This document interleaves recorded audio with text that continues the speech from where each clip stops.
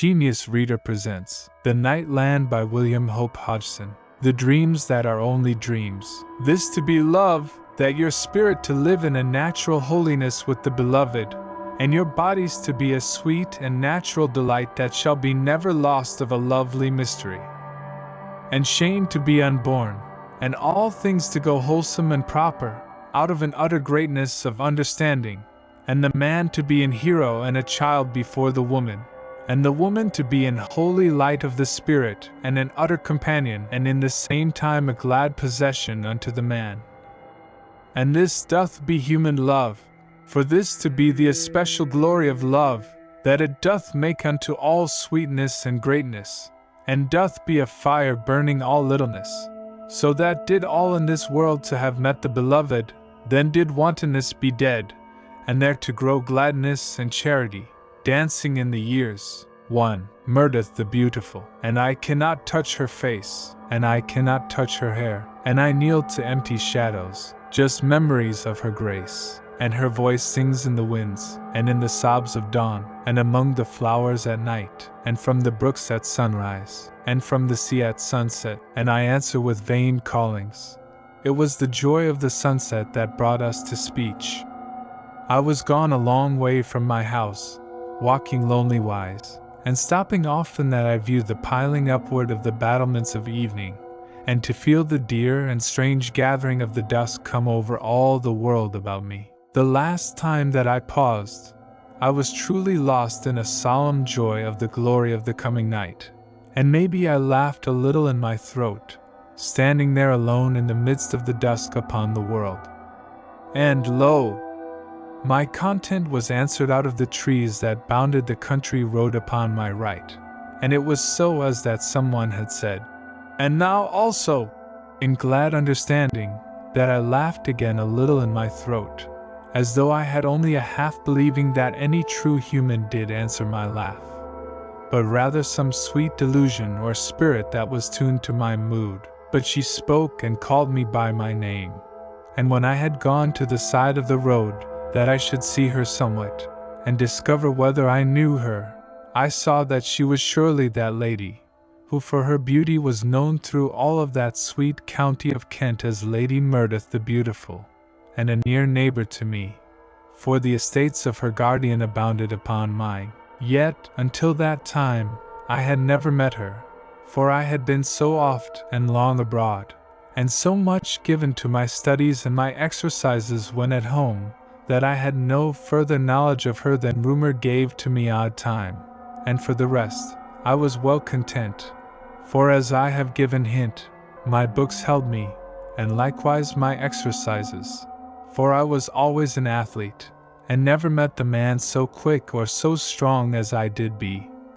save in some fiction of a tale, or in the mouth of a boaster. Now I stood instantly with my hat in my hand, and answered her gentle bantering so well as I might, the while that I peered intent and wondering at her through the gloom. For truly rumor had told no tale to equal the beauty of this strange maid, who now stood jesting with so sweet a spirit, and claiming kinship of cousinhood with me, as was truth, now that I did wake to think. And truly she made no ado,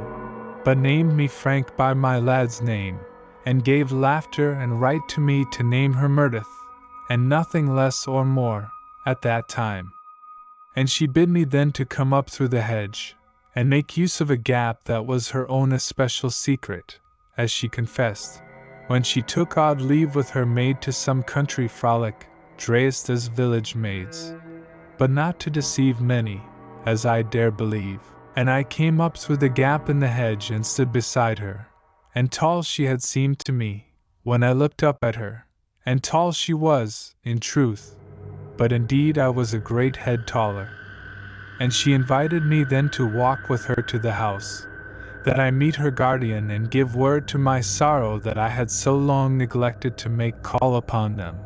and truly her eyes to shine with mischief and delight, as she named me so for my amissness. But indeed, she grew sober in a moment, and she set up her finger to me to hush, as that she heard somewhat in the wood that lay all the way upon our right. And indeed something I heard too, for there was surely a rustling of the leaves,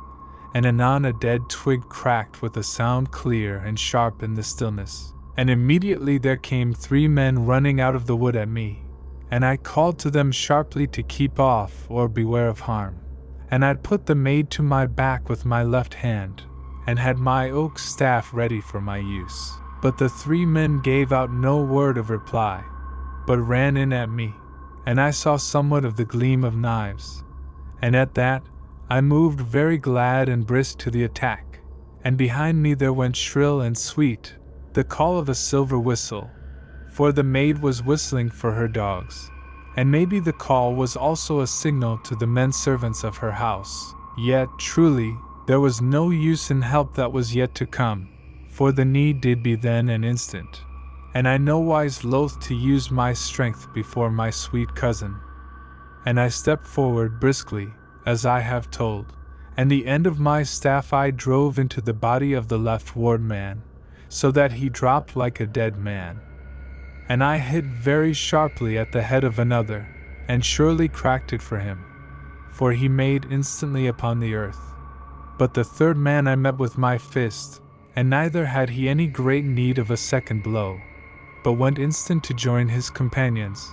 and the fight thus to have ended before it was even proper begun, and I laughing a little with a proper pride, to know the bewilderment that I perceived in the way that the lady murdereth. My cousin stood and regarded me through the dusk of the hushed even, but indeed there was no time left to us, before there came bounding up 3 great boarhounds that had been loosed to her whistle, and she had some ado to keep the brutes off me, and I then to beat them off the men upon the earth, lest they maul them as they lay. And directly there was a noise of men shouting, and the light of lanterns in the night, and the footmen of the house to come running with lanterns and cudgels, and knew not whether to deal with me or not in the first moment, even as the dogs. But when they saw the men upon the ground, and learned my name and saw me proper, they kept well their distance, and had no lack of respect, but indeed my sweet cousin to have the most of any, only that she showed no intent to keep distance of me, but to have a new and deeper feeling of kinship than she at first had shown. And the men servants asked what should be done with the footpads, seeing that they were now recovering. But indeed I left the matter, along with some silver, to the servants, and very sound justice they dealt out to the men, for I heard their cries a good while after we had gone away. Now, when we were come up to the hall, my cousin must take me into her guardian, Sir Alfred Yarles, an old man and venerable that I knew a little in passing and because our estates abounded. And she praised me to my face, yet quaintly wise, and the old man, her guardian, thanked me most honorably and with a nice courtesy, so that I was a welcome house friend from that time onward. And I stayed all that evening, and dined, and afterward went out again into the home grounds with the Lady Meredith, and she more friendly to me than ever any woman had been, and seemed to me as that she had known me always. And truly, I had the same feeling in my heart towards her, for it was, somehow, as though we knew each the way and turn of the other, and had a constant delight to find this thing and that thing to be in common, but no surprise, save that so pleasant a truth had so natural a discovery. And one thing there was that I perceived held the Lady Meredith all that dear forenight, and this was, indeed, the way that I had my pleasure so easy with the 3 footpads. And she asked me plainly whether I was not truly very strong, and when I laughed with young and natural pride, she caught my arm suddenly to discover for herself how strong I might be. And surely she loosed it even the more sudden, and with a little gasping of astonishment, because it was so great and hard. And afterward she walked by me very silent, and seeming thoughtful, but she went never any great way off from me. And truly, if the Lady Meredith had a strange pleasure in my strength, I had likewise a constant wonder and marvel in her beauty, that had shone but the more lovely in the candlelight at dinner. But there were further delights to me in the days that came, for I had happiness in the way that she had pleasure of the mystery of the evening, and the glamour of night, and the joy of dawn, and all such like. And one evening, that I ever remember, as we wandered in the parklands, she began to say, half unthinking, that it was truly an elf's night. And she stopped herself immediately, as though she thought I should have no understanding, but indeed, I was upon mine own familiar ground of inward delight, and I replied in a quiet and usual voice, that the towers of sleep would grow that night, and I felt in my bones that it was a night to find the giant's tomb, or the tree with the great painted head, and surely I stopped very sudden, for she gripped me in that moment, and her hand shook as she held me. But when I would ask her what ailed, she bid me, very breathless, to say on. And with a half understanding, I told her that I had but meant to speak of the moon garden. That was an olden and happy fancy of mine. And in verity, when I said that, the Lady Meredith cried out something in a strange low voice, and brought me to a halt, that she might face me. And she questioned me very earnest, and I answered just so earnest as she, for I was grown suddenly to an excitement, in that I perceived she knew also. And in verity she told me that she had knowledge, but had thought that she was alone in the world with her knowledge of that strange land of her dreams, and now to find that I also had traveled in those dear, strange dreamlands. And truly the marvel of it, as she to say time and oft.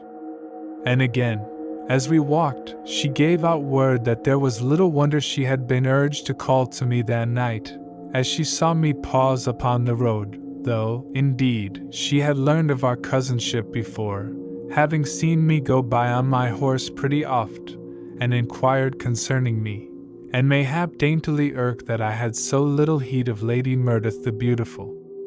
But indeed I had thought of other matters, yet had been human enough, had I but met her proper before I see her. Now you must not think that I was not utter stirred by the wonder of this thing, that we had both a dreamful knowledge of the same matters,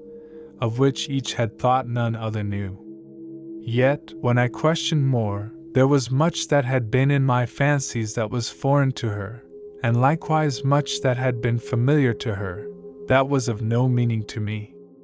But though there was this, that brought a little regret to us, there would be, time and again, some new thing that one told, that the other knew and could finish the telling of, to the gladness and amazement of both. And so shall you picture us wandering and having constant speech, so that, hour by hour, we grew gladly aged in dear knowledge and sweet friendship of the other. And truly, how the time passed I know not,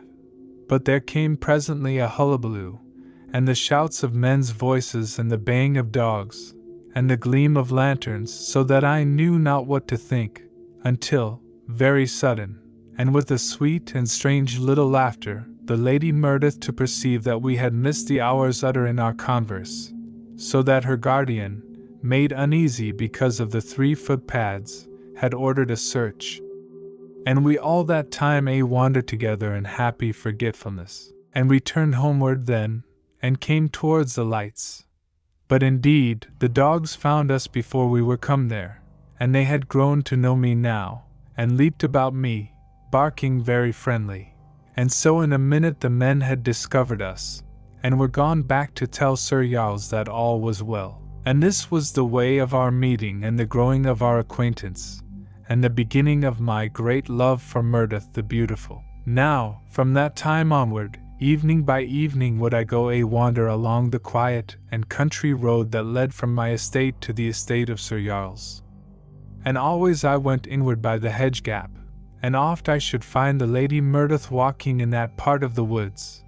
but always with her great boarhounds about her, for I had begged that she do this thing for her sweet safety, and she to seem wishful to pleasure me, but truly to be just so oft utter perverse in diverse matters, and to strive to plague me, as though she would discover how much I would endure and how far she might go to anger me. And truly, well I remember how that one night, coming to the hedge gap, I saw 2 country maids come thence out from the woods of Sir Jarl's. But they were not to me, and I would have gone upward through the gap, as ever. Only that, as they passed me, they curtsied somewhat over-graceful for rough wenches. And I had a sudden thought, and came up to them to see them more anigh, and truly I thought the taller was surely the Lady Meredith. But indeed I could not be sure, for when I asked who she did be, she only to simper and to curtsy again, and so was I very natural all in doubt, but yet sufficient in wonder, having some knowledge of the Lady Meredith, to follow the wenches, the which I did, and they then, very speedy and sedate, as though I were some rack-rape that they did well to be feared of alone at night, and so came at last to the village green, where a great dance was afoot, with torches, and a wandering fiddler to set the tune, and ale in plenty, and the 2 to join the dance, and danced very hearty, but had only each the other for a partner, and had a good care to avoid the torches. And by this, I was pretty sure that they were truly the Lady Meredith and her maid, and so I took chance when they had danced somewhat my way, to step over to them, and ask boldly for a dance. But indeed, the tall one answered, simpering, that she was promised, and immediately gave her hand to a great hulking farmer lout, and went round the green with him, and well punished she was for her waywardness, for she had all her skill to save her pretty feet from his loutish stampings, and very glad she was to meet the end of the dance. And I knew now for certainty that it was Meredith the Beautiful, despite her plan of disguise, and the darkness, and the wench's dress, and the footgear that marred her step so great. And I walked across to her, and named her, whispering, by name, and gave her plain word to be done of this unwisdom, and I would take her home. But she to turn from me, and she stamped her foot, and went again to the lout, and when she had suffered another dance with him, she bid him be her escort a part of the way, the which he was nothing loath of. And another lad, that was mate to him, went likewise, and in a moment, so soon as they were gone away from the light of the torches, the rough hind lads made to set their arms about the waists of the 2 wenches, not wetting who they had for companions. And the Lady Meredith was no longer able to endure, and cried out in her sudden fear and disgust, and struck the rough hind that embraced her, so hard that he loosed her a moment, swearing great oaths. And directly he came back to her again, and had her in a moment, to kiss her, and she, loathing him to the very death, beat him madly in the face with her hands, but to no end, only that I was close upon them. And in that moment she screamed my name aloud, and I caught the poor lout and hit him once, but not to harm him overmuch, yet to give him a long memory of me, and afterward I threw him into the side of the road. But the second hind, having heard my name, loosed from the tiring maid, and ran for his life, and indeed my strength was known all about that part, and I caught Meredith the Beautiful by her shoulders, and shook her very soundly, in my anger. And afterward I sent the maid onward, and she, having no word from her mistress to stay, went forward a little, and in this fashion we came at last to the hedge gap, with the Lady Meredith very hushed, but yet walking anigh to me, as that she had some secret pleasure of my nearness. And I led her through the gap, and so homeward to the hall,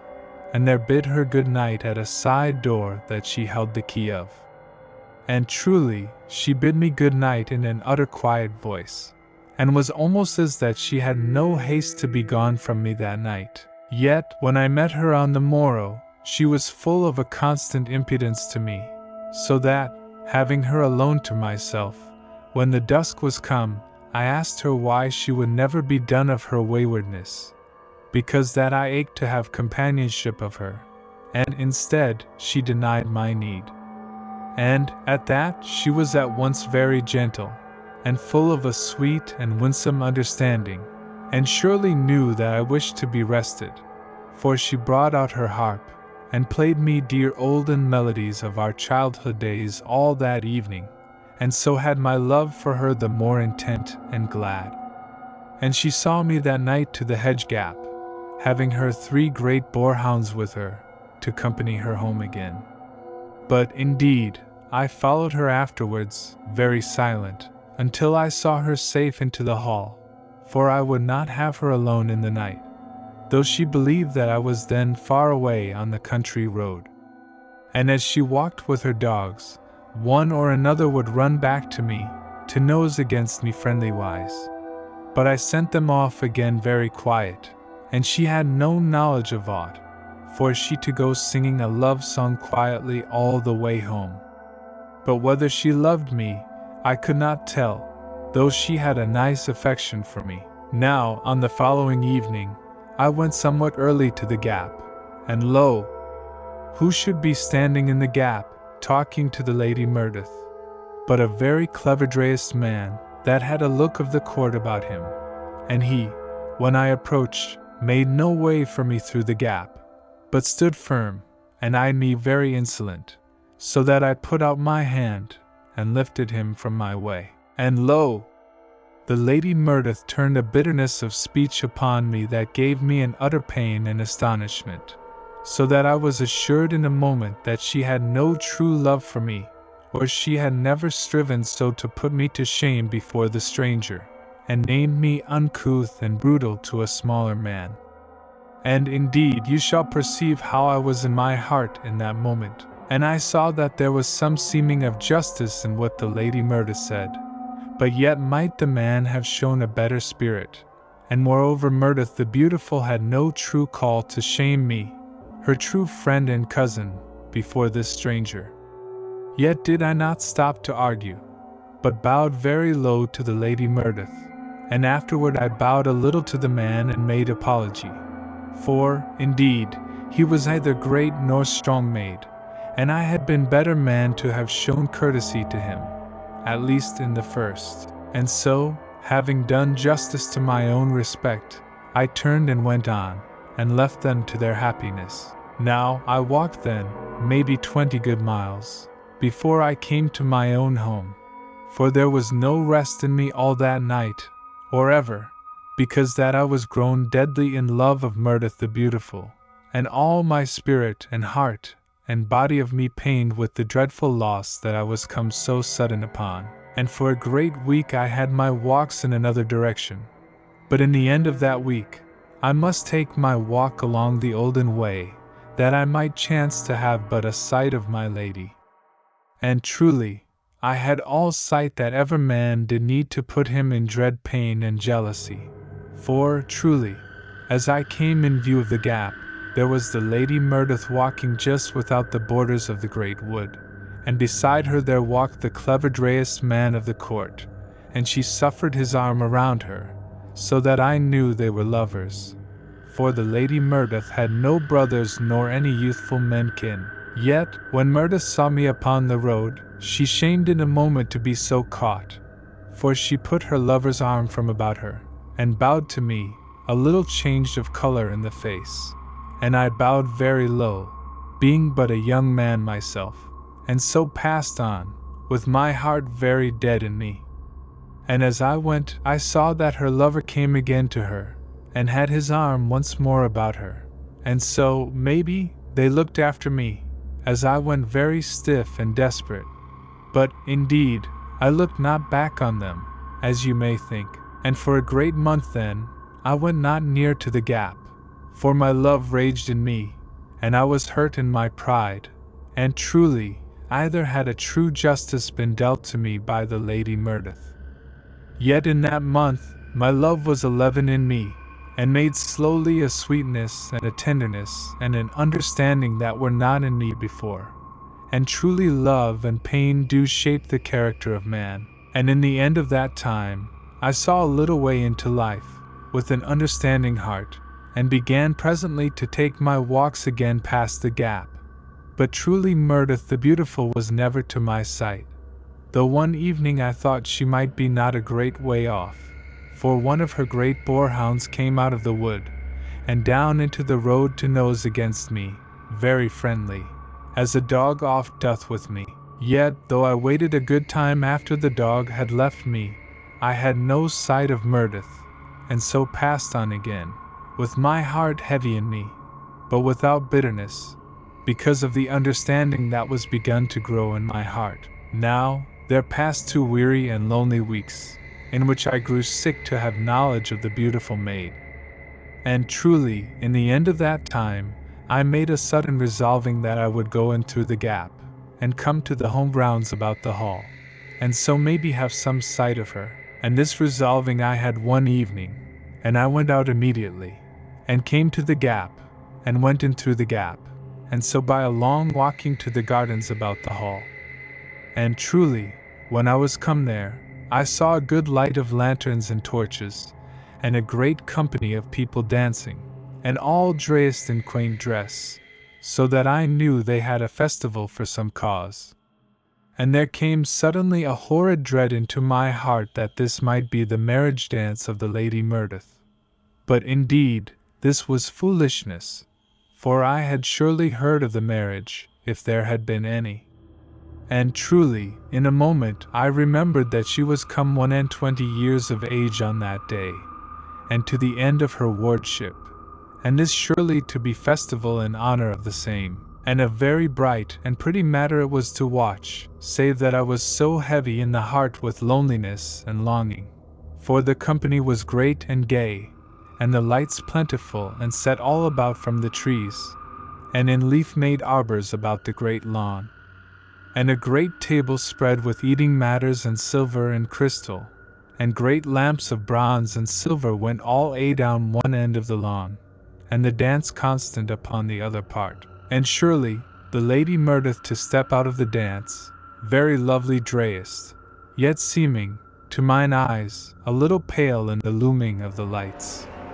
And she to wander to a seat to rest, and indeed, in a moment, there to be a dozen youths of the great families of the countryside, in attendance about her, making talk and laughter, and each eager for her favor, and she very lovely in the midst of them, but yet, as I did think, lacking of somewhat, and a little pale seeming, as I have told, and her glance to go odd-wise beyond the grouped men about her.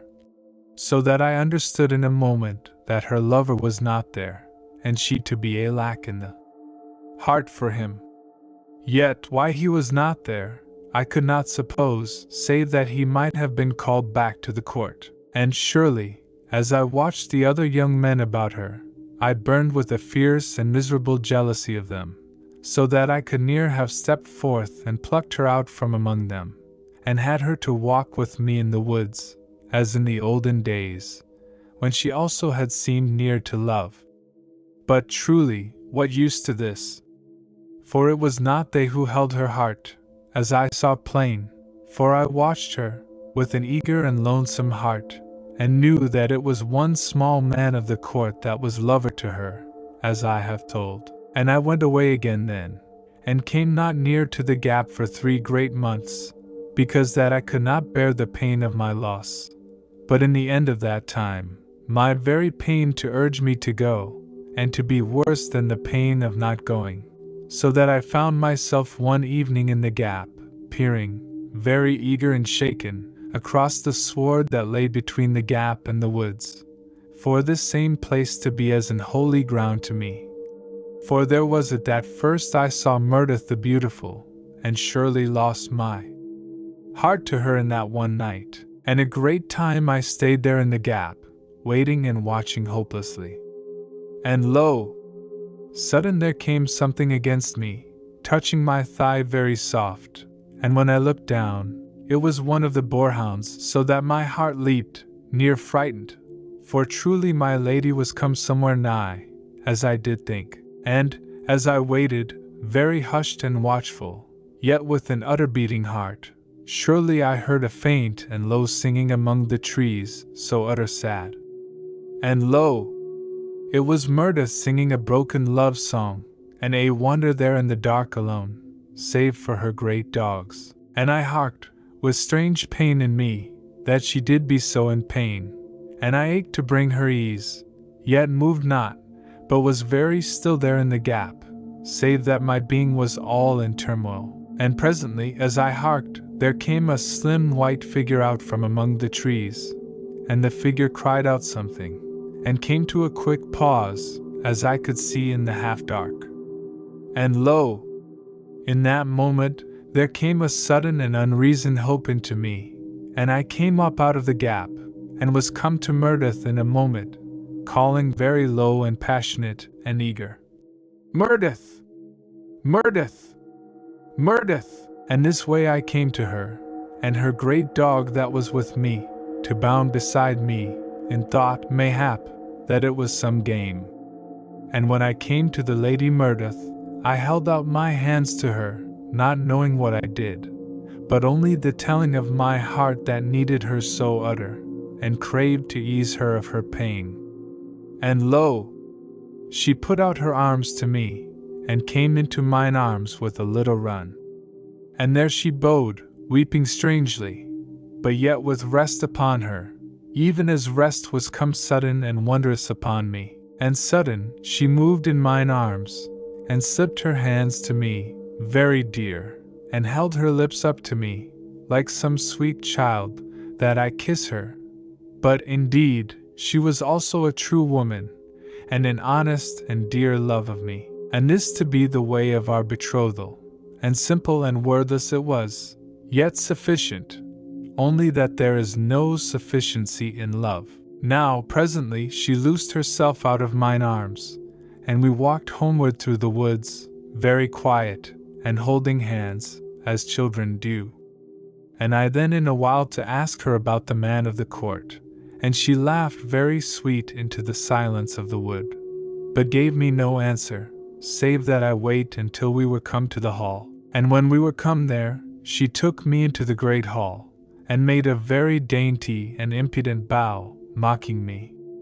and so made me known to another lady, who sat there, upon her task of embroidering, which she did very demure, and as that she had also a dainty mischief lurking in her. And truly, the Lady Meredith never to be done of naughty laughter that made her dearly breathless with delight, and to sway a little, and set the trembling of pretty sounds in her throat. And surely she must pull down 2 great pistols from an arm-rack, that I fight a duel to the death with the lady of the embroidering, who held her face down over her work, and shook likewise with the wickedness of her laughter that she could not hide. And in the end, the lady of the embroidering looked up sudden into my face, and I then to see somewhat of the mischief in a moment, for she had the face of the man of the court suit, that had been lover to Meredith. And the Lady Meredith then to explain to me how that Mistress Allison, which was her name, was a dear and bosom friend, and she it was that had been dressed in the court suit to play a prank for a wager with a certain young man who would be lover to her, and he might. And I then to come along, and so speedy to offence that truly I never saw her face plain, because that I was so utter jealous. And so the Lady Meredith had been more justly in anger than I supposed, because that I had put hands upon her friend, as I have told. And this to be all of it, save that they had planned to punish me, and had met every evening at the gap, to play at lovers, perchance I should pass, so that I should have greater cause for my jealousy, and truly they to have a good revenge upon me, for I had suffered very great a long while because of it. Yet, as you do mind, when I came upon them, the Lady Meredith had a half regret, that was very natural, because even then she was in love of me, as I of her, and because of this, she drew away, as you shall remember, being, as she confessed, suddenly and strangely troubled and to want me, but afterwards as much said again to my punishment, because that I bowed so cold, and went away. And indeed well I might, yet truly, all was safe ended now, and I utter thankful and with a mad delight in the heart, so that I caught up Meredith, and we danced very slow and stately around the great hall, the while that Mistress Allison whistled us a tune with her mouth, which she could very clever, as many another thing, I wot. And each day and all day after this gladness, Meredith and I could never be apart, but must go a wander always together, here and there, in an unending joy of our togetherness. And in 1,000 things were we at one in delight. For we had both of us that nature which doth love the blue of eternity which gathers beyond the wings of the sunset, and the invisible sound of the starlight falling upon the world, and the quiet of grey evenings when the towers of sleep are builded unto the mystery of the dusk, and the solemn green of strange pastures in the moonlight, and the speech of the sycamore unto the beach, and the slow way of the sea when it doth mood, and the soft rustling of the night clouds. And likewise had we eyes to see the dancer of the sunset, casting her mighty robes so strange, and ears to know that there shakes a silent thunder over the face of dawn, and much else that we knew and saw and understood together in our utter joy. Now, there happened to us about this time a certain adventure that came near to cause the death of Meredith the Beautiful. For one day as we wandered, as ever, like two children in our contentment, I made remark to Meredith that there went only 2 of the great boarhounds with us, and she then told me that the third was to the kennels, being sick. Yet scarce had she told me so much, ere she cried out something and pointed, and lo! I saw that the third hound came towards us, at a run, yet very strange seeming in his going. And in a moment, Meredith cried out that the hound was mad, and truly, I saw then that the brute slavered as he came running, and in a moment he was upon us, and made never a sound, but leaped at me in one instant of time, all before I had any thought of such intent. But surely, my beautiful one had a dreadful love for me, for she cast herself at the dog, to save me, calling to the other hounds. And she was bitten in a moment by the brute, as she strove to hold him off from me.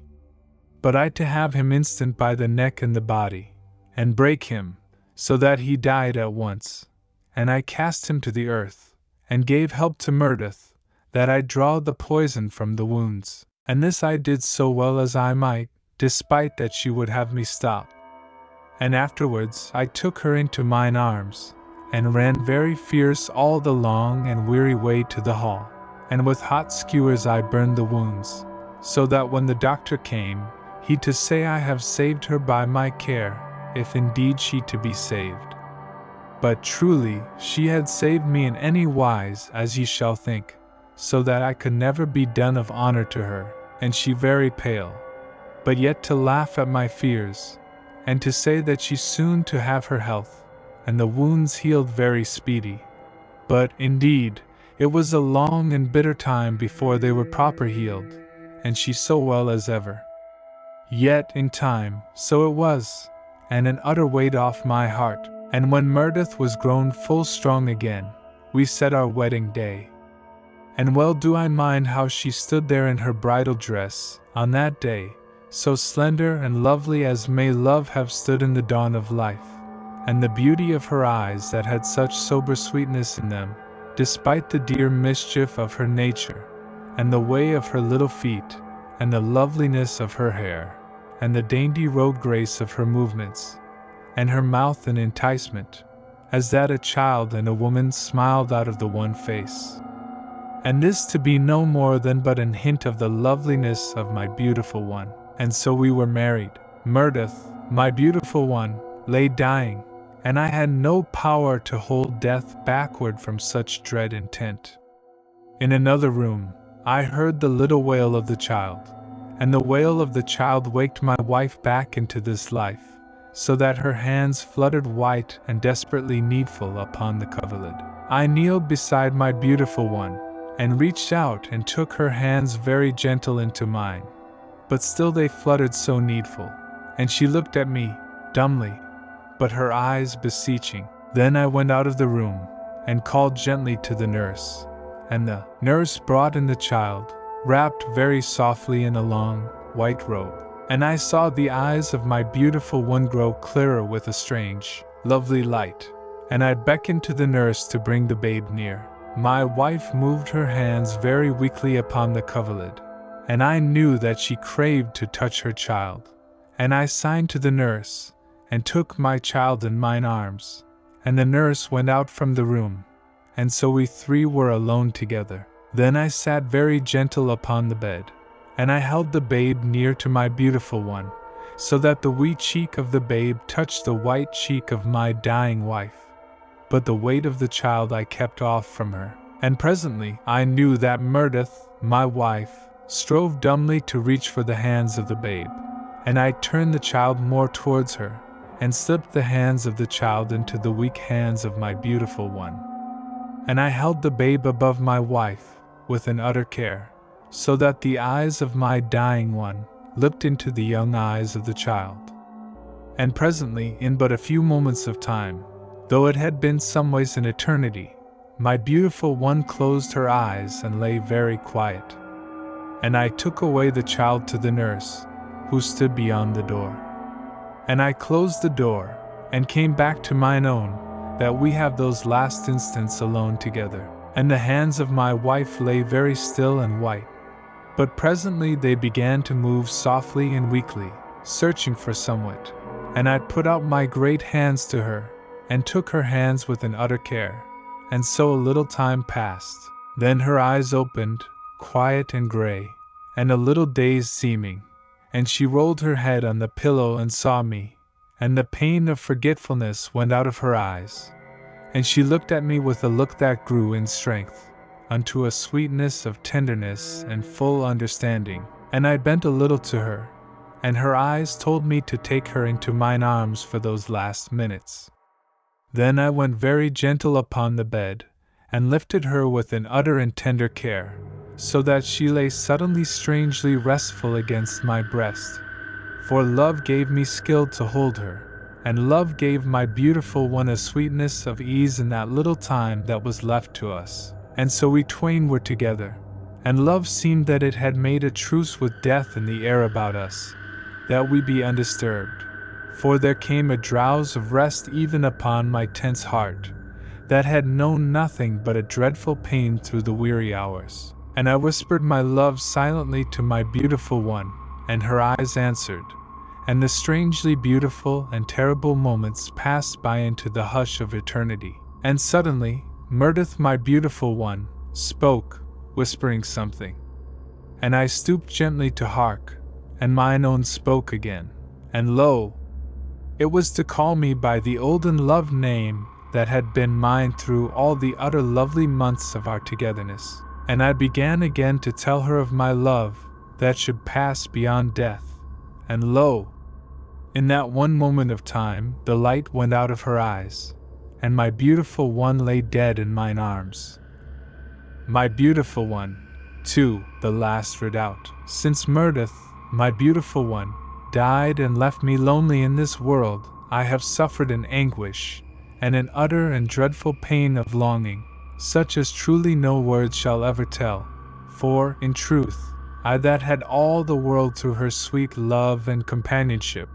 and knew all the joy and gladness of life, have known such lonesome misery as doth stun me to think upon. Yet am I to my pen again, for of late a wondrous hope has grown in me, and that I have, at night in my sleep, waked into the future of this world, and seen strange things and utter marvels, and known once more the gladness of life. For I have learned the promise of the future, and have visited in my dreams those places where in the womb of time, she and I shall come together, and part, and again come together, breaking asunder most drearily in pain, and again reuniting after strange ages, in a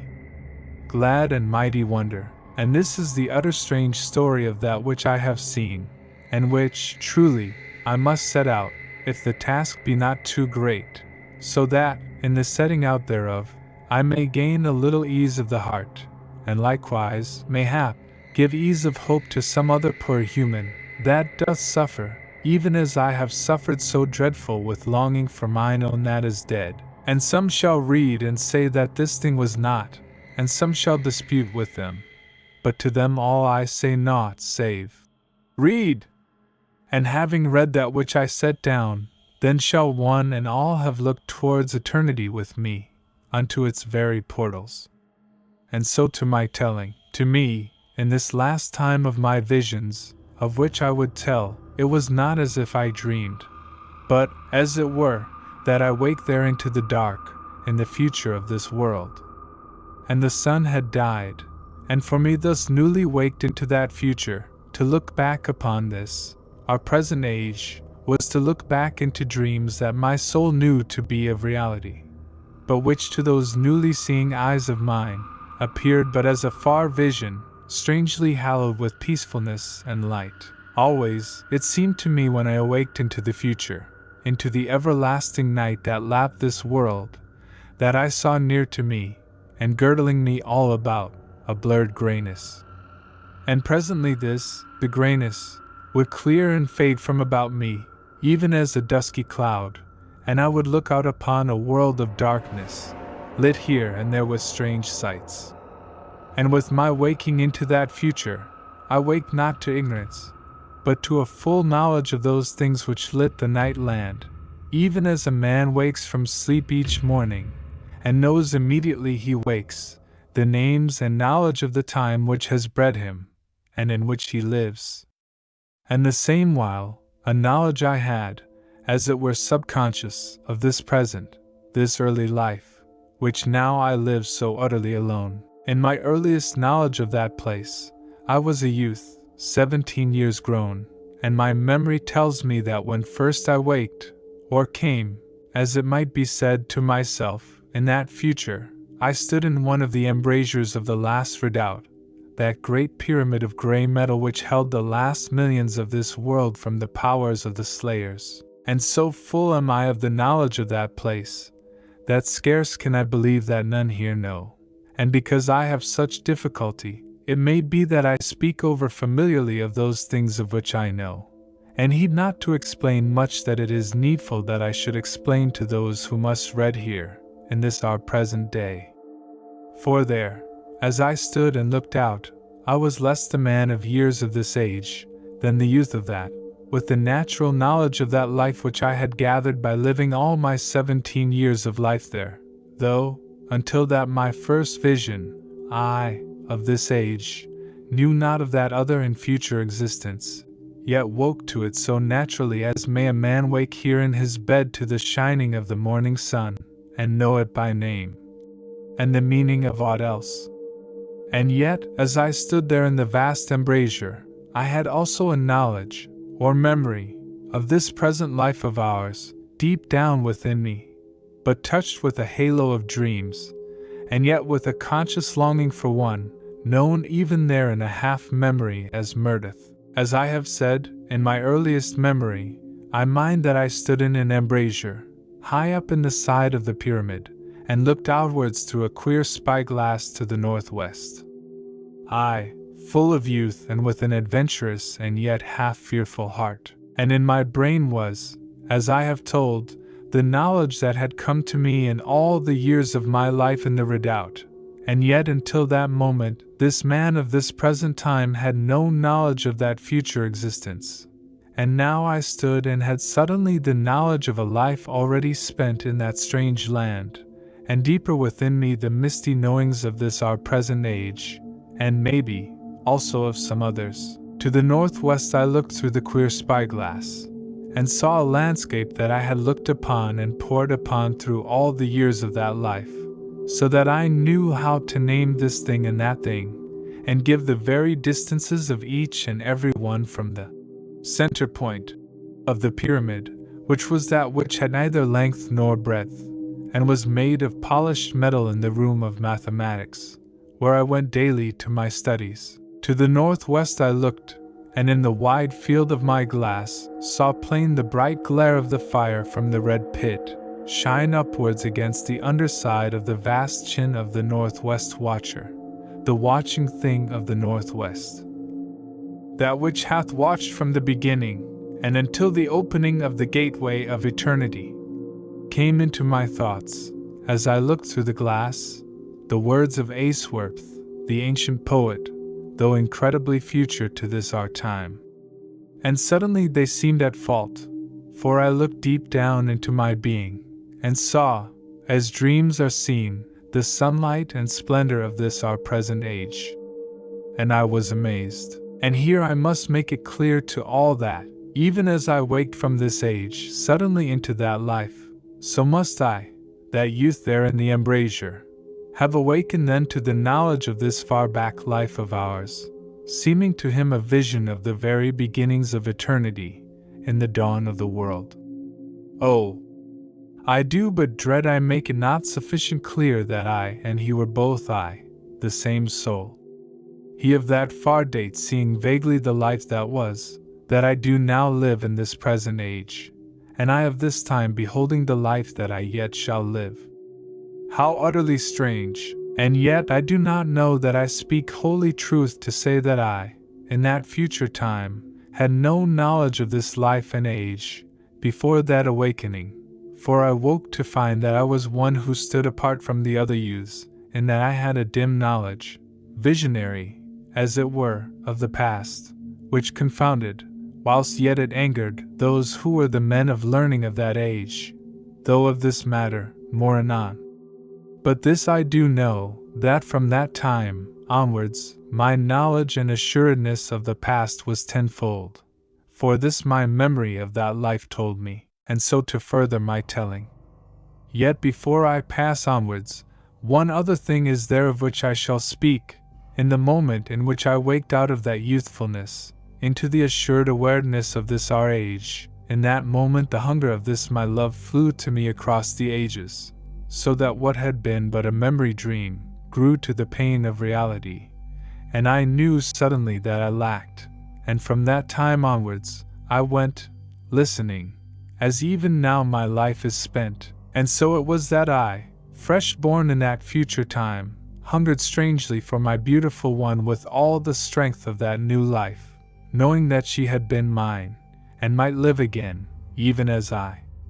And so, as I have said, I hungered, and found that I listened. And now, to go back from my digression, it was, as I have said, I had amazement at perceiving, in memory, the unknowable sunshine and splendor of this age breaking so clear through my hitherto most vague and hazy visions, so that the ignorance of Ainsworth was shouted to me by the things which now I knew. And from that time onward, for a little space, I was stunned with all that I knew and guessed and felt, and all of a long while the hunger grew for that one I had lost in the early days, she who had sung to me in those fairy days of light, that had been in verity.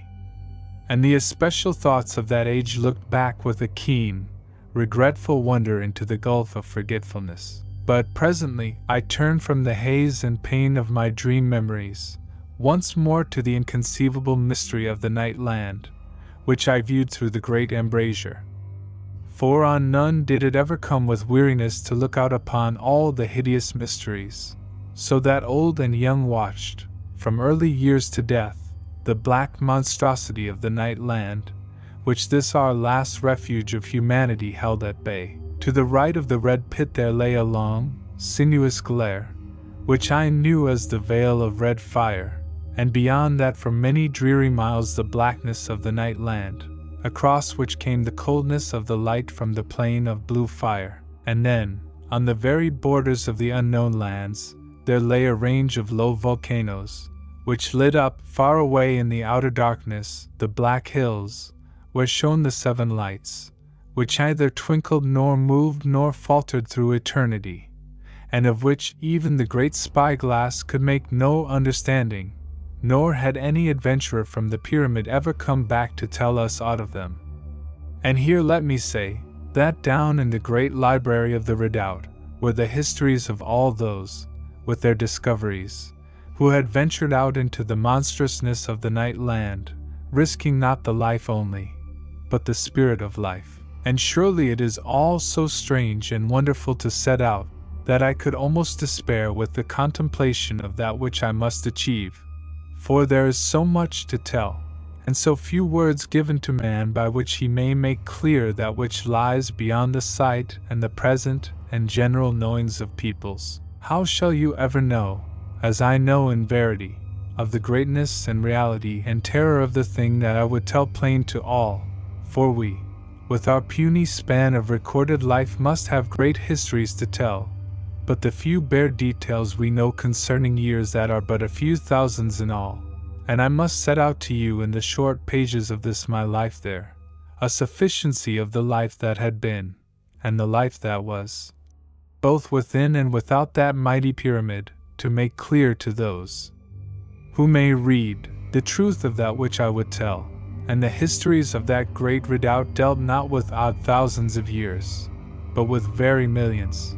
aye, away back into what they of that age conceived to be the early days of the earth, when the sun, maybe, still gloomed dully in the night sky of the world. But of all that went before, nothing, save as myths, and matters to be taken most cautiously, and believed not by men of sanity and proved wisdom. And I, how shall I make all this clear to you who may read? The thing cannot be, and yet I must tell my history, for to be silent before so much wonder would be to suffer of too full a heart, and I must even ease my spirit by this my struggle to tell to all how it was with me, and how it will be. Aye, even to the memories which were the possession of that far future youth, who was indeed I, of his childhood's days, when his nurse of that age swung him, and crooned impossible lullabies of this mythical sun which, according to those future fairy tales, had once passed across the blackness that now lay above the pyramid. Such is the monstrous futureness of this which I have seen through the body of that far-off youth. And so back to my telling. To my right, which was to the north, there stood, very far away, the House of Silence, upon a low hill. And in that house were many lights, and no sound. And so had it been through an uncountable eternity of years. Always those steady lights, and no whisper of sound, not even such as our distant microphones could have discovered. And the danger of this house was accounted the greatest danger of all those lands, and round by the House of Silence wound the road where the silent ones walk. And concerning this road, which passed out of the unknown lands, nigh by the place of the abhumans, where was always the green, luminous mist, nothing was known, save that it was held that, of all the works about the mighty pyramid, it was, alone, the one that was bred, long ages past, of healthy human toil and labor. And on this point alone, had 1,000 books, and more, been writ, and all contrary, and so to no end, as is ever the way in such matters. And as it was with the road where the silent ones walk, so it was with all those other monstrous things. Whole libraries had there been made upon this and upon that, and many 1,000 million mouldered into the forgotten dust of the earlier world. I mind me now that presently I stepped upon the central traveling roadway which spanned the 1,000th plateau of the Great Redoubt. And this lay 6 miles and 30 fathoms above the plain of the night land,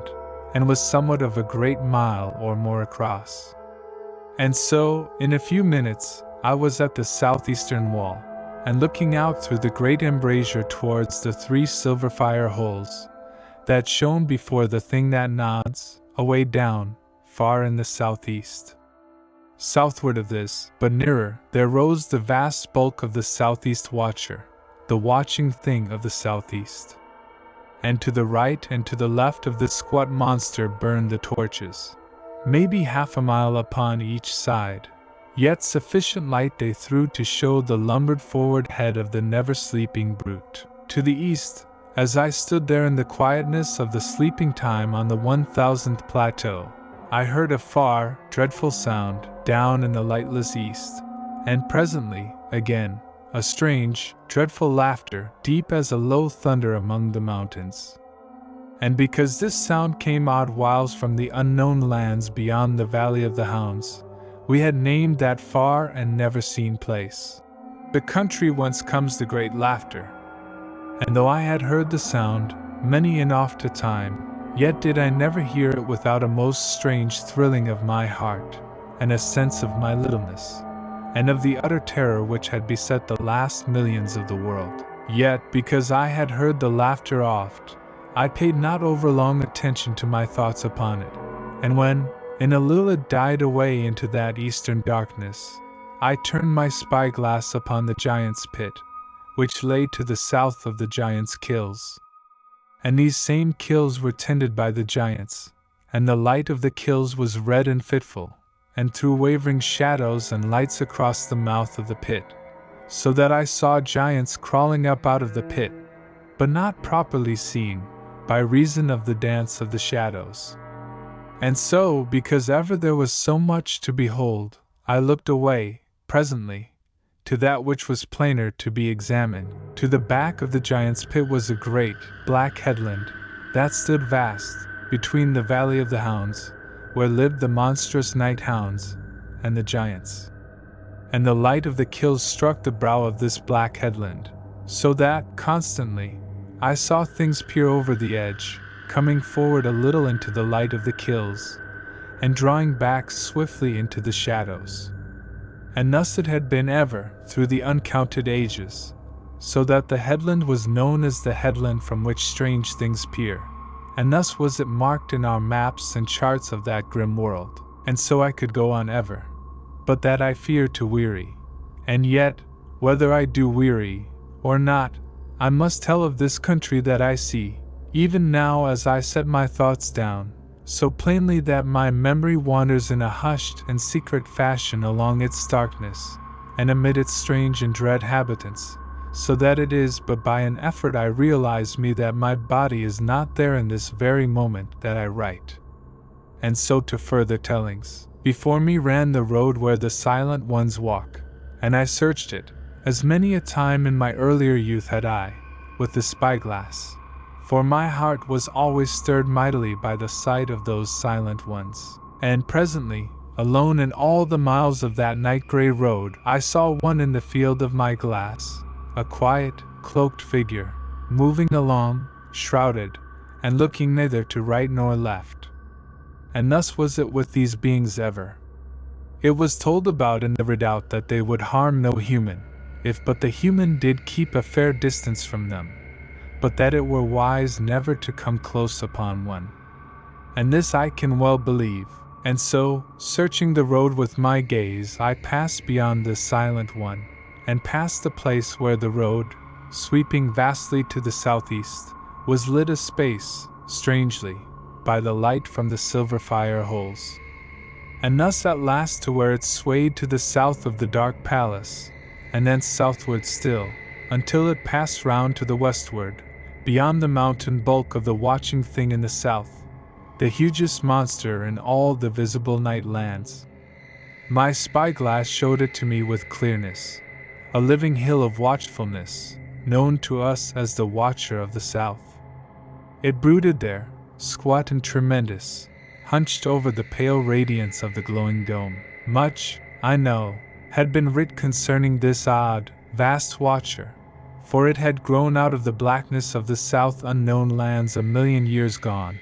and the steady growing nearness of it had been noted and set out at length by the men they called Monstroicans, so that it was possible to search in our libraries,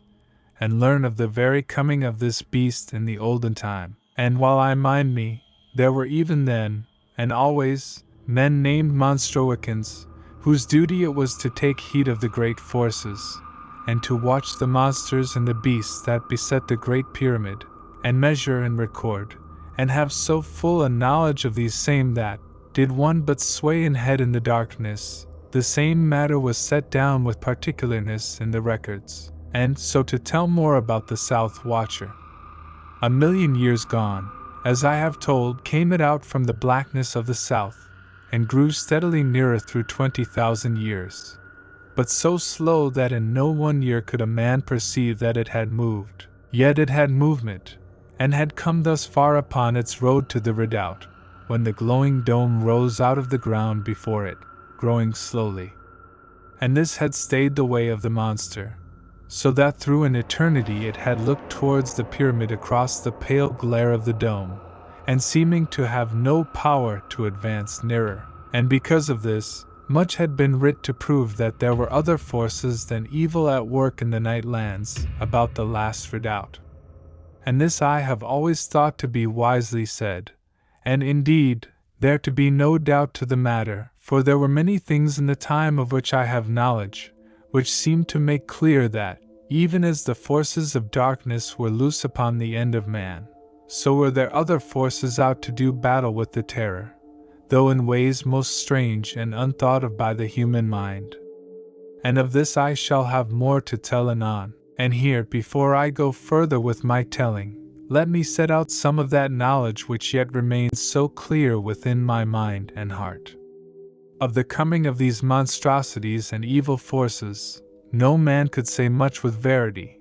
for the evil of it began before the histories of the great redoubt were shaped, aye, even before the sun had lost all power to light, though it must not be a thing of certainty, that even at this far time the invisible, black heavens held no warmth for this world,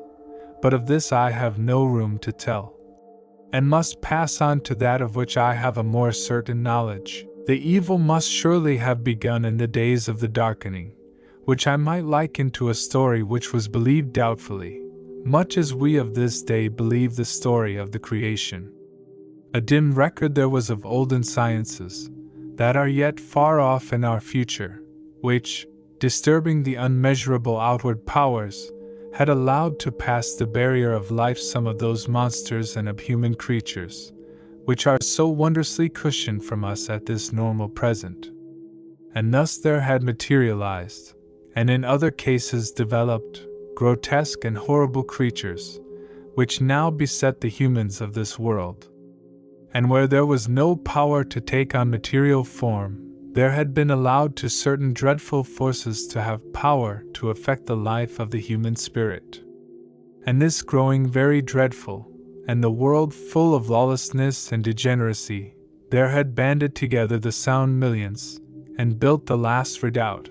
there in the twilight of the world, so it seems to us, and yet to them, bred at last to the peace of usage, as it were the beginning, and this I can make no clearer, and none hath right to expect it,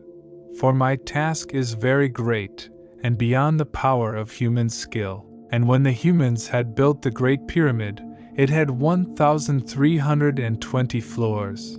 and the thickness of each floor was according to the strength of its need. And the whole height of this pyramid exceeded 7 miles, by near a mile, and above it was a tower from which the watchmen looked, these being called the Monstrowicans. But where the redoubt was built, I know not, save that I believe in a mighty valley, of which I may tell more in due time. And when the pyramid was built, the last millions, who were the builders thereof, went within, and made themselves a great house and city of this Last Redoubt. And thus began the second history of this world. And how shall I set it all down in these little pages? For my task, even as I see it, is too great for the power of a single life and a single pen. Yet to it, and later, through hundreds and thousands of years, there grew up in the outer lands, beyond those which lay under the guard of the redoubt, mighty and lost races of terrible creatures, half men and half beasts, and evil and dreadful. And these made war upon the redoubt, but were beaten off from that grim, metal mountain, with a vast slaughter. Yet must there have been many such attacks, until the electric circle was put about the pyramid, and lit from the earth current. And the lowest half-mile of the pyramid was sealed, and so at last there was a peace, and the beginnings of that eternity of quiet watching for the day when the earth current shall become exhausted. And, at whiles, through the forgotten centuries, had the creatures been glutted time and again upon such odd bands of daring ones as had adventured forth to explore through the mystery of the night lands. For of those who went, scarce any did ever return, for there were eyes in all that dark, and powers and forces abroad which had all knowledge, or so we must fain believe. And then, so it would seem, as that eternal night lengthened itself upon the world, the power of terror grew and strengthened, and fresh and greater monsters developed and bred out of all space and outward dimensions, attracted, even as it might be infernal sharks, by that lonely and mighty hill of humanity, facing its end, so near to the eternal, and yet so far deferred in the minds and to the senses of those humans. And thus hath it been ever. And all this but by the way, and vague and ill-told, and set out in despair to make a little clear the beginnings of that state which is so strange to our conceptions, and yet which had become a condition of naturalness to humanity in that stupendous future. Thus had the giants come, fathered of bestial humans and mothered of monsters. And many and diverse were the creatures which had some human semblance, and intelligence, mechanical and cunning, so that certain of these lesser brutes had machinery and underground ways, having need to secure to themselves warmth and air, even as healthy humans, only that they were incredibly inured to hardship, as they might be wolves set in comparison with tender children. And surely, do I make this thing clear? And now to continue my telling concerning the night land. The Watcher of the South was, as I have set to make known, a monster differing from those other watching things, of which I have spoken, and of which there were in all four. One to the northwest, and one to the southeast, and of these I have told, and the other twain lay brooding, one to the southwest, and the other to the northeast, and thus the four watchers kept ward through the darkness, upon the pyramid, and moved not, either gave they out any sound. Yet did we know them to be mountains of living watchfulness and hideous and steadfast intelligence. And so, in a while, having listened to the sorrowful sound which came ever to us over the grey dunes, from the country of Wailing, which lay to the south, midway between the redoubt and the Watcher of the South, I passed upon one of the moving roadways over to the southwestern side of the pyramid, and looked from a narrow embrasure thence far down into the deep valley, which was 4 miles deep, and in which was the pit of the red smoke. And the mouth of this pit was 1 full mile across, and the smoke of the pit filled the valley at times, so that it seemed but as a glowing red circle amid dull thunderous clouds of redness. Yet the red smoke rose never much above the valley, so that there was clear sight across to the country beyond. And there, along the further edge of that great depth, were the towers, each, maybe, a mile high, grey and quiet, but with a shimmer upon them. Beyond these, south and west of them, was the enormous bulk of the southwest watcher, and from the ground rose what we named the eye-beam, a single ray of grey light, which came up out of the ground, and lit the right eye of the monster. And because of this light, that eye had been mightily examined through unknown thousands of years, and some held that the eye looked through the light steadfastly at the pyramid. But others set out that the light blinded it, and was the work of those other powers which were abroad to do combat with the evil forces. But however this may be, as I stood there in the embrasure, and looked at the thing through the spyglass, it seemed to my soul that the brute looked straightly at me, unwinking and steadfast, and fully of a knowledge that I spied upon it. And this is how I felt. To the north of this, in the direction of the west, I saw the place where the Silent Ones kill, and this was so named, because there, maybe 10,000 years gone, certain humans adventuring from the pyramid, came off the road where the Silent Ones walk, and into that place, and were immediately destroyed. And this was told by one who escaped, though he died also very quickly, for his heart was frozen. And this I cannot explain, but so it was set out in the records. Far away beyond the place where the Silent Ones kill, in the very mouth of the western night was the place of the Abhumans, where was lost the road where the Silent Ones walk, in a dull green, luminous mist. And of this place nothing was known, though much it held the thoughts and attentions of our thinkers and imaginers, for some said that there was a place of safety, differing from the redoubt, as we of this day suppose heaven to differ from the earth, and that the road led thence, but was barred by the Abhumans. And this I can only set down here, but with no thought to justify or uphold it. Later, I traveled over to the northeastern wall of the redoubt, and looked thence with my spyglass at the Watcher of the Northeast, the Crowned Watcher it was called, and that within the air above its vast head there hung always a blue, luminous ring, which shed a strange light downwards over the monster, showing a vast, wrinkled brow, upon which an whole library had been writ, but putting to the shadow all the lower face, all save the ear, which came out from the back of the head, and belled towards the redoubt, and had been said by some observers in the past to have been seen to quiver. But how that might be, I knew not, for no man of our days had seen such a thing. And beyond the watching thing was the place where the silent ones are never, close by the great road, which was bounded upon the far side by the giant sea, and upon the far side of that was a road which was always named the road by the quiet city, for it passed along that place where burned forever the constant and never-moving lights of a strange city. But no glass had ever shown life there, either had any light ever ceased to burn, and beyond that again was the black mist. And here let me say that the Valley of the Hounds ended towards the lights of the quiet city, and so have I set out something of that land, and of those creatures and circumstances which beset us about, waiting until the day of doom, when our earth current should cease, and leave us helpless to the watchers and the abundant terror. And there I stood, and looked forth composedly, as may one who has been born to know of such matters, and reared in the knowledge of them. And anon, I would look upward, and see the grey, metalled mountain going up measureless into the gloom of the everlasting night, and from my feet the sheer downward sweep of the grim, metal walls, 6 full miles, and more, to the plain below. And one thing and I fear me many, have I missed to set out with particularness. There was, as you do know, all around the base of the pyramid, which was 5 1/4 miles every way, a great circle of light, which was set up by the earth current, and burned within a transparent tube,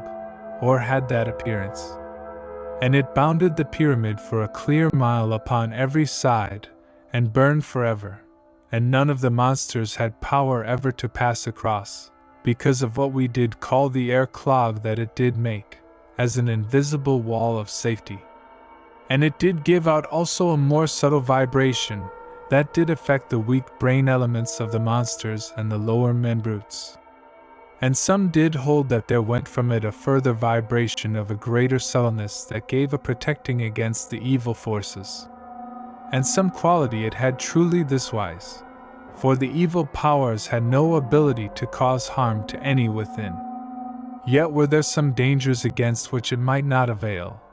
but these had no cunning to bring harm to any within the great redoubt who had wisdom to meddle with no dreadfulness. And so were those last millions guarded until the earth current should be used to its end. And this circle is that which I have called the electric circle, though with failure to explain. But there it was called only the circle, and thus have I, with great effort, made a little clear that grim land of night, where, presently, my listening heard one calling across the dark. And how that this grew upon me, I will set out forthwith. 3. The quiet calling. Now, oft had I heard tell, not only in that great city which occupied the 1,000th floor, but in others of the 1,320 cities of the pyramid, that there was somewhere out in the desolation of the night lands a second place of refuge, where had gathered, in another part of this dead world, some last millions of the human race, to fight unto the end. And this story I heard everywhere in my travels through the cities of the Great Redoubt, which travels began when I came upon my 17th year, and continued for 3 years and 225 days, being even then but 1 day in each city, as was the custom in the training of every child. And truly it was a great journey, and in it I met with many, whom to know was to love, but whom never could I see again. For life has not space enough, and each must do his duty to the security and well-being of the redoubt. Yet, for all that I have set down, we traveled much, always, but there were so many millions, and so few years. And, as I have said, everywhere I went there was the same story of this other place of refuge, and in such of the libraries of those cities as I had time to search, there were great numbers of works upon the existence of this other refuge, and some, far back in the years, made assertion with confidence that such a place was in verity, and indeed, no doubt did there seem in those bygone ages. But now these very records were read only by scholars, who doubted, even whilst they read. And so is it ever. But of the reality of this refuge I had never a sound doubt, from the day of my hearing concerning it from our master Monstrowicken, who with all his assistants occupied the tower of observation in the apex of the pyramid.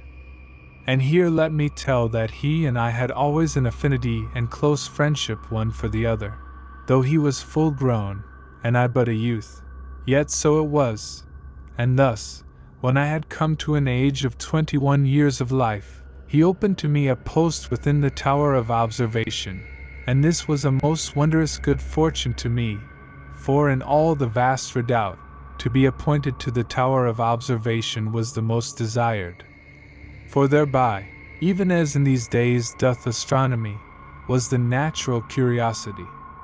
of man eased somewhat, even while thwarted. Now let me tell here also, lest it be thought that I was unduly favored because of my friendship with the master Monstrowicken, that there was a sound justification for his choice, and that to me had been given that strange gift of hearing, which we called night hearing, though this was but a fanciful name, and meant little. Yet the peculiar gift was rare, and in all the millions of the pyramid, there was none with the gift to a great degree, saving only myself. And I, because of this gift, could hear the invisible vibrations of the ether, so that, without harking to the calling of our recording instruments, I could take the messages which came continually through the eternal darkness. Aye, even better than they. And now, it may be the better understood, how much was to be counted that I had grown to listen for a voice that had not rung in mine ears for an eternity,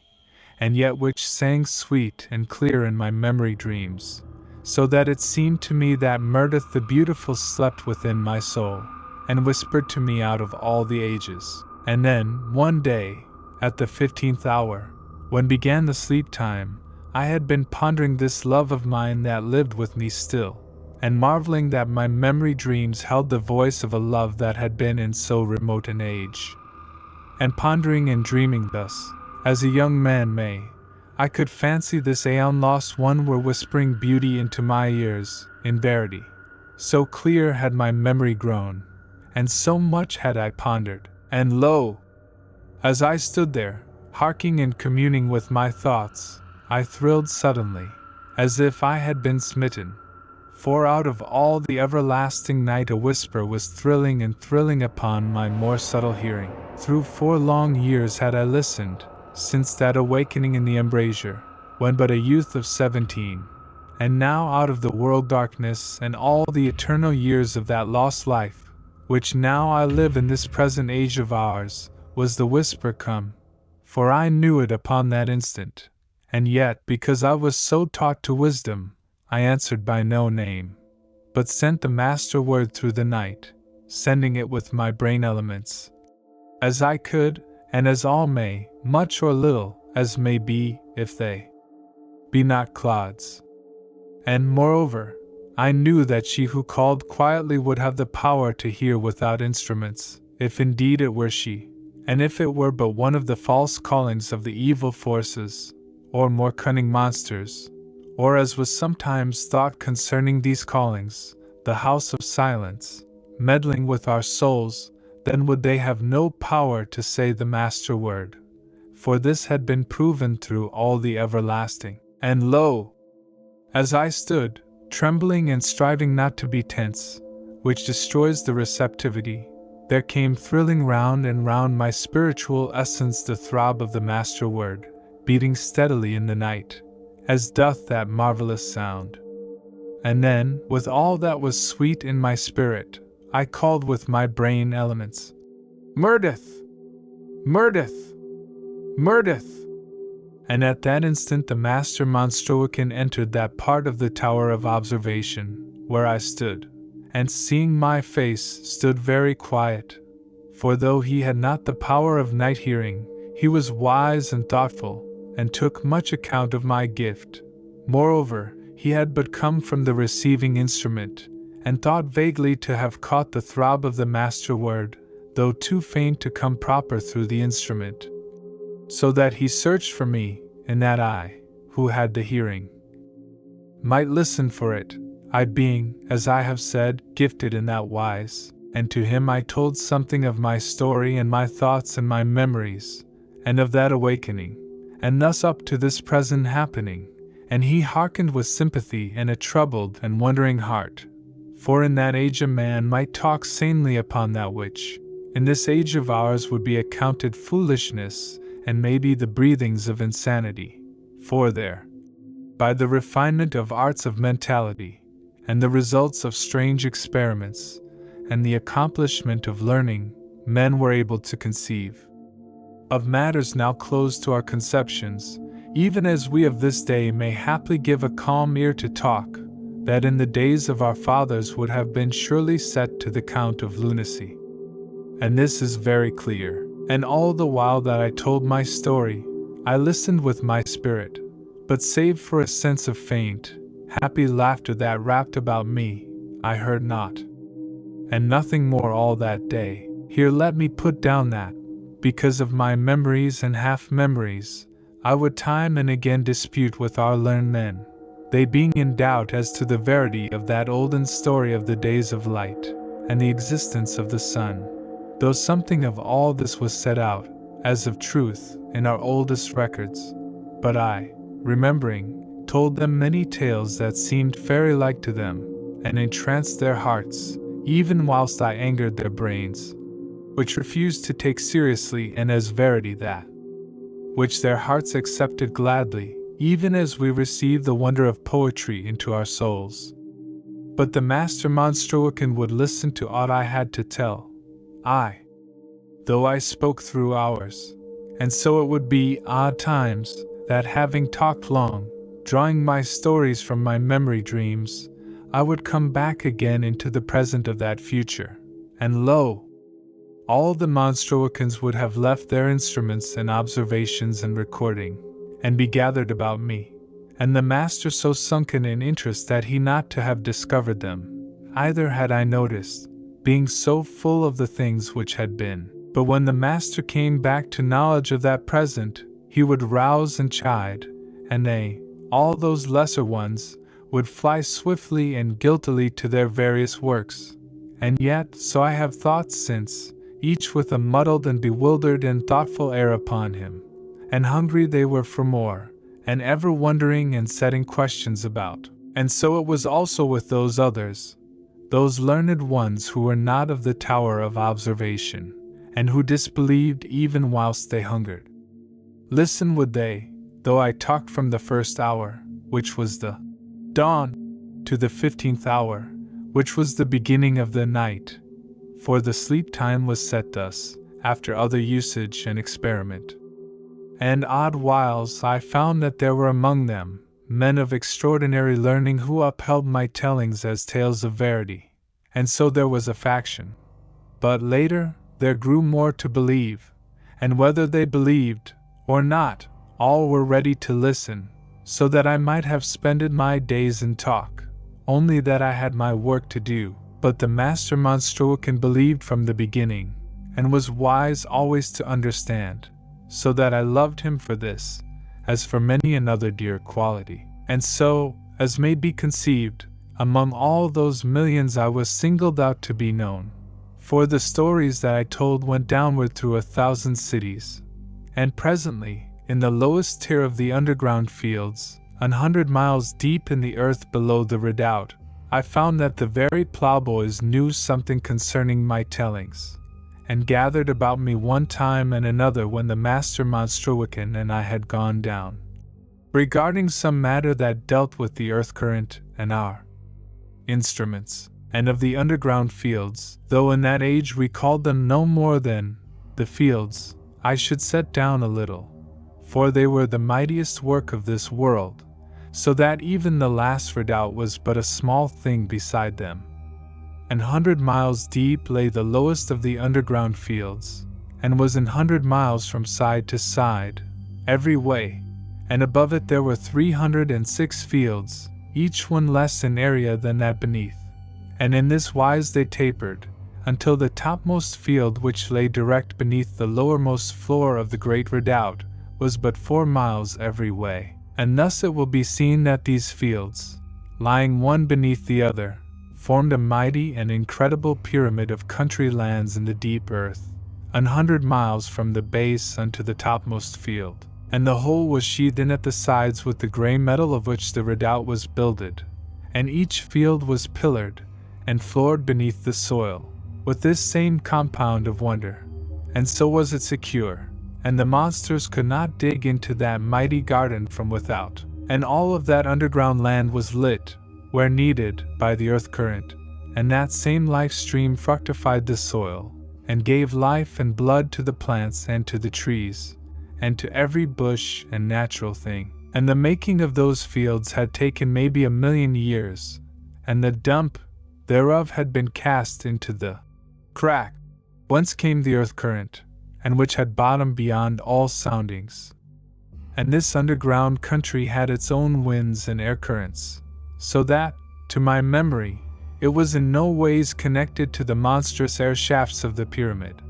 But in this I may be mistaken, for it has not been given to me to know all that is to be known concerning that vast redoubt, nor by any one man could so much knowledge be achieved. Yet that there were wise and justly promoted winds in that underground country, I do know, for healthful and sweet they were, and in the cornfields there was the sweet rustle of grain, and the glad, silken laughter of poppies, all beneath a warm and happy light. And here did the millions walk and take excursion, and go orderly or not, even as in these days. And all this have I seen, and the talk of 1,000 lovers in the gardens of that place comes back to me, and with it all the memory of my dear one, and of a faint calling that would seem to whisper about me at times, but so faint and attenuated that even I, who had the night hearing, could not catch its import, and so went, listening ever the more intently, and oft times calling. Now there was a law in the pyramid, tried and healthful, which held that no male should have freedom to adventure into the night land before the age of 22, and no female ever. Yet that, after such age, if a youth desired greatly to make the adventure, he should receive 3 lectures upon the dangers of which we had knowledge, and a strict account of the mutilatings and horrid deeds done to those who had so adventured. And if, after this had passed over him, he still desired, and if he were accounted healthful and sane, then should he be allowed to make the adventure, and it was accounted honor to the youth who should add to the knowledge of the pyramid. But to all such as went forth into the danger of the night land, there was set beneath the skin of the inner side of the left forearm a small capsule, and when the wound had healed, then might the youth make the adventure. And the wherefore of this was that the spirit of the youth might be saved, if he were entrapped, for then, upon the honor of his soul, must he bite forth the capsule, and immediately his spirit would have safety in death. And by this shall you know somewhat the grim and horrid danger of the dark land. And this I have set down because later I was to make huge adventure into those lands, and even at this time, some thought of the same had come to me, for always I went listening for that quiet calling, and twice I sent the master word throbbing solemnly through the everlasting night. Yet this I did no more, without certainty, for the word must not be used lightly. But often would I say with my brain elements, "Murdeth! Murdeth!" sending the name out into the darkness, and sometimes would I seem to hear the faint thrilling of the ether around me, as though one answered, but weakly, as it were with a weakened spirit, or by instrument that lacked of its earth force. And thus, for a great while there was no certainty, but only a strange anxiousness and no clear answer. Then, one day as I stood by the instruments in the tower of observation, At the 13th hour there came the thrilling of beaten ether all about me, as it were that all the void was disturbed. And I made the sign for silence, so that the men moved not in all the tower, but bowed over their breathing bells, that all disturbance might cease. And again came the gentle thrilling, and broke out into a clear, low calling in my brain, and the calling was my name, the old earth name of this day, and not the name of that age. And the name smote me, with a frightenedness of fresh awakening memories. And immediately I sent the master word into the night, and all the ether was full of movement. And a silence came, and later a beat afar off in the void of night, which only I in all that great redoubt could hear, until the heavier vibrations were come. And in a moment there was all about me the throbbing of the master word, beating in the night a sure answer. Yet before this I knew that Meredith had called, but now had surety, and immediately I said, "Meredith," making use of the instruments, and there came a swift and beautiful answer, for out of the dark there stole an old love name, that she only had ever used to me, and presently I minded me of the men, and signed to them that they should continue, for the records must not be broken, and now I had the communication full established, and by me stood the master Monstroican, quietly as any young Monstroican, waiting with slips to make any notes that were needful, and keeping a strict eye upon those others, but not unkindly. And so, for a space of wonder, I had speech with that girl out in the darkness of the world, who had knowledge of my name, and of the old earth love name, and named herself Meredith. And much I questioned her, and presently to my sorrow, for it seemed that her name was not truly Meredith, but Nani, either had she known my name, but that in the library of that place where she abode, there had been a story of one named by my name, and called by that sweet love name which she had sent out somewhat ruthless into the night, and the girl's name had been Meredith, and when first she, Nani, had called, there had come back to her a cry of Meredith, Meredith, and this had minded her so strangely of that olden story which had stayed in her memory, that she had answered as the maid in that book might have answered, and thus did it seem that the utter romance of my memory love had vanished, and I stood strangely troubled for sorrow of a love of olden times. Yet, even then I marveled that any book should have stories so much like to mine, not heeding that the history of all love is writ with one pen. Yet, even then in that hour of my strange, and quaintly foolish pain, there came a thing that set me thrilling, though more afterwards, when I came to think afresh upon it. For the girl who spoke to me through the night made some wonder that my voice were not deeper, yet in quiet fashion, and as one who says a thing, scarce wotting what they say. But even to me then, there came a sudden hope, for in the olden days of this present age my voice had been very deep. And I said to her that maybe the man in the book was said to have had a deep tone of speech, but she, seeming puzzled, said nay, and at that I questioned her the more, but only to the trouble of her memory and understanding, and strange must it seem that we two should talk on so trivial a matter, when there was so much else that we had need to exchange thought upon. For were a man in this present day to have speech with those who may live within that red planet of Mars within the sky, scarce could the wonder of it exceed the wonder of a human voice coming through that night unto the great redoubt, out of all that lost darkness. For, indeed, this must have been the breaking of, maybe, 1,000,000 years of silence. And already, as I came to know later, was the news passing downward from city to city through all the vast pyramid, so that the hour slips were full of the news, and every city eager and excited, and waiting. And I'd better known in that one moment than in all my life before. For that previous calling had been but vaguely put about, and then set to the count of a nature blown upon over easily by spirit winds of the half-memory of dreams. Though it is indeed true, as I have set down before this, that my tales concerning the early days of the world, when the sun was visible and full of light, had gone down through all the cities, and had much comment and setting forth in the hour slips, and were a cause for speech and argument. Now concerning the voice of this girl coming to us through the darkness of the world, I will set out that which she had to tell, and this, indeed,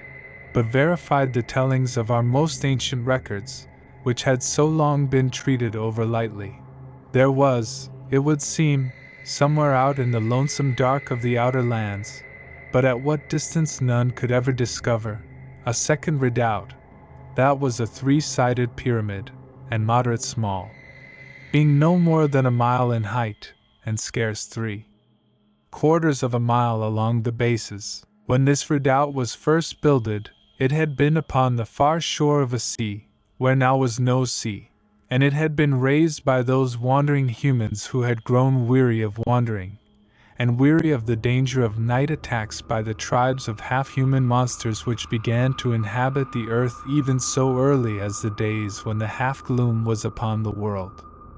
And he that had made the plan upon which it was builded was one who had seen the great redoubt, having lived there in the beginning, but escaped because of a correction set upon him for his spirit of irresponsibility, which had made him to cause disturbance among the orderly ones in the lowest city of the great redoubt. Yet, in time, he too had come to be tamed by the weight of fear of the ever-growing hordes of monsters, and the forces that were abroad. And so he, being the master spirit, planned and builded the smaller redoubt, being aided thereto by 4 millions, who also were weary of the harass of the monsters, but until then had been wanderers, because of the restlessness of their blood, and they had chosen that place, because there they had discovered a sign of the earth current in a great valley which led to the shore, for without the earth current no refuge could have existence. And whilst many builded and guarded, and cared for the great camp in which all lived, others worked within a great shaft, and in 10 years had made this to a distance of many miles, and therewith they tapped the earth current, but not a great stream, yet a sufficiency, as was believed. And presently, after many years, they had builded the pyramid, and taken up their refuge there, and made them instruments, and ordained monstrowicans, so that they had speech daily with the great pyramid, and thus for many long ages, and the earth current then to begin to fail, and though they labored through many thousands of years, they came to no better resource. And so it was they ceased to have communication with the great redoubt, for the current had a lack of power to work the instruments, and the recording instruments ceased to be sensible of our messages. And thereafter came 1,000,000 years, maybe, of silence, with ever the birthing and marrying and dying of those lonesome humans. And they grew less, and some put this to the lack of the earth current, which dwindled slowly through the centuries of that eternity. And once in 1,000 years, maybe, one among them would be sensitive, and able to hear beyond ordinary, and to these, at times, there would seem to come the thrilling of the ether, so that such an one would go listening, and sometimes seem to catch half messages, and so awaken a great interest in all the pyramid, and there would be turning up of old records, and many words and writings, and attempts to send the master word through the night, in which, doubtless sometimes they succeeded, for there was set down in the records of the great redoubt certain occasions on which there had come the call of the master word, which had been arranged and made holy between the 2 redoubts in the early days of that second life of this world. Yet, now for 100,000 years, there had been none sensitive, and in that time the people of the pyramid had become no more than 10,000, and the earth current was weak and powerless to put the joy of life into them, so that they went listlessly, but deemed it not strange, because of so many eons of usage. And then, to the wonder of all, the earth current had put forth a new power, so that young people ceased to be old oversoon, and there was happiness and a certain joy in the living, and a strange birthing of children, such as had not been through 500,000 years. And then came a new thing. Nani, the daughter of the master Monstroican of that redoubt, had shown to all that she was sensitive,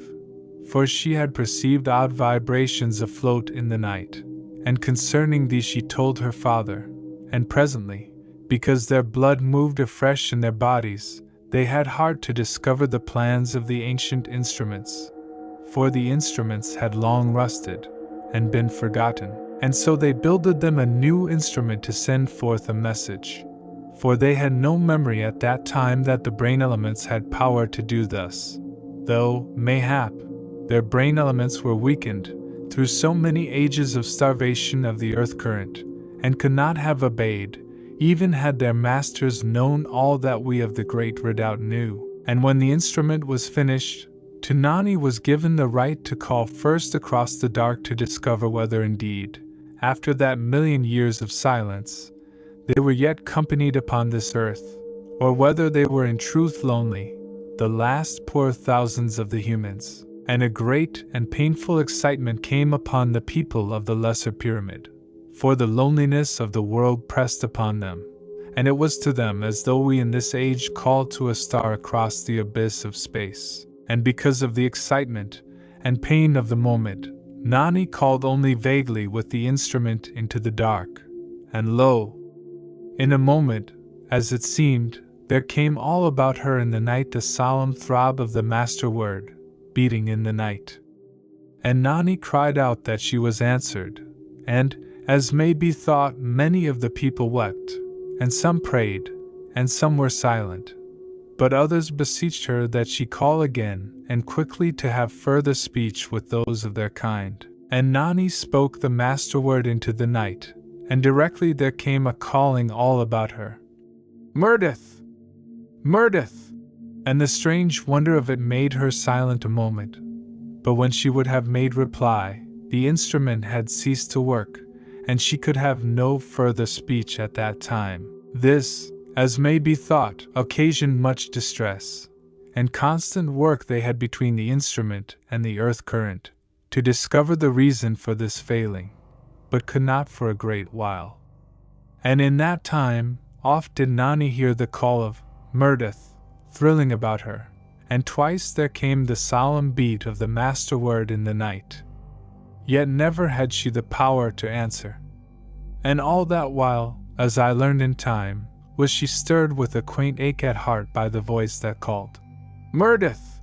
as it might be the spirit of love searching for its mate, for this is how she put it. And thus it chanced that the constant thrilling of this name about her woke her to memory of a book she had read in early years, and but half understood, for it was ancient, and written in olden fashion, and it set out the love of a man and a maid, and the maid's name was Murdith. And so, because she was full of this great awakening of those ages of silence, and the calling of that name, she found the book again, and read it many times, and grew to a sound love of the beauty of that tale. And presently, when the instrument was made right, she called into the night the name of that man within the book. And so it came about that I had hoped too much, yet even now was I strangely unsure whether to cease from hoping. And one other thing there is which I would make clear. Many and oft a time had I heard a thrilling of sweet, faint laughter about me, and the stirring of the ether by words too gentle to come clearly. And these I make no doubt came from Nani, using her brain elements unwittingly and in ignorance, but very eager to answer my callings, and having no knowledge that, far off across the blackness of the world, they thrilled about me, constantly. And after Nani had made clear all that I have set out concerning the lesser refuge, she told further how that food was not plentiful with them, though, until the reawakening of the earth current, they had gone unknowing of this, being of small appetite, and caring little for aught. But now awakened, and newly hungry, they savored a lack of taste in all that they ate, and this we could well conceive, from our reasonings and theory, but happily not from our knowledge. And we said unto them, that the soil had lost its life, and the crops therefrom were not vital, and a great while it would take for the earth within their pyramid to receive back the life elements. And we told them certain ways by which they might bring a more speedy life to the soil, and this they were eager to do, being freshly alive after so long a time of half-life. And now, you must know that in all the Great Redoubt the story went downward swiftly, and was published in all the hour sheets, with many comments, and the libraries were full of those who would look up the olden records, which for so long had been forgotten, or taken, as we of this day would say, with a pinch of salt. And all the time I was pestered with questions, so that, had I not been determined, I should scarce have been allowed to sleep. Moreover, so much was writ about me, and my power to hear, and diverse stories concerning tales of love, that I had been like to have grown mazed to take note of it all. Yet some note I did take, and much I found pleasant,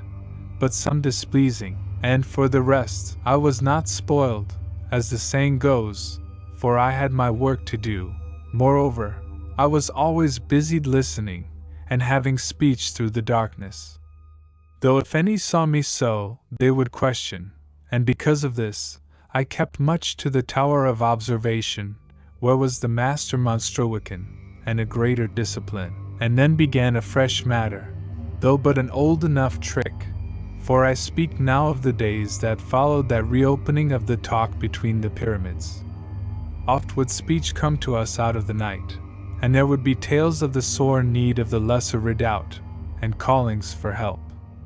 Yet, when I sent the master word abroad, there would be no answering.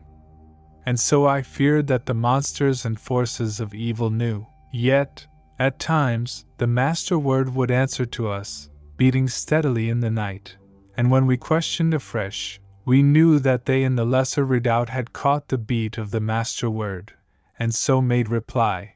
though it had not been they who had made the previous talk, which we had sought to test by the word. And then they would make contradiction of all that had been spoken so cunningly, so that we knew the monsters and forces had sought to tempt some from the safety of the redoubt. Yet, was this no new thing, as I have made to hint, saving that it grew now to a greater persistence, and there was a loathsome cunning in the using of this new knowledge to the making of wicked and false messages by those evil things of the night land. And it told to us, as I have made remark, how that those monsters and forces had a full awareness of the speech between the pyramids. Yet could they have no power to say the master word. So had we some test left, and a way to sure knowledge of what made talk in the night. And all that I have told should bring to those of this age something of the yet unbegotten terror of that, and a quiet and sound thankfulness to God,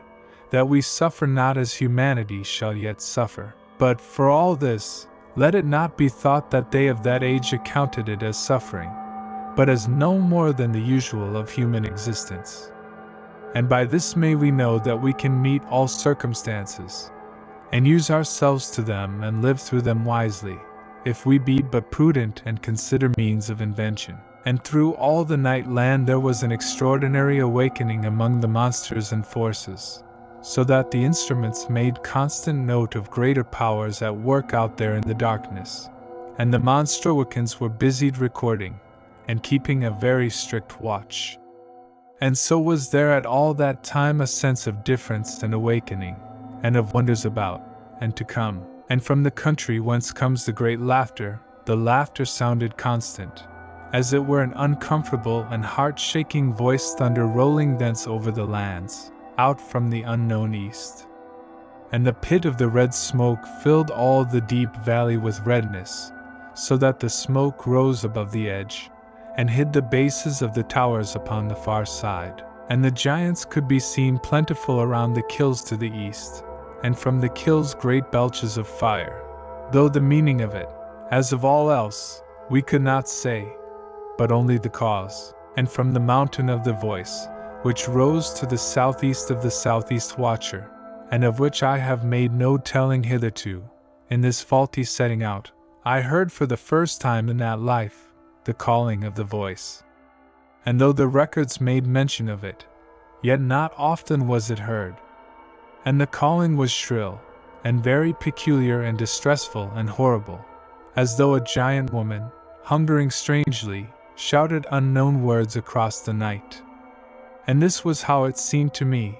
and many thought this to describe the sound, and by all this may you perceive how that land was awakened, and other tricks there were to entice us into the night land. And once a call came thrilling in the ether, and told to us that certain humans had escaped from the Lesser Redoubt, and drew nigh to us, but were faint for food, and craved succor. Yet, when we sent the master word into the night, the creatures without could make no reply, which was a very happy thing for our souls, for we had been all mightily exercised in our hearts by this one message, and now had proof that it was but a trap, and constantly, and at all hours I would have speech with Nani of the Lesser Redoubt, for I had taught her how she might send her thoughts through the night, with her brain elements, but not to overuse this power,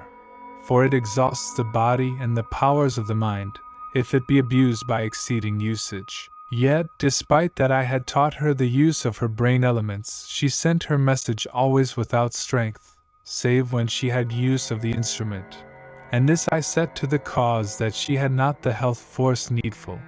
But apart from this, she had the night hearing very keen,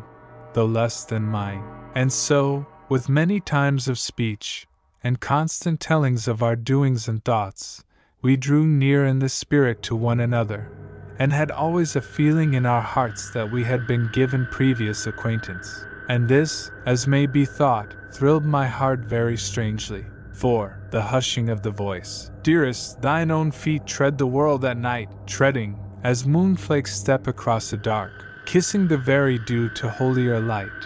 Thy voice a song past mountains, which to hark, frightens my soul with an utter lost delight." Now one night, towards the end of the 16th hour, as I made ready to sleep, there came all about me the thrilling of the ether, as happened oft in those days.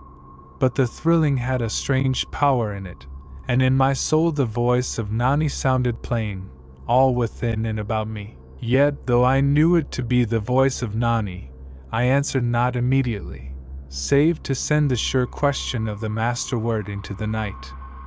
And directly I heard the answer, the master word beating steadily in the night, and I questioned Nani why she had speech with me by the instrument at that time, when all were sleeping, and the watch set among the Monstroicans, for they in the little pyramid had their sleep time to commence at the 11th hour, so that by this it was 5 hours advanced towards the time of waking, and Nani should have slept, nor have been abroad to the tower of observation, apart from her father. For I suppose that she spoke by the instrument, her voice sounding very clear in my brain. Yet to this question she made no answer in kind, but gave a certain thing into my spirit, which set me trembling, for she said certain words, that began, "Dearest, thine own feet tread the world at night," and it well may be that she set me to tremble, for as the words grew about me, there wakened a memory dream how that I had made these same words to Meredith the Beautiful in the long-gone eternity of this our age, when she had died and left me alone in all the world. And I was weak a little with the tumult and force of my emotion, but in a moment I called eagerly with my brain elements to Nani to give some explaining of this thing that she had spoken, to the utter troubling of my heart. Yet once more she made no direct answer, but spoke the words again to me across all the dark of the world. And it came to me suddenly that it was not Nani that spoke, but Meredith the Beautiful, from out of all the everlasting night. And I called, "Meredith! Meredith!" with my brain elements into the night, and lo! The far, faint voice spoke again to my spirit through all the darkness of eternity, saying again those words. Yet, though the voice was the voice of Meredith the Beautiful, it was also the voice of Nani, and I knew in all my heart that this thing was in verity, and that it had been given to me to be birthed once more into this world in the living time of that only one, with whom my spirit, and essence hath mated in all ages through the everlasting. And I called with my brain elements and all my strength to Nani, but there came no answer, either sign of hearing, though through hours I called. And thus at last I came to an utter exhaustion, but neither could be quiet nor sleep. Yet presently I slept, and when I waked, my first memory was of the wondrous thing which had befallen in the sleep time, for none in all this world could have known those words, save it had been the spirit of Murdeth, my beautiful one, looking from above my shoulder in that utter lost time, as I made those words to her, out of an aching and a broken heart. And the voice had been the voice of Murdeth, and the voice of Murdeth had been the voice of Nani. And what shall any say to this, save that which I had in my heart? And immediately I called to Nani, once, and again twice. And in a little moment there came all about me the throbbing of the master word, beating solemnly in the night. And I sent the master word to give assurance. And immediately the voice of Nani, a little weak as was it always when she had not the instrument, but sent the message with her brain elements. And I answered her, and questioned her eagerly concerning her sayings of the past time of sleep. But she disclaimed, and made clear to me that she had no knowledge of having spoken, but had slept through all that time of which I made to tell, and indeed had dreamed a very strange dream. And for a little while I was confused, and meditated, not knowing what to think, but came suddenly again to a knowledge that Nani's far voice was thrilling the ether all about, and that she would tell to me her dream, which had set strong upon her mind. And she told the dream to me, and in the dream she had seen a tall, dark man, built very big, and dressed in unfamiliar clothing. And the man had been in a little room, and very sorrowful, and lonesome, and in her dream she had gone nigh to him. And presently the man made to write, that he might ease him by giving expression to his sorrow, and Nani had been able to read the words that he wrote, though to her waking spirit the language in which they were writ was strange and unknown. Yet she could not remember what he had writ, save but one short line, and this she had mind of, in that he had writ the word Murdeth above. And she spoke of the strangeness of this thing, that she should dream of this name, but supposed that I had fixed it upon her, by my first callings. And then did I, with something of a tremble in my spirit, ask Nani to tell me what she remembered of the writing of that big, sorrowful stranger. And in a little moment, her far voice said these words all about me: "Dearest, thine own feet tread the world at night," but no more had she memory of. Yet it was a sufficiency, and I, maybe with a mad, strange triumph in my soul, said unto her with my brain elements that which remained of those words. And my spirit felt them strike upon the spirit of Nani, and awake her memory, as with the violence of a blow. And for a little while she stumbled, dumb before so much newness and certainty. And her spirit then to waken, and she near wept with the fright and the sudden, new wonder of this thing. And immediately, all about me there came her voice thrilling, and the voice was the voice of Murdeth, and the voice of Nani, and I heard the tears of her spirit make pure and wonderful the bewildered and growing gladness of her far voice. And she asked me, as one who had suddenly opened the gates of memory, whether she might be truly Murdeth. And I, utter weak and shaken strangely because of this splendor of fulfillment, could make no instant answer. And she asked again, but using mine old love name, and with a sureness in her far voice. And still I was so strangely dumb, and the blood to thud peculiar in mine ears, and this to pass, and speech to come swift, and this way to be that meeting of our spirits, across all the everlasting night. And you shall have for a memory picture, how that Nani stood there in the world in that far eternity, and with her spirit having speech with mine, looked back through the part-opened gates of her memory, into the past of this our life and age. Yet more than this she saw, and more than was given to me in that age, for she had memory now and sight of other instances, and of other comings together, which had some confusion and but half meanings to me. Yet of this our present age in life, we spoke as of some yesterday, but very hallowed. Now, as may be conceived, the wonder of this surety which had come into my life stirred me fiercely to its completion. For all my heart and spirit cried out to be with that one who was Murdith, and now spoke with the voice of Nani. Yet, how should this be one? For none among all the learned men of that mighty pyramid knew the position of the Lesser Redoubt, either could the records and histories of the world give us that knowledge. Only that there was a general thought among the students and the Monstroicans that it lay between the northwest and the northeast.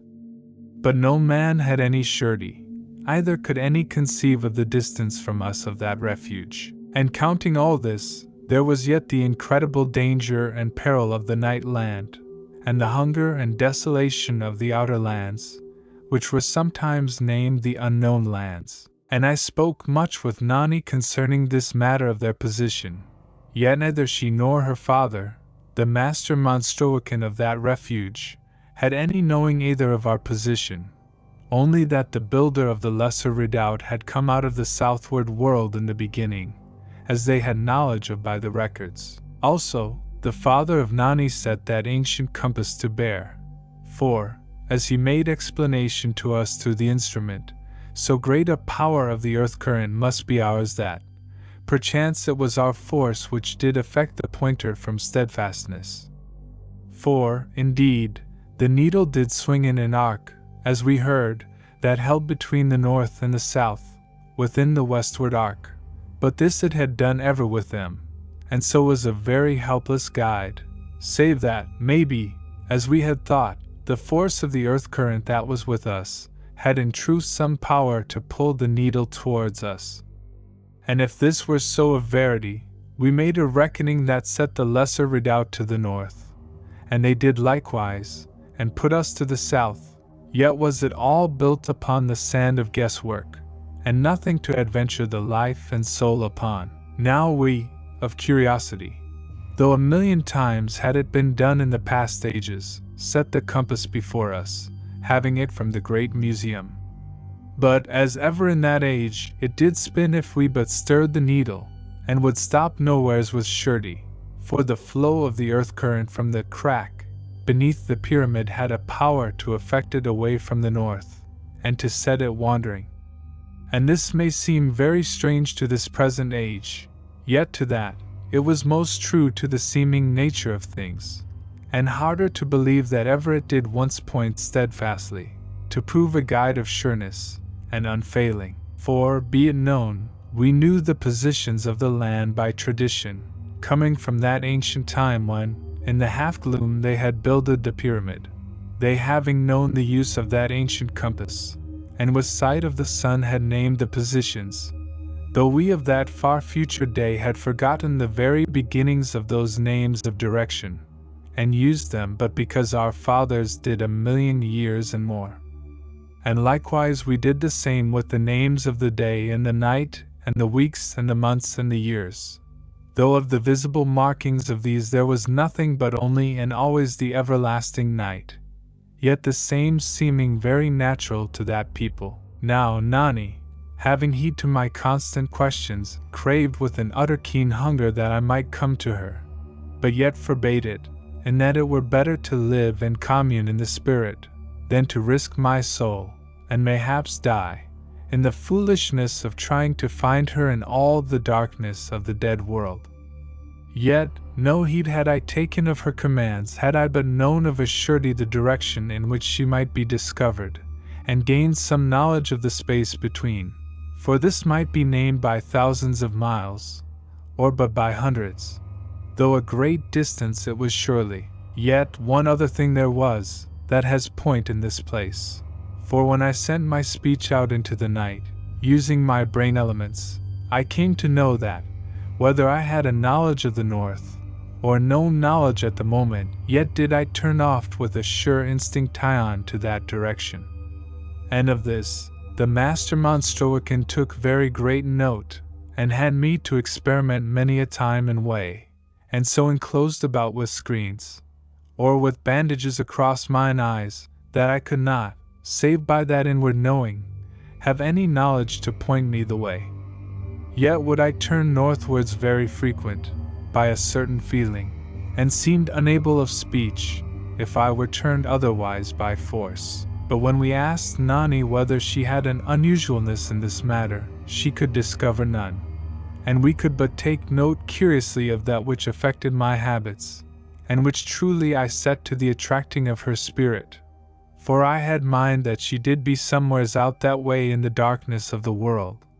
but yet was this no more than to suppose, as you perceive. And the Master Monstroican wrote a study of this matter of the northwardness of my turning, and it was set out in the hour slips of the Tower of Observation, and so it came to be copied by the hour slips of the great cities, and made much comment, and much calling up to me through the home instruments, so that with this,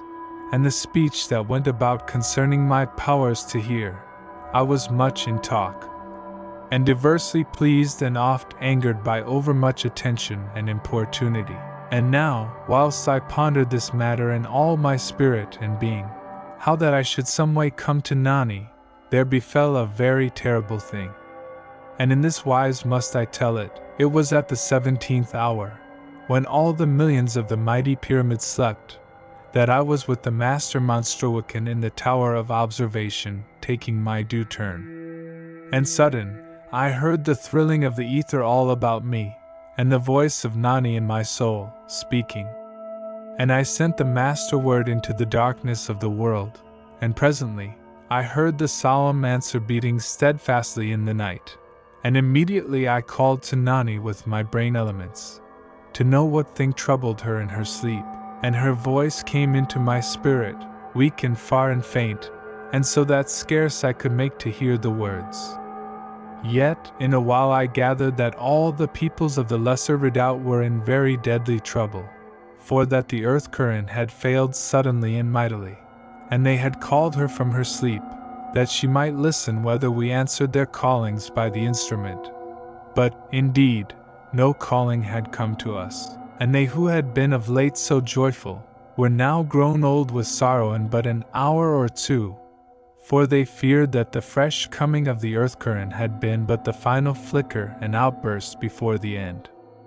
And even in this short while of our speech, did it seem to me that the voice of Nani grew further off from me, and I felt like to have broken my heart with the trouble of this thing. And through all that remained of that sleep time, did I converse with Nani, as my two lovers who shall presently part forever. And when the cities awoke, the news went throughout them, and all our millions were in sorrow and trouble. And thus was it for, maybe, a little month. And in that time had the voice of Nani grown so weak and far off that even I that had the night hearing, could scarce make real its meaning. And every word was to me a treasure and a touch upon my soul. And my grief and trouble before this certain parting drove me that I could not eat, either have rest. And this did the Master Monstroican take upon him to chide and correct. For that, if any were to help, how should it be done if I that had the night hearing, and heard even now that the recording instruments were dumb, came to ill health? And because of this, and such wisdom as was mine, I made to eat and order my life that I might have my full powers.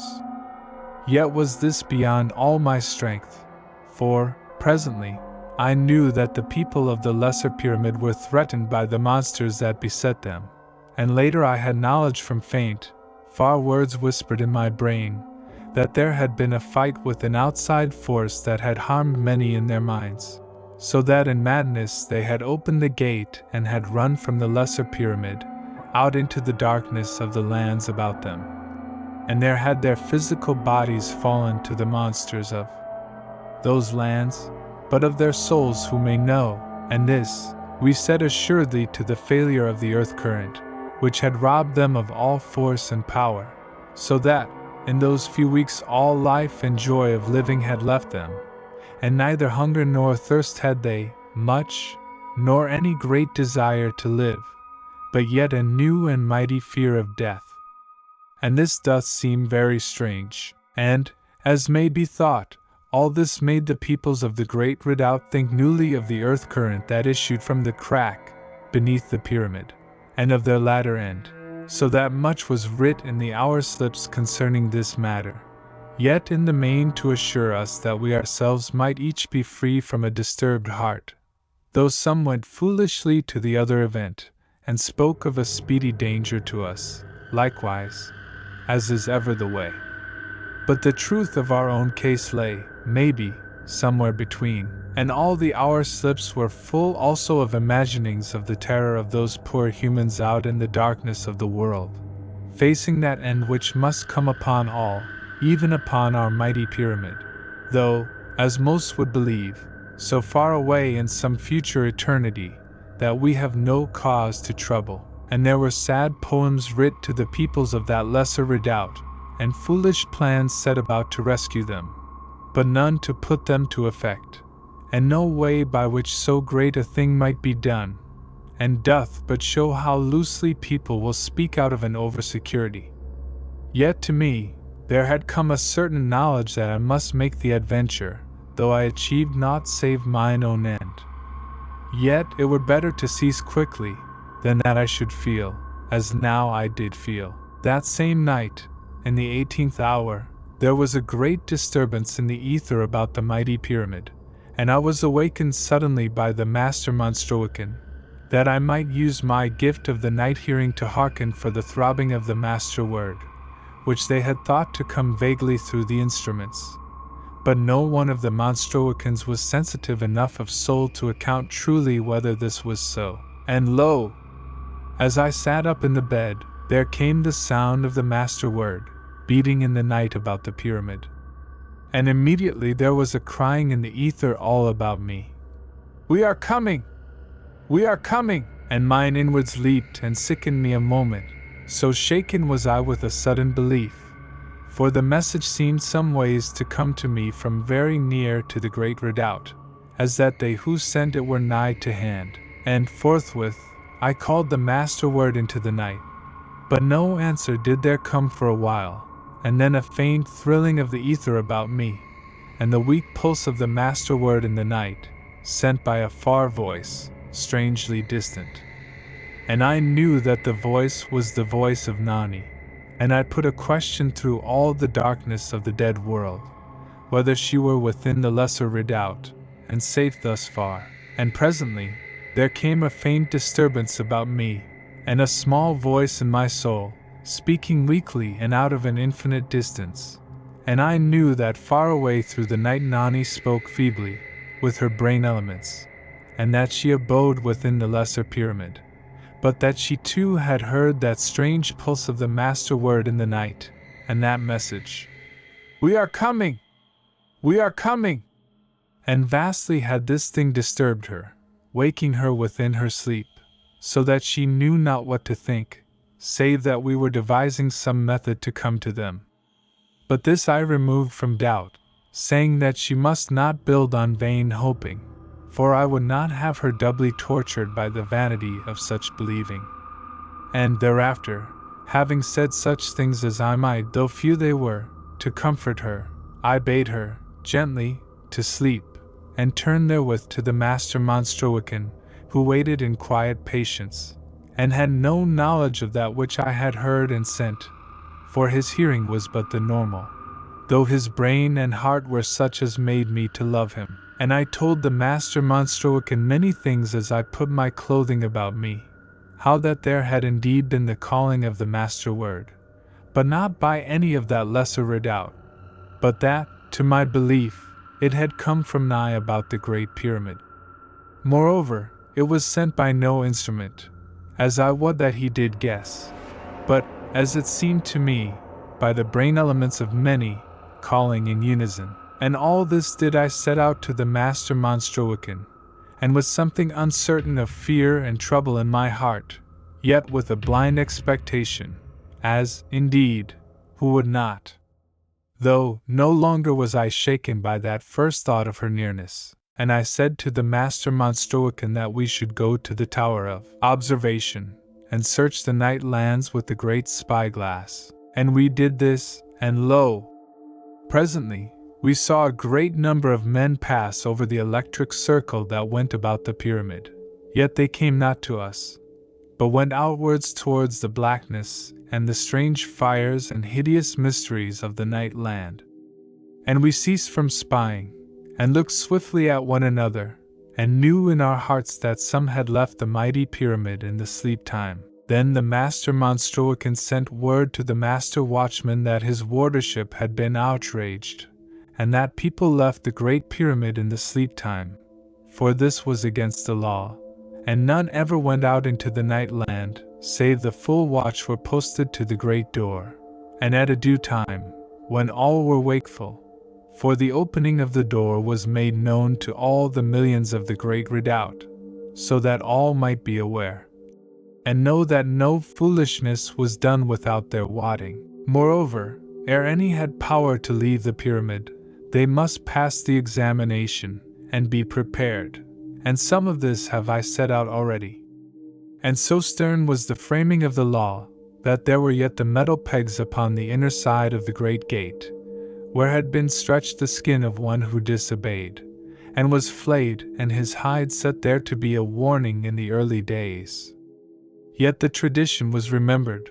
for, as I might say it, we lived very close about the place, and memory had no room whereby she might escape. Now the master watchman, when he heard that which the master Monstruocan had to tell, went hastily with some of the central watch from the watch dome to the great gate, and he found the men of the sleep time watch, with the warder of the gate, all bound, and stopped in the mouth, so that none could make outcry. And he freed them, and learned that nigh 500 young men, from the upper cities, by the bigness of their chests, had come upon them suddenly, and bound them, and escaped into the night through the eye gate in the top of the great gate. And the master watchman was angry,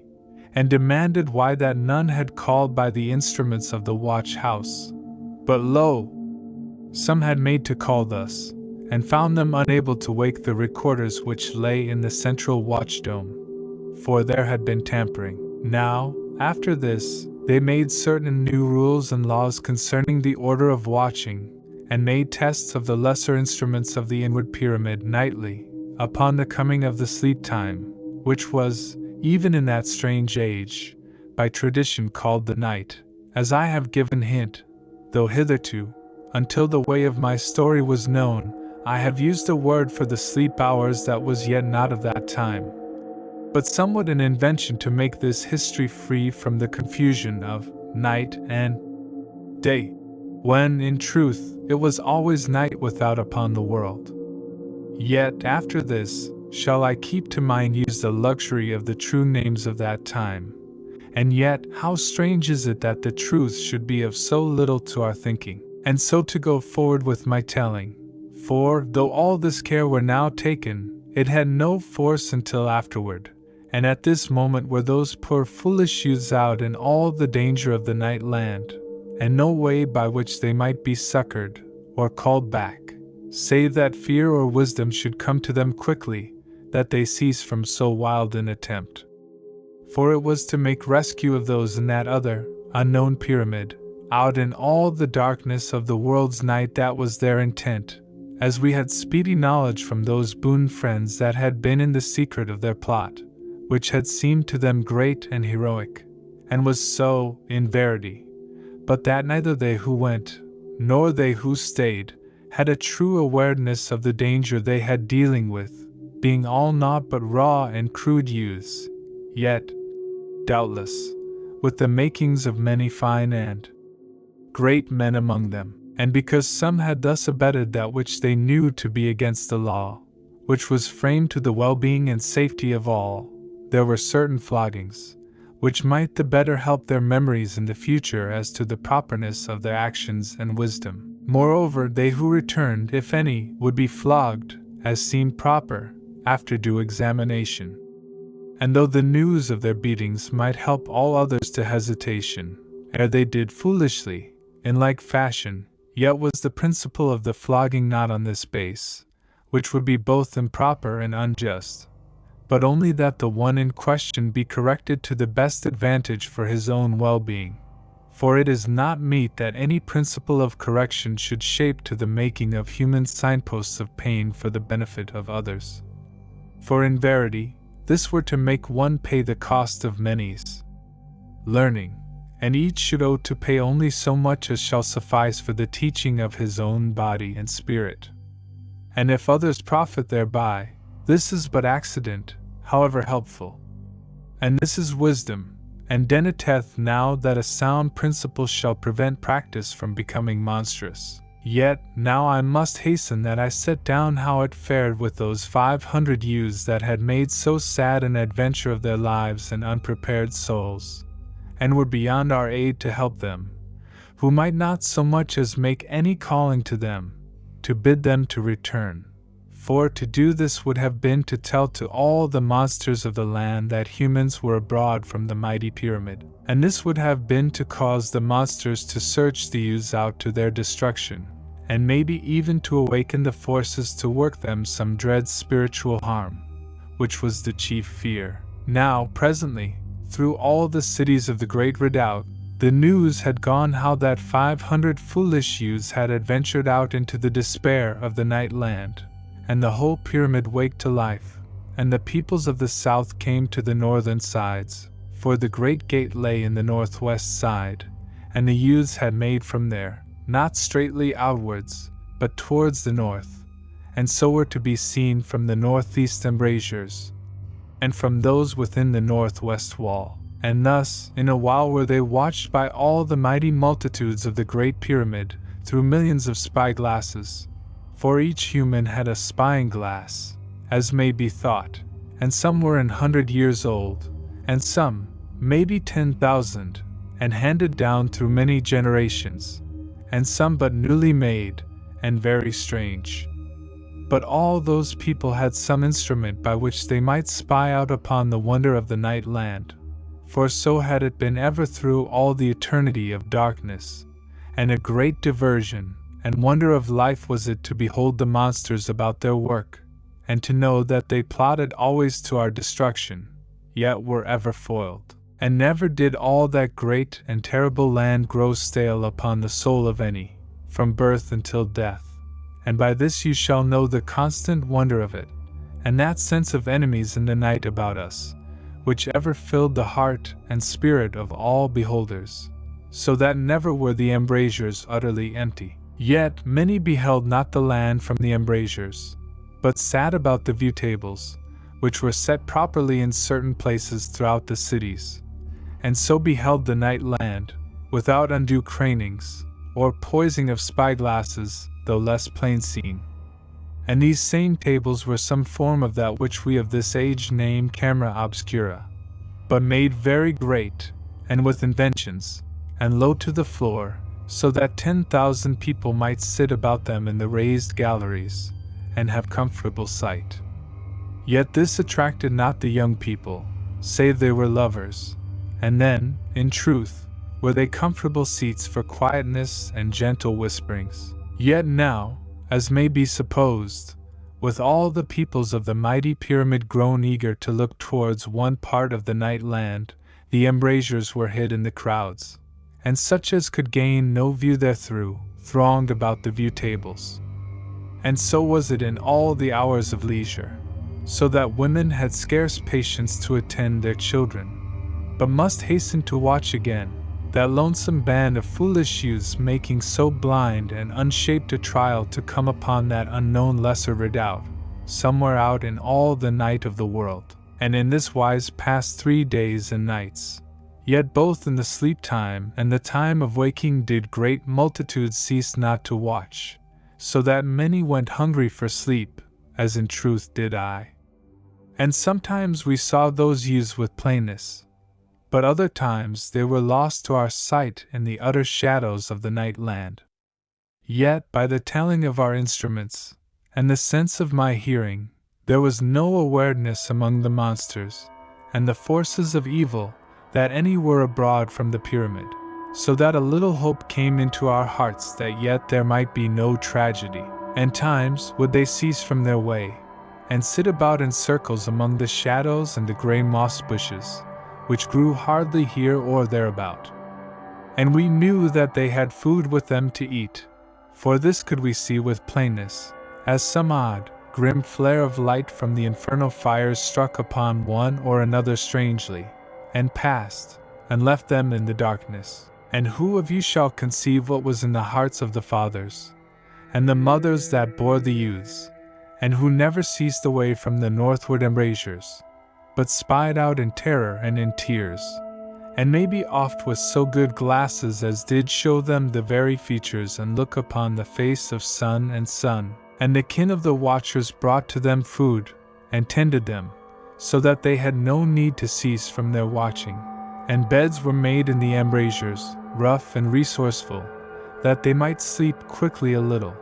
yet be ever ready, if those cruel monsters without made discovery of those their children. Thrice in those 3 days of journeying to the northward, did the youths sleep, and we perceived that some kept a watch, and so knew that there was a kind of order and leadership among them. Also, they had each his weapon upon his hip, and this gave to us a further plea to hope. And concerning this same carrying of weapons, I can but set out here that no healthful male or female in all the mighty pyramid but possessed such a weapon, and was trained to it from childhood, so that a ripe and extraordinary skill in the use thereof was common to most. Yet some breaking of rule had there been, that the youths had each achieved to be armed, for the weapons were stored in every 10th house of the cities, in the care of the charging masters. And here I must make known that these weapons did not shoot, but had a disc of grey metal, sharp and wonderful, that spun in the end of a rod of grey metal, and were someways charged by the earth current, so that were any but stricken thereby, they were cut in twain so easy as aught. And the weapons were contrived to the repelling of any army of monsters that might make to win entrance to the redoubt. And to the eye they had somewhat the look of strange battle-axes, and might be lengthened by the pulling out of the handles. Now the youths made, as I have told, to the northward, but had first to keep a long way to the northeast, that they might come clear of the veil of red fire. And this wise they journeyed, and kept the veil about 7 miles to the northwest of them, and so were presently beyond the watcher of the northeast, and going with a greater freedom,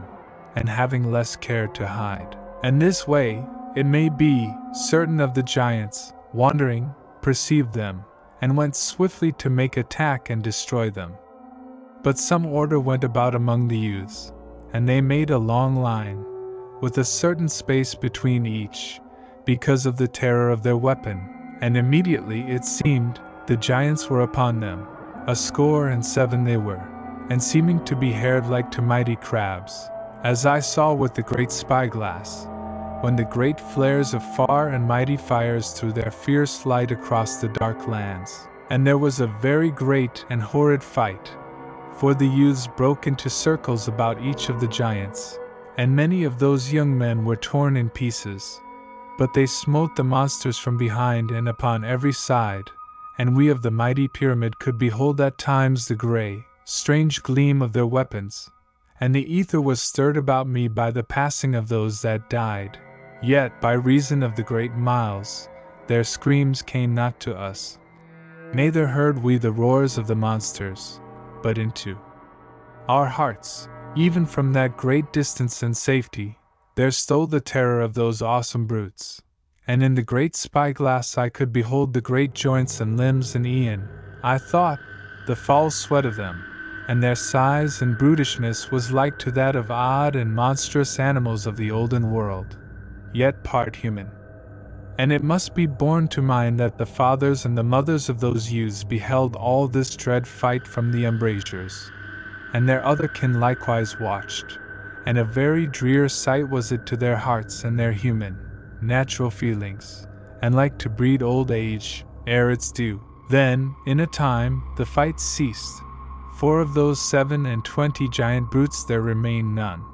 only that there cumbered the ground 27 lumbering hillocks, dreadful and grim. For the lesser dead we could not see proper, And we that were within the pyramid saw the youths sorted together by their leaders, all in the dim twilight of that place. And with the great spyglass I made a rough count, and found that there lived of them 300. And by this shall you know the power of those few monstrous things, which had slain full 200, though each youth was armed with so wondrous a weapon. And I set the word through the pyramid, that all might have some knowledge of the number that had died, for it was better to know than to be in doubt. And no spyglass had the power of the great spyglass. After this fight, the youths spent a time having a care to their bodies and wounds, and some were made separate from the others, and of these I counted upon 50. And whilst the others made to continue their march towards the road where the silent ones walk, these were constrained by one who was the leader to return to the pyramid. And in a little, I saw that they came towards us, wearily and with many a halt, as that they suffered great wounds and harm of the fight. But those others, maybe 250 youths, went onwards into the night land, and though we sorrowed at this thing, yet was there come a huge pride into our hearts that those raw ones, who yesterday were but children, had so held themselves in the battle, and done a great deed that day. And I wot that whilst their mothers wept, easeless, their fathers' hearts swelled within them, and held somewhat of their pain away from them for a time. And all this while, those wounded youths came slowly, and rested, and came on again, the better helping the worse. And a great excitement and trouble there was in all the mighty pyramid, to learn which were they that came, and they that went, and who lay out there quietly among the slain. But none might say anything was surety, for, even with that great spyglass in the tower of observation, they were not overplain, save when some light from the fires of the land flared high, and lit them. For they stood not up into the glare of the fires, as had the giants. And though I saw them with clearness, yet I knew them not, for there was so mighty a multitude in that vast redoubt, that none might ever know the half even of their rulers. And about this time, there came a fresh matter of trouble to our minds, for one of the Monstroicans made report that the instruments were recording an influence abroad in the night, so that we had knowledge that one of the evil forces was out. And to me there came an awareness that a strange unquiet stole over the land, yet I knew it not with mine ears, but my spirit heard, and it was as though trouble and an expectation of horror did swarm about me. And once, listening, I heard the master word beating strangely low, and I knew the ether to thrill about me, and a faint stirring was there in my soul, as of a faint voice speaking, and I knew that Nani called to me some message across the night of the world, yet weak and coming without clear meaning, so that I was tormented and could but send comfort to her, with my brain elements. And presently I knew that she ceased to speak, and later, I heard that there was a new matter forward in the redoubt, for 10,000 men had assembled to attend the room of preparation for the short preparation, and by this we knew that those poor youths who stumbled towards us through the dark were presently to have help. And through all that sleep time, there went forward the spiritual and the physical preparation of the 10,000, and upon the morrow they slept, whilst 100,000 made ready their arms. And in this space of time the 250 youths that went towards the road where the silent ones walk, had come very nigh thereto, having gone very warily and with some slowness, because, as may be, of the lesson of the giants. And to us in the pyramid, the instruments made known constantly that influence which was abroad, and which all those of the tower of observation thought to proceed from the house of silence. Yet nothing could we see with the great spyglass, and so could come to no sure knowing, but only to fear and wonder. And presently the youths were upon the great road, and turned to the northward. And beyond them, a great way, stood the house of silence, upon a low hill at a certain distance to the right of the road. By now, they that were wounded had come to within, maybe, 15 miles of the great redoubt, and the news went through all the cities, that the 10,000 men that were prepared made to arm themselves. And I went down by the tower lift, and saw them come down by thousands from the room of preparation, and none might go nigh to them, or cause them to speak, for they were made ready, and were, as it might be, holy. And all the millions of the mighty pyramids stood in their cities about certain of the main lifts, and watched those thousands go downwards, all in their armor of grey metal, and each one armed with the discos, which was that same very terrible weapon, which all had training to. And I doubt not but that the young men of the pyramid looked, with longing in their hearts, that they might have been among those that went forth to succor. Yet the older men had graver thoughts in their hearts, for the blood ran more soberly in them, and they had knowledge and memory of the peril. And by this, I would make clear that I speak less of the peril of the body, which is common to every state of life, but of the peril of the spirit. And it may be thought by those of this age, that it was most strange that they of that, having all the knowledge of eternity to aid them, had no weapon by which to shoot and kill at a distance. But indeed, this had not been so in the past, as our histories did show, for some wondrous weapons there had been, that might slay without sound or flash at a full score miles and more, and some we had whole within the great museum, and of others but the parts in decay, for they had been foolish things, and reckless to use, for we of that great pyramid wanted not to kill a few of the monsters that lay at a great distance, but only those which came nigh to harm us. And concerning those same weapons that killed silently at a great distance, we had now little knowledge, save that they did waste the earth current, and no practice had we concerning their workings, for it was, maybe, 100,000 years gone that they had been used, and found to be of no great worth in a close attack, and harmful otherwise to the peace, in that they angered, unneedful, the forces of that land, slaying wantonly those monsters which did no more than beset the mighty redoubt at a great distance. For, as may be seen by a little thought, we did very gladly keep a reasonable quietness, and refrain from aught that should wake that land, for we were born to the custom of that strange life, and lived and died in peace, for the most part, and were very content to have security, and to be neutral in all things that did not overbear us, but, as it were, always armed, and ready. But concerning the great and evil forces that were abroad in the night land, these we had no power to harm, nor could we hope for more than that we had security from them, which indeed we had.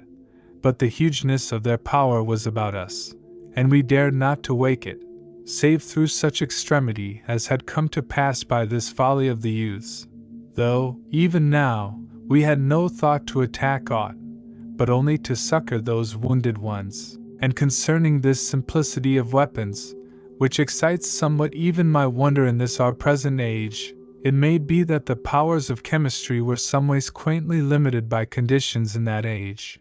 and there to be always a need to spare the earth current, and hence, by this cause and by that, we were brought, by the extreme, nigh to the simplicity of the early world, yet with a strange and mighty difference, as all may know who have read. Now, presently, the word was sent to every city throughout the great redoubt, as was the law, that the great gate should be opened, and each city sent its master to form the full watch, as was the law. And each went clad in grey armor, and carrying the discos. And the full watch numbered 2,000, for there were also the watchmen. Then the lights in the great causeway were made dim, so that the opening of the gate should cast no great glare from within into the night land, to tell the watcher of the northwest, and all the monsters, that certain humans went out from the mighty pyramid. But whether the vast and hidden forces of evil had knowledge, we knew not, and they who went must but chance it, remembering that they were prepared, and had the capsule, and the 10,000 that were prepared, went out through the great gateway into the night, and the full watch stood back from them, and spoke no word, but saluted silently with the discos. And they that went, raised each the discos a little, and passed out into the dark. Then the great gate was shut, and we made to wait and to watch, with trouble and expectation within our hearts. And at the embrasures many did comfort the women of those men. And I went back, upwards by miles, until I came to the Tower of Observation. And I looked out from there into the night land, and saw that the 10,000 halted at the circle, and made arrangement of themselves, and sent some before and upon either hand, and so went forward into the night land. And after that, I went to the great spyglass, and turned it towards the 250 youths that were far off, upon the road where the silent ones walk. Yet for a while I could not perceive them, for all the road seemed empty. But afterward I saw them, and they were clambering back into the road, having gone aside, as I thought, because of the passing of one of those silent ones, that I saw now at a distance to the southward of them. There passed then some 3 hours, and in that time I varied my watching between those far-off youths, and the 10,000 that went forward to succor the wounded, that were now, maybe, scarce 9 miles distant from the mighty pyramid, and the 10,000 came very close to them.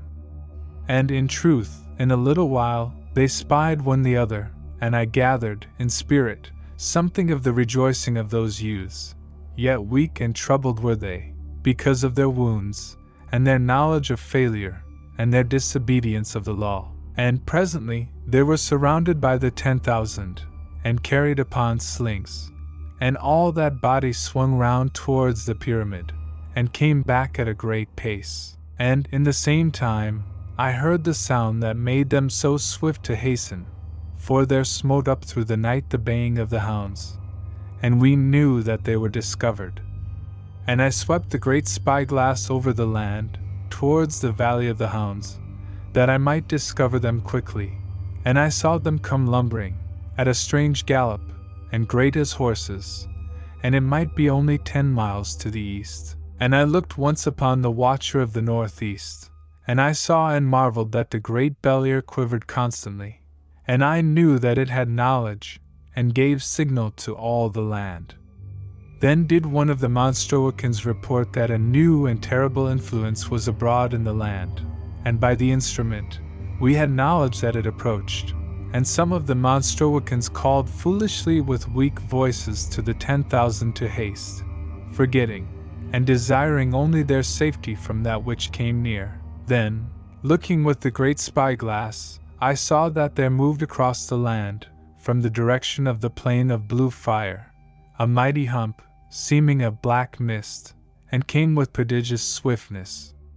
And I called to the master Monstroican, that he come and look through one of the eyepieces that were about the great spyglass. And he came quickly, and when he had looked a while, he called to the Monstroican that had made report.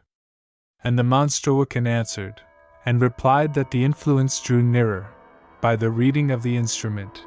yet of the thing itself the man had no sight. And I ceased not to look, and in a little while, the hump thing passed downwards into the veil of red fire, which lay across the land that way. But I watched steadfastly, and presently I saw the black hump climb up from the veil of red fire upon this side, and come through the night, so that in scarce a minute it had come halfway across that part of the night land, and my heart stood quiet with fear, and the utter terror of this monster, which I knew to be surely one of the great forces of evil of that land, and had power, without doubt, to destroy the spirit. And the master Monstroican leapt towards the home call, and sent a great sound down to the 10,000, that they might attend, and immediately he signaled to them to beware. Yet already I perceived that they knew of this utter danger that was upon them, for I saw them slay the youths quickly, that their spirits might not be lost, for they were unprepared. But the men, being prepared, had the capsule, and would die swiftly in the last moment. I looked again towards the hump, and saw that it came like a hill of blackness in the land, and was almost anigh. Then there happened a wonder, For in that moment when all had else gone quickly, that they might save their souls, out of the earth there rose a little light, like to the crescent of the young moon of this early day.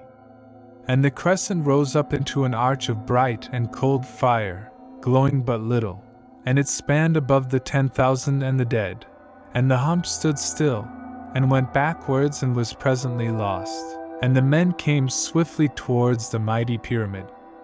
Yet, ere they were come to safety, the baying of the hounds sounded close upon them, and they faced to the danger. Yet, as I could know, without despair, because that they yet lived after so enormous a peril, and the hounds were very nigh, as now I beheld with the great spyglass, and I counted 50, running with mighty heads low, and in a pack. And lo! As the hounds came at them, the 10,000 drew apart, and had a space between the men, that they might have full use of that terrible discos, and they fought with the handles at length, and I saw the disc spin and glisten and send out fire. Then was there a very great battle, for the light that arched above them, and held away the power from their souls, made not to protect them from this danger of the lesser monsters. And at 100,000 embrasures within the mighty pyramid, the women cried and sobbed, and looked again. And in the lower cities it was told, after, that the peoples could hear the crash and splinter of the armor, as the hounds ran to and fro, slaying. Aye, even the sound of the armor between their teeth. Yet the 10,000 ceased not to smite with the discos, and they hewed the hounds in pieces. But of the men that went forth, there were 1,700 slain by the hounds, ere the men won to victory. Then came that weary band of heroes back to the home shelter of the vast redoubt, and they bore their dead with them, and the youths that they slew. And they were received with great honor, and with exceeding grief, and in a great silence, for the thing admitted not of words, until a time had passed. And in the cities of the pyramid there was mourning, for there had been no sorrow like unto this through, mayhap, 100,000 years. And they bore the youths to their mothers and to their fathers. And the father of each made thanks to the men that they had saved the soul of his son. But the women were silent. Yet neither to the father nor to the mother was ever made known the name of the slayers. For this might not be, as all shall see with a little thought. And some did remember that, in verity, all was due to the unwisdom of those youths, who had heeded not the law and their life teachings. Yet had they paid to the uttermost, and passed outwards, and the account of their deeds was closed. And all this while did great numbers spy toward the road where the silent ones walk, that they might watch that band of youths afar in the night land, who went forward amid those horrid dangers. Yet, when the dead youths had been brought in, many had ceased to look out for a time and had turned to questioning, and some had made inspection that they might know which had come back, and which lay out there where the giants had slain them, or went forward to more dreadful matters. But who of those that were abroad, were slain, or still went onward, we had but indifferent knowledge, though the men of the 10,000 knew somewhat, having had speech with the wounded youths, ere they slew them. And, as may be thought, these men were sorely questioned by the mothers and the fathers of those youths that were not accounted of. Yet I doubt that few had much knowledge wherewith to console them. Now there was presently, in the garden of silence, which was the lowermost of all the underground fields, the ending of those 1,700 heroes, and of the youths that they saved and slew. And the garden was a great country, and 100 miles every way, and the roof thereof was 3 great miles above, and shaped to a mighty dome, as it had been that the builders and makers thereof did remember in their spirits the visible sky of this our present age. And the making of that country was all set out in a single history of 7,070 volumes. And there were likewise 7,070 years spent to the making of that country, so that there had unremembered generations lived and labored and died, and seen not the end of their labor. And love had shaped it and hallowed it, so that of all the wonders of the world, there has been none that shall ever come anigh to that country of silence. 100 miles every way of silence to the dead. And there were in that roof 7 moons set in a mighty circle, and lit by the earth current, and the circle was 60 miles across, so that all that country of quiet was visible, yet to no great glare, but a sweet and holy light, so that I did always feel in my heart that a man might weep there, and be unashamed. And in the midst of that silent country, there was a great hill, and upon the hill a vast dome. And the dome was full of a light that might be seen in all that country, which was the garden of silence. And beneath the dome was the crack, and within it the glory of the earth current, from which all had life and light and safety. And in the dome, at the north, there was a gateway, and a narrow road went upward to the gateway, and the road was named the Last Road, and the gateway was named by no name,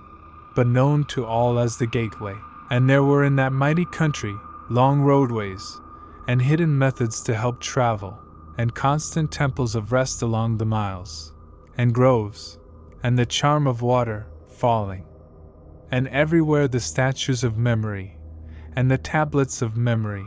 and the whole of that great underground country full of an echo of eternity, and of memory and love and greatness, so that to walk alone in that land was to grow back to the wonder and mystery of childhood, and presently to go upwards again to the cities of the mighty pyramid, purified and sweetened of soul and mind. And in my boyhood, I have wandered oft a week of days in that country of silence, and had my food with me, and supped quietly amid the memories,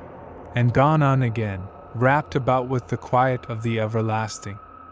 And the man-soul within would be drawn mightily to those places where the great ones of the past eternity of the world had their memory named. But there was that within me which ever drew me, in the ending, to the hills of the babes.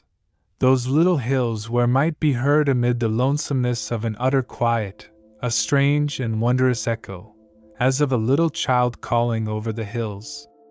But how this was I know not, save by the sweet cunning of some dead maker in the forgotten years. And here, mayhaps by reason of this voice of pathos, were to be found the countless tokens of memory to all the babes of the mighty pyramid, through 1,000 ages.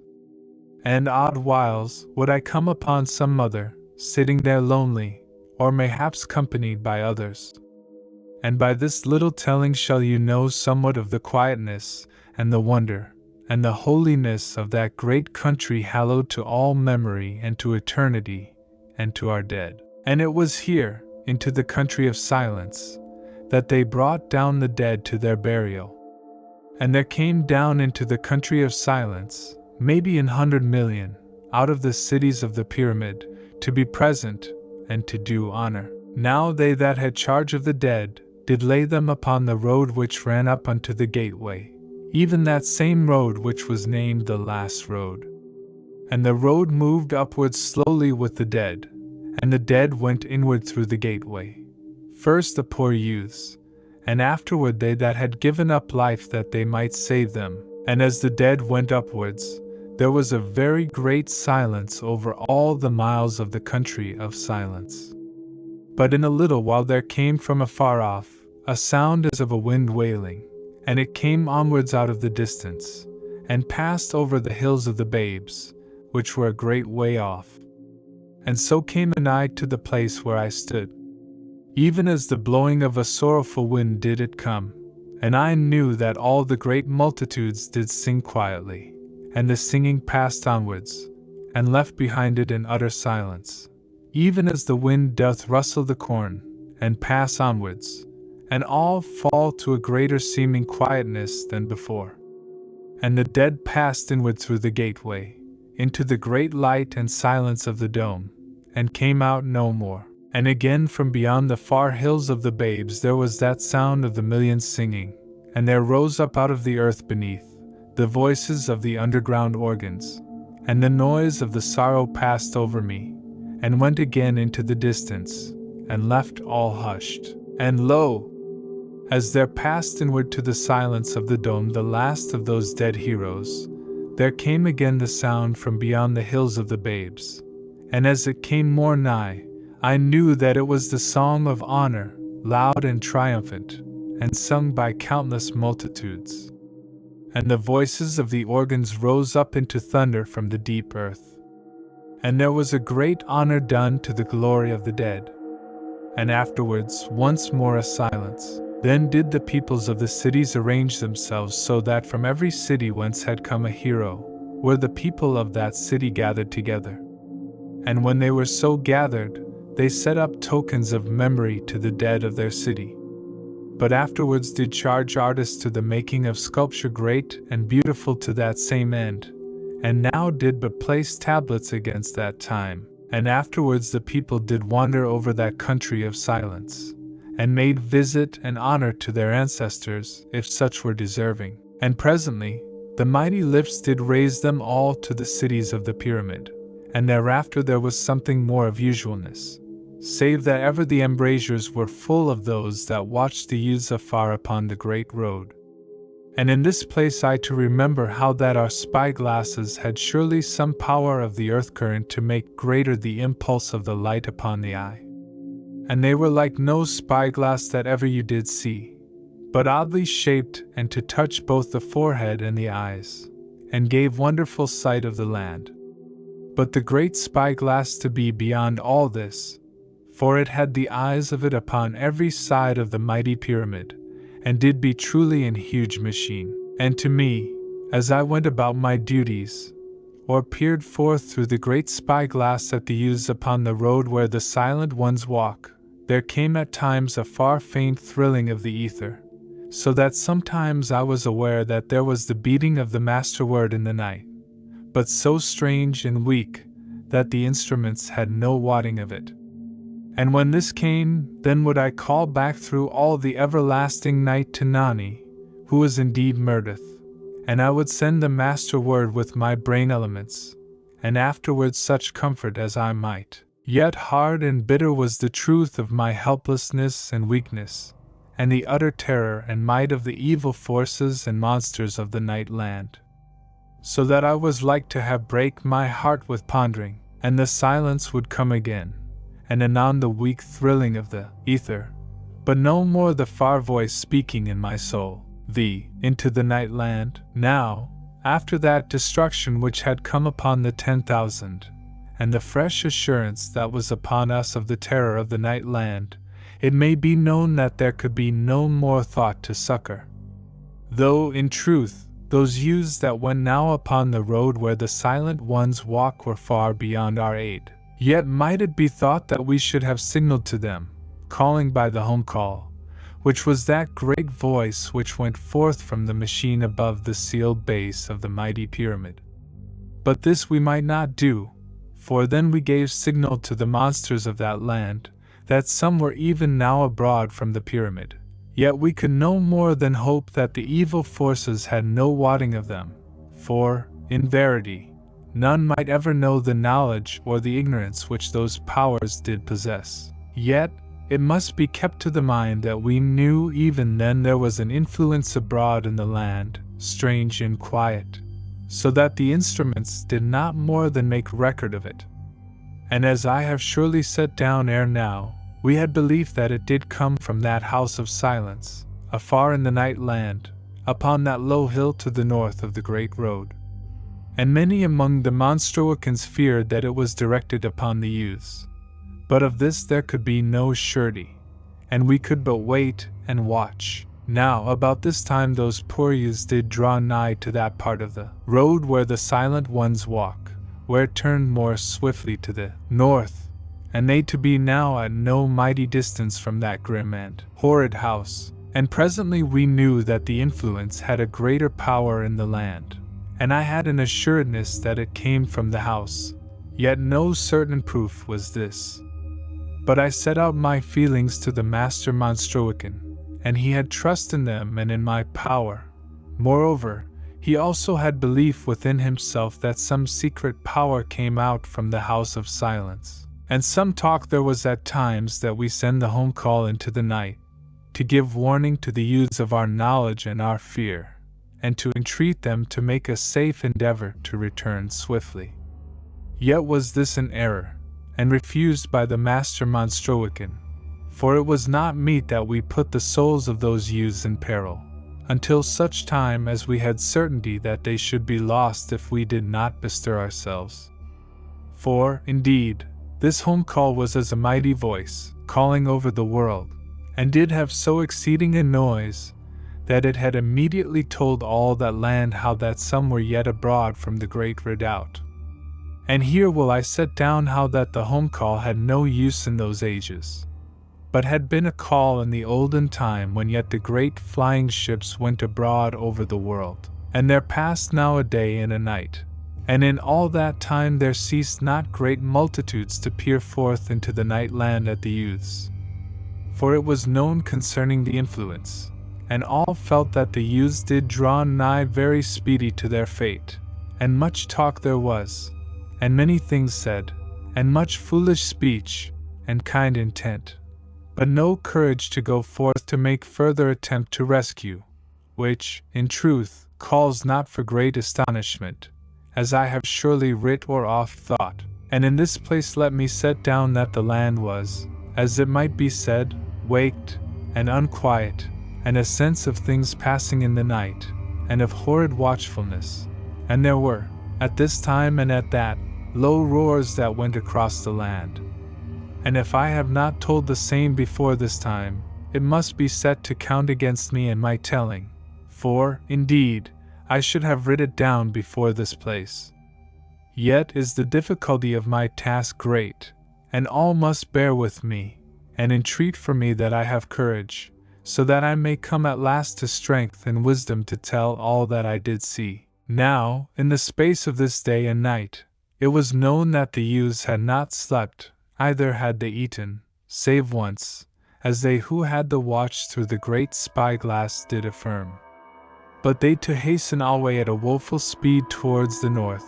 along that great dismal road, so that presently they must cease, or slay themselves with their endeavor. And all this did give surety to our fears that they were under a spell from that horrid house afar in the land, and we had an assurance that this thing was.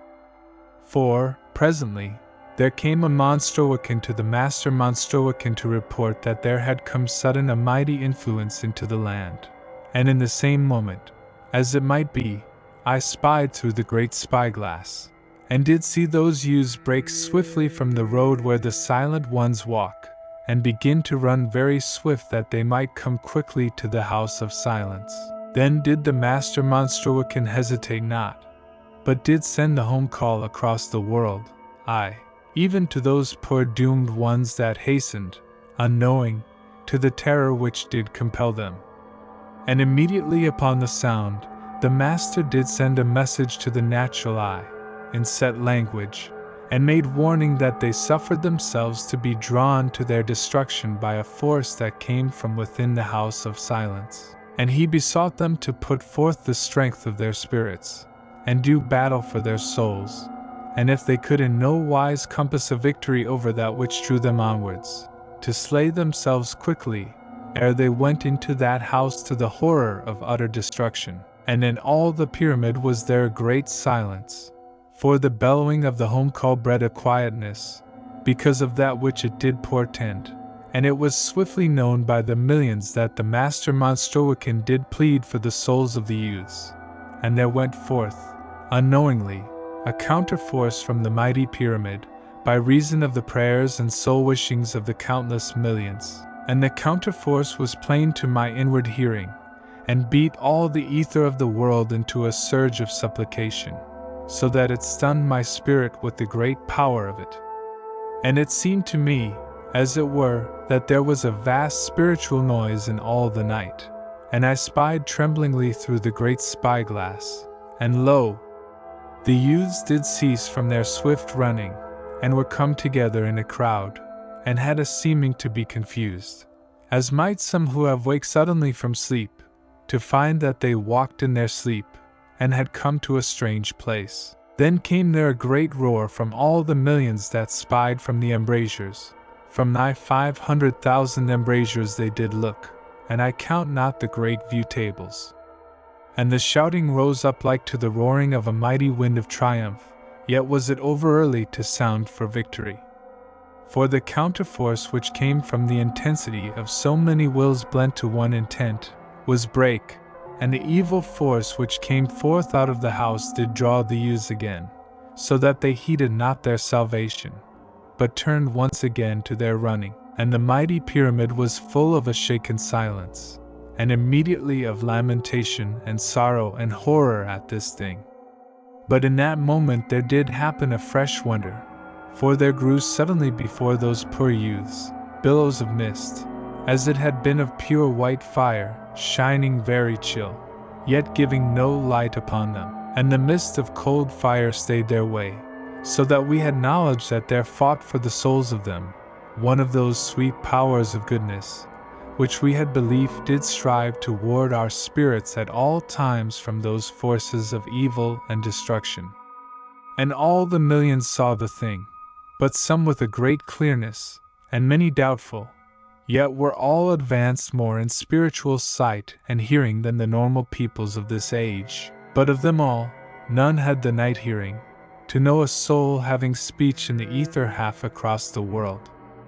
Yet, as I have said, some there had been aforetime who were thus given the hearing, even as was I. And there came a Monstrowican to the master Monstrowican to make report that the influence had ceased to work upon the instruments. And by this thing we knew that in verity the force which proceeded out from the house of silence was cut off from us, and from those youths. And we had assurance that there fought a very mighty power for the salvation of the souls of the youths. And all the peoples were silent, save for an underbreath of wonder and talk, for all were utter stirred with hope and fear, perceiving that the youths had some chance given unto them to return. And whilst the youths yet wavered in their minds, as I perceived with the great spyglass, and the knowledge of my soul, and of my natural wit, lo! The master Monstrowican sent once more the great voice of the home call abroad into the land, and immediately besought those youths for the sake of their souls and the love which their mothers had for them, to come swiftly homewards, whilst they had yet this great power to shield them, and allow them sweet sanity. And I thought that some did look towards the pyramid, as that they answered to the mighty voice of the home call, and did read the message which the master Monstrowican made to them. But in a moment they faced about, seeming to have a good obedience to one who did always lead, and of whom I had inquired, and found to be one named Askhoff,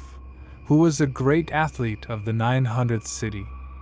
And this same Askhoff, out of the boldness and bravery of his heart, did make, unwitting, to destroy the souls of them all,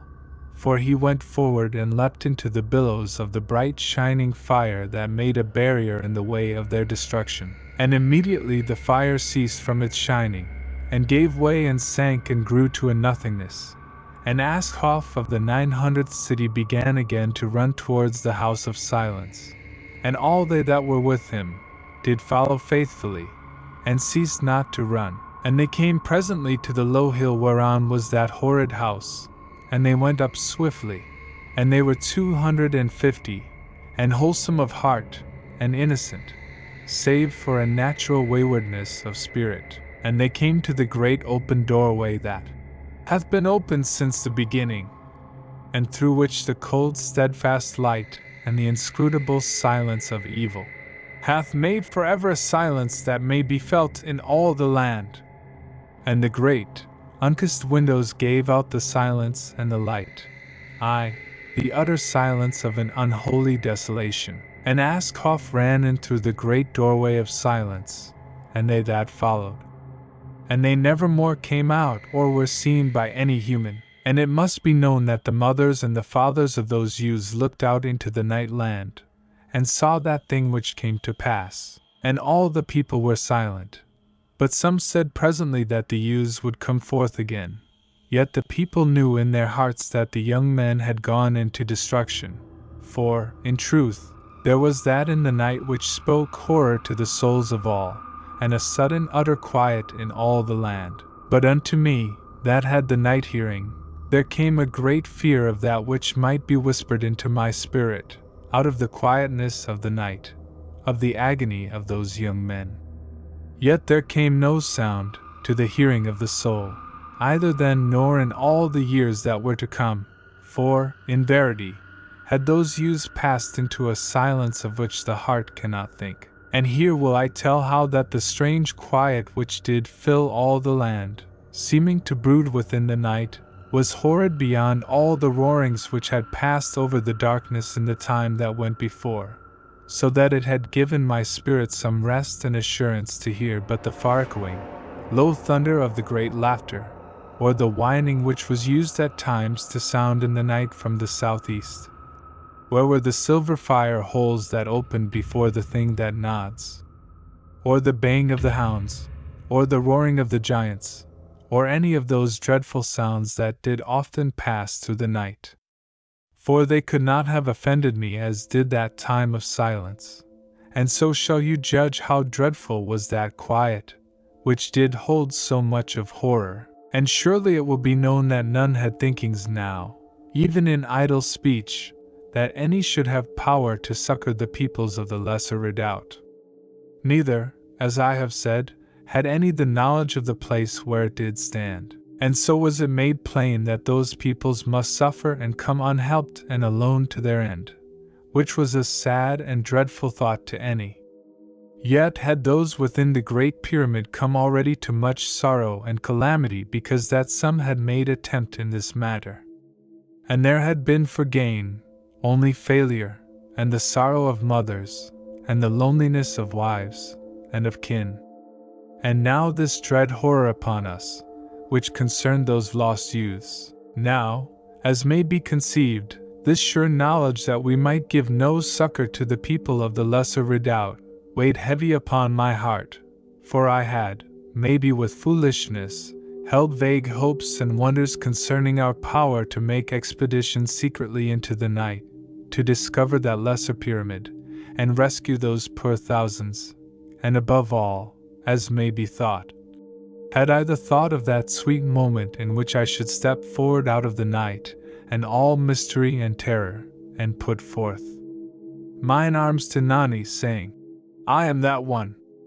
and knowing in my soul that she that had been mine in that bygone eternity should surely know me upon the instant, and call out swiftly, and come swiftly, and be again unto me in that age, even as she had been in this, and to think upon it, and to know that this thing should never be,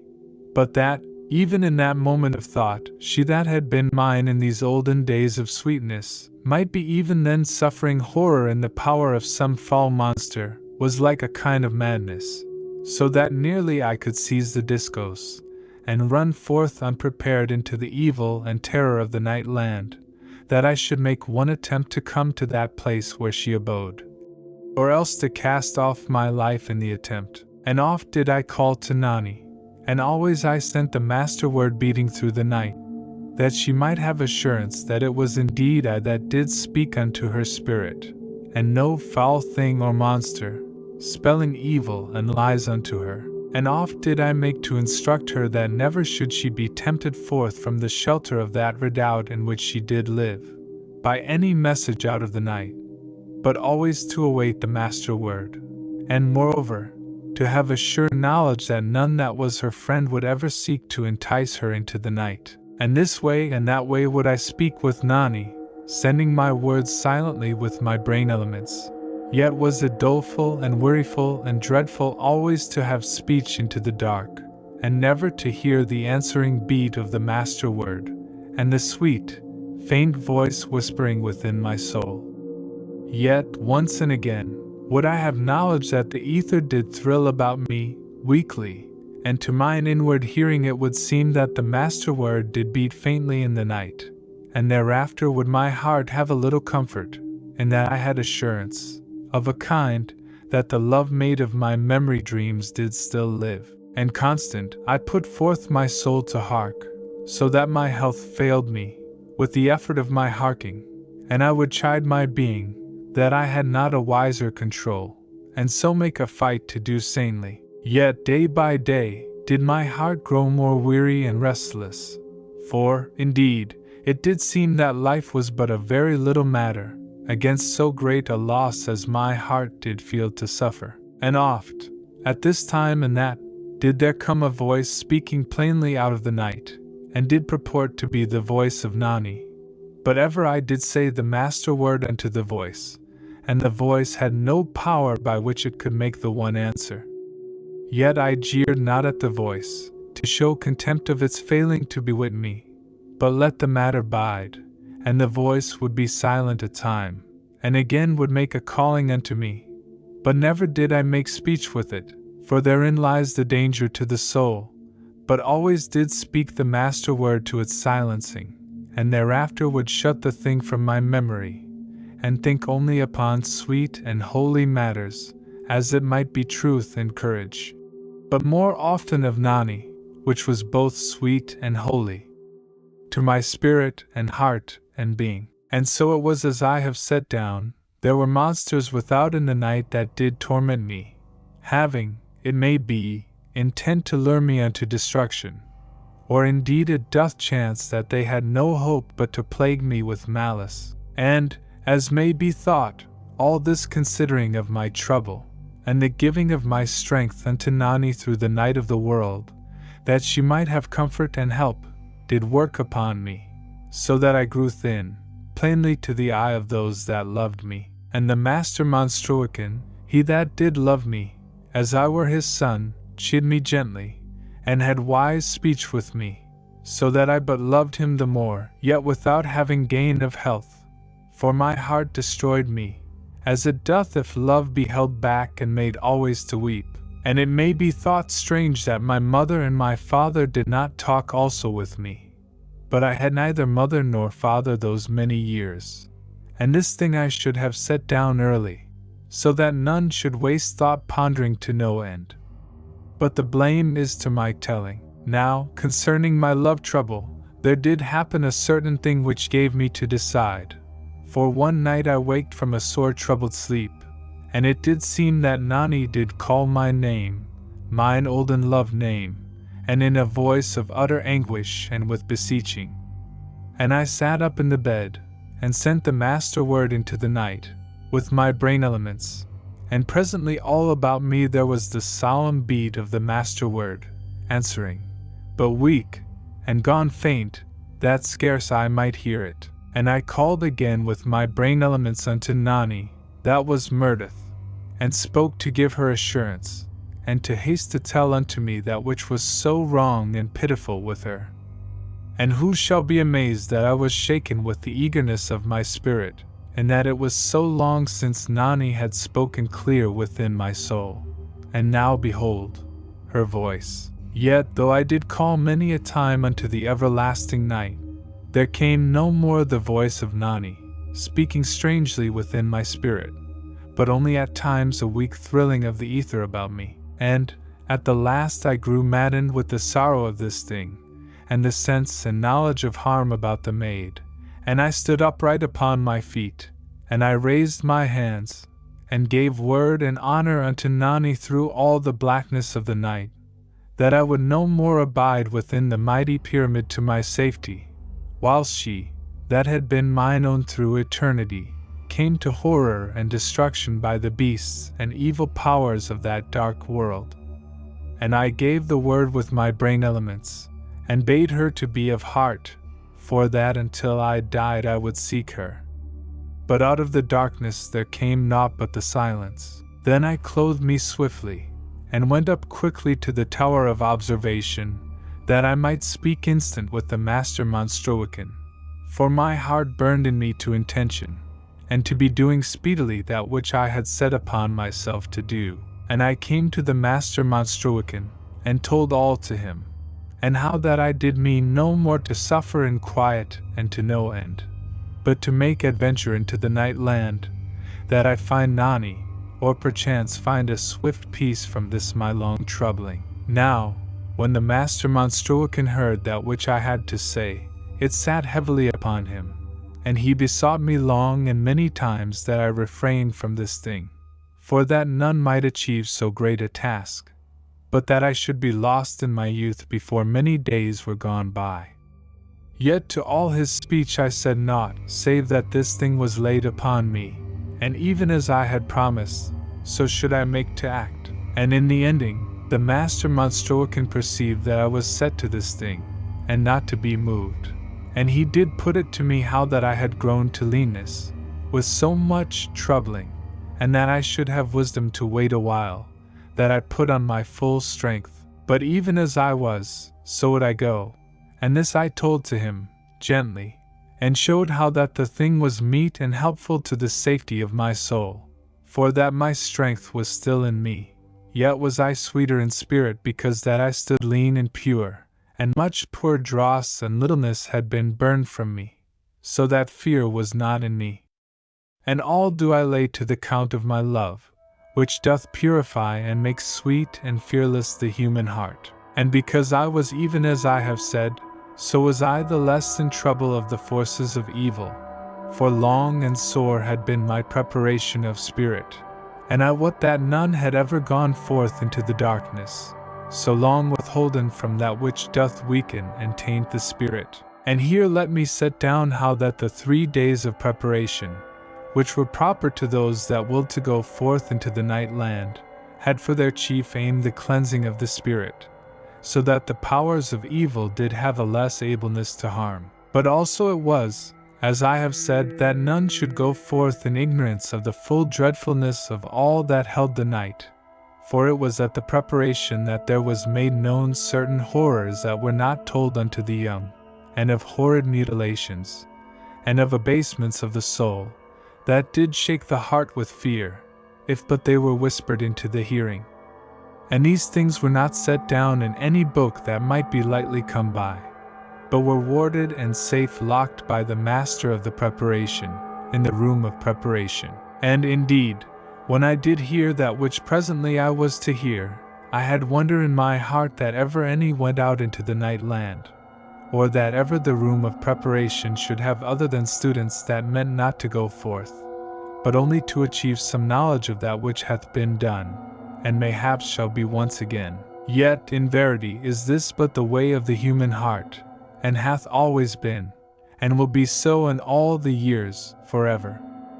For to adventure is the lust of youth, and to leave safety is the natural waywardness of the spirit. And who shall reprove or regret?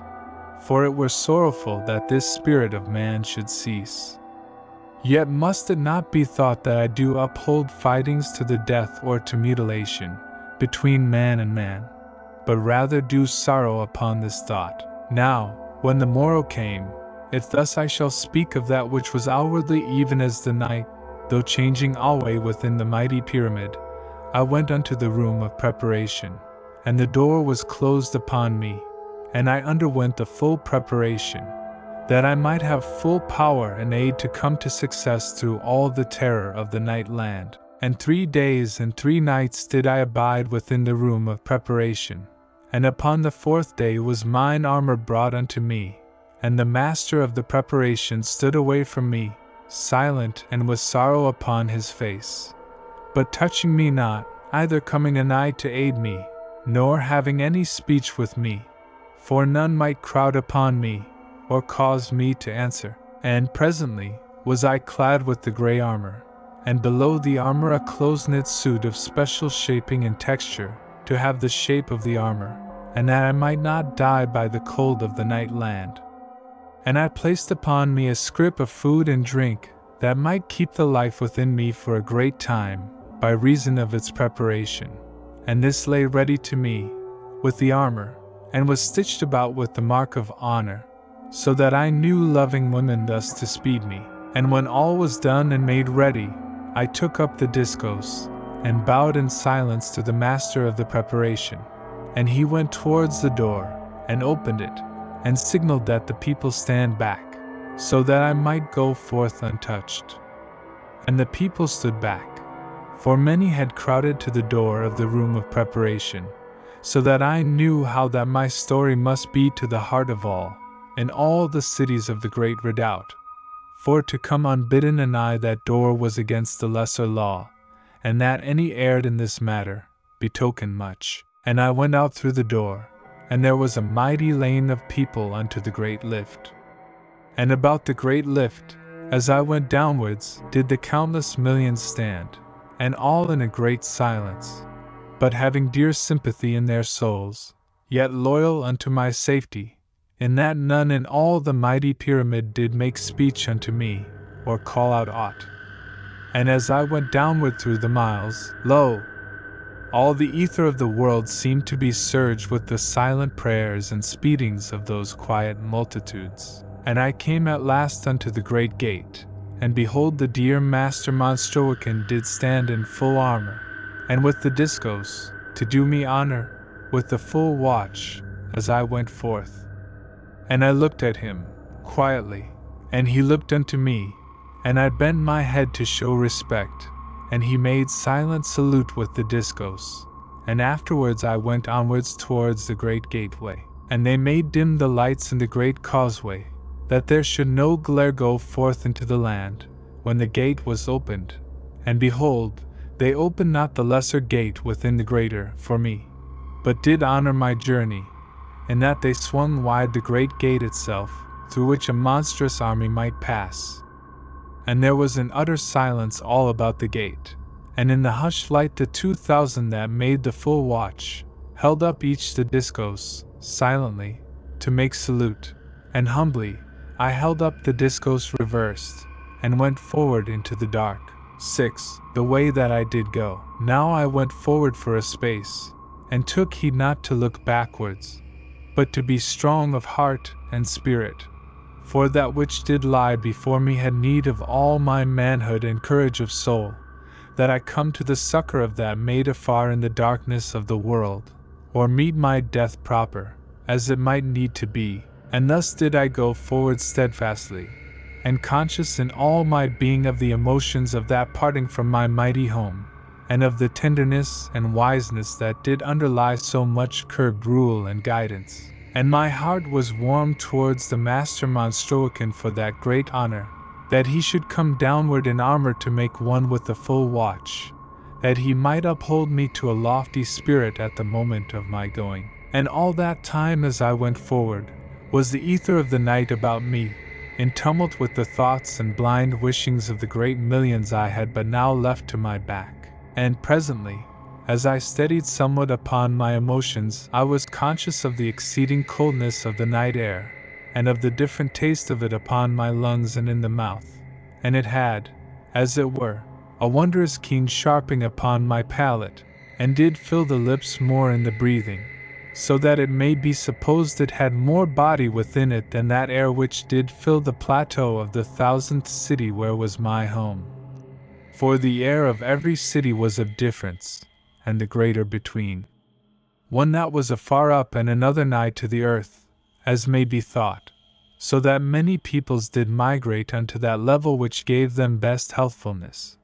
but under rule, and with the guidance of quantities. And not all that were lacking of health, for some are ever contrary. And here let me set down that, within the deeps of the fields, there was air utter varied and wonderful, that might charm one here and likewise sorrow another that were happier elsewhere, so that all might have soothing, did they but wander, and have reason to companion them. And thus did I go forward, full of new thoughts and olden memories, and fresh breaking wonders, either forgetting something of doubts and fears more than a little. And again was it most cunning strange to be out there in the night land, though not yet afar, where often had my fancies and imaginings led me, yet until that time never had I touched foot, in all that life, upon the outward earth. And this must be a wondrous quaint seeming thought to those of this present day. And so came I, at last, nigh to the circle that did go about the redoubt, and presently I was come to it, and something astonished was I that it had no great bigness, for I had looked for this by reasoning, having always a mind to picture things as they might be truly, and hence coming sometimes to the wonder of a great truth, but odd whiles to errors that others had not made. And now, lo!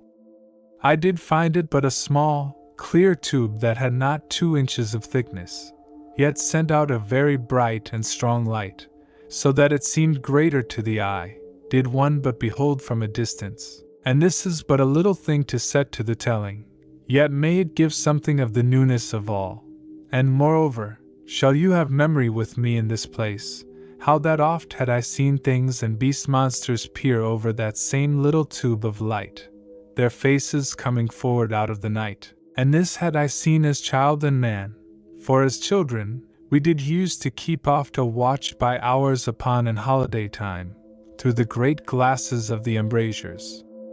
And we did always hope each to be that one that should first discover a monster looking inwards upon the mighty pyramid, across the shining of the circle.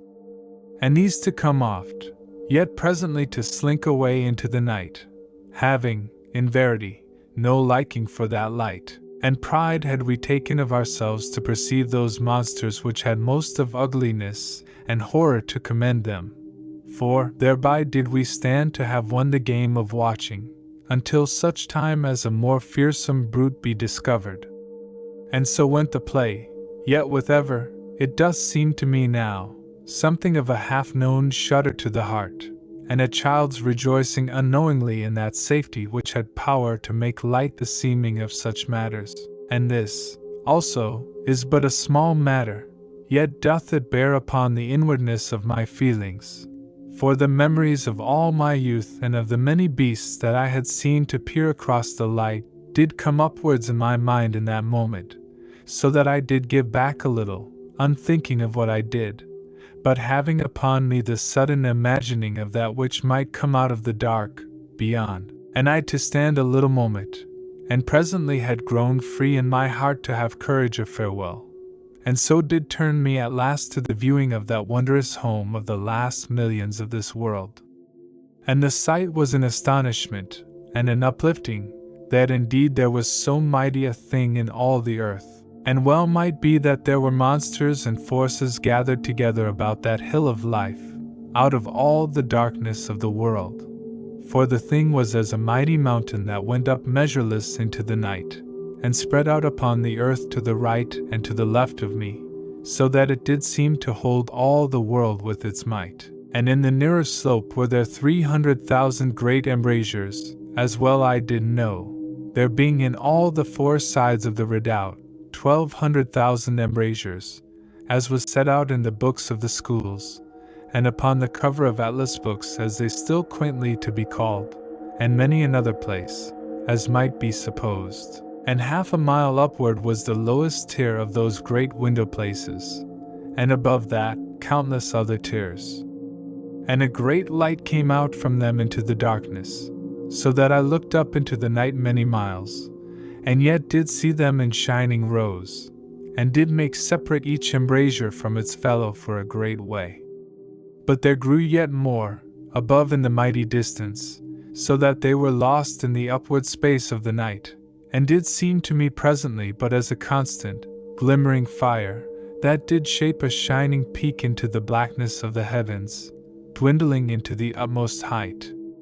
And thus was that everlasting monument. Then did it come to me that those little things, which I did see to cluster against the embrasures, were in truth the countless millions of the mighty redoubt, and this I could make out with some plainness in those lower embrasures, which were the more near to me than they above, for the peoples were set against the light within, yet were as small things like unto insects, in that distance, and within so huge a bulk, and I knew that they looked out upon me, and did watch through their spyglasses. And I sent my gaze upwards again along that great slope of grey metal, upward again to where it strode glimmering into the blackness, and so at last to the little star that did crown that wonder of the world in the eternal night. And for a little, I did stare towards that far light, for it came from within that tower of observation, where so lately I had spended my life, and I had knowledge within my heart that the dear Master Monstrowakin did bend the great spyglass upon me, through which so oft had I spied. And I raised the discourse unto him, in salutation and farewell, though I saw him not at all through that vast space, and my heart was very full, yet my soul but the stronger for it. And then, behold, I was aware of a murmur in the night, coming to me, dim and from afar off, and I saw the little shapes of the peoples in the lower embrasures, in constant movement, and I knew upon the instant that the multitudes did take that salute unto themselves, and cried out and waved to me their farewells, or to come back, as may be. And indeed I was but a lonesome person looking up at that great mountain of metal and life. And I knew that I had danger to realize my plight, and I stayed no more, but did raise the discourse, reversed, as was but meet from one young man unto all the millions. And I looked swiftly upward through those 8 great miles of night, unto that final light which did shine in the black heavens, so that my friend should know that I thought of him that was beyond my sight, in that last moment. And it may be that the invisible millions that were far up in the night, in the upper cities, did take that also to be a meaning of farewell to themselves, for there came down out of the monstrous height, a far, faint murmur of sound, as of a vague wind up in the night. Then did I lower the discourse, and turn me about. And I breasted strangely against the air clog, and stepped forward across the circle, into the lonesomeness of the night land. And I looked no more behind, for that which was my home did weaken my heart somewhat to behold, so that I made determination that I look not again to my back for a great while. Yet about me as I went, there was constant surging in the ether of the world, and it did tell unto me how that those, my people and kin, had continual mind of me, both in prayer and wishings, and in a perpetual watching. And the same gave to me a feeling as of being something companied. Yet, in a time, it came to me that this disturbance of the ether should tell to some evil force how that I was there abroad in the land. But how to stop this thing? Who should have power? For, of truth, had I been among them to make a full explaining of the danger, they had been yet powerless to cease. For but to have such great multitudes think upon one matter, was to set a disturbance about, as should be most clear to all. Now, at the beginning, I did walk outwards into the night land, somewhat blindly, and without sure direction, being intent only to put a good space to my back, that I might cure somewhat the ache which did weaken my heart at the first. But in a while I ceased somewhat from my over-swiftness, and did put thought to my going. And I came quickly to reason that I should try a new way through the land, for it might be that there was an over-watchfulness in that part which had been trod by the youths. And I began therewith to set this thought to the practice, and went not direct towards the north, but to the north and west, and so in the end to mean to circle around to the back of the northwest watcher, and thence to the north of the plain of blue fire, and afterwards, as might be, have a true and straight way to the north, and by this planning come a long way clear of that house of silence, which did put more fear upon me than all else that was horrid in the land. Yet, as all will see, this made to me a greater journey, though, in verity, it were better to go slowly and win to success, than to make a greater haste towards destruction, which was, indeed, surely to be mine end, did I not go warily. Now it may be thought upon with wonder that I did go so assuredly to the north. But I went this wise, part by an inward knowing, and part come upon by much latter studying, within the pyramid, of olden books, and by reasoning upon all things that I did observe, that had seemings of verity in them. And because of this constant searching upon one matter, I had come, but a while back, upon a little book of metal, very strange and ancient, that had lain forgotten a hid place in the great library through 100,000 years, maybe, or less or more, for all that I had knowing, and much that was writ in the book was common knowledge, and set mostly to the count of fairy tales and such like, even as we of this our age take not over surely any belief in myths of olden times. Yet had I always much liking for such matters, perceiving behind that outer shell which did win always so much unbelief, the kernel of ancient truths and happenings. And thus was it, concerning this little book which I had made discovery of. For it told again, that which oft I had heard, even as we in this age, read of the deluge, how that once, in a time monstrous far back from that, but utter future to this age of ours, the world did break upwards in a vast earthquaking, that did rend the world for 1,000 miles. And there came a mighty chasm, so deep that none might see the bottom thereof, and there rushed therein an ocean, and the earth did burst afresh with a sound that did shake all the cities of the world. And a great mist lay upon the earth for many days, and there was a mighty rain. And indeed, this was just so set in certain histories of the ancient world. Also, there was made reference to it, within some olden records. Yet nowise to be taken with a serious mind, to the seeming of the peoples of the mighty pyramid, but only as a quaint study for the students, and to be set out in little tales that did entertain the nurseries,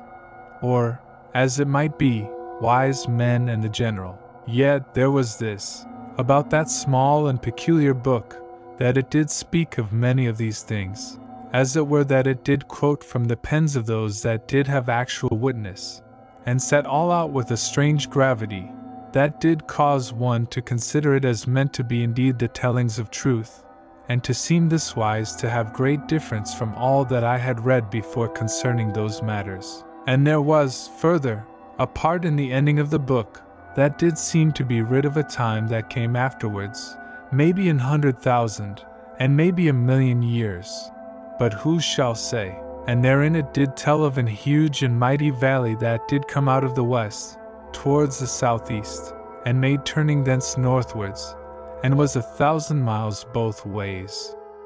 And the sides thereof were 100 miles deep, and the sun did stand in the western end, and made a red gloom for 1,000 miles.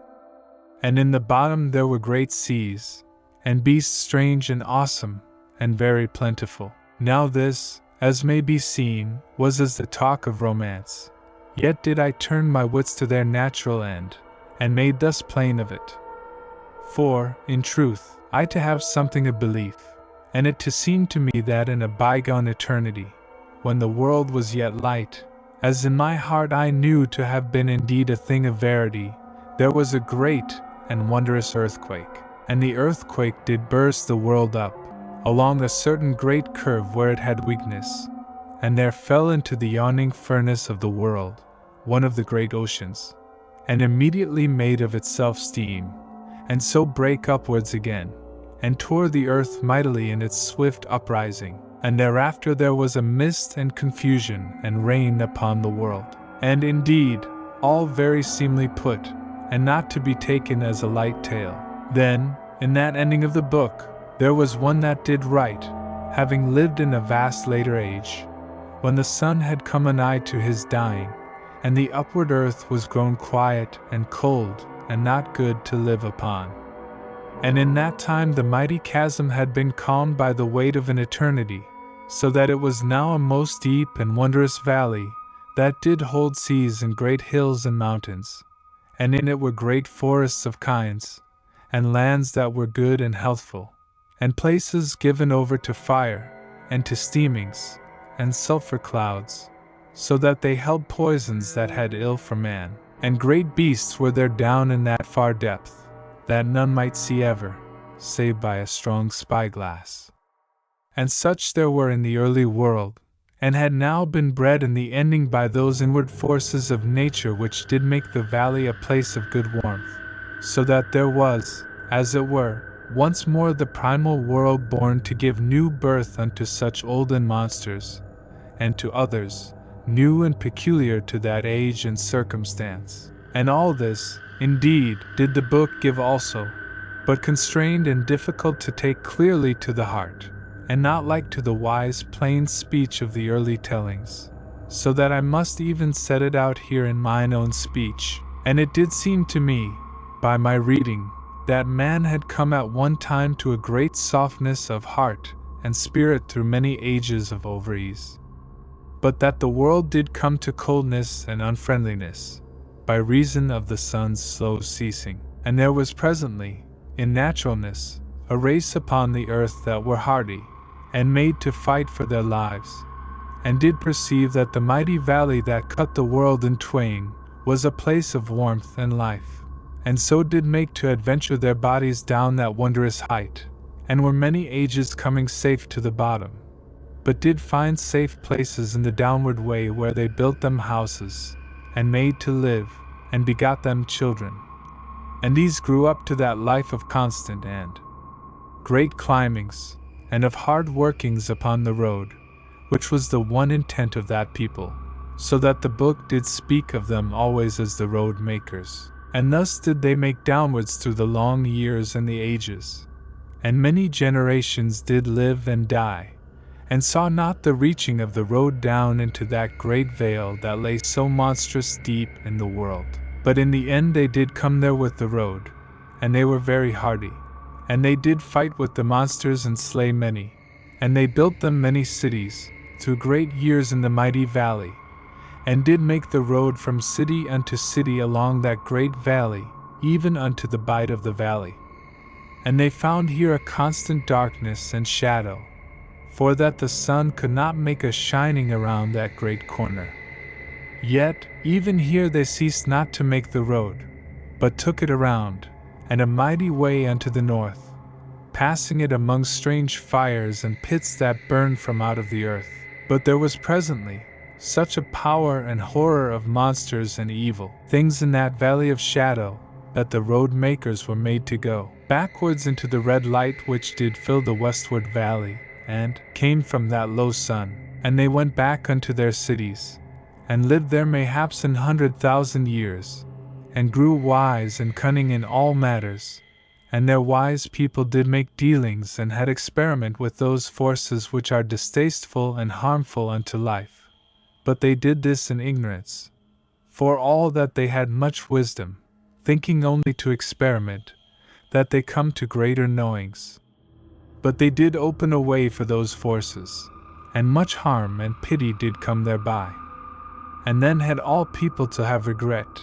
yet too late. Now, presently, when 100,000 years had gone, or it may be a greater space, there came slowly the utter twilight of the world, as the sun to die the more, so that presently it gave but an utter gloomy light. And there grew upon many of the peoples of the cities of the valley a strangeness and a wildness, so that strange things were done that had been shameful to all in the light. And there were wanderings, and consortings with strange outward beings, and presently many cities were attacked by monsters that did come from the west, and there was a pandemonium. Then was an age of sorrows and fightings, and hardenings of the spirit and of the heart, for all that were of good fiber. And this did breed a determined generation, and there grew up into the world a leader, and he took all the sound millions, and did make a mighty battle upon all foulness and upon all that did harm and trouble them. And they drove their enemies down the valley,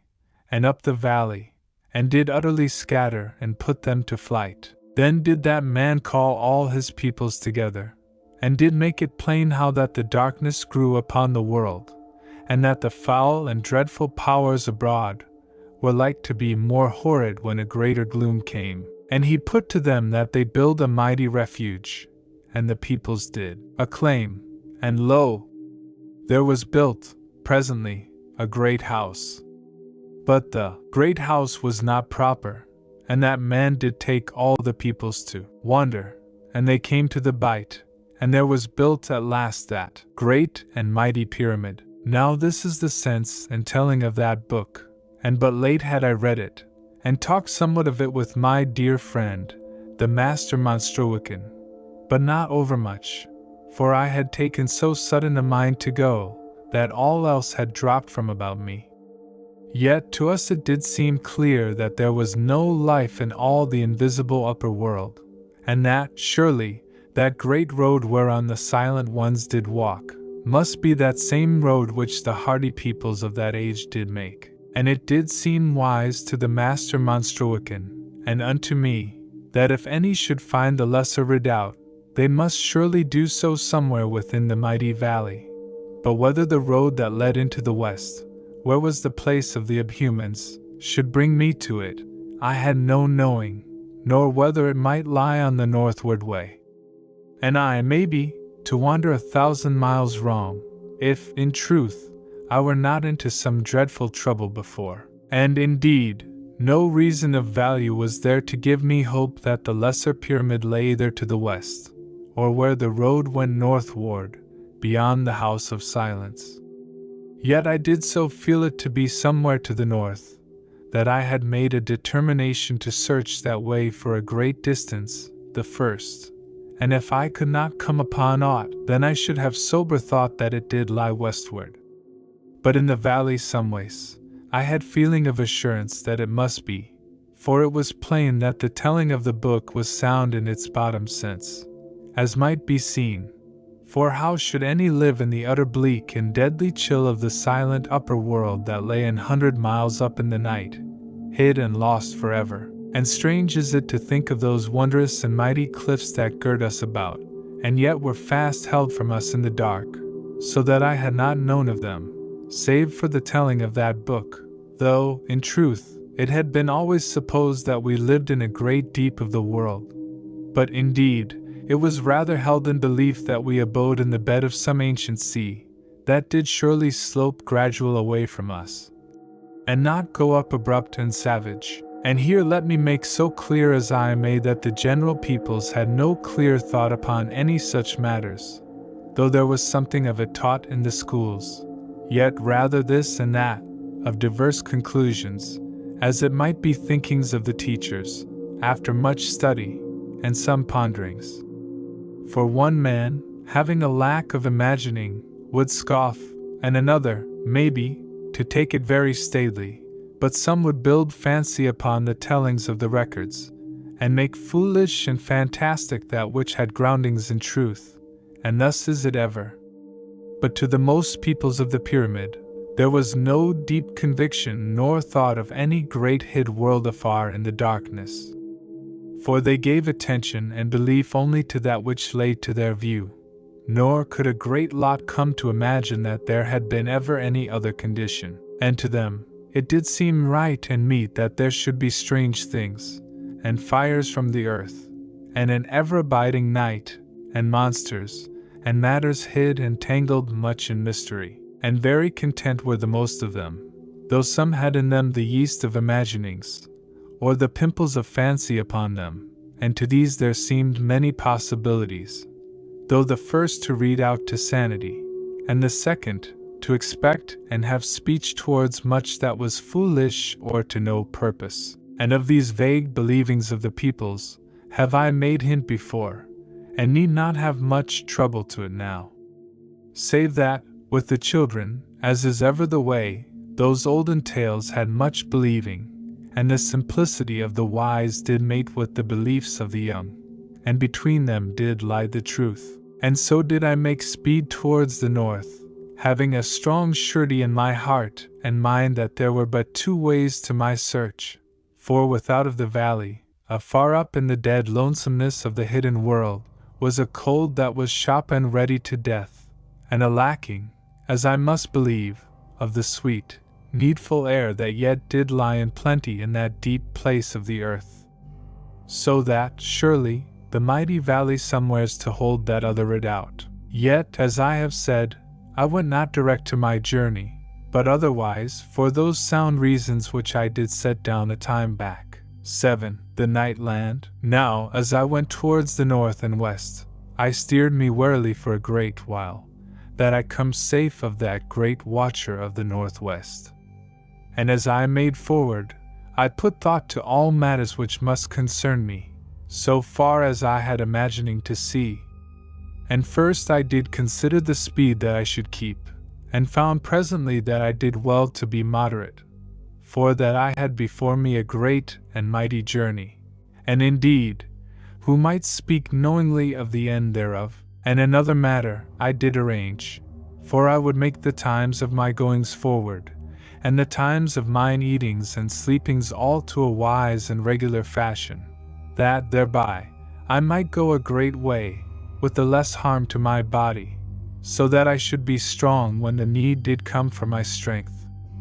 And I made in the end that I should eat and drink, at every 6th hour, and at the 18th hour sleep me until the 24th. And by this means did I eat thrice in that time, and have 6 hours of sleep.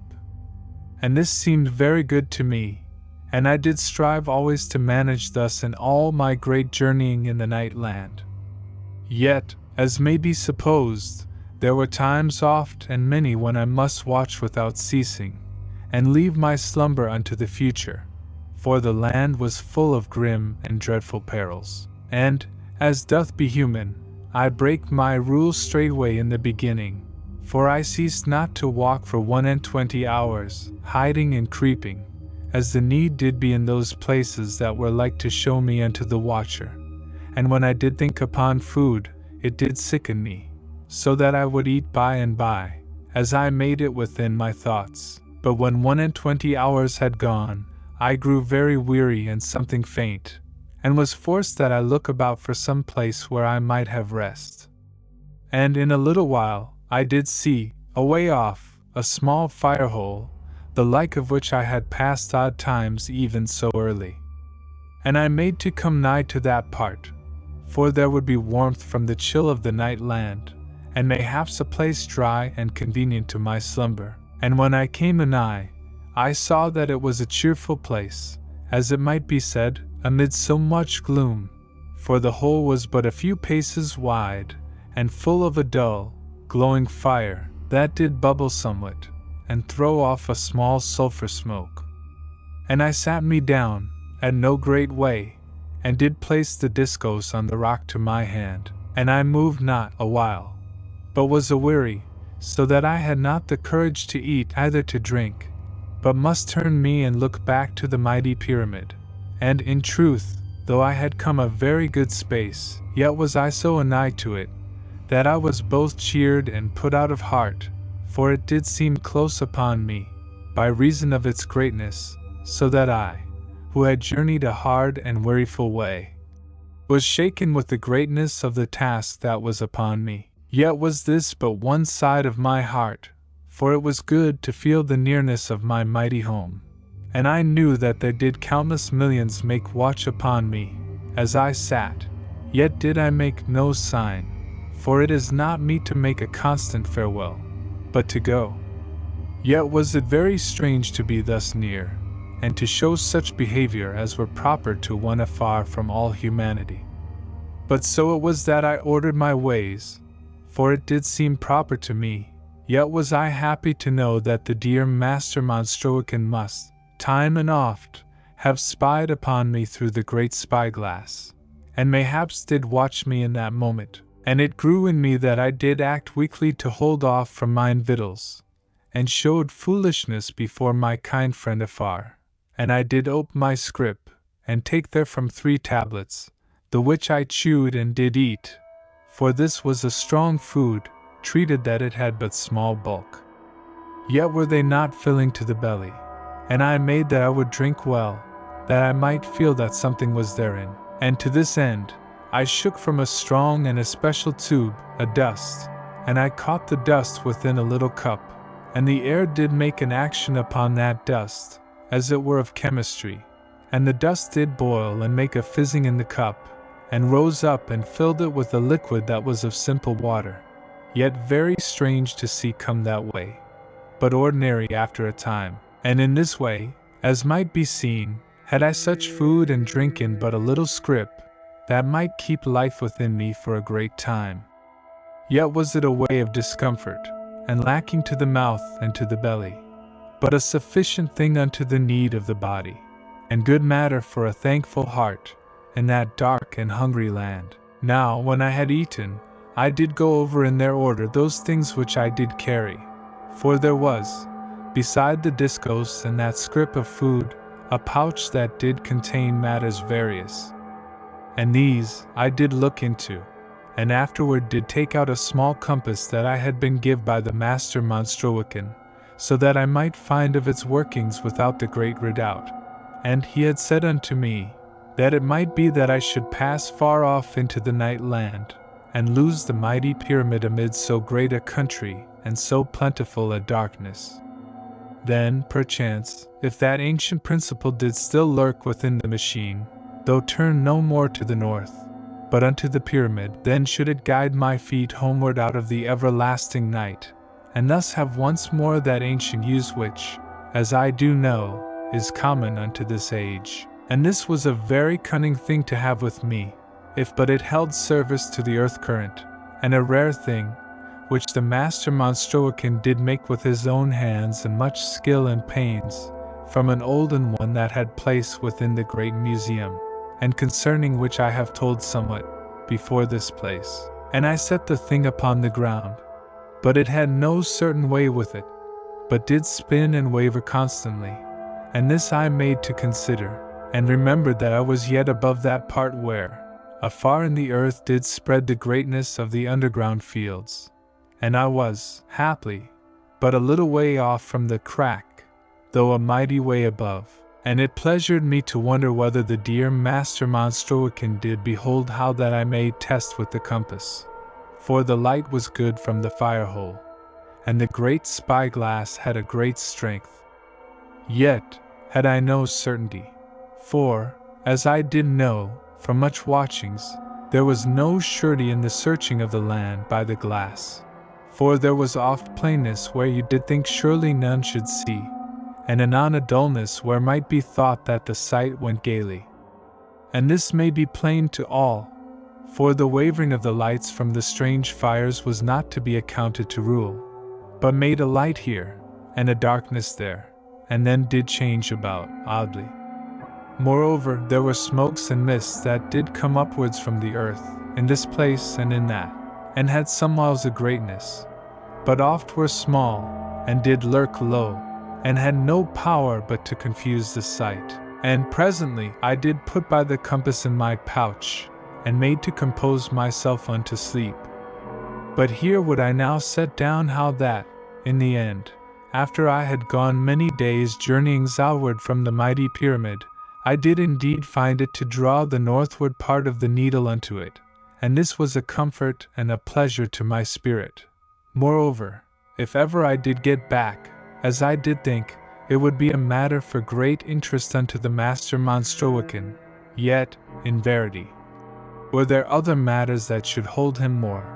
for he was right human, as all should know. And moreover, concerning this same compass, I did find a fresh thing, for, after a yet greater time, as I shall set out in a due place, if I do but remember, which doubt is ever my fear to fret me, I came a mighty way from the redoubt, and lo! Fearing that I might indeed lose that, my great home, in the darkness of the world, I did pull out that strange wonder of the needle, that I might have comfort by its homeward pointing. And I did discover a new power in the night, for the machine did point no more direct towards unto the great redoubt, but was a point unto the westwards, so that I had knowledge that some great power afar in the darkness of the world did sway upon it, and I had a childlike wonder that this might be, in truth, that same power of the north, of which the books, and my memory dreams did tell. And indeed, no doubt should there be upon this matter, yet who might not have doubt in that time, that they should perceive after an eternity, that ancient northward force swaying that small servant unto an olden obedience. And it was, as it were, a revealing unto me, how that to know within the brain is one matter, but to have knowledge within the heart is another, for I had always known concerning this northward force,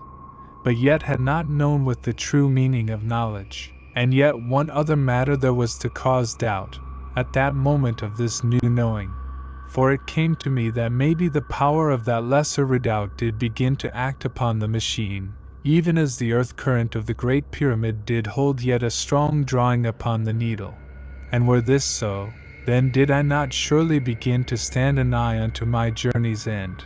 for that less power of the lesser redoubt could have no impudence to pull, save that I had come to a closeness with it. Yet, in truth, as I do now have knowledge, it was the north that drew, and I do seem to make a great telling about this little matter. But how else shall I show to you mine inward mind, and the lack of knowledge, and likewise the peculiar knowings that did go to the making of that time, and the peoples thereof, which is but to say the same thing twice over. And now, as I did say, I made to compose myself for sleep, and to this end, I took a cloak matter which did cross my shoulder and hip,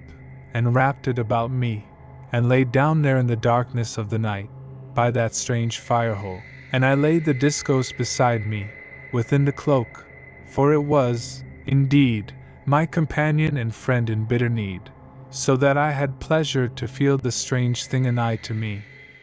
And as I did lie there, in those moments that do drowse the soul, as it were that they do proceed as breath out of the mouth of sleep, I had a half-knowing that the ether did surge about me, and I doubt not but that there had watched my every doing many of the millions, and had been humanly stirred, at my commending of my spirit unto sleep, and thus did shake the ether of the world about me, with their unity of sympathy. And mayhaps I had some little knowing of this thing, as I did pass, drowsy, into slumber, and it is surely like that I slept the better for it. Moreover, I was wondrous tired and worn, and thus did sleep very strong and heavy. Yet I mind me that my last dim thinkings were upon that sweet maid I did go to find. And in slumber did I have speech with her in dreams, and a strange happiness about me, and all seeming to be touched by fairy light, and freed from the sorrow of life. And it was from a sweet and lovely sleeping, such as this, that I was waked suddenly by a great and mighty sound, and I came instant to a possessing of my senses. And I knew that the mighty voice of the home call did go howling across the night. And swift and silent, I slid the cloak from about me, and took the haft of that wondrous discos into mine hand, and I did look towards the pyramid, quickly, for a message. For I had a sure knowledge that there had a great need arisen, and that some terror came towards me out of the dark, else they had never waked all the night land to a knowing that an human was abroad out of the mighty refuge. And even as I did peer towards the great redoubt, I could not abide to keep my gaze entire that way,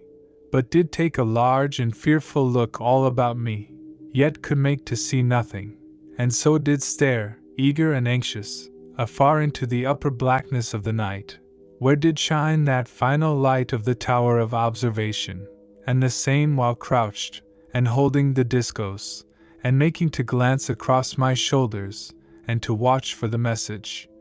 And all in the same moment, and then, afar upwards in the prodigious height, I did see the great, and bright and quick darting flashes of a strange green fire, and did know that they spelled to me in the set speech a swift warning that a grey monster, that was a great grey man, had made send of me in the dark, and was even in that moment of time, crawling towards me through the low moss bushes that lay off beyond the fire-hole to my back. And the message was sharp, and bade me to leap into the bushes unto my left, and to hide there, so that I might chance to take the thing to an advantage. And, as may be thought, they had scarce flashed a tale unto me,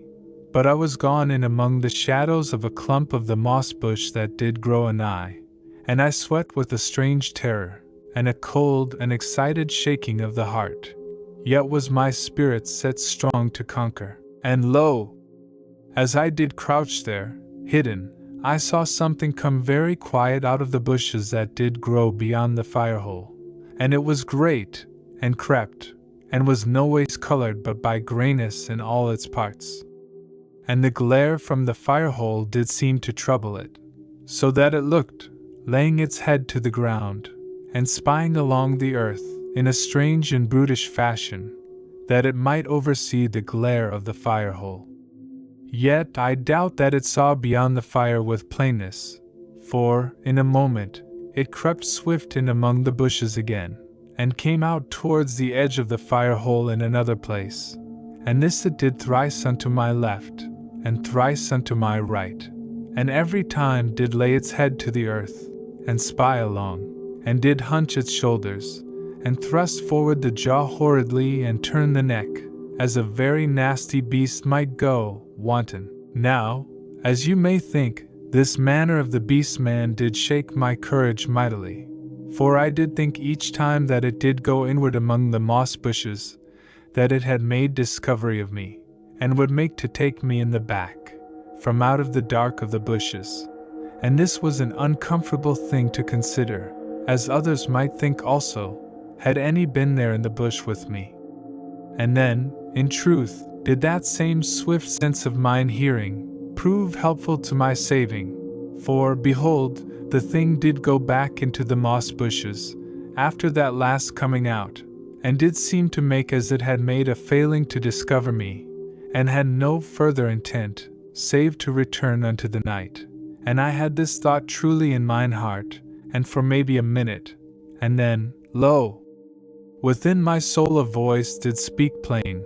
and did warn me that the thing did make a great compass among the moss bushes about the fire-hole, having made discovery of me, and it did go warily to take me in the back, from the other side. Now, when I heard this voice speak within my spirit, I had knowledge that the dear Master Monstroican made watch from the tower of observation, and did send the speech with his brain elements, having in mind that I had the night hearing.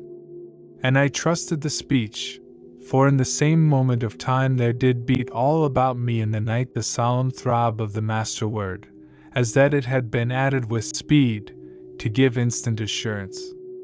And I leapt quick from that clump of the moss bush, unto another, and crouched, and made a watch all about me, and kept the ears of my spirit open, knowing that the Master Monstroican did also watch all for me. And suddenly, I saw a little moving of a bush that grew to the back of those bushes in which I had been hid. And there came out of the bush that moved a great grey hand, and moved the moss of the clump where I had been, as it were that something peered out of the moving bush. And there followed the great grey head of the grey man, and the head went into the clump of the moss bush where I had been. And I knew that I must strike now, and I leapt, and smote with the discos, and the thing fell upon its side, and the great grey legs came out of the hither bushes, and twitched and drew upwards, but the head remained in the bush where I had been hid. And I stood away from the thing whilst it died, and in mine hand the discos did spin and send forth fire, as it were that it did live,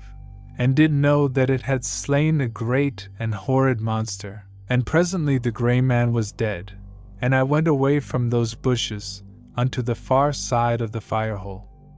And I stood with the discos held high, and spinning and sending out fire, that they within the mighty pyramid might know that I had slain the beast-man. For it might be that it lay too much in the shadow for them to look upon. But the Master Monstroican spoke not again to me, for, indeed, it was not meet to do so, except it might save me from a sure danger. For, as you may know from my past tellings, there were powers of the night land that did hearken unto such matters, and it was like enough that there had been overmuch done, even thus, for my further safety. Yet the thing could not be helped, and now that I was a little calmed, and eased from my fear, I could know that all that the ether of the night was disturbed by the gladness of the millions within the great redoubt, so that it was plain how great a multitude had given note unto the fight, and their hearts to beat in sweet sympathy and natural fear, so that I did feel companied and befriended, though, as it may be thought, something shaken yet about the heart. Now, in a little time, I did gather unto me my wits and had myself to order, and I looked to see how the hours did go, and I found that I had surely slumbered through 10 hours. And I reproached myself, for, indeed, I had slept oversound by reason of my having lacked a regular way and time, as I had with a proper wisdom made to be my rule. And I resolved that I would obey the wit of my reason in all the future time, and make to eat and rest in due season, as you will what that I did before intend. Then, with a self-reproachful heart, I went around the small fire-hole, and caught up my cloak and other matters. And I turned me towards the mighty pyramid, and did look once upwards along all the great slope, where it did go measureless into the far blackness of the everlasting night, and I made no salutation, for I had so resolved, as you will know. Moreover,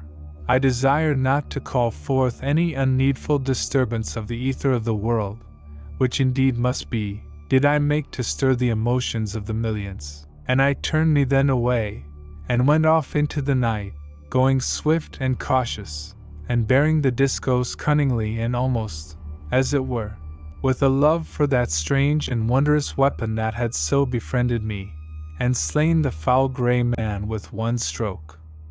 And I had feeling that it did know me, and had a comradeship for me, and I doubt none will understand this, save, it might be, they of the olden days that did carry one strong sword always. Yet was the discourse more than the sword, for it did in truth seem to live with the fire, and the flame of the earth current that did beat within it, and it was well acknowledged within the great redoubt that none might touch the discourse of another, for that the thing went crustily, as it might be said, in the hands of a stranger, and if any made foolishness of this knowledge, and did persist much to such an handling, or making to use, the same would presently act clumsy with the weapon, and come to an hurt, and this was a sure thing, and had been known maybe in 100,000 years,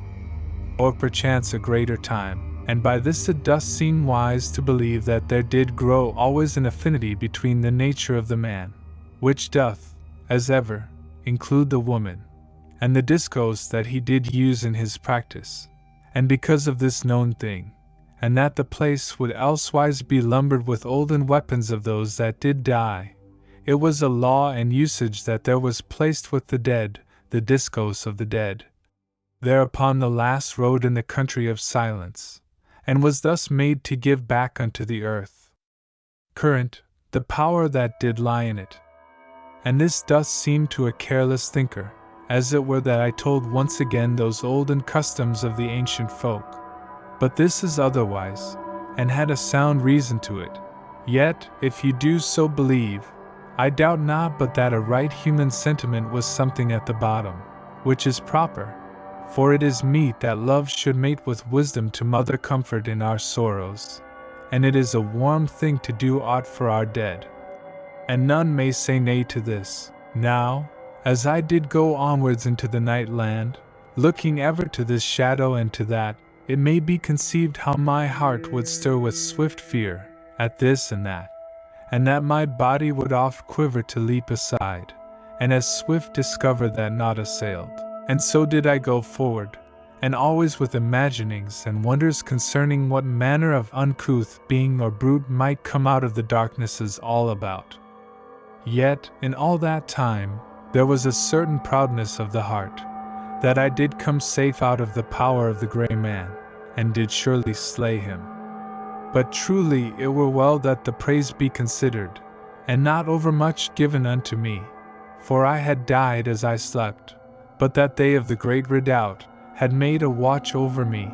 and waked me unto my saving. Now, presently, as I walked, I grew something faint, and had knowledge that I did foolishly, for, indeed, I should have eat after my fight, yet may I be forgiven for this forgetting, in that I had been much shaked and put about. And I sat me down in a little clear place among the bushes, and did eat 3 of the tablets, and did once more shake forth the dust that did turn in the air to a natural water by a proper and natural chemistry of these matters. And after I had eat, I sat a little while, and did think, and did look upwards at the great slope of the pyramid in the night, and all the time did I listen with mine ears and with my spirit, and kept the discourse across my knees, and looked this way and that very frequent, but nothing came anigh. And so I rose presently, and went onwards, and walked for 6 hours towards the north and the west. And I made much to the west for a little, that I might come clear of the northwest watcher. Yet, after a space, I made to do foolishly, for I changed my mind about, and kept something more towards the north, so that I should have a sure sight of that monster. And this was, in truth, a rash and naughty thing to consider, for if I were but seen, then should that grim brute make a signal unto the evil powers, and I'd be met swiftly with destruction.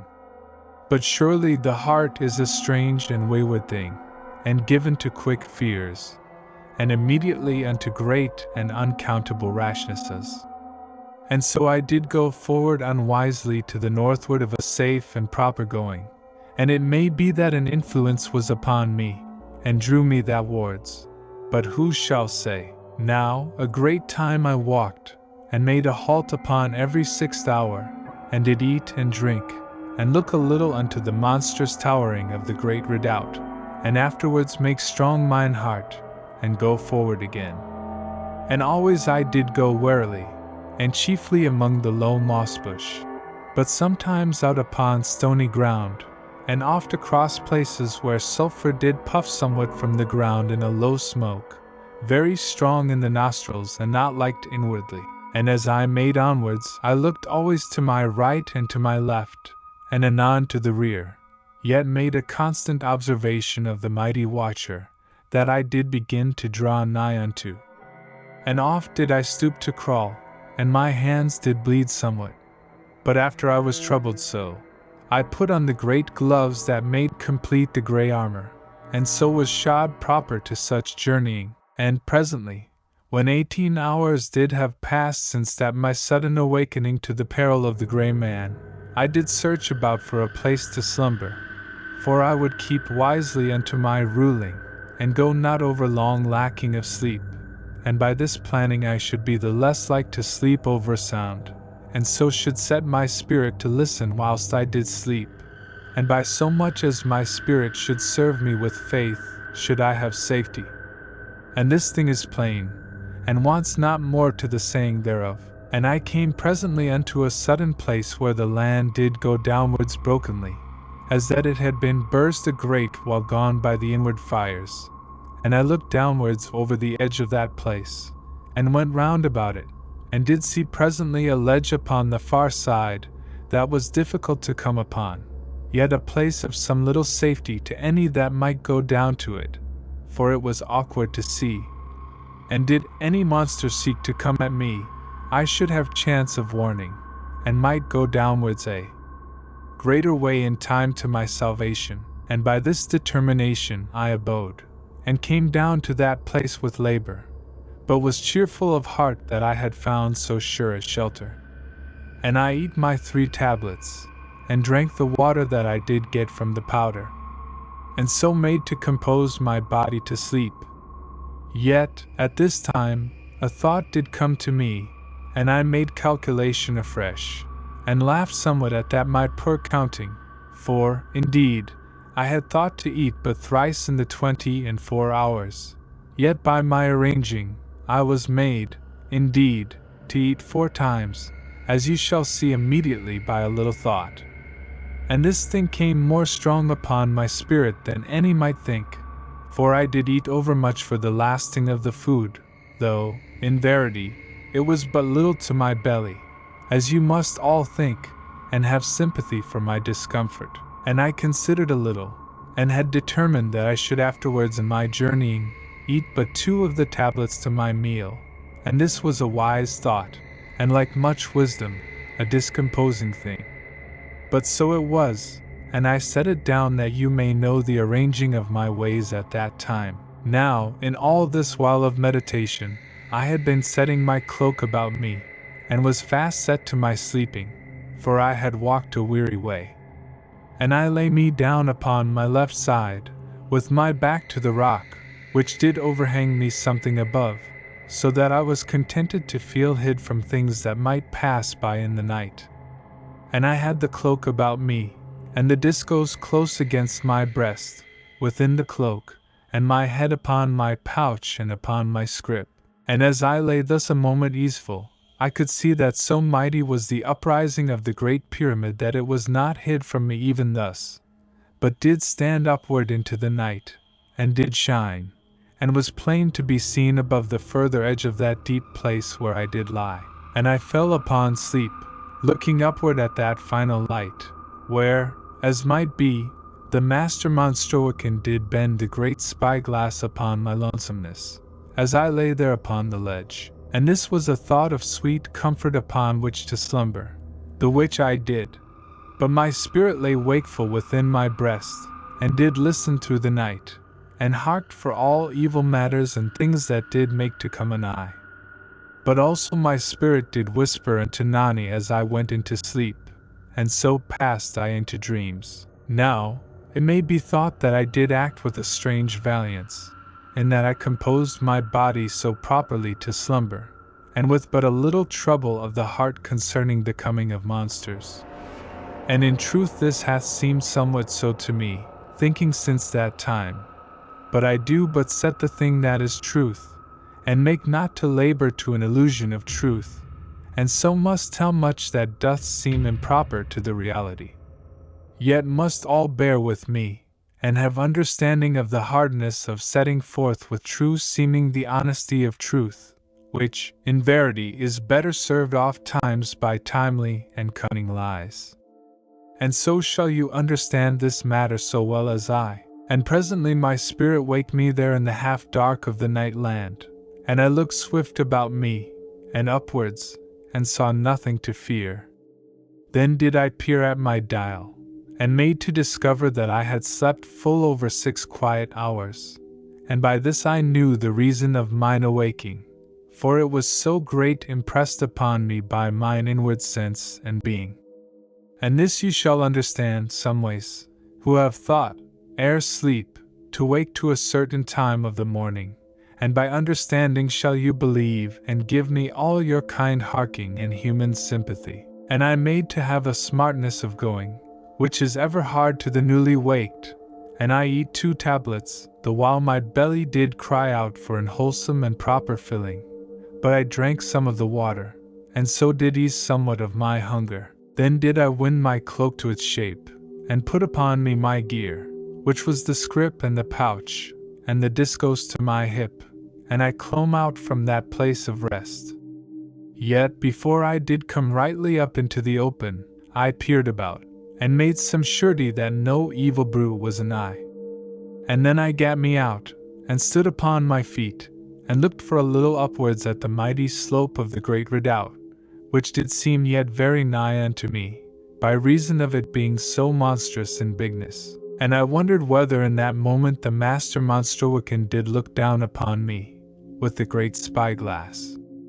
And afterwards I turned away swiftly, and went on into the night land, for it did always make me shaken with lonesomeness to look upon my great home.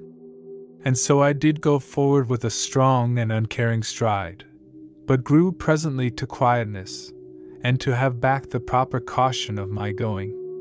Yet had I not gone all foolishly, for I had taken the discos from my hip, ere this, so that I possessed it handily. Now there is one matter which shall seem but a small and natural occurring unto you, yet was strong upon me in that time, and this thing was that I did begin now to see the night land from the new outlooking of my distance from the mighty pyramid. And it was as that a man of this day did go from the earth to travel among the stars, and lo, should he not find them to shift upon his vision, so that the great bear and this and that shaping of the star clusterings should make a new order, as he did wander onwards. And so should he find that there was naught that was truly fixed, as he did before then think, but all to alter according unto the place whence the looking. And this thing shall be plain unto you, though no thought be put to the matter, for it is of an evident verity that doth need not argument to expound. And so shall you have memory of me, there a wander among those strange shapings and wonders of that grim land, the which I had never but supposed to seem but as my memory did retain them, from the lookings of all my life within the great redoubt. And so it was, and ever there did this thing and that open out to a new view, and the night land take to itself a constant new aspect to mine eyes which had never until that time had but the one fixed vision of the same. And you shall understand with me how that when, about the 14th hour of that day's travel, I did draw very nigh unto the monstrous watcher of the northwest, it did seem so utter strange from this fresh aspect that I had been like to think that I did see a new monster. For, in truth, when I did come at last to creep to within a mile of it, among the low moss bushes, I was confounded that the mighty chin did come forward towards the great redoubt, even as the upward part of a vast cliff, which the sea doth make hollow about the bottom. For it did hang out into the air above the glare of the fire from the red pit, as it had been a thing of rock, all scored and beweathered, and dull red and seeming burned and blasted by reason of the bloody shine that beat upward from the deep of the red pit. And by the way in which I do tell upon it, you shall know that I did surely view it something from the side at this immediate time, for, in truth, it was then that I did draw the nearer, and moreover, I was the more astonished at this viewing, than I had been to the front, for it was so utter strange, and Chopin so different from the brute that did hang in my memory, and a great time I did lie there upon my belly, and shaken by a fear of the beast, yet emboldened, as you may conceive, by having come to the side, and being hopeful in my heart that I was very secure within so great a shadow and the thick sheltering of the moss bushes. And surely it was that I did creep more nigh, the while that I did look, for presently I had a very plain seeing of the great monster, and did know where I had gotten to,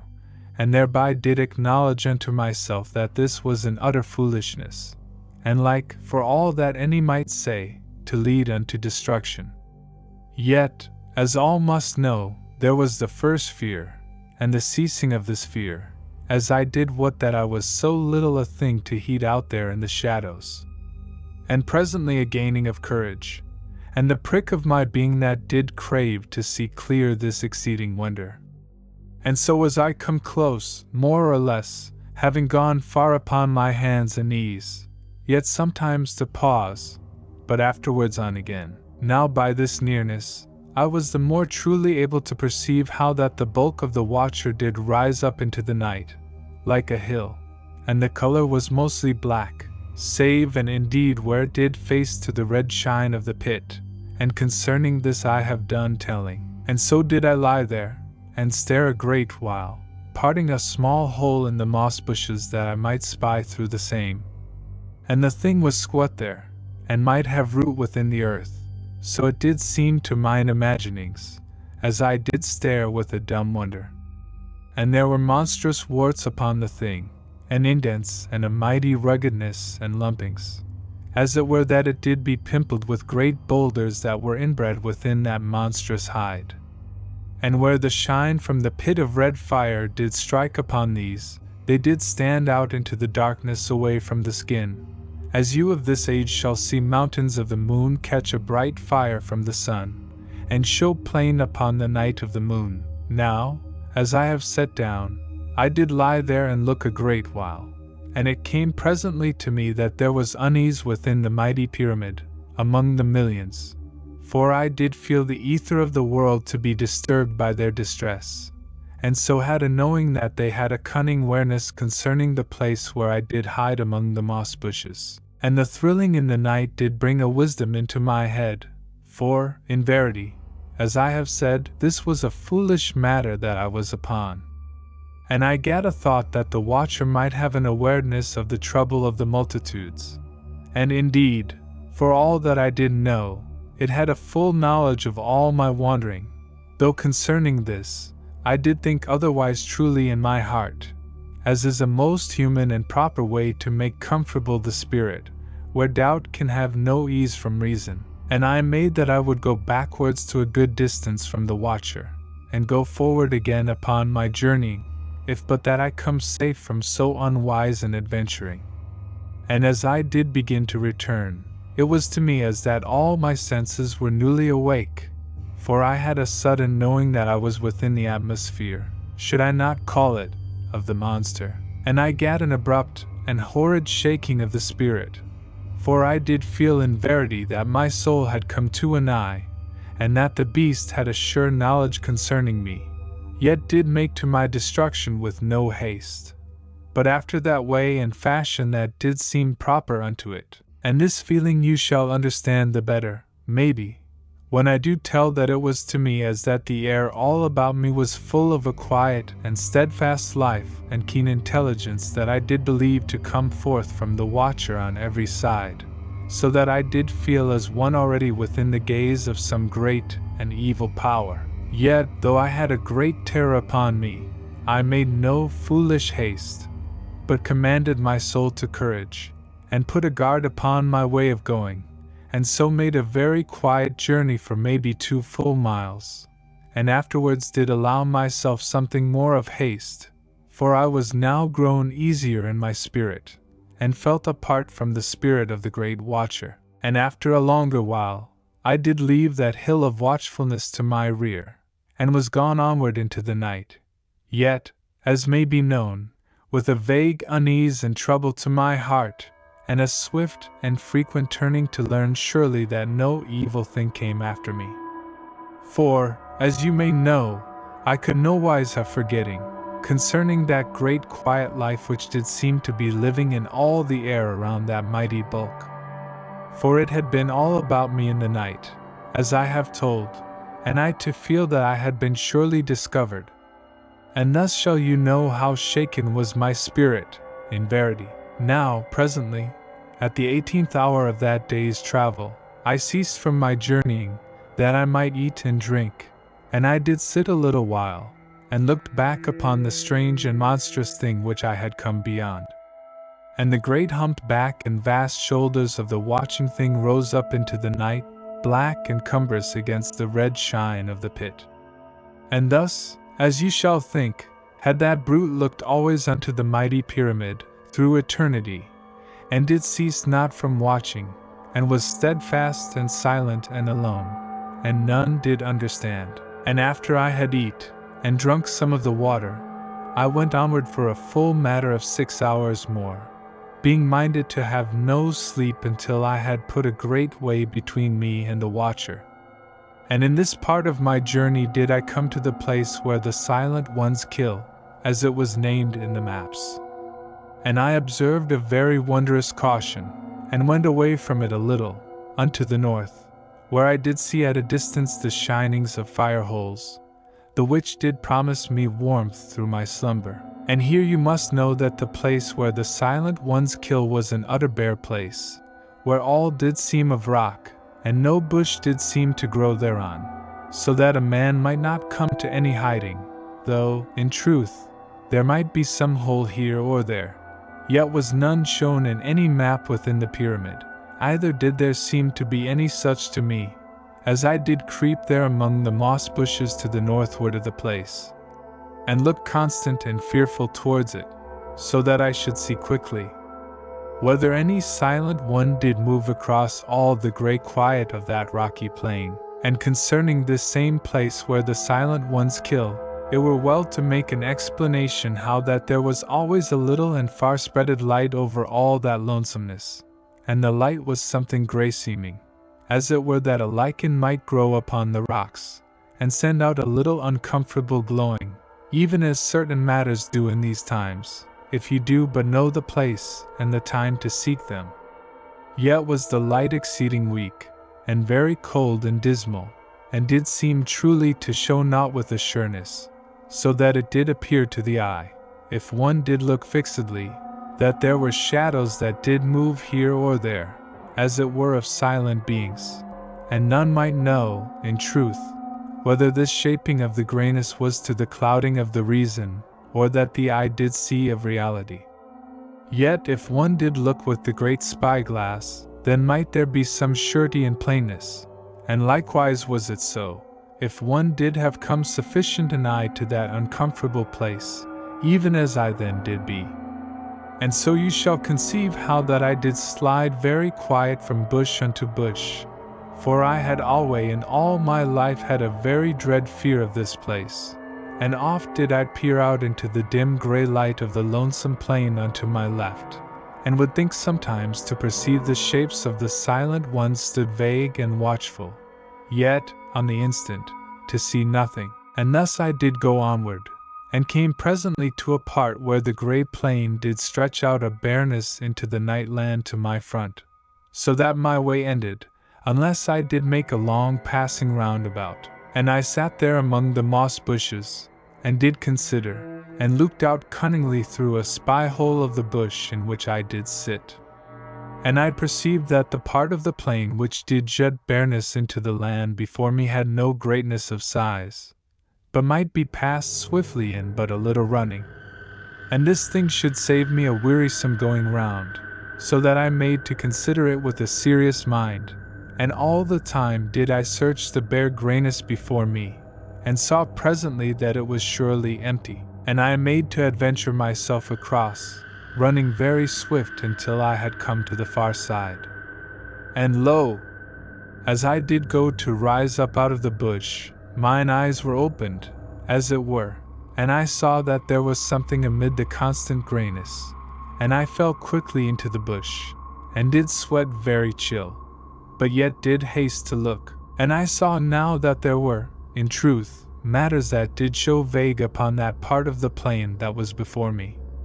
And I did peer very constant and anxious, and behold, I saw that there was facing me a great line of quiet and lofty figures, shrouded unto their feet, and they moved not, either made they any sound, but stood there amid the grayness, and did seem to make an unending watch upon me, so that my heart went unto weakness, and I did feel that there was no power of the moss bushes to hide me, for, in verity, they that stood so silent were certain of the silent ones, and I was very nigh to the place of destruction. Now I moved not for a time, but was made stiff by the greatness of my fear. Yet I was presently aware that the silent ones came not towards me,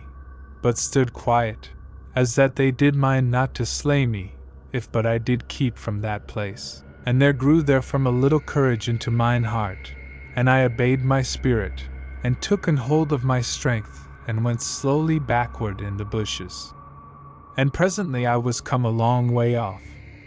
yet troubled and disturbed, and very strict to my going. And I made a great circling about that place where the plain of the silent ones did come outward, and so did gain to the northwest, and was thence something the happier in my heart, and went easily, and oft upon my feet, yet making a strong watching to every side. And so I came at the last to a time when I had walked through 24 weariful hours, and was eager that I should come to a safe place for my sleep, yet did lack a happy belief of safety, in that I had come twice anigh to so grim trouble, and unsure I was that I did not be secretly pursued in the night. And this you shall believe to be a very desperate feeling, and a plight to make the heart sick, and to long with a great longing for the safety of that mine home. Yet had I put myself to the task, and truly I did never cease to the sorrowful remembering of that utter despair that had sounded to me plain in the last calling of mine own love, out of all the mystery of the night. And but to think upon this was to grow strong in the spirit, yet to have a fresh anxiousness that I did the more surely keep my life within me, and so come to that maid's salvation. Now, as you shall mind, I had spied the shine of certain fire holes somewhat to the northward, and had thought to make thereabouts a place for my sleep, for, in truth, there was a bitterness of cold in all the air of night that did surround me, and I was warmed nigh to a slow happiness, by thinking upon a fire to lie beside, and small wonder, as you shall say. And I made presently a strong walking unto that place where did glow in the night the shine of the fire holes, as I did well judge them to be, and so was like to have come over swiftly upon my death, as you shall presently see. For, as I came anigh to the first, I perceived that the light came upward out of a great hollow among the moss bushes, and that the fire hole burned somewhere in the deep of the hollow, so that I did but look upon the shine thereof. Yet very eager was I to come to that warmth, and I made more of haste and care, as I did hint, and so came very swift to the top of the hollow, yet was still hidden by the kindness of the moss bushes. And as I made to thrust forward out of the bushes, that I might look and go downward into the hollow, there rose up to me the sound of a very large voice, and deep and husky. And the voice was a dreadful voice that did speak as that it said ordinary things, and in a fashion so monstrous as that it were that a house did speak. And in verity, this is a strange thing to say, yet shall it have the truth of my feelings and terror in that moment. And I drew back swiftly from discovering myself, and was then all feared to move, or to make to go more backward, lest that I should give knowledge that I was come anigh. And likewise did I shiver lest that I was even then perceived. And so shall you have something of the utter fear that did shake me. And I abode there, very quiet, and moved not for a very great space, but did sweat and shake, for there was a monstrous horridness in the voice that did speak. And as I crouched there within the moss bushes, there came again the large voice, and it was answered by a second voice. And thereupon there arose, as it did seem, the speech of men that must have the bigness of elephants, and that did have no kindness in all their thoughts, but were utter monstrous. And the speech was slow, and it rose up out of the hollow, brutish and hoarse and mighty. And I would that I could make you to hear it, and that you could but borrow mine ears for a little moment, and forthwith be shaken with that utter horror and an afraidness, even as was I. Now, presently, there was a very long quiet, and I ceased at last a little from mine over fear, and later I did calm somewhat, so that I made to shift my position, which was grown very uneasy, and there was still no sound from the hollow. Wherefore, having a little boldness and much curiousness,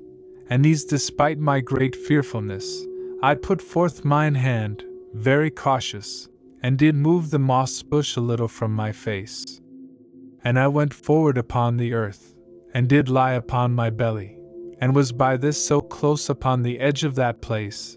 that I was able to look downwards. And you shall know that I peered down into that great hollow, and did see a very strange and horrid sight.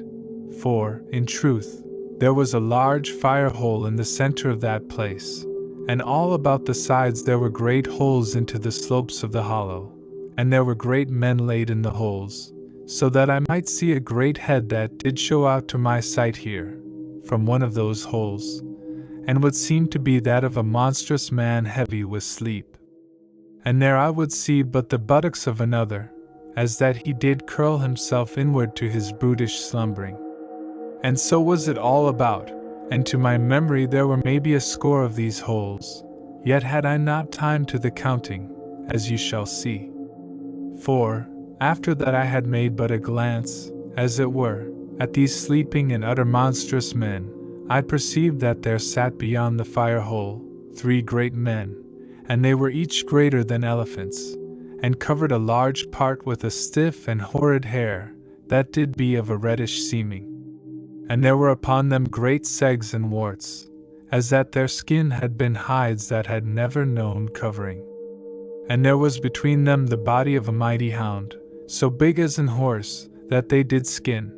And I judged that this beast was one of those fearsome brutes which we did call the night hounds. Yet, as I should set down, they did nothing in that time in which I looked at them, but did sit each with a sharp and monstrous bloody stone in his fist, and did look to the ground, as that they heeded not the earth or the food that they did prepare, but did listen to some outward sound. And you shall know that this brought to me a very swift and sudden terror, for I perceived now the why of their long silence. For, in verity, they had an unease upon them, being subtly aware that one was anigh, even as are the brute beasts in this manner and kind, as all do know. And I made to draw back, and went unto safety, if indeed this thing were to be done.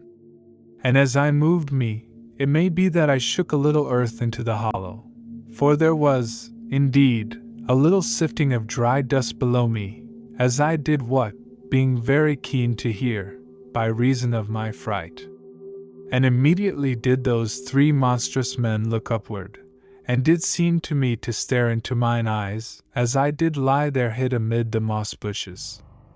And I was so put in fear that I did clumsily, and sent another sifting of dust downward, as I did strive to go backward swift and quiet from the edge. And all the time I did look through the bushes very fixedly into the eyes of the giants. And lo, their eyes did shine red and green, like to the eyes of animals. And there rose up a roar from them that did nigh slay my soul with the horridness of the noise. And at that roaring, all the giants that did lie in the holes did awake, and began to come outward into the hollow. Now, I was surely lost, and given over to destruction, for they had possessed me immediately, but that in that moment, as I went backward, the earth gave behind me, and I fell into a hole among the moss bushes to my back, and I made first to come out very hurried, and all choked with the dust of sand and ash. But in a moment I was saying to know that I had come to a sudden hiding place. And I lay very still and strove neither to cough nor to breathe. And well for me, I came to so close a hiding,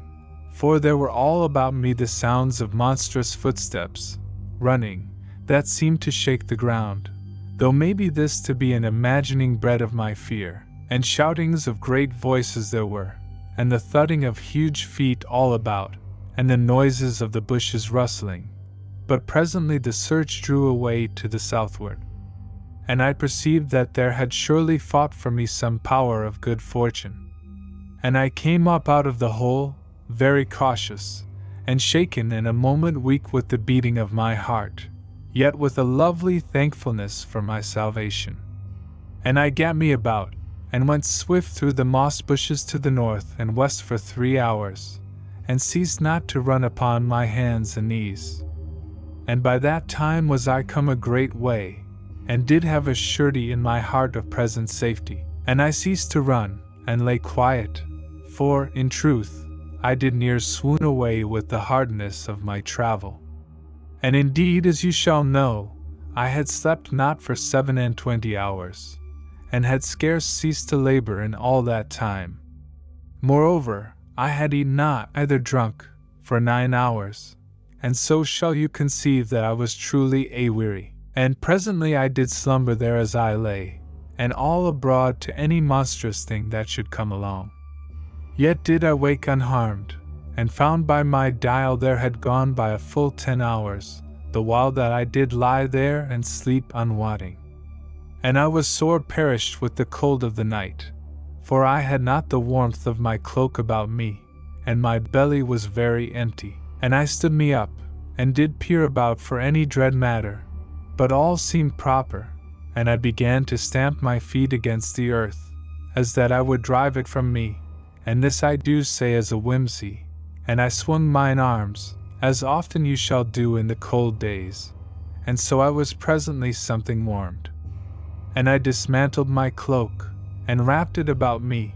and did feel that the discos was safe to my hip. Then did I sit me down, and did glow a little with relish, in that I should now eat 4 of the tablets. For, indeed, these were my proper due, by reason of my shiftless fasting ere I came so whatless to my slumbering.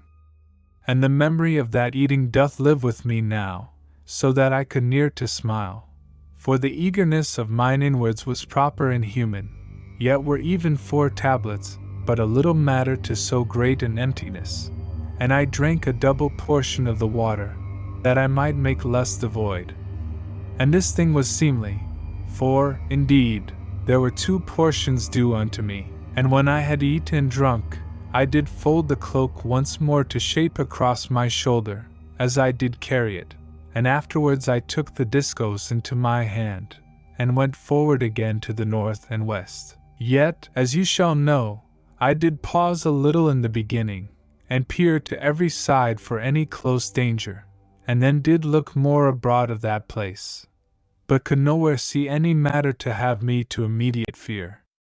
And afterwards I looked a little while at the monstrous humped back of the watcher of the northwest,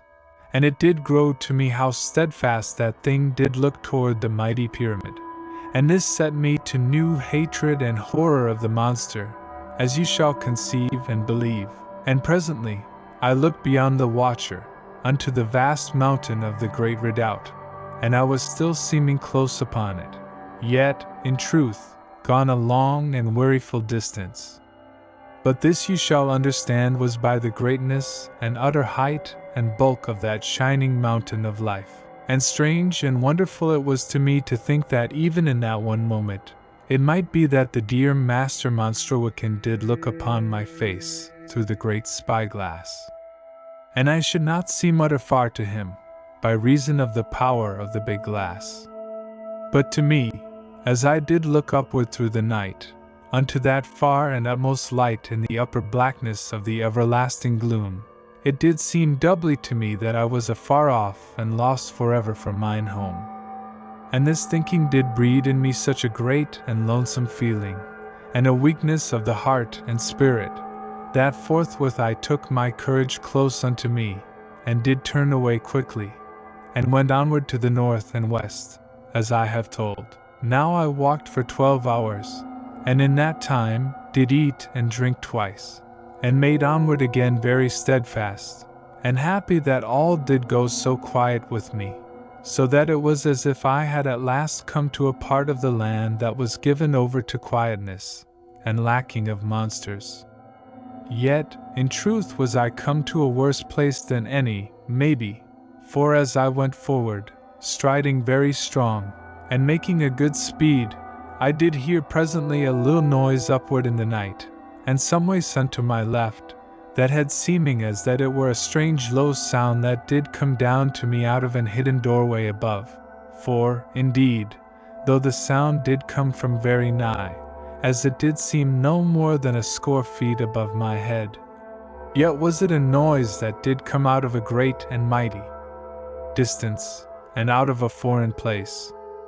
And I did know the sound, though never, as you may suppose, could I have heard it in all my life. Yet had I read in one of the records, and again in a second and a third, how that certain of all they that had adventured from the pyramid into the night land to seek for knowledge, had chanced to hear a queer and improper noise above them in the night, and the noise had been strange, and did come from but a little way upward in the darkness, yet was also from a great and monstrous distance, and did seem to moan and hum quietly, and to have a different sounding from all noises of earth. And in the records it was set forth that these were those same doorways in the night, which were told of in an ancient and half-doubted tale of the world, that was much in favor of the children of the pyramid, and not disdained by certain of our wiser men, and had been thus through all the latter ages. And I did seem to know the sound upon the moment, for my heart grew swift to understand. And it was a very dread uncomfortable sound, and you shall know how it did seem, if you will conceive of a strange noise that doth happen far away in the country, and the same noise to seem to come to you through an open door near by. And this is but a poor way to put it, yet how shall I make the thing more known to you? So that I must even trust unto your wit and true sympathy that you shall conceive of the fullness of my meaning. Now, in all the histories of those that had adventured into the night land, there were but 3 sure records that did concern this sound,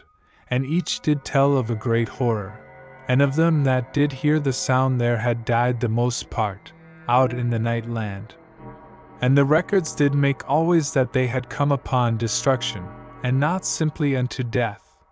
but were destroyed by a strange and invisible evil power from the night. And of those that came alive unto the pyramid, they had all one strange tale to tell, how that there were secret and horrid doorways in the night. Yet how this thing could be plain to them, who may know truly, save it be that the eyes of their spirits did behold that which was hid to the eyes of the flesh. And there was afterwards writ a proper and careful treatise, and did set out that there did be ruptures of the ether, the which did constitute doorways, as those more fanciful ones did name them, and through these shatterings, which might be likened unto openings, there being no better word to their naming, there did come into this particular condition of life those monstrous forces of evil that did dominate the night, and which many did hold surely to have been given this improper entrance, through the foolish and unwise wisdom of those olden men of learning, that did meddle over far with matters that did reach in the end beyond their understanding. And this thing have I told before, and it doth seem proper unto my belief, for it is always thus, and I have that same taint within me, as must all that have the zest of life. Now, by this that I have set down swiftly, to make a little clear the sure horridness of this sound, you shall know, even with me, the great horror that did come immediately upon my spirit, and I did know that my search was surely like to have an end in that moment, and I bared mine arm, for my teeth, where the capsule did lie below the skin,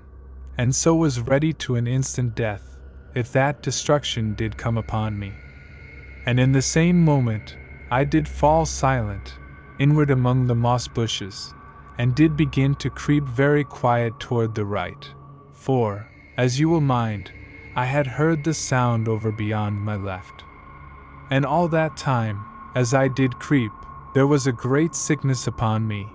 and it did seem that my mouth had weakened unto water, so that I could scarce hold my teeth tightly from unseemly clitterings, and I crept always very silent, and did often stare quick and painful over my shoulder, upwards, and this way and that, but did never see anything, neither could I hear now the sound, and I went this wise for a great hour, and was like to faint through the effort of my care and the soreness of my going. But upon the end of that long while, I grew something easier in the spirit, and did perceive that I was saved from the destruction that I had come so dreadful an eye. And this thing, it may be, was because that I did chance to hear it, whilst yet it was beyond, and before I did come right unto it, to pass below. Yet may I be wrong in this thought, and do but make a guessing. But as I shall here explain, after that time, I kept mine ears newly keen unto hearing, and did chide my spirit, for that it had not taken account of that sound a great while earlier. Yet, as I did presently conceive, the spirit had no power to hear that thing, which was very strange, but truly so. Now, because that I went with a very wary hearing, I heard the sound once a far way off before me, and I hid upon the moment, and went backward,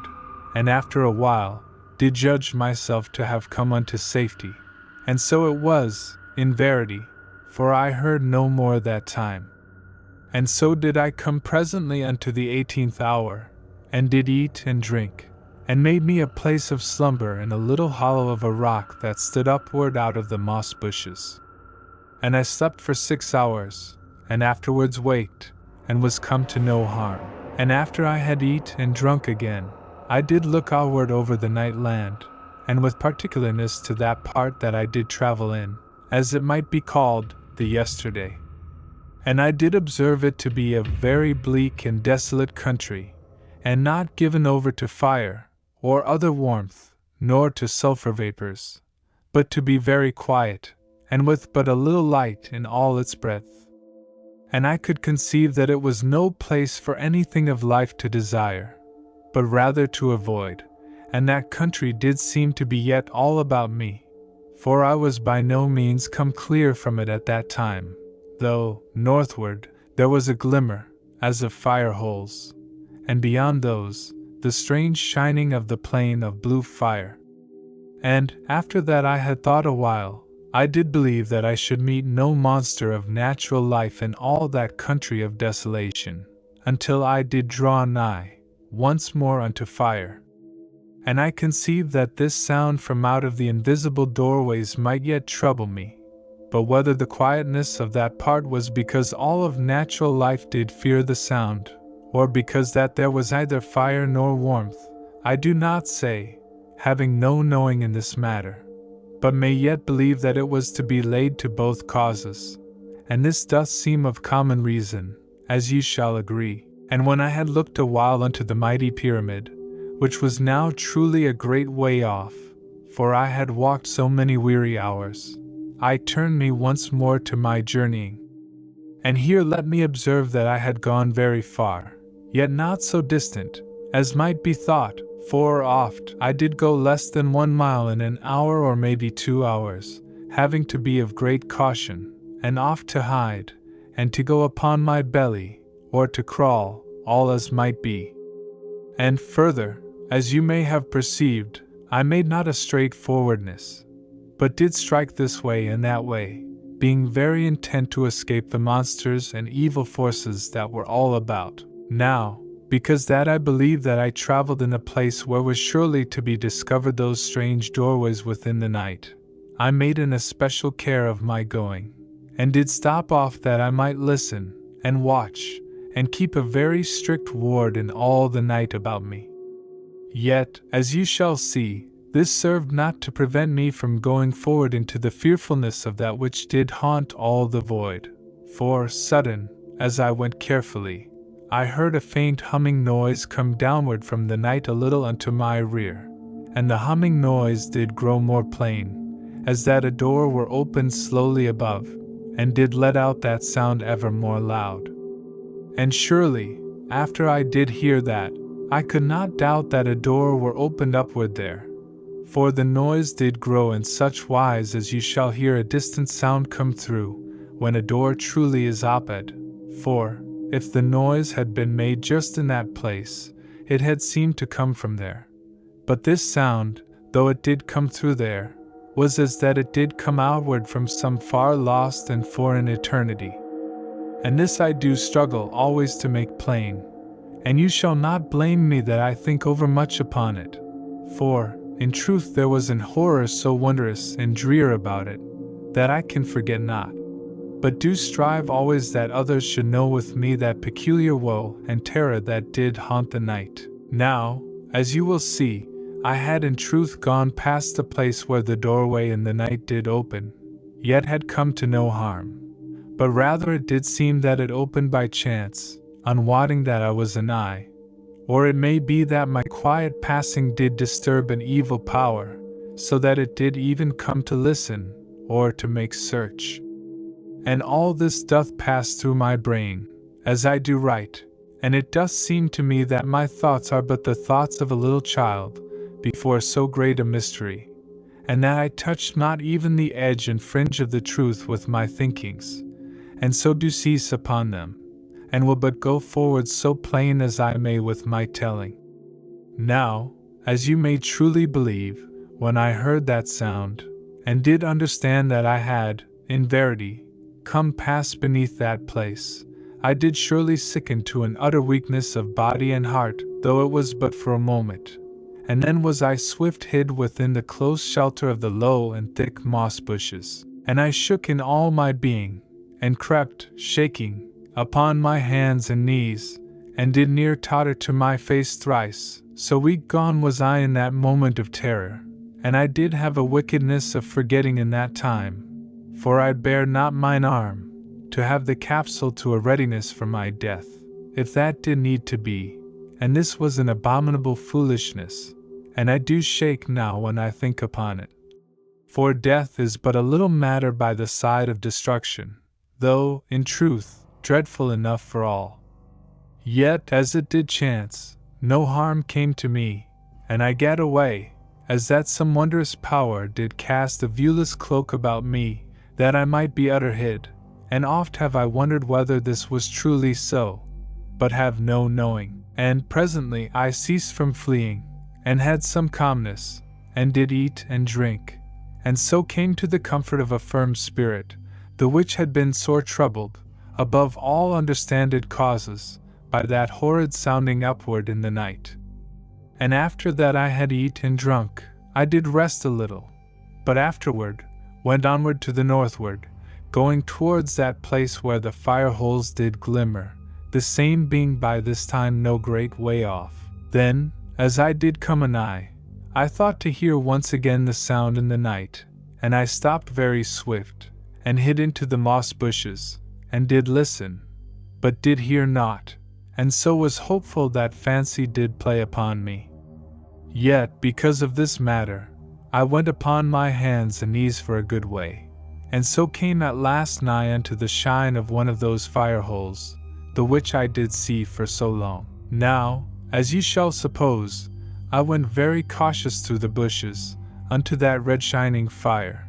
being careful, both that I did attract not any evil force that might listen in the night, and because that there might be some monster nigh to the fire hole. But presently, when I was come so that I could peer through the bushes, I did see a little fire hole set in a small hollow, and there did no thing seem to lurk an eye, and the sight of that warmth did cheer me, for it was long since I did have the comfort of such a matter. And when I had lain hid a while, that I might watch all about, I saw the place to be safe and quiet, and I went out from the moss bushes, and sat down a space from the fire, which did fill the pit in which it did lift and bubble. And the noise that it sent out was strange and slow, and it did seem to gruntle gently unto itself in that lonesome hollow, as that it had made a long and quiet grumbling there, through eternity. And oft was it still, and made no sound, and again would give an odd bubbling in the quietness, and send off, as it did seem, a little smoke of sulphur, and afterward fall once more upon a quiet. And so I did sit there very hushed and restful, and the loneliness did lie all about me, and the red shine of the fire hole did glow soft in the hollow, and I was glad to be quiet, for my heart was weary. And there was to my back a little rock that did jut upward so high as a man, and the rock was warm and pleasant to lean upon, and moreover did seem to guard me from behind. And there I ate and drunk, and kept very still, and so was presently rested. And this I did need, as you have perceived, for I was gone sudden weary of the heart, as I did say. And this might be because that I did never cease to have destruction over me to companion my way, though, as you will mind, I had been no more than 12 hours afoot since my last sleeping. Yet I doubt not you do understand, and presently my heart grew strong again within me, and I had a warmth in my spirit, and I got up from the earth, and stretched out mine arms, and I saw that my gear was safe upon me, and afterward did grip the discos, as it were newly. Then I went away from the fire hole, and climbed the far slope of the hollow, and went northward. And there were before me many of the fire holes, for I did perceive them to shine in the night for a great way, as it did seem that they were a path of red shinings that led me onward to the northwest of the light of the plain of blue fire. Now, I had a believing that I had come out of the country where did lurk those horrid doorways in the night, and I went not with so utter a weight upon my heart, and did feel that naught should come now upon the back of my neck, which had been an odd and troublesome fancy whilst that I did creep through that country of gloom. Yet, as ye shall know, I went with no foolish confidence, but with a great caution, and mine hearing keen to hark, and a care to my steps, and did ever watch around me as I journeyed. And because that I went forward in this proper and sedate manner, I had great cause for a thankful heart, as you may perceive, for I had come after a long way to another of those hollows where did burn one of the fire holes, and I made a pause upon the edge of the hollow in which it did lie, and looked downward, keeping guarded within the moss bushes, where they grew anigh to the top thereof.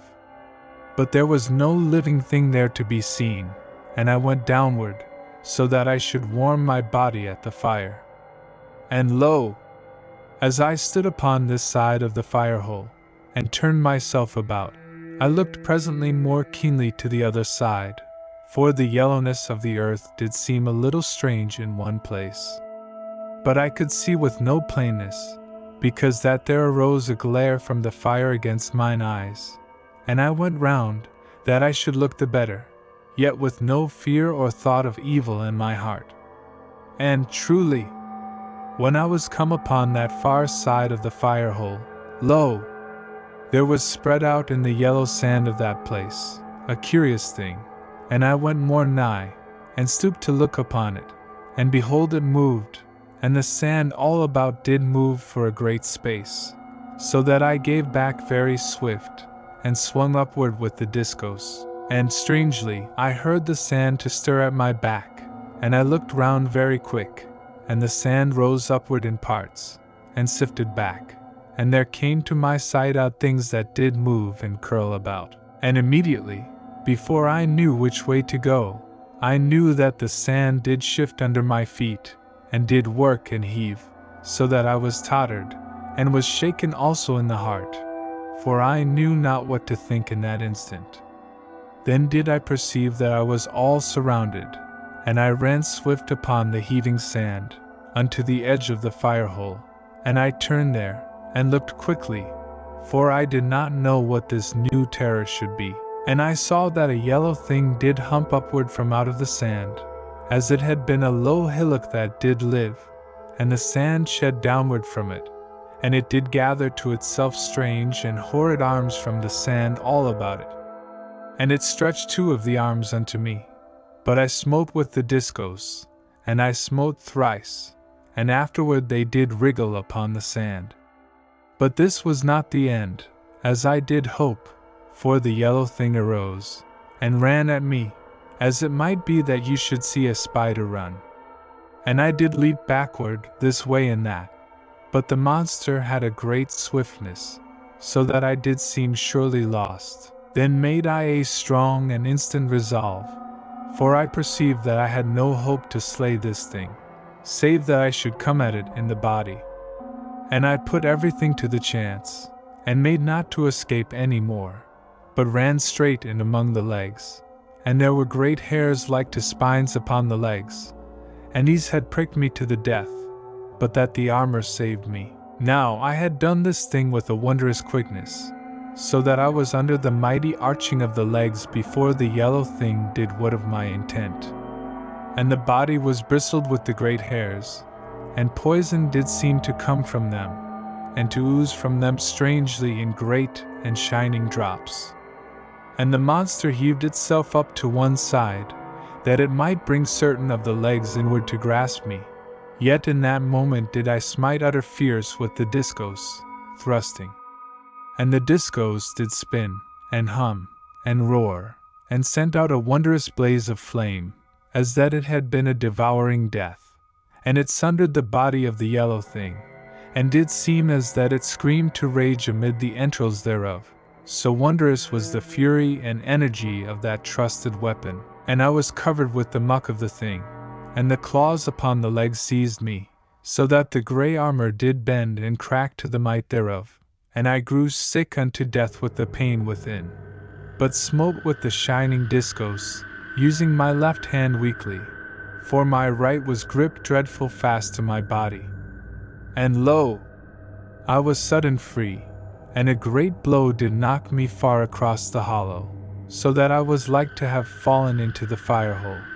but fell instead upon the edge, and came backward unto safety. And I turned me about, and the yellow thing did throw the sand all ways, as it did die,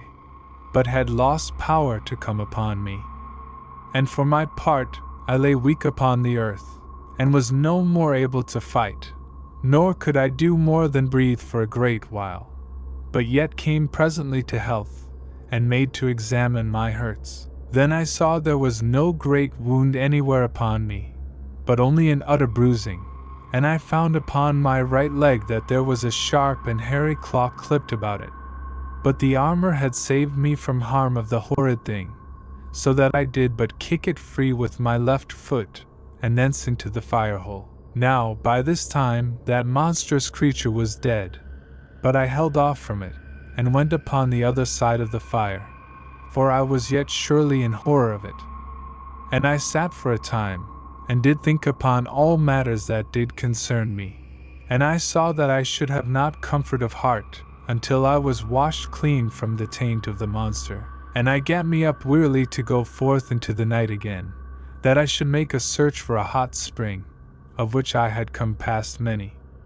And I had oft found them to be nigh unto the fire-holes, so that I was trustful that I should see one ere long. And lo! There was a little hollow just beyond, and scarce 100 paces off, and in the hollow there did shine 3 small fire-holes, and there was a steaming puddle, as did seem, beyond the third of the holes. Now, before I had ventured downward into this place, I went all about the topmost edge, and made a search of the moss bushes about, but found naught that should scare me. and afterward I went all across the hollow, but did find no monstrous thing hid anywheres. Yet there was that in the place that discouraged me, and did keep me from stripping mine armor, so that I should bathe in the hot puddle. For I stepped upon a small serpent, and the same did lap about my leg, but could do me no hurt, for the armor, which was a very blessed protection.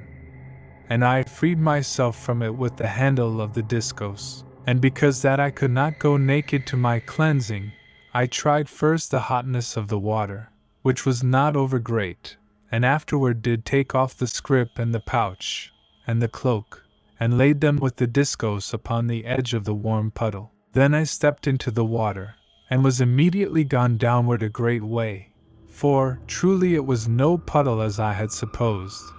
but a deep well, as you might call it, of hot and sulphury water. And this doth show how a man may act foolishly, even when he doth believe that he hath a great caution. And surely it is borne in upon me afresh that none should trust over freely unto unproven matters, the which shall you heartily agree with, but yet do as foolishly, according to your lights and characters.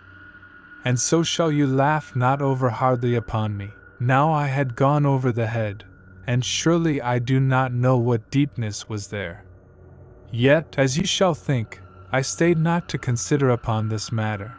but made to climb out, and much shaken with my splutterings and the smartings of mine eyes, for, truly, the water was strong with sulphur matters.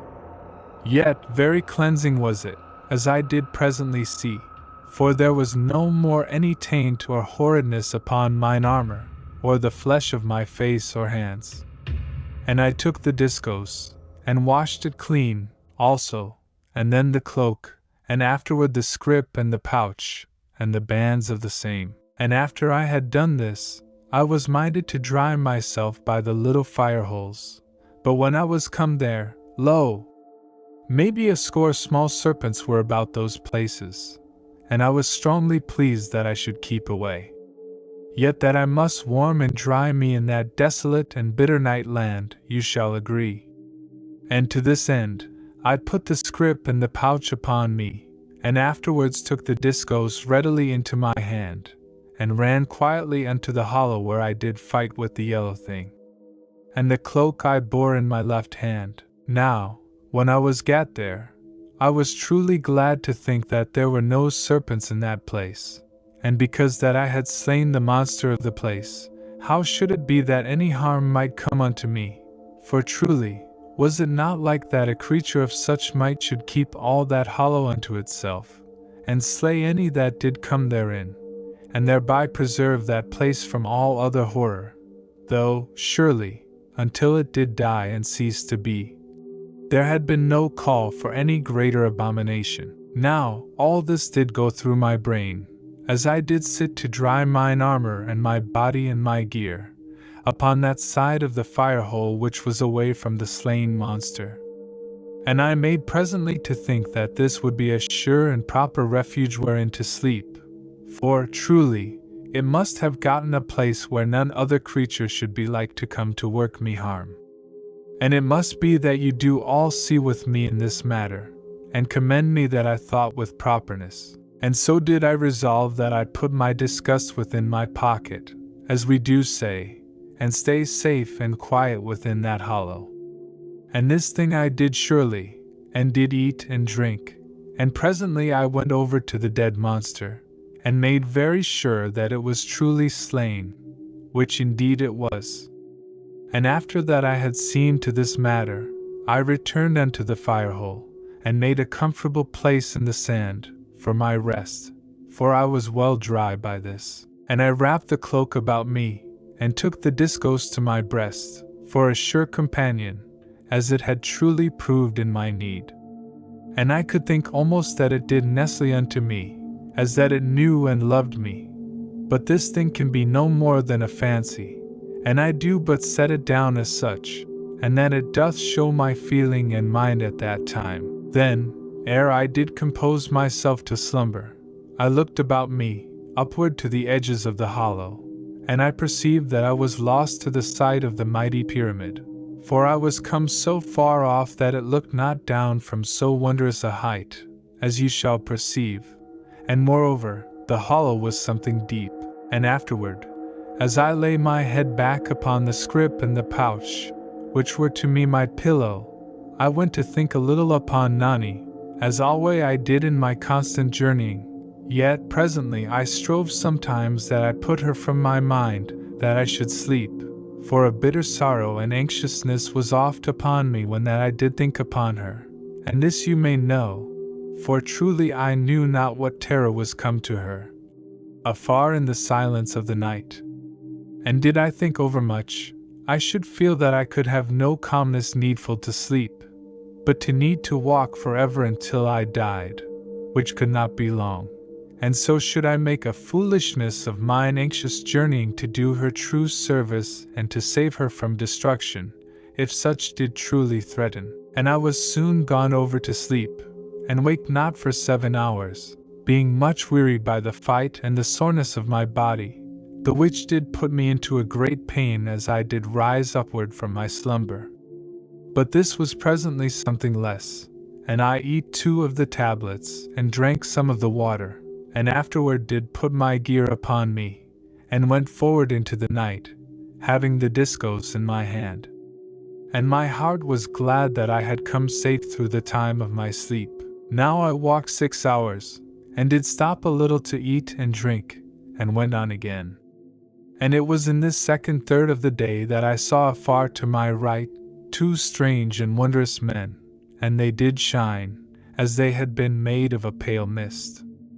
And they came anigh, going very swift, and did seem as that they were maybe 40 feet high, yet having no thickness, and I hid downward into the moss bushes.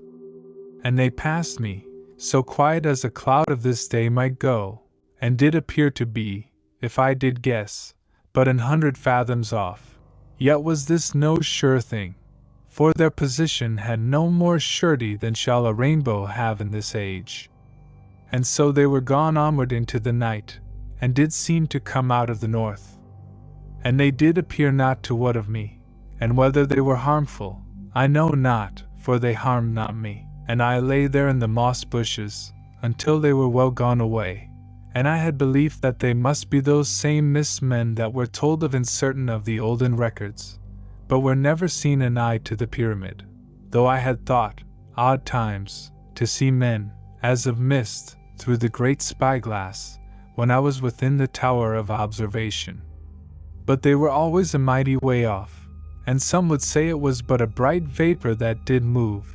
yet would others be in doubt, and so is it ever in such matters. And here let me take chance to say how that it is a hard thing to speak of such happenings to men of this age, and to make the truth proper unto them. And because of this, oft am I tempted to say no word upon many things that I did see, yet must I tell my tale, or suffer from the weight of it within me. And so shall you hark to me and give me your sympathy and human understanding. And concerning these mist-men, I have wondered oft whether they were the visible shape of some of those many forces that were abroad in the night land. For they did truly seem to me as that a thing of strange life were half shown to my human eyes. Yet I do not know, and am but telling of my natural thoughts and ponderings. Now, as I did say, those mist-men were never seen nigh unto the pyramid, and were, as I did hint, always so far off that they were half given over to the fables of the olden days, and the beliefs of the peoples of the mighty redoubt, and set about with an halo of unrealness, for none within the great pyramid had ever beheld them with surety. And because that now I saw them anigh to me, it was borne in afresh upon my spirit how greatly I had wandered away, and how that I stood afar in the lonesomeness of that land of night, as it had been that a man of this age did wander amid the stars, and perceive a great comet to go by him very close, for then he should know in his heart how that he was far off in the void. And this I do say to you, that you may know somewhat of the emotions of my heart in that moment. Yet presently I shook free of my melancholy and lonesomeness, and rose up out of the moss bushes, and went onward. And, as ever, I thought much upon the maid that I did search for, yet strove to think quietly concerning her state, else should I have turned to running, and wrecked my body before that I had gone any great way. And that day, I passed 7 large fire holes, and 2 that were small, and always I came softly unto them, for there were oft living things about the warmth. And at the 6th fire hole, I did see that which I did think to be a great man, that did sit to the fire, with monstrous knees drawn upward unto his chin. And the nose was great and bent downward, and the eyes very large, and did shine with the light from the fire hole, and moved, watching, always this way and that, so that the white parts did show, now this side and now that. But it was not properly a man, and I went away very quiet from that place, and looked off backward, until that I was sure of safety, for it was a very horrid monster, and had that place to be for a lair, as I did judge from the smell thereof. And when the 18th hour was come, I looked about for a safe place to my sleep, and I kept away now from the fire holes, for I did always find the more life there. Yet when I came to my rest, I was lacking of warmth, by reason of this care, and could scarce sleep at all, because that I was so cold. Yet managed something of slumber after a while, but woke very stiff, and was glad to beat my hands and bestir myself that I should come to some warmth of life. And after that I had eat and drunk, I put my gear upon me, and took the discos in my hand, and went forward again upon my journey. And here I should tell that I was come soon unto the northwest border of the plain of blue fire. And presently I was but a little way off from it, and did go direct to the north, so that the plain was always upon my right. Now this plain was a strange and fearsome place, as you shall see, for it was as that a blue void did rise upward from the earth in all the country of that plain. For, surely, the plain did not lumber with flame, but was hid with a strange and in-burning light, as of a shining atmosphere of a cold blue color. And it did throw no sure light upon the night land, as had seemed proper, but was a very dreadful, cold shining, as of a luminous and blue void. And the moss bushes grew nigh to the edge of the plain,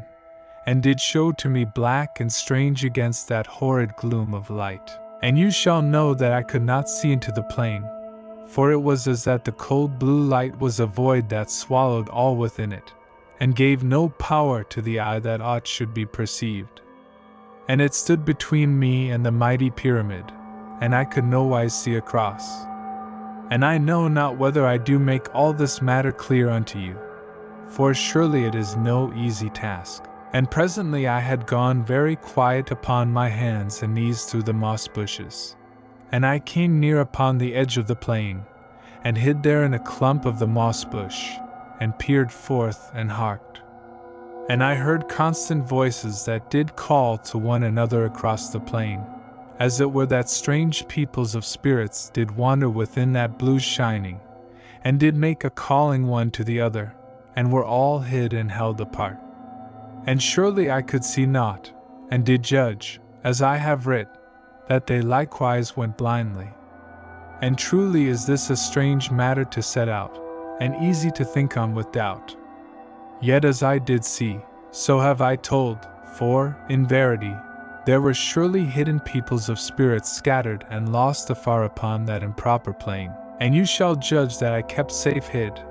for whether this might have any natural explaining, or whether it was a matter that did go utter beyond knowledge of man, I did not know, for surely in that strange land, it did like to be in horrid danger in any case, and whether of some monstrous creatures, or of the evil forces of the land, I did wisely to be away. And for 2 days I did make a safe coasting of the plain of blue fire, and did keep well off, maybe 2 great miles, among the moss bushes. And I made a very good speed through the darkness. And at the 18th hour of each journey, I made a place for my slumber, and the first I did manage under a thick bush, but the second was high upon the ledge of a rock that grew upward in the night amid the bushes. and save that I was bitter cold, there did no harm come to me. And in all that time of journeying, I had no sight of the mighty pyramid, for the blind shining of the plain of blue fire was ever between. Now there had been certain little matters in my journey beside the plain of blue fire, which I have not set down, for they were of no account, and do but repeat much that I have told before. And indeed, there was naught in that part of my journey, save that I did pass 19 great fire holes, and 4 small, and did observe no life beside any, save about one of the great holes that there was no hollow around, and here I did happen to see some strange and ugly creatures so big as my head, that did have a look of the scorpion of this age, but proportion more squat and thick. Yet, though they were not to remark upon in that land, they had been but woeful bedmates to any man, as you may think, and you shall know how it gave a rest to my spirit, that I did go so long with no trouble of the monsters of the night, or the evil forces thereof. And I grew bolder to my journeying, and made ever a greater speed of going, and it was like that I took presently a less heed for my safety, which was a wrong and foolish state. Yet there came no harm unto me, in all that part of my travel. Then, it was in the 16th hour of the 3rd day of my journey beside the plain, that I did come out beyond the end of it, and had fresh sight of the mighty pyramid, afar in the night upon my right. And I stopped there in a bare place among the moss bushes, and did in a weak moment hold up the discourse, so that I make a salute unto the pyramid mine home. For truly was I so utter glad to behold it once more, and in a little while was I aware that there was a disturbance of the ether of the world all about me, so that it did seem that there had been one at the great spyglass to watch for my coming into their sight from behind the shining of the plain of blue fire. And it was like that news had gone downward through the cities of the great redoubt, so that they did print the word of it in the hour slips, and by this there would be many great millions thinking upon me, and a rushing unto the embrasures, that they might spy out at me. Yet I doubt that any glass might perceive me surely at so great a space, save the power of the great spyglass in the tower of observation. But the emotion of the millions to reach to me, and you shall know that it did seem homely and sweet unto me to hear all about me the shaking of the ether of the world, and to beware that so many did think humanly upon me, and had prayers unto my safety. And it was a strange thing to stand so utter far off in the night, and to look back to that everlasting hill of light, that was grown something small by the distance, and to have surety that I was looked upon through the great spyglass, maybe by the kindly eye of my dear friend the Master Monstrowican, and so keenly that he could, it might be, make almost to guess the look within mine eyes, as I did gaze backward unto that mine home. Yet,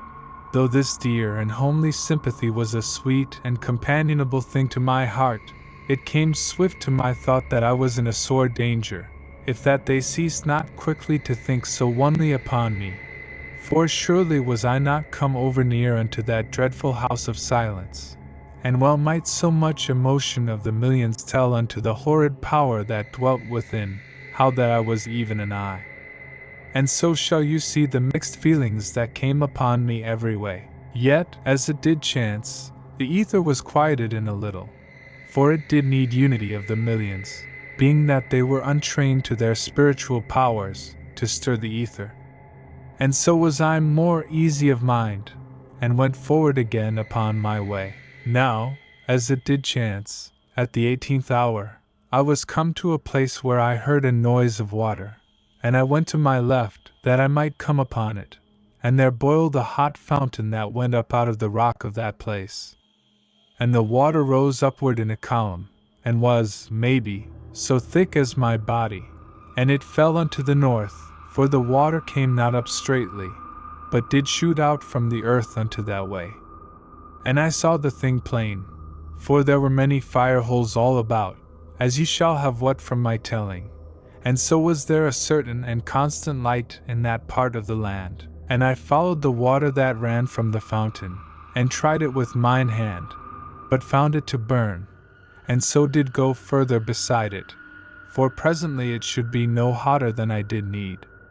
And it went onward, winding among the moss bushes, and sent up a constant steam that hung about it, and the steam made a red cloud about the way that it did go,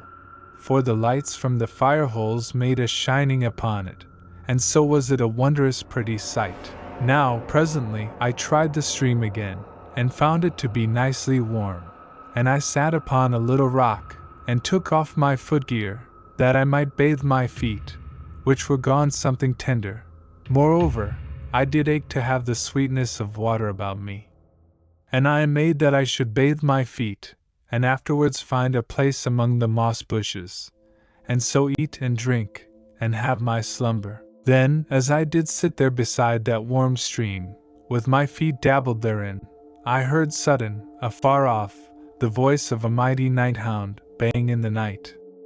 And the sound came from the northwest of the plain of blue fire. And there was afterward a quiet, and you shall see me sitting there upon the rock by the side of that smoking river, and the steam all about me, and my feet within the lovely warmth of the water, and I very still and frozen with a sudden fear, for it did seem to me, in an instant, that the night hound might surely be upon the track of my goings. And after that there had passed a little time, the while that I did listen very keen, lo! There burst out in the night, as it did seem scarce a mile off, the monstrous deep baying of the giant hound. And I knew surely that the brute did track me, and a sick and utter horror did fall upon me, so that I could scarce get my footgear upon me once more. Yet, in truth, I was not long to the matter, and was to my feet, and did hold the discos ready, and very desperate I was to the heart, for it is ever a fearsome thing to be put in chase, and the worse 100 times when there is a sure knowledge that a deathly monster doth be the pursuer. Now, I did stand there but a moment it did seem, to make an anxious considering how that I might best assure me some chance to live through this swift coming danger. And then did I think upon the stream, to use it, and I leapt quick therein, and did run very strong down the middle part, which was nowhere so much as thigh deep, and oft not above mine ankles. And as I did run, there came again the bellow of that dire brute, following, and was now, as mine ears did say, scarce the half of a mile to my rear, and I did run but the stronger, for the dread of the sound, and so, maybe, for a little minute, and after that time, I stopped from mine heavy running, and went very wary, that I made no loud splashing, for by now the monster brute should be something anigh to that place where I did enter the stream. And I looked round, with a constant looking, but did see no surely visible thing, though my fear did shape me and hound from every shadow of the moss bushes about me. Then, in a moment, I did hear the great beast, for it bayed but a little way up the stream, as that it had overshot the place where the scent did end. And immediately, I sank swiftly into the water, which was there so deep as my knee, and turned upon my belly. And the water surged over my shoulders, for I kept my head above. And so I did look eager and fearful through the steam into the shadows and the half-darkness, towards where I did think to see the night hound. And in a moment I saw it coming, and it was a little vague, by reason of the smoke of the river, yet did seem black and monstrous in the gloom, and great as a mighty horse. And it went past me at a vast and lumbersome gallop, but I did not see it in that moment, for I dived my head down unto the rock of the river bottom, and held downward, until that I was like to burst for sore longing of breath. Then I put upward my head, and took swift and deep breathings, and looked about me, very cautious and fearful, as you can know. And I heard the night hound casting round among the moss bushes, and it did send up a wild and awesome bang, and I heard the bushes break and smash beneath it, as it did run to and hither. And afterward there was a quiet, yet I moved not, but stayed there, very low in the water, and did have a thankful heart that it was warm and easy to persist in, for I had surely died of a frozen heart, if that it had been cold, for, by this time, you do know even with me, how bitter was the chill of the land. Now I had been a while lain thus upon my belly, and heard no sound from the monstrous hound. Yet I ceased not to be full of an horrid unease concerning the great beast, for I did better to know what it did than to have no knowing. And sudden, I heard the sound of it, running very swiftly and coming nigh, and it passed me, and did go up the stream, and there was surely a quick stupor upon me, for I ducked not my head under the water, but stayed very still, which as it did chance, was maybe not such an utter foolishness, for my head did seem in that half-gloom to be, mayhap, no more than a little rock in the water, and I made no move to tell of life. Yet should the hound have smelled me, and that it failed in this matter, doth be a puzzle to me, and as the great night-hound passed me, it tore the earth and the bushes, with the exceeding strength that it put forth to run, and clods of the earth and stones of bigness were cast this way and that by the feet of the hound, running. And so shall you have a little knowledge of the strength of that beast. And the hound ran on into the distance, and presently I heard it baying in the night.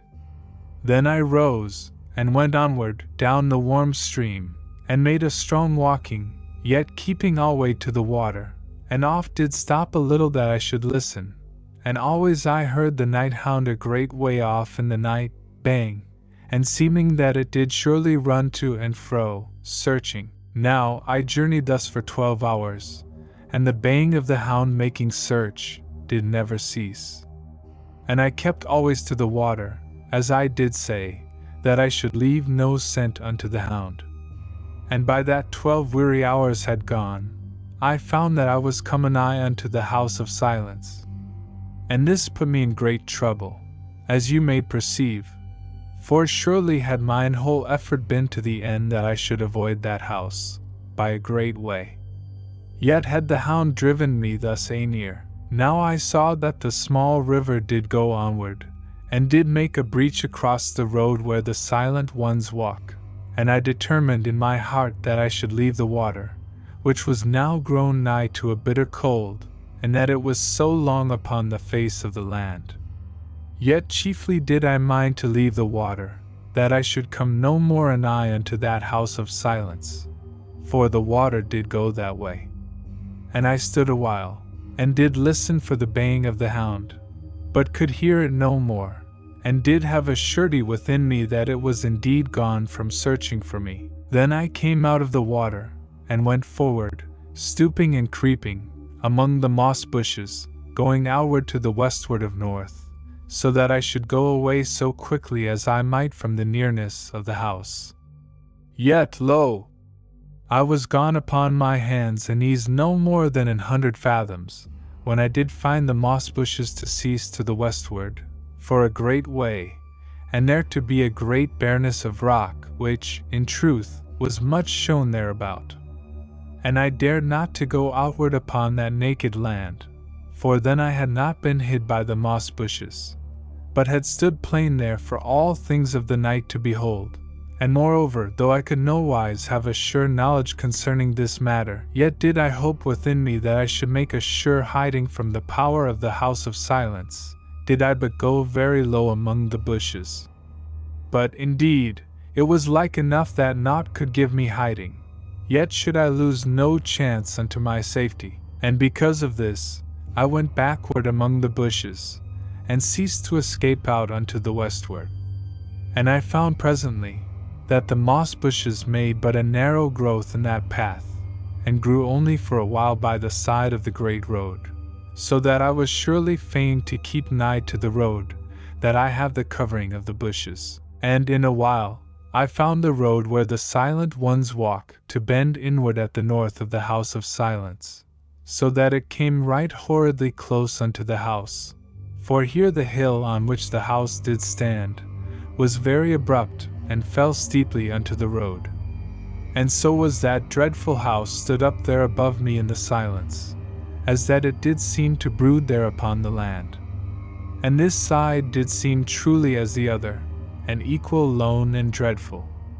And the house was monstrous and huge, and full of quiet lights, and it was truly as that there had been no sound ever in that house through eternity. But yet was it as that the heart did think each moment to see quiet and shrouded figures within, and yet never were they seen.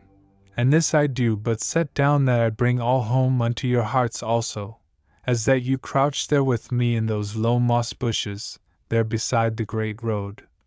and did look upward unto that monstrous house of everlasting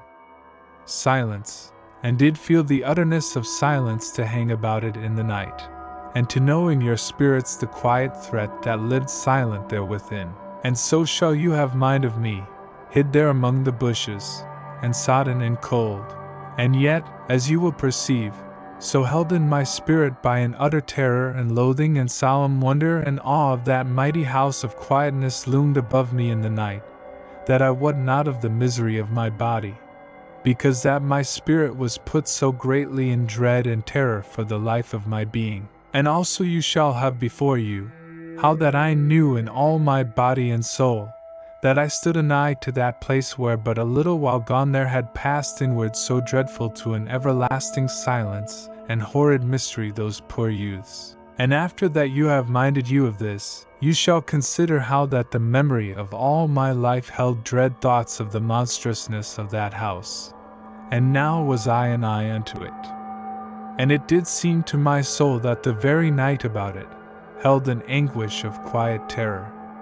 And always my mind did come back to the sheer matter that I was so anigh.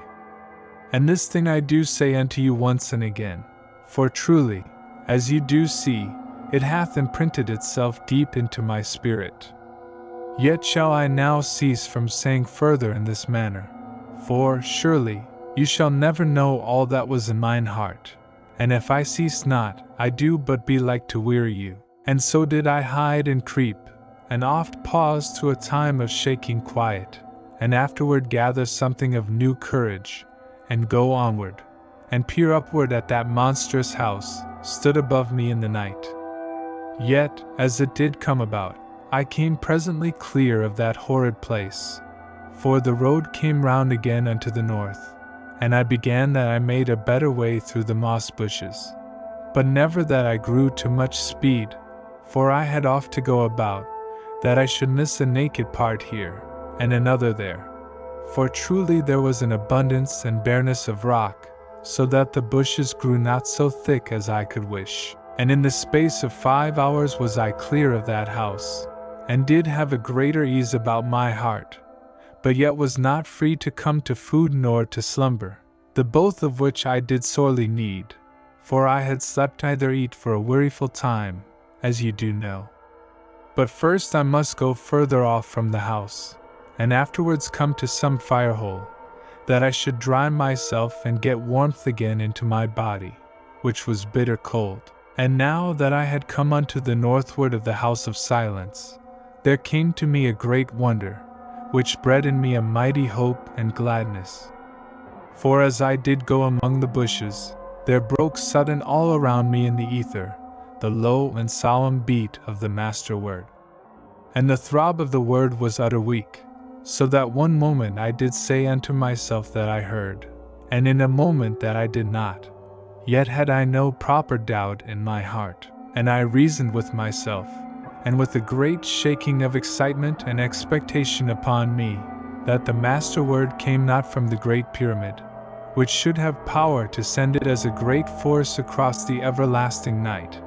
whilst that this that throbbed about me was faint and scarce to be known even unto the keenness of the night hearing, which was mine. And immediately, as I crouched low there, and thrilled with the hope that was bred in me, lo! There seemed to come the far faint voice of Nani, calling with a little voice within my spirit. And I thought the cry to have an utterness of supplication within it, so that I grew desperate to up and go to running, yet did curb such foolishness, and stayed very hushed, to listen, but I heard no more. Yet was shaken continually with the joy and hope which this calling did breed in me, For truly did it seem now that I was right that I did determine to go unto the north. For sure was I now that the lesser redoubt lay that way in the night. And it did seem plain unto me that the house of silence had put a barrier between, and had power to withhold so weak a calling. And now had I come beyond the barrier, and I did perceive in my heart how that Nani had called off, maybe in the sadness of despair. Yet had the weak crying of her brain elements been held from me by the horrid power of the house. And surely, as I did think, it was well named, for it did make a silence. And so shall you stay with me in your hearts, and take to ourselves something of the new gladness that held all my being. For it did seem truly that my bitter task and adventuring should not in the end be offered to uselessness, and that I did truly draw unto that far place in the everlasting night, where mine own maid did cry for me, that I should succor her. And ever as I went did I hark, but there was no more the low beating of the master word in the night, not at that time. And presently I spied outward to the west, as it did seem a good mile off in the night, the shining of a fire hole, and I began to plan that I should come unto that place, and have warmth and dryness, and food and slumber.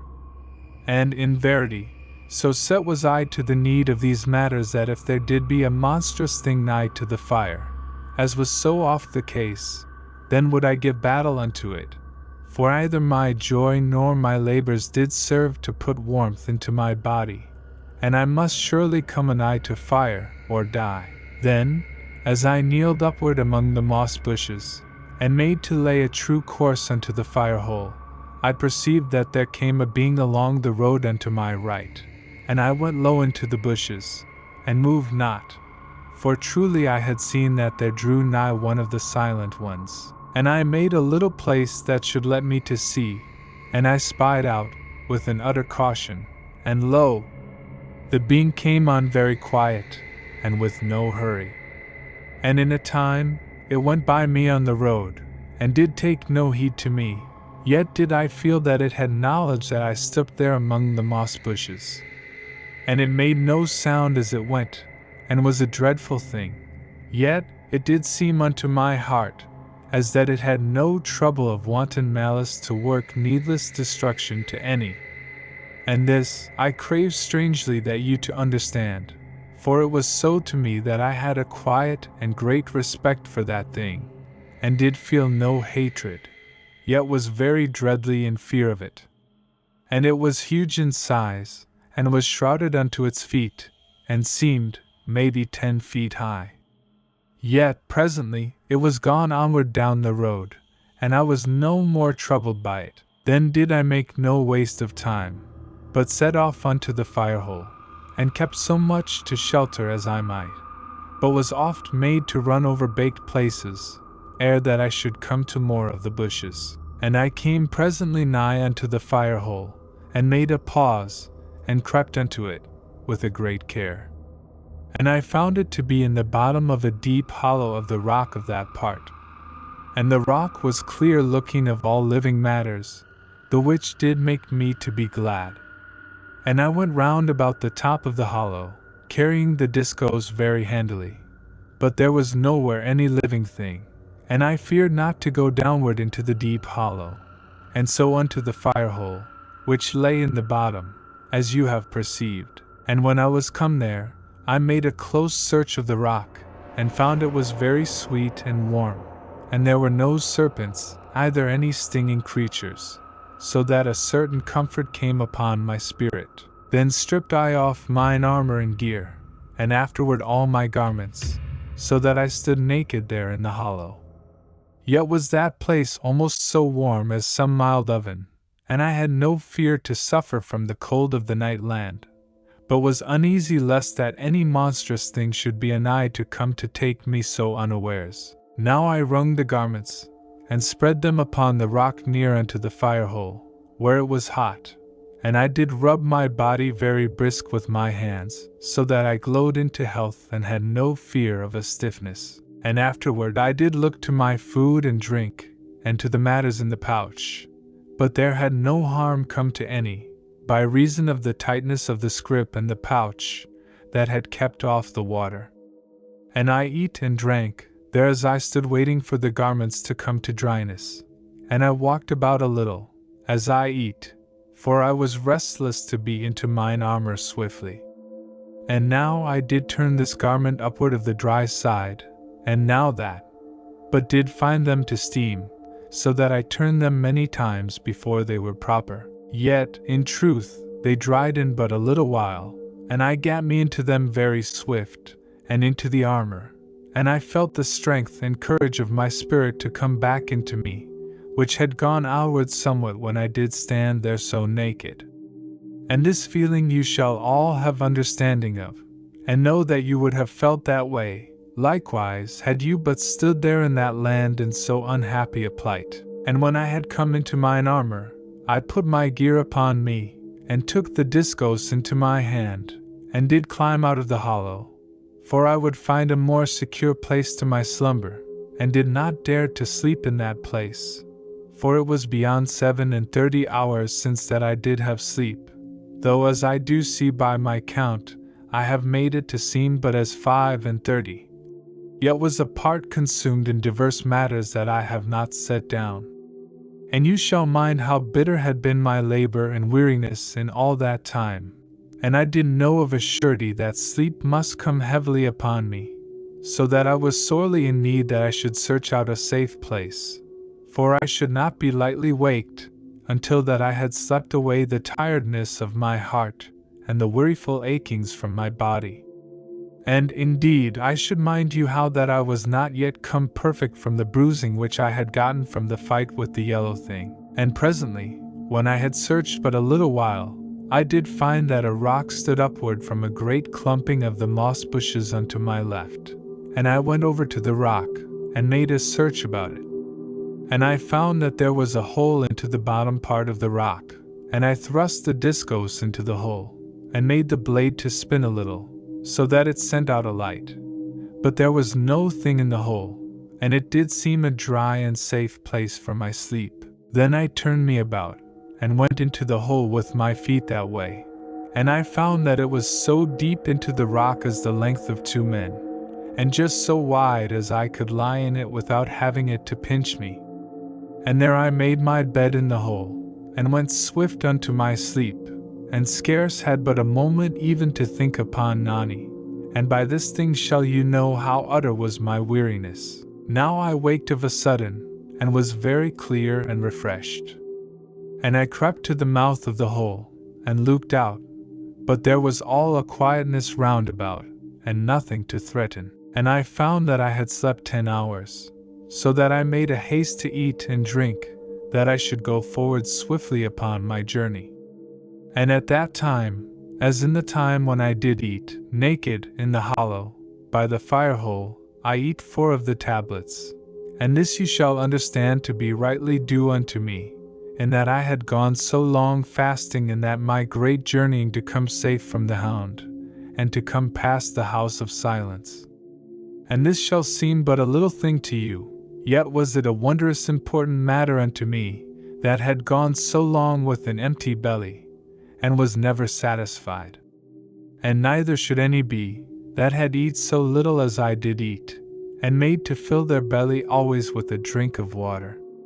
Yet I doubt not but that it did keep my soul sweet and wholesome, and no useful thing to the powers of evil of the land. And when I had made an end of so great a gorging, and had ceased to be drunken with water, I gat my gear upon me, and took the discos into mine hand, and so went forth once more towards the north. And presently I was nigh unto the road again, for it did curve something westward a space beyond. And I was sore tempted to go upon the road, for the ground was rough and the moss bushes did catch my feet. Yet did I stay among the bushes, though the road was true and smooth by compare. And by this telling, you will perceive that I walked once more upright, and had given over to crawl between the bushes. And in truth this was so, for the land did seem very quiet in all that part, and I had less of fear, now that I stood beyond the horrid unease of the house of silence, Now, after that I had journeyed 12 hours, I saw that I was come upon the commencement of a great and mighty slope, as that the world did slope downward always towards the north. And I went on again, after that I had eat and drunk, as I did likewise before this at the 6th hour of that day's journey. And presently I perceived the road to cease, and surely this did confound me, as that a man of this age had come to a part where the world did end. For you shall know that the road was that which had seemed to go on forever, and you shall mind the way of my life up till that time, and so shall you the better conceive of my bewilderment, and as it were a feeling of great strangeness unto one that was overpressed, as you would believe, with strange matters. Yet truly was this all as the little book of metal had told unto me, and so should I have been something prepared. Yet are we ever thus needing eye-proof, and perhaps it is more proper that it be so. Yet you shall perceive me adrift somewhat as to direction, for I had steered before this time so that I should come to the north of the house of silence, and afterward had shaped my way by the road. But now was I adrift, as it might be set down, in the wilderness, and so did I stand and consider, and presently did look unto the far pyramid, which was now a great way off in the night, and had seemed but small by that which I knew it to be. And lo! As I did look, I perceived that I could but see the high upper point of the light of the great pyramid, where did shine the last light, and I was confounded afresh. Yet in a moment I saw that the greatness of the slope did account for this. But here I should tell to you that the slope was nowise steep, but did seem as that it should never cease. And mayhaps this is clear unto you, and I perceived surely that the time was come when I should make an utter parting from the great redoubt, and the thought came very heavy upon me. And in the same time I knew that the ether was stirred by the emotions of the millions, so that I had knowledge they watched me with the great spyglass, and did send word down unto the hour slips, and by this did the millions know, and have a great thinking upon me in that moment, and you shall perceive how utter lost and lonesome I did feel. And it was at that time that I did test the compass, to comfort me, as I did tell before this, and feared I must sure forget, when I did come to the proper place, yet have I minded me, as I did desire, and I saw now that the night land that I did would have was hid from me by the slope. And I turned and looked down the slope, and surely all before me was utter wildness of a dark desolation, for it did seem to go nowhither but into an everlasting night. And there was no fire down there, either light of any kind, but only darkness and, as I did feel, eternity. And downward into that blackness did the great slope seem to go forever. Now, as I did stand there, looking downward into the dark, and often backward unto the shining of the final light, and put to a horrid desolateness, behold, there came the low beating of the master word in the night. And it did appear as that it had been sent to give me courage and strength in that moment, and did seem unto my fancy that surely it did come upward unto me from out of the mighty blackness into which the great slope ran. Yet could this have been but a belief, for the ether doth have no regard unto direction to show you whence the spiritual sound doth come,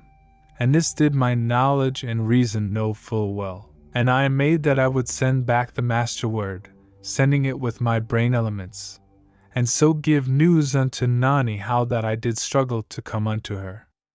Yet did I have caution in time, for in verity, had I sent the master word, then had the evil forces of the land would that I was out, and mayhaps had come swift unto my destruction, and so did I contain my spirit and desire, and made to do wisely. Yet was I put in courage by the low beat of the master word, and did listen very keen, that some message should follow. But there came none, either did the weak throb of the word come about me again, at that time. And because that I was now grown more to my natural state, and did feel that I should indeed find the maid, I looked once more unto the great pyramid, long and eager and with a solemn heart, yet with no sign or salutation, as I was before determined.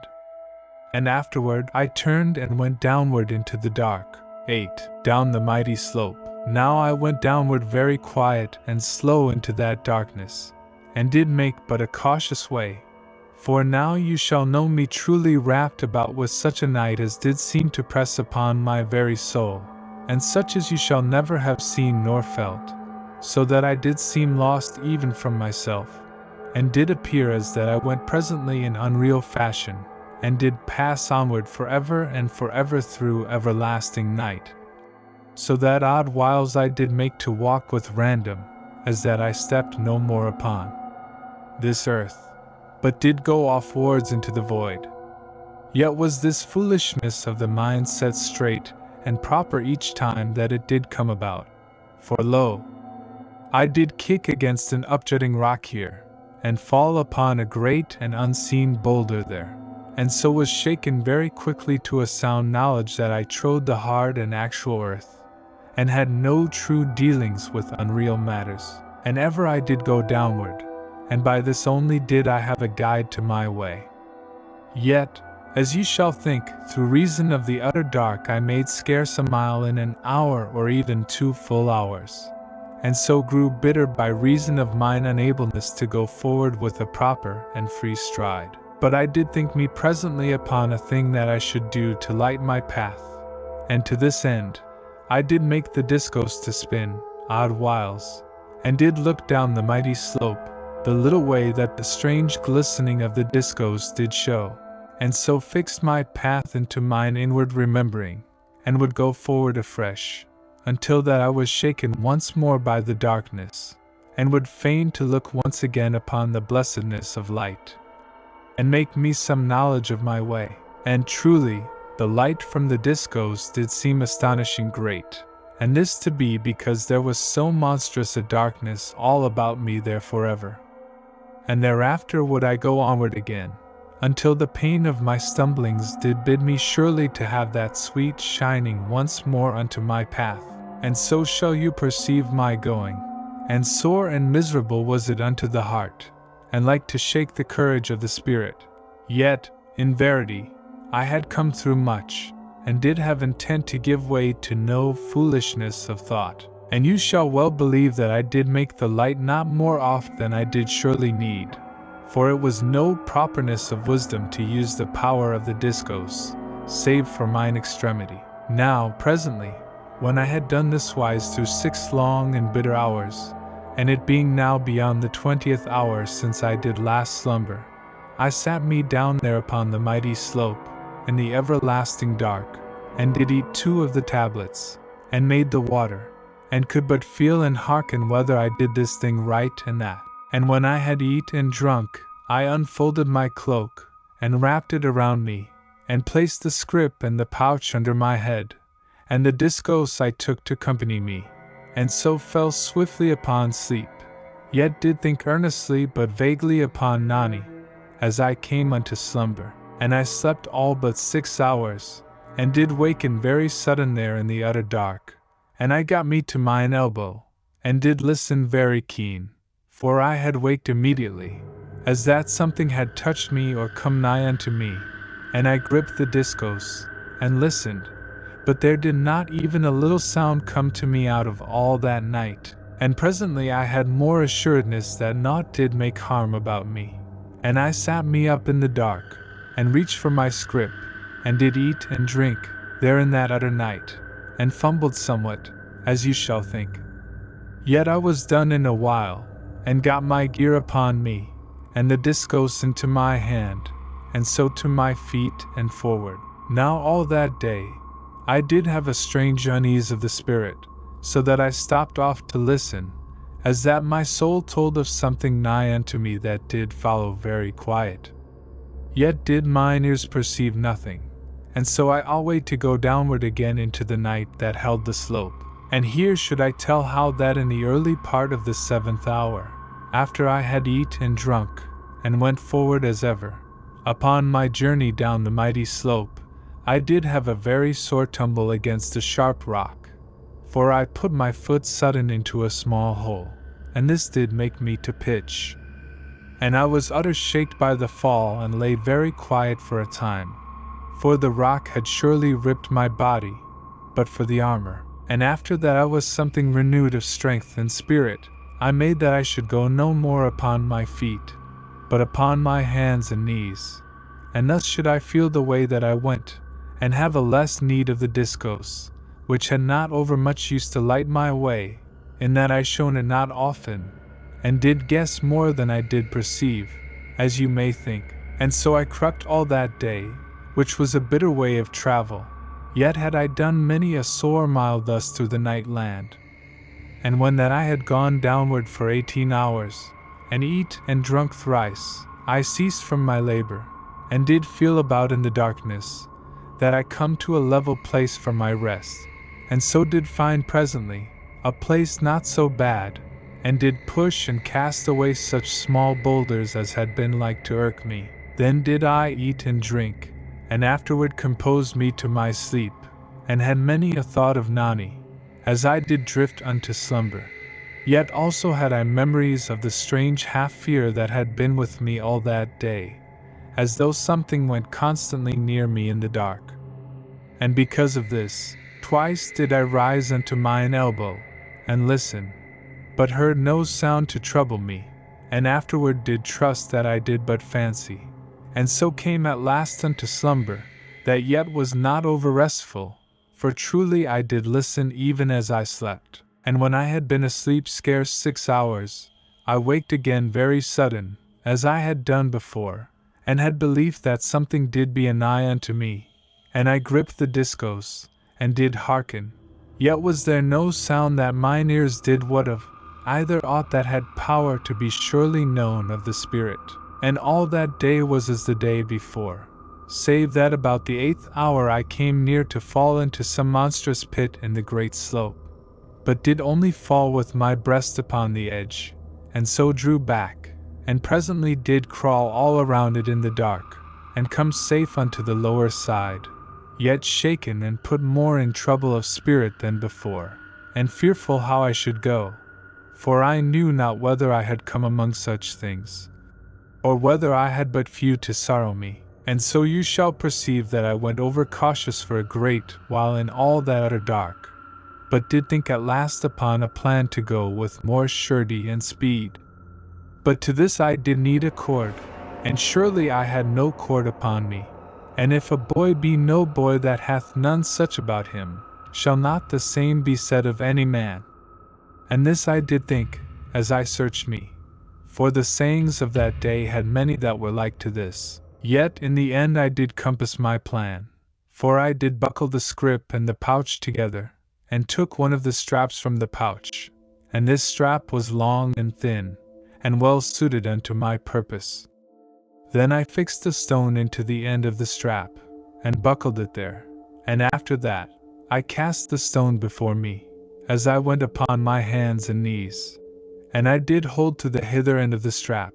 and so was able to have something of knowledge whether there lay any great deepness immediately before me, and this wise to strive that I fall not down some monstrous cliff in the night. And so did I go, casting the stone continually to my front down the slope, and this you shall think to be a cumbersome fashion of travel. Yet was I in better case than in all the time since I had begun to go downward of the mighty slope in the everlasting darkness. And at the 18th hour I did sleep,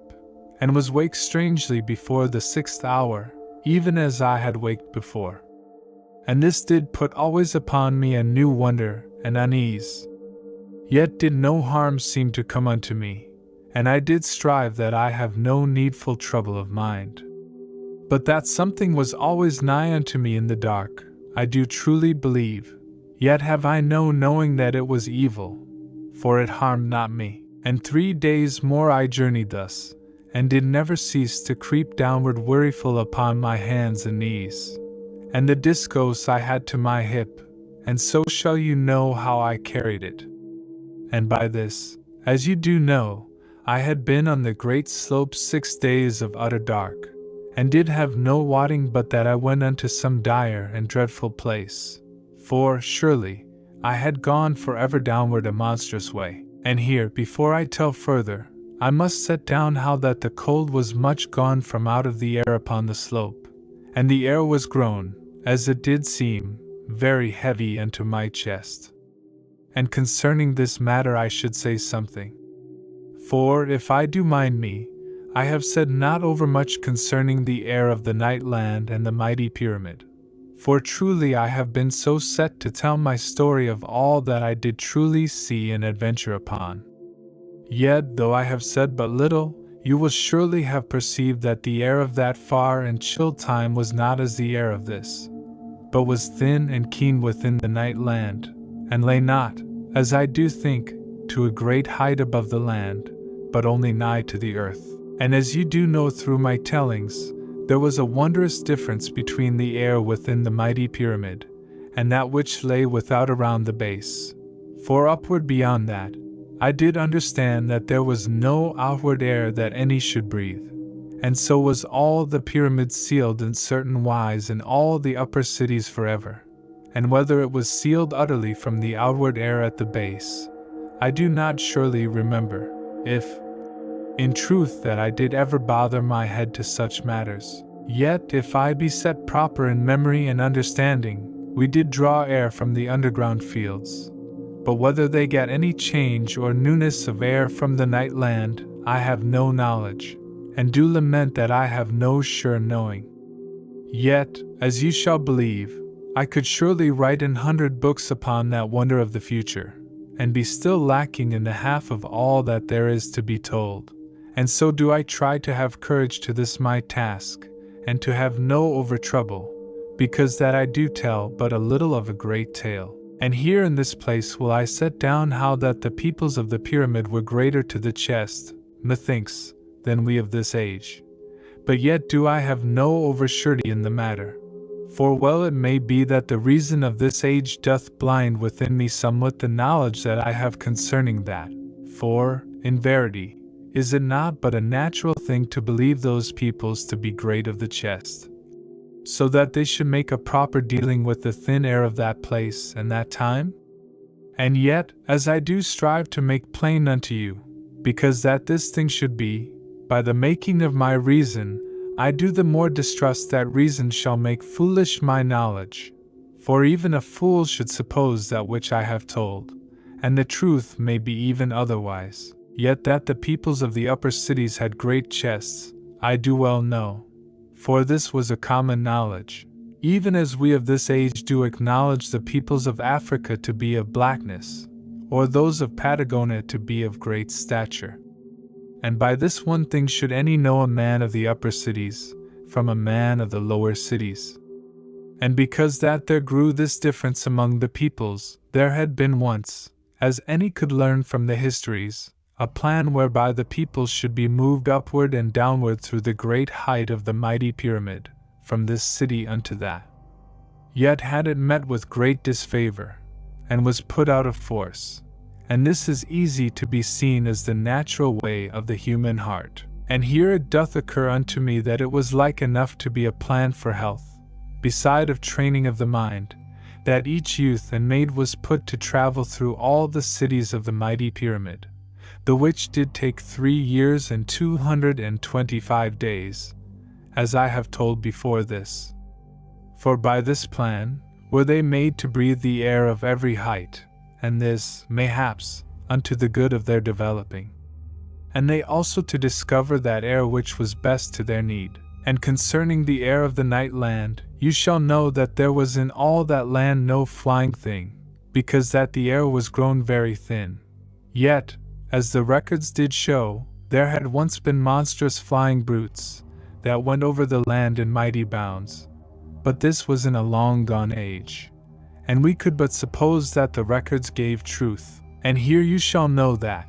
when the Monstrowickens did learn that I would journey through the night land, in search of Nani, there had been some foolish and well-intended talk among them that I take a small flying ship, that was in the great museum beside the models of the great ships. For, truly, this machine was yet sound to go, for it was made of the grey metal of the mighty pyramid, that did seem to have no power to cease. Yet, in verity, I had no skill to manage this, neither had it flown through 100,000 years, so that none did know the mastership of that art, which did be learned but by a constant practice, and oft made uneasy by fallings that did wreck the machine, as I did know from the book of flying. And, moreover, as I have told, the air of the night land was grown over weak to uphold such a thing, which, I doubt not, had made the peoples of the pyramid to cease from flyings, quite so much as that they did fear the forces of evil in the night. And if that there had been air and skill sufficient unto this purpose of flying, yet had I been wicked with foolishness that I should work to be hung upward in the night, for all the evil of the night land to behold. And though I had gone up some great way, yet the machine had surely made a great noise in the quietness of the eternal night, as you shall suppose. Now indeed am I gone weary that I should need to tell so much concerning the air of that time and place. For surely I do seem to make this my story as that I did make a lecturing upon matters of chemistry, and so do I cast about, that I may not bother to tell more upon this matter. Yet, in truth, a little more of my thinkings and observings had I better set down here, and so be done with it. But you shall have patience with me, and know that had this, my story, been no more than an idle tale, I had been free to make no labor with such matters. Now there doth a wonder come to me why that the road makers, who were of that far-off age which was before the age of the mighty pyramid, did not fly downward from the upper world into the deep of the monstrous valley, but did instead build a road. Yet it may be that the air of the upper world had grown thin a great age, so that they had truly forgot that once man did have power to fly. But even if that they did have proper machines to this purpose, surely it were a wondrous and fearful thing to fly downward 100 great miles. For they surely to have a dread that they never to rise again through so huge a deep. And moreover, the downward world that was the bottom of the great valley was full of monsters, as was told in the little metal book. And the monsters were very strange and unknown, and foreign to the whole world, that had never come unto the deep of the valley. And the valley had come, as ye shall mind, when the earth did split, and this thing was, in truth, like to be thought that same ending of the world, which all nations have been taught to believe shall come.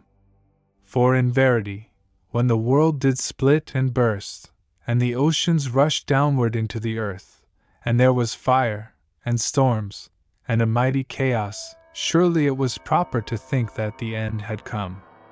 Yet was it, in truth, but the beginning of hope of a new eternity of life, so that out of the end came the beginning, and life out of death, and good out of that which did seem a dire matter. And so is it always. Yet doth this go past my first wonder, which did concern the wherefore that they made not to descend in things of flight. Yet, maybe, shall my reason stand to show why this was not. And again, mayhap it did chance that some were wild adventurers, and did leap over the edge of the upper world, having to ease their flight certain contrivings, like to parachutes. And these you shall picture, as that you watch them to leap, and so shall you see them go downward into the gloom, and you shall see them for maybe 10 miles, and maybe for 20 miles, and afterward shall they be lost utterly in that great deep, and seen no more of any man forever. But when the nations became road makers, and came downward slowly to the monstrous deep of the mighty valley that did split the world, then were they come there by millions, and with power sufficient to fight against the beasts, and afterward to grow back again to an ancient civilizing, and so to the building of the great airships that were yet shown in the great museum of the pyramid. And here shall I cease from these my thinkings on this matter, for indeed, who shall say what did be truly a reason for those peoples and what was their need? And so do I come to no surety by my wonderings. Yet, as you do know, all things do seem verily to go in a circle, for, behold, in time, they of the mighty pyramid were likewise held off from the glory of the airships, and so were gone backward a great way, according as we do look upon this matter. And so hath this been the way always, as ye shall know who have studied and thought, and seen the true ways and goings of life. And now will I go forward in my telling, and here will set down a sure thing that I did perceive, both by mine ears and by my fingers. For, as I did make clear to you but a while gone, there had come a change into the air as I did go downward of the mighty slope, and truly I was come to a great and new deepness, even beyond that of the wondrous depth where did stand the Last Redoubt. So that I was afar down, and in a monstrous night. And the air here was of a great thickness and abundancy, even as it might be the air of this our age, or maybe more or maybe less. For who may compare two matters with a sure guessing, that do have an eternity to keep them asunder? And because that the air was grown very strong and apparent, it shall be, mayhaps, that it was by reason of this thing that the water, when I did make it, did fizz upward in a moment very loud and plentiful, and did boil overward to the earth from out of the cup, and wet upon my hand. And surely this thought did come very keen to my reason, as I did fumble, each time of mine eating, there in the everlasting night and lonesomeness of the great slope. And so shall you have knowledge now of this and that thing which did come upon my thought, and of the little and the big wonders, and all shall help something to give unto you the ache of newness and bewilderment that was constant companion unto me. Now by this time, as I have said, I was gone downward ever for 6 great days, and I did seem as that I should presently come to the middle of the world, for of going downward there was no end. And then, when it did be that I was near ready to believe this, I perceived far off in the deep of the night a little shining that was yet weak and unsure. And I do not know whether I can truly give unto you the great astonishment and pain of hope that did come upon me, so that I grew sick in all my being but to behold once again the blessedness of light, and to have help unto my belief that I went not downward to an utter desolation. And I stood upward from my knees, and did look very earnest, and surely it did seem that a light was there afar downward in the night. And again it did seem that I must be plagued by my hopes and by my fancy, and that there was nowhere any light. And then again I did see it very clear, and not to be mistaken, and I had a shaking to come upon me, and I gat me to a run, and made a great and mad speed down the dark slope. And lo! I was not gone any way, but I went headlong, and near brake myself, and could but hold my teeth together very fierce and quiet until that the pain was something gone from me. And afterward I gat me again to mine hands and knees, and went slowly, as before, and so for a great hour or more, and did look oft, and alway the light became more plain to my sight, but ever to come and go, oddly wise. Yet did I go 6 hours, before that I was come anywise near to it. And by this shall you know how great a space off it had been. And lo! When that I did seem surely anigh unto it, truly was it still far away in the night, and I came not indeed near to it until that I was gone onward again for 3 hours more. And all that time did I yet go downward into the night, but the slope now did not be so utter dark. Now presently I made a pause, and stood upward to my feet, so that I should the better perceive the light. And lo! As I did look toward it, I heard a faraway sound in the dark, as that something did set up a strange and monstrous piping in the night. And immediately I went to mine hands and knees among the stones of the slope, and kept myself low in the darkness, so that I should be the less plain to be seen, did any monster approach. But there came nothing to trouble me, and I went downward of the slope for yet another hour, and all the time that I did go, the sound of the piping grew more in the great eternity of the night upon the slope. And by this time was I come truly near unto the light, but yet did not behold it plainly, for it did burn beyond certain monstrous rocks that stood between. And I went to the left for, maybe, the half of a big mile, and all the while that I did go, The piping made a mightier whistling in the night, and it did seem presently as that the earth sent forth the sound and reverie of wild roarings. And I went a more silent, and later did kneel among 3 rocks, and peered forth for a while upon the place before me. And now, being come nigh unto the light, though yet it was not unhid from behind the great barriers of the uprising rocks, I perceived that I crouched within the mouth of a mighty gorge, and the left side was a great way off, and I saw it plain at whiles when the light did rise. But the light was to the right, and it was so wondrous great that it did make clear to me that a mountain was to that side of the gorge, and went upward into the everlasting night, as it did seem forever. And afar down the gorge I did see the shinings of strange fires, faint and a great way off. And so was I come at last to the bottom of the mighty slope. Yet the gorge also to go downward, but not so great. And presently I did go forward again, and so did open the point of the rocks, as the sailors do say. And I saw now that there gushed forth a great blue flame from the earth, and the mighty rocks stood about it, as that they were olden giants grouped there to some strange service. And concerning this flame I was not overmuch astonished in my reason, for it had seemed to me as I drew anigh, that the fire and the sound should be made by the roaring and whistling of a burning gas that did issue forth among the rocks.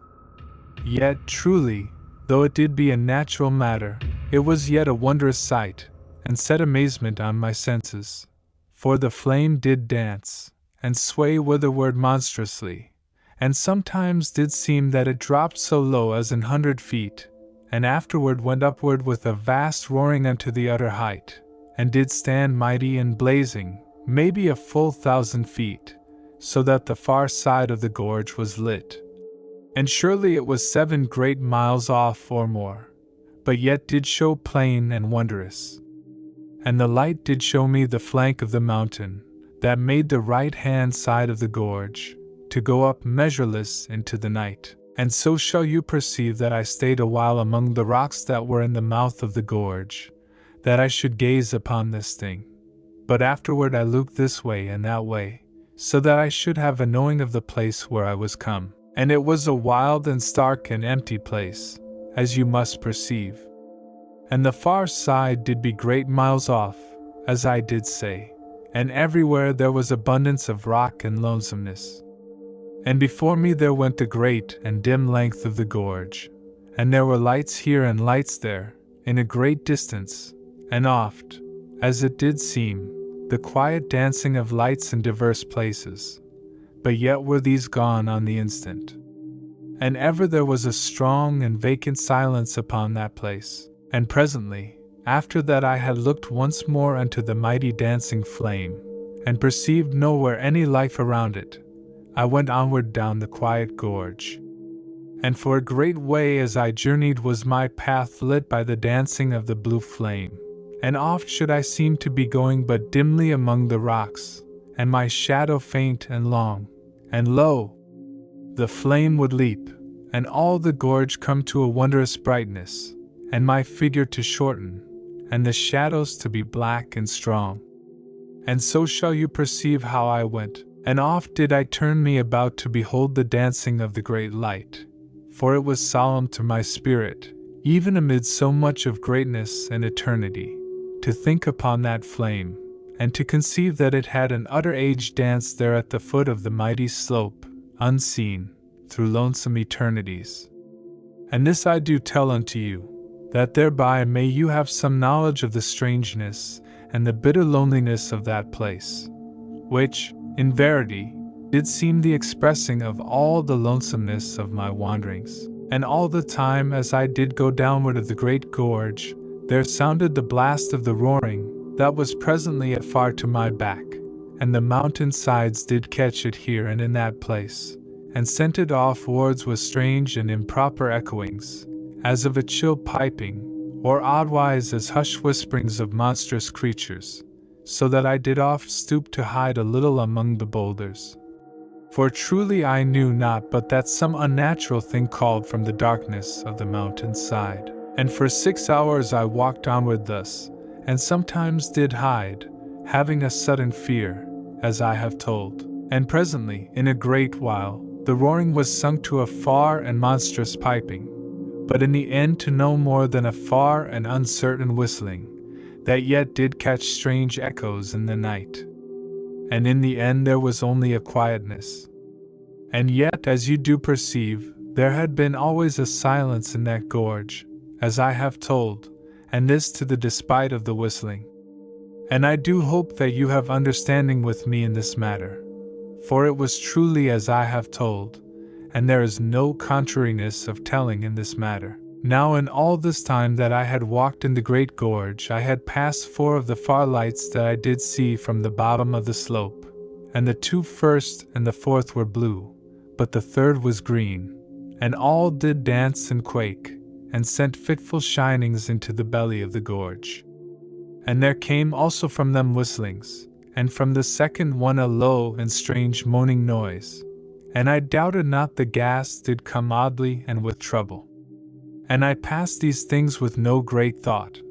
for truly they were no matters for notice, after that which I had beheld. Now, as you shall mind, it was surely in the early 3rd of the 7th day of my journey down the mighty slope that I saw the first shining of the monstrous gas fountain. And from that time until now had there passed maybe 16 hours.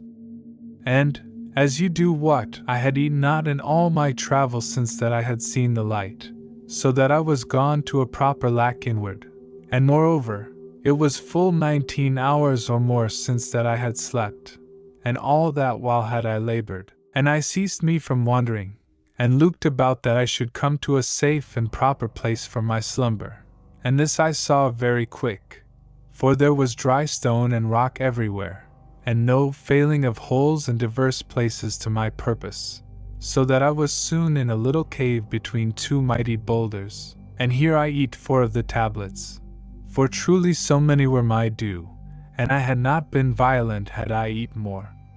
And afterward I made some of the water, and it did fizz up in a moment, so that I perceived that but a good pinch made a great cupful.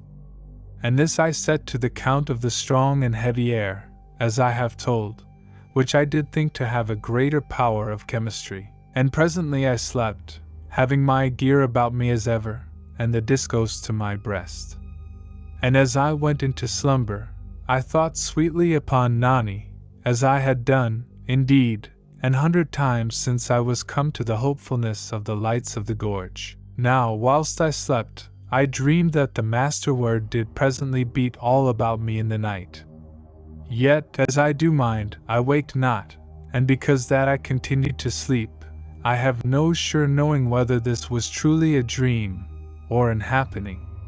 And I minded me upon it, when I waked, but this was after that I had slept 7 hours, and I could have no sureness anywise of the matter, but only that I was come safe through my sleep, though heavy within my head and limbs, as that the air did call me unto a further slumbering, as is like enough. And after that I had eat and drunk, I put my gear about me, and the discos to my hip, for I needed both my hands to the task of journeying amid the great boulders. And I set forth again down the half-light of the mighty gorge, and through 18 hours I made a strong going, save when I did pause at the 6th and the 12th hours to mine eating, and by the 18th hour was come, I was very ready to my food and slumber, and presently I was asleep in a place of the rocks. And that day had I passed 23 of the dancing gas fires, and 5 been like a white fire, but the others blue and green. And all did dance and made a strange and uncertain light within the great gorge. Yet was it a peaceful thing unto my spirit that there was truly light, as you shall understand. And I slept 6 hours, and waked, and did want more sleep, as you shall think. But I eat and drunk and put my gear upon me, and went on downward of the gorge. And at the 6th hour, after that I had eat and drunk, I came to a part where the big gas fires did cease to dance, and there was a certain darkness upon that place. Yet was it not a proper dark, for there came the glimmer of a flame here and the glimmer of a flame there, as that little flames came upward between the stones, and did vanish, and come upward in another part. And so did light and die out constant and forever amid the stones and the boulders of that lonesome gorge, and made a low spread light, so that it did seem unto me that strange shutters of light beat upward through the dark of that place. And I went onward, and a heavy fume did seem to hang in the air, and horrid gases to come upward from the earth in odd puffings, and anon a light would leap upward beyond the next stone, and afterward vanish, and there would be 100,000 such upon every hand, running to and fro, and afterward for a moment in utter dark, and again the little flames everywhere. So that it did seem I went one moment amid the heart of a strange country of fire, and immediately through a country of utter night. And this was to me strange and a peculiar matter. Yet, as I do think, the gases did bother me the more, for they did seem as that they were like to hurt mine health utterly. For, in verity, oft did I seem as that I should choke and breathe no more, by reason of the poison that came upward from among the stones and the boulders. And all that time, as they came or went, did the little flames make small flocks of sound in the gorge as they did flash or die, and the sounds did seem, to my likening, as stones cast into an utter silent pool, for they but made apparent the everlasting quiet of the gorge. And afterward I came beyond this place, and you shall see me going very lonesome among the rocks of the gorge beyond. And by this, it was come nigh unto the 18th hour, and I did find a place proper to my slumber, and did eat and drink, and was quickly gone over unto sleep. And here,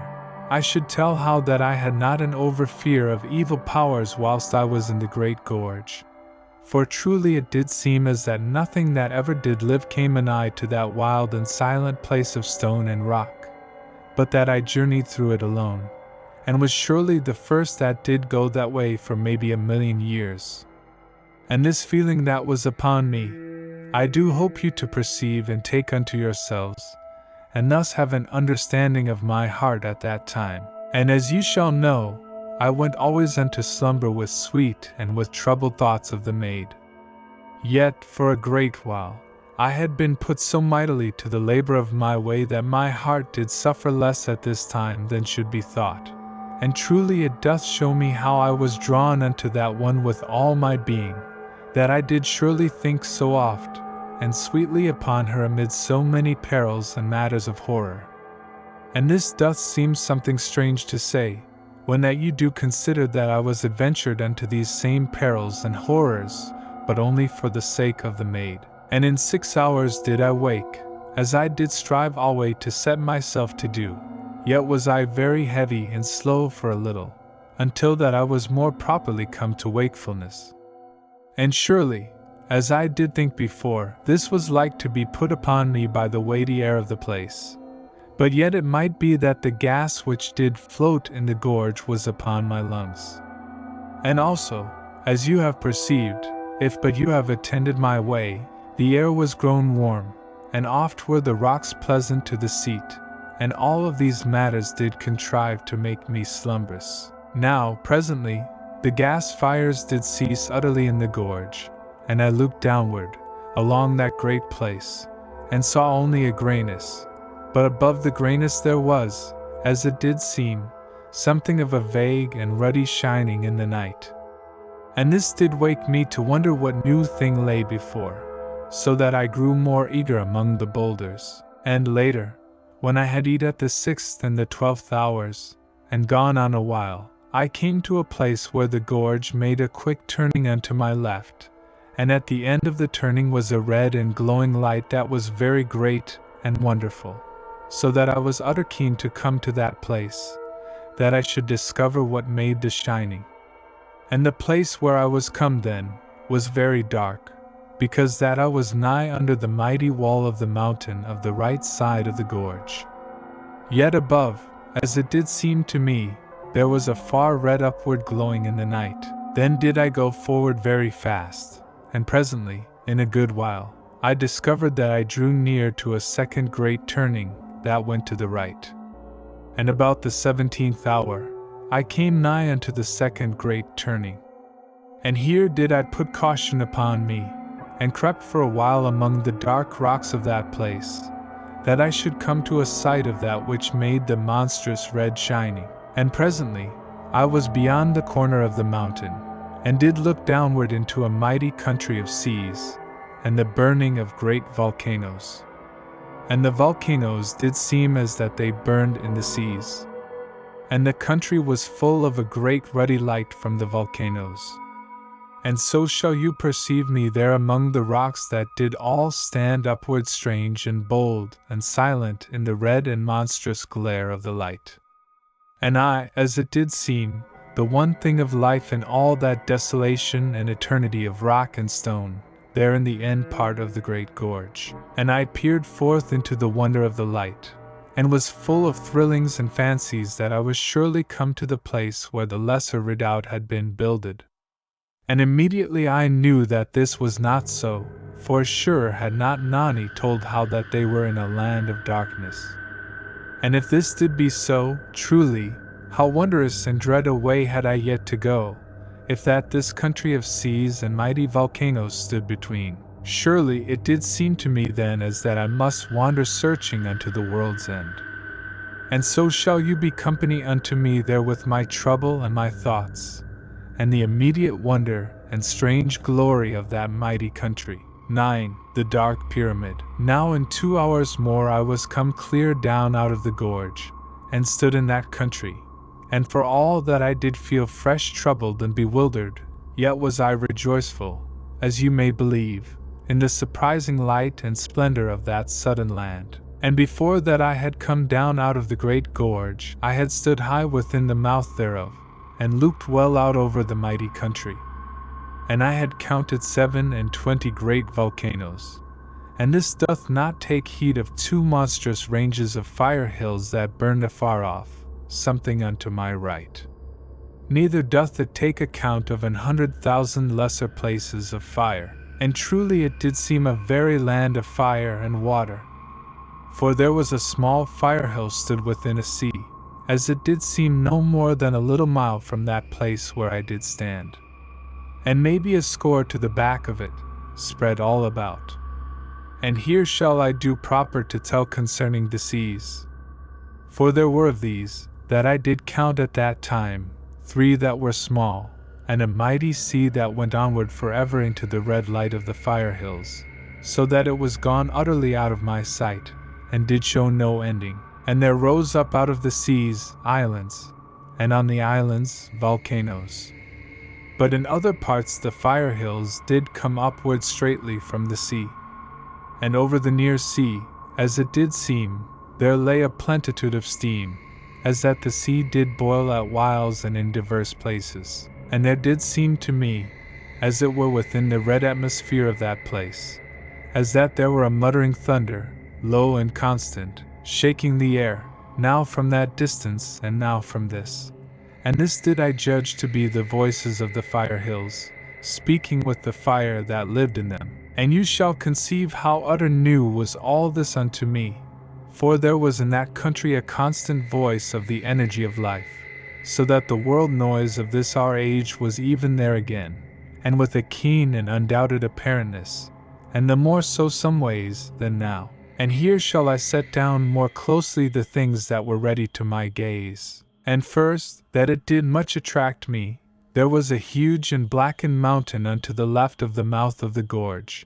and the mountain did go upward into the night, maybe 15 and maybe 20 miles.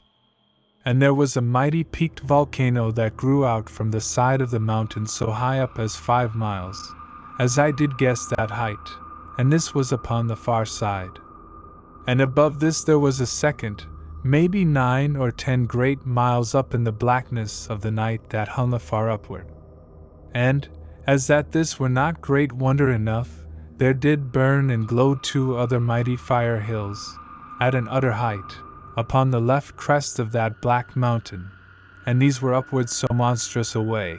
as that they did seem to make strange and smouldering suns within the night.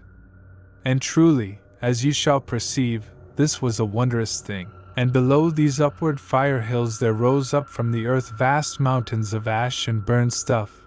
that had been cast forth by these perched volcanoes, and had poured downward unto the earth throughout eternity, and so to build grey and somber monuments unto the dreadful glory of time. And to my right there was always sea and the red blazing of the fire hills. But unto my left there were mighty forests, and there rose upward here and in that place, as that they were beyond the great woods, monstrous fire hills. And so do you take from me something of that first impressing upon my brain and sense. And after that I had come down out of the mouth of the great gorge, as I did tell a little while gone, I came upon a pause, for, surely, which way was the way proper unto my search? And I looked about for a great while, and afterward did climb back into the gorge, and called myself foolish, that I had not thought to map my way ere I came down. And when I was come up into the gorge again, lo! I saw that there was but one way that I should go, for truly, as I have said, there was only the seas unto my right. But unto the left, where the shores did meet the seas, there seemed, so far as mine eyes did tell to me, a clear way for a space. And mayhap, when I had come so far, I should even find a further way to go forward. And so did I descend again unto the country of the seas, as I did ever call that red shining country of water and fire. And by that I was come again from the height of the gorge, it was 24 hours since that I did last sleep, so that I was fain that I should put into some nook, and come to slumber, as ye shall well believe. And I found me a neat and proper place, where 3 great trees grew about a little basin of rock that was very dry and warm. And here, after that I had eat 3 of the tablets, and drunk some of the water, the while that my belly did yearn, as ever, for proper eating stuff, I made my bed in the little basin of the rock, and lay me down, and did begin to think a while upon Nani, but was gone over to sleep before that I was aware. And lo! I was suddenly awake, and did find that I swam in a hot water, and a mercy, I did think, was it that I was not drowned as I did sleep. And I get me to my feet, and the basin was full of water, hot and steaming, and pungent to the taste, as well I did know. And I perceived now that the water poured in from a smooth slit upon the far side, and did come with a strange gurgling and bubbling, so that I conceived some deep well to boil, and thus to drive upward this water into the basin. And glad was I that it did not boil as it came forth. And surely, now that I was upon the dry land, and did consider, I did quickly suppose that the water had poured forth at seasons into the basin for an eternity of time, and afterward did go back by fissures in the bottom of the basin. And this to happen, as I soon did find, a little beyond the length of every hour, and indeed the basin to empty slow as I did watch. Now, being much wetted, I stripped off mine armor, having before this dipped out mine effects from the hot pool, and so did come down to the naked flesh, and I found a place where the rock was hot, and here I did spread my garments. And whilst that they came to dryness, I gat me into the hot pool, and had a very pleasant bathing, and did have no great fear of any dangerous thing. For, as it did seem, I had surely left all such behind, within the night lands. Yet did I have the discos upon the pool edge to my hand, for I had no proper assurance in this matter. Yet, as it did prove, there were many monstrous beasts in that country,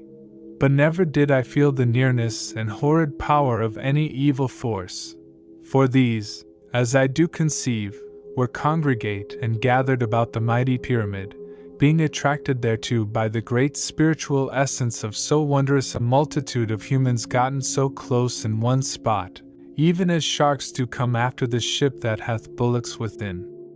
Yet, how that the evil powers were given entrance unto this state of our life, I have no sure knowing, yet have I put forward certain thoughts on this matter in an earlier place. And more than such thinkings is surely vanity. for there is no certainty in my reasoning concerning the thing. Now, presently was my clothing dry, yet before this, I had come out from that bath, which truly was nigh all gone backward into the earth. And I dressed me again, and got my armor upon me, and afterward was I in a more lightsome state of the mind, and yet very ready to come again unto my sleep. And this I did, and had 6 hours more beside the pool, and once was wakened somewhat by the grumbling and bubbling noise of the water, that was made as the pool did fill time and again. And when the 6 hours were gone, I waked very well fitted in my senses and feelings to go forward again through that red-lighted country.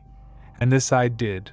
after that I had eat and drunk. Now all that day I went forward at a great pace, and the nameless woods were unto my left, and the shores of the seas unto my right. And oft did I find that the trees grew even into the water, so that oft did I go forward among the trees, and a very wonderful thing was this to me, that never had known before in all my life, until I was come into that country, how that a glad and wild mystery doth live among forest trees. For there was no such strange wildness among the groves of the underground fields, though a solemn beauty and plenty. And the scent of the woods was sweet unto my spirit, as you shall wot. Now all the time that I did go, there was the shore unto my right, but alway to my left, and around me oft times, as I did say, the great forests. And as I did go, lo! There was life in all those darksome woods, and living eyes did peer out odd whiles upon me, and afterward go backward into the dark, so that I wot not whether to fear, or to have no heed of trouble. Yet naught did come anigh to me, to make any hurt. And thrice in that day did I come to little fire hills that burnt redly, and sent out fire and noise, so that I heard their trouble each time through the forest, before that I was come to them. And about each was there a deadness and desolation, where the fire had killed the big trees. Yet, as I did observe, the quick life of little plants did grow more nigh, as that they were born and lived between the times of the fire bursts. And this I do take it that you perceive, and in that one day I passed 37 boiling springs. But whether they boiled truly, I do have no knowledge, only that they sent out a great steam oft times, and some did make a strong roaring noise, so that to hear them afar off in the forests was to think odd times that some wild beasts roared strangely. Now, when the 18th hour was come, I sat me down, as I had done upon the 6th and the 12th hours, and eat 2 of the tablets, and drank some of the water, which here did fizz very rich and quick, and afterward I lay down to my slumber, for I was greatly wearied. And I had chosen a place against a great rock, which was so that no creature might come upon me from behind. And I came easy upon sleep, but yet I did fix it upon me that I slumber only with the body. For I did know, by the shining of the eyes in the darksome woods, that strange creatures abode in the mighty forests. And ere I was gone over to sleep, I thought upon Nani, as I had done much all that day, as though her spirit did hover near unto mine, and did strive pitiful to speak with me. And this I set out to you, that you shall know how it did seem unto me in my thoughts and fancyings.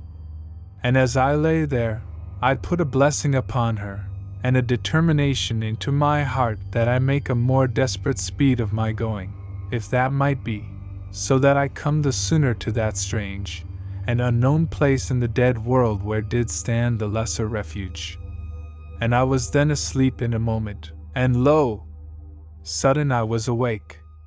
And lovely was the brightness of that country, that did show me in a moment my danger, and did not keep me suspend in fearful doubt, as did the great darkness and strange shadows and lights of the night land. For I saw, on the instant that I got me to mine elbow, how that certain things did crouch within the borders of the trees, no more than a score paces off. And I perceived in a moment that my spirit had been given knowledge, and had wakened me. And I stared, the while that I did grip the discos. And I saw that there were 6 squat men that were humped at the neck and shoulder, and they did crouch all there in a row, and were something hid by the shadows. And I perceived that they watched me, and the eyes of the men did shine like the eyes of beasts. And so shall you know somewhat of the strange terror that came upon me.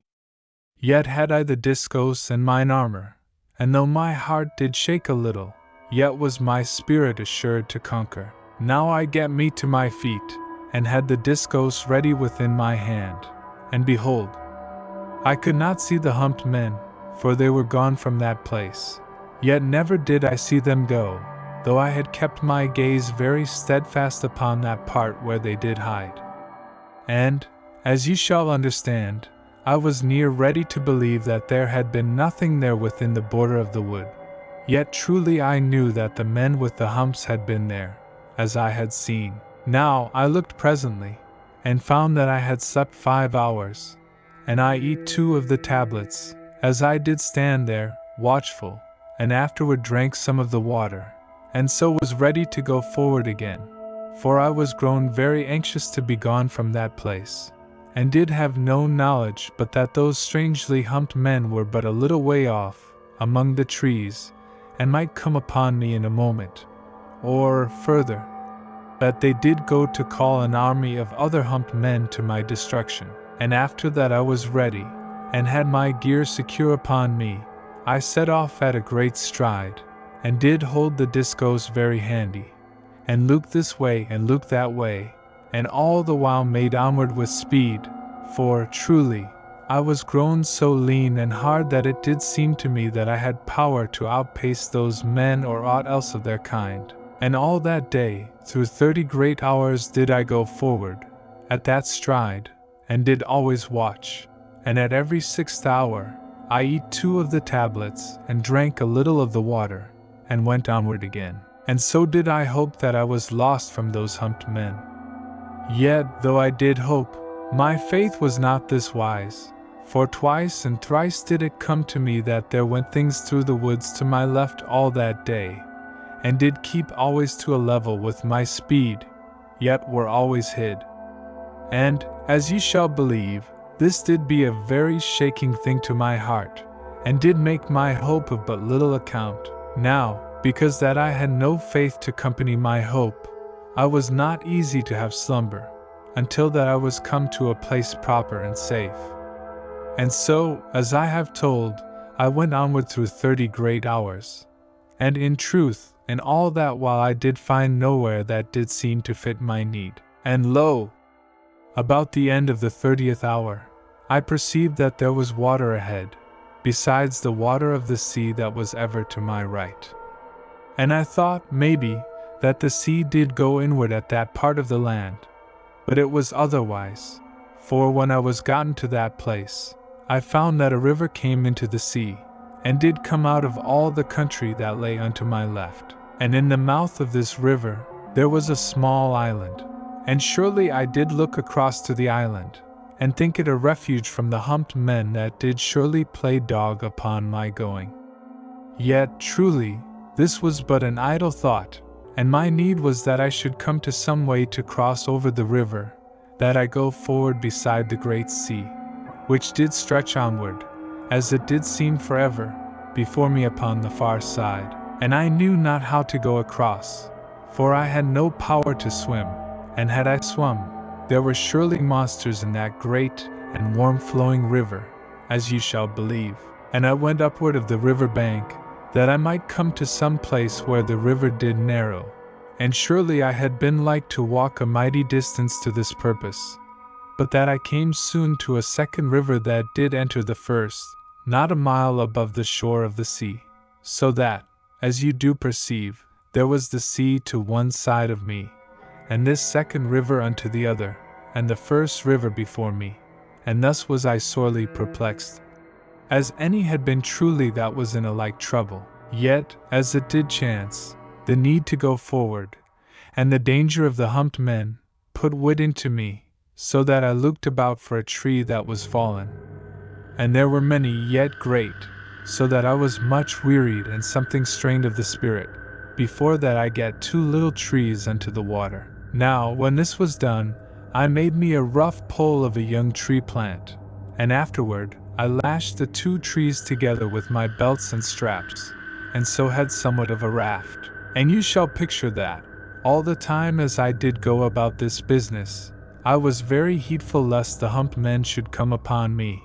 ere that I was gone free upon the water. And this constant heeding did double the labor of my work, as you shall perceive. Yet, in the end, it was done, and I ready to adventure over the river. And so I did push off with the pole, and I pushed and paddled maybe the half of an hour, for, indeed it was all a clumsy contriving, and mayhap I the more so in my labors. Yet presently I was come so far over that I drew nigh to the island, and it did seem a wise and proper thing that I should have my slumber there, and afterward go onward to the farther shore. And this I did, and after that I had eat and drunk, as ever, I lay down to sleep. And by this time it was 33 hours since last I did slumber, so that I was bitterly awearied, and I had a great and restful sleep, for, truly, the island did seem a very safe place, and in verity, I came to no harm, though I was as a dead man for 9 great hours, and so shall you perceive my weariness. And when I was come proper awake, I eat 2 of the tablets, and drank some of the water, and afterward made an end of my voyage, and then did take back my belts and straps from binding the trees, and so forward again upon my way, and no more fearful of the humped men, for, surely, I did think I had left them all upon the far shore of the river,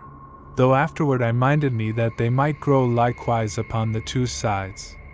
But yet was I only discovered by those upon the one, as you do know. And all that day I went very swift, and passed many strange matters and did coast upon wonders oft. And at the 6th and the 12th hours did I eat and drink, as ever, and between the 8th and the 14th hours did I come past 2 mighty fire hills, that made all the country to tremble with their noise. And 4 times did monstrous creatures pass by me, but I was swift hid, and came to no harm. And oft as I did go, were my thoughts upon the deer made that I journeyed to save from destruction. Yet, as you must see, always were my thinkings brought sharply unto my going, so that scarce was I ever set off to ponder upon Nani, but that there came some danger or wonder to give me heed to my way. And because of this, as you have learned, I was more put to plan free of the instant trouble and peril of my way, through all that mighty journey, than to have quiet chance for thoughts of love unto mine own. Yet truly, was not my journey one whole thought of love unto Nani? And that peril made oft dumb my brain, was but the truer song unto my maid. And at times I was among trees, but oft did go past unnumbered boiling springs and small fire hills, and oft was the air full of the noise of the little fire hills, and the roar of the boiling springs, but there came no harm unto me, and 1,000 times did I perceive things that had life, and I made a very cautious way, though with a great speed and cleverness of going that made my heart glad, and oft did I come to parts where a great life held the trees, and green stuff did flourish exceedingly, and the air rich and full and wondrous sweet, so that I was fain to think how that in some far-off time, it might be that our children's children should come down unto this country, when the upper valley of the night land was grown to an utter chill and lacking of air, and here build them a new refuge if, indeed, any should come clear of the evil forces and the monsters that did live about the mighty pyramid in the night land. Yet, how should they come clear of those things? So that this is, as you do perceive, no more than a thought that did rise vaguely in me. And yet again, who shall say what may be? And onward I did pass, and I do mind me how that I saw the lower fires of that country to burn very fierce, and this I set to the richness of the air, but yet with no surety of knowledge, and do but tell the same that you shall see the oddments of thought that went oft across my brain,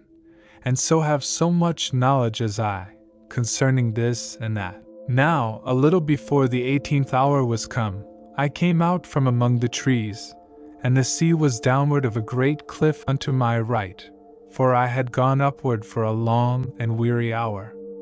And I did see now a thing that made me to be cautious, and yet that did hold my heart to go swiftly to perceive the thing, for it was very strange. And I went forward quickly, yet with a wise care, and so was come presently more nigh. And I perceived that the thing was, in part, a high rock, very tall and pointed and maybe 100 feet high, but afterward I did find it to be more. And there was a monstrous great thing upon the top of the rock, that did seem very strange, and I stopped and looked, and afterward went forward again, and so for a time, until that I was but a little way off. And now I saw that there did seem to be a mighty long rock laid across the topmost part of the upstanding rock, and yet had a very strange and shapely appearance, and did seem upon the under part to be as that I had looked before upon it. And upon the upper part there grew trees and green things, even as these did grow upon odd ledges of the upstanding rock. Yet, for the most, the rock was very stark, as that a blast had blown upon it, and made it bare. Now, when I had looked for a while, I bethought me that this should be a safe and proper place for my slumber, if that I had power to come safe to the top. And when I had thought this thing, I began at once to climb up the rock, and I found that the rock was very high, so that in a while I was come a great way off the earth, and yet was not come to the top of the rock. And because that I was awearied, I looked about for a safe place to mine hand, and lo! There was a shelf of the rock very nigh, that went inward a little to the side, and I gat me to this ledge, and did eat and drink, and presently I slept, and scarce had thought of Nani in the moment of my slumbering, for a great weariness was upon me, the which I do think to have come by reason that I was not yet proper rested from the task of the day that was gone before that one. Now I waked very sudden, maybe 7 hours after, and I had knowledge within me that my spirit did what of some nigh danger. And I gat upward from the rock, very quiet, and had the discos ready in my hand. And I looked swift about me in the moment that I did wake, yet did see nothing, for there was naught on the ledge with me. And I crept to the edge, and looked downward, and lo! I did see that there came up the rock 2 humped men, and they did climb very swift and silent, and I perceived that they smelled me, and came to destroy me. And I made ready the discos to do battle, and ceased not to look downward. And I saw how that the humped men did seem to be humped by reason of their being so monstrous thick and mighty of the neck and the shoulder, as that they had been human bulls. And I saw that they were very strong, and by the speed of their climbing, I knew they were swift, and so did I make steady my attention and my heart to the saving of my life. For truly I did know that I should be dead in a little, or they. Now I stepped back a space from the edge of the rock, and had the discos very ready, for it was needful that I should kill one of those brute men speedy, that I have no danger that one take me in the back, whilst that I fight with the other. Then, in a moment it did seem, there came upward of the rock edge, the great and brutish face of the man. And in that moment that I slew him, I did note curiously how that he had large teeth upon each side of the mouth, and was aware that he had come so quiet as a great cat.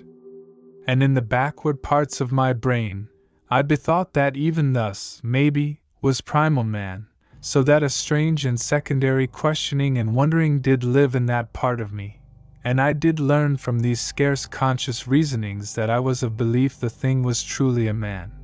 but very crude and dangerous. And surely it is strange that I had all this thought in that little moment,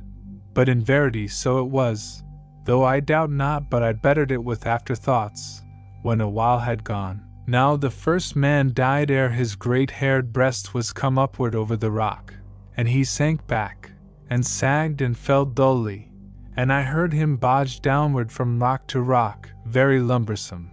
and so in a moment was silence. Then did I look this way and that way of the ledge, for the second humped man was not yet upon me, and I feared that the pause did mean a cunning mischief and strategy.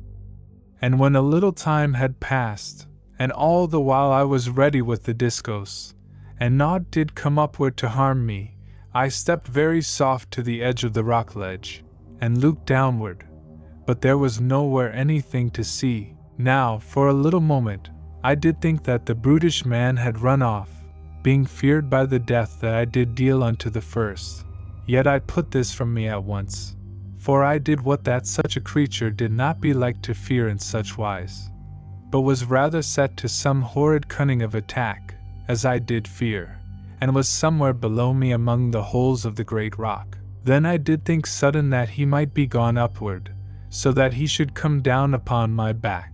and I looked upward of the mighty rock, but did see naught, and afterward I stepped forward a great way beyond the edge, so that I should perceive whether the man did hide beneath. And behold, he was there below me, and crouched under the rock shelf, ready to his spring. And in that moment he made unto me with so mighty a leap as any tiger should give. And he came half over the edge, and gripped the discos by the handle, in an instant. And surely I had lost that trusted weapon, or been pulled over and cast into the depth, but that the discos did spin, and the earth current did make live the handle, as was intended, save where the grip was set. And lo! The man gave loose the handle very swift, for it had burned and shaken the creature sore. And I staggered back, with the effort I had made to withhold the discos, and the brutish man came upward again over the rock edge, and leapt at me. Yet he gat me not, for I sprang unto my right, and made a blow with the discos, even as I did leap. And the blow came something short, but yet harmed the humped man with a gash upon the belly, very sore and horrid among the great brown hairs of the man. And immediately he sprang after me, but I smote full at the face, so that he leaped back from the strange roar and blaze of the discos, and yet was harmed, for he gat not right free of the blow, but did be cut very sore on the mighty and haired arm. Now, seeing that he was something feared of the weapon, I ran in upon him, and smote again at the face. Yet was the man gone out of my reach before that the blow did reach, for, truly, he was quick as a panther. And immediately he did leap unto the ending of the ledge, where it did join upon the rock, and he caught the living rock between his two hands. And truly the rock must have been split in there, for he tore out a monstrous lump, so great near as my body, and did run upon me with the rock above the head of him. Now I perceived I should be smashed in a moment, if that I did not slay the man very quick. For so mighty was he, that he did leap this way and that way after me, as though the great rock did cumber him no more than it had been but a light matter. And you shall perceive that I leapt this way and that way, to avoid the man, and twice did strike him, but yet was feared to break the discos upon the rock, which the man did use as a shield each time that I did make a blow. And all the while, I did act to escape when that the man should cast the rock, as I did conceive at the first to be his intent. Yet, truly, it was as that he had no wotting that a rock may be thrown, for he strave only to come at me with the rock, that he should crush me, as with a monstrous club. And in verity, what should a man do against so horrid an attack? And time and oft did I leap now to the right and now to the left, and again in a moment, I did cut the humped man. But the blow was something turned off by the great rock in the hands of the man. Yet so strange and mighty was the power of the discos, that it shore away a small portion of the rock, and did come to no hurt in itself. And surely I had presently failed in wind and limb, because of the leapings and chargings that I did make, and because of the weight of the armor, that was not overmuch yet to be considered, but that I fainted not, was by reason of the wondrous hardness and leanness that I was grown to, with so constant a journeying and straight living, for the tablets did keep the strength in a man, though, truly, they eased not the yearnings of the belly. And lo! Even the brutish man did grow weary, and the hot breath and body stink to come from him. And surely who shall wonder, for always he did rush to and fro upon me, with the monstrous rock to crush me. And sudden, I leapt unto the right of the man, thinking within me that I did perceive a chance that I should cut him upon that side. But truly, he was less aweary than I did know, for he came very sharp upon me, and had me between him and the wall of the rock, and surely I had no room to make escape, and had died in a moment, but that I made a sudden sham toward the left with the discos, as that I should leap that way. And in the same instant I did go to the right with a strong bounding, and immediately did come in upon the humped man from that side, and I put my fortune of life to the stroke, and stood anigh to the man, and I smote him across the middle part, before that he did what of my intent. And the blow slew the man very surely, and did nigh cut the mighty creature in twain. And surely he fell, half leaping even as he died, so that the monstrous rock that was in the hands of the brutish man did crash down almost upon my feet, and I leapt very high that I should escape the thundering of the rock, for in verity, I was near slain in that last moment of the life of the humped man. But yet I lived and came free of death, and did have a relief of happiness about my heart, as you shall believe. Yet, truly, I was much shaken, and a little weakness took me, so that I was fain to go down upon the rock shelf, that I have back my strength, and presently I was grown steady again, and I took my gear, and did haste down the rock, and so was come presently to the earth again.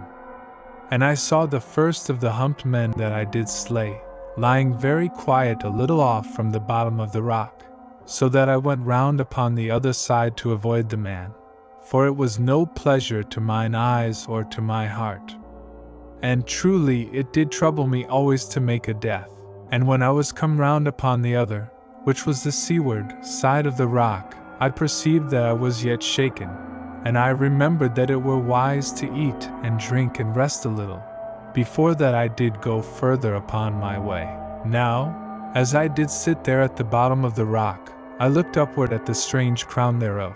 and until that time, I had been taken up with the fight and with gazings this way and that to see whether there came others of the humped men to work me an harm. But now that I was given some ease of the mind and of the body,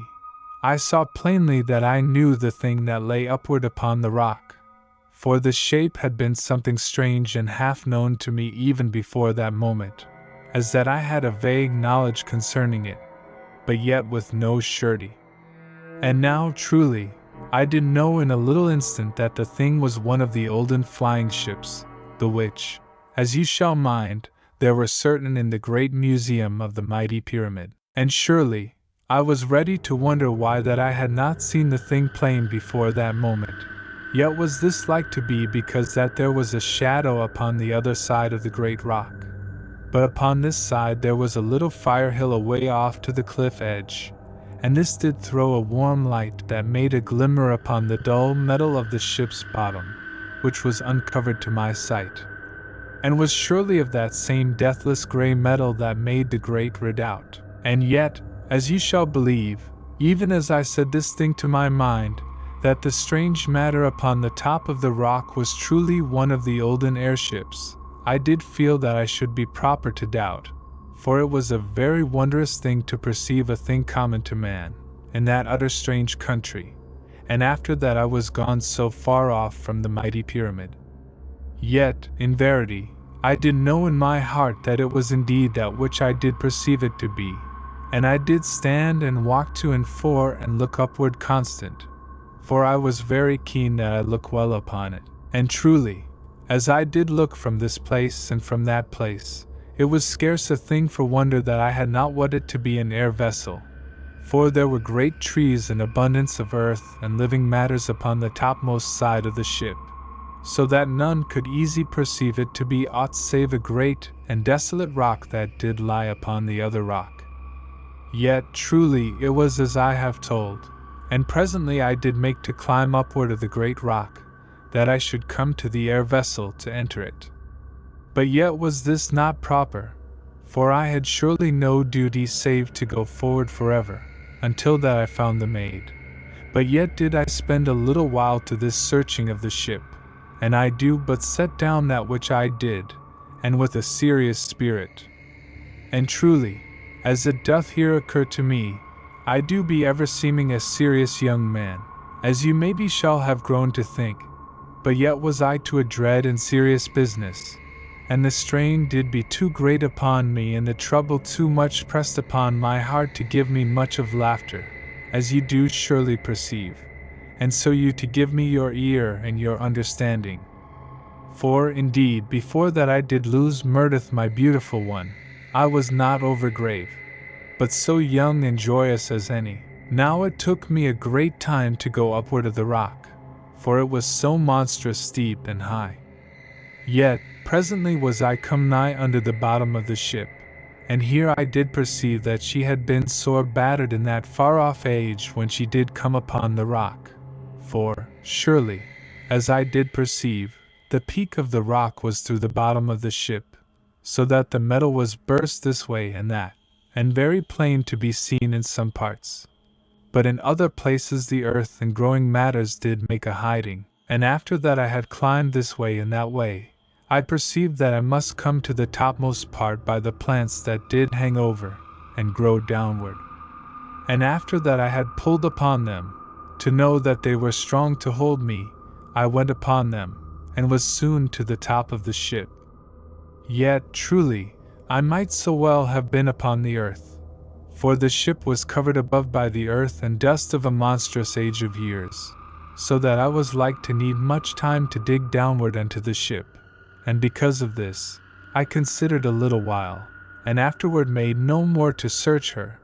but did go downward again, that I should come once more to my journey.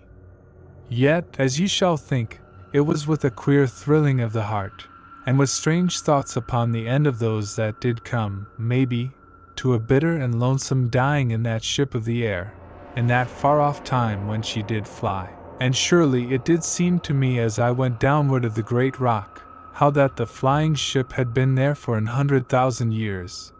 and that mayhaps the sea did live all about the rock in that age. And truly this was no improper thing to think, for it was like that the sea had been monstrous high and great in those days, so that the rock was but a little island in the midst of the sea. And now was the sea gone small from a great sea to lesser seas, and this through an eternity of years. And always, as it doth seem to me, had the ship lain upon the rock, and looked quiet and silent over the change and wonder, and the lonesomeness of all that country of fire and water, forever. But how the airship did come upon the rock, how shall I know? Save, maybe it doth seem as that she might have flown low over the sea in that olden age, and come hard upon the rock, because, maybe, there was one to the helm that did steer unwittingly.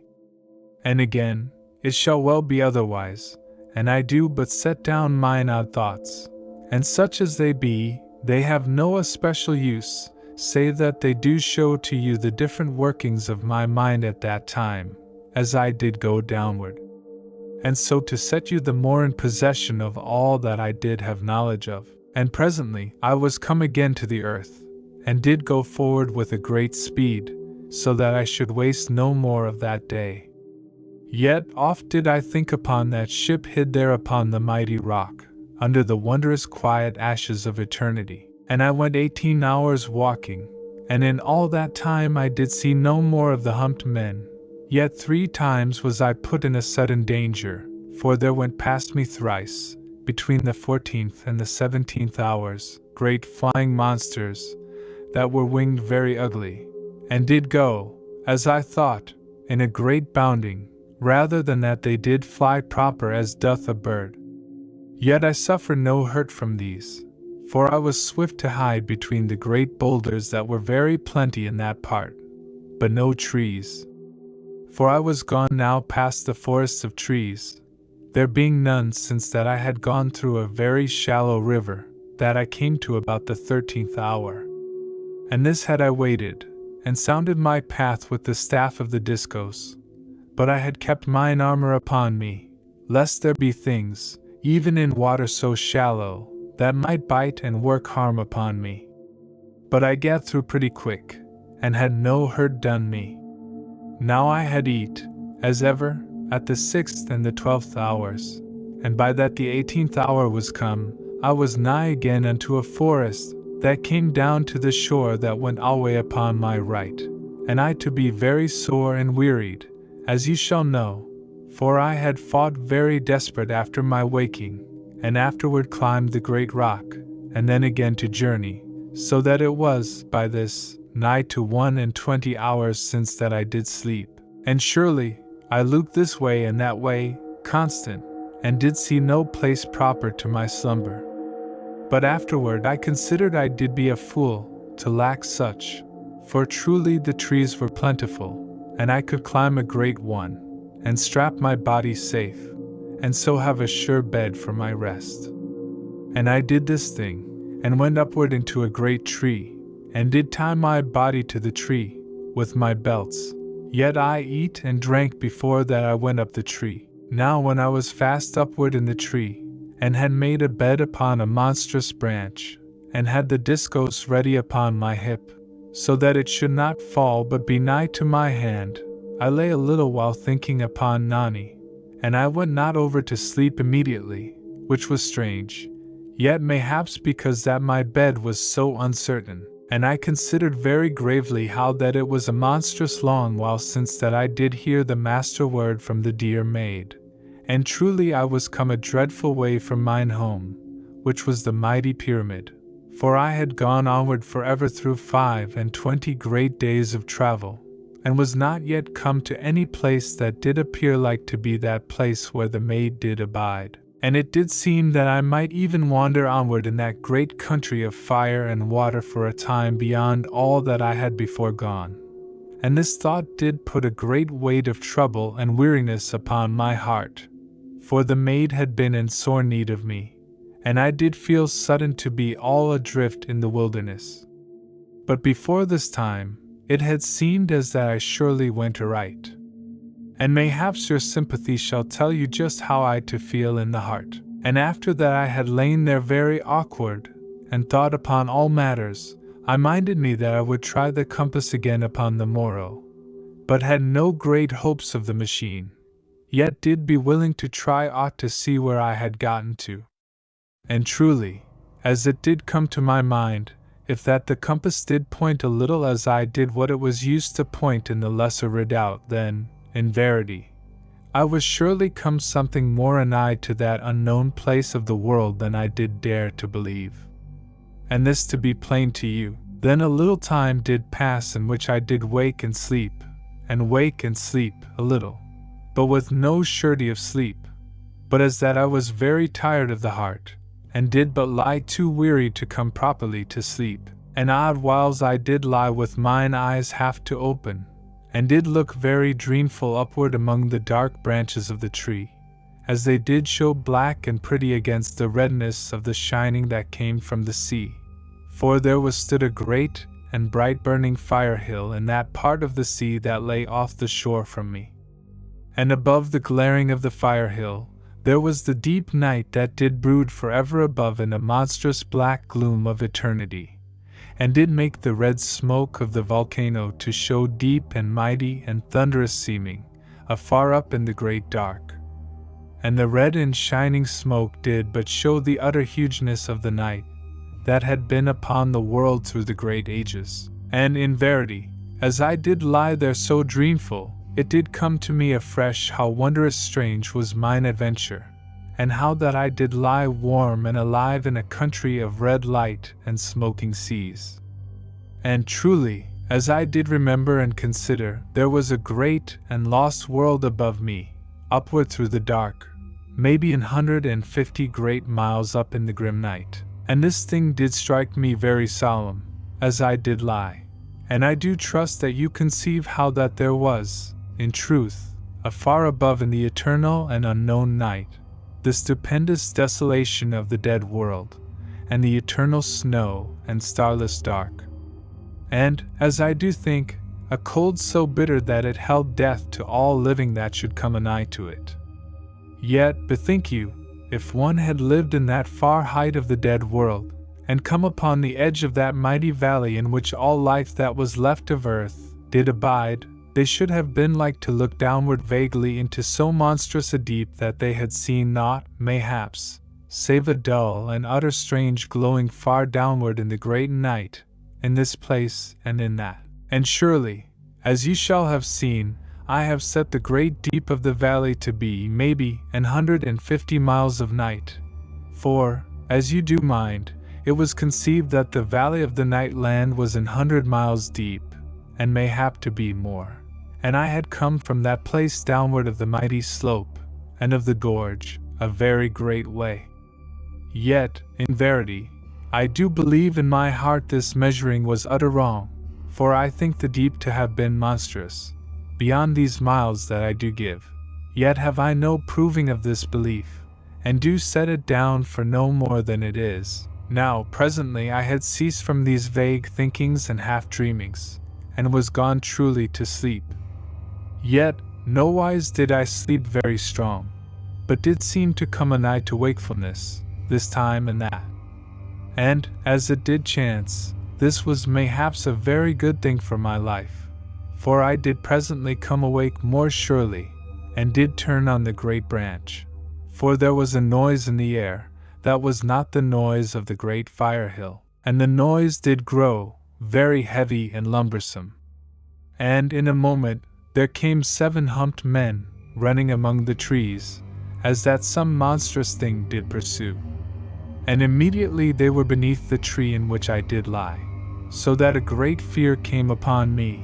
and I loosed the belt from the branch, that I should be free to fight. And directly upon this, I saw that the men did leap upward into the tree, beneath me,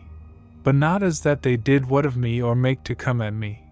but as that they did pay a great heed to some creature or happening that was far off among the trees. And surely, the noise did seem to come from that part, and did grow loud and mighty, and the humped men did all crouch very silent, and did make no noise or motion one to the other, but were quiet upon the lower branches. And, as I did look now more to my ease, I perceived that they had each a great stone, and bloody, that did seem as that it were split to a certain sharpness, even as a stone doth break very natural. And they carried the stone under this arm or under that arm, so that they had their hands free to all matters. And alway the noise did come the more anigh, and I saw that a humped man did come running from among the trees, and did run beneath that place where the 7 humped men did be on the branches. But they made no sign to the man, to save him. Yet truly it was very plain that some monster pursued the man. And immediately I saw how this thing was, for the humped man upon the ground did not run so fast as might be, and I conceived that he did act to make some creature to come after him, to pass under the men within the tree. And surely this thing did prove to be, for there came very quick, a great and ugly thing, that had an ugly way of putting down the feet, and did have 7 feet to each side, which was very strange, and the back was as that it were horny, and the belly of the thing did seem to brush heavy upon the earth, and it grunted, as it went, and shook the earth with the weight of it, so that a monstrous noise came from it, upon so hasty a journey. And I did wot that it was not such a thing as did properly pursue after matters of food, but did rather eat of that which did need little haste, but a monstrous strength, to gain.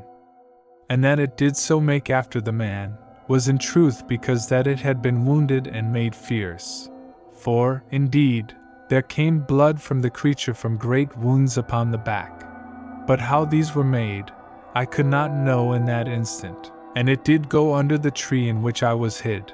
And in that moment when it passed under the tree, the 7 humped men did leap out of the branches, and did catch to the brute by the great horns of the spine. And I saw that the wounds were in the joints of the spine, as was plain when the back did work, with the going of the creature. And the 7 humped men took the sharp stones from under their arms, and did strike very brutal in the wounds that were in the joints of the spine. And the creature roared and cried, and went onward into the trees at a great speed. And in all the time that it ran, the humped men ceased not to strike with the stones. And sudden, when it was gone a distance off, it did roll very swift over upon the back, first to the right, as that it would go that way, so that the humped men did leap off upon the other side. And immediately the creature rolled to that side, and there ran clear of the brute only 4 of the humped men, so that I knew that 3 were slain. And afterwards, they that lived ran beyond the beast, and gat up into a second tree, and the one that was chased did entice the creature to follow, and so did tease it once more to pass beneath the other men, and they very swiftly again to the back of the creature, and so from my sight, striking with the great stones, and the beast bellowing very loud and piteous. And how many of the humped men there were to the beginning of that strange hunting, I know not, but surely there were few that lived to the end. And surely there were such things as this thing in the beginning of the world, and again was it thus in the end. And I did ponder this a little while, as I did sit upon the great branch, and hearken unto the sound of the hunting, that was now gone a great way off, and was presently beyond my hearing. And afterward I gat me to the earth, and did look this way and that way, to see that no beast was anigh, either any of the humped men. And afterward I eat 2 of the tablets, and drank some of the water. And when I had gat this far to a readiness for my going, I minded me that I should try the compass again, as I did intend. And surely the machine did point between the north and the south, upon the westward arc, even as Nani had told unto me, yet, as it did seem, was somewhat more of a southward pointing than she had made me to think. And because of this telling of the compass, a great ease came upon my spirit, for, surely, was not this but a sure sign that I did go direct unto that hidden place of the world where the lesser refuge did abide, but yet was not come over close, so that the pull of the mighty earth current of the great redoubt was something stronger than in the place where was the little pyramid. And all this did I think very swift to myself, and had a glad uplifting of the heart, as you do perceive, so that I went forward upon my journey, with a great stride, and did scarce fear any strange thing that all the country did hold, in that moment. And I went all that day at a strong pace, and did be oft tempted to send the master word unto Nani, yet did keep from so foolish an acting, the which, mayhaps, had brought straightway upon me an evil power, and had given me to destruction when that I was near come to the succor of the maid. And it was this quick and constant fear of the evil forces of the night land, that did keep me ever from calling unto Nani, lest that they should discover me, and follow after. And this, I doubt not you to know by now so well as I. Now, by the 6th hour, I was come into a part of the country where there were an exceeding abundance of steam fountains and sprayings and great upwellings of water in basins of rock, and the air did be full of the sounds and the roarings of the boilings and the spoutings, and of a hot mist and spray, so that, truly, I had scarce the power to see to my front, nor to any side. And here, presently, I made a pause, and did eat and drink, and afterward went forward again. And I did keep the shore of the sea always to my right, and so did go proper to my way, yet with no great ease. For the sea also did steam very strong in that part, and because of this great fog of steam, I was surely much labored to make a great speed, lest unseeing I go headlong into an hole of the boiling water. And in the 9th hour, I did go clear of the hot boilings, and was come again free of the mist and the steam, and might look with mine eyes to my going. And surely, as I did perceive, I was come to the end of the great sea that had been ever to my right. for it did go against the feet of great and monstrous mountains, that went upward forever into the night, and did seem as that they were the hither wall of that strange country of fire and water. And so was I stood there very much taken upon doubt, for how should I go farther? And after that I had been there a while, in a bewilderment of doubt and of wit, I went to the left, along the feet of the mountains. And truly this but of common sense, for how might I go any other way, save I go back again? And at the 12th hour I eat 2 of the tablets, and drank some of the water, and went forward once more. And lo! At the 15th hour, I was come to a place between the mountains, even an upward gorge, very dark and gloomy, and without light for a great way. And in verity, I did not want to go up the gorge, in that it was so dreary a place and narrow and horrid and drear seeming, after the light and wideness of the country in which I did yet stand. And presently I did go past the mouth of the gorge, that I should learn whether there went another way out of that country. And this wise, for a great hour more, along the feet of the mountains, and did presently come to a monstrous black river, that was, maybe, a mile wide, and it to be very shallow, and seeming as that the water scarce to cover the mud of the bottom. And here and there great steam did come from it, and spurtings and mountings up of the mud in many places, and monstrous babblings and puffings up of strange smoke, as that a great heat went beneath it in this place and in that. And surely it went backward into the country for a mighty way, so far as my sight did go, and I did think it to be no river, but truly a further sea. And there was no way across, for there were no trees anigh, to make me a raft, either might I wade across, for it might be shallow here and deep there, and the mud be in all places. And moreover, I had been like to be caught in one of those upburstings of mud, even did I have a raft to go upon. And because of all these things, I gat me back again to the gorge, and presently I did go upward into the darkness. Now I went upward very steady, save that I did stumble oft, and did go through 6 great hours. And truly it did seem that I went in an utter dark, because that I had been a while in so constant a light. And by that I had been 6 hours in the gorge, I was gone right away from the country of the seas, and did be as that I was back into some place that was like to the dreadness of the night land. For there were in this place, and in that place of the gorge, red fire holes, even as in the night land. Yet not many until that I was come a great way up of the gorge. And there did be life of horrid things about the fires, as soon I did what, so that I made to keep off from them. Yet, as you shall perceive, I must come oft pretty near, because that the gorge was nowhere scarce 100 good paces across, and did oft come very narrow, so that I did come often nigh to the fire holes, whether that I did heed to or not. And all that time, and ever, did the gorge go very sharp upward, so that it was a very weary thing to make great trial of speed, as you shall know. But yet I went so fast as I could do, for I was grown sudden very excited about the heart, and to feel as that I did surely draw anigh to that strange and hid place of the world, where was the lesser refuge. And when I had gone upward through 6 great hours, as I did say, I took caution for a place proper to slumber, for I was surely very wearied. And I saw a place presently, afar upward of the dark side of the gorge, upon the right, where a ledge of the rock did show in the glaring from one of the fire holes that made a gloomy light in that place. And I climbed into this ledge, and did find it to be secure, and awkward to come upon.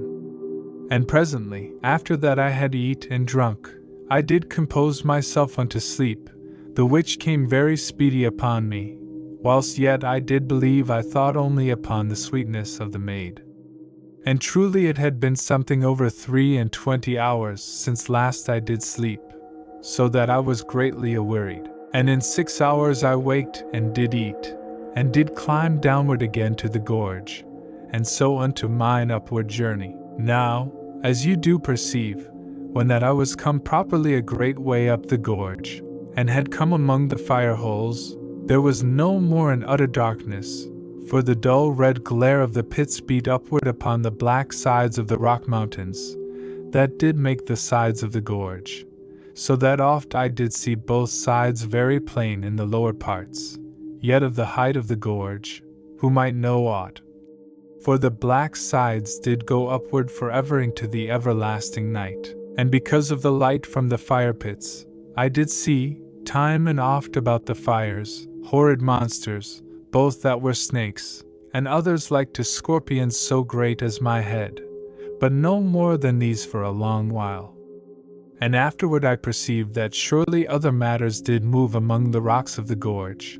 so that I did keep the discos very ready in mine hand, yet had truly no use for it all that day. Now I eat and drank at the 6th and the 12th hours, and went onward at a very strong speed.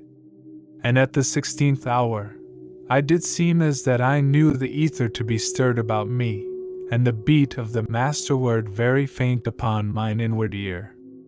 And immediately, a wondrous great and lovely thrilling did wake all my being, for surely, I said, this was the spirit of my love, calling unto me with her brain elements.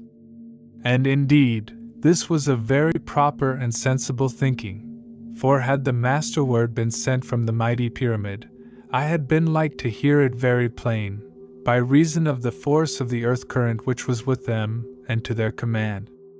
But as you do know, the earth current was nigh gone from the peoples of the lesser refuge, so that they were over weak to make any proper calling.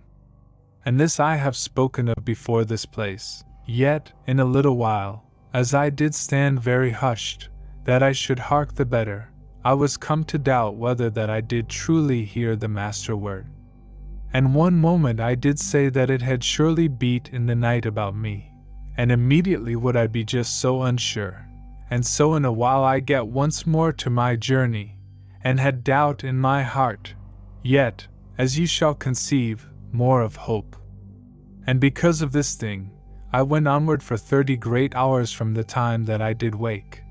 for my heart was excited within me. And when that I had gone so long forward as this, I did see how that I did foolishly,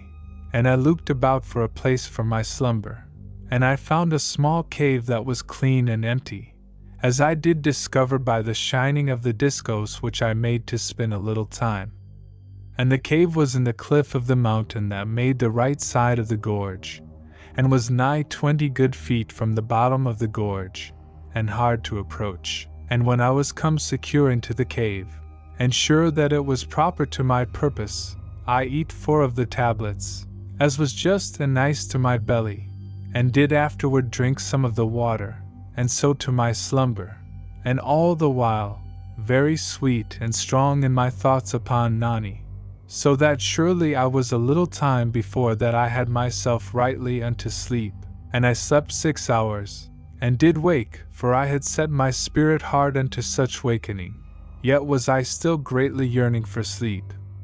But this did go somewhat, when that I had fought a little with my need. And afterward I eat 2 of the tablets, and drank some of the water, and did gat my gear upon me, and was presently down unto the gorge, and so again to my journey. Now in all that day I did go with a very stern speed, for it did seem as that my soul did know for surety that I was truly come something nigh unto that hid place in the night where I should find mine olden love again. And the sweet hope that was bred of the calling that had seemed truly to sound about my spirit, was in all my being, and more sure on that day, than before that I had slept. And I went 30 hours in all, even as before, ere that I did come again to sleep, and I eat and drank at every 6th hour, so that my strength should abide within me. And by that I was come to the ending of the 30 hours, I was sorely awearied, and gat me upward of the monstrous cliff that did make the left side of the gorge, having perceived in a place a great ledge of the rock, that did seem very proper for my purpose of slumber. And when I was come upward upon the ledge of the rock, I saw that there did seem something, like to a mighty spider, that did stay half without of a hole in the back part of the ledge. And I smote the thing gently with the discos, so that it was very quickly dead, and afterward I searched well about, but did gladly perceive that there abode there no other horrid creature. And I eat 2 of the tablets, and drank some of the water, and did afterward make me ready for slumber, as ever. But now I did put the cloak well about me, for truly there was grown a chill into the air of the gorge. And here also will I tell how that it did seem unto me that the air was gone something from that great thickness and strength which had been with me in the past days of my journeying. Now I was gone so tired that I fell upon sleep in a moment, yet with a dear thought and anxious concerning Nani, but was so starved of the body for slumber, that even mine anxiousness kept me not awake. And I was then so fast with sleep that I knew not for 8 hours of very sound slumber. And then did I awake, and very thankful of the heart that no evil beast or creeping thing had come upon me whilst that I was so utter lost in sleep. And now, truly, was I something fresh and ready, and I ate and drank, and had my gear once more upon me, and so down into the gorge. And afterward I went upon my journey for 18 hours, and did pause but a little while at the 6th and the 12th hours that I should eat and drink. And when the 18th hour was nigh come, I perceived that the nature of the gorge was grown very horrid and dank. And in verity, I did feel as that afar upward in the night the black mountains that did make the sides of the gorge had come together, and did make a monstrous roof unseen in the utter height. And this thing I do tell, only as of my belief, for I have no very sure proof. Yet, truly, my reason does say likewise, for there did oft drip water upon me out of the darkness, even though I walked in the middle way of the gorge. And how should this thing be, save that there went an overreaching of the sides, that should let the mildew down upon me? And in this place, and for more than 11 great hours, there were fire holes and fire pits only in this part, and in that, and each a great way off from another. And they burned very dull, and did seem to throw a fume of sulphur into all the air, as that there was no freedom above for the stink to pass away. And in every place were the rocks of the gorge very thick and slippery with strange growths, so that it was a sorrow to walk upon them. And all that time was there an heavy wetness and slowness in the air, and a smell, beside the stink of the fire pits, as that I did go forward through a place where dead things did be, and for a great time there was a horrid darkness, as it had been that the air was grown thick with the fumings of the fire pits, as I do believe, and beside this thing there was, as I have said, but a dull fire here and another there, so that it was like that there should be a heavy dark. And because that it was so utter black, and because that there were growths upon the rocks in the bottom of the gorge, I did go but slowly, and with pain of stumblings, and always with the stink of that place to trouble me half unto a sickness. And sudden, as I did go past one of the fire pits, I saw that the fire made a dull shining upon some monstrous thing that did move before me, upon the far side of the fire. And I came in one moment unto a swift silence, and hid among the rocks of the bottom of the gorge. And I looked very cautious at the thing that moved beyond the fire, and surely I had seen no thing so monstrous since that I had come free of the night land, for it was as that some huge creature, like to the hull of a great ship, did move down out of the dark of the upper way of the gorge. And it went by the fire hole, and onward into the dark of the lower way of the gorge, and I had perceived somewhat of it, as it did go past the fire, and surely it was black and beslimed, and utter great in height and in length, and it went always without noise, so that I had not known it to be there, but that I saw it plain with mine eyes. And truly, if I do say that it was somewhat as that I had seen a monstrous slug thing, surely I should use wise and proper words to make known to you this horrid brute. And I stayed very quiet a time, and afterward I went upward again of the gorge, and did use a new caution to my way, and saw that the discos was free upon my hip. For even thus I did carry the weapon, being that I must use both hands to my way, and to save me in my stumblings and slidings over the slippery rocks. And once it did seem to me that some great thing moved in the darkness, and I went downward among the rocks, and stirred not my body for a great while. And sure am I that there went some living monster past me, that did stink as a loathsome grave. And afterward I went on again, and 3 hours did I go thus, and came at last to a place where a fire hole did shine more ruddy. And I did look well about me, that I should perceive that part of the gorge the better. And as I stood there, very quiet, away off from the fire, so that it did show no great light upon my person, I did note how utter still was that place, and this to take me anew, as though it had come fresh upon me. And here, there would be the drip of water, and again in that place, and again elsewhere, and all very solemn and very dismal, and the silence to be constant. And presently, as I looked, now to this way and again to that, I saw that there was a monstrous slug thing laid upward against the black side of the gorge, as that it had stood up on end, and the one end of the monster went upward beyond the light from the fire pit, but the other part did come down and trail into the gorge, as a long hillock, very ugly and black and beslimed, and I near sweat with the disgust and horror of the thing. But afterward I had more courage, and spied well upon the brute. And surely it moved not at all, any more than the side of the cliff of the gorge, and I conceived that it stood not upward upon any feet, but clung to the rock, even as you shall see a slug to go. And for a great space I was very quiet and moved not, either did I make to hide, but stood there very stupid. Yet, in a time, I had more of courage which brought strength unto my heart, and I began again to go upon my way, but with an utter caution, and I then to creep for a weary time upon my hands and knees among the dank and weariful rocks and boulders that lay in the bottom of the gorge. And thrice between 4 hours was I passed by hidden and monstrous things in the horrid dark places of the gorge, yet with no noise save, as it might be, the odd rattle of a rock in this place and that, but with an utter and dreadful stinking. And I to be quiet as they went, as you shall think. And each time now that I did go by the fire pits and fire holes that lay odd ways in the gorge, I did pause and search about me with mine eyes, very cautious, and oft now did I perceive how that the monstrous slug creatures did lie in this place, and in that against the cliffs of the gorge. And I did go then utter still, from this space to that space among the rocks, and oft upon the flat of my belly,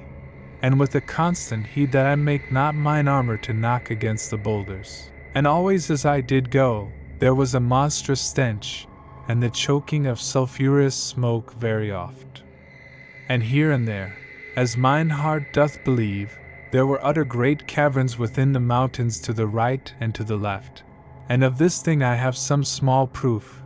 for once I did go by a place where a fire did burn, as it should be a fire hole, afar inward of the mountain side upon my right, so that I saw in a moment that I looked in the darkness through the mouth of a mighty cave place, and I went past very quick and silent, for I knew not whether any horrid thing should come forth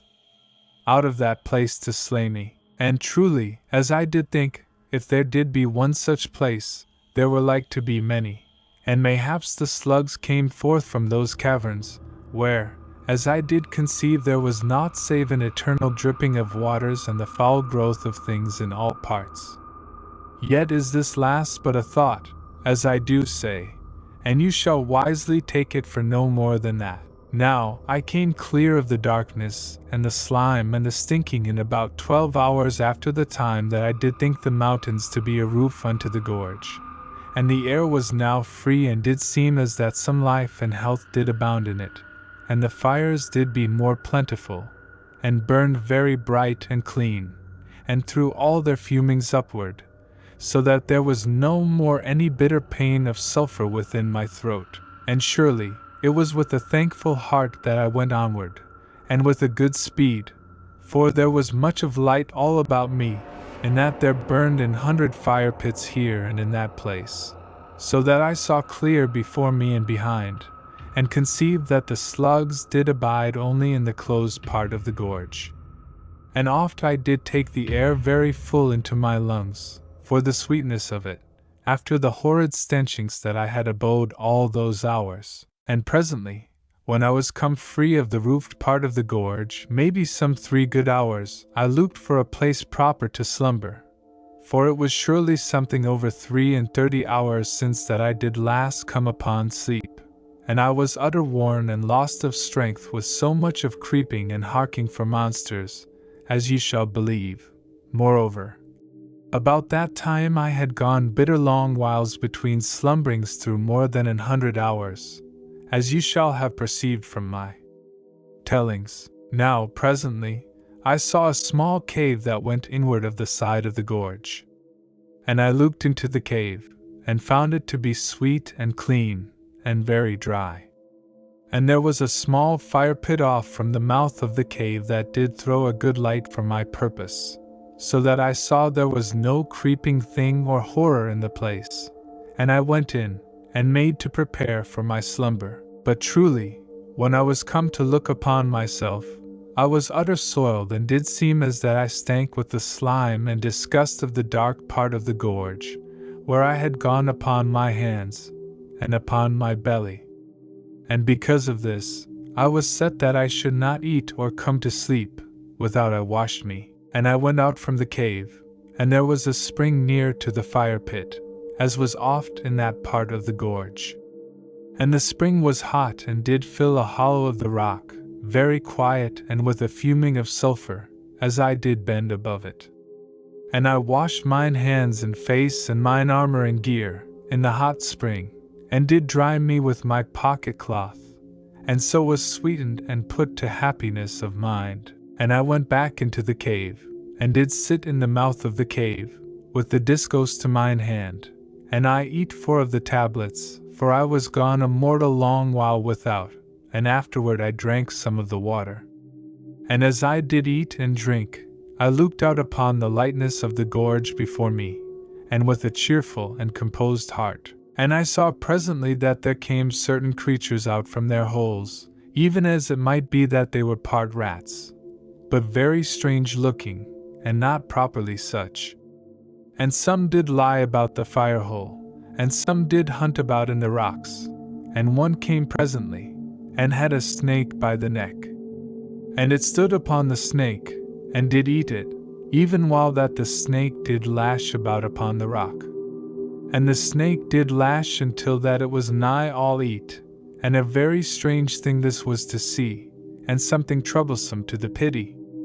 Yet was I glad to perceive that there were enemies to the serpents of that place. And when the rat creature did make an end of the snake, it made across to the spring, and did drink the hot water a while, and afterward back unto the fire, and there laid down an eye to the edge, and seeming very sweetly comforted of the belly, which, in truth, was much otherwise with me. And, after that, I saw many creatures that went about the fire, and did have warmth from the fire and drink from the spring. And surely I did ponder that the peoples of this our age should say, if they had stood with me, that Providence had made nigh together the warmth and the drink that were needful unto life,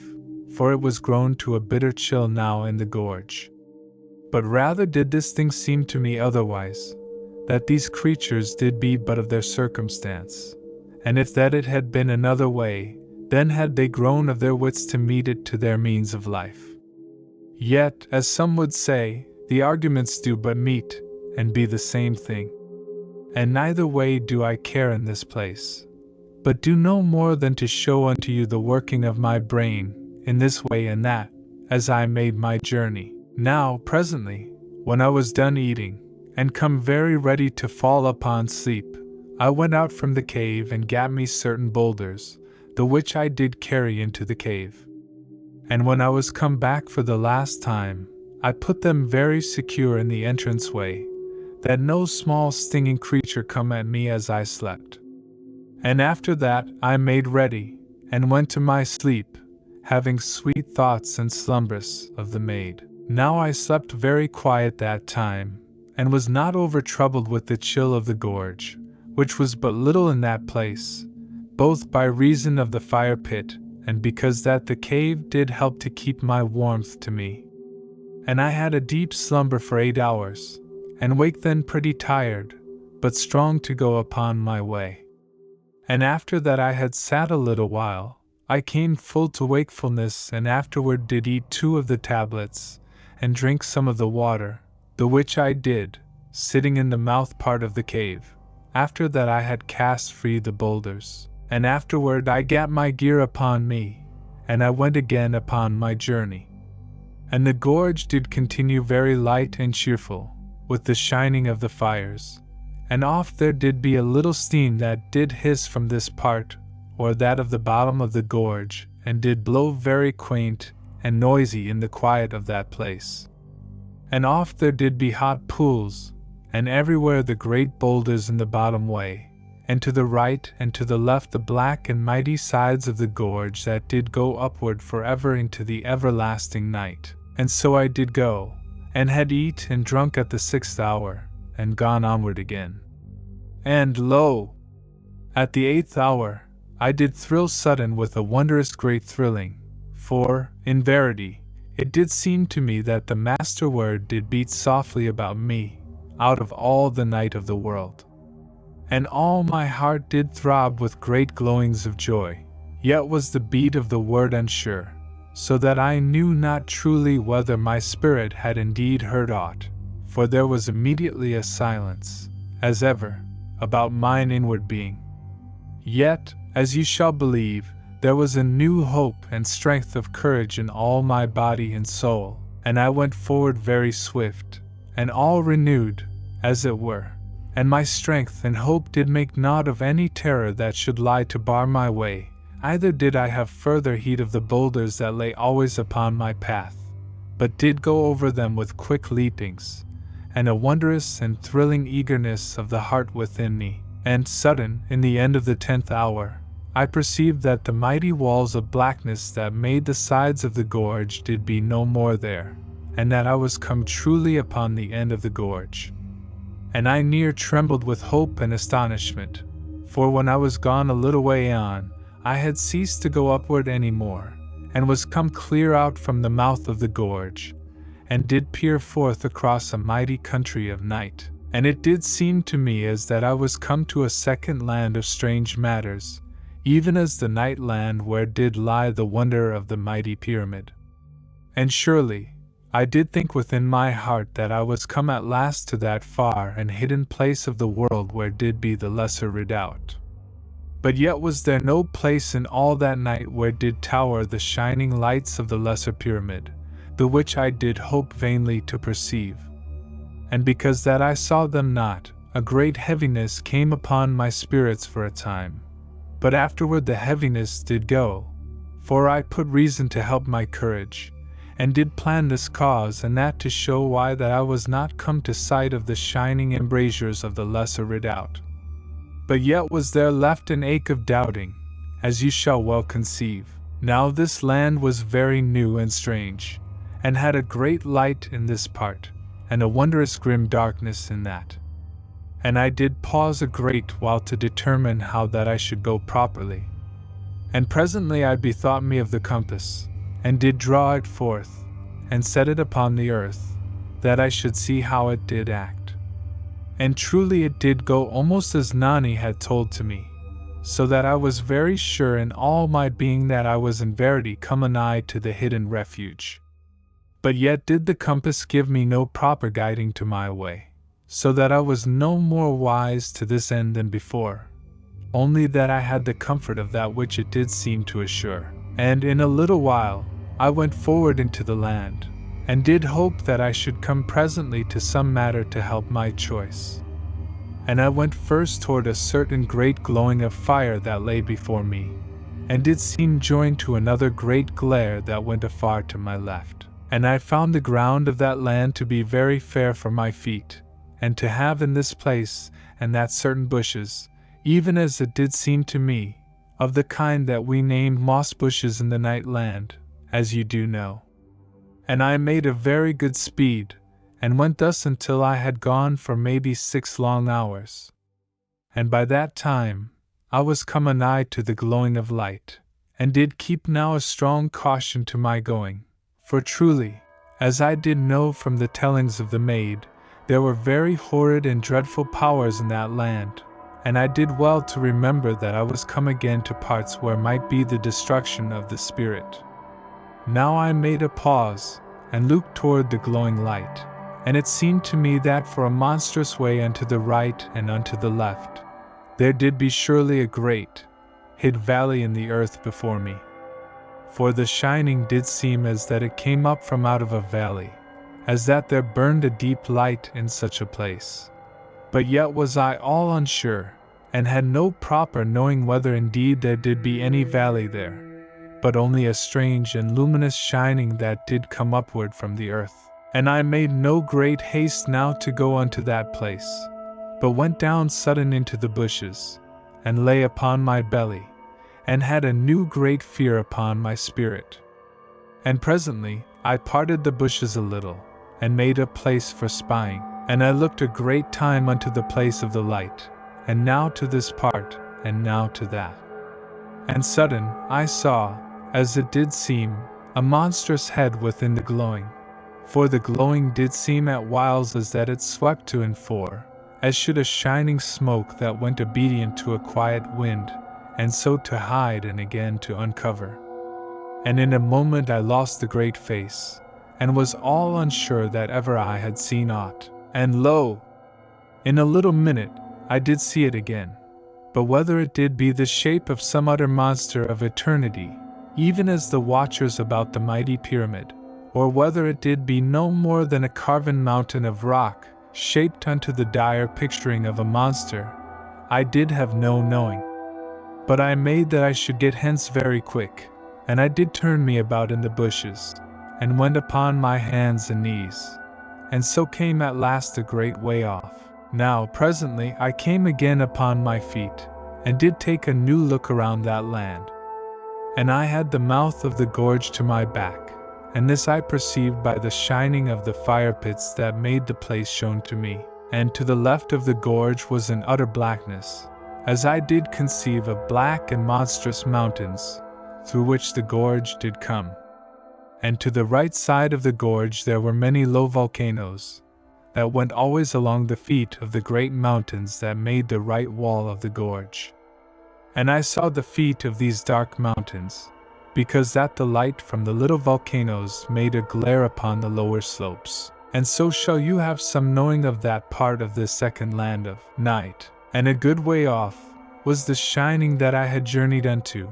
and the shining went into a distant light through a part of the land that lay afar to my left, for it stretched a great and strange way toward me, out of the leftward gloom, and came unto my front, and so away into an utter distance. Yet, though it was so great, you shall not think that it made any huge light in the land, but was rather as that it had a shining made unto other ends,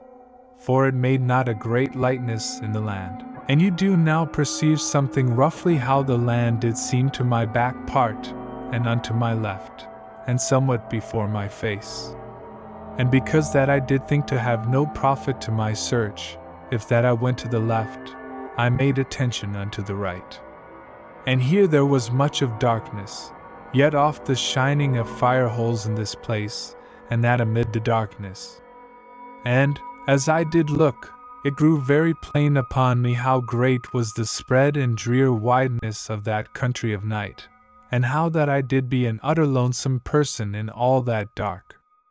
And so shall you be with me in sympathy of the utter greatness of my task, and know of the fear that did breed odd whiles, that I should search until I die, and never find. And you to give me good human understanding. Now I made no more to delay, but went unto the right, and did keep the chain of the little volcanoes something level to my course, though a great way off. And I went thus with a strange growing of hope, and an excitement, for 10 hours, and had eaten not then for more than 20 hours,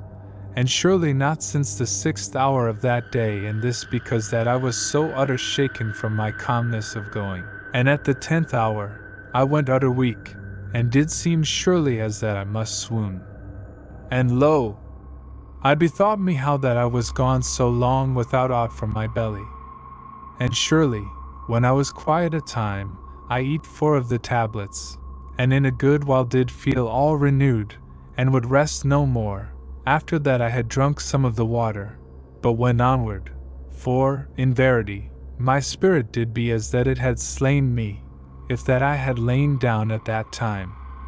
And this because hope was so fierce in me, for I to feel indeed that I was come near to the maid, and I went 10 hours more, until that I did truly totter upon my feet, with utter and dreadful weariness, for I had gone now through some ways of 40 great hours, and had been foolish in mine eating and drinking, as you have perceived. But yet was this to be forgiven, for I was as that I should come any little minute upon the wonder of the lesser pyramid, shining afar in the night. Yet, truly, there was nowhere anything that might be likened unto it, and I lay down there, just as I did be, and with no proper heed to my safety. And I was gone asleep in one moment, as it did seem, and waked not for 12 hours, and then did come suddenly unto knowledge, and thankful was I in the heart that no monster had come upon me in that dead time of slumbering.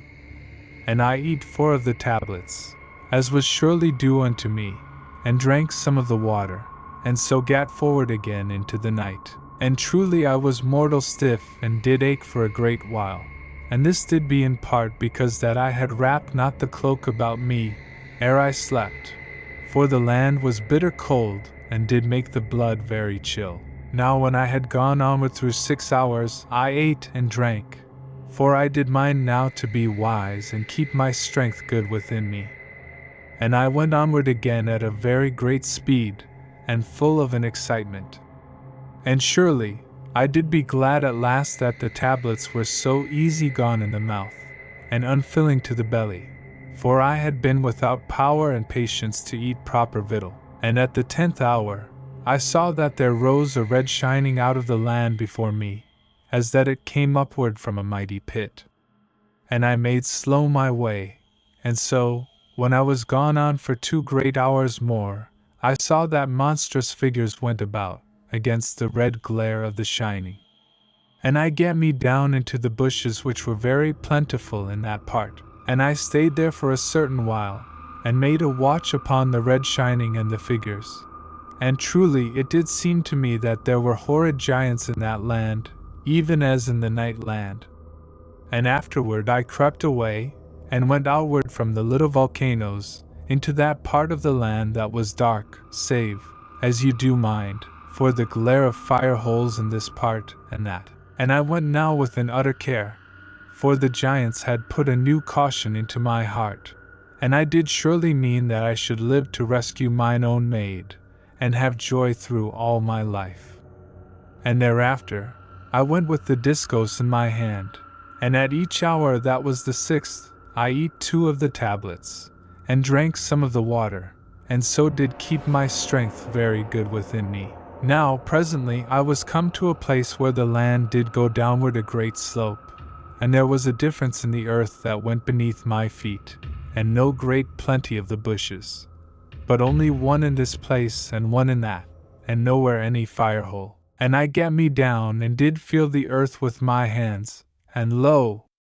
I did find presently smooth stones, and afterward olden shells. And immediately a great delight took me,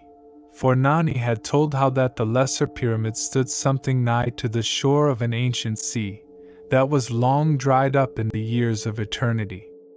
And surely it might be that I was come down into the dry bottom of that same olden sea, and should presently have sight of the little pyramid. And because that hope was put so fresh into me, I went forward through, maybe, 30 hours, across the olden seabed. But in all that time I had no sight of the lights of the Lesser Redoubt.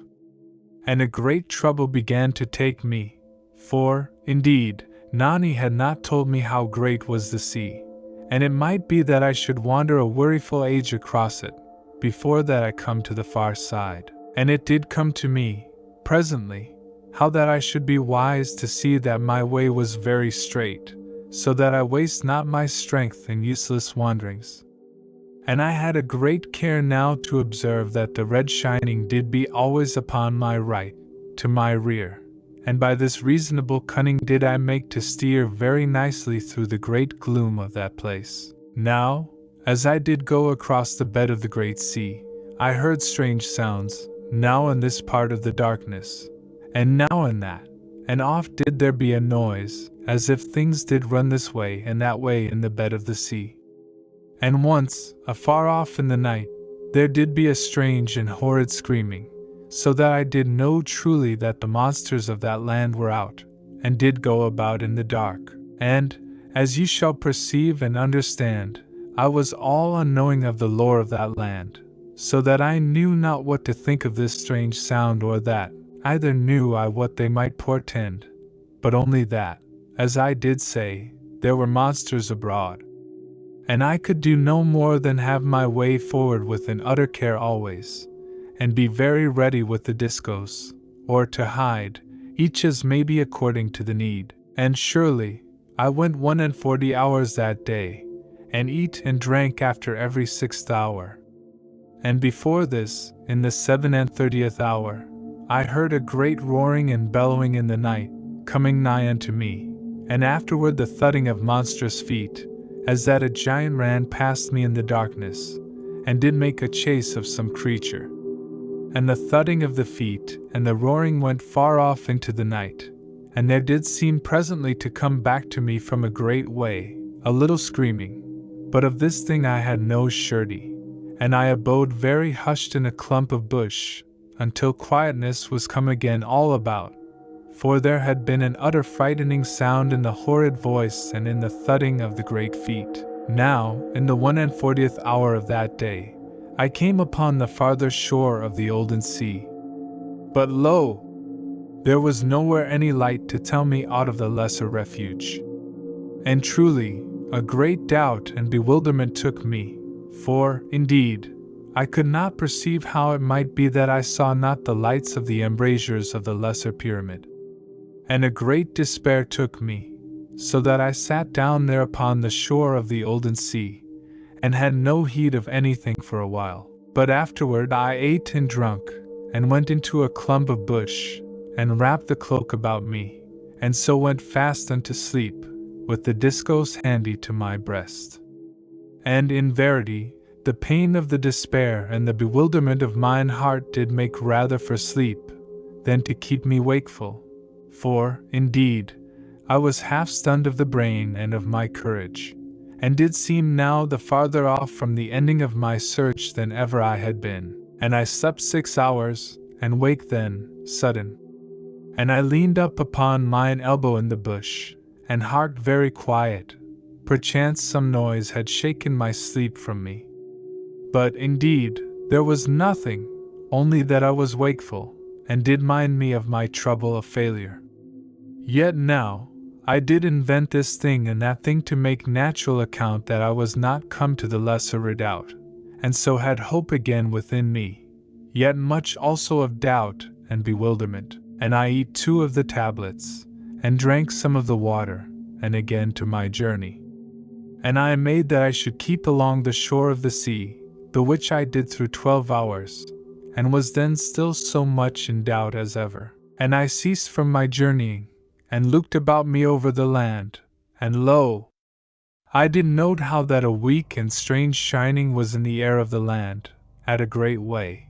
as it had been that a far spreaded and faint glowing made a little glare into all the night unto my left, and before me. Now I ate and drank, and made to steady my spirit, for I did fear lest I should feel utter lost in all the night of the world, and to know not where to make any more my search, and so to grow desperate in despair. And this thing you will understand. And afterward I did make across that land, unto the place where it did seem that the dull shining was something bright. And I went thus through 18 hours, and did make pause at each 6th hour, and ate and drank very resolute, though, in verity, it did seem as that even so small a matter as the tablets did be like to choke me. And by this is it plain to me how great an anguish was come upon my spirit, lest that I was all astray, and should have no joy to succor mine own. And thrice in the time that I did go, there did be a running of feet amid the darkness, and odd wild strange and horrid cryings in the night, so that I put a force upon my despair, and hid me, for, indeed, I had no right to lose care of my life, if there did be any chance yet that I find the maid. And lo! In the 18th hour, which was truly the 30th of that day, I found the shining in the night to be grown very plain, and an utter stinking of sulphur, and truly I did be aware that the land went upward, and I made upward through 7 hours, and the light did grow more plain, and was of a dull redness, very somber and heavy. And in the end of 6 more hours, I ceased to go upward, and did know of a strange low sound, that did be like to no other sound that ever I did hear, and was like to a dull roar that did never have ceased through eternity. And I went forward unto the light, and the land to be now as that I went over an upland plain. And I did go thus through 5 hours, and the low roar did grow ever upon mine ears. And truly, even as I did shape my thoughts to take a caution for my body, I went upward again a little, and came out upon the edge of a mighty cliff, and the low and constant roar did moan upward against me with an everlasting muttering. And I looked downward a monstrous way, and surely there was spread out a mighty sea, as it did seem, of dull fire, as that a red-hot mud did lap very deep and quiet below me in all that night. And I looked outward across the strange sea, and the far side was hid from me, for, surely, there were dull and solemn clouds that came off the sea, and hid the distance from me. And the clouds to glow a little redly, and so to rise, and presently to blacken into the night. And I looked to the right and to the left, and it was plain that the black cliffs did stretch out both ways, and did go downward ever into that monstrous sea of slow fire. And there were great headlands that went out into the fire, as into a sea, and the fire did lap very quiet about these, and where the fire lapped about them, there did shine and spurt out green flames and vapors at divers times. And indeed, as I did perceive, I was come to an upward sea of fire, as it were the deep inwards of a low and utter monstrous volcano, that was flat of the top and utter big across. And in verity, I did look downward into the fires of the inward earth, and a very wondrous sight was it, to stand there alone upon the cliffs of that everlasting sea.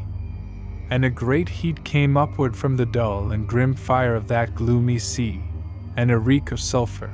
so that I was like to be choked, and did go backward from the edge of the cliff. And surely, I was come to the end of that dark land upon that side, and had nowhere perceived the lesser pyramid in all the night of my travel.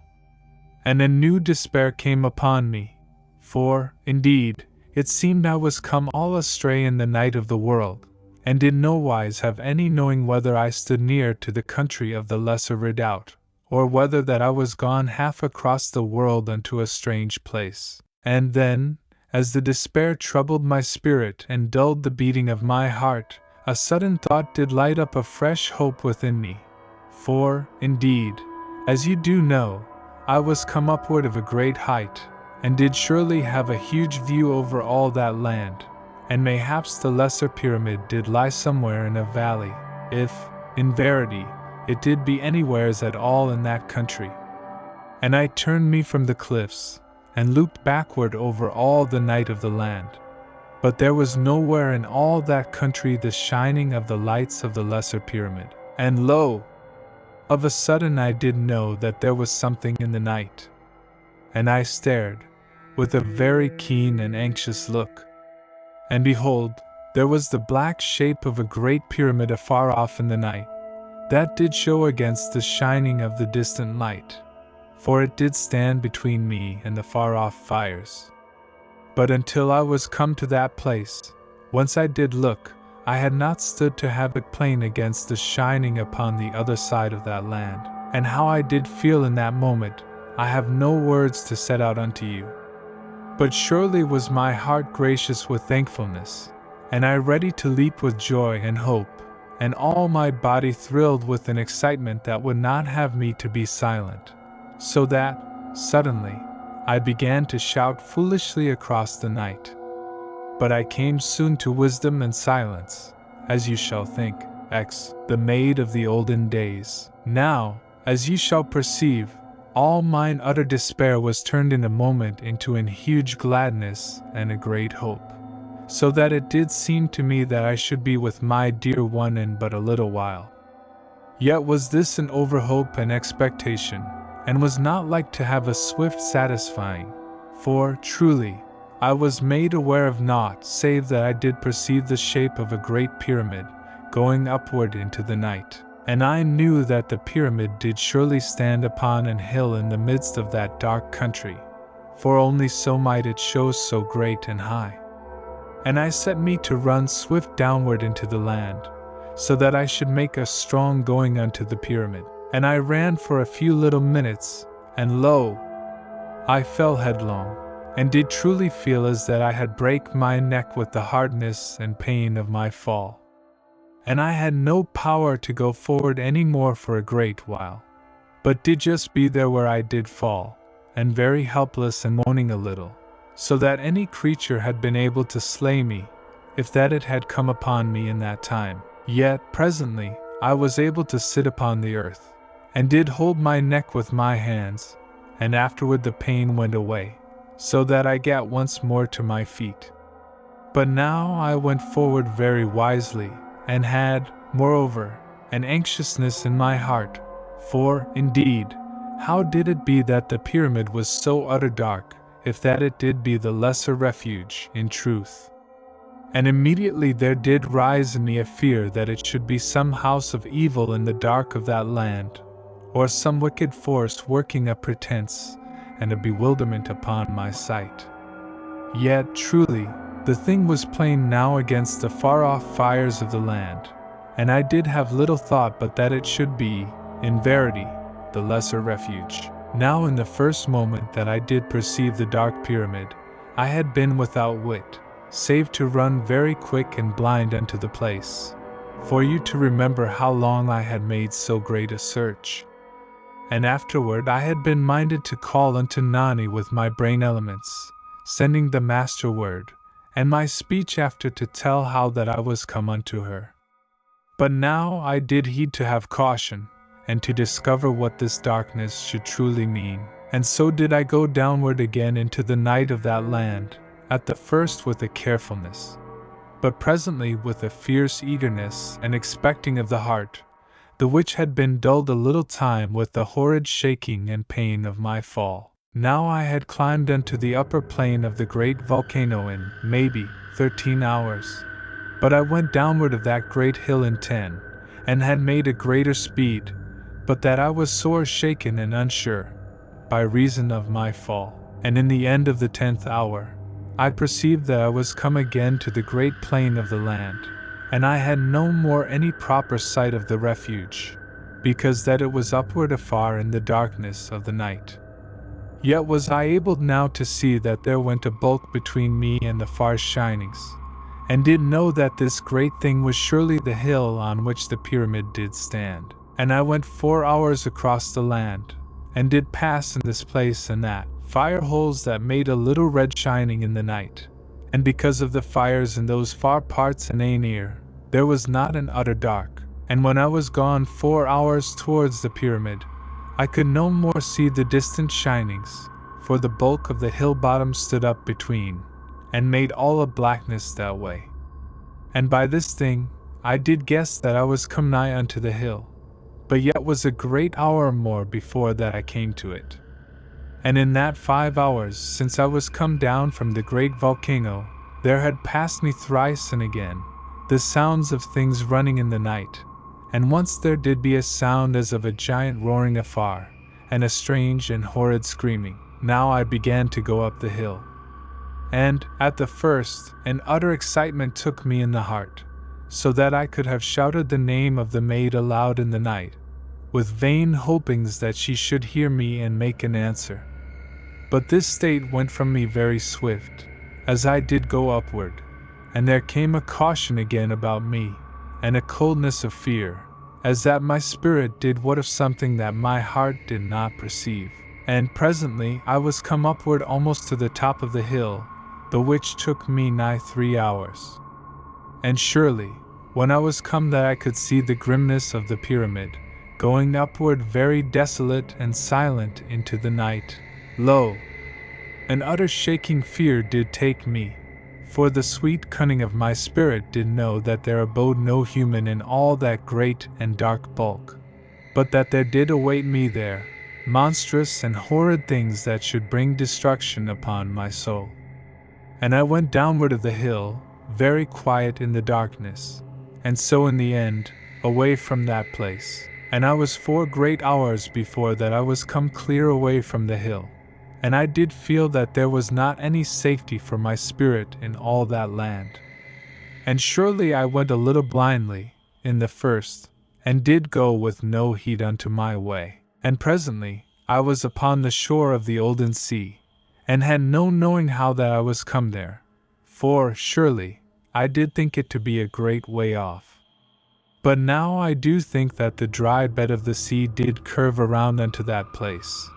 or that there did be 2, or more, olden seas in that country of night. Now, presently, I sat me down, very weak and bewildered, for it was as that my heart did lie dead within me. And in verity, you shall perceive how this thing was, for I did know by the tellings of my spirit that there abode evil things in the dark pyramid upon the hill, and I doubted not but that destruction had come upon the peoples of the lesser pyramid, and that evil creatures and powers did now abide in that place. And if this thing did be truly so, I was come over late to the saving of the maid, and with this thought I was very glad that some evil thing should come that I should fight with it, and die quickly, for there was naught then in all the world to make me glad to have life. And so shall you know the utter desolation that was in my heart, and truly, I can perceive both the wiseness and the unwisdom of my reasonings, for, indeed, I did have no sure knowing that the dark pyramid did be truly the lesser refuge. But yet, in verity, my spirit did know with a certain sureness, and there was no doubt concerning this thing, in all my being, and, after that I had sat there a while, I did mind me suddenly that I should send the master word through the night. For, indeed, how else might I ever know whether Nani did yet live, though, in truth, I had little, save desperate hope in this matter, but yet did remember how that I had seemed odd times of my journey to hear the beat of the master word with my spirit, out of all the dark of the world. And in verity, if Nani answered not to the word, but there came instead an evil power to destroy me, I should but cease me of mine utter heartache. And I stood me upon my feet, and looked outward about me into the blackness of that land. And I sent the master word with my brain elements, and immediately I called Nani thrice, sending the call with my brain elements. And lo! In a moment, as it did seem, there broke around me out of all the mystery of night, low and solemn, the master word, beating in the night. And immediately there did sound within my brain a far, small voice, very lone and faint, as that it had come from the end of the world. And the voice was the voice of Nani and the voice of Murdith, and did call me by mine olden love name. Then, indeed, I did near to choke with the utter affright of joy that did take me in the heart, and also I was shaken with a mighty excitement, and my despair was gone, as that I had never known it. For, in verity, Nani did live and did call unto me with her brain elements, and surely I had not heard the voice of mine own for an utter age of grim labor and dread, and the voice was, as I did say, as that it came from one that did be in a far place of the earth. And in verity, whilst I stood dazed with a great joy that the maid did live, I knew within me, concerning the fear that she was utter far off, and what peril might come anigh to her, before that I should stand to her side, to do battle for her life and well-being and mine own joy. And lo! In the same moment, and before that I made further speech unto Nani, I did what that someone did be a little way off from me, in the bushes, where a fire hole did burn anigh to me, and it was as that my spirit knew this thing, and told of it unto my brain. And I made no answer unto the maid, across all the dark of the world, but went very swift into a great bush that was nigh to the fire hole, upon this side, and I looked through, into the open space that did be about the fire hole. And there was a little figure that did kneel, sobbing, upon the earth, beside the fire hole, and truly it was a slim maid, and she did seem as that she harked very desperate, even whilst yet she did sob. And surely, mine own soul did know, all in one white moment of life. And she there, unknowing, and harking unto a cry of the spirit, that she did think to come through all the desolation of the night, even from the mighty pyramid. For oft, as I did perceive, had she cried unto me in all that lonesome month, and known no answer, either that I was making a desperate way unto her, for, indeed, her weakness was great, so that she had no power to throw the words strongly afar, either to make plain her spiritual cryings through any mighty space of the ether. And lo! I drew in my breath, and set my teeth a moment, to steady my lips, and I said, Meredith, out of the bush where I did be, and using natural human speech. And the maid ceased from her weeping, and looked this way and that, with an utter new fear, and with a frightened hope that did shine with her tears in the light from the fire hole. And I divided the bush before me, and went through the bush, so that I came out before her, and did be there in my grey armor, and I did pause then, and was all adrift in myself, for my heart said that I should take this maid into mine arms again, for that I was come again to be with Meredith after an utter lost eternity. But yet was I all paused, for truly she was Nani and she was Meredith, and she did be a stranger in mine eyes, and very dainty and pretty and shaken with woe and sore trouble and grief. And in that same moment of my coming unto her out of the bush, she screamed and fell back from me, and strove weakly to gain unto the hither bushes, for, truly, she knew not what was come upon her in that first little moment. And immediately she saw that it did be an human man, and no monster to slay her, and in that instant I said the master word unto her, aloud, that she should have knowledge of peace and help. And I told my name, and said I am that one. And she knew this thing, even as my lips made the sounds. And she cried out something in an utter broke voice, and ran unto me, and thrust her 2 small hands into my charge and keeping, and fell thence into a great sobbing and shaking, so that I was all in trouble to ease her, but did keep a silence, and held fast her hands, for I had not on mine armored gloves. And she leaned against me, very weak, and seeming wondrous like to a child. And lo! In a while she ceased to sob, and did but catch her breath this time and that, but said no word. And I bethought me that she did suffer of hunger, for I perceived that she had been long wandering and alone, and was come unto the end of hope, when that I did come. And the maid stood there yet silent, for she might not yet command her mouth to speak, and she trembled as she stood.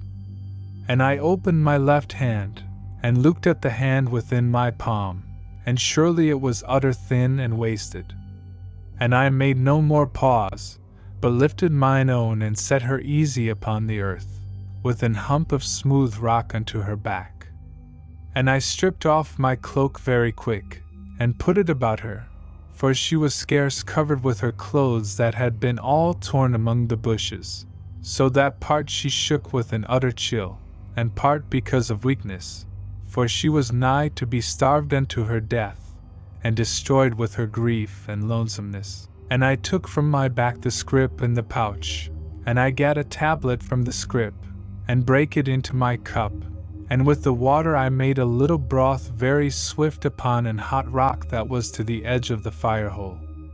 And I fed the broth unto the maid, for truly her hands did shake so that she had spilt it all, if that I had done otherwise. And she drank the broth, and was so weak that presently she did fall again to sobbing, yet very quiet, so that I strove not to be troubled in the heart, for, indeed, this thing was but reasonable, and not cause for me to have an anxiousness. But I put my hands under the cloak and took her hands into mine and held them strong and firm, and this did seem to bring something of peace and strength unto her, so that presently the trembling and the weeping went from her. And indeed, the broth was surely helpful in this matter, and presently I knew that her hands did stir a little within mine, and I loosed somewhat of my grip, and immediately she grasped my hands with a weak and gentle grasp, but looked not yet at me, only did stay very quiet, as that she did gather her strength within her. And indeed, I was content, save that an anxiousness of the heart did stir me this time, and that, lest some monster should come upon us. And because of this trouble, I did hark about me, now and oft, and with a new and strange fearfulness of danger, because that now mine own was given unto my charge, and surely my heart would break, if that there came any hurt unto her. Now of a sudden, the maid did make as that she would rise, and I loosed free from her, to give help. And she gat me by the hand, and slipped sudden to her knees, and did kiss my hand, and did begin again to weep. And surely I was so utter abashed that I stood very stupid and let her do this thing. But in a moment I drew free from her, for this thing might not be. And I gat me to my knee likewise before her, and took her hands, and kissed them once, newly humbled, as it were, and thus should she know all that was in my heart, and of mine understanding. And she did but sob the more, for she was so weak, and utter moved unto me, because that I had come to her through the night of the world. And this thing I knew, though no speech had yet passed between us. And I gave up her hands, lest she need them for her tears, but she left them to lie in my palms, as she did kneel there, and she bowed her head a little over her weeping, but did show that she was mine, in verity, unto the very essence of her dear spirit. And I took her into mine arms, very gently and without caress. But presently I stroked her hair, and called her Nani and Meredith, and said many things unto her, that now I scarce do what of, but she did know them in the after time. And she was very quiet in mine arms, and seeming wondrous content, but yet did sob onward for a great time. And oft did I coax her, and say vague things of comfort, as I have told. But truly she did ask no more comfort at that time than that she be sheltered where she did be. And truly she had been lonesome and in terror, and in grief and dread, a great and horrid time. Now, presently, she was grown quiet, and I made to put her comfortable in the cloak against the rock, that I should have freedom to make her more of the broth. But yet she did nestle unto me, with a little sweet wistfulness, that made warm my heart in a most wondrous fashion, for surely she was mine own. And she to begin to say out words to me, and so to have gentle obedience, and to rest quiet against the rock, the while that I did make the broth. Yet ever her gaze did follow me, as I knew, for I must look oft her way. And I took the broth to her, and she drank it, using her own 2 hands, and I sat by, and eat 3 of the tablets, and drank some of the water, for truly it was a foolish great time since last I had eat. Now, in a while, the broth did make bright the eyes of the maid, and she did begin to talk, and at whiles had pauses, because that she lacked of strength, and there was more to be told than an human may have the heart strength and cunning to make plain. And twice she did come again to sobbing, for, truly,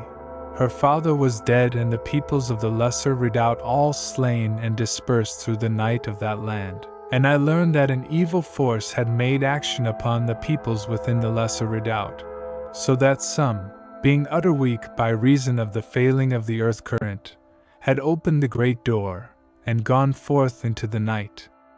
And immediately there had come into the Lesser Pyramid great and horrid monsters,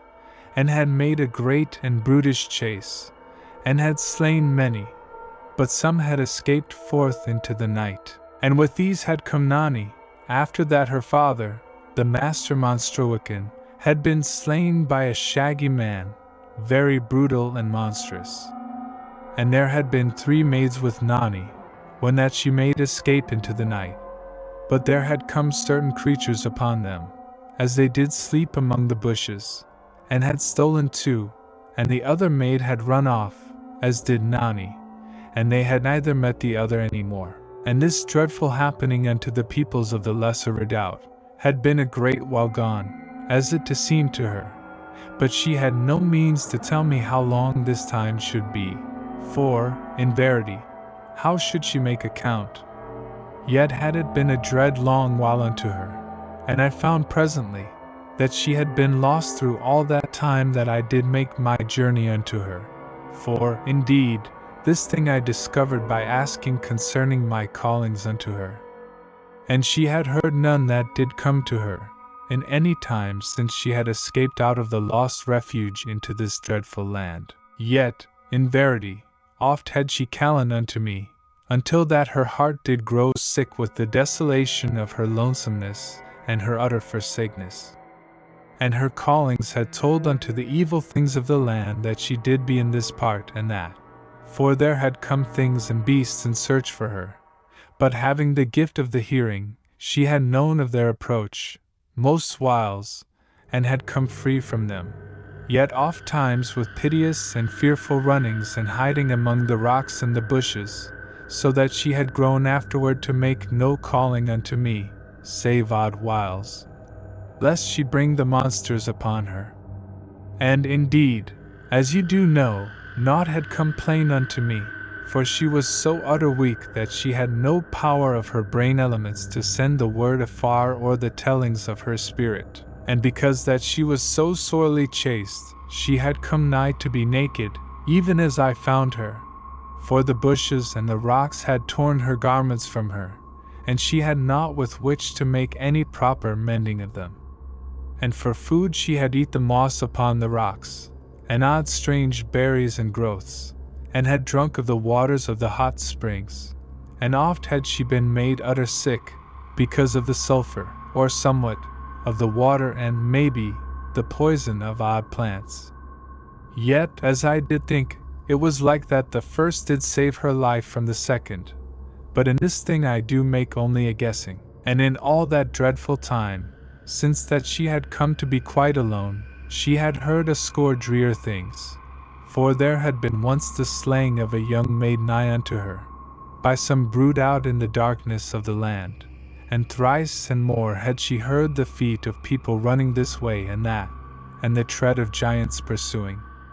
And by this telling I did understand those things which mine ears had told to me as I did go across that land, and surely a new pity and sorrow and horror did come upward within me. And the maid told me how that she came once upon certain of the peoples of the Lesser Redoubt, as they did hide among the bushes. But they ran, with no heed to her callings that she did be human, even as they. And by this is it plain the sore and dreadful panic that was upon the hearts of such, and the bitter chill of the land had made her to strive alway to be nigh unto the fire holes that were very plentiful. But even as this did be needful unto her, so was it a thing that drew the monstrous brutes of that land, even as I had found in the night land, and in the upward gorge. And because of this, she was oft made to stay afar off in the utter cold of the night. Yet, in truth, odd whiles she did be so desperate, that she would make the venture, and so mayhaps have a time of warmth. And because of this, she had been nigh slain in her sleep, twice and thrice. Moreover, there were snakes about the fires, though not over plentiful in all parts, and there did be spider crabs and monstrous scorpions. And indeed, even as she had lain by the fire-hole, very weak and seeming near unto her death, even this time when my call had come unto her to stir her unto life and bitter knowledge of despair, even then was she all surrounded by creatures that were like to crabs, that did squat all about her, and did but wait for her to die, so that she had been feared to sleep, lest they destroy her in her slumber. And by this thing she had known that her death was surely nigh. And lo! Out of all the night of the world had come the beat of the Master Word, strong and powerful, beating as a low and spiritual thunder out of all the dark of the night. Yet had she thought of me, only as speaking from the far-off mighty pyramid, so that the cry had brought naught of hope unto her, but only a newer and more known despair.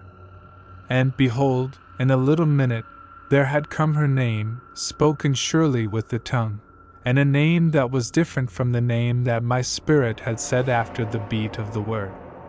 And immediately, I had come out of the bush, and she had fallen back in a sudden great fear that a monster was stolen upon her, and then did see a young man in grey armor, and did know in one instant that I was that olden one of her memory dreams, and the one that had spoken unto her in the spirit across half of the dead world, as it did seem. And now was I come through all that unknown desolation and affright, to succor her. And she was immediately safe, but yet all broken because of her weakness, and her utter joy, and her sweet honor for me. And this is the chief of that which she did tell unto me, and the way that she had seen and did regard the marvel of this our coming together. But surely no man was made ever to be worthy of the way that she did look upon me, or of the words that she did say unto me in her weakness and happiness. Now, with the maid having speech concerning the spider crabs, I looked presently well around, and surely, in a minute, I saw that they were not gone away, but did be a circle of silent and steadfast watching and impudence and horror all about us. And surely this thing put an anger and disgust upon me, so that I gat to my feet, and went unto the border of the light, and I spurned this little monster and that, and did truly kick maybe a dozen, before that they were content to be gone. And by this thing shall you know of their calm and foolish assurance. But yet were they seemingly without courage, for they made not to attack me. Yet a true crab of this day been wishful to pinch me, had I put my toe forth unto it. Now, I went back to the maid, and she did laugh with a little weak gleefulness, so that I perceived that she was like to be a very joyous maiden, if but I did have her in health. And I made her another cup of the broth, and she drank it very easy. And afterward I made a very stern and playful order that she must sleep, and indeed she to need it sore, for she was gone again from her excitement, and her weakness upon her, yet very happy and content and without fear. And I made a smooth place for her, and put the pouch and the scrip to be for a pillow, and I did lay her there very quiet and sweet in the cloak, and covered her feet. But indeed, I saw first that they did be sore cut, and without any gear to them, so that I perceived that mine own had worn out her foot-gear utter in her lonesome journeyings, and in running from brutes that did come to find her. And so I to know more in the heart, somewhat of the true dreadfulness and fear that had companioned mine own. And I was minded then that I would wash and bind up her feet, but yet was she so utter worn, that I did prefer that she sleep so soon as she might, and afterward, when she was come wakeful again, then should I take a proper heed of her feet. And truly, they were very small and shapely, and presently she slept, and surely, I doubt whether she had slumbered so peaceful and proper for a great month, for she never to have known when any evil thing should come upon her in her sleep. And this to be a very dreadful feeling, as you do know well, for you do know how I had been in this same matter. Now, while Nani did sleep,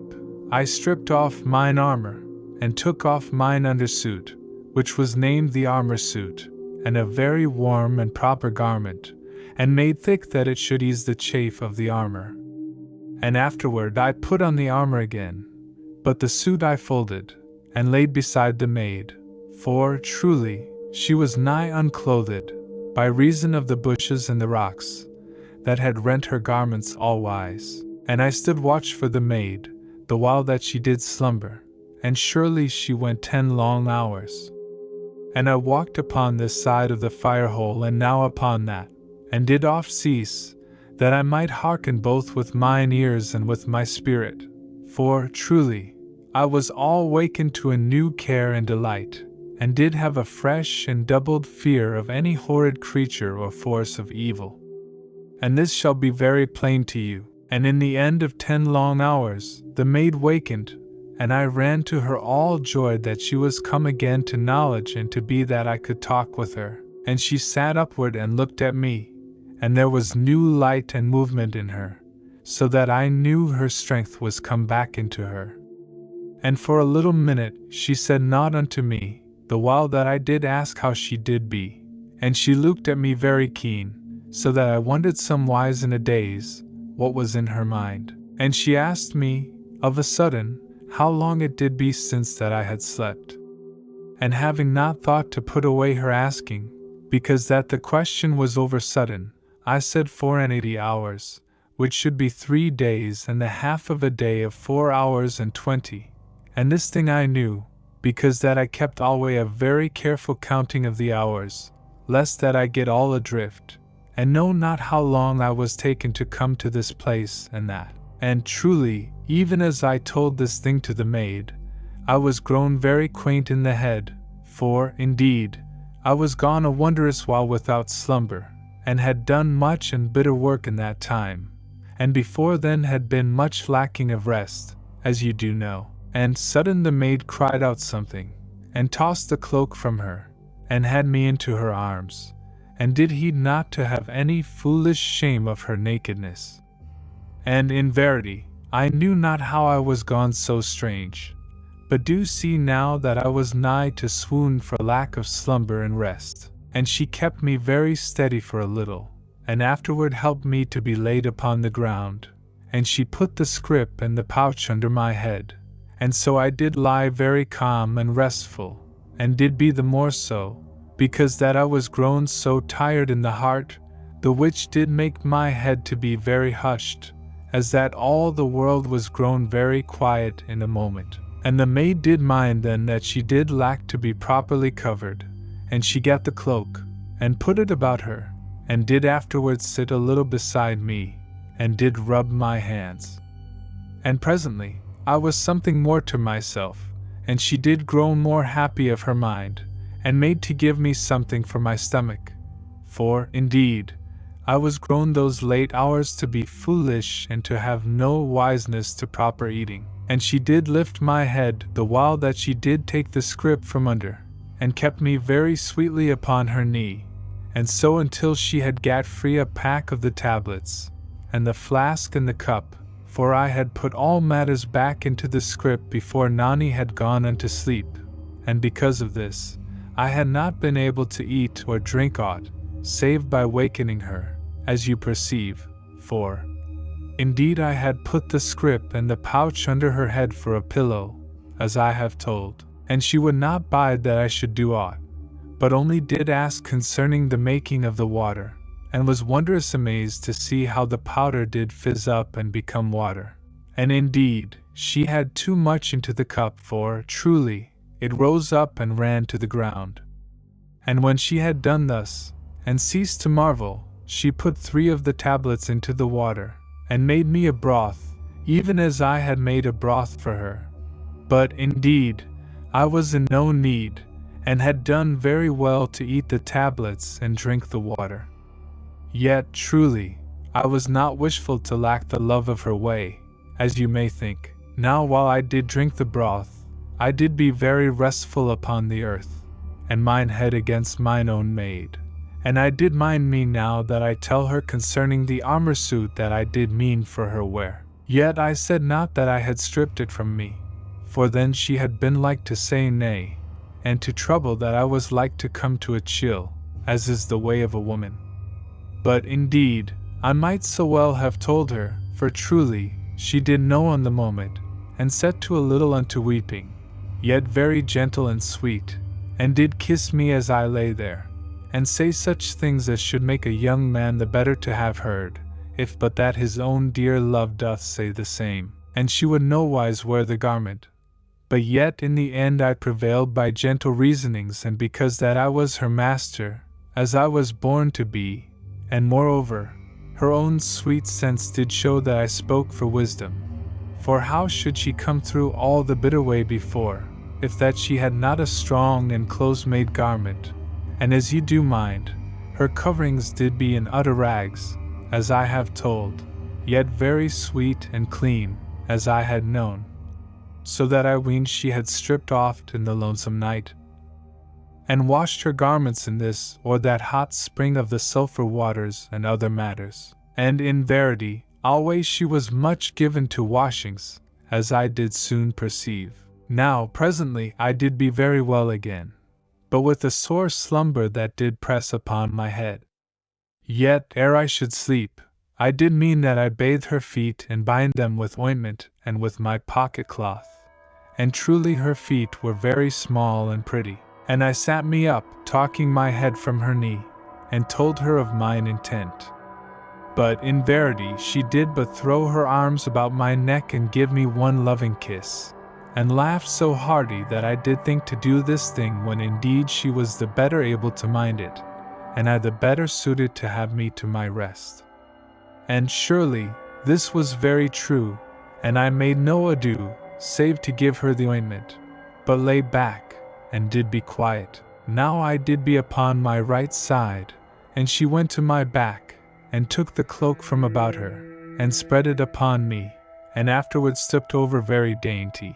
and kissed me, and bade me to go very swift to my sleep, for that she did mean to make her toilet and to get into mine armor suit. And I made no foolishness in this matter, yet told her to ease the cloak a little about me, so that I should have room to take the discos from my hip. And this thing I did,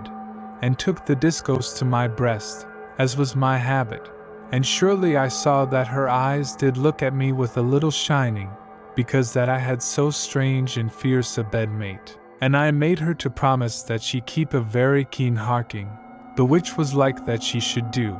and to call me on the instant that she did perceive any unease in the night. And after that I shut mine eyes that I should not shame her, and put out mine arms, and kissed her once and turned from her unto my slumber. And she away to my back that she might be modest to her needs. And surely I was asleep in but a little moment, and with a great love and delight in my heart, and in all my being. And truly, I waked not for 12 great hours. And when that time was gone, lo! I came awake, and surely the maid did sit beside me, so bonny, and so winsome and pretty that mine arms went unto her in a moment, and she into them, and gave me a loving and tender kiss, and afterwards slipped away from me, very sensible and loving, and did stand up and turn about to be looked at. For she did wear the armor suit, and surely it was loose upon her, but yet very pleasing, being close-knit. And I to my seat from lying, that I might see the maid the better. And in verity I must kiss her again, for she did be with her hair all about her, that she looked pretty unto me, and her little feet did be bare, and so that they made my heart new tender to look upon them, for truly she was utter lost of footgear.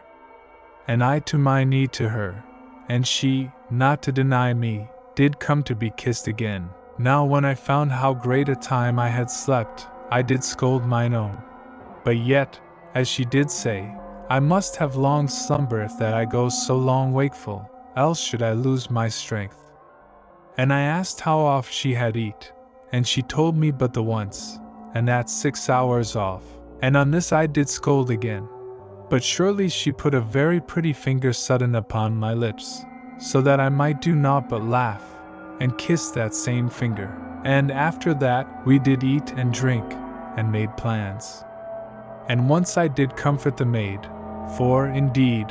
her sorrow did rise in her, because that her father was come unto his death, and the peoples of the lesser redoubt all destroyed,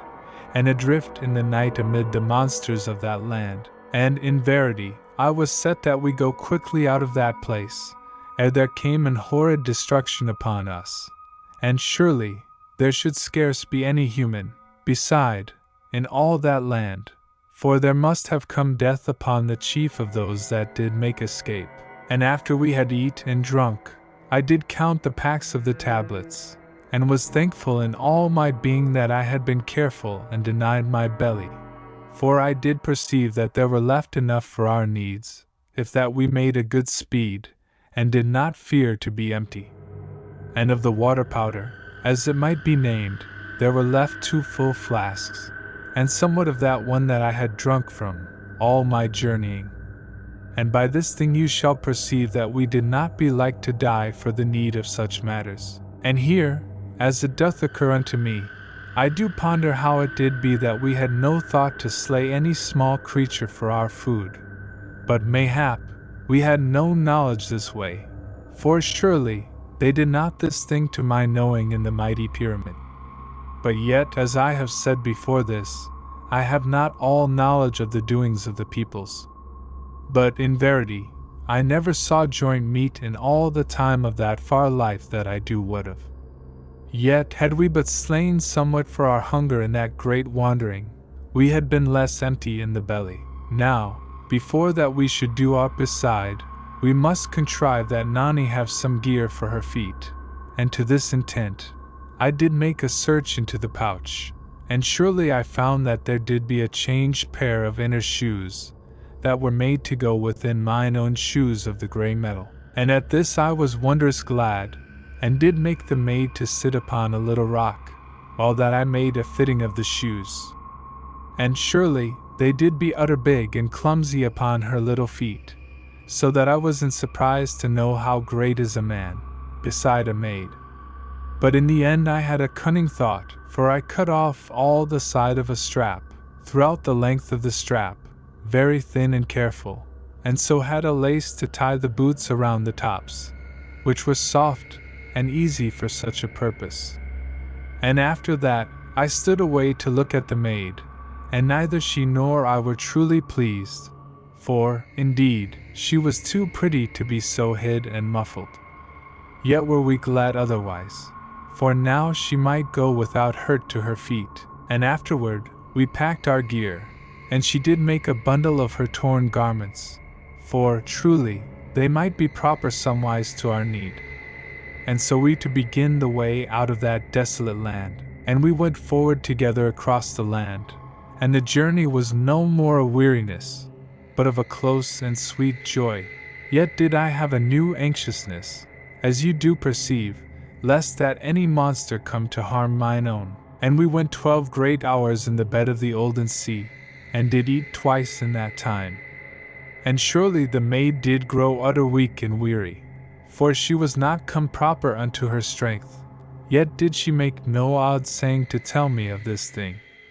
But indeed, I did know, and I stopped in the 13th hour, and took her into mine arms, even as I should carry a babe,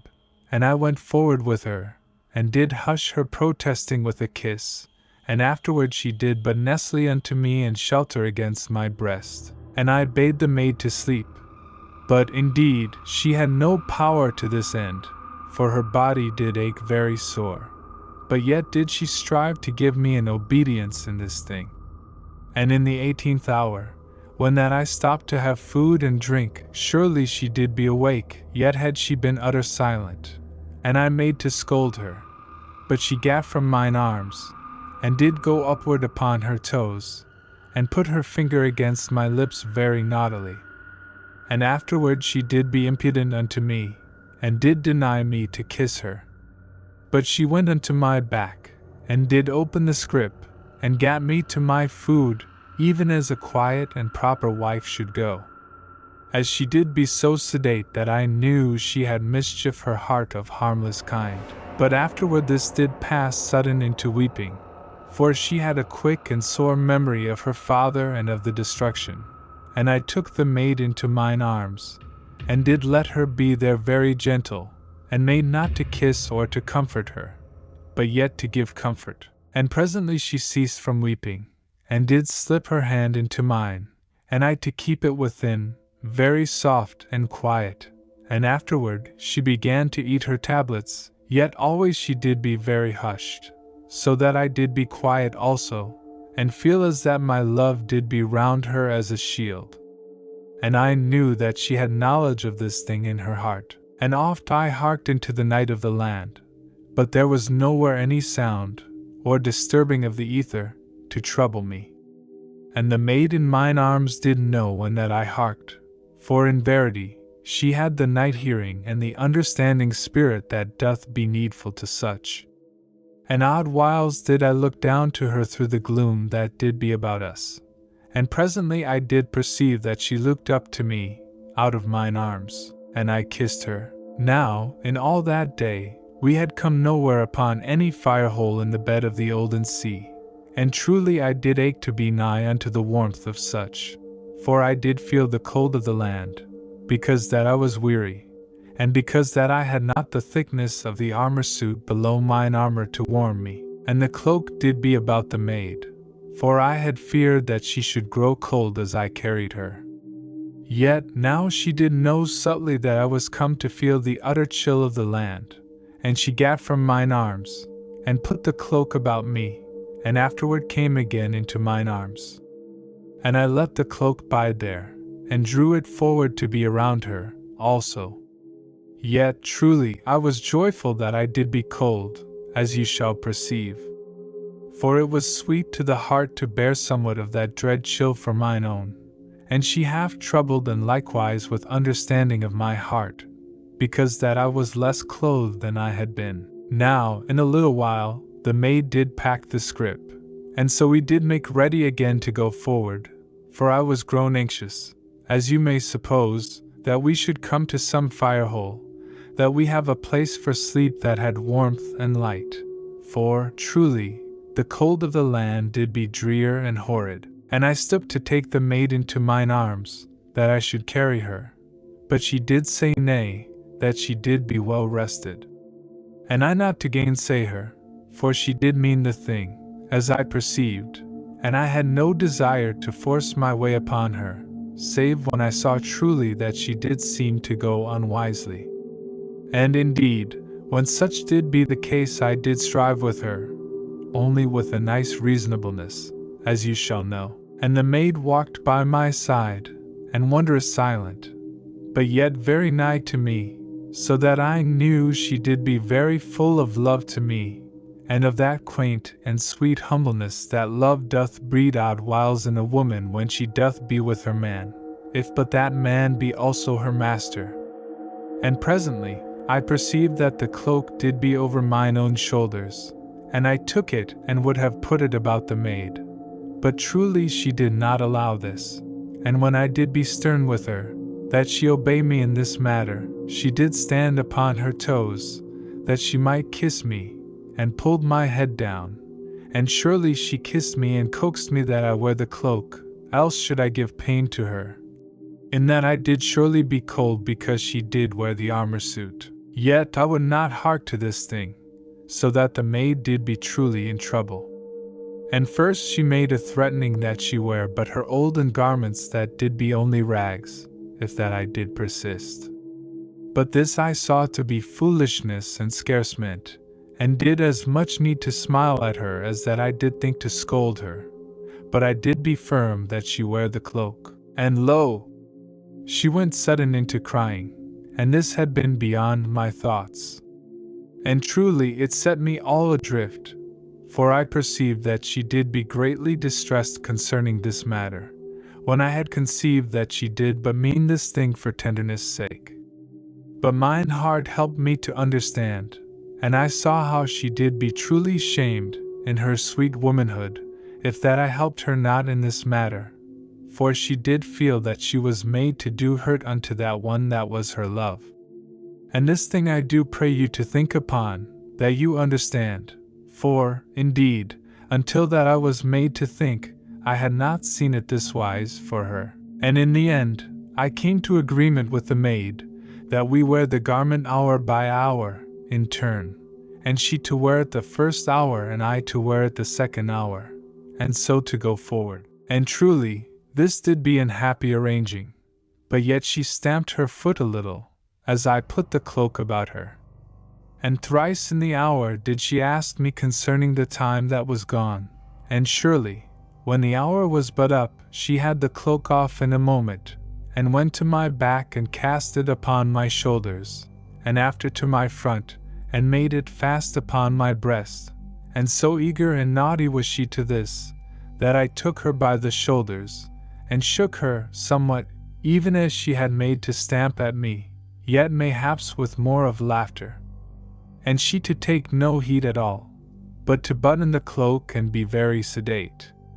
Yet, in verity, I caught her up into mine arms, and kissed her, for a sweet and naughty maid, and she very willing, now that she had gotten something of her way. But yet in an hour, I did have the cloak about her, again, and so did strain matters, as you shall conceive. Now, when we had gone forward, through 5 great hours, I perceived that the maid did be utter worn, but yet did make presence that she was unwearied. And because I saw how she did be, I did heed and be anxious only that we come to some rock, to be for our safe refuge, and mayhap there to find an hole or cave, that should be somewhat to keep our heat about us. For there was nowhere any fire hole anigh in all those hours. And presently, we came to a part where there did be rocks, and we went to and fro in the gloom, and came in the end to a place where the rocks did go upward into the night, as that it had been a small and ancient cliff. And surely in a while I found a hole that did go inwards of the rock, and the hole did be above mine head. Yet when I was come to it, and had made the discos to spin therein, that I should have light to see whether there did be any creature or creeping thing in the hole, I was well pleased,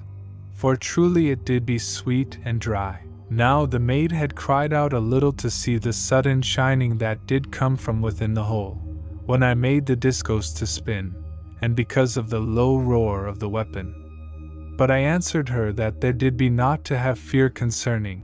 and so was she peaceful again, but yet a little trembling when that I came down to her, for, indeed, the discos did make always a strange sounding and a quaint and drear shining, as you do know, and she did be feared for me that some evil force had come upon me out of the cave. For she had neither knowledge nor conceiving that ever there did be so wondrous a weapon in all the world. And I gave the maiden help upward to the little cave, and came after, myself. And so we did be in a very nice and cozy place, that did not be easily gotten at by any monstrous thing.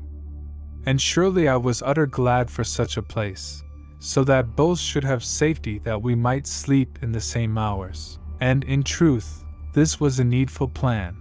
for if one had stayed wakeful to keep a watch for the other, then had our sleep taken us double hours. And this thing might not be, else should our food be done, and we to be twice so long as need be, ere ever we did come unto the refuge of the mighty pyramid. And I utter wearied and anxious of the heart and spirit that I bring mine own soon unto the safety and glory of my mighty home,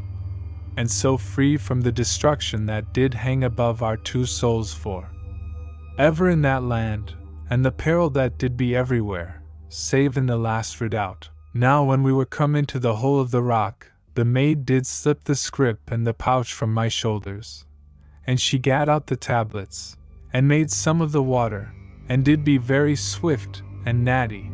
and all to the despite of the gloom that did be utter in that little cave. And we eat each of us 2 of the tablets, and drank some of the water, and I made jest with the maid how that the tablets did be proper for strength, yet very lacking to fill the belly, though, indeed, I named it otherwise. And she to agree, and did pat mine arm, and did tell me how that she should cook me a monstrous tasty and great meal when that we were come unto the mighty pyramid. And immediately afterward she did make to laugh upon me, and to name me impudently for so much thought unto my feeding, and afterward again to silence, and to patting my hand. Now, when that we had made an end of eating and drinking, I was very ready for sleep, for, truly, it was 26 great hours since that I did last slumber. But for the maid it did be 38 great hours, for, as you do mind, she had made no sleeping when that she did lie in mine arms for 6 hours of our journeying, and I made how we should sleep, and put the cloak about the maid. But surely she did refuse, very piteous, and seeming to have also somewhat of doubt and puzzlement. But in this thing I did be very stern and intending, for she did not be over warm clad, as you do know, and moreover she was but a little one, while I did be wondrous hardy. And in verity I made her to obey, and gave her the scrip and the pouch for her pillow, and she, as it did seem to me, to sob to herself a little in the gloom of the night. But yet did I stay my heart a little stern to mine intent. And I wrapped the cloak about her, and set the scrip and the pouch very nice beneath her head, and afterward I knelt over to kiss her, before that I came unto mine own slumber. Yet did she turn her mouth from me, and did put her hand above her face to ward me off, the which did grieve me, for truly, I did heed alway that I should never thrust my love upon her in her lonesomeness, but only let it be to her for a shield and for all comfort unto her heart. And I turned my back, and went a pace away and laid down, for truly there did be no way else but to be near unto the maid, for it was but a little cave. And I lay very hushed, because that I was so sore in the heart. Yet, truly, I could not come unto my slumber, for I was so disturbed in my love, and I stayed very quiet maybe for a great hour, and did fight that I shake not mine armor to jinglings with the utter cold that did make me to tremble. But the maid did sleep very sweet and calm, as I perceived by her breathings. Yet, in verity, the maid did be so much awake as I, and with some sweet and naughty intent of the heart, as my spirit did sudden perceive. And I lay very hushed, and did wait to discover what this thing might be. And I made my breathing to seem as the breathing of one that did sleep, even as that naughty maid did make pretending. And surely, in a while I did know that she moved very quiet, and came unto me, and I made yet that I slept very sound and strong, though the cold did nigh to conquer all my quietness. And in a moment I perceived the intent of the maid, for I did feel the cloak spread over me with a wondrous gentleness, and afterward there did be a soft kiss put upon my hand, and the maid back then to her pillow. Yet, as I did hear, she brought it something more nigh to me, as that she did crave to be near unto me that was her own love. And I sat up, and I put forth my hands suddenly and took the maid into mine arms, and she to nestle unto me so that I did be wordless, because that I loved her so utter. And presently I felt her to stir in mine arms, and I list her somewhat, for I did be always very mindful that I imposed not upon her dear liberty of maidenhood. Yet she made not to go from me, but only to gather the cloak about her, so that we did both be in the cloak. And she asked why this might not be, for surely it did be madness that one should starve and the other be very nice in warmth. And indeed this did be but wisdom, yet it might not come the first from me. And I said to mine own that this thing should be, and she reached out, and brought the scrip and the pouch, and placed them for a pillow for my head, and told me that I should put my head thereon. And I asked her how this did be right, for she did need a pillow the more than I. But she bid me to bide, and to have obedience in my turn. And when I was so, she spread the cloak over me, and afterward crept under, and did lie down beside me, and did seem as that she was asleep in one moment. Yet, though she did be so sedate and matter of the fact, as we do say, while that she was wakeful, she did yet nestle unto me very sweet and childlike in her sleep. And surely I did want to kiss her, but yet did refrain from my love, for, truly, I did well that I treat her very gently, at such a time, as you do perceive. And in verity, such a maid doth make a reverence in the soul of a man. Now, presently, I was gone over unto sleep, and in 7 hours I waked, and in that time had the maid slumbered through 8 hours. Yet did I intend that she be not disturbed, until that we were ready to the journey. And I slipped from under the cloak, and put it round her, very gentle. Yet it to be as she did miss me, even in her sleep, for it to seem to me that she put out her arms in the darkness, and she made a little moaning in her slumber. Yet, in a moment, she did be quiet, and afterward I put the cloak about her again, and I went then to the opening of the little cave, and put forth my head, and looked well about, and harked a long while. But there stirred nothing in the night thereabout, either did my spirit what of any matter for trouble unto us. And presently I gat out 2 of the tablets, for, as you do know, the maid had given me the scrip and the pouch to be my pillow, so that I had power to come at these matters, without awaking her. But for her own part, as I did learn after, she had used her torn garments to be for a pillow, yet had made no explaining, as you do mind, and surely this was one of her naughty whimsies. And mayhap she had been so full of a playful happiness, as doth take the heart betimes, that she had made a little mystery where there did be no mystery, and this but to release her joy, and so to say masterful things unto me, out of her impudence, and afterward had meant that she tell me, but yet was gone unto slumber, ere that she did mind her. Yet, since that time, a new thought hath come unto me that she did mean in the first that she should come into mine arms to sleep, and thereby need no pillow. But afterward it may hap that she saw with a sudden olden wisdom, all in one moment, and afterward did act lovingly, yet with understanding, and so did change from her intent, yet with no improperness of modesty, but only with a niceness of sense, which she did make no talk of, but yet did have. And surely, how oft is a man thus wisely ordered, unknowing, and to cease from these thinkings, and to go forward, I eat 2 of the tablets, and afterward made some of the water. And lo! The fizzing of the water waked the maid, and I knew that she reached out very sudden to me, but afterward knew in a moment what did make the sound, and that I did be up and making ready for the journeying. And she gat up in the darkness, and said my name, and came unto me, and kissed my forehead in the dark, and immediately she ran her hands gently downward of my left arm, and when she came to the cup, she took it from me, and slapped my hand, very dainty. And afterward I knew that she took a sip from the cup, and then did turn that side to me, and so gave me to drink, and did scold me that I had not waked her to tend to my needs. For surely she did be mine own, to have her duties to me. And after that I had drank, she took the cup, and did finish it, and she gat 2 of the tablets, as I did think, and came afterward and sat upon the rock to my side, and did nestle somewhat against mine armor, and took mine arm and set it about her, and so did make to eat. But first she put her tablet unto my lips, in the dark, that I should kiss it, and surely this was an olden way of Murdeth my beautiful one, so that I did be all shaken of the heart. And I kissed the tablet, and immediately she nestled unto me, and did begin to eat. And truly it was as that eternity had been rolled backward,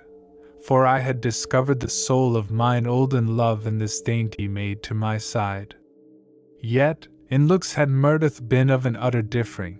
but, in verity Nani was wondrous lovely. But though I to be so stirred, I did be silent, for my heart was very full of memory, and as the maid eat, she slipped her fingers between mine, curling them softly, and surely her fingers did be very little, and she stirred mine olden memories again in this thing. And surely I was dumb before my memory. And presently she put up the second tablet, as I did think that I should kiss it, and I kissed it, as before. Yet, ere she did begin again to eat, I did what suddenly that she hid some intent from me, and I caught her hand very quick in the dark, and her fingers did close upon the tablet very guilty, so that I perceived that I had guessed aright. And I opened her fingers, and I found that there did be but the half of a tablet within her hand. And surely she had taken but that one tablet, and had given me the one end to kiss, and afterward the other, so that I should suppose she did eat 2 proper and complete tablets. And I perceived that she had done this thing secretly, being minded that if she eat always but 1 tablet, then should I never lack, even if that we did be overlong coming unto the mighty pyramid. And I asked how oft already had she eat but 1 for 2. And she confessed in a very quiet voice that this did make the 5th time. And I was so angered that I took her hand and whipped it thrice, so hard that she had screamed if that she had been any coward. And she said nothing to me, either went away. And she began again to eat the half of the tablet, and did eat it from the other hand, as I to be aware, because that her left hand did be hurt. And she wept not, but was very quiet by me, and presently I knew that she kissed the whipped hand secretly in the dark, and afterward I put mine arm again about her, and she did be there in it, very sober and happy. And when she had made an end of the first tablet, I gave her the second, and she eat it very quiet and content. And presently I talked with her, and showed her how that this thing did hurt my heart, even as she had been hurt that I did be cold garmented, the while that she did be warm. And I showed her the wickedness that she had done, that she did play so foolish with her life and strength, and well might she be weak and all alack. Yet did I think a little sweet impudence came into her, as I told her concerning her wickednesses. And I took her then into mine arms, and I showed her how that I knew all the unselfishness and wonder of her heart, and I kissed her, and truly her lips did have a lovely glad humbleness as they came unto mine, so that it was as that I had not kissed her truly until that moment. And I made her to promise that she never deceived me in such matter again. And indeed she promised, but yet with no ready tongue. And afterward, we made proper for the journey, and when we had gotten our gear together, I went downward of the rock, and gave the maid help to come down. And when we did stand at last upon the bottom of the rock, I asked Nani how she did feel, and whether her feet did hurt. And she answered that she did be very well and had no soreness in her feet.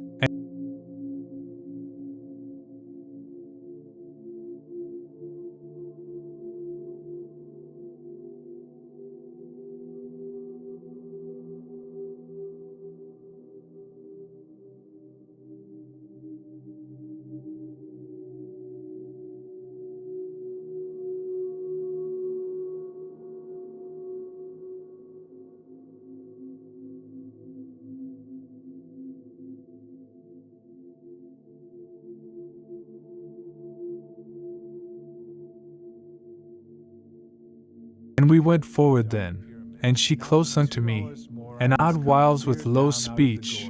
but more oft with silence, because that we did need that we hark alway for any danger or horror, and also there did be so utter a silence upon that part of the land, which did be the bottom of the olden sea. And before that I had come down out of the great gorge, and drank I had stood high within the mouth thereof, and looked well out over the mighty country. We came upon a great slope, and I had counted 27 great volcanoes. And this doth not take heed of 2 monstrous ranges of fire hills that burned afar off, something unto my right. Neither doth it take account of 100,000 lesser places of fire. And truly it did seem a very land of fire and water. For there was a small fire hill stood within a sea, as it did seem no more than a little mile from that place where I did stand, and maybe a score to the back of it, spread all about. And here shall I do proper to tell concerning the seas. For there were of these, that I did count at that time, 3 that were small, and a mighty sea that went onward forever into the red light of the fire hills, so that it was gone utterly out of my sight, and did show no ending. And there rose up out of the seas islands, and on the islands volcanoes. But in other parts the fire hills did come upward straightly from the sea. And over the near sea, as it did seem, there lay a plenitude of steam, as that the sea did boil at whiles and in divers places. And there did seem to me, as it were within the red atmosphere of that place, as that there were a muttering thunder, low and constant, shaking the air, now from that distance and now from this.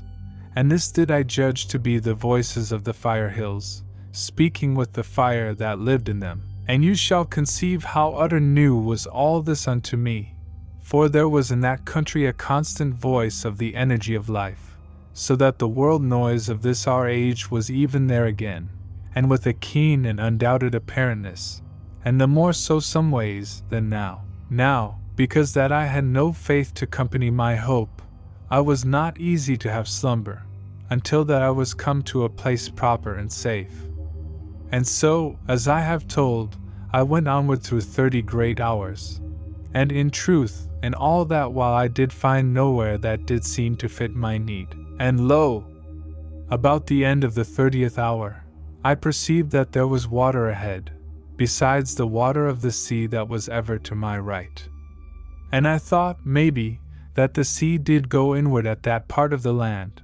but it was otherwise, for when I was gotten to that place, I found that a river came into the sea, and did come out of all the country that lay unto my left. And in the mouth of this river there was a small island, and surely I did look across to the island, and think it a refuge from the humped men that did surely play dog upon my going.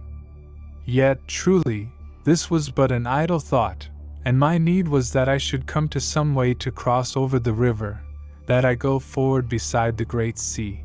which did stretch onward, as it did seem forever, before me upon the far side. And I knew not how to go across, for I had no power to swim, and had I swum, there were surely monsters in that great and warm-flowing river, as you shall believe. And I went upward of the river bank, that I might come to some place where the river did narrow, and surely I had been like to walk a mighty distance to this purpose,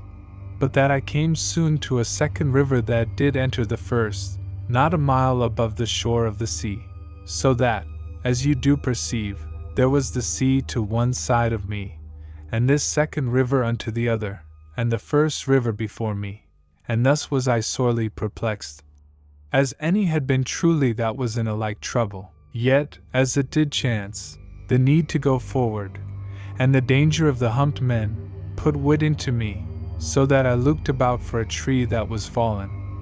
And there were many yet great, so that I was much wearied and something strained of the spirit, before that I get 2 little trees unto the water. Now, when this was done, I made me a rough pole of a young tree plant, and afterward I lashed the 2 trees together with my belts and straps, and so had somewhat of a raft. And you shall picture that, all the time as I did go about this business, I was very heedful lest the humped men should come upon me, ere that I was gone free upon the water. And this constant heeding did double the labor of my work, as you shall perceive. Yet, in the end, it was done, and I ready to adventure over the river. And so I did push off with the pole, and I pushed and paddled maybe the half of an hour, for, indeed it was all a clumsy contriving, and mayhap I the more so in my labors. Yet presently I was come so far over that I drew nigh to the island, and it did seem a wise and proper thing that I should have my slumber there, and afterward go onward to the farther shore. And this I did, and after that I had eat and drunk, as ever, I lay down to sleep. And by this time it was 33 hours since last I did slumber, so that I was bitterly awearied, and I had a great and restful sleep, for, truly, the island did seem a very safe place. And in verity, I came to no harm, though I was as a dead man for 9 great hours, and so shall you perceive my weariness. And when I was come proper awake, I eat 2 of the tablets, and drank some of the water, and afterward made an end of my voyage, and then did take back my belts and straps from binding the trees, and so forward again upon my way, and no more fearful of the humped men, for, surely, I did think I had left them all upon the far shore of the river, though afterward I minded me that they might grow likewise upon the two sides. But yet was I only discovered by those upon the one, as you do know. And all that day I went very swift, and passed many strange matters and did coast upon wonders oft. And at the 6th and the 12th hours did I eat and drink, as ever. And between the 8th and the 14th hours did I come past two mighty fire hills, that made all the country to tremble with their noise. And 4 times did monstrous creatures pass by me, but I was swift hid, and came to no harm. And oft as I did go, were my thoughts upon the deer made that I journeyed to save from destruction. Yet, as you must see, always were my thinkings brought sharply unto my going, so that scarce was I ever set off to ponder upon Nani, but that there came some danger or wonder to give me heed to my way. And because of this, as you have learned, I was more put to plan free of the instant trouble and peril of my way, through all that mighty journey, than to have quiet chance for thoughts of love unto mine own. Yet, truly, was not my journey one whole thought of love unto Nani? And that peril made oft dumb my brain, was but the truer song unto my maid. And at times I was among trees, but oft did go past unnumbered boiling springs and small fire hills. And oft was the air full of the noise of the little fire hills, and the roar of the boiling springs, but there came no harm unto me. And 1,000 times did I perceive things that had life, and I made a very cautious way, though with a great speed and cleverness of going that made my heart glad. And oft did I come to parts where a great life held the trees, and green stuff did flourish exceedingly, and the air rich and full and wondrous sweet, so that I was fain to think how that in some far-off time, it might be that our children's children should come down unto this country, when the upper valley of the night land was grown to an utter chill and lacking of air, and here build them a new refuge if, indeed, any should come clear of the evil forces and the monsters that did live about the mighty pyramid in the night land. Yet, how should they come clear of those things? So that this is, as you do perceive, no more than a thought that did rise vaguely in me. And yet again, who shall say what may be? And onward I did pass, and I do mind me how that I saw the lower fires of that country to burn very fierce. And this I set to the richness of the air, but yet with no surety of knowledge, and do but tell the same that you shall see the oddments of thought that went oft across my brain, and so have so much knowledge as I, concerning this and that. Now, a little before the 18th hour was come, I came out from among the trees, and the sea was downward of a great cliff unto my right, for I had gone upward for a long and weary hour. And I did see now a thing that made me to be cautious, and yet that did hold my heart to go swiftly to perceive the thing, for it was very strange. And I went forward quickly, yet with a wise care, and so was come presently more nigh. And I perceived that the thing was, in part, a high rock, very tall and pointed and maybe 100 feet high, but afterward I did find it to be more.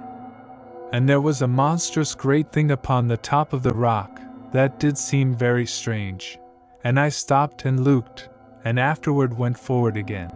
and so for a time, until that I was but a little way off. And now I saw that there did seem to be a mighty long rock laid across the topmost part of the upstanding rock, and yet had a very strange and shapely appearance, and did seem upon the under part to be as that I had looked before upon it. And upon the upper part there grew trees and green things, even as these did grow upon odd ledges of the upstanding rock. Yet, for the most, the rock was very stark, as that a blast had blown upon it, and made it bare. Now, when I had looked for a while, I bethought me that this should be a safe and proper place for my slumber, if that I had power to come safe to the top. And when I had thought this thing, I began at once to climb up the rock, and I found that the rock was very high, so that in a while I was come a great way off the earth, and yet was not come to the top of the rock. And because that I was awearied, I looked about for a safe place to mine hand, and lo! There was a shelf of the rock very nigh, that went inward a little to the side, and I gat me to this ledge, and did eat and drink, and presently I slept, and scarce had thought of Nani in the moment of my slumbering, for a great weariness was upon me, the which I do think to have come by reason that I was not yet proper rested from the task of the day that was gone before that one. Now I waked very sudden, maybe 7 hours after, and I had knowledge within me that my spirit did what of some nigh danger. And I gat upward from the rock, very quiet, and had the discos ready in my hand. And I looked swift about me in the moment that I did wake, yet did see nothing, for there was naught on the ledge with me. And I crept to the edge, and looked downward, and lo! I did see that there came up the rock 2 humped men, and they did climb very swift and silent, and I perceived that they smelled me, and came to destroy me. And I made ready the discos to do battle, and ceased not to look downward. And I saw how that the humped men did seem to be humped by reason of their being so monstrous thick and mighty of the neck and the shoulder, as that they had been human bulls. And I saw that they were very strong, and by the speed of their climbing, I knew they were swift, and so did I make steady my attention and my heart to the saving of my life. For truly I did know that I should be dead in a little, or they. Now I stepped back a space from the edge of the rock, and had the discos very ready, for it was needful that I should kill one of those brute men speedy, that I have no danger that one take me in the back, whilst that I fight with the other. Then, in a moment it did seem, there came upward of the rock edge, the great and brutish face of the man. And in that moment that I slew him, I did note curiously how that he had large teeth upon each side of the mouth, and was aware that he had come so quiet as a great cat. And in the backward parts of my brain, I bethought that even thus, maybe, was primal man, so that a strange and secondary questioning and wondering did live in that part of me, and I did learn from these scarce conscious reasonings that I was of belief the thing was truly a man, but very crude and dangerous. And surely it is strange that I had all this thought in that little moment, but in verity so it was, though I doubt not but I bettered it with afterthoughts, when a while had gone. Now the first man died ere his great-haired breast was come upward over the rock, and he sank back, and sagged and fell dully, and I heard him bodge downward from rock to rock, very lumbersome, and so in a moment was silence. Then did I look this way and that way of the ledge, for the second humped man was not yet upon me, and I feared that the pause did mean a cunning mischief and strategy. And when a little time had passed, and all the while I was ready with the discos, and naught did come upward to harm me, I stepped very soft to the edge of the rock ledge, and looked downward, but there was nowhere anything to see. Now, for a little moment, I did think that the brutish man had run off, being feared by the death that I did deal unto the first. Yet I put this from me at once, for I did what that such a creature did not be like to fear in such wise, but was rather set to some horrid cunning of attack, as I did fear, and was somewhere below me among the holes of the great rock. Then I did think sudden that he might be gone upward, so that he should come down upon my back, and I looked upward of the mighty rock, but did see naught, and afterward I stepped forward a great way beyond the edge, so that I should perceive whether the man did hide beneath. And, behold, he was there below me, and crouched under the rock shelf, ready to his spring. And in that moment, he made unto me with so mighty a leap as any tiger should give. And he came half over the edge, and gripped the discos by the handle, in an instant. And surely I had lost that trusted weapon, or been pulled over and cast into the depth. but that the discos did spin, and the earth current did make live the handle, as was intended, save where the grip was set. And lo! The man gave loose the handle very swift, for it had burned and shaken the creature sore. And I staggered back, with the effort I had made to withhold the discos, and the brutish man came upward again over the rock edge, and leapt at me. Yet he gat me not, for I sprang into my right, and made a blow with the discos, even as I did leap. And the blow came something short, but yet harmed the humped man with a gash upon the belly, very sore and horrid among the great brown hairs of the man. And immediately he sprang after me, but I smote full at the face, so that he leaped back from the strange roar and blaze of the discos, and yet was harmed, for he gat not right free of the blow, but did be cut very sore on the mighty and haired arm. Now, seeing that he was something feared of the weapon, I ran in upon him, and smote again at the face. Yet was the man gone out of my reach before that the blow did reach, for, truly, he was quick as a panther. And immediately he did leap unto the ending of the ledge, where it did join upon the rock, and he caught the living rock between his two hands. And truly the rock must have been split in there, for he tore out a monstrous lump, so great near as my body, and did run upon me with the rock above the head of him. Now I perceived I should be smashed in a moment, if that I did not slay the man very quick. For so mighty was he, that he did leap this way and that way after me, as though the great rock did cumber him no more than it had been but a light matter. And you shall perceive that I leapt this way and that way, to avoid the man, and twice did strike him, but yet was feared to break the discos upon the rock, which the man did use as a shield each time that I did make a blow. And all the while, I did act to escape when that the man should cast the rock, as I did conceive at the first to be his intent.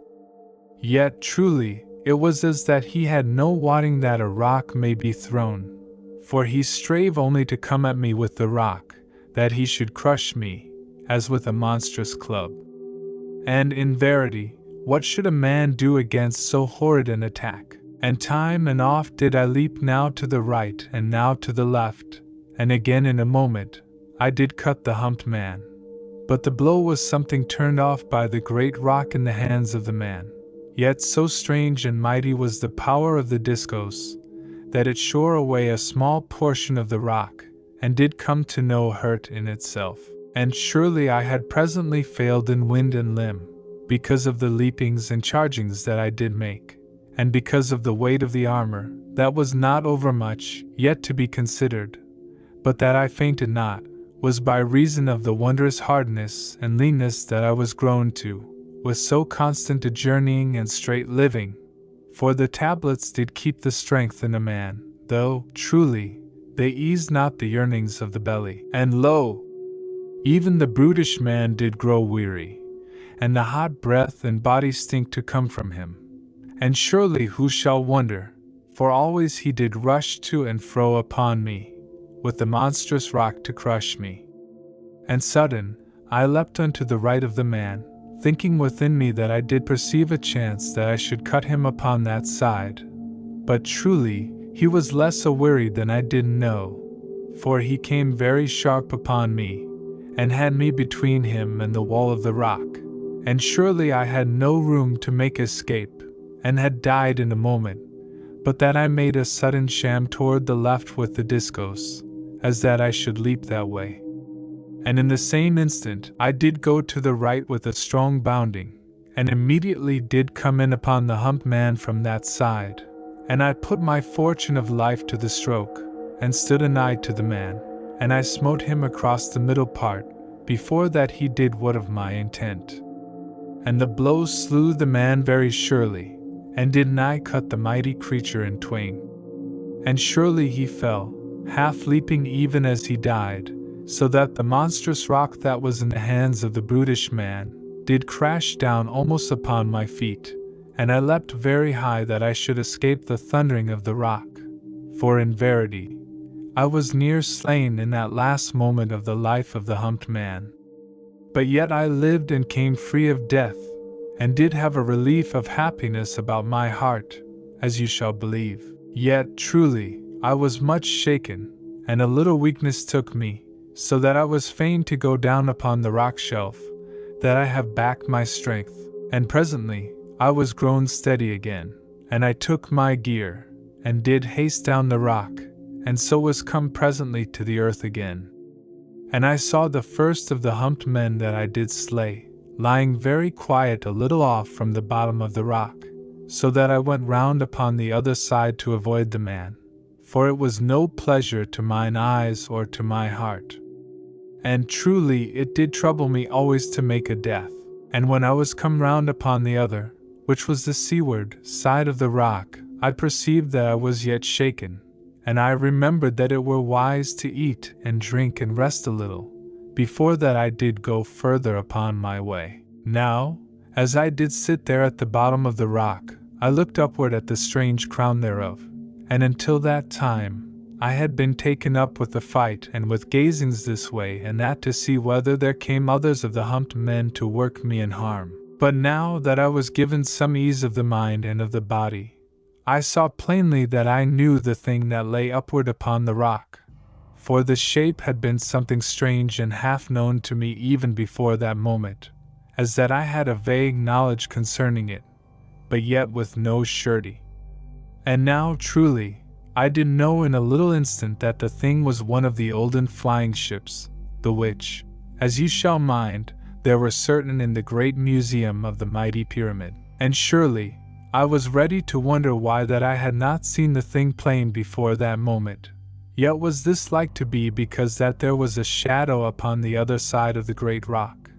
But upon this side there was a little fire hill away off to the cliff edge, and this did throw a warm light that made a glimmer upon the dull metal of the ship's bottom, which was uncovered to my sight, and was surely of that same deathless grey metal that made the Great Redoubt. And yet, as ye shall believe, even as I said this thing to my mind, that the strange matter upon the top of the rock was truly one of the olden airships, I did feel that I should be proper to doubt, for it was a very wondrous thing to perceive a thing common to man, in that utter strange country, and after that I was gone so far off from the mighty pyramid. Yet, in verity, I did know in my heart that it was indeed that which I did perceive it to be, and I did stand and walk to and fro and look upward constant, for I was very keen that I look well upon it. And truly, as I did look from this place and from that place, it was scarce a thing for wonder that I had not what it to be an air vessel, for there were great trees and abundance of earth and living matters upon the topmost side of the ship, so that none could easy perceive it to be aught save a great and desolate rock that did lie upon the other rock. Yet truly it was as I have told, and presently I did make to climb upward of the great rock, that I should come to the air vessel to enter it. But yet was this not proper, for I had surely no duty save to go forward forever, until that I found the maid. But yet did I spend a little while to this searching of the ship, and I do but set down that which I did, and with a serious spirit. And truly, as it doth here occur to me, I do be ever seeming a serious young man, as you maybe shall have grown to think, but yet was I to a dread and serious business, and the strain did be too great upon me and the trouble too much pressed upon my heart to give me much of laughter, as you do surely perceive, and so you to give me your ear and your understanding. For, indeed, before that I did lose Meredith my beautiful one, I was not over grave, but so young and joyous as any. Now it took me a great time to go upward of the rock, for it was so monstrous steep and high. Yet, presently was I come nigh under the bottom of the ship, and here I did perceive that she had been sore battered in that far-off age when she did come upon the rock. For, surely, as I did perceive, the peak of the rock was through the bottom of the ship, so that the metal was burst this way and that, and very plain to be seen in some parts. But in other places the earth and growing matters did make a hiding, And after that I had climbed this way and that way, I perceived that I must come to the topmost part by the plants that did hang over, and grow downward. And after that I had pulled upon them, to know that they were strong to hold me, I went upon them, and was soon to the top of the ship. Yet, truly, I might so well have been upon the earth, for the ship was covered above by the earth and dust of a monstrous age of years, so that I was like to need much time to dig downward unto the ship, and because of this, I considered a little while, and afterward made no more to search her, but did go downward again, that I should come once more to my journey. Yet, as ye shall think, it was with a queer thrilling of the heart, and with strange thoughts upon the end of those that did come, maybe, to a bitter and lonesome dying in that ship of the air, in that far-off time when she did fly. And surely it did seem to me as I went downward of the great rock, how that the flying ship had been there for 100,000 years, and that mayhaps the sea did live all about the rock in that age. And truly this was no improper thing to think, for it was like that the sea had been monstrous high and great in those days, so that the rock was but a little island in the midst of the sea. And now was the sea gone small from a great sea to lesser seas, and this through an eternity of years. And always, as it doth seem to me,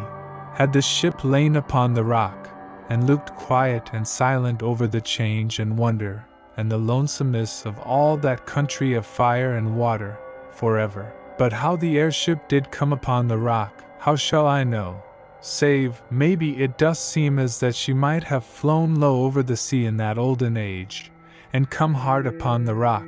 because, maybe, there was one to the helm that did steer unwittingly. And again, it shall well be otherwise, and I do but set down mine odd thoughts, and such as they be, they have no especial use, save that they do show to you the different workings of my mind at that time, as I did go downward. And so to set you the more in possession of all that I did have knowledge of. And presently I was come again to the earth, and did go forward with a great speed, so that I should waste no more of that day. Yet oft did I think upon that ship hid there upon the mighty rock, under the wondrous quiet ashes of eternity. And I went 18 hours walking, and in all that time I did see no more of the humped men. Yet 3 times was I put in a sudden danger, for there went past me thrice, between the 14th and the 17th hours, great flying monsters, that were winged very ugly, and did go, as I thought, in a great bounding, rather than that they did fly proper as doth a bird. Yet I suffered no hurt from these, for I was swift to hide between the great boulders that were very plenty in that part, but no trees. For I was gone now past the forests of trees, there being none since that I had gone through a very shallow river, that I came to about the 13th hour. And this had I waited, and sounded my path with the staff of the discos, but I had kept mine armor upon me, lest there be things, even in water so shallow, that might bite and work harm upon me. But I gat through pretty quick, and had no hurt done me. Now I had eat, as ever, at the 6th and the 12th hours, and by that the 18th hour was come, I was nigh again unto a forest, that came down to the shore that went alway upon my right, and I to be very sore and wearied, as you shall know, for I had fought very desperate after my waking, and afterward climbed the great rock, and then again to journey, so that it was, by this, nigh to 21 hours since that I did sleep. And surely, I looked this way and that way, constant, and did see no place proper to my slumber. But afterward I considered I did be a fool, to lack such, for truly the trees were plentiful, and I could climb a great one, and strap my body safe, and so have a sure bed for my rest. And I did this thing, and went upward into a great tree, and did tie my body to the tree, with my belts. Yet I eat and drank before that I went up the tree. Now when I was fast upward in the tree, and had made a bed upon a monstrous branch, and had the discos ready upon my hip, so that it should not fall but be nigh to my hand. I lay a little while thinking upon Nani, and I went not over to sleep immediately, which was strange, yet mayhaps because that my bed was so uncertain, and I considered very gravely how that it was a monstrous long while since that I did hear the master word from the dear maid, and truly I was come a dreadful way from mine home, which was the mighty pyramid, for I had gone onward forever through 25 great days of travel, and was not yet come to any place that did appear like to be that place where the maid did abide. And it did seem that I might even wander onward in that great country of fire and water for a time beyond all that I had before gone. And this thought did put a great weight of trouble and weariness upon my heart, for the maid had been in sore need of me, and I did feel sudden to be all adrift in the wilderness. But before this time, it had seemed as that I surely went aright. And mayhaps your sympathy shall tell you just how I to feel in the heart. And after that I had lain there very awkward, and thought upon all matters, I minded me that I would try the compass again upon the morrow, but had no great hopes of the machine, yet did be willing to try aught to see where I had gotten to. And truly, as it did come to my mind, if that the compass did point a little as I did what it was used to point in the Lesser Redoubt, then, in verity, I was surely come something more anigh to that unknown place of the world than I did dare to believe. And this to be plain to you, then a little time did pass in which I did wake and sleep a little, but with no surety of sleep, but as that I was very tired of the heart, and did but lie too weary to come properly to sleep, and odd whiles I did lie with mine eyes half to open, and did look very dreamful upward among the dark branches of the tree, as they did show black and pretty against the redness of the shining that came from the sea. For there was stood a great and bright burning fire hill in that part of the sea that lay off the shore from me. And above the glaring of the fire hill, there was the deep night that did brood forever above in a monstrous black gloom of eternity, and did make the red smoke of the volcano to show deep and mighty and thunderous seeming, afar up in the great dark. And the red and shining smoke did but show the utter hugeness of the night that had been upon the world through the great ages. And in verity, as I did lie there so dreamful, it did come to me afresh how wondrous strange was mine adventure, and how that I did lie warm and alive in a country of red light and smoking seas. And truly, as I did remember and consider, there was a great and lost world above me, upward through the dark, maybe 150 great miles up in the grim night. And this thing did strike me very solemn, as I did lie. And I do trust that you conceive how that there was, in truth, afar above in the eternal and unknown night, the stupendous desolation of the dead world, and the eternal snow and starless dark. And, as I do think, a cold so bitter that it held death to all living that should come anigh to it. Yet, bethink you, if one had lived in that far height of the dead world, and come upon the edge of that mighty valley in which all life that was left of earth did abide, they should have been like to look downward vaguely into so monstrous a deep that they had seen naught, mayhaps, save a dull and utter strange glowing far downward in the great night, in this place and in that. And surely, as you shall have seen, I have set the great deep of the valley to be maybe 150 miles of night. For, as you do mind, it was conceived that the valley of the night land was 100 miles deep, and mayhap to be more. And I had come from that place downward of the mighty slope, and of the gorge, a very great way. Yet, in verity, I do believe in my heart this measuring was utter wrong, for I think the deep to have been monstrous, beyond these miles that I do give. Yet have I no proving of this belief, and do set it down for no more than it is. Now, presently I had ceased from these vague thinkings and half-dreamings, and was gone truly to sleep. Yet, nowise did I sleep very strong,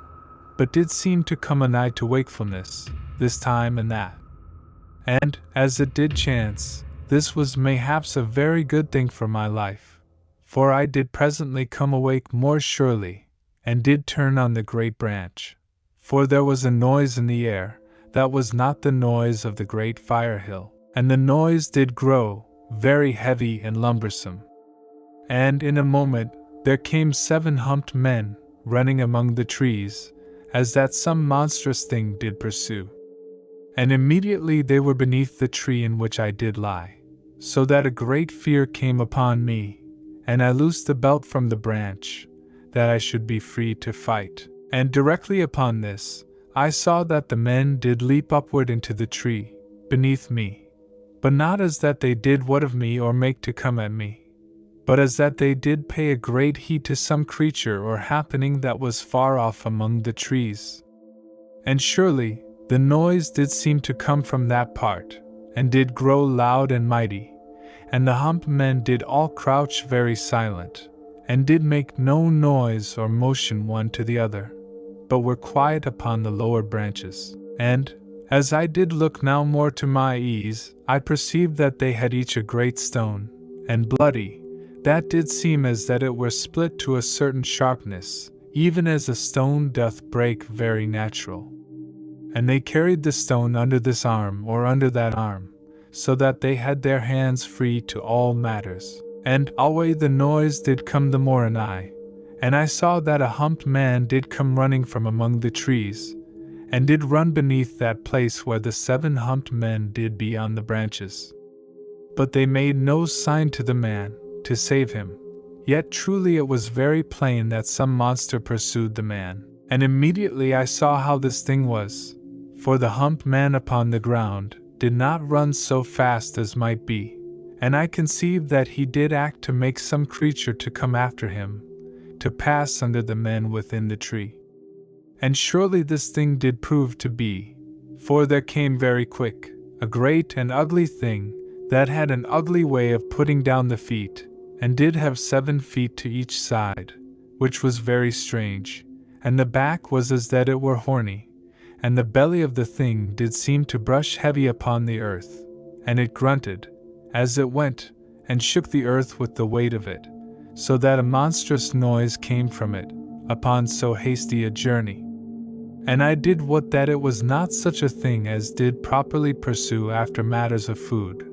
but did rather eat of that which did need little haste, but a monstrous strength, to gain. And that it did so make after the man, was in truth because that it had been wounded and made fierce. For, indeed, there came blood from the creature from great wounds upon the back. But how these were made, I could not know in that instant. And it did go under the tree in which I was hid. And in that moment when it passed under the tree, the 7 humped men did leap out of the branches, and did catch to the brute by the great horns of the spine.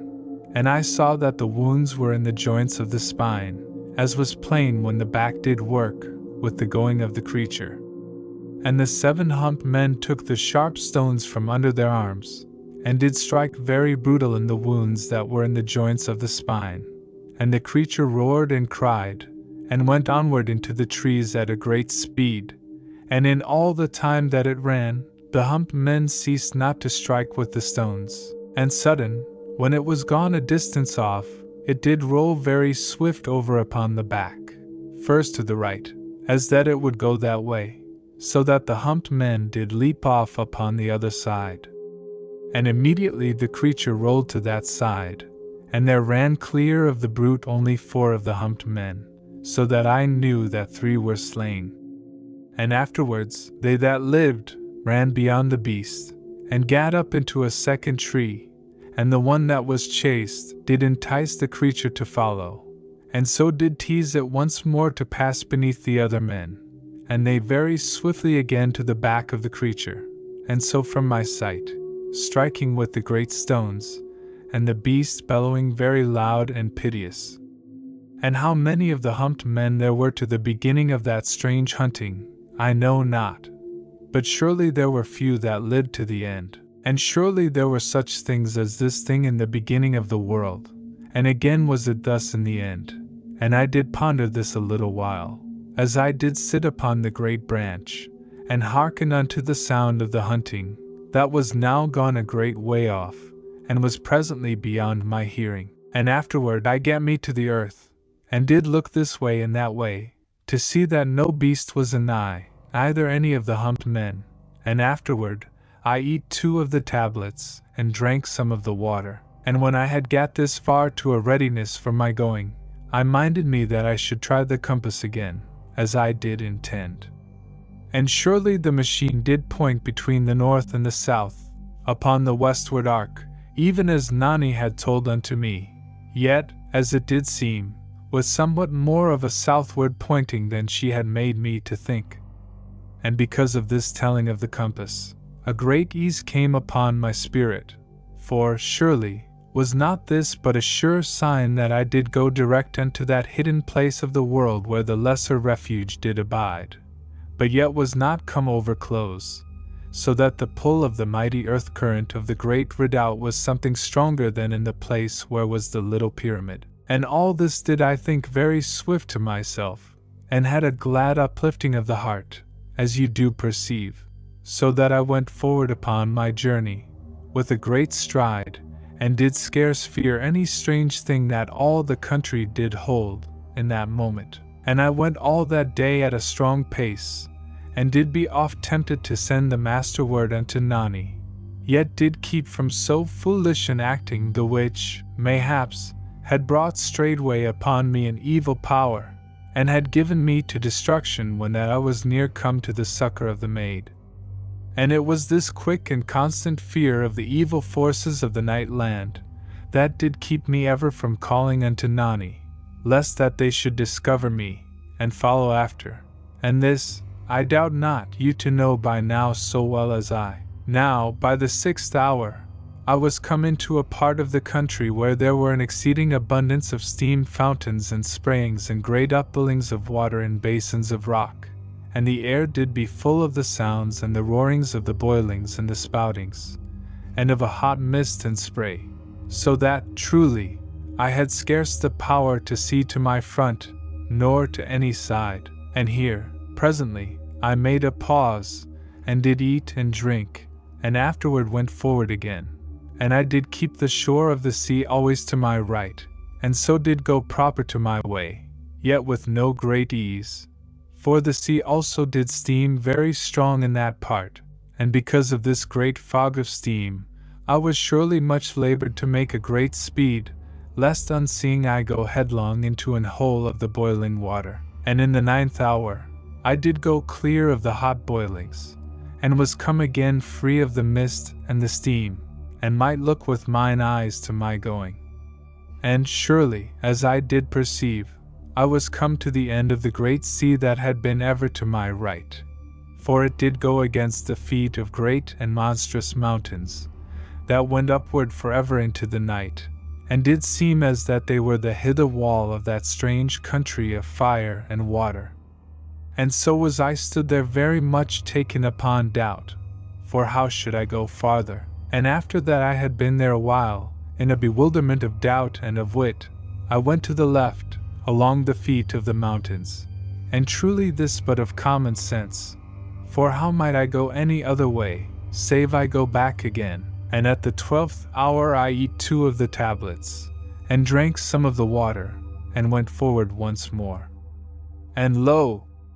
At the 15th hour, I was come to a place between the mountains, even an upward gorge, very dark and gloomy, and without light for a great way. And in verity, I did not want to go up the gorge, in that it was so dreary a place and narrow and horrid and drear seeming, after the light and wideness of the country in which I did yet stand. And presently I did go past the mouth of the gorge,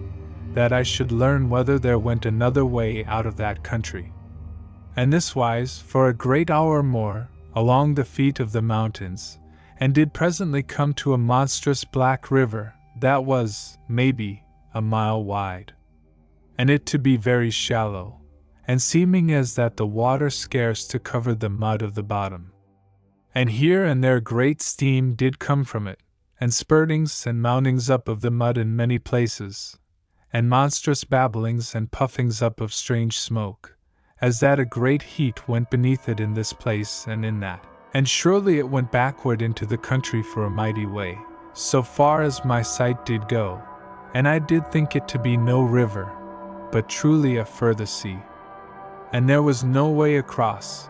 for there were no trees anigh, to make me a raft, either might I wade across, for it might be shallow here and deep there, and the mud be in all places. And moreover, I had been like to be caught in one of those upburstings of mud, even did I have a raft to go upon. And because of all these things, I gat me back again to the gorge, and presently I did go upward into the darkness. Now I went upward very steady, save that I did stumble oft, and did go through 6 great hours. And truly it did seem that I went in an utter dark, because that I had been a while in so constant a light. And by that I had been 6 hours in the gorge, I was gone right away from the country of the seas, and did be as that I was back into some place that was like to the dreadness of the night land.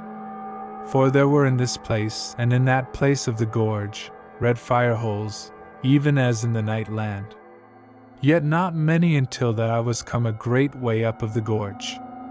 And there did be life of horrid things about the fires, as soon I did what, so that I made to keep off from them. Yet, as you shall perceive, I must come oft pretty near, because that the gorge was nowhere scarce 100 good paces across, and did oft come very narrow, so that I did come oft anigh to the fire holes, whether that I did heed to or not. And all that time, and ever, did the gorge go very sharp upward, so that it was a very weary thing to make great trial of speed,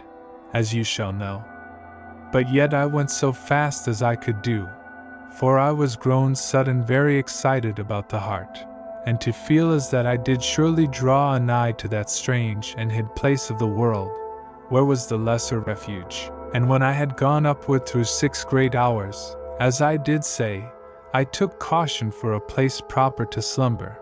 for I was surely very wearied. And I saw a place presently, afar upward of the dark side of the gorge, upon the right, where a ledge of the rock did show in the glaring from one of the fire holes that made a gloomy light in that place.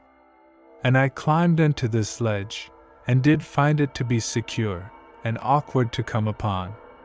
And presently, after that I had eat and drunk, I did compose myself unto sleep, the which came very speedy upon me, whilst yet I did believe I thought only upon the sweetness of the maid. And truly it had been something over 23 hours since last I did sleep, so that I was greatly awearied. And in 6 hours I waked and did eat, and did climb downward again to the gorge, and so unto mine upward journey. Now, as you do perceive,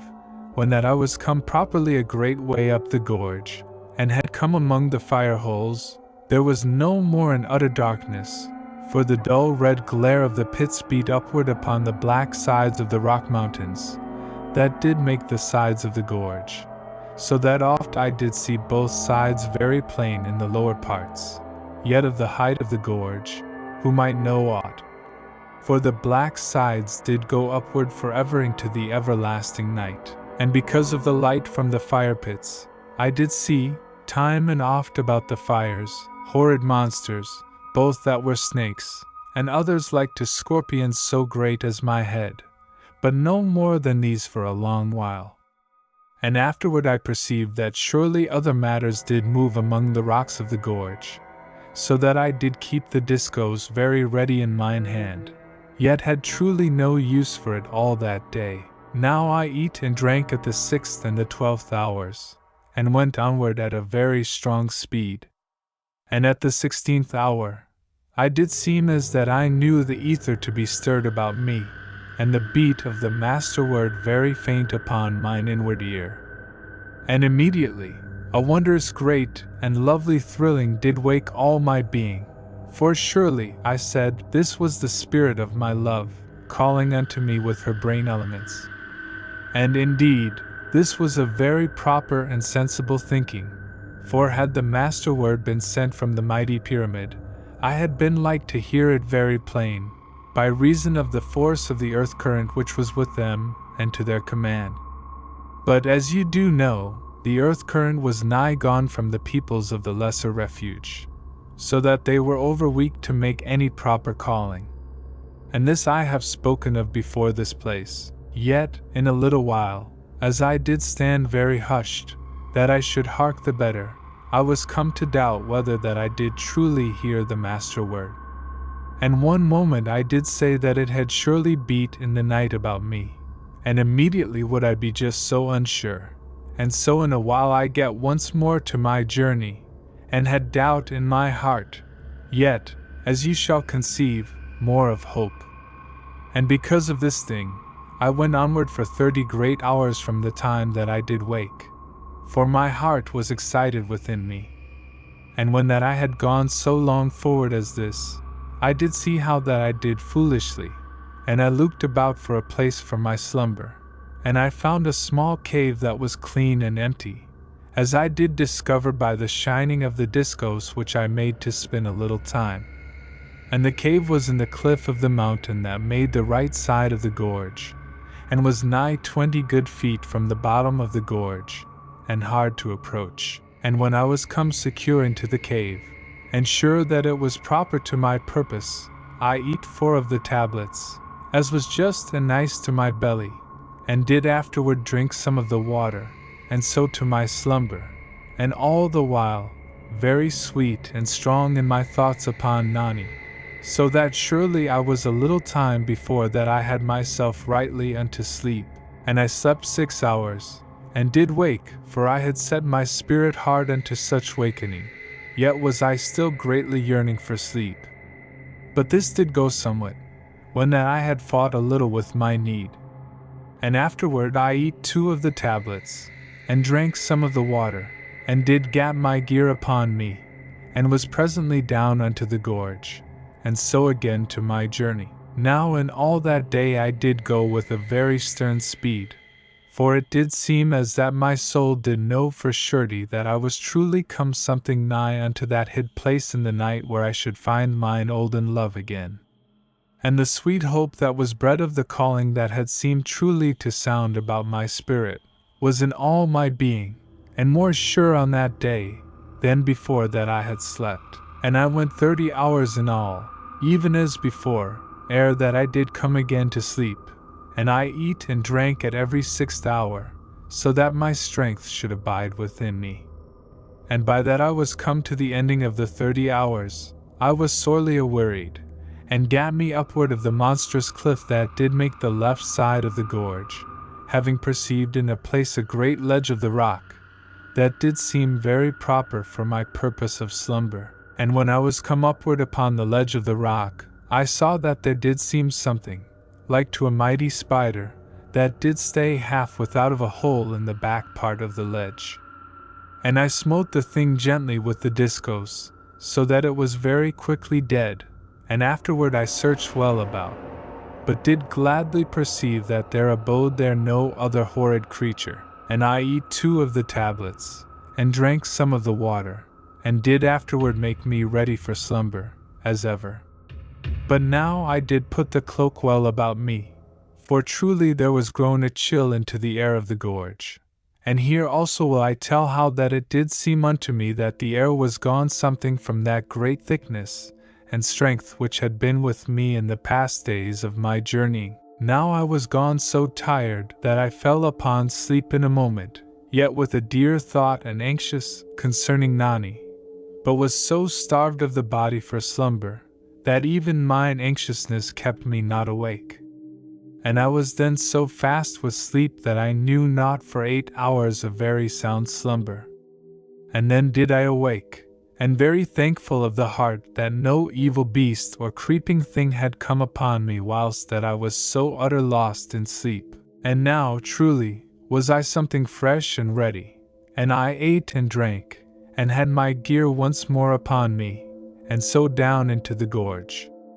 And afterward I went upon my journey for 18 hours, and did pause but a little while at the 6th and the 12th hours that I should eat and drink. And when the 18th hour was nigh come, I perceived that the nature of the gorge was grown very horrid and dank.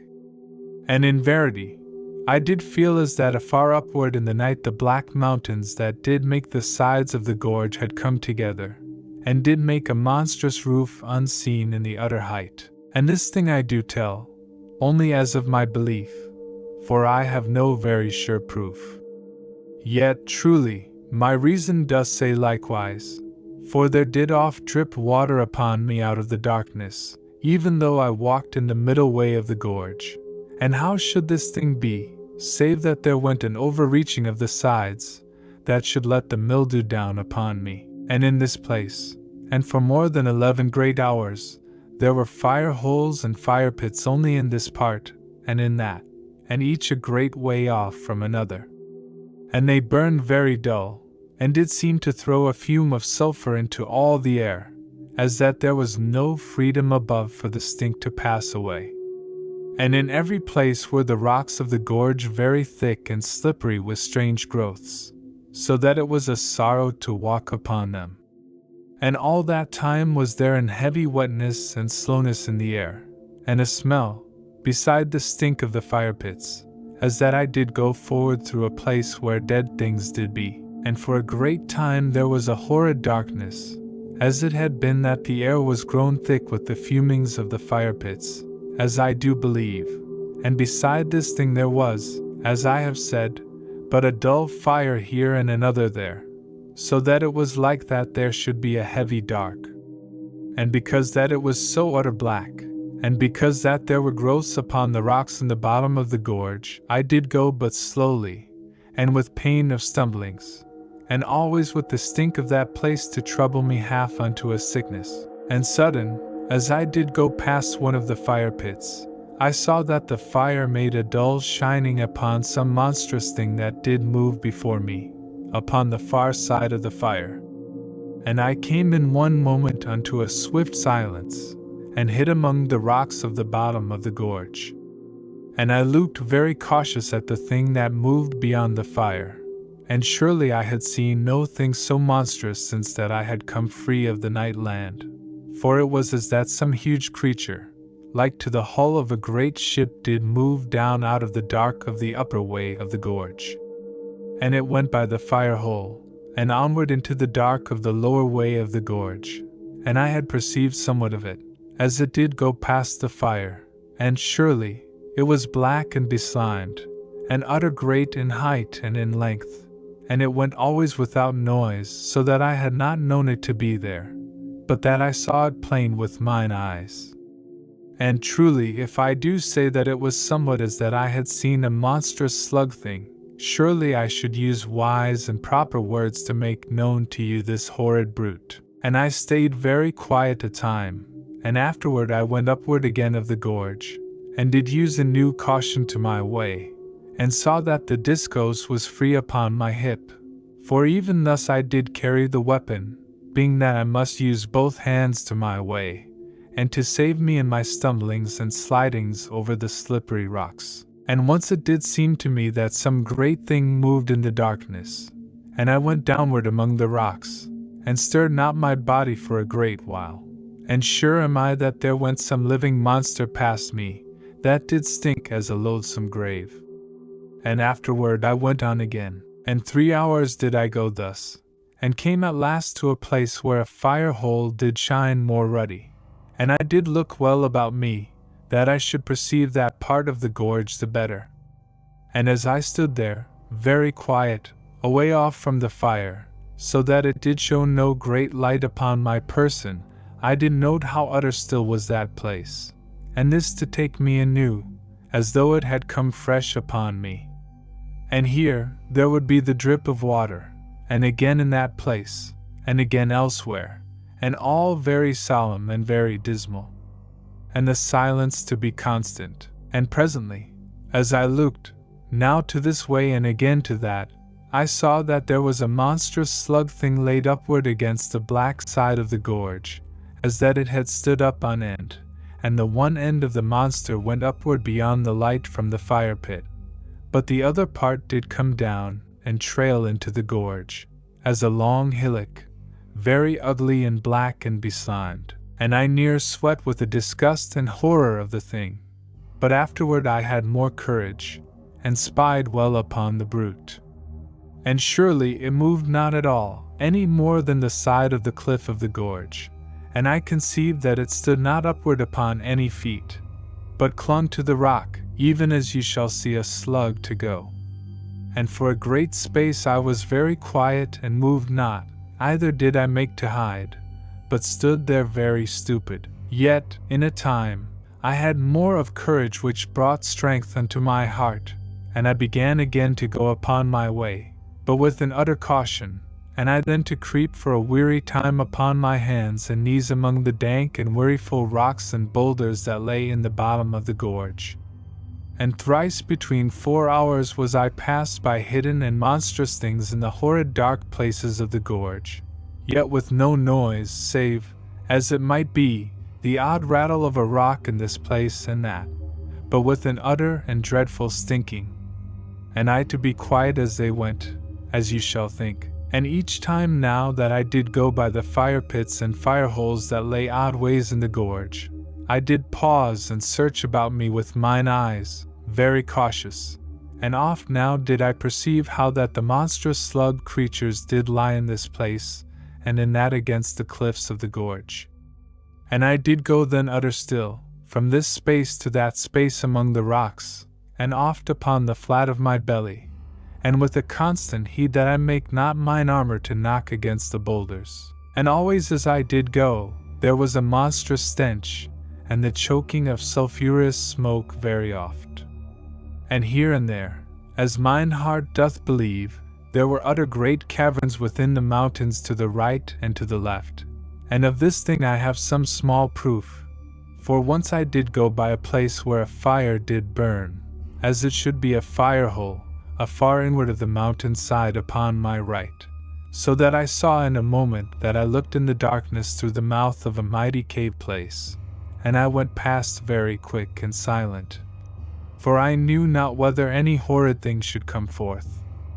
out of that place to slay me. And truly, as I did think, if there did be one such place, there were like to be many, and mayhaps the slugs came forth from those caverns, where, as I did conceive, there was naught save an eternal dripping of waters and the foul growth of things in all parts.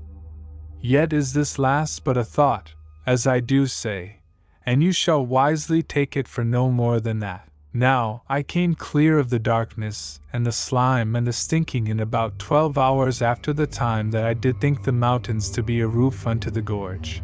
And the air was now free and did seem as that some life and health did abound in it, and the fires did be more plentiful,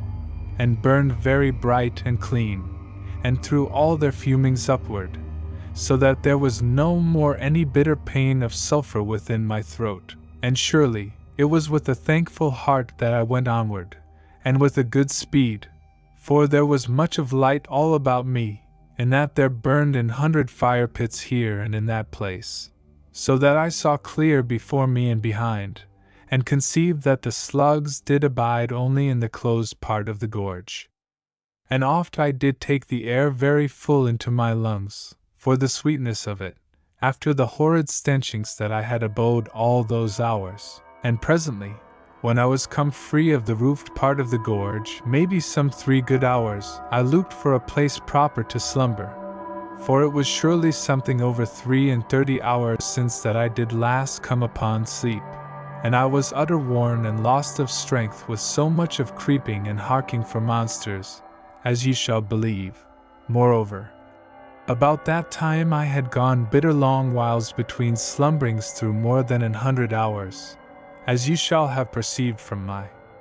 tellings. Now, presently, I saw a small cave that went inward of the side of the gorge, and I looked into the cave, and found it to be sweet and clean, and very dry. And there was a small fire pit off from the mouth of the cave that did throw a good light for my purpose, so that I saw there was no creeping thing or horror in the place, and I went in, and made to prepare for my slumber. But truly,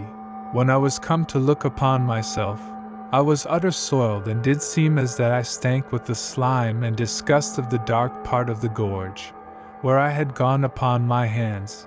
and upon my belly. And because of this, I was set that I should not eat or come to sleep without I washed me. And I went out from the cave, and there was a spring near to the fire pit, as was oft in that part of the gorge. And the spring was hot and did fill a hollow of the rock, very quiet and with a fuming of sulphur, as I did bend above it. And I washed mine hands and face and mine armor and gear in the hot spring, and did dry me with my pocket cloth, and so was sweetened and put to happiness of mind. And I went back into the cave, and did sit in the mouth of the cave, with the discos to mine hand, and I eat 4 of the tablets, for I was gone a mortal long while without, and afterward I drank some of the water.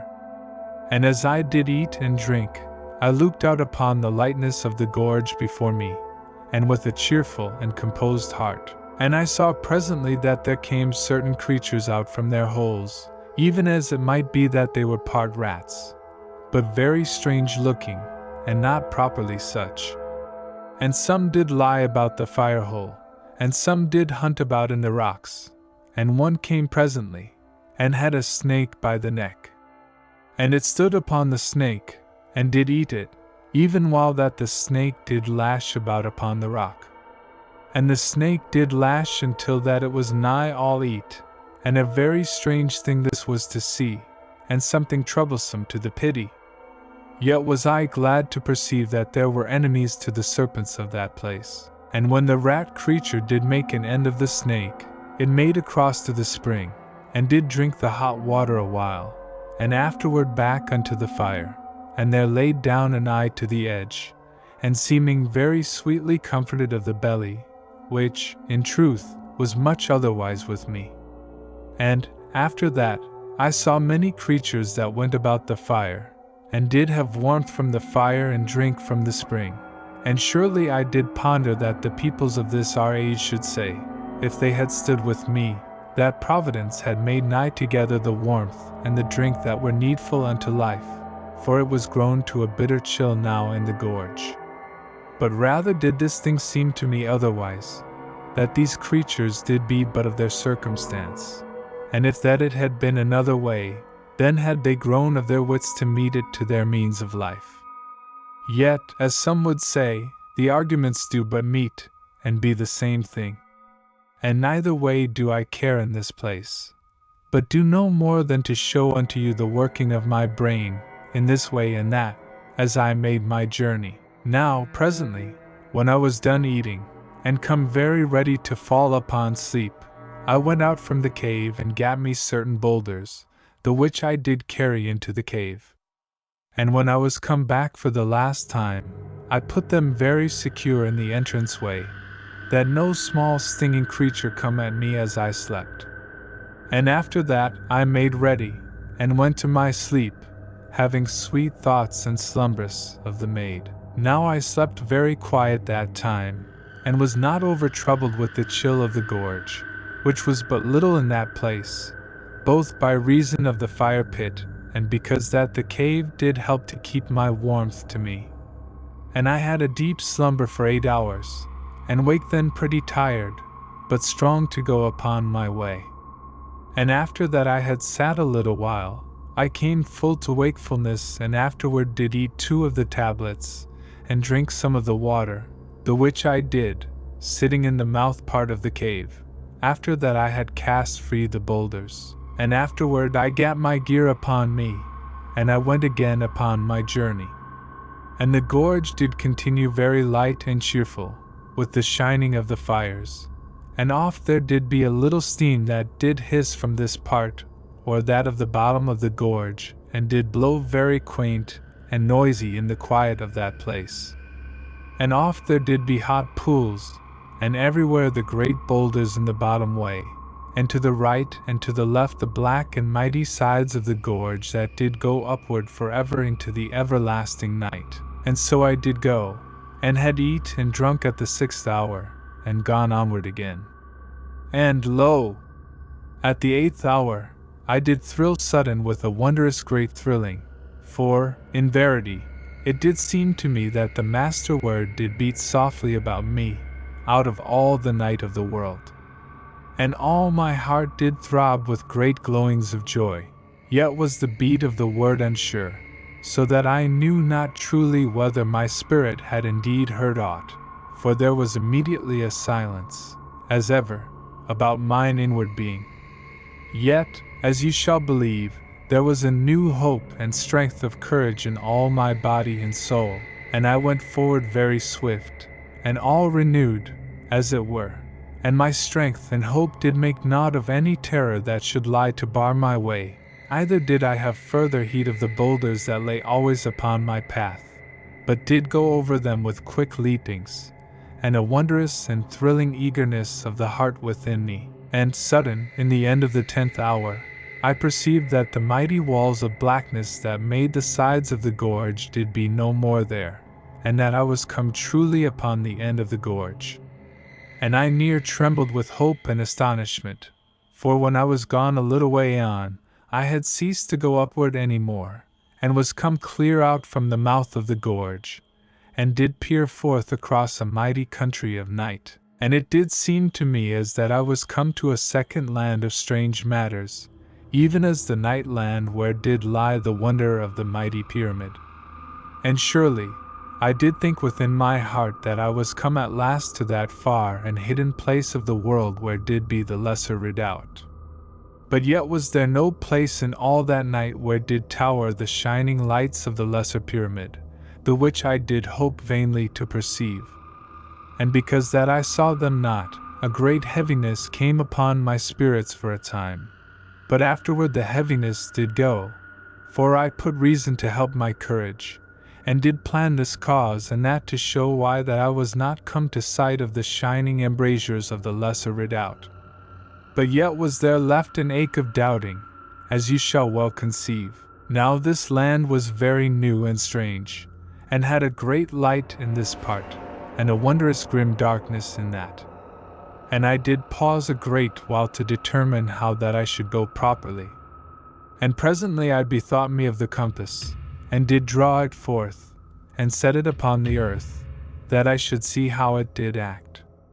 And truly it did go almost as Nani had told to me, so that I was very sure in all my being that I was in verity come anigh to the hidden refuge. But yet did the compass give me no proper guiding to my way, so that I was no more wise to this end than before, only that I had the comfort of that which it did seem to assure. And in a little while, I went forward into the land, and did hope that I should come presently to some matter to help my choice. And I went first toward a certain great glowing of fire that lay before me, and did seem joined to another great glare that went afar to my left. And I found the ground of that land to be very fair for my feet, and to have in this place and that certain bushes, even as it did seem to me, of the kind that we named moss bushes in the night land, as you do know. And I made a very good speed, and went thus until I had gone for maybe 6 long hours. And by that time, I was come anigh to the glowing of light, and did keep now a strong caution to my going, for truly, as I did know from the tellings of the maid, there were very horrid and dreadful powers in that land, and I did well to remember that I was come again to parts where might be the destruction of the spirit. Now I made a pause, and looked toward the glowing light, and it seemed to me that for a monstrous way unto the right and unto the left, there did be surely a great, hid valley in the earth before me. For the shining did seem as that it came up from out of a valley, as that there burned a deep light in such a place. But yet was I all unsure, and had no proper knowing whether indeed there did be any valley there, but only a strange and luminous shining that did come upward from the earth. And I made no great haste now to go unto that place, but went down sudden into the bushes, and lay upon my belly, and had a new great fear upon my spirit. And presently I parted the bushes a little, and made a place for spying, and I looked a great time unto the place of the light, and now to this part, and now to that. And sudden I saw, as it did seem, a monstrous head within the glowing, for the glowing did seem at whiles as that it swept to and fore, as should a shining smoke that went obedient to a quiet wind, and so to hide and again to uncover. And in a moment I lost the great face, and was all unsure that ever I had seen aught. And lo! In a little minute I did see it again, but whether it did be the shape of some utter monster of eternity, even as the watchers about the mighty pyramid, or whether it did be no more than a carven mountain of rock, shaped unto the dire picturing of a monster, I did have no knowing. But I made that I should get hence very quick, and I did turn me about in the bushes, and went upon my hands and knees, and so came at last a great way off. Now presently I came again upon my feet, and did take a new look around that land. And I had the mouth of the gorge to my back, and this I perceived by the shining of the fire pits that made the place shown to me. And to the left of the gorge was an utter blackness, as I did conceive of black and monstrous mountains, through which the gorge did come. And to the right side of the gorge there were many low volcanoes, that went always along the feet of the great mountains that made the right wall of the gorge. And I saw the feet of these dark mountains, because that the light from the little volcanoes made a glare upon the lower slopes. And so shall you have some knowing of that part of this second land of night. And a good way off was the shining that I had journeyed unto, and the shining went into a distant light through a part of the land that lay afar to my left, for it stretched a great and strange way toward me, out of the leftward gloom, and came unto my front, and so away into an utter distance. Yet, though it was so great, you shall not think that it made any huge light in the land, but was rather as that it had a shining made unto other ends, for it made not a great lightness in the land. And you do now perceive something roughly how the land did seem to my back part, and unto my left, and somewhat before my face. And because that I did think to have no profit to my search, if that I went to the left, I made attention unto the right. And here there was much of darkness, yet oft the shining of fire holes in this place, and that amid the darkness. And, as I did look, it grew very plain upon me how great was the spread and drear wideness of that country of night, and how that I did be an utter lonesome person in all that dark.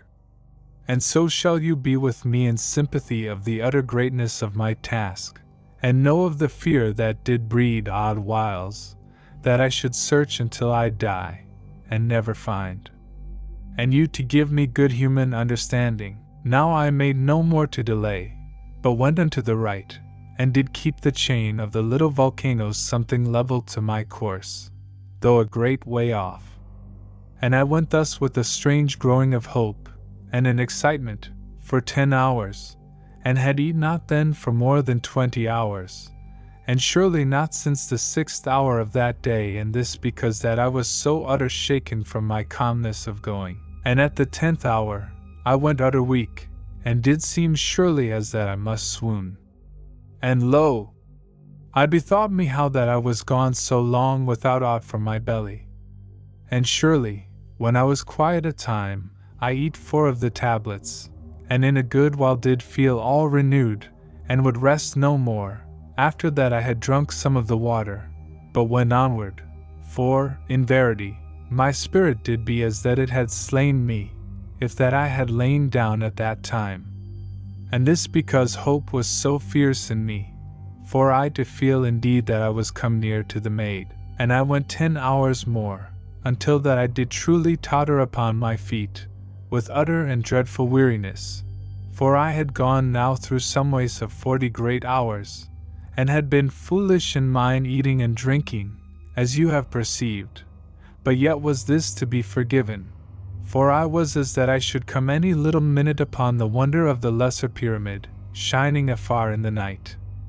Yet, truly, there was nowhere anything that might be likened unto it, and I lay down there, just as I did be, and with no proper heed to my safety. And I was gone asleep in one moment, as it did seem, and waked not for 12 hours, and then did come suddenly unto knowledge, and thankful was I in the heart that no monster had come upon me in that dead time of slumbering.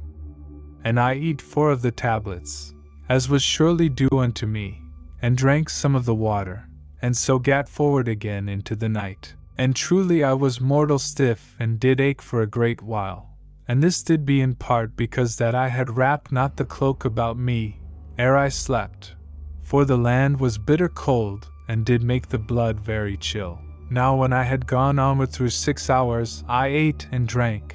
for I did mind now to be wise and keep my strength good within me. And I went onward again at a very great speed, and full of an excitement. And surely, I did be glad at last that the tablets were so easy gone in the mouth, and unfilling to the belly, for I had been without power and patience to eat proper victual. And at the 10th hour, I saw that there rose a red shining out of the land before me, as that it came upward from a mighty pit. And I made slow my way, and so, when I was gone on for 2 great hours more, I saw that monstrous figures went about, against the red glare of the shining. And I get me down into the bushes which were very plentiful in that part, and I stayed there for a certain while, and made a watch upon the red shining and the figures. And truly it did seem to me that there were horrid giants in that land, even as in the night land. And afterward I crept away, and went outward from the little volcanoes, into that part of the land that was dark, save, as you do mind, for the glare of fire holes in this part and that. And I went now with an utter care, for the giants had put a new caution into my heart, and I did surely mean that I should live to rescue mine own maid, and have joy through all my life. And thereafter, I went with the discos in my hand, and at each hour that was the 6th, I eat 2 of the tablets, and drank some of the water, and so did keep my strength very good within me. Now presently I was come to a place where the land did go downward a great slope, and there was a difference in the earth that went beneath my feet, and no great plenty of the bushes, but only one in this place and one in that, and nowhere any fire hole. And I get me down and did feel the earth with my hands, and lo! I did find presently smooth stones, and afterward olden shells. And immediately a great delight took me, for Nani had told how that the lesser pyramid stood something nigh to the shore of an ancient sea, that was long dried up in the years of eternity. And surely it might be that I was come down into the dry bottom of that same olden sea, and should presently have sight of the little pyramid. And because that hope was put so fresh into me, I went forward through, maybe, 30 hours, across the olden seabed, but in all that time I had no sight of the lights of the Lesser Redoubt. And a great trouble began to take me, for, indeed, Nani had not told me how great was the sea, and it might be that I should wander a weariful age across it, before that I come to the far side. And it did come to me, presently, how that I should be wise to see that my way was very straight, so that I waste not my strength in useless wanderings. And I had a great care now to observe that the red shining did be always upon my right, to my rear, and by this reasonable cunning did I make to steer very nicely through the great gloom of that place. Now, as I did go across the bed of the great sea, I heard strange sounds, now in this part of the darkness, and now in that, and oft did there be a noise, as if things did run this way and that way in the bed of the sea. And once, afar off in the night, there did be a strange and horrid screaming, so that I did know truly that the monsters of that land were out, and did go about in the dark. And, as ye shall perceive and understand, I was all unknowing of the lore of that land, so that I knew not what to think of this strange sound or that, either knew I what they might portend, but only that, as I did say, there were monsters abroad.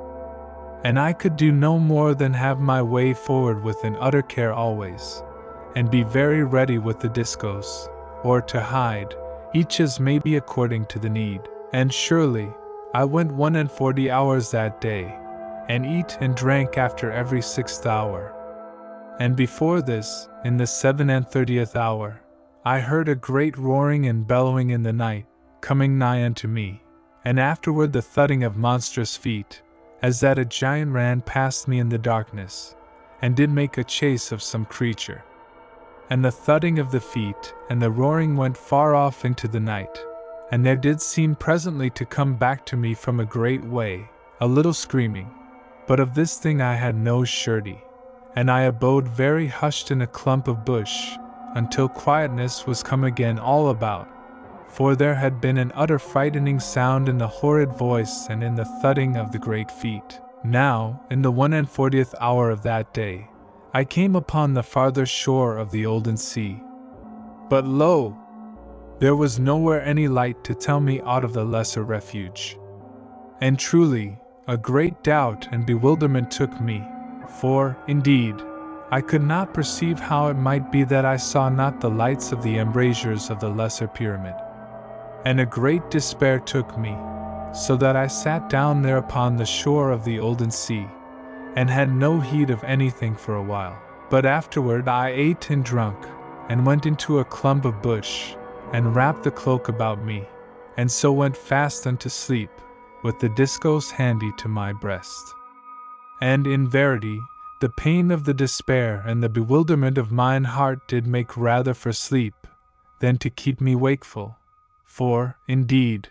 I was half stunned of the brain and of my courage, and did seem now the farther off from the ending of my search than ever I had been. And I slept 6 hours, and waked then, sudden.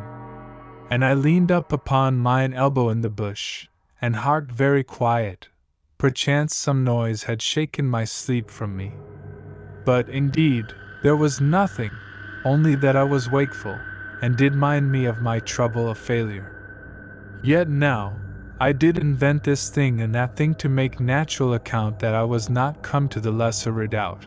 and so had hope again within me, yet much also of doubt and bewilderment. And I eat 2 of the tablets, and drank some of the water, and again to my journey. And I made that I should keep along the shore of the sea, the which I did through 12 hours, and was then still so much in doubt as ever. And I ceased from my journeying, and looked about me over the land, and lo! I did note how that a weak and strange shining was in the air of the land, at a great way, as it had been that a far spreaded and faint glowing made a little glare into all the night unto my left and before me. Now I ate and drank, and made to steady my spirit, for I did fear lest I should feel utter lost in all the night of the world, and to know not where to make any more my search, and so to grow desperate in despair. And this thing you will understand. And afterward I did make across that land, unto the place where it did seem that the dull shining was something bright. And I went thus through 18 hours, and did make pause at each 6th hour, and ate and drank very resolute, though, in verity, it did seem as that even so small a matter as the tablets did be like to choke me. And by this is it plain to me how great an anguish was come upon my spirit, lest that I was all astray, and should have no joy to succor mine own. And thrice in the time that I did go, there did be a running of feet amid the darkness, and odd wild strange and horrid cryings in the night, so that I put a force upon my despair, and hid me. For, indeed, I had no right to lose care of my life, if there did be any chance yet that I find the maid. And lo! In the 18th hour, which was truly the 30th of that day, I found the shining in the night to be grown very plain, and an utter stinking of sulphur, and truly I did be aware that the land went upward. And I made upward through 7 hours, and the light did grow more plain, and was of a dull redness, very somber and heavy. And in the end of 6 more hours, I ceased to go upward, and did know of a strange low sound, that did be like to no other sound that ever I did hear, and was like to a dull roar that did never have ceased through eternity. And I went forward unto the light, and the land to be now as that I went over an upland plain. And I did go thus through 5 hours, and the low roar did grow ever upon mine ears. And truly, even as I did shape my thoughts to take a caution for my body, I went upward again a little, and came out upon the edge of a mighty cliff, and the low and constant roar did moan upward against me with an everlasting muttering. And I looked downward a monstrous way, and surely there was spread out a mighty sea, as it did seem, of dull fire, as that a red-hot mud did lap very deep and quiet below me in all that night. And I looked outward across the strange sea, and the far side was hid from me, for, surely, there were dull and solemn clouds that came off the sea, and hid the distance from me. And the clouds to glow a little redly, and so to rise, and presently to blacken into the night. And I looked to the right and to the left, and it was plain that the black cliffs did stretch out both ways, and did go downward ever into that monstrous sea of slow fire. And there were great headlands that went out into the fire, as into a sea, and the fire did lap very quiet about these, and where the fire lapped about them, there did shine and spurt out green flames and vapors at divers times. And indeed, as I did perceive, I was come to an upward sea of fire, as it were the deep inwards of a low and utter monstrous volcano, that was flat of the top and utter big across. And in verity, I did look downward into the fires of the inward earth, and a very wondrous sight was it, to stand there alone upon the cliffs of that everlasting sea. And a great heat came upward from the dull and grim fire of that gloomy sea, and a reek of sulphur, so that I was like to be choked, and did go backward from the edge of the cliff. And surely, I was come to the end of that dark land upon that side, and had nowhere perceived the lesser pyramid in all the night of my travel. And a new despair came upon me, for, indeed, it seemed I was come all astray in the night of the world, and did no wise have any knowing whether I stood near to the country of the Lesser Redoubt, or whether that I was gone half across the world unto a strange place. And then, as the despair troubled my spirit and dulled the beating of my heart, a sudden thought did light up a fresh hope within me. For, indeed, as you do know, I was come upward of a great height, and did surely have a huge view over all that land, and mayhaps the lesser pyramid did lie somewhere in a valley, if, in verity, it did be anywheres at all in that country. And I turned me from the cliffs, and looked backward over all the night of the land. But there was nowhere in all that country the shining of the lights of the lesser pyramid. And lo! Of a sudden I did know that there was something in the night. And I stared, with a very keen and anxious look. And behold, there was the black shape of a great pyramid afar off in the night, that did show against the shining of the distant light, for it did stand between me and the far-off fires. But until I was come to that place, whence I did look, I had not stood to have it plain against the shining upon the other side of that land. And how I did feel in that moment, I have no words to set out unto you. But surely was my heart gracious with thankfulness, and I ready to leap with joy and hope, and all my body thrilled with an excitement that would not have me to be silent, so that, suddenly, I began to shout foolishly across the night. But I came soon to wisdom and silence, as you shall think, the maid of the olden days. Now, as ye shall perceive, all mine utter despair was turned in a moment into an huge gladness and a great hope, so that it did seem to me that I should be with my dear one in but a little while. Yet was this an overhope and expectation, and was not like to have a swift satisfying, for, truly, I was made aware of naught save that I did perceive the shape of a great pyramid, going upward into the night. And I knew that the pyramid did surely stand upon an hill in the midst of that dark country, for only so might it show so great and high. And I set me to run swift downward into the land, so that I should make a strong going unto the pyramid. And I ran for a few little minutes, and lo! I fell headlong, and did truly feel as that I had brake my neck with the hardness and pain of my fall. And I had no power to go forward any more for a great while, but did just be there where I did fall, and very helpless and moaning a little, so that any creature had been able to slay me, if that it had come upon me in that time. Yet, presently, I was able to sit upon the earth, and did hold my neck with my hands, and afterward the pain went away, so that I gat once more to my feet. But now I went forward very wisely, and had, moreover, an anxiousness in my heart, for, indeed, how did it be that the pyramid was so utter dark, if that it did be the lesser refuge, in truth? And immediately there did rise in me a fear that it should be some house of evil in the dark of that land, or some wicked force working a pretense and a bewilderment upon my sight. Yet, truly, the thing was plain now against the far-off fires of the land, and I did have little thought but that it should be, in verity, the lesser refuge. Now in the first moment that I did perceive the dark pyramid, I had been without wit, save to run very quick and blind unto the place, for you to remember how long I had made so great a search. And afterward I had been minded to call unto Nani with my brain elements, sending the master word, and my speech after to tell how that I was come unto her. But now I did heed to have caution, and to discover what this darkness should truly mean, and so did I go downward again into the night of that land, at the first with a carefulness, but presently with a fierce eagerness and expecting of the heart,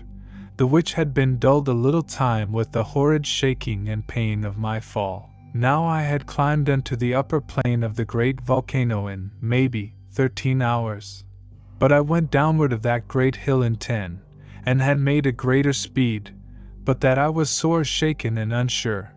by reason of my fall. And in the end of the 10th hour, I perceived that I was come again to the great plain of the land, and I had no more any proper sight of the refuge, because that it was upward afar in the darkness of the night.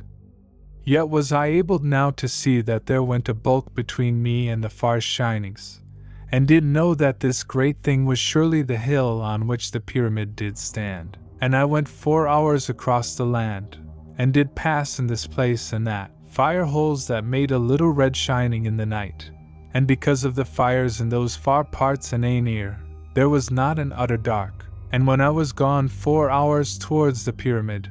I could no more see the distant shinings, for the bulk of the hill bottom stood up between,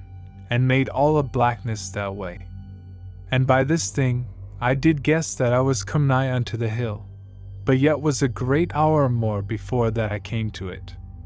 And in that 5 hours since I was come down from the great volcano, there had passed me thrice and again the sounds of things running in the night, and once there did be a sound as of a giant roaring afar, and a strange and horrid screaming. Now I began to go up the hill.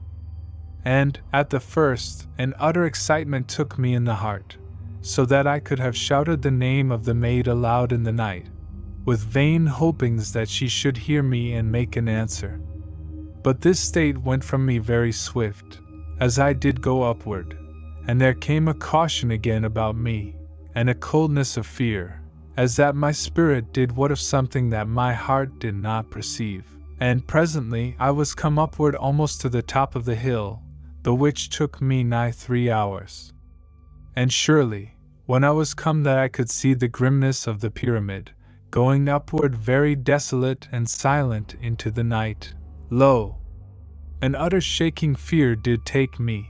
for the sweet cunning of my spirit did know that there abode no human in all that great and dark bulk, but that there did await me there, monstrous and horrid things that should bring destruction upon my soul. And I went downward of the hill, very quiet in the darkness, and so in the end, away from that place. And I was 4 great hours before that I was come clear away from the hill, and I did feel that there was not any safety for my spirit in all that land. And surely I went a little blindly, in the first, and did go with no heed unto my way. And presently, I was upon the shore of the olden sea, and had no knowing how that I was come there, for, surely, I did think it to be a great way off. But now I do think that the dry bed of the sea did curve around unto that place,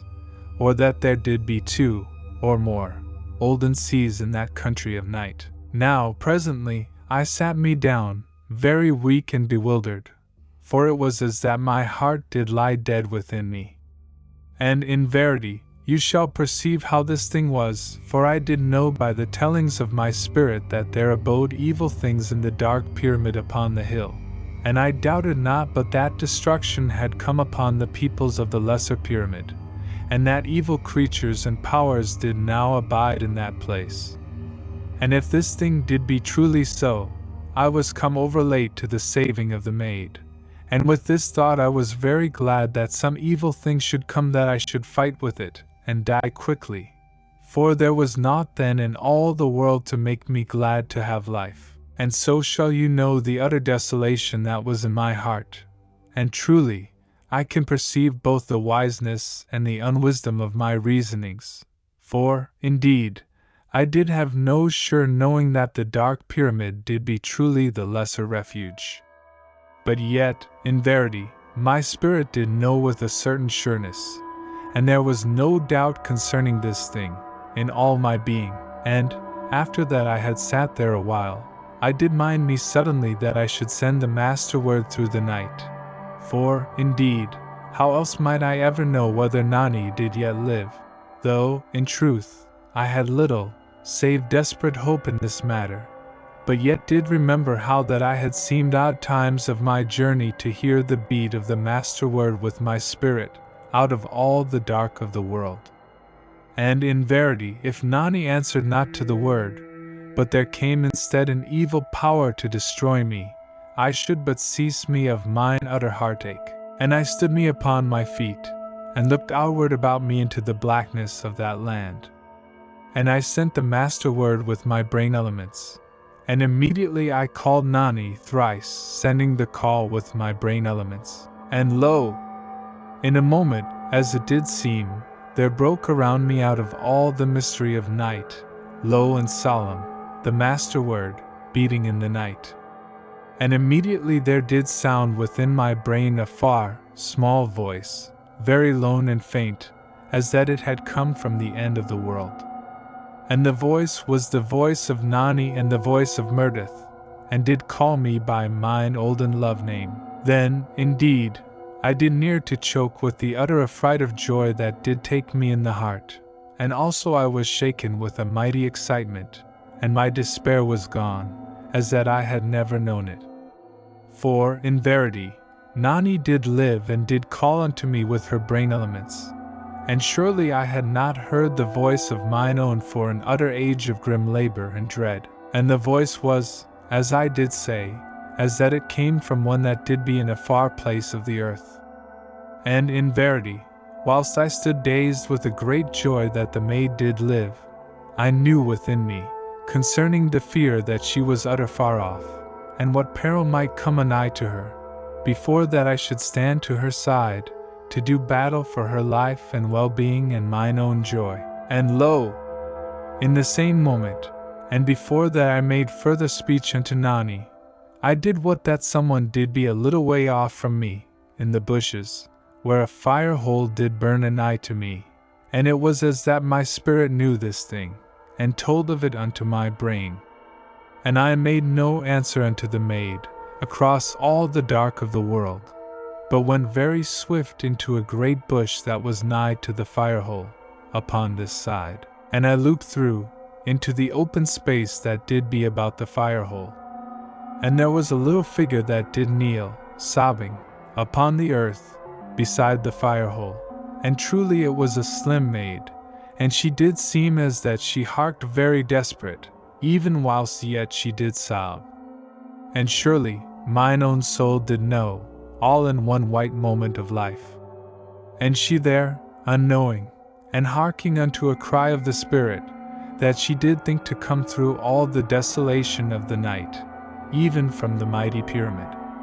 For oft, as I did perceive,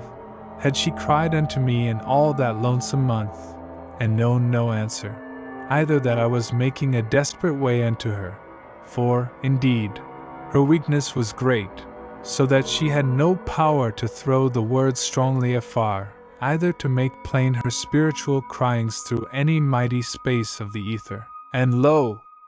I drew in my breath, and set my teeth a moment to steady my lips, and I said,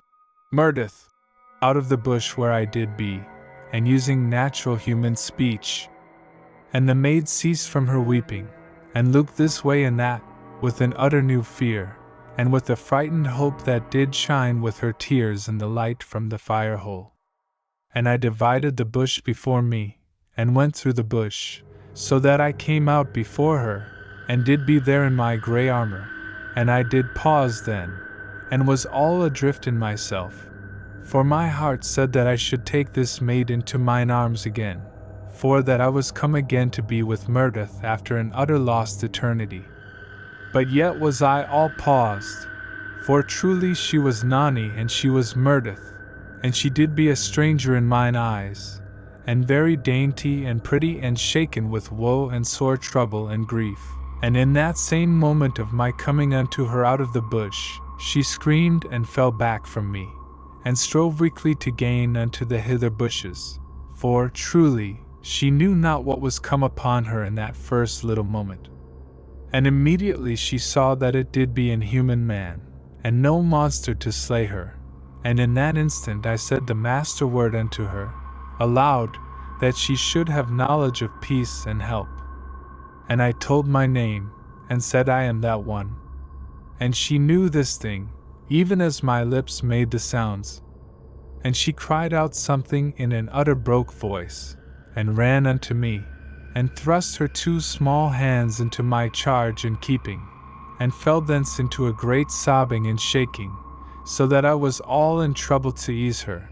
but did keep a silence, and held fast her hands, for I had not on mine armored gloves, and she leaned against me, very weak, and seeming wondrous like to a child. And lo! In a while she ceased to sob, and did but catch her breath this time and that, but said no word. And I bethought me that she did suffer of hunger, for I perceived that she had been long wandering and alone, and was come unto the end of hope, when that I did come. And the maid stood there yet silent, for she might not yet command her mouth to speak, and she trembled as she stood. And I opened my left hand, and looked at the hand within my palm, and surely it was utter thin and wasted. And I made no more pause, but lifted mine own and set her easy upon the earth, with an hump of smooth rock unto her back. And I stripped off my cloak very quick, and put it about her, for she was scarce covered with her clothes that had been all torn among the bushes, so that part she shook with an utter chill, and part because of weakness, for she was nigh to be starved unto her death, and destroyed with her grief and lonesomeness. And I took from my back the scrip and the pouch, and I gat a tablet from the scrip, and brake it into my cup, and with the water I made a little broth very swift upon an hot rock that was to the edge of the fire hole.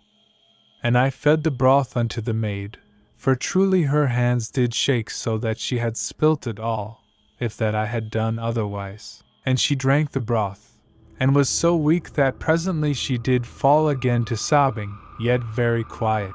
so that I strove not to be troubled in the heart, for, indeed, this thing was but reasonable, and not cause for me to have an anxiousness. But I put my hands under the cloak and took her hands into mine and held them strong and firm, and this did seem to bring something of peace and strength unto her, so that presently the trembling and the weeping went from her. And indeed, the broth was surely helpful in this matter, and presently I knew that her hands did stir a little within mine, and I loosed somewhat of my grip, and immediately she grasped my hands with a weak and gentle grasp, but looked not yet at me, only did stay very quiet, as that she did gather her strength within her. And indeed, I was content, save that an anxiousness of the heart did stir me this time and that, lest some monster should come upon us. And because of this trouble, I did hark about me, now and oft, and with a new and strange fearfulness of danger, because that now mine own was given unto my charge, and surely my heart would break, if that there came any hurt unto her. Now of a sudden, the maid did make as that she would rise, and I loosed free from her, to give help. And she gat me by the hand, and slipped sudden to her knees, and did kiss my hand, and did begin again to weep. And surely I was so utter abashed that I stood very stupid and let her do this thing. But in a moment I drew free from her, for this thing might not be. And I gat me to my knee likewise before her, and took her hands, and kissed them once, newly humbled, as it were, and thus should she know all that was in my heart, and of mine understanding. And she did but sob the more, for she was so weak, and utter moved unto me, because that I had come to her through the night of the world. And this thing I knew, though no speech had yet passed between us. And I gave up her hands, lest she need them for her tears, but she left them to lie in my palms, as she did kneel there, and she bowed her head a little over her weeping, but did show that she was mine, in verity, unto the very essence of her dear spirit. And I took her into mine arms, very gently and without caress. But presently I stroked her hair, and called her Nani and Meredith, and said many things unto her, that now I scarce do what of, but she did know them in the after time. And she was very quiet in mine arms, and seeming wondrous content, but yet did sob onward for a great time. And oft did I coax her, and say vague things of comfort, as I have told. But truly she did ask no more comfort at that time than that she be sheltered where she did be.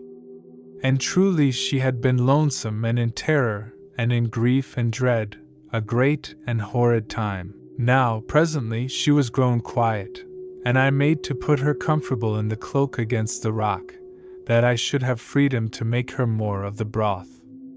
But yet she did nestle unto me, with a little sweet wistfulness, that made warm my heart in a most wondrous fashion, for surely she was mine own. And she to begin to say out words to me, and so to have gentle obedience, and to rest quiet against the rock, the while that I did make the broth. Yet ever her gaze did follow me, as I knew, for I must look oft her way. And I took the broth to her, and she drank it, using her own 2 hands,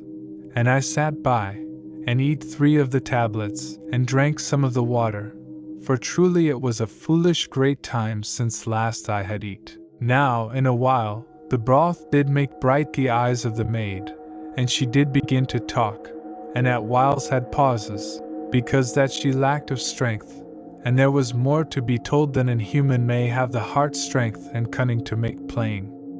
And twice she did come again to sobbing,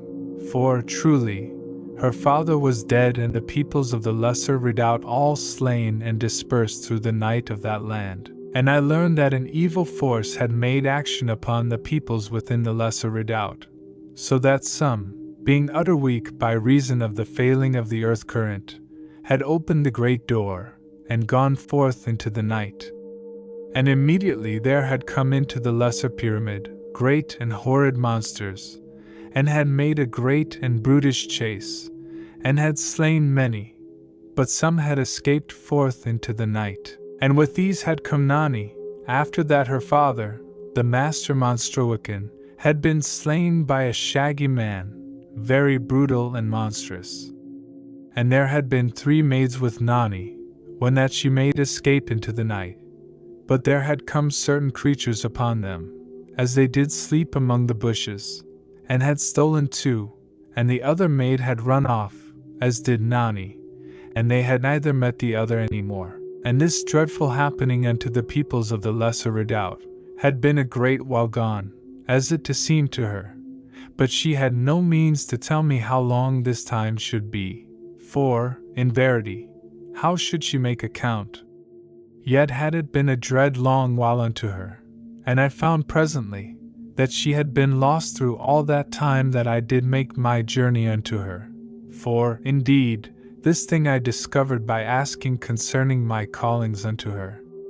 And she had heard none that did come to her, in any time since she had escaped out of the lost refuge into this dreadful land. Yet, in verity, oft had she callen unto me, until that her heart did grow sick with the desolation of her lonesomeness and her utter forsakenness. And her callings had told unto the evil things of the land that she did be in this part and that. For there had come things and beasts in search for her, but having the gift of the hearing, she had known of their approach, most whiles, and had come free from them. Yet oft times with piteous and fearful runnings and hiding among the rocks and the bushes, so that she had grown afterward to make no calling unto me, save odd whiles, lest she bring the monsters upon her. And indeed, as you do know, naught had come plain unto me, for she was so utter weak that she had no power of her brain elements to send the word afar or the tellings of her spirit. And because that she was so sorely chased, she had come nigh to be naked, even as I found her. For the bushes and the rocks had torn her garments from her, and she had naught with which to make any proper mending of them. And for food she had eat the moss upon the rocks, and odd strange berries and growths, and had drunk of the waters of the hot springs, and oft had she been made utter sick, because of the sulphur, or somewhat, of the water and, maybe, the poison of odd plants. Yet, as I did think, it was like that the first did save her life from the second. But in this thing I do make only a guessing, and in all that dreadful time, since that she had come to be quite alone, she had heard a score drear things. For there had been once the slaying of a young maid nigh unto her,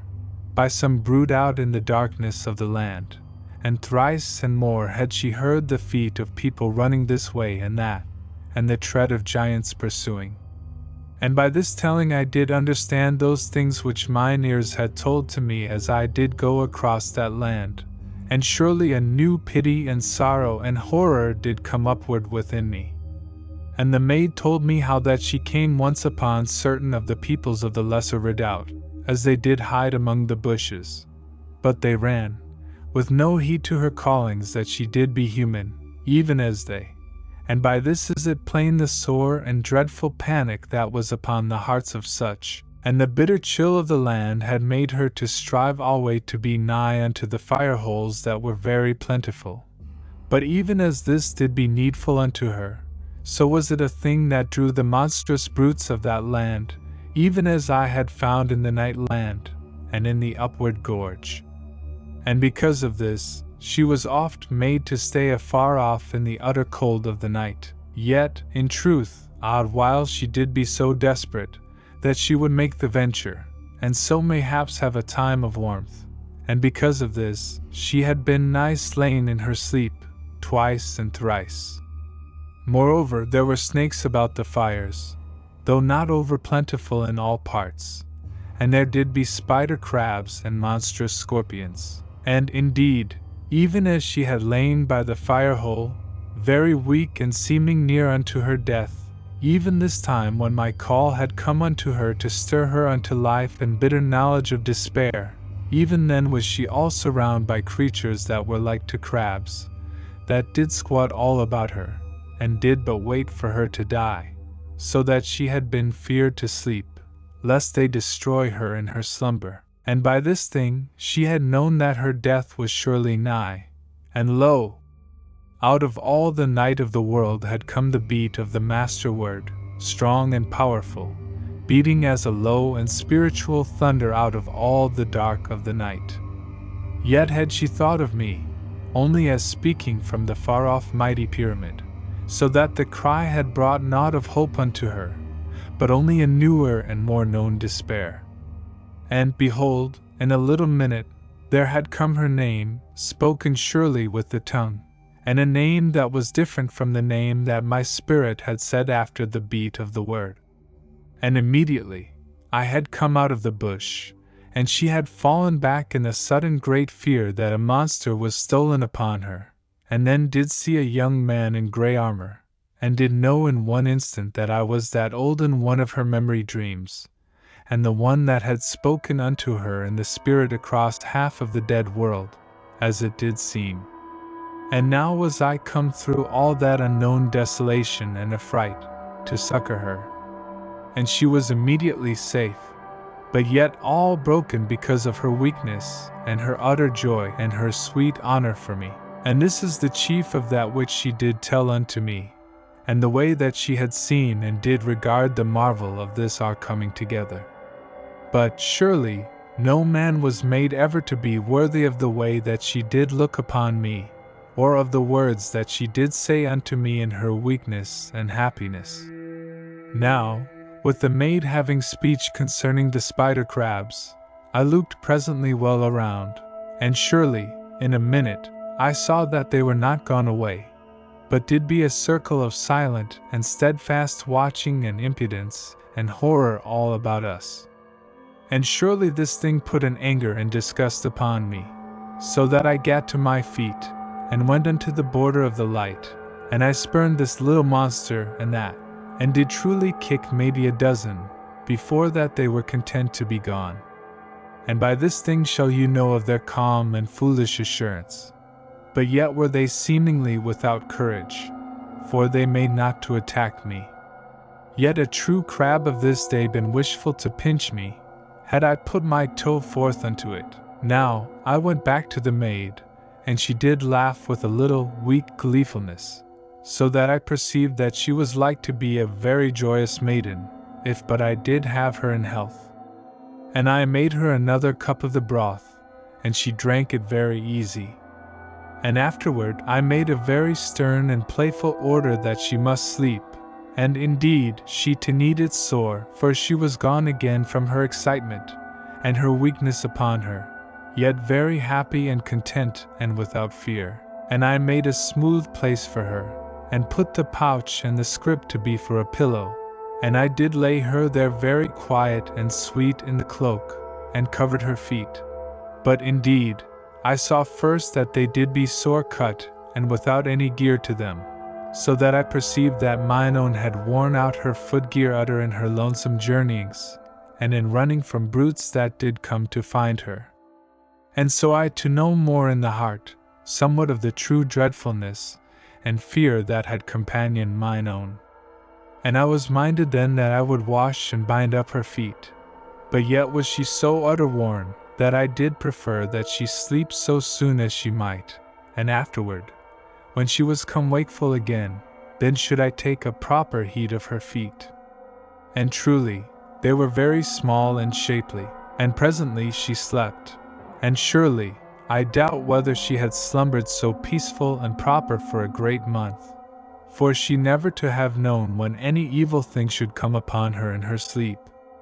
And this to be a very dreadful feeling, as you do know well, for you do know how I had been in this same matter. Now, while Nani did sleep, I stripped off mine armor, and took off mine undersuit, which was named the armor suit, and a very warm and proper garment, and made thick that it should ease the chafe of the armor. And afterward I put on the armor again, but the suit I folded, and laid beside the maid, for, truly, she was nigh unclothed, by reason of the bushes and the rocks, that had rent her garments all wise. And I stood watch for the maid, the while that she did slumber, and surely she went 10 long hours. And I walked upon this side of the fire-hole and now upon that, and did oft cease, that I might hearken both with mine ears and with my spirit, for, truly, I was all wakened to a new care and delight, and did have a fresh and doubled fear of any horrid creature or force of evil. And this shall be very plain to you. And in the end of 10 long hours, the maid wakened, and I ran to her all joyed that she was come again to knowledge and to be that I could talk with her. And she sat upward and looked at me, and there was new light and movement in her, so that I knew her strength was come back into her. And for a little minute she said naught unto me, the while that I did ask how she did be, and she looked at me very keen, so that I wondered somewise in a daze, what was in her mind. And she asked me, of a sudden, how long it did be since that I had slept. And having not thought to put away her asking, because that the question was over sudden, I said 84 hours, which should be 3 days and the half of a day of 4 hours and 20. And this thing I knew, because that I kept alway a very careful counting of the hours, lest that I get all adrift, and know not how long I was taken to come to this place and that. And truly, even as I told this thing to the maid, I was grown very quaint in the head, for, indeed, I was gone a wondrous while without slumber, and had done much and bitter work in that time, and before then had been much lacking of rest, as you do know. And sudden the maid cried out something, and tossed the cloak from her, and had me into her arms, and did heed not to have any foolish shame of her nakedness. And in verity, I knew not how I was gone so strange,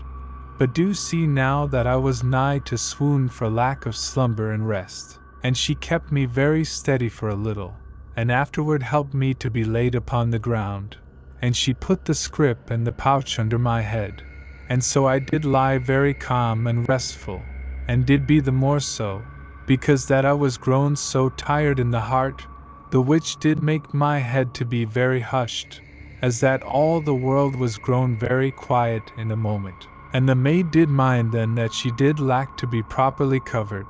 and she gat the cloak, and put it about her, and did afterwards sit a little beside me, and did rub my hands. And presently, I was something more to myself, and she did grow more happy of her mind, and made to give me something for my stomach. For, indeed, I was grown those late hours to be foolish and to have no wiseness to proper eating. And she did lift my head the while that she did take the scrip from under, and kept me very sweetly upon her knee, and so until she had gat free a pack of the tablets, and the flask and the cup, for I had put all matters back into the scrip before Nani had gone unto sleep, and because of this, I had not been able to eat or drink aught, save by wakening her, as you perceive, for indeed I had put the scrip and the pouch under her head for a pillow, as I have told, and she would not bide that I should do aught, but only did ask concerning the making of the water, and was wondrous amazed to see how the powder did fizz up and become water. And indeed, she had too much into the cup, for, truly, it rose up and ran to the ground. And when she had done thus, and ceased to marvel, she put 3 of the tablets into the water, and made me a broth, even as I had made a broth for her. But, indeed, I was in no need, and had done very well to eat the tablets and drink the water. Yet, truly, I was not wishful to lack the love of her way, as you may think. Now while I did drink the broth, I did be very restful upon the earth, and mine head against mine own maid. And I did mind me now that I tell her concerning the armor suit that I did mean for her wear. Yet I said not that I had stripped it from me, for then she had been like to say nay, and to trouble that I was like to come to a chill, as is the way of a woman. But indeed, I might so well have told her, for truly, she did know on the moment, and set to a little unto weeping, yet very gentle and sweet, and did kiss me as I lay there, and say such things as should make a young man the better to have heard, if but that his own dear love doth say the same. And she would nowise wear the garment. But yet in the end I prevailed by gentle reasonings, and because that I was her master, as I was born to be, and moreover, her own sweet sense did show that I spoke for wisdom. For how should she come through all the bitter way before, if that she had not a strong and close-made garment? And as ye do mind, her coverings did be in utter rags, as I have told, yet very sweet and clean, as I had known. So that I weened she had stripped oft in the lonesome night, and washed her garments in this or that hot spring of the sulphur waters and other matters. And in verity, always she was much given to washings, as I did soon perceive. Now presently I did be very well again, but with a sore slumber that did press upon my head. Yet, ere I should sleep, I did mean that I bathe her feet and bind them with ointment and with my pocket cloth. And truly her feet were very small and pretty. And I sat me up, talking my head from her knee, and told her of mine intent. But in verity she did but throw her arms about my neck and give me one loving kiss, and laughed so hearty that I did think to do this thing when indeed she was the better able to mind it, and I the better suited to have me to my rest. And surely, this was very true, and I made no ado, save to give her the ointment, but lay back, and did be quiet. Now I did be upon my right side, and she went to my back, and took the cloak from about her, and spread it upon me, and afterwards stepped over very dainty, and kissed me, and bade me to go very swift to my sleep, for that she did mean to make her toilet and to get into mine armor suit. And I made no foolishness in this matter, yet told her to ease the cloak a little about me, so that I should have room to take the discos from my hip. And this thing I did, and took the discos to my breast, as was my habit, and surely I saw that her eyes did look at me with a little shining, because that I had so strange and fierce a bedmate. And I made her to promise that she keep a very keen harking, the which was like that she should do, and to call me on the instant that she did perceive any unease in the night. And after that I shut mine eyes that I should not shame her, and put out mine arms, and kissed her once and turned from her unto my slumber. And she away to my back that she might be modest to her needs. And surely, I was asleep in but a little moment, and with a great love and delight in my heart, and in all my being. And truly, I wake not for 12 great hours. And when that time was gone, lo! I came awake, and surely the maid did sit beside me, so bonny, and so winsome and pretty that mine arms went unto her in a moment, and she into them, and gave me a loving and tender kiss, and afterwards slipped away from me, very sensible and loving, and did stand up and turn about to be looked at. For she did wear the armor suit, and surely it was loose upon her, but yet very pleasing, being close-knit. And I to my seat from lying, that I might see the maid the better. And in verity I must kiss her again,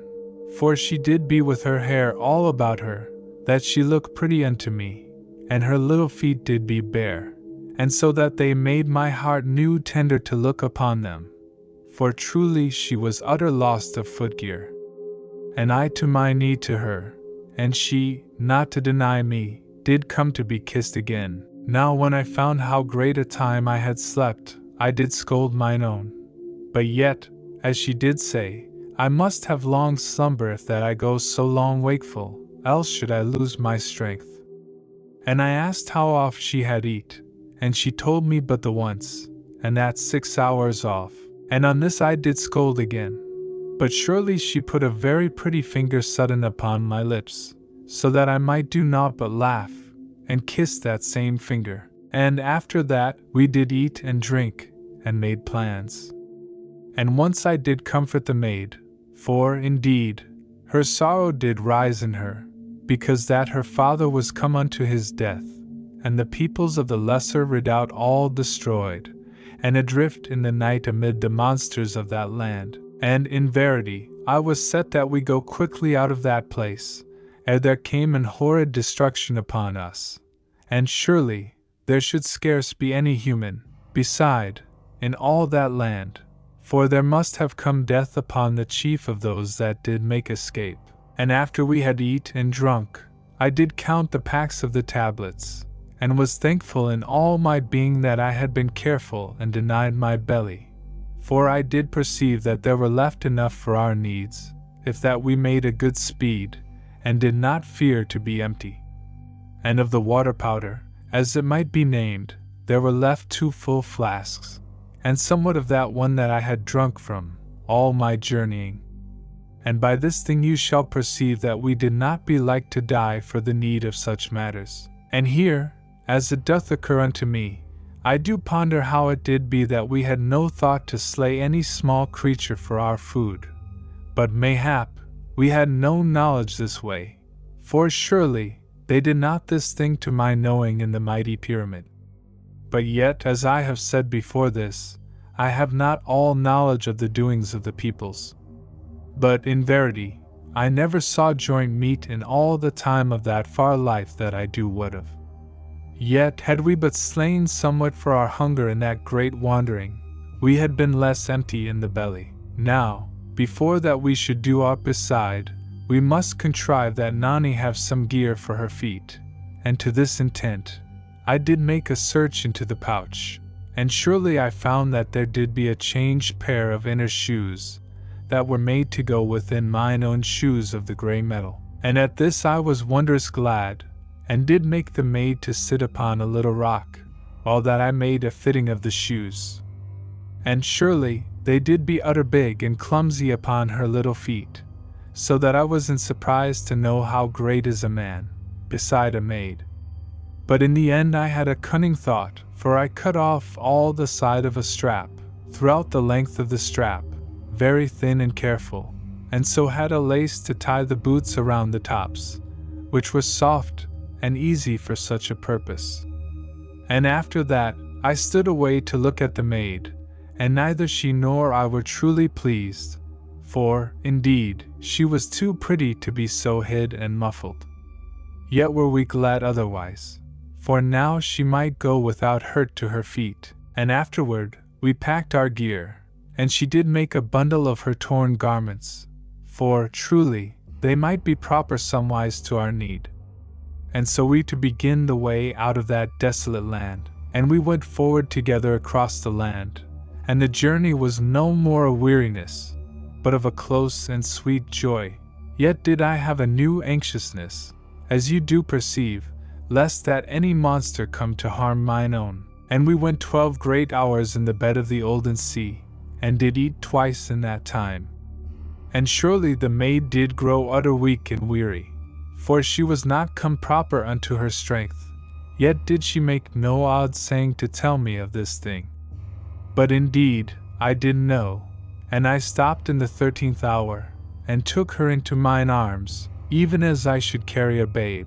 and I went forward with her, and did hush her protesting with a kiss, and afterward she did but nestle unto me and shelter against my breast, and I bade the maid to sleep. But indeed she had no power to this end, for her body did ache very sore, but yet did she strive to give me an obedience in this thing. And in the 18th hour, when that I stopped to have food and drink, surely she did be awake, yet had she been utter silent, and I made to scold her, but she gat from mine arms, and did go upward upon her toes, and put her finger against my lips very naughtily. And afterward she did be impudent unto me, and did deny me to kiss her. But she went unto my back, and did open the scrip, and gat me to my food, even as a quiet and proper wife should go.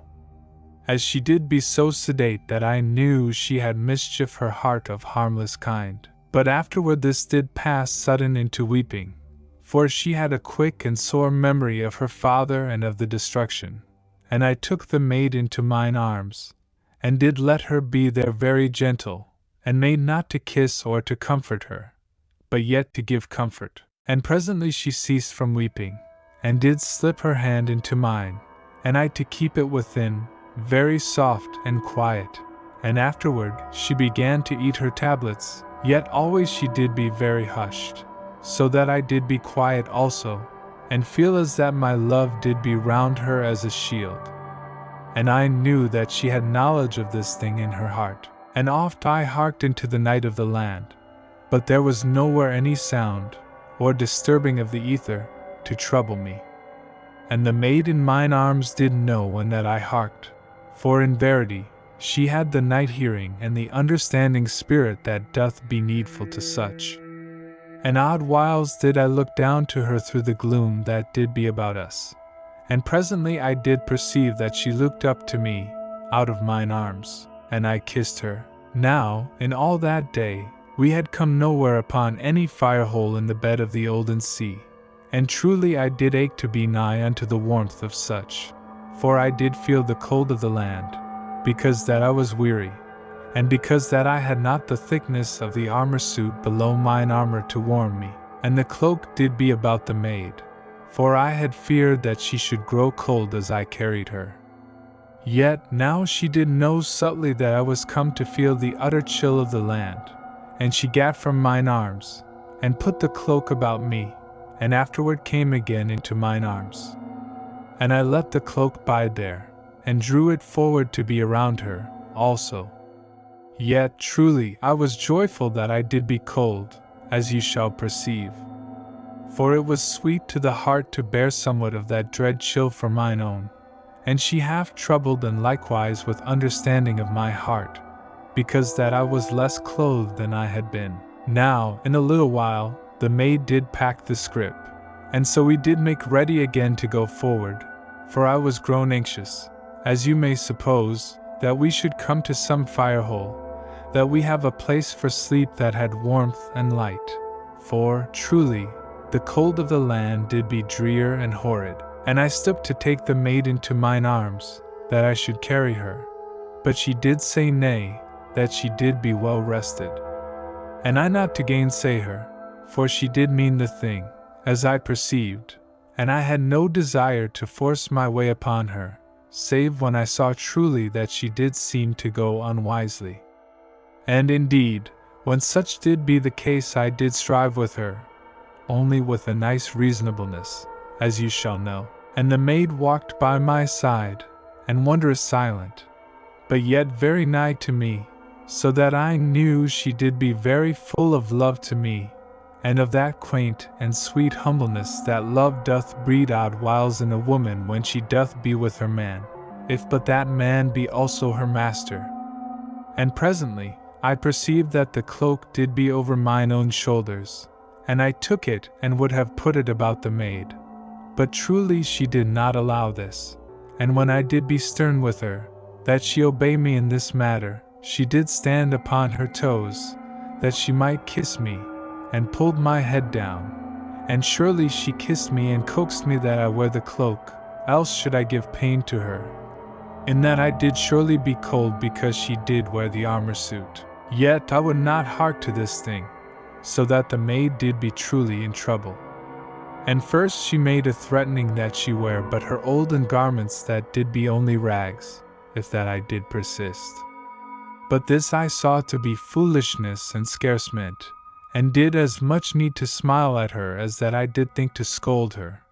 But I did be firm that she wear the cloak. And lo! She went sudden into crying, and this had been beyond my thoughts. And truly it set me all adrift, for I perceived that she did be greatly distressed concerning this matter, when I had conceived that she did but mean this thing for tenderness' sake. But mine heart helped me to understand, and I saw how she did be truly shamed, in her sweet womanhood, if that I helped her not in this matter, for she did feel that she was made to do hurt unto that one that was her love.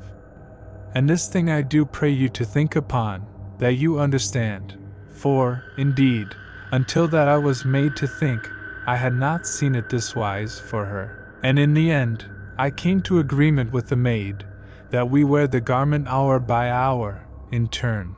and she to wear it the first hour and I to wear it the second hour, and so to go forward. And truly, this did be an happy arranging, but yet she stamped her foot a little, as I put the cloak about her. And thrice in the hour did she ask me concerning the time that was gone, and surely, when the hour was but up, she had the cloak off in a moment, and went to my back and cast it upon my shoulders, and after to my front, and made it fast upon my breast, and so eager and naughty was she to this, that I took her by the shoulders, and shook her somewhat, even as she had made to stamp at me, yet mayhaps with more of laughter. And she to take no heed at all, but to button the cloak and be very sedate. Yet, in verity, I caught her up into mine arms, and kissed her, for a sweet and naughty maid, and she very willing, now that she had gotten something of her way. But yet in an hour, I did have the cloak about her, again, and so did strain matters, as you shall conceive. Now, when we had gone forward, through 5 great hours, I perceived that the maid did be utter worn, but yet did make presence that she was unwearied.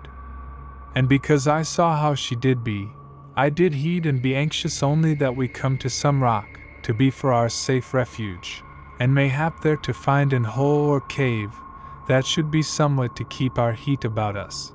For there was nowhere any fire hole anigh in all those hours. And presently, We came to a part where there did be rocks, and we went to and fro in the gloom, and came in the end to a place where the rocks did go upward into the night, as that it had been a small and ancient cliff. And surely in a while I found a hole that did go inwards of the rock,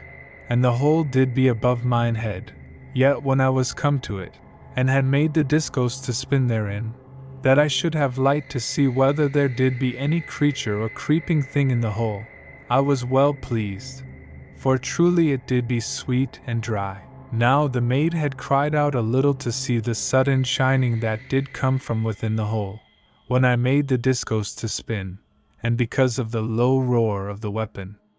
But I answered her that there did be naught to have fear concerning, and so was she peaceful again, but yet a little trembling when that I came down to her, for, indeed, the discourse did make always a strange sounding and a quaint and drear shining, as you do know, and she did be feared for me that some evil force had come upon me out of the cave.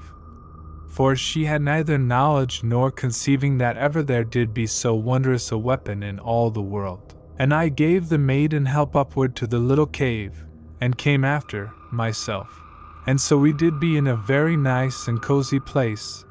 that did not be easily gotten at by any monstrous thing. And surely I was utter glad for such a place, so that both should have safety that we might sleep in the same hours. And in truth, this was a needful plan, for if one had stayed wakeful to keep a watch for the other, then had our sleep taken us double hours, and this thing might not be, else should our food be done, and we to be twice so long as need be, ere ever we did come unto the refuge of the mighty pyramid. And I utter wearied and anxious of the heart and spirit that I bring mine own soon unto the safety and glory of my mighty home, and so free from the destruction that did hang above our two souls for ever in that land, and the peril that did be everywhere, save in the Last Redoubt. Now when we were come into the hole of the rock, the maid did slip the scrip and the pouch from my shoulders, and she gat out the tablets, and made some of the water, and did be very swift and natty, and all to the despite of the gloom that did be utter in that little cave. And we each of us 2 of the tablets, and drank some of the water, and I made jest with the maid how that the tablets did be proper for strength, yet very lacking to fill the belly, though, indeed, I named it otherwise. And she to agree, and did pat mine arm, and did tell me how that she should cook me a monstrous tasty and great meal when that we were come unto the mighty pyramid. And immediately afterward she did make to laugh upon me, and to name me impudently for so much thought unto my feeding, and afterward again to silence, and to patting my hand. Now, when that we had made an end of eating and drinking, I was very ready for sleep, for, truly, it was 26 great hours since that I did last slumber, but for the maid it did be 38 great hours, for, as you do mind, she had made no sleeping when that she did lie in mine arms for 6 hours of our journeying, and I made how we should sleep, and put the cloak about the maid, but surely she did refuse, very piteous, and seeming to have also somewhat of doubt and puzzlement. But in this thing I did be very stern and intending, for she did not be over warm clad, as you do know, and moreover she was but a little one, while I did be wondrous hardy. And in verity I made her to obey, and gave her the scrip and the pouch for her pillow, and she, as it did seem to me, to sob to herself a little in the gloom of the night. But yet did I stay my heart a little stern to mine intent. And I wrapped the cloak about her, and set the scrip and the pouch very nice beneath her head, and afterward I knelt over to kiss her, before that I came unto mine own slumber. Yet did she turn her mouth from me, and did put her hand above her face to ward me off, the which did grieve me, for truly, I did heed alway that I should never thrust my love upon her in her lonesomeness, but only let it be to her for a shield and for all comfort unto her heart. And I turned my back, and went a pace away and laid down, for truly there did be no way else but to be near unto the maid, for it was but a little cave. And I lay very hushed, because that I was so sore in the heart. Yet, truly, I could not come unto my slumber, for I was so disturbed in my love, and I stayed very quiet maybe for a great hour, and did fight that I shake not mine armor to jinglings with the utter cold that did make me to tremble.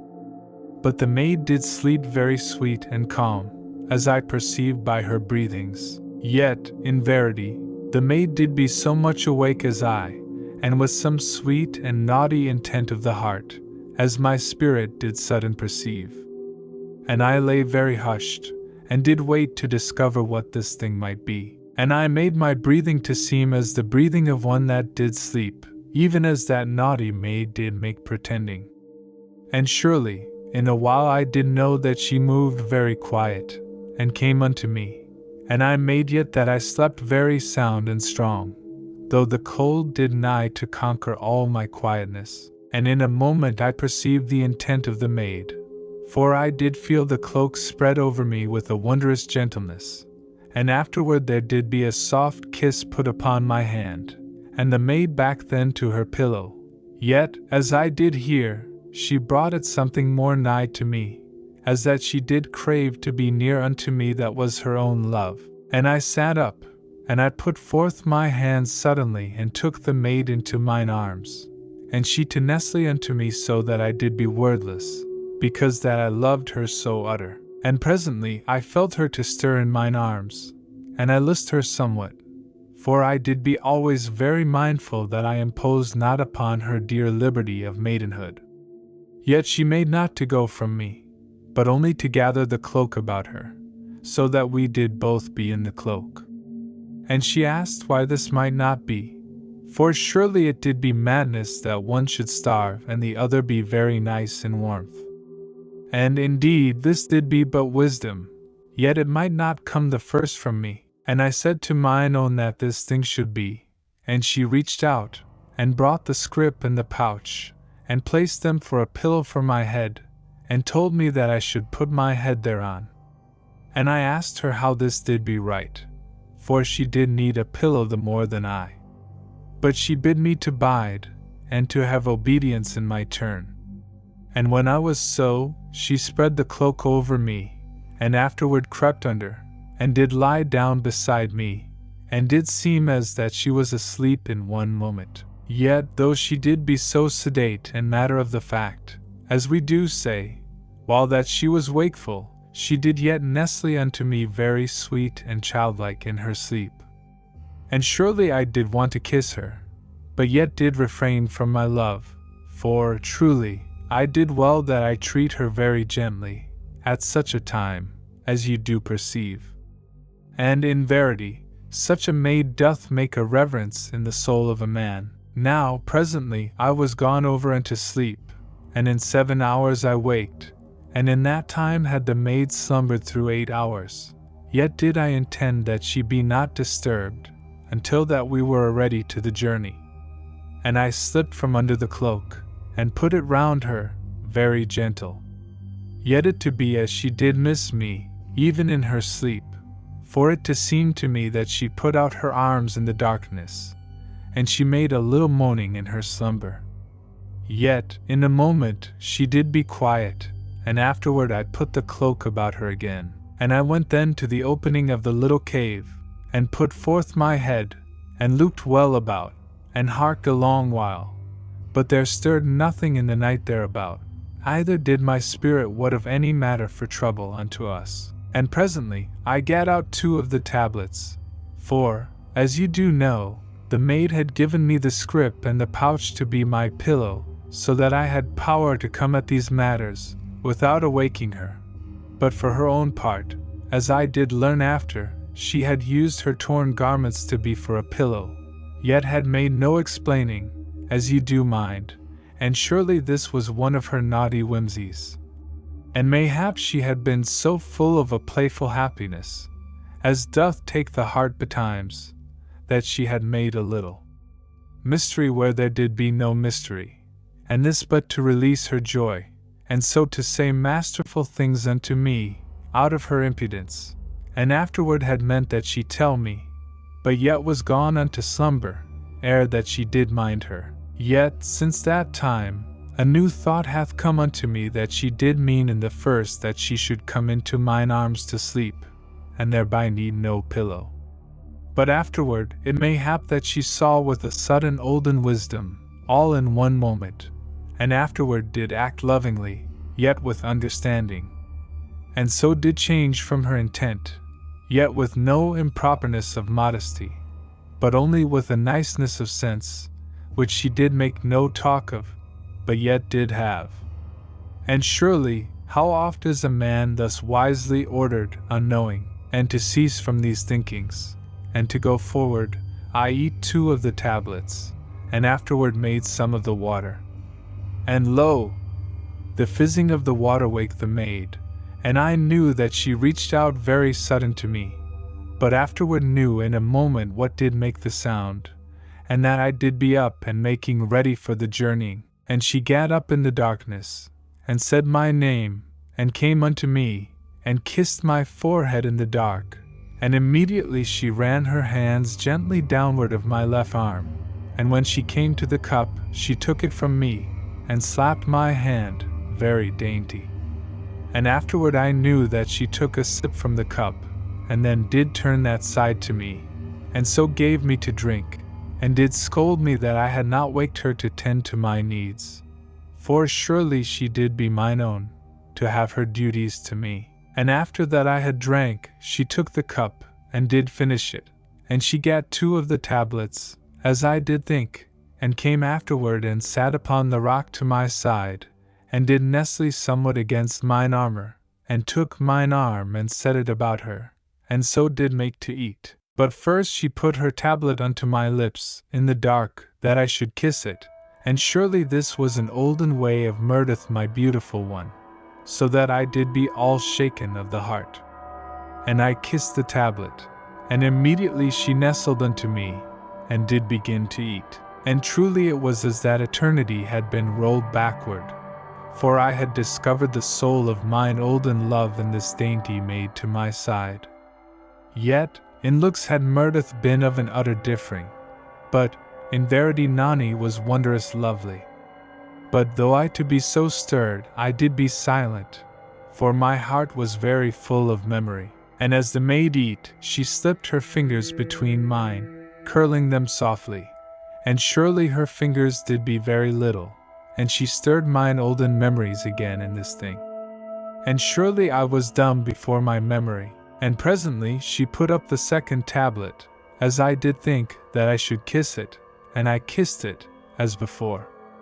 Yet, ere she did begin again to eat, I did what suddenly that she hid some intent from me, and I caught her hand very quick in the dark, and her fingers did close upon the tablet, very guilty, so that I perceived that I had guessed aright. And I opened her fingers, and I found that there did be but the half of a tablet within her hand. And surely she had taken but that one tablet, and had given me the one end to kiss, and afterward the other, so that I should suppose she did eat 2 proper and complete tablets. And I perceived that she had done this thing secretly, being minded that if she eat always but 1 tablet, then should I never lack, even if that we did be overlong coming unto the mighty pyramid. And I asked how oft already had she eat but 1 for 2.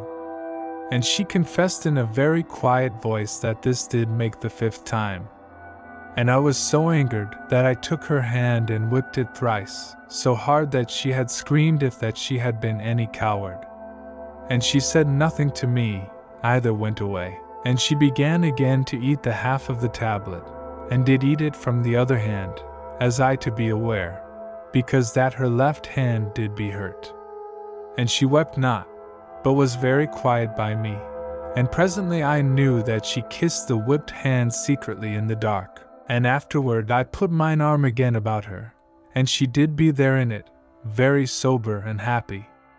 And when she had made an end of the first tablet, I gave her the second, and she eat it very quiet and content. And presently I talked with her, and showed her how that this thing did hurt my heart, even as she had been hurt that I did be cold garmented, the while that she did be warm. And I showed her the wickedness that she had done, that she did play so foolish with her life and strength. And well might she be weak and all alack. Yet did I think a little sweet impudence came into her, as I told her concerning her wickednesses. And I took her then into mine arms, and I showed her how that I knew all the unselfishness and wonder of her heart. And I kissed her, and truly her lips did have a lovely glad humbleness as they came unto mine, so that it was as that I had not kissed her truly until that moment. And I made her to promise that she never deceived me in such matter again. And indeed she promised, but yet with no ready tongue. And afterward, we made proper for the journey, and when we had gotten our gear together, I went downward of the rock, and gave the maid help to come down. And when we did stand at last upon the bottom of the rock, I asked Nani how she did feel, and whether her feet did hurt. And she answered that she did be very well and had no soreness in her feet. And we went forward then, and she close unto me, and odd whiles with low speech, but more oft with silence, because that we did need that we hark alway for any danger or horror, and also there did be so utter a silence upon that part of the land, which did be the bottom of the olden sea. And we eat and drank at the 6th and the 12th hours, and in the 15th hour we came upon a great slope of the earth, and lo, it did be the far side of the sea. And we went upward for a long hour, and so came to the upward part, and did be able once more to look over the greatness of that land. 11. The homeward way. Now truly it did seem very light, after the horrid and lonesome gloom that did lie always in the bottom of the olden sea. And I saw that I was come out upon a part of the land that did be surely to the right of that place where I made entry into the seabed, on mine outward going. And there did be a great plenty of fire holes, so that mine heart was warm to see them, yet did I mind to be wary in coming unto them. For, as you do know, there did so oft be life of this kind and that about these fires. And I looked now down to the maid,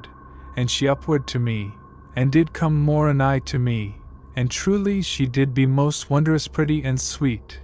yet did seem very awearied and pale in the face, so that I made blame upon myself that I had overwalked her, for, in verity,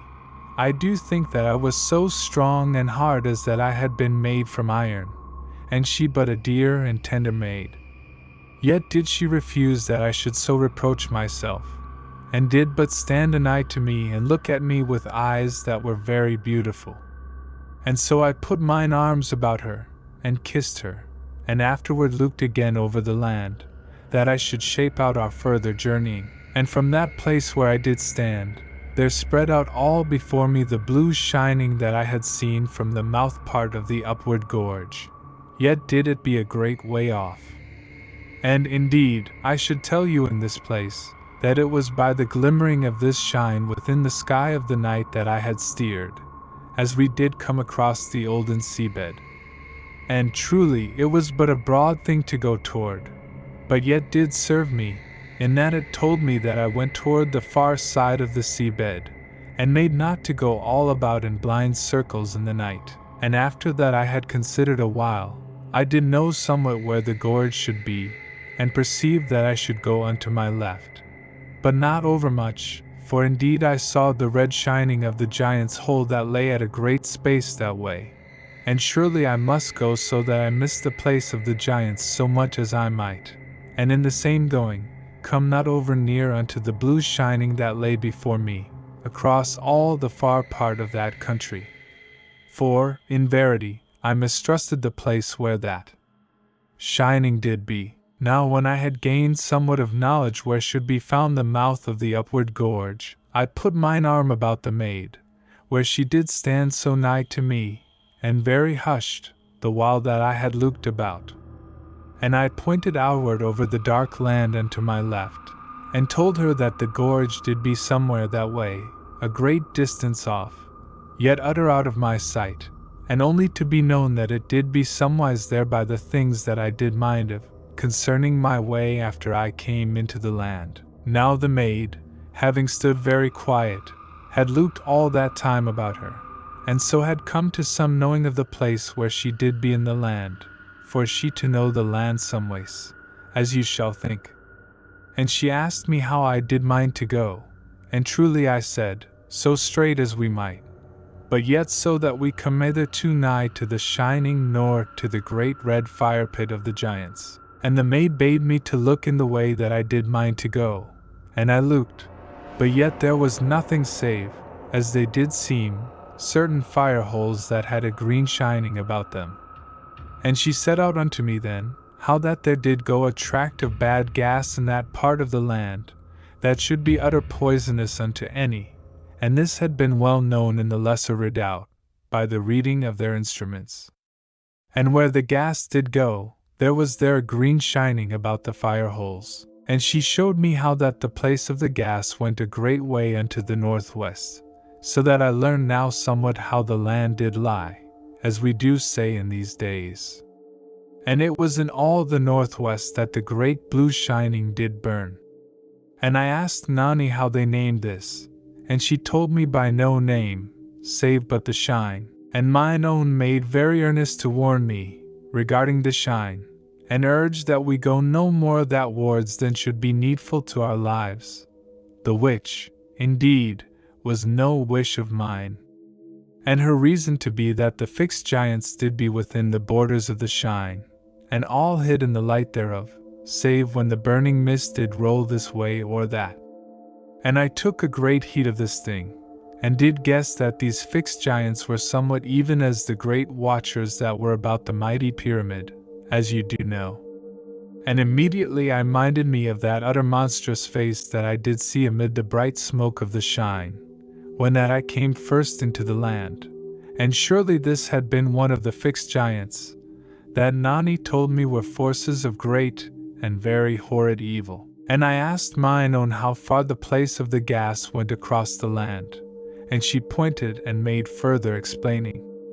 And in verity, in the end, I saw not how I should come that way to the mouth of the gorge, if that I would keep off wards from the shine. Yet, in a moment, Nani asked me how I did come across the land, when that I searched for her. And truly, as I showed her, I had walked then by a sweet chance, or guiding, alway upon the far side of the place of the gas, and so unto the olden sea bed, and was in this way come free of the gas, and all unknowing of it. And at this telling, the maid said that we go downward again into the bed of the olden sea, and walk some great hours below the shore, but in the way that should take us unto the southwest, and so until we were come beyond the place of the gas, and afterward up again into the land, and then to have an utter caution that we escape the watching of the giants who did be ever about the great red fire hole. And by this plan very speedy to the entering part of the upward gorge. And truly, this did be very good and sound, and such as I should have planned in a moment. For, indeed, I am not over slow in such matters. Only the maid did be very eager and quick, and it was very sweet to me that she should thus plan. For, in verity, I loved alway the sounding of her voice, and to hear her have speech and to plan and think, and so to show me the workings of her inward self and her dear qualities and human niceness, and to have part and lot alway with me in all things and thinkings. And we shaped to this plan that Nani made. But at that time, as you do mind, it was somewhat of 17 hours since last we had slumber, and the maid was sore wearied, as I did see. And I showed to her how that it did be wise that we have our rest very soon, and so forward again in new strength and ability. And the maid did soon agree with me, for indeed she was very weary, and we made it that we should venture unto one of the fire holes that lay no great seeming away, a little upon our right, which was the northward way of that land. And we went toward the fire hole, and truly it did be further off than we had thought, for it was a good hour before that we came anigh to it, and indeed, it to prove a very great and red-glowing shine that went upward into the night, out of the hollow place where it did burn among rocks. And when we were come near unto it, I made a sign to the maid that she be utter hushed, and I took the discos from mine hip, and went forward before her, and afterward to my knees and hands, and beckoned backward to mine own, that she do likewise. And we came this way to the edge of the hollow place where the fire hole did burn, and so were able in the end to look downward. And truly it was a great fire that burned in the earth in that place. Yet, as I perceived very swift, there did seem nowhere any monstrous thing about the fire, the which set some peace upon mine heart, but yet not overmuch, for it was come fresh upon me that we did well to stay afar off from the fires of the land, in that it was about the fires that all living things did congregate. And I looked a great time, and the maid crept unto mine elbow, and looked with me, and afterward we harked, very keen, into the night. But there was nowhere any trouble of the air or of the ether of the land. Yet I spoke quiet with the maid, and showed unto her how that we did well to stay offward from the fires. But truly, she was so utter cold and chill, that she did beg that we go down by the fire hole, even should it be that we stay no more there than should put a warmth through the utter chill of our bodies. And in verity, I was so bitter cold that I was all weak to go beside the fire. Yet truly, I do think that the shiverings of the maid was that which did force my heart to go against the teachings of my head, so that in the end, we came down into the hollow, and very swift unto the fire. Now truly it doth seem a strange thing to be so diverse-minded as this, when that, as you do know, I had been so long a search for a fire pit, and mayhaps you shall perceive the better how my heart and brain did be contrary, when that I tell to you, now, how that I have belief that my spirit did even then be subtly set to warn me. And also, as all do know, it doth be easy to forget this warning and that of experience, by which saying, I do mean that, oft as I had come to know the dangers that did be alway about the fire holes, yet when I did be far off from them, and mine own broken and a shiver with the chill of the land, the danger did seem but a small thing and afar off from my mind, and unreal, but the cold to be doubly real. Yet, when we did come even unto the fire hole, then did come again all about my heart the truth of those dangers that had seemed, but a while gone, so little. And indeed, I do hope you perceive me in this thing, and how that I strive alway to set unto you the utter truth, so that you shall go with me all the way, and lend me your nice understanding. Now, when we were come down unto the fire pit, I went this way and that among the rocks that did be in the bottom of the hollow, so that I should perceive whether there did be any living creature there hid, that should mayhap come out, unknown, to work us harm. But indeed, I discovered nothing of any greatness, yet I saw 3 snakes, and there were, beside, 2 scorpion creatures, as I did name them, that neither went backward from me, nor came against me, but did bide where I saw them, each in an hole of the rock. And because I had seen these things, I saw that we should not do wise to sleep nigh unto the fire hole, for the creeping things did mortally like the heat, and should be like to come upon us in our slumber. And indeed this did but uphold my caution, that we should be well actioned, if that we chose some other part to our rest. Yet, as you shall suppose, I said naught unto the maid concerning the creeping and the poisonous things, for I did mean that she have rest and happiness the while that we did stay beside the fire hole, and afterward I should tell her, and so she be the more ready to see the properness that we go elsewhere to our sleep.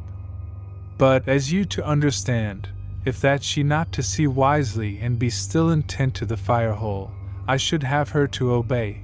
for surely she was mine own,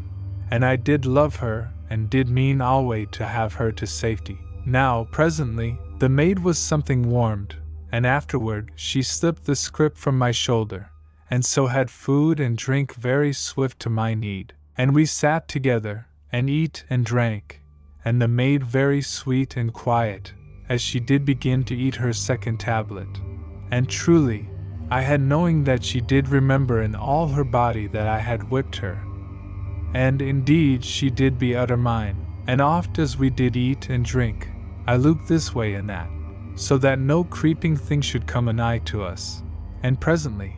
when we had made an end of our food, the maid saw that I did look about, and she then very swift to catch some of mine unease, and to stare over her shoulder.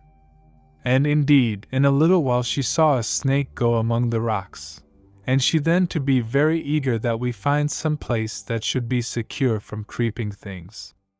And we to begin then to look for such, but in the end, we stayed in the hollow, for we found a little cave that did be in an upstanding rock of the hollow, and the upstanding rock was, mayhaps, 100 good feet off from the fire, for the hollow was very great. And the cave did be a hole that was thrice my height up from the bottom rocks, and it was dry and sweet, and with no creeping thing within it, either did there be any place to hide such therein. And when we were gotten into the hole, surely it did be very sweet and cozy, for the shine of the fire hole did shine therein, and surely we had felt it a very haven,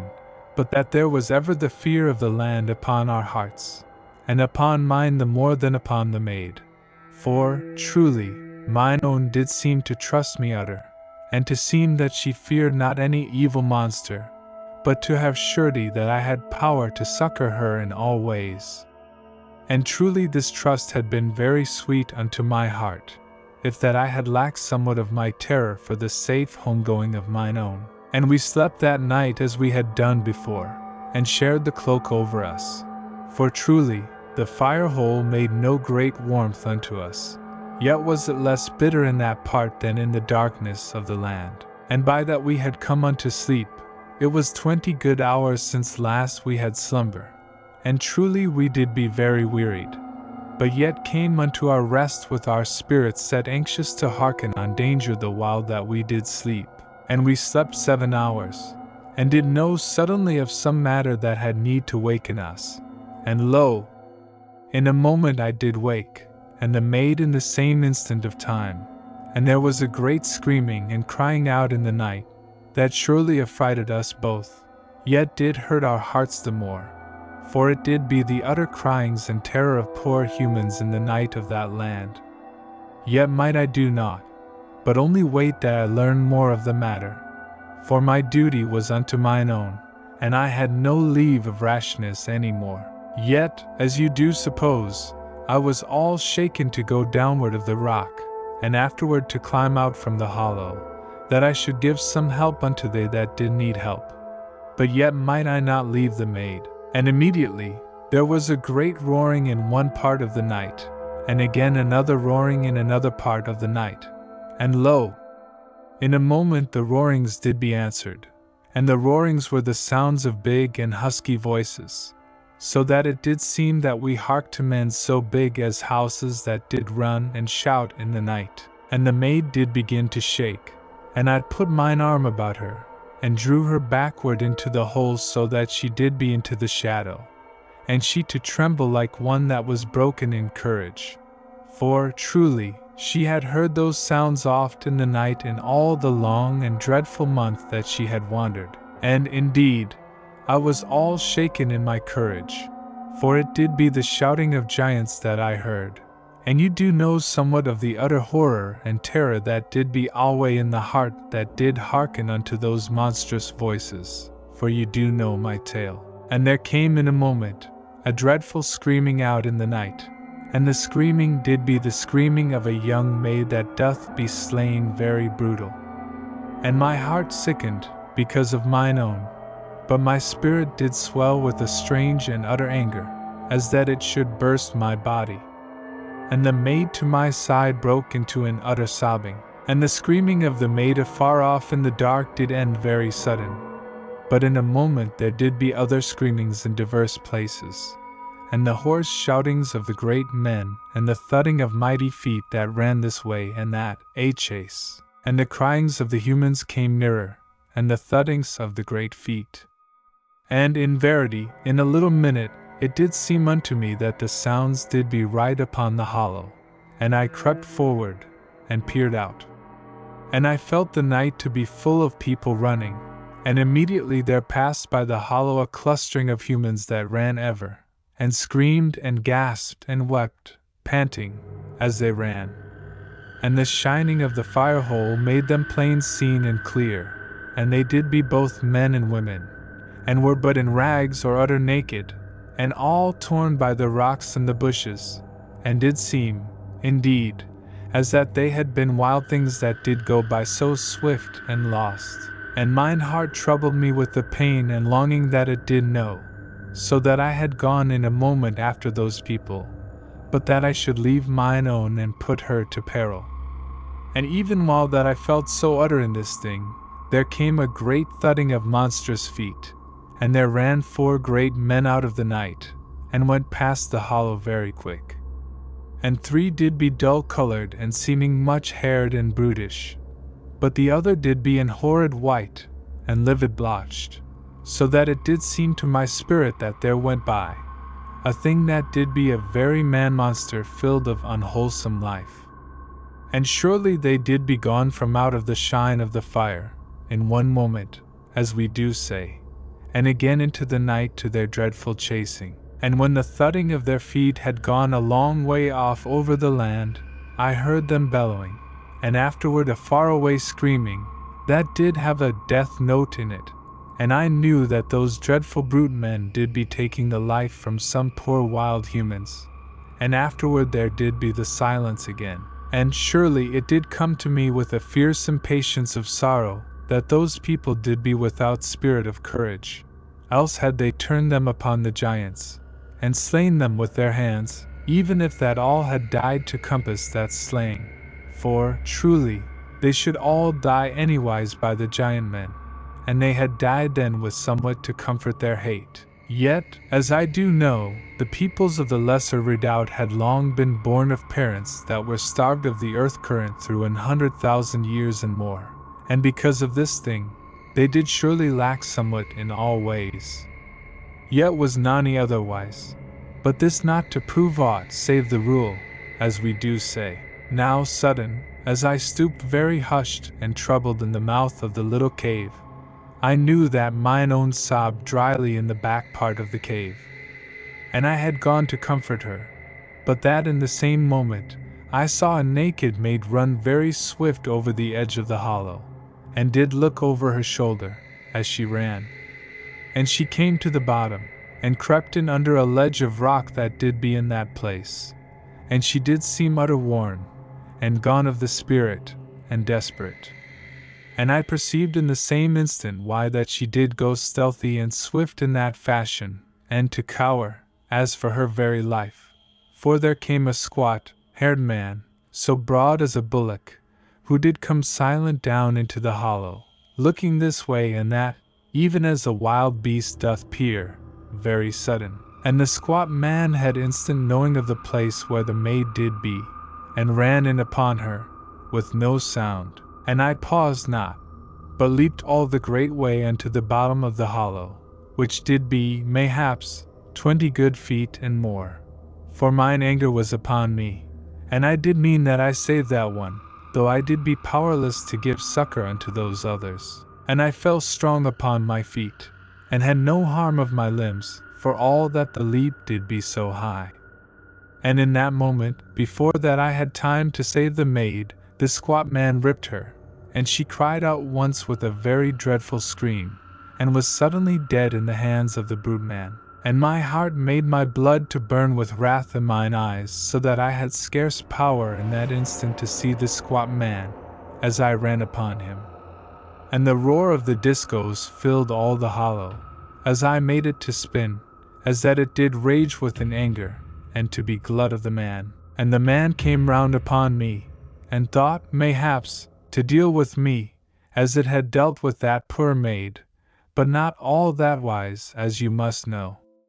And I swung the discos, and it did seem to sing and to cry eager in my hands. And I smote at the squat man, even as it did leap silent upon me, as a tiger doth leap, making no sound. But I gat not home the blow, for the man dropped sudden down upon the hands, and the blow went overwards. And the brute man caught me by the legs, to rip me, and I cut quick with the discos, and it did have but one monstrous talon left unto it. And immediately it cast me with the other, half across the hollow, and I fell with mine armor clanging mightily,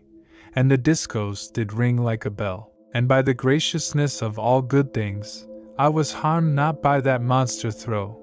but was to my feet in one instant, and had not loosed the discos from my hand. And the beast man did be upon me with 2 quick boundings, and I stood up to the man, and it made no sound or cry as it came at me, and there did a great froth of brute anger and intent come from the mouth of it, and the teeth came down on each side of the mouth, very great and sharp. And I leaped and smote, so that my blow should come the more speedy, and the discos took away the head and the shoulder of the squat man, and the dead thing knocked me backward, with the spring that it had made, but it harmed me not greatly. Yet afterward I did know how sore and bruised I did be, in all my body and being. And I came back very swift against the man, but it did be truly dead and greatly horrid, and I went from the dead monster, and did go, all heart shaken, unto the dead maid. And I took the torn body of the maid, very sorrowful, and cast it into the fire hole. And I turned me then that I should look unto the cave, that I should know that all did be well with mine own, and whether she did have seen the horror, or be gone into a swoon. And lo!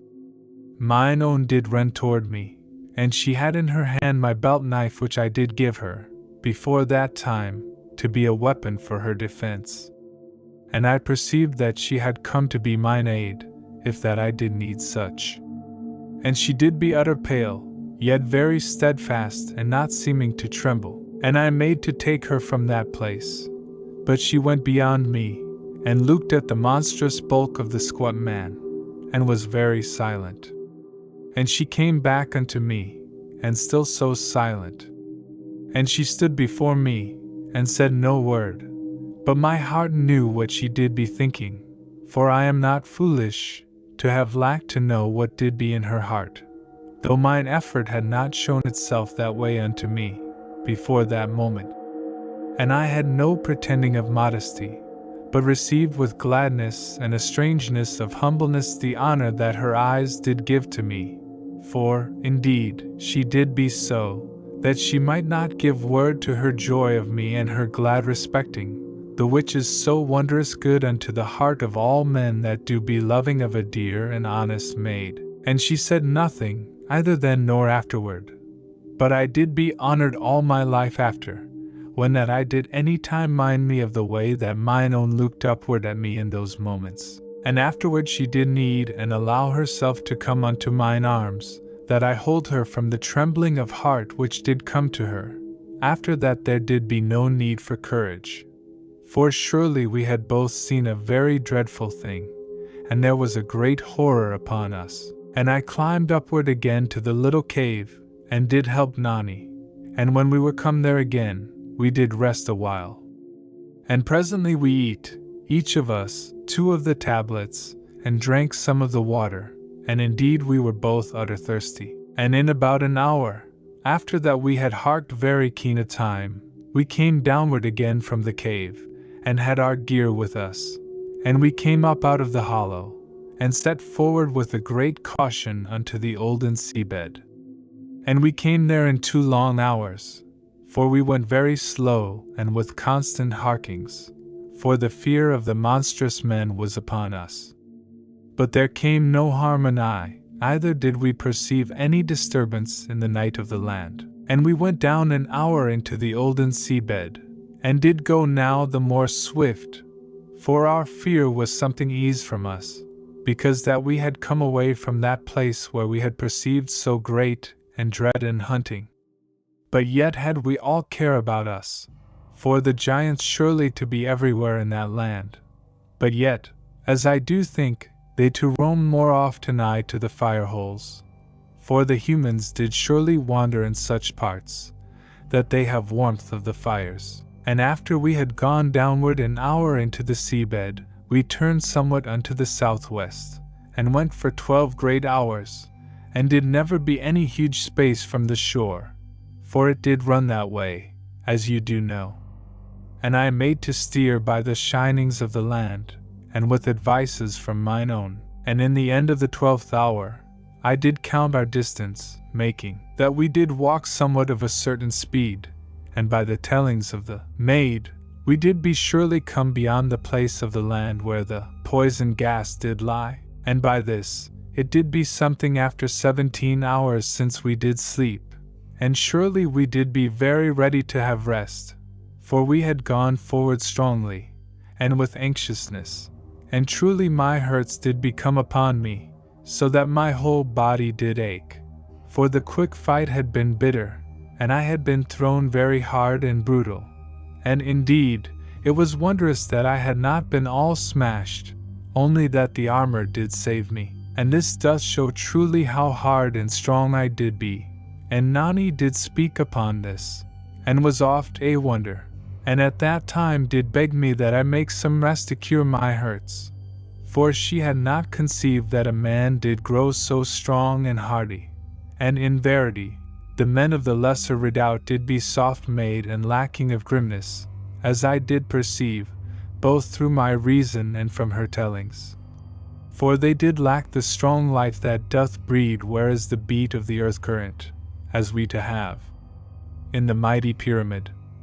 And this thing I have said somewise before this time, and because that we did be so wearied, I said unto Nani that we find a place for our slumber, and she very willing, as I have shown, and to counsel me likewise. Yet did we search about in that gloom for a great hour more, and found no cave or hole to give us a safe refuge for our sleep, and when that we could not find such, I told Nani that we should put the boulders together somewhat, and so have them about us, that we be greatly hid. And in truth, even as I began to tell her my plan, she did have the same words in her mouth, so that we caught our little fingers, there in the dark of that grim land in the end of the world, even as she and I had done oft in the early years, before that eternity, when that she did be Murdeth the Beautiful. And we did both be silent, and after that we had wished very solemn and earnest, we said each a name, even as lad and maid shall do in this age, and so to laughter and kissed one the other. And truly, the world doth seem not to alter in the heart, as you shall think. And this was what I did find, and we set to, and gathered together the boulders which did be very plentiful in that part. And she carried those that did be thin and flat, and I to roll those that did be great and round. And I made a place that did be long and narrow, and afterward I set the flat stones round the sides, that there be no little hole by which any creeping thing should come inward to sting us in our sleep. And afterward we gat inside, and surely it did be very cozy, as we do say, but yet not so secure as I did wish, only that I could not shift to plan aught better. And indeed, it should keep off from us any small thing, and should be like to save us from any monstrous brute treading upon us. But otherwise, it did be but a poor affair. Now we eat 2 of the tablets, each, and drank some of the water, even as we had done in the 6th and the 12th hours. And afterward we shared the cloak for our slumber, and we kissed very sedate and loving, and charged our spirits that we wake if that any horrid thing should come anigh to us in our sleep. And afterward we did be gone very swift to slumbering, and suffered no harm. And I wake 7 hours after, and surely I did ache very bitter, as I did move my body, for the bruisings did be gotten hold of me. And I slipped away from the maid, very gentle, for I had mind that she sleep a while more, as I did mean that we make a great journey that day. And after I had harked a while, and perceived that there was no evil thing anigh, I went outward of the stones. And I walked to and fro and moved mine arms, that I be eased somewhat of the stiffness and ache. But surely it did seem that many hours must go ere I should make any speed of travel, for I did be all clumsy and slow and nigh to groan with the pain of going and aught that I did. And I minded me that I should do somewhat to ease this thing, lest that I cause us both to come to an harm by staying overlong in that land. And I went back into the stones, and gat an ointment from the pouch that I did carry. And surely the maid did yet sleep. And I went outward of the stones again, and stripped off the armor, and all my garments, and I rubbed my body with the ointment, and surely the pain did be so that I groaned at this time and that.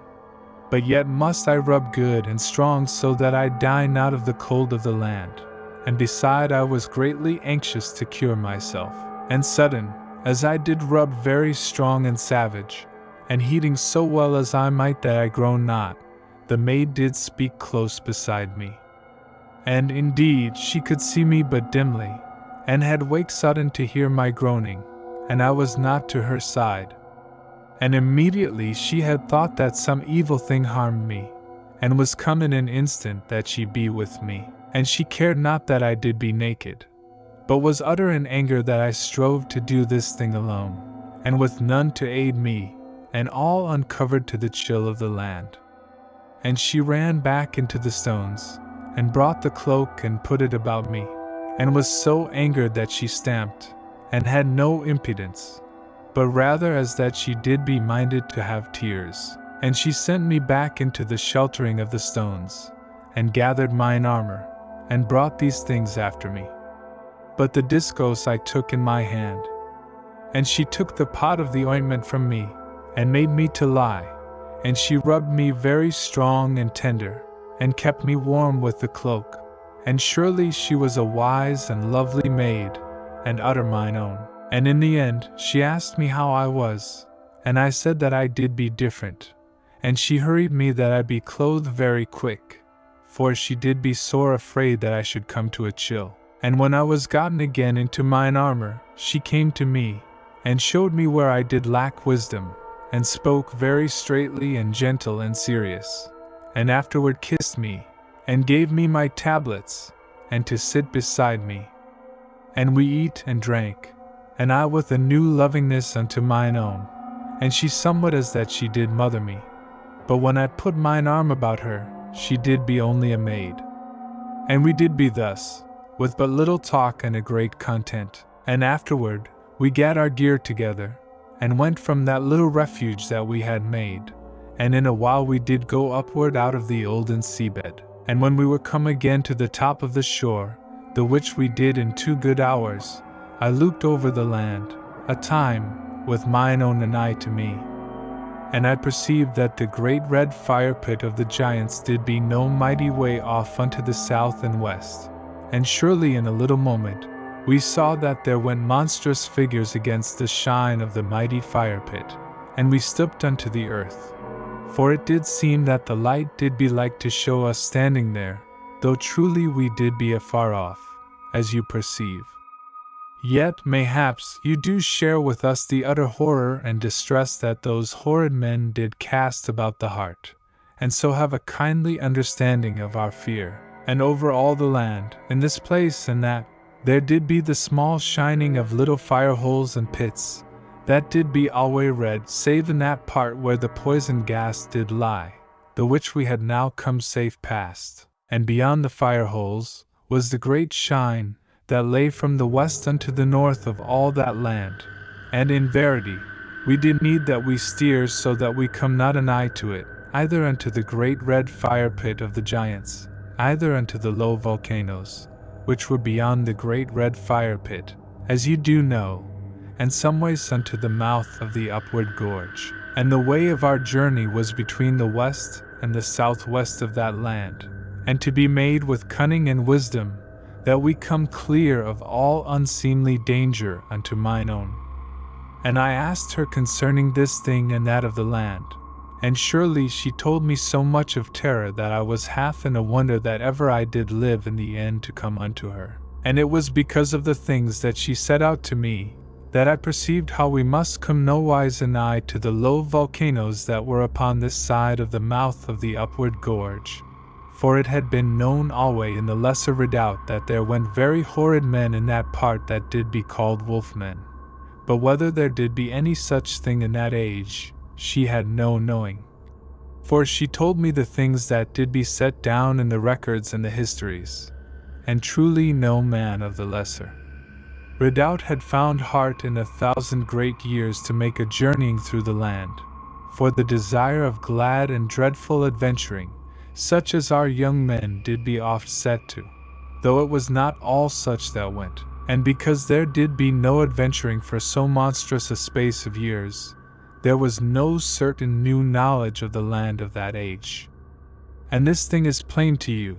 and needing not of many words, which do so irk me. And Nani set out to me how that the Shine was conceived to be a land where evil did live forever, and whence came all those forces of evil that did work upon the lesser refuge. And afterward she did quiet, so that presently I perceived that she did weep to herself, because that her memory was all new stirred by my questionings. And I took her very gentle into mine arms, as we did be there kneeled upon the earth. And after that time, I asked her no question, save as it did be needful to our health and life. Yet oft did she tell me this thing and that of her knowledge, to be for mine help and guiding. Now we went forward, going a space toward the northwest, so that we come the more clear of the place where did be the great red fire pit of the giants. And we journeyed with a care alway that we show not ourselves overplain unto the light that shone over the land from the great pit. And oft we did creep a while over this stark place and that, and went nimbly amid the bushes that grew oft in great parts. And we made 6 hours this way, and did then have pause, that we eat and drink. And truly it was 9 hours since first I did wake, yet had we made no pausing, because that we were so set to our journeying to come clear of the place where did be the giants. And after that we had eat and drunk, we went onward again, and made now unto the southwest. For we did heed that we go no more unto the northwest, because that should bring us over near to the Shine. And in the 14th hour of that day's travel, we came to a part where the land dipped downward into a broad valley, and surely it did be very dark down there, and did be seeming shallow, yet truly of a great deepness. But we went that way, because that it did be a weary long journey to go around the place where the valley did be, and the valley had a different darkness from the gloom that went alway in the olden seabed. For the gloom of the seabed did be ever of a grayness, but the gloom of this valley had a greater dark within it, yet did the air seem more clear. And we went downward 3 hours into the valley, and stopped then that we eat and drink, and truly I had not paused then, but that mine own did insist, for our methods did be like, else, to go all adrift, and we to be lacking of proper strength, and this was wisdom of the maid, but I to be a little irk-like and restless, and this mayhap because that my blood did itch me, because that it did be so full of the poison of my bruises, and it was gone now of 17 hours since last we did sleep. But yet did we be ready to go forward, that we come so quick as may be out of the dark of that valley, for there did seem nowheres any fire hole to make a light, only that in this place and that, there did be a little blue shining, as that there burned a strange gas in this part or that. Now, in 2 hours after the time that we did eat, we stopped, both of us, very sudden, for there did be some vague and curious sound in the night. And we went very swift to the earth, that we be hid, and harked, but did hear nothing. And in a while, we to go onward again, yet there did be an unease upon our spirits, for our spirits did perceive something afar off in the night.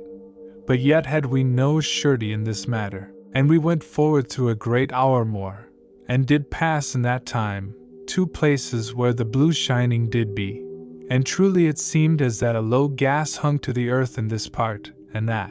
and made a slow burning, having neither noise nor spurtings, but slow, as that it did smolder and be all to shine and luminous.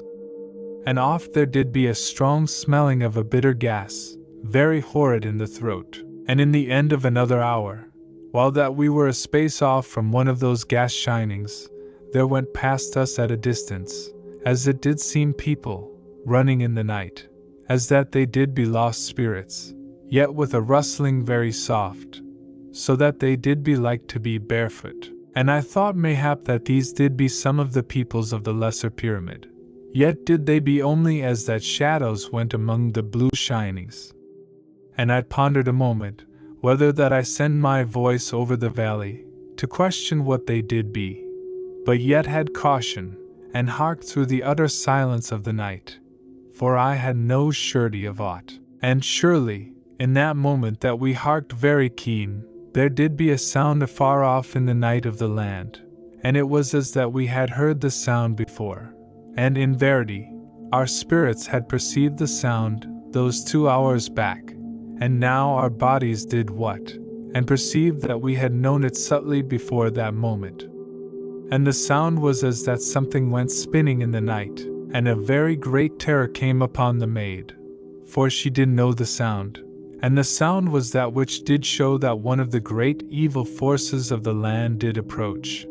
and the sound had been known alway in the lesser refuge to show this thing. And indeed mine own spirit had been half to know that a power of evil did come through the night, but yet was the assurance very terrible, for how should I protect mine own? And the spinning came toward us, and was presently in the valley,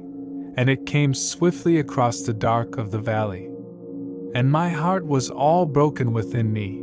because that there had been happiness with us, but a little time gone, and now there did be our death and mine own gave me the knife that I had given to her, meaning that I slay her in the last moment, for she did heed even in that moment that she be not gashed horridly by the terror of the discos. And I took the knife, and I kissed not mine own, but stood there, very shaken and desperate, and gripped her fast unto me, scarce heeding the hardness of my gripe, and alway I looked unto the way of the coming of the sound. And presently did unbear my wrist where the capsule did be, and the sound of the things spinning came anigh, across the valley, and my heart did dull and my spirit go black with my desperateness, because that this thing must be, and because that I could nowhere see hope that I should save mine own. And of a sudden, the maid put up her arms, and pulled me downward, and kissed me once on the lips. But I would not whether I kissed her, for I did burn with despair and was all adrift in my being. Yet was there a sharp comfort that mine own dying did be so nigh, and the maid stood gently against me, so that she did be convenient unto my hand. And afterward I remembered this thing, and do you pray that you be never to have such a matter on your hearts. But indeed, there was a wonder in this thing, beside the horror, so that my memory doth be alway knowing of this wonder, and mayhap you do see with me, and love mine own also in your hearts. And in the moment that the maid stood thus, as I have told, I perceived sudden that there did be a little glowing in the night, and the glowing was pale and horrid. And there was no more any sound of the spinning,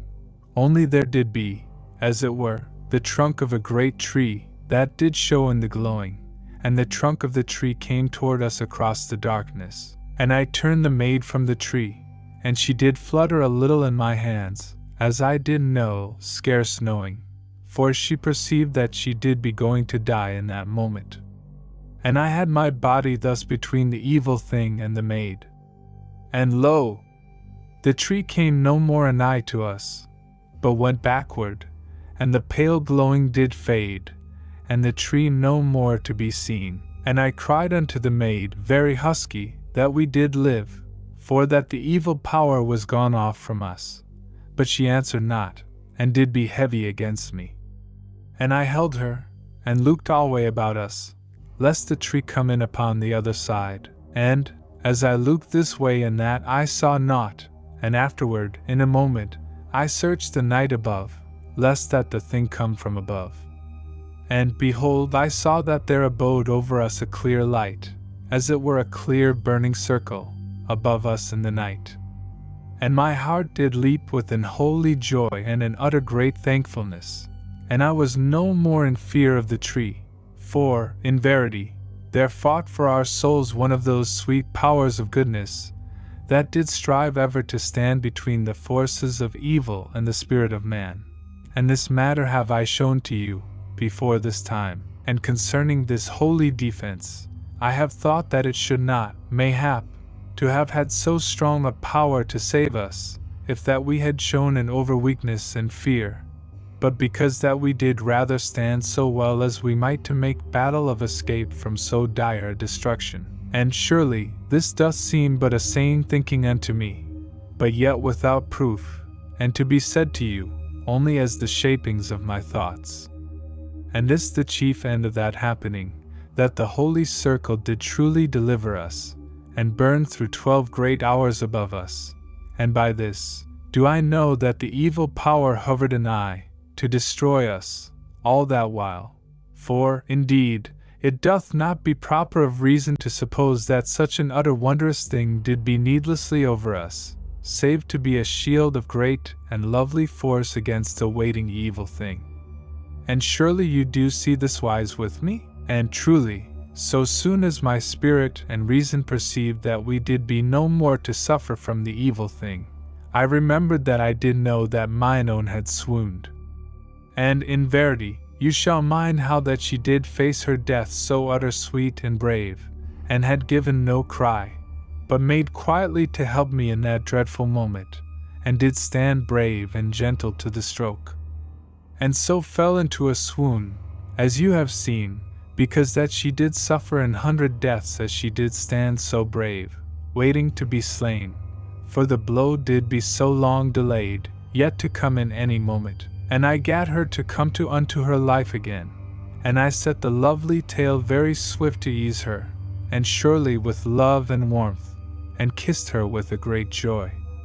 And I showed how I did honor her for her good courage, and she to weep a little, with the ease come so sudden upon her, and afterward to kiss me upon the lips 100 times, and to need that she be very safe in mine arms, because that I had meant that I do so dread an office to her. And surely I do wonder whether you perceive all that did be then in her heart, and the holy light that did be over us, she did watch with the sweetness of all, and rest did come more great upon her in the heart, as she did learn how sure was the seeming of that lovely power to deliver us. And presently we made forward again in the valley, and did go steadfast, and newly loving each to the other, and so through 12 great and body-weary hours. But our hearts could never be done singing within us, nor our hands to cease from the hands of the other, because that we did so crave each unto the beloved. And in the 9th hour, a monstrous way off in the dark of the valley, there did seem as that there went a far and dreadful screaming in the night. And it did be as that our spirits perceived the sound of something spinning in the night, yet faint and a great way off. But yet had we no surety that we did truly hear the sound of the spinning, only we did be so shaken in the heart, for truly there was some horror done unto humans, downward in the mighty darkness of the valley. And to think upon the sound of the spinning was to be in a shaking trouble of the spirit, and to bless the quiet and holy light that went above us in all that time, and to ache only that it should stay to be to our protecting. And surely it did be plain that there were the signs of great forces in that land. And 3 hours after that time, when we did hear the far-off screaming, we were come up over the edge of the valley, and did be once more unto such light as did be general in the land. And truly it did seem a wondrous lightness, after so utter a dark. And we did be all exhaust, and mine own drew her feet so weary that it was as that she must go no more, until we did rest. For indeed it was 33 hours since last that we had slept, and a bitter trouble and work there had been in that space, as you do know. Now we had eat some of the tablets a few hours back, as we did walk, and had drunk some of the water, but had made no rest, for we did crave only that we come free of that valley. And now it was needful that we rest, if but a little time. And I minded that we find some place where I should have a hot pool, that I'd be able to bathe Nani's feet. And surely, we came in a while to a hollow place, and there did be 2 dull burning fire holes in this place, and a hot bubbling spring, the which did seem to be a rare thing in that land, so that we were the more fortunate to perceive it. And I made mine own to sit, with her feet in the hot spring, for it was not over hot, and did seem pretty natural to my taste, as I did prove in the first. And also I did search about the hollow, lest there be any harmful creature nearby, and this you will have truly supposed, because you do know the methods of my journeying. But yet did I not have so much care as did be proper, for I was so dull in the mind, by reason of my weariness. But indeed, there came not to work us any harm, and so we came to no suffering, through mine aches and dullness. And I sat beside the maid, and made her to eat a tablet, and saw that the cloak did be nice about her, and her head to rest against my knee. And I laid the palm of my hand to be as a pillow, because of the armor, to ease the hardness. And I eat with the maid, and we both drank after, and so there came back somewhat of our strength. Then I took the maid's little feet, and rubbed a portion of the ointment from the pot all about them, very gentle and constant, and so did they be new rested and eased, and she presently fit again to the journey. For I was strong set that we go quickly hence out of that land, and stay no more there to sleep, lest we come unto destruction. And when we had rested an hour, I put the shoes again upon the maid, and made them secure, and so gat my gear about me, and made to the journey. And lo! As we did leave the hollow, I looked upward unto the holy light, and behold it was gone from us. And by this thing I supposed that we had come free of instant danger. But yet did there be to me a seeming of nakedness and unprotection, as you must perceive. And because that the light was vanished, I was the more set that we come speedy out of the land. And we went forward at a strong speed, and had the great red fire pit of the giants to our rear unto the left, and a mighty way off in the night. But yet I did wish it the further. And before us was a small ridging up of the dark land, as I did judge, because that our view of the lights and the shinings was bounded, and to our left at a great way the low volcanoes, and somewhat to our right, across all that part of the land went the cold and horrid glare of the shine. Now, in a little while, I felt that the ground did be sloped upward before us a little, and by this thing I saw that I had known aright, for that there did be a ridge that hid the land somewise over unto the part where I looked to find the mouth of the upward gorge.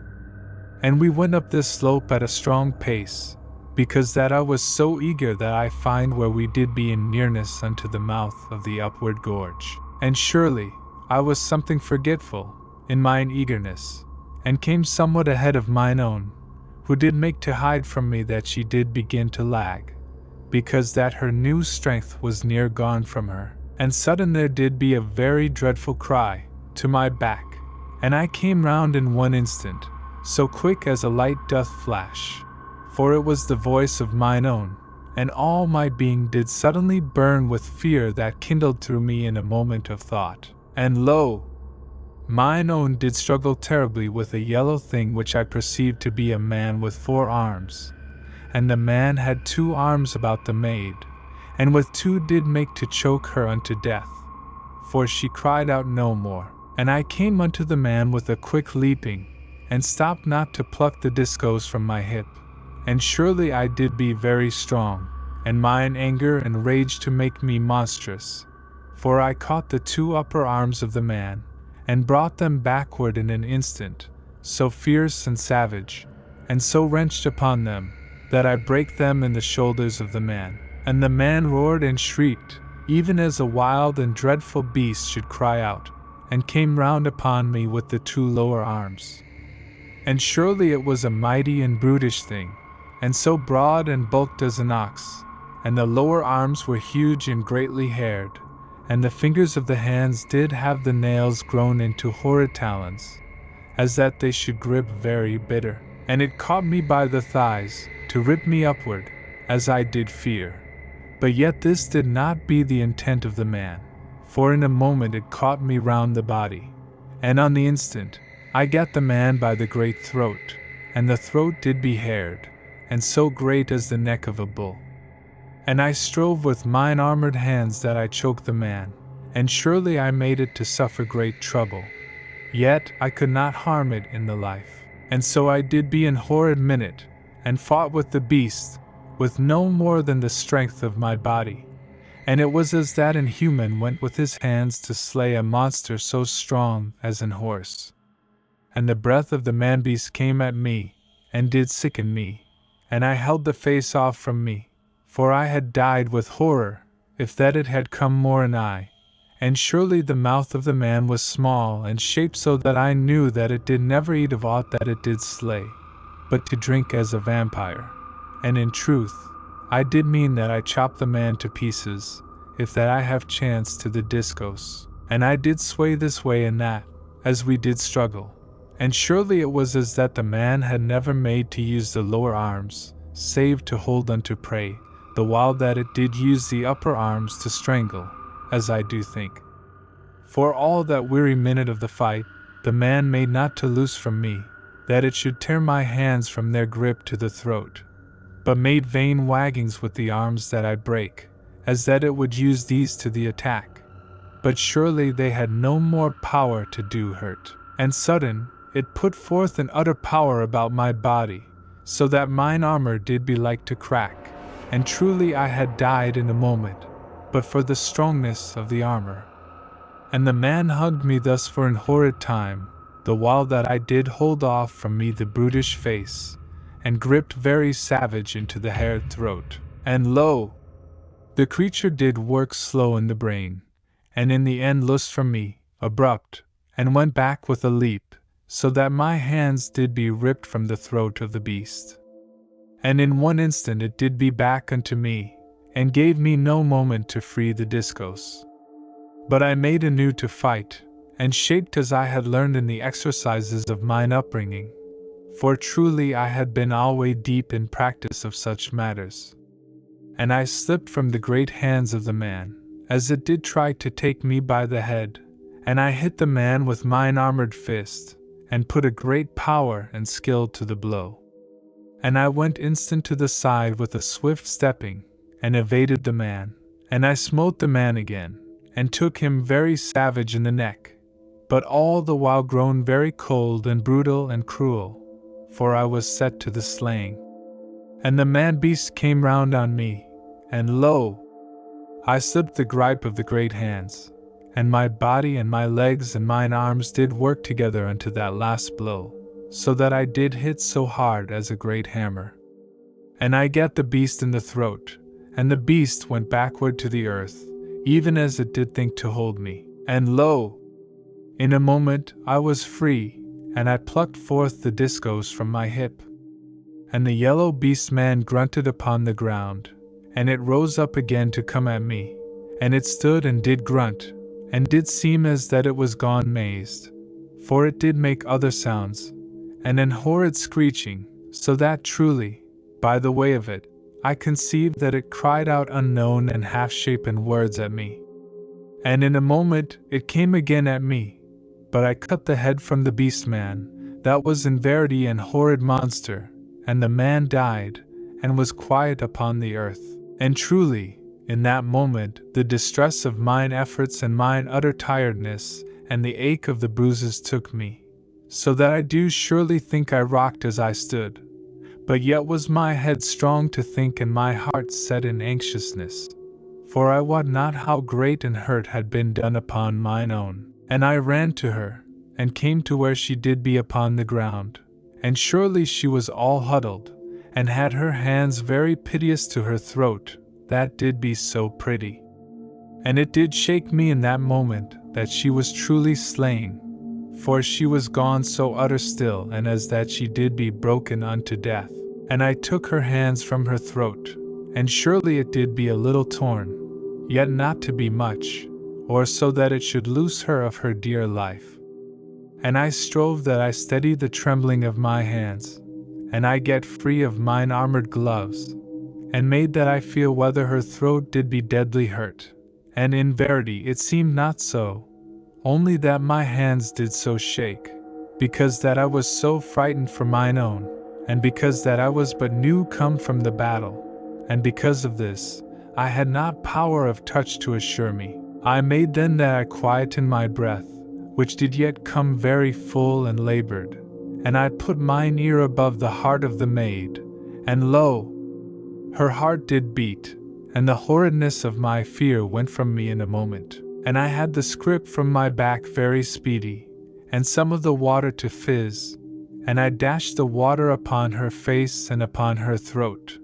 and surely there did be a little quivering and an answering of her body, and I strove with her for a while more, and she came unto her life again,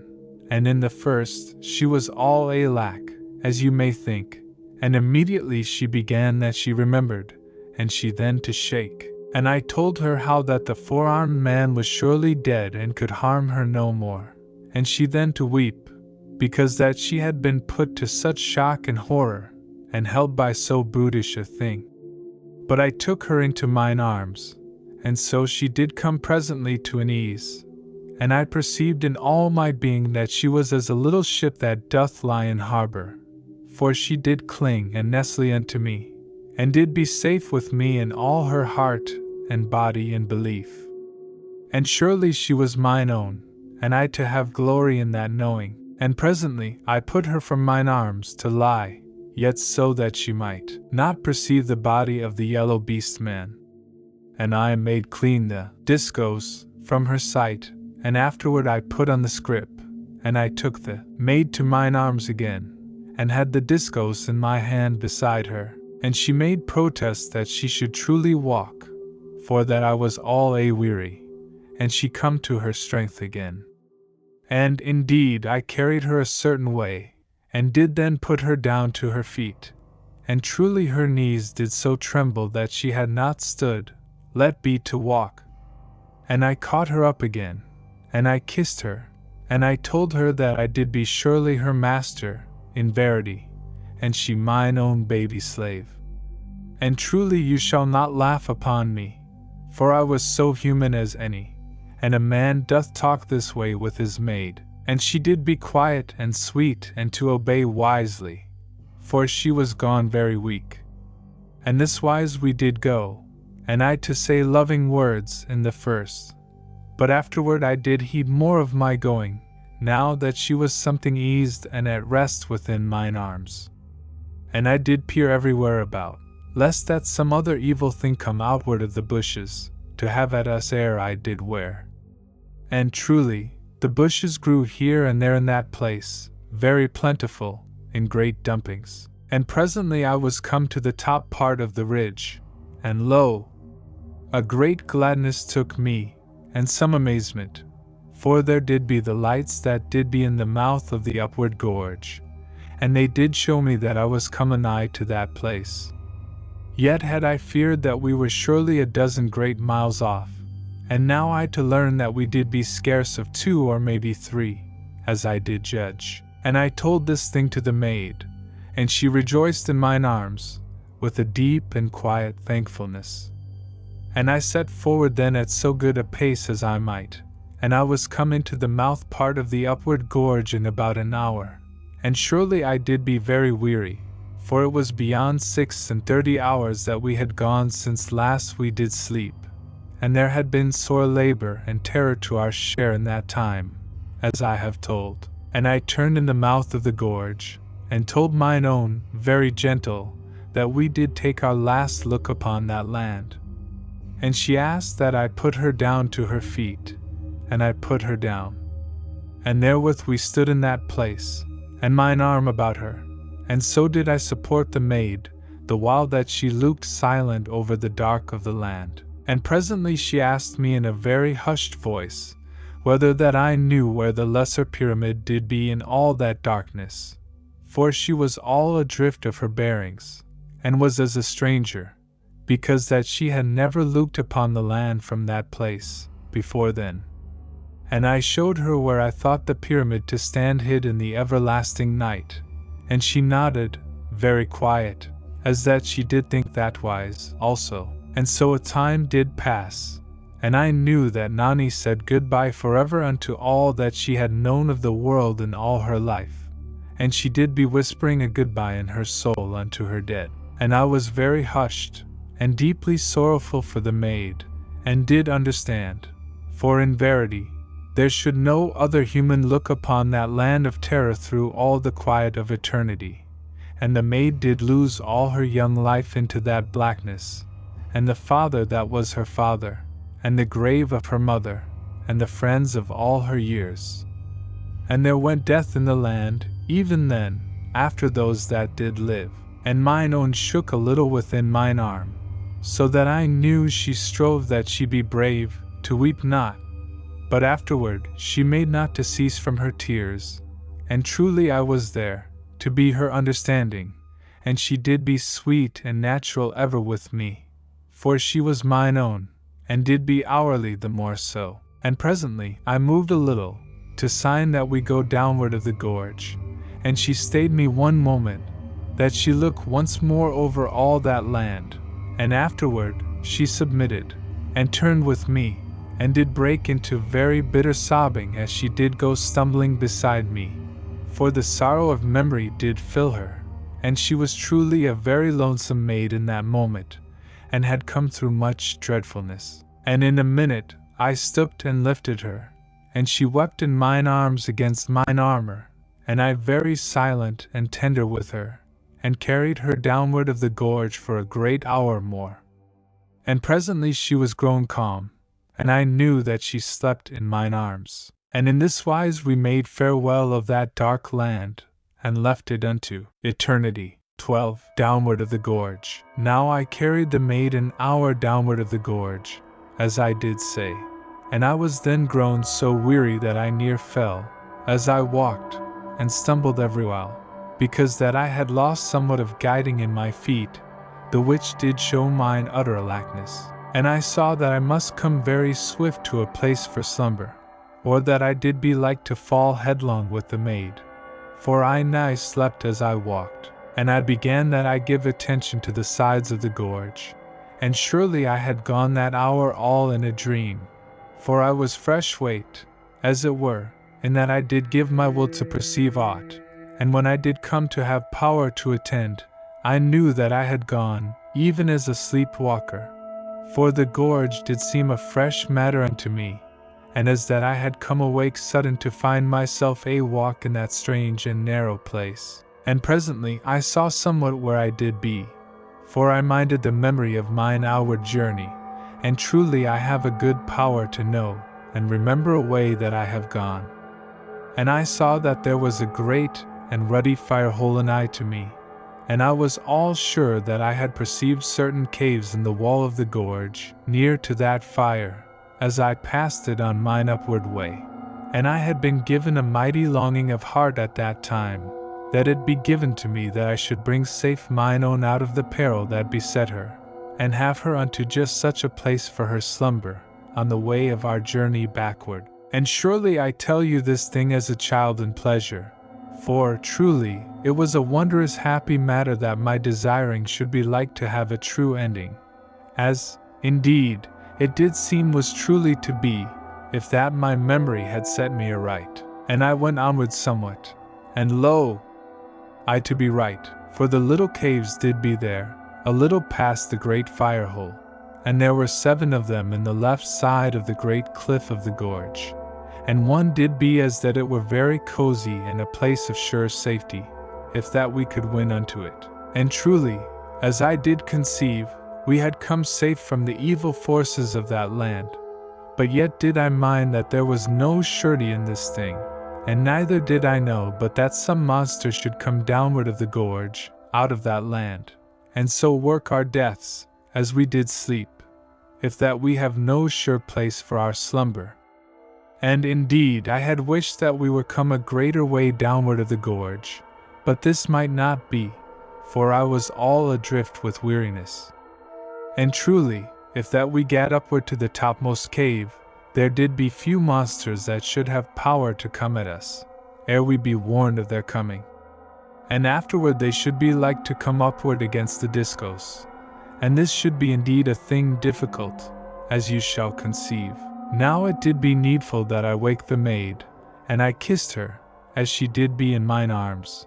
And surely that dear one did kiss back again in her sleep, and was yet asleep.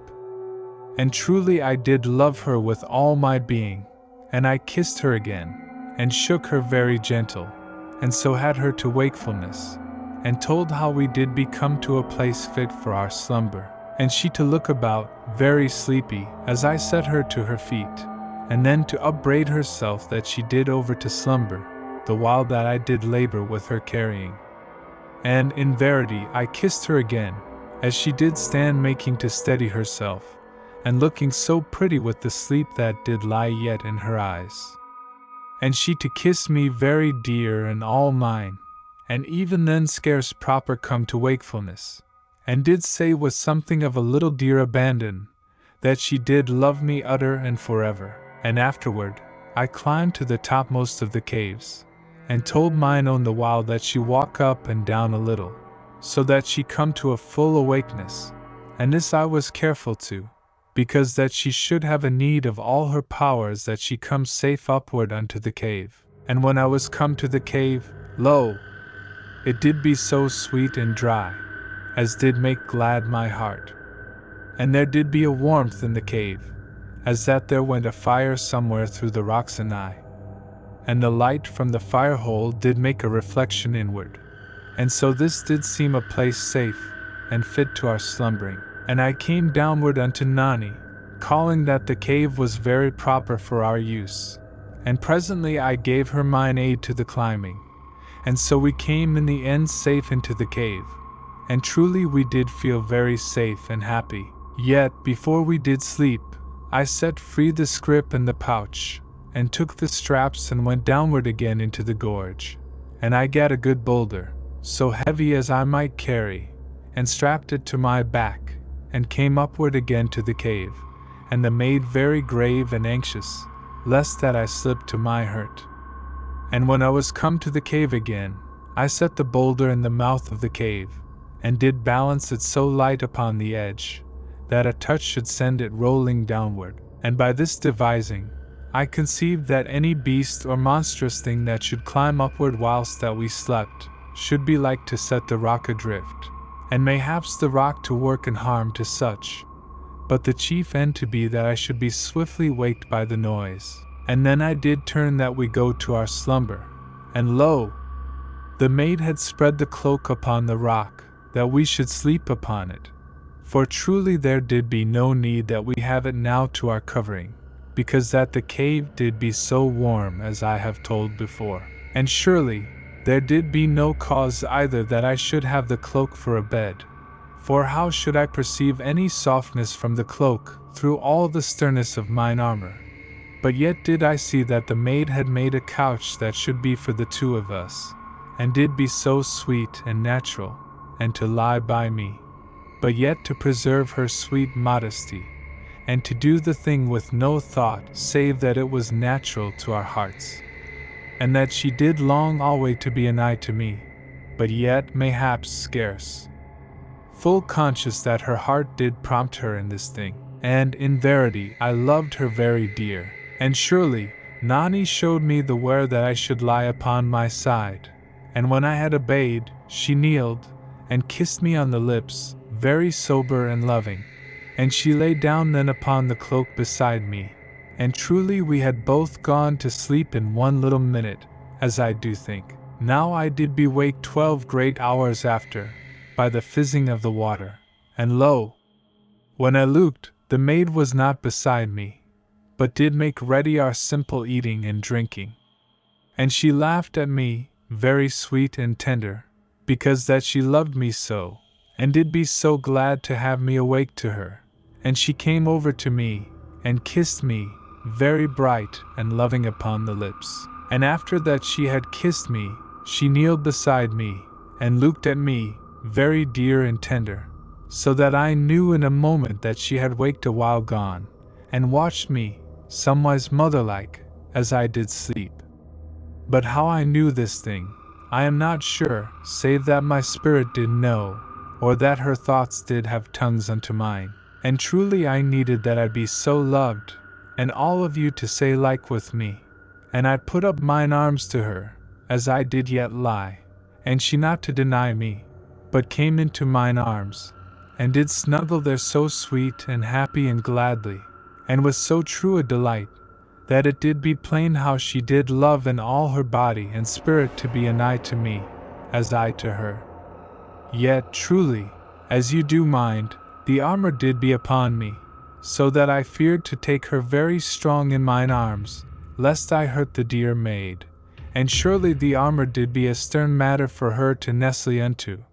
But yet, mayhaps, did the sternness something please her woman heart, and yet, again, mayhaps to lack. And presently, she made that she would go from me, and I loosed mine arms from her very ready, because that I did heed alway that she have full sweet liberty of her dear maidenhood, and I to be watchful sufficient unto this end, yet always honest and wholesome, and not over-pondering even in this my care. And this proper intending you shall ever perceive, if that your hearts do strive to hearken unto my heart,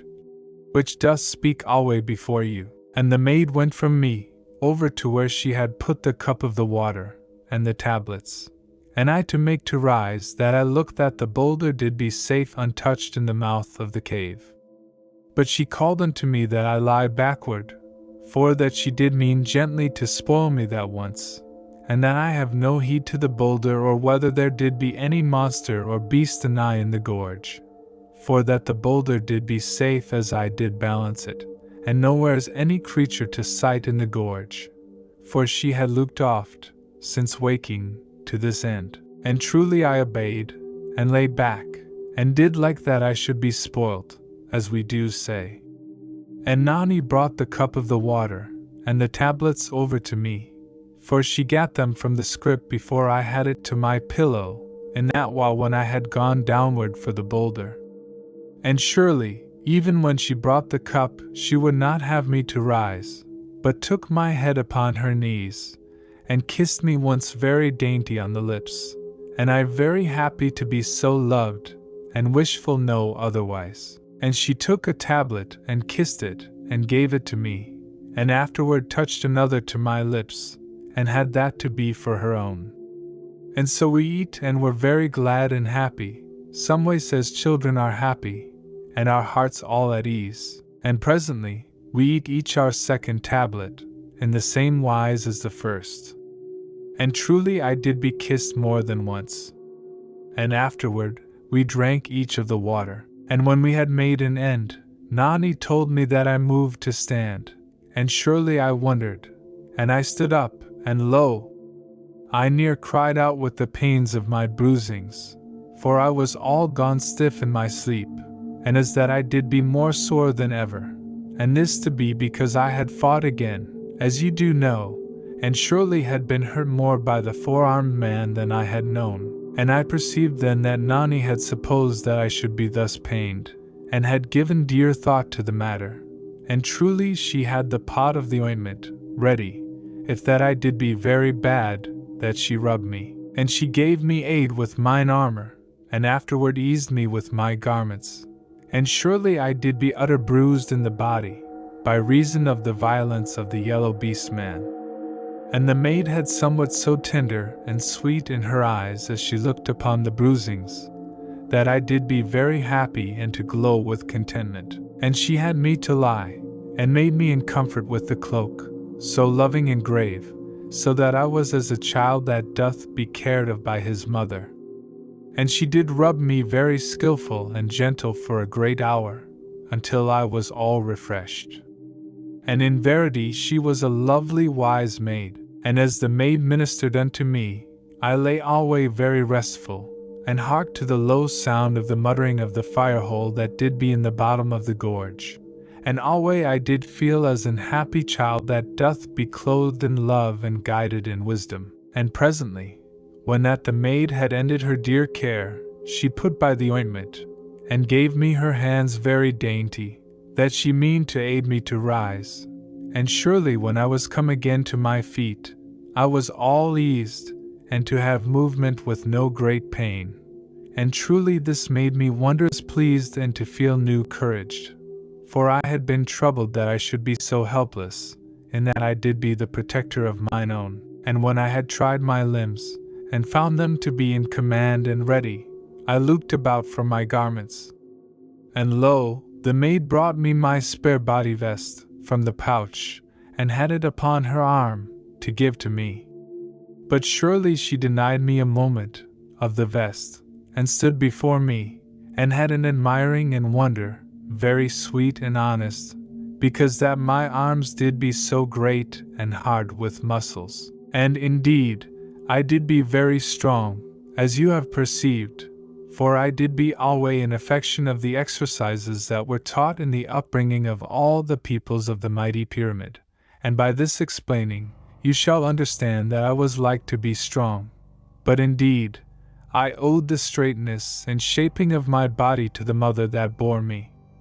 And afterward, in all my life, had I taken pride of my body to be of health and to have strength. And surely this is a matter very fit for pride, and to be told bravely and with honesty. And the admiring of the maid was very sweet to me,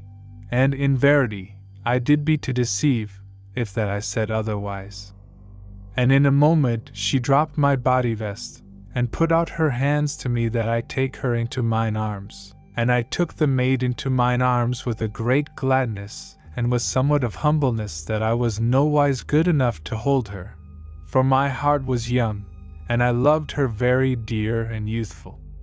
And she did lie there very quiet and happy, a little. And surely I did find presently that she kissed the great muscling of my breast, very sweet and sly, where her face did be pressed against it. And lo, in a moment she came free of mine arms, and gave me an aid with my garments, and afterward with mine armor. And when that this was done, she stood off from me, and she looked at me, half shy and half of sweetness and naughtiness.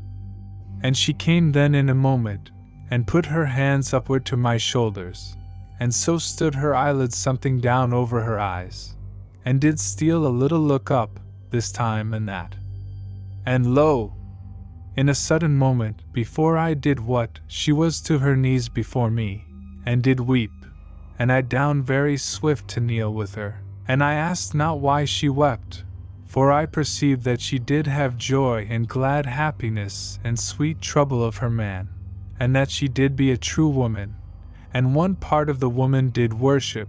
so that she did be strangely humble and nigh to be shy, and another did love, and need that she be a nigh to me, and a third to have a calm wisdom. And all did now be a tremble, together in her heart. And I knew that I did be truly an hero to her, though but usual to all others. And my heart was wondrous proud and wondrous humble, so that I was in the same moment upraised and to feel dreadly unworthy.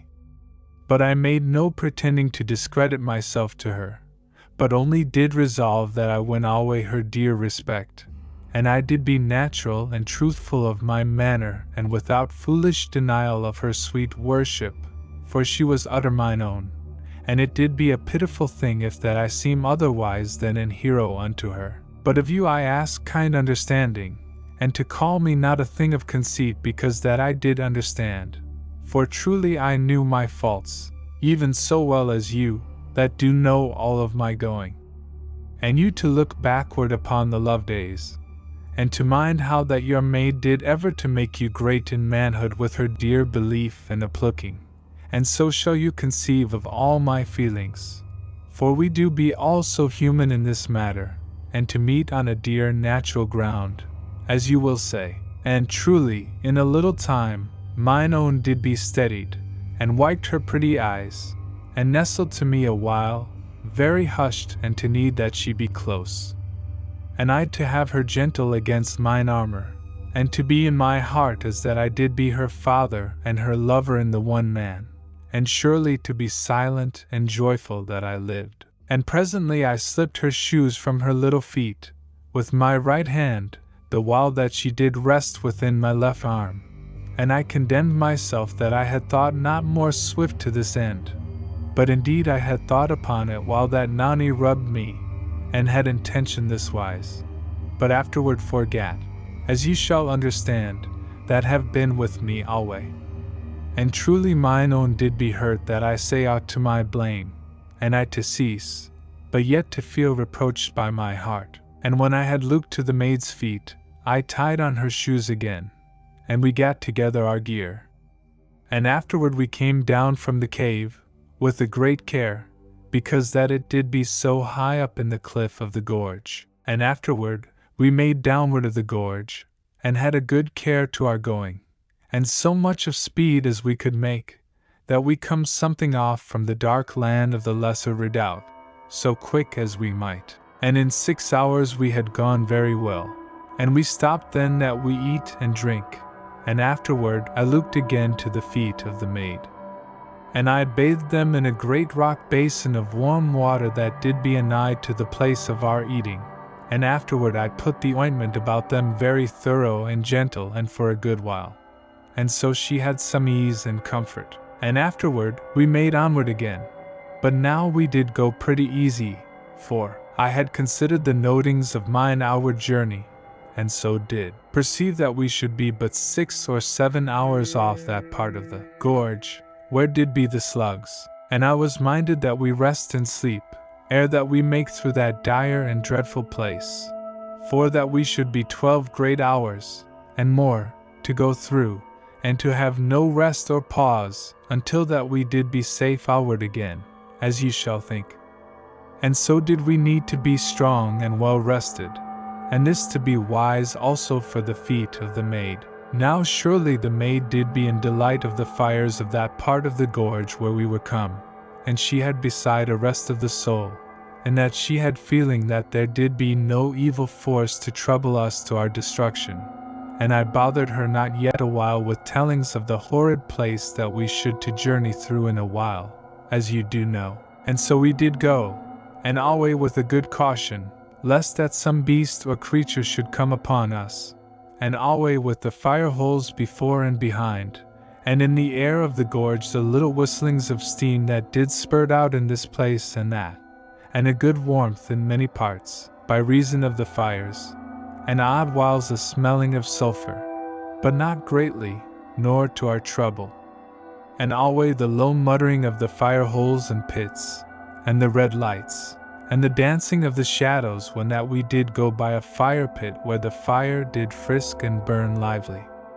And upon either side, the grim walls of the gorge going up measureless into the night. And so we were gone presently, pretty comfortable, for 6 good hours since last that we eat, and we made halt, and eat and drank, and I showed the maid how that we should make a short journey that day, and sleep, and so be ready to the horrid journey through the dark part of the gorge, where the slugs did be. And we made search then, that we have a safe place to our slumber, and surely I perceived where we did be. For we came upon that same cave where I did sleep after that I was come free of the slugs, and that we were come no farther, doth show how easy did be our present going, and this you do know. And there did be the spring where I washed, and the fire hole and I, and truly they were not like to be gone away, as you shall say. Yet did we exclaim, very natural, for the maid did be so deep in interest of the matters of my coming, and to be at once that no other place should serve for our rest and slumber. And indeed, this was a natural thing, and the place so good as any, save that I did wish it had been upward unto a high place of the gorge, as you shall understand. But yet might we block the mouth part of the cave with boulders, somewise as I did before, and so to have a defense against anything that should make to enter upon our sleep, or at the least to be waked by the falling of the boulders. Now mine own went inward of the little cave, which did be very light from the fire pit that was to the front. But before that she did go, I made a swift search of the place, that there should be no creeping thing, and truly it was sweet and free. And the maid did be strangely taken that she should come to the veritable place where once I did lie on mine outward way. And truly I do understand, and so shall many that do have these feelings about matters. And afterward we went unto the hot spring that was in the hollow of the rock, anigh to the fire pit. And I saw that there did be no snakes, neither any of the rat things anigh. And so I had the maid to sit very comfortable on the side of the pool, and I freed her shoes, and bathed her feet, and afterward rubbed them very steady with the ointment, and so for a good time, and alway to keep a looking out upon the gorge. And presently, when that I had taken a loving care of her pretty feet, I tied the shoes again upon the maid, and so back to the cave, and the two of us to carry boulders, according to our strength. And when we had a sufficient, we builded a rough and clumsy wall. After that we were gone into the cave, and the wall rose nigh to fill the mouth of the cave, and made us to be somewise in darkness, but yet to feel in safety. And I had a good heat to make the chinks of the wall very close in the bottom, so that no small creeping thing should come through unto us whilst that we slept. And afterward Nani set the scrip and the pouch to be for my pillow, but had the bundle of her torn garments to be for her own purpose. And I perceived that she had the water powder and a pack of the tablets to her hand for our waking,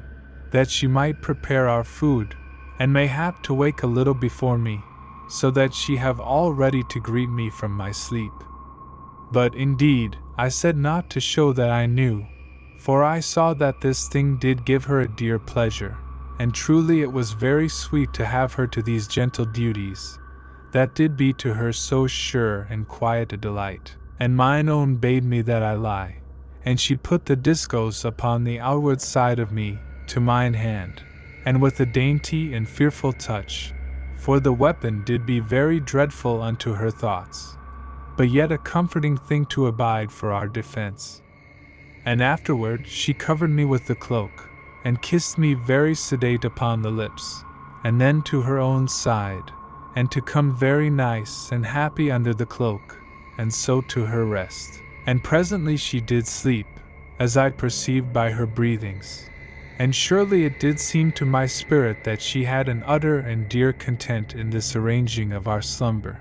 so that she did be all at peace in all her being, because that she did be nigh unto me, that did be her own love. But indeed, I could not sleep for a time, and surely, in a while, mine own did nestle unto me in her sleep, so sweet and dear as a child,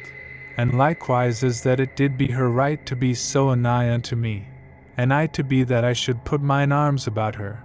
But indeed I moved not, either did I kiss her, as I did wish. For truly I should be very manly with mine own maid that did be so trustful and utter mine in her sleep. And presently I was over unto slumber also, and stirred not for 8 good hours, and did wake then to the hissing of the water, so that I knew mine own was awake before me, as she had planned, and was making ready that we eat. And when she saw me move in the half-light, she gave out a little word of joy,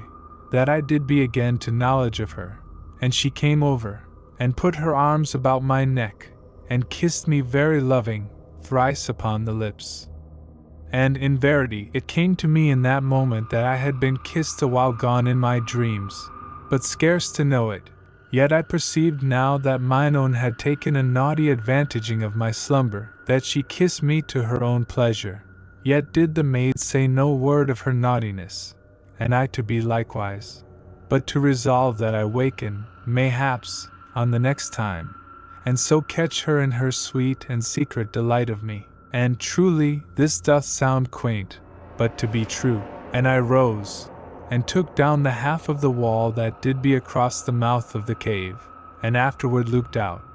But there was no sight of any horrid thing in the gorge, save that one of the rat things did slumber, very gorged seeming, upon the side of the little fire hole. And afterwards we eat and drank, and the maid then to rub me, as before, for I was greatly stiff on my waking, as you shall think. But she came not into mine arms presently, as I did hope,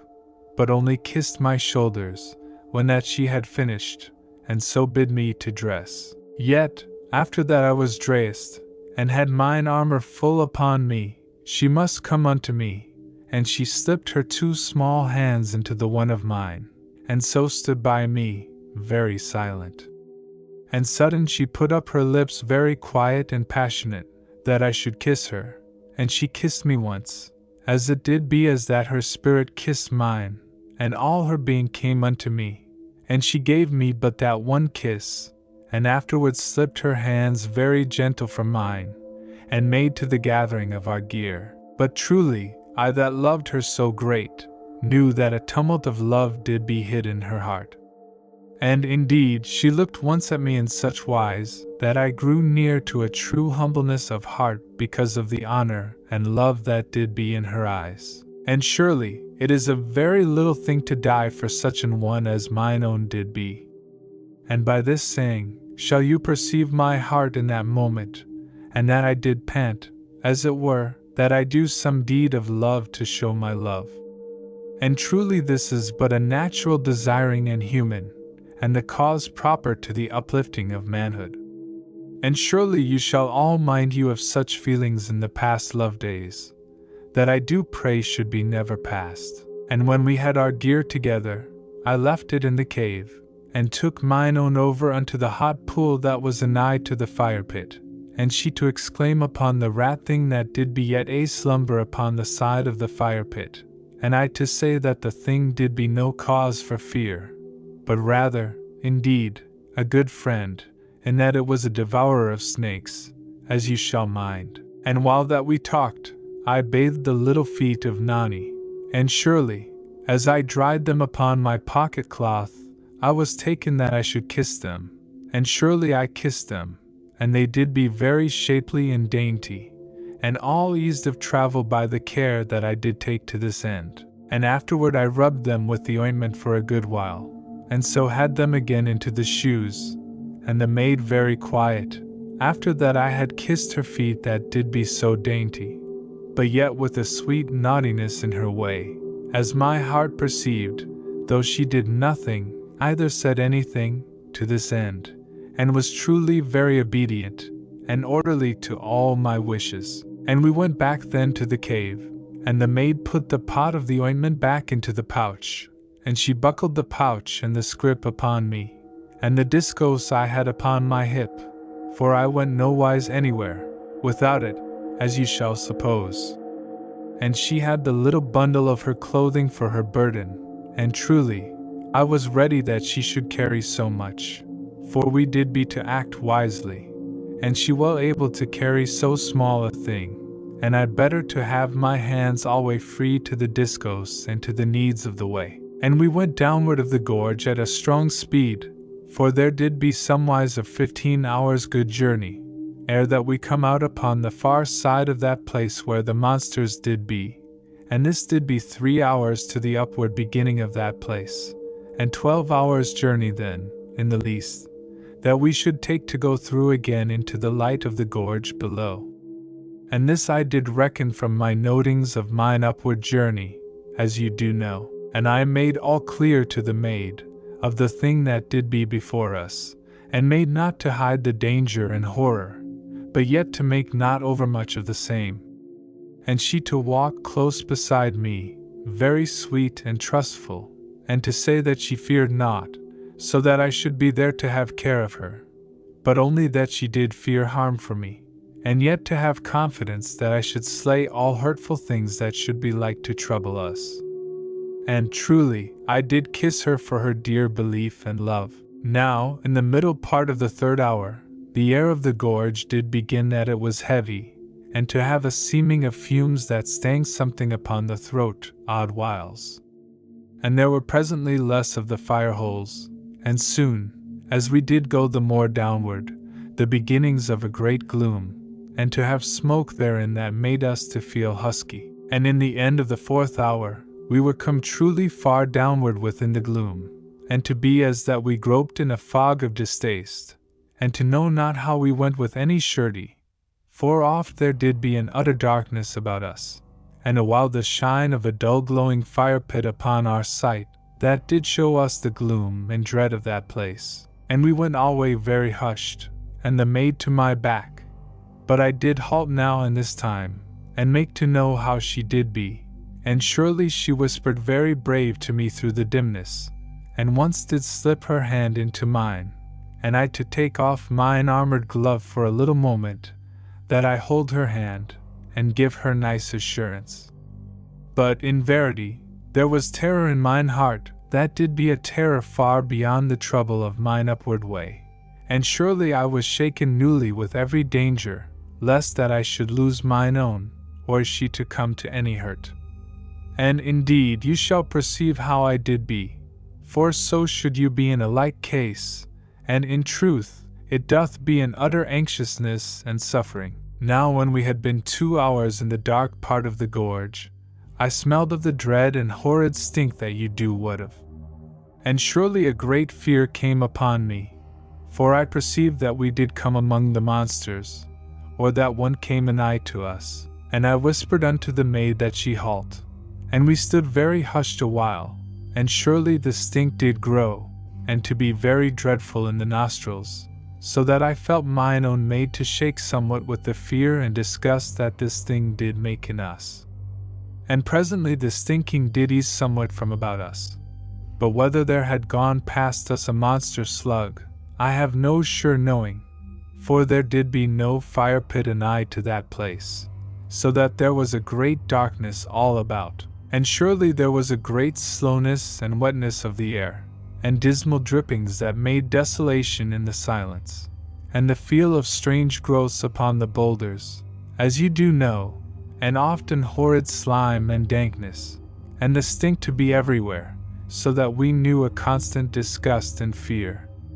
And always the fumings of sulphur, that did seem, in verity, to beat down upon us, utter heavy and sore upon our lungs. And so went we onward amid the smell that did be as of dead things. And oft did we make pause and hark, and had a great care as we did go by the dull fire holes and fire pits, that we should make no showing of ourselves in the light. And sudden, as we did go by a great pit that burned very deep and red, I reached back and caught mine own by the arm, and I set her gaze unto the right side of the gorge, which was beyond the fire. And the maid went very still, as she did see the thing that was there, for in verity it was utter monstrous, and did shine very wet looking in the light of the fire. And truly it moved a little with the head, this way and that, stretching through the dark and the shadows, as you shall see a slug to move, and with no speed or sound, and nowise seeming heedful of aught. But yet did I fear that it smelled us, if this might be, and this, as you shall think, to be a very natural fear. And alway, as I do mind, it seemed to go blindly somewise, or to have that slow and strange moving that doth make one to think of a blindness. But whether it did be truly blind, how shall I say? Only that it was an utter monstrous brute, so great as the black hull of a ship, and very dreadful unto our hearts. And we moved not for a while, save that I pulled mine own down into the hiding of the boulders of that part, and she to put her hand very anxious unto me, yet not to be comforted, as I did have to think, but to persuade me, lest that I go to some adventuring that should set me in a sure danger. And this I perceived in a little moment, and loved her for her care. But indeed, I had no mind to aught, save that we come clear of that place. And I watched the monster through places between the boulders, and surely, in a little while, it swayed the great head very slow and quiet unto the cliff that did make that side of the gorge, and the brute set unto the cliff, and began that it went upward with a strange moving of muscles that did go wavewise under the wet and horrid gleaming hide. And so, in a little time, it was gone quiet against the cliff, and the head part did be upward in the darkness above, so that it did be from our sight. But the monster body did be plain for a great way, and was seeming clung to the cliff, and to come downward out of the dark, as that it did be a great black ridge of soft and dreadful life upon the face of the cliff, and the tail was something less bulked, and to taper, and did trail outward into the gorge upon the boulders. And surely the thing did seem as that it slept, but that odd whiles the tail did lift a little off the boulders, and curl somewise, and afterward come down again upon the boulders, mayhap in this place and mayhap in that place, as we did watch, all hid. And it was as that our sense and our spirits did assure us that the thing had no wotting of us. But surely our fears did nigh to equal the comfort of this sweet reason, and to make us think otherwise. Yet in a time, I made that we go forward together through the spaces that did be among the boulders.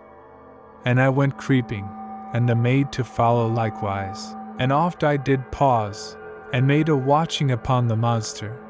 But truly it moved not, save as I have told. And I kept a great heed upon the maid, that she follow alway close unto my feet. And in the end we came safe from that place where the monster did be clung unto the great cliff in the night. And we went then for 2 great hours without adventure, save that once the maid touched me that we pause. For that something went by us where we did be in an utter dark place of the gorge, and no fire hole anigh. And I knew that the thing did be near, even as the maid touched me. And caught I the maid in the dark, and thrust her under the side of a boulder. And I crouched then before her, with mine armor, that I should protect her from any brutish thing. And the discos in my hand, and afterward an horrid time of waiting, and the stink of that part of the gorge grew very dreadful, so that it did be as that we should not breathe, with the horror of the stink. And there went past us some horrid and utter monster, that made neither sound nor anything, save that there seemed a strange noise that might be the breathing of a great thing, but yet did be all uncertain, in that the sides of the gorge cast the sound this way and that, in an horrid whispering of echoes, so that we did not know whether the sound be made nigh to us, or afar upward in the eternity of the night. Or I did suppose the mountains to be joined over the gorge in a monstrous roof in that part. And presently, the strange noisings died in the upward height, and all about us, and the utter disgust of the stink went from us, so that we knew that the monster had gone past us, and did make downward through the dark gorge, and mayhap then to some lone and dreadful cavern of the world, as I did think. And indeed, as I do mind, I had a sudden wonder at that time, and other whiles, as it did chance, whether this way did be truly the olden way that the peoples of the Lesser Refuge did travel in the olden days. And surely, as I did suppose, they had come some other way, or the gorge to be different and less dreadful in the far-off years. And this thing you shall agree with me to be a reasonable thinking. And after that the monster had gone a good while we went onward again, and with a great caution, and dreading alway lest that we come upon that monster in the darkness. But yet did we know by smell, and by all our consciousness, whether that we came nigh unto one of the monster slugs. Then, in the end of the 5th hour in the dark part of the gorge, we came by the mouth of that great cavern, upon our left, and you to remember the same. And I made pause in the darkness, and had the maid very gentle by the arm, that she should look with me. And I whispered how that I passed this place, to my right, upon mine upward way, and how that I did think there to be a plenty of monster caverns within the mountains that made the sides of the gorge, and that, mayhap, the slug creatures had their home in such places, or came up, it might be, from some utter strange deepness and mystery of the great world. And the maid did bide very close unto me, and silent, whilst that I whispered, for the terror of the place did be on her, yet not to make her lacking of courage, but yet to put a monstrous awe upon her and a great and natural fear. And I likewise, as you do know. And we stayed there, where we did be, a little moment, and looked downward into the bowels of the monster cavern, and the shine of the fire-hole beat over the cavern in the near part. But there did be an utter mystery and deathly dark beyond the shining of the pit that did be within, as you shall remember. And in verity, as we stayed but to glance, I perceived that there lay hump things about the fire, and some to be black seeming, and some to have a seeming of whiteness, but with no sureness in the color to mine eyes. And there came a moving in one of the hump things, so that it did be as that an hill did wake unto an horrid life. And immediately I knew that the humps did be some utter monsters, mayhaps even the great slugs, a slumber about the fire pit that did burn in that strange deeply cavern. And I saw that I did ill for our lives, that I should pause even for a little moment to such staring. And immediately I whispered to mine own that we go with all our speed, for, indeed, I knew not whether that our nearness had waked that monster, or whether that it had but waked by chance.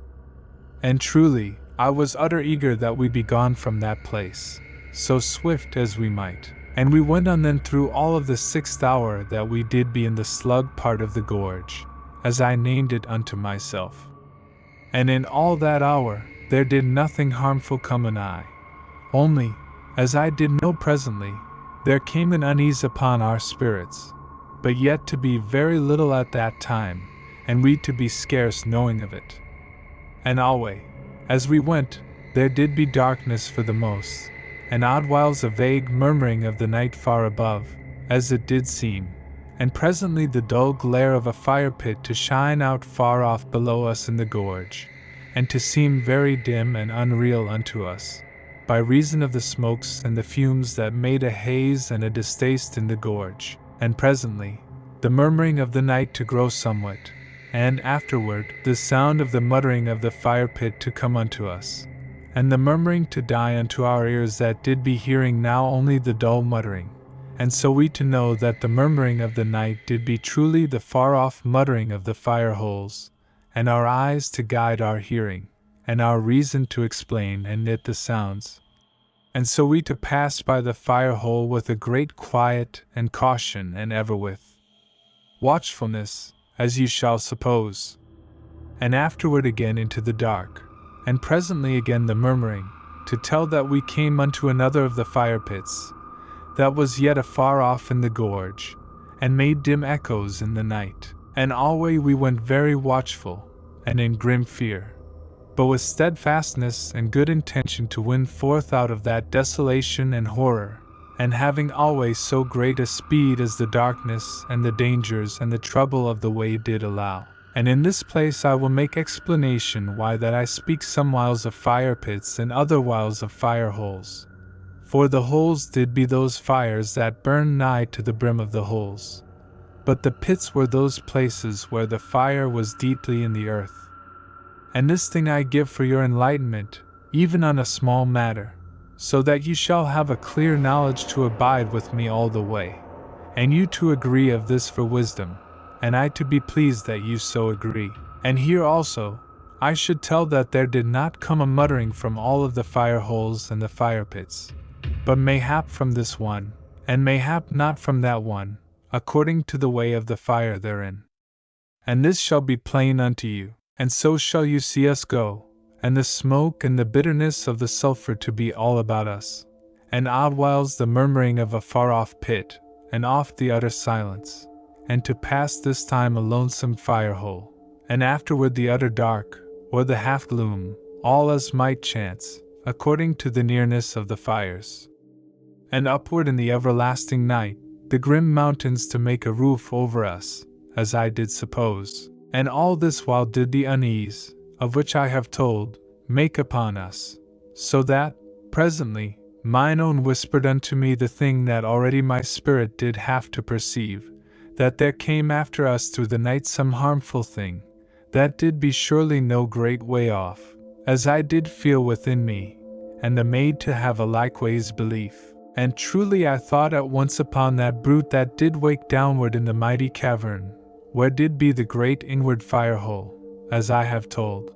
But whether this did be true knowledge that we did be chased in the dark by that thing, or whether there came after us some other monster, I could have no sureness, but only that we did be chased, and of this I had assuredness. And I set the maid before me, that I have myself ready to the danger that followed, and we made forward again then, so quick as we were able, and she went very wisely, for she had good wit, and had noted the ways of my leading, and we went thus until the end of the 7th hour. And surely, in that time, we heard the murmuring in the night which told of a fire hole somewise before us, and soon to have the red glare plain to our eyes, and the noise of the murmuring to die away into the nearer mutter of the fire, and so presently to be anigh, and we to make forward with a good speed, because that we feared utterly the thing that made quiet chase of us through the night. And oft I did look backward, and smelt the air, that I know whether it did be a monster slug beast that chased us. But there did be no worseness of the smell, to tell me aught. And alway, I did be fretted in the heart, that we could make no greater speed. But, indeed, as ye shall perceive, our going did be but a slow thing in the dark places. And even thus we had many a sore tumbling and bruising, and by this, we were come almost unto the fire hole. And immediately, I saw that I knew the place, for there went upward beside the fire, a great jaggedness of rock, that I had seen upon mine upward way. And surely, I caught the maid in an instant, and bent her, and she quick to obey with her body. And we were both immediately hid downward among the boulders. And this I did, because I minded how that there did be many of the monsters nigh to this same fire hole, as I did go upon mine upward way. And we went forward then with an utter care, but yet to keep onward, because that there did be somewhat in chase of us. And in verity, when that we were come opposite unto the fire hole, I saw that there did be 7 of the monster slugs against the far side of the gorge, and did be all set upon their bellies against the cliff, and their horrid heads to be hid in the upward dark, and their tails to lie very great and soft seeming in the bottom of the gorge, upon the boulders. And lo! The maid touched me, and she drew me to look upon the near cliff of the gorge. And truly there did be 3 of the brutish things laid upward there, and a 4th did be humped somewhat upon a great ledge that did be upward of the gorge, and just to be plain to our eyes. And surely it was as that we did be all surrounded by such monsters, and to make the heart sink, and fear to lie upon our hopefulness. But indeed the maid showed a good spirit, and I to have fierce determining that we come free of that gorge, and afterward, in time, unto our mighty home. And we made forward again, and did go creeping among the rocks and the boulders, and so came presently past that place, and had not waked the monsters, if that indeed they did truly sleep. And I made halt a moment upon the far border of the light from the fire hole, and I looked backward up the gorge, perchance that I should see the thing that followed us. But indeed, there came nothing out of the dark of the upward gorge, so that I knew that there did be some safe space to our backs, which did be truly a comforting thing. And here I should tell how that there was no great stinking in that place where did be so many of the slug beasts, and this to puzzle me, and in the end to make me think that some of those horrid things did stench more great than others. But yet I to have no certainty in this matter, as you do perceive. And truly, this thing troubled me, for I had been comforted that my nose should tell me when that the thing that made chase of us should draw nigh in the darkness. And now, in verity, I knew not what to have for assurance, for the awareness of the spirit was but a vague thing, and no more in such a matter than a feeling as of an inward warning. And we went onward then for a great hour, and with an horrid unease upon us, and thrice we did go by fire pits in the darkness, and alway I made pause upon the far side of the light, that I should look backward, but did have no sight of aught. Yet did my spirit or my fears warn me with new fear, and a greater sense of nearness, and the maid to confess also to this thing. Now, we saw not any of the slugs for a long while, either had there been any about the 3 fire holes, and the air of the gorge was grown something sweet and free somewhat of the stench of dead-seeming things, but yet to be very bitter with fumings and smoke and sulphur stinks. And lo! In the middle of the 10th hour, as we did go, painful and with anxiousness in a very dark place of the gorge, there came unto us again the smell that told to us that one of the monsters did be anigh. And surely we had both a great fear, in that we had belief that it did be a sign that the thing that made chase, did draw near upon us. But yet did I to use my reason also, and to know that the stink might be from some monster that we were come nigh to in the darkness of that place. And I whispered this unto the maid, and she to say, very hushed, that it might be so, but to have no belief, and I to be likewise, as you do see. And we pushed forward at a new speed, and had many bitter falls, so that we did be all bruised, but not to know it at that time, because that our fear did be so keen. And oft we made a little pause and harked, but there did be only the dismal drip of water from on high, and presently the murmur of the night, that told that we drew near unto a new fire pit. And surely this was a great easement to our spirits, in that we should have light to perceive our danger, and mayhap to win free. But to be in that utter dark was a thing to break the courage, and to breed belief that we did be utter helpless, and all wrapped in horror and despair. And the stink grew ever, as we made forward, so that I knew not whether there did be great monsters beside the fire pit that was to our front, as I have told, or whether it made plain the advancing of the pursuer. And we only to be able to make our best speed, and to be weary with hope that we rush not blind into death,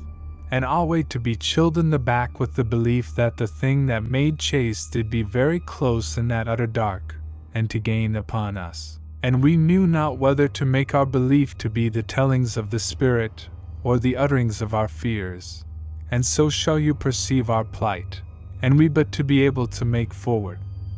And in verity, the dreadfulness of that time doth shake me now to think upon, and you also, if that you have gotten my tellings to your hearts, so that your human sympathy doth be with me. And there came presently to our ears the far mutter of the fire pit, so that very soon the murmuring was lost to us in the night, and only the slow mutter to be plain. And the dull looming of the fire shone afar off, through the night and the smoke and fumings. And we to a great speed, and to pant with fear, but yet with a freshness of hope again to sweeten us. And we came nigh to the fire pit, and lo! The smell did be grown very drear and foul, but there did be no slug beast near the fire. And by this, we perceived that we did be truly in an utter danger, and that the pursuer did be upon us, and the stinking to tell this to be truth, and our spirits to have warned us very strong and proper. And I stopped near to the fire pit, which did be great, and very red glowing, and I looked upward of the gorge, into the night of the gorge that we did come from. But the monster was not yet upon us to work our death. And I looked to the sides of the gorge, and the maid to have the same thought that did be mine, that we climbed the mountains that made the sides of the gorge. And I looked very keen first to this side, and then did run overward, that I look more close upon the other, and afterward back again. For it did seem that we should have a greater ease upon the side that we did be. And I asked the maid whether that she did be prepared, and she to be very white and wearied, and all besmirched with the dankness and growths upon the boulders and the hidden pools of the gorge and the dripping of the waters. But yet did she be sound in her courage, and to show that she had all belief and abiding in me, and her judgment likewise to be with mine, and that her own reason did approve. And I took the bundle of her torn clothing from her, for it did be at her girdle, and like to trouble her movings, but she to refuse, very determined, in that I did be already overburdened. And I to be firm in my deciding,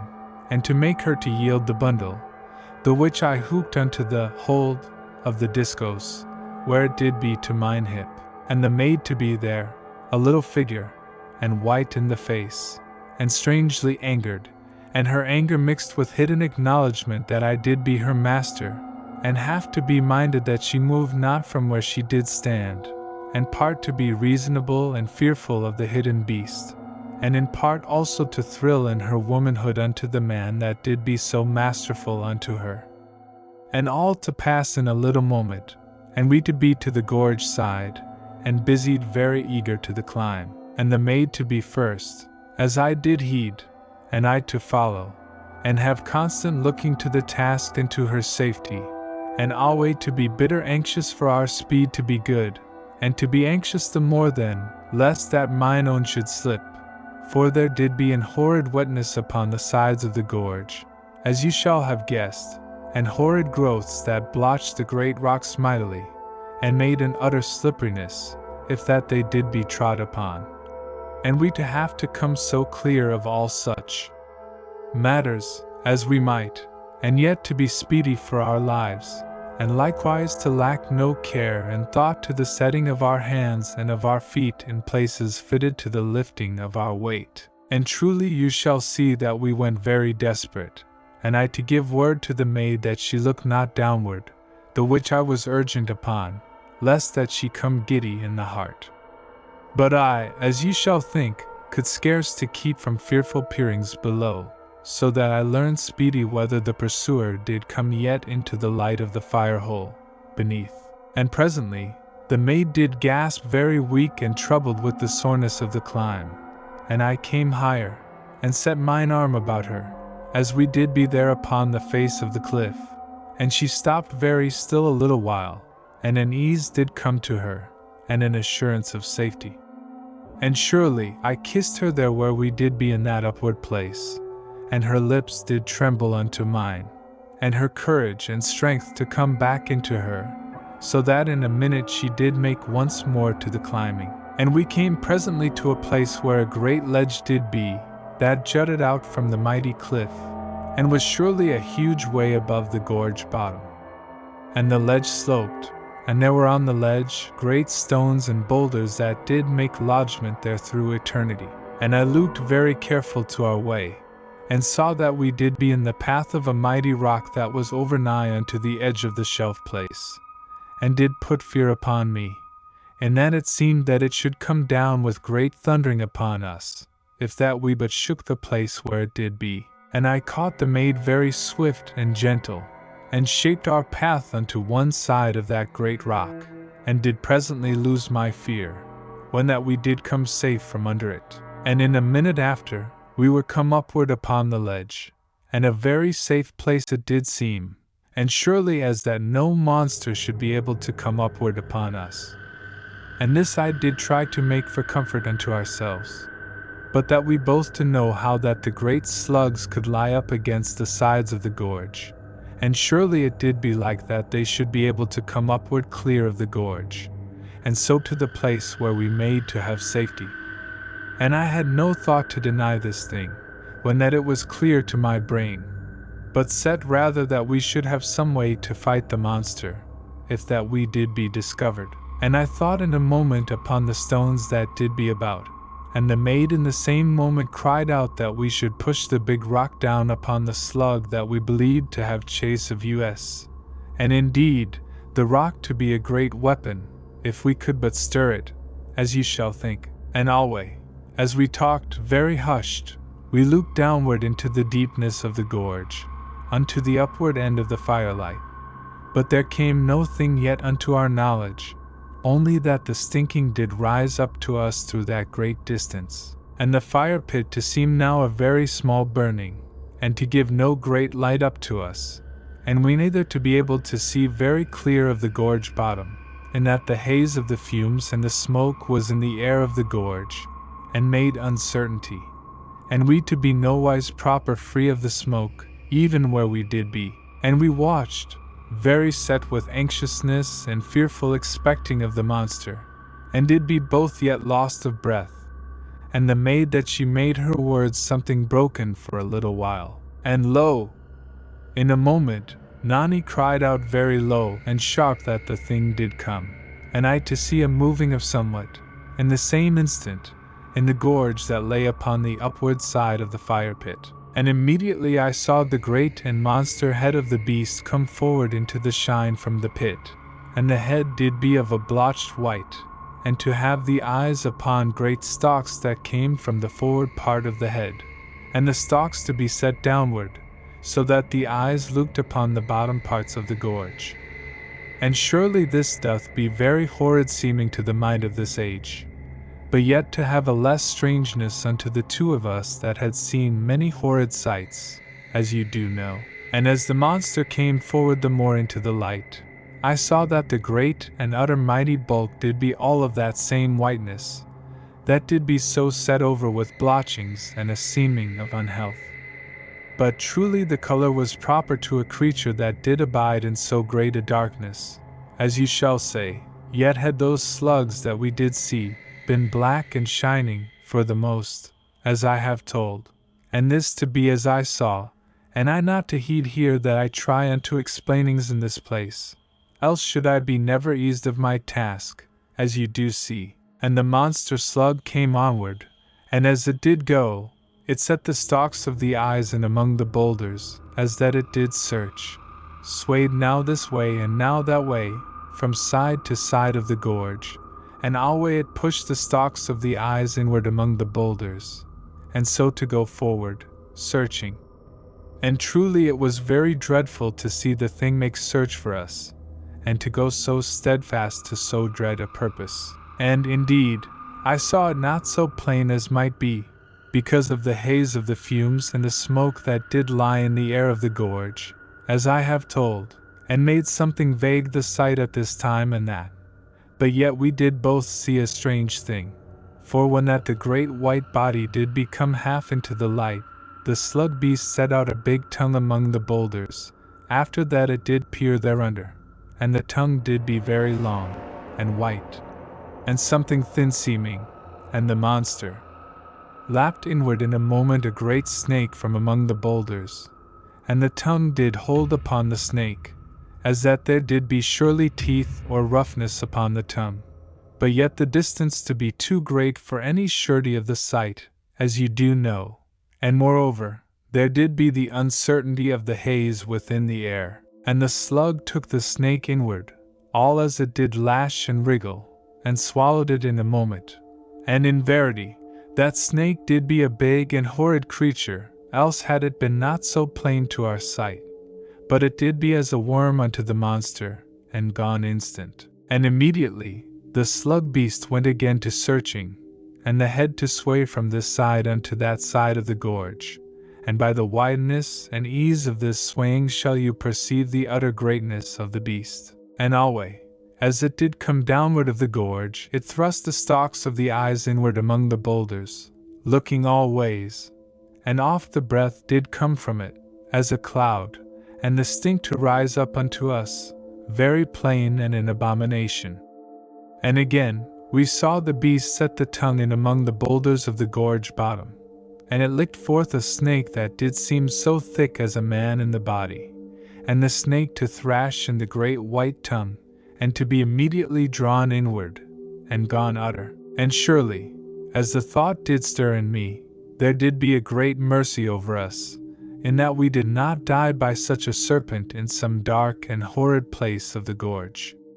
But yet, as it is like to be, mayhap the snakes did be only a nigh to the fire holes, yet doth it be anywise a wondrous thing that we had come so free of them alway, and truly to learn was to be given a new terror. Now the monster was come fully into the shining of the fire pit, and was upon this side, and the fire to make a shining against the side of the slug, so that odd whiles I did perceive very plain the huge wrinklings and musclings of the skin, as the beast made onward. And alway it did search, thrusting in the eye stalks among the boulders, and sudden, it made pause, and did begin that it brought all the mighty body together, and humped itself, and brought the head part round unto the bottom of the cliff that made this side of the gorge. And it gathered itself,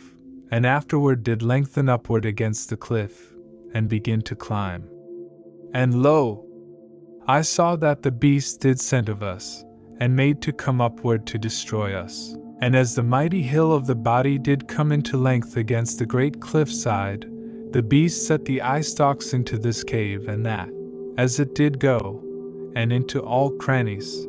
and so lengthened upward very straight and monstrous and dreadful unto us, and did be as a white and mildewed hill that had an horrid life.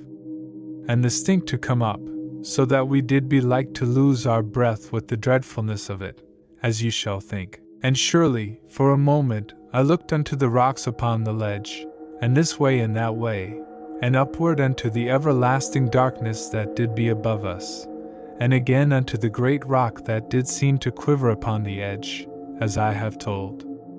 And I was grown utter desperate in a moment, for, truly, it did seem in that instant that there did be no power in the world that should slay so utter mighty a monster. And immediately, even as I did despair, I had run very swift unto the great rock, and the maid with me, both very strained and shaken with the horror of the thing that did make upward unto us so sure and intent. And I set my strength unto the rock, and heaved. But indeed the rock gave not from the place where it did be, so that I had a dreadful despair, for I saw that it did be more secure than had seemed. And the maid lent her strength unto mine, and we heaved together, with sore pantings, and little cries to guide our endeavors, and because we could not be contained in that moment. And surely it seemed that the great rock moved, and lo! As we strove together to the task, there came a vast and sudden grinding, and the rock to cease from our shoulders, and to be gone from us, or scarce we did what of the happening.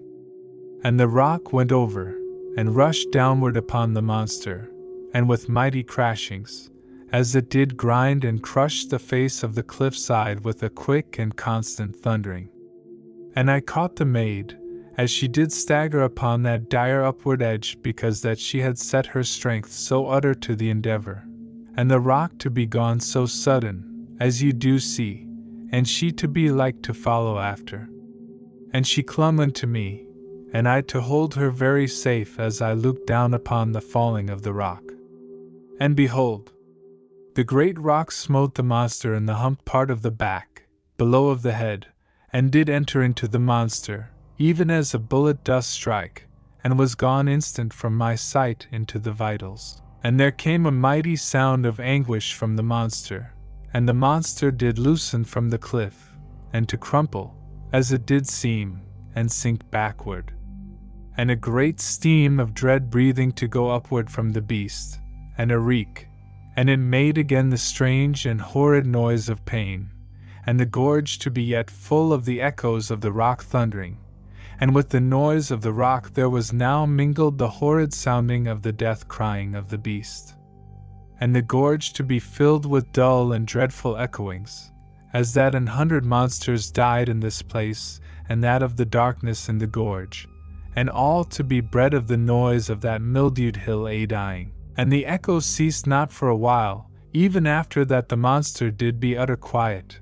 For truly they came presently from far upward and downward of the gorge, out of all the eternity of the night, and to be as that they came backward very faint out of lonesome miles, and out of the strange deepness of unknown caverns of the world. And so in the end to silence, and the far bottom of the gorge to be filled with a white and horrid hill, very dreadful, and that did yet quiver to show the slowness of death. And alway a dreadful reek and stinking to fill all the air, even unto the height, as of the grave. And I stood upward in that far, high place, and held the maid very strong and tender, and she to have covered her ears from that dreadful crying, and to be yet shaken with the greatness and horror of the dying of the monster, and the nearness that she did come unto falling, as you have seen. And presently she came less to tremble, and did weep very easeful, even as a babe doth weep. And I, mayhap, to be not oversteady, as you shall think, but yet to have a great gladness set in my heart, and a triumph, and an utter grace of thankfulness. And I held mine own, very tender and sure, as I did say, and she very soon to be eased of her trouble, and the shock to be something gone from her. And she looked up at me, and slipped her arms upward about my neck, and pulled me downward unto her, that she might kiss me. And we to talk then of the going down. And surely this did seem a great and dangerous task, for, truly, we had come upward pretty easy in the excess of our fear. But how we might go down, with our blood cool, I did be all in doubt. Yet, before that we did aught else, I led the maid upward on to the safe part of the ledge, and we sat there, very quiet and weary, and she did be leaned against me. And we eat, each of us, 2 of the tablets, and I to scold and coax mine own to this end, and she to obey and to be better afterward, because that she had eat. And we drank some of the water, and did rest a time longer, and presently our courage and strength was come back into us, and we packed the scrip again, and the maid set it fast to my back, and we went then to the edge of the shelf, and looked downward, this way and that, and surely there did be no way to go, save the way we came, only that we might shape our downward climbing to bring us a little below that place where the dead monster did be. And I saw by mine own heart, and by the paleness of the maid, that we should do well that we consider the thing no more, but make to the task. And I went immediately over the edge of the shelf, upon my belly, and I bade Nani to follow. And we began then that we go downward, and in verity, we went downward for, mayhap, a great hour, and I gave help alway unto mine own, as I could, and she to come after me very brave, and made that she hold back her fear, and come downward of that cliff, that did be oft like to a mighty wall. And surely, even as we came down, I marveled how we did ever go upward, even though fear did aid us. But indeed, I do think it doth be easier to climb safely, than to come backward, for this is how I have found. And we made rest thrice upon ledges of the cliff, and afterward came downward again, and alway very slow and with exceeding heed where our hands and our feet did go, that we slipped not suddenly to our death. And once, as I did see, the maid was lost of all her strength, and did be going to fall, because that she did be all gone into a sudden weakness of the head in an instant. And she did be silent, even in that moment, the which doth be marvelous unto me, and to give me a strong pride of her, as you shall understand, if that ever you have loved. And surely, I came upward in a moment that little space that was between, and had mine arm about mine own very swift, and held her hard and fierce against the cliff, and this I did that she should feel how that she could never fall, and immediately, her strength and her dear courage came back into her, and I kissed her, there against the mighty cliff, and afterward she did have power again to come downward safe. And presently we were come to the gorge bottom, and maybe 100 paces down the gorge from that place where did be the dead monster, all sunk into an ugly and horrid heap, so great as a small hill, and a dreadful stinking did hang in all that part of the gorge, by reason of the slug, and signs of disgust, as ye shall think, and the great and mildewed body of the thing yet to settle and twitch, as I did look, as it did come properly unto death in all that mighty bulk. And everywhere the skin of the beast did be set into great wrinklings, and horrid blotchings to be upon the improper whiteness thereof. And truly I did be in haste that I turned the maid away from that thing, and that we haste downward of the gorge. And we went then for 2 good hours, and alway I did hearten the maid, and she to go very hushed and trustful by me. But truly I did be in an anguish of heart, because that I was newly aware that there did be such great and dreadful serpents in that part of the gorge, as you do also know. And I was not over-feared for myself, but for the maid that did have no armor to protect her dear body. And because that I was so set with this trouble, I took the maid presently into mine arms, that I carry her, and so to have her clear of aught that should lie among the boulders. And in verity, mine own did show an anger very surprising and determined, for I said not why I should carry her, fearing to give her a greater unease, but only that she did be weary, and I very strong and willing. And indeed, I could not bring her to reason, without I told her, which was not mine intent,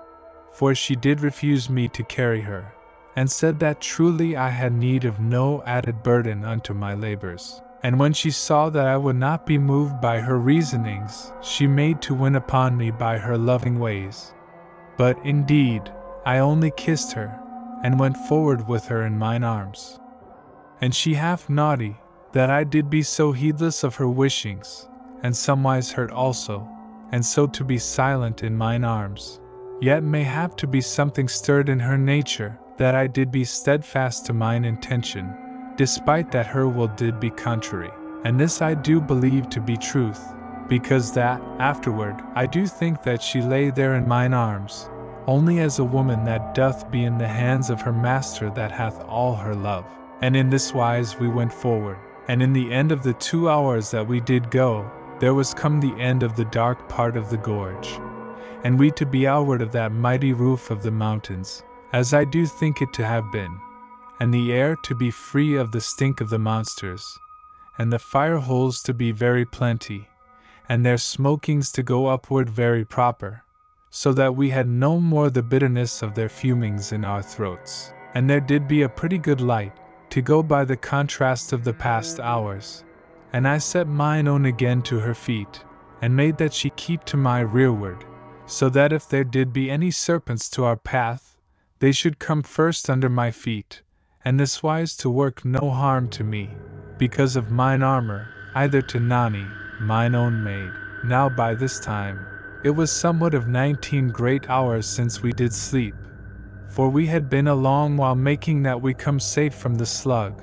and indeed, we had come downward with a less speed than I did go through upon mine upward way, as you shall mind, and this to be that mine own did not have the hard strength that was in my body to the enduring of great labor and stress.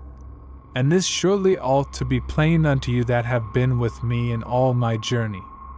And moreover, there must be kept to mind the 3 hours that we had gone, ere we were come proper into the dark part of the gorge, and so all to be remembered unto you, and also you to mind that we did be wakeful a time, ere that we set forward upon that day's journeying, and we did go almost in joyous wise,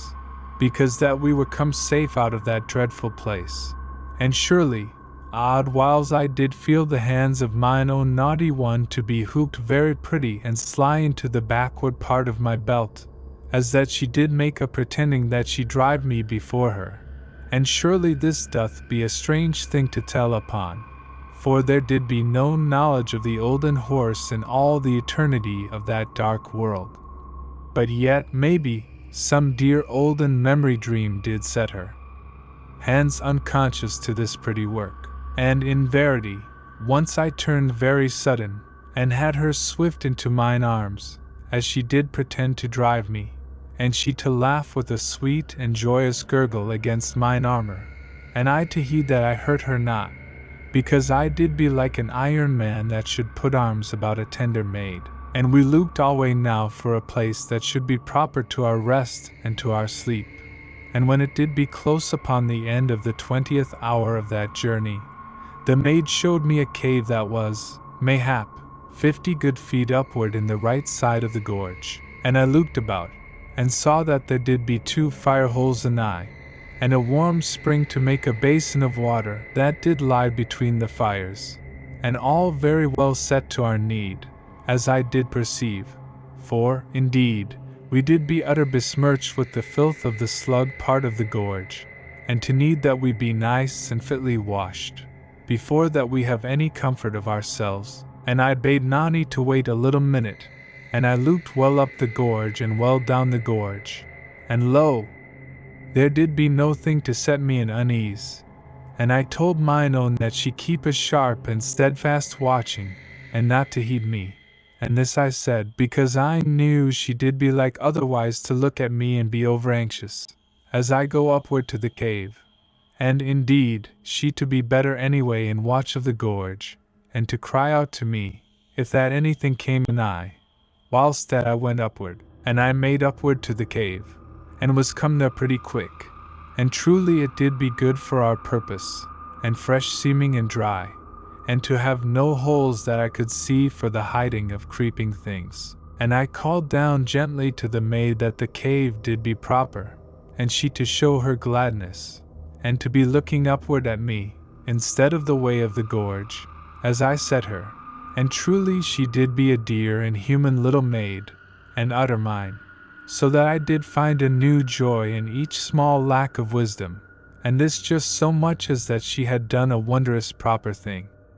And truly, you shall say, there was some properness to her heart, in that she could abide not but to watch me. And I went quickly down to mine own, for there was alway an unease upon me, save when I did be nigh to her, in chance of trouble. And when I was come down to her, the maid did be seeming a little in thought, and afterward showed me how that she did be all in a pitiful disgust of the dirt, and slime, and the drippings of the gorge, that did be on her, and had made her garment utter wet and bemired, so that she did feel that her very body was a repulse unto her. And I saw how it did be with Nani, and I went to the warm pool, and felt that it did be not over hot, and afterward found the deepness, by the handle of the discos, and this to be scarce of 3 feet, and the water very clear to show me the bottom, so that it was surely a nice and proper place to be for such a purpose as I did think. And I set some of the water to my mouth, using my hand, and truly there did seem no hurtful chemical in the water, and therefore was I eased that the maid should have the desire that I did see to be in her mind. And I saw that I should be helpful to mine own, if that I make the arranging of things to be in mine own hands. And I went back unto the maid, and told her that the pool was very nice to be for a bath place, and that she to haste to wash herself, whilst the gorge did be free of any creature or monster. Now I saw that Nani was troubled, and feared that I did be going to leave her, and yet did be paused a little in her words, to show me all that she did wish. And surely I stooped and kissed her, as she did look so wistful in her little puzzlement, and immediately I removed her trouble very natural, and told that I should stand guard anigh to her, the while that she bathed. And truly she did be at ease on the moment, and mayhaps something surprised to know wherefore she had been something alack to ask me. But in truth, it did be very natural. And I told her to be so quick as she might, which was a needless thing to say, yet to start her, and she to go quietly to obey me, but first to take the cloak out of the hold upon my shoulders, and to unfold it, and so to the pool. And I to stand with my back thatwards, and to lean, ready, upon the discos. And presently she did be in the water, as I knew, and I to be her man, very sure and gentle to her and sedate. And truly, as you shall think, I did love that I be to stand guard to her in her dear maidenhood, and she, after that she was cheered and warmed by the delight of the water, to sing very low and happy to herself, where she did be to my back. And sudden, the singing to cease, and the maid screamed, and I to have no thought of improper modesty but turned instant to the maid. And in a moment I saw what did trouble her, for there came a serpent out of the water, and the maid to be all adrift with natural modesty, and with her fear of the serpent. And I was come into the pool in a moment, in mine armor, and did lift the maid, naked and wet, into mine arms, and had her instant from the water, and upon the side of the pool, and there I wrapped the cloak about her, and ran very quick and killed the serpent, as it did go off wards among the boulders. And surely it did be so thick as mine arm, and to have come from some hole that did be hid in the bottom of the pool. And I came back then to mine own, and took her into mine arms, and set the cloak well about her, and she to cry and to tremble with the shock and disturbance of the thing, but soon to be eased, and ready to laugh with me. And so she was come proper to her happiness again, and I very gentle and joyous with her, for truly my heart had been sick that she had come so nigh to that horrid danger. And I eased the scrip from me, and opened it, and made her to take 2 of the tablets, and she to refuse to eat, save I company her also. And indeed I did be very willing, for truly my belly was alway empty. And she to be very glad to eat, because she did be clean now, and to have no more disgust of herself. And afterward, we drank some of the water. And soon we did be finished, and she to ask for her girdle that I did give her with the knife, as I have surely told.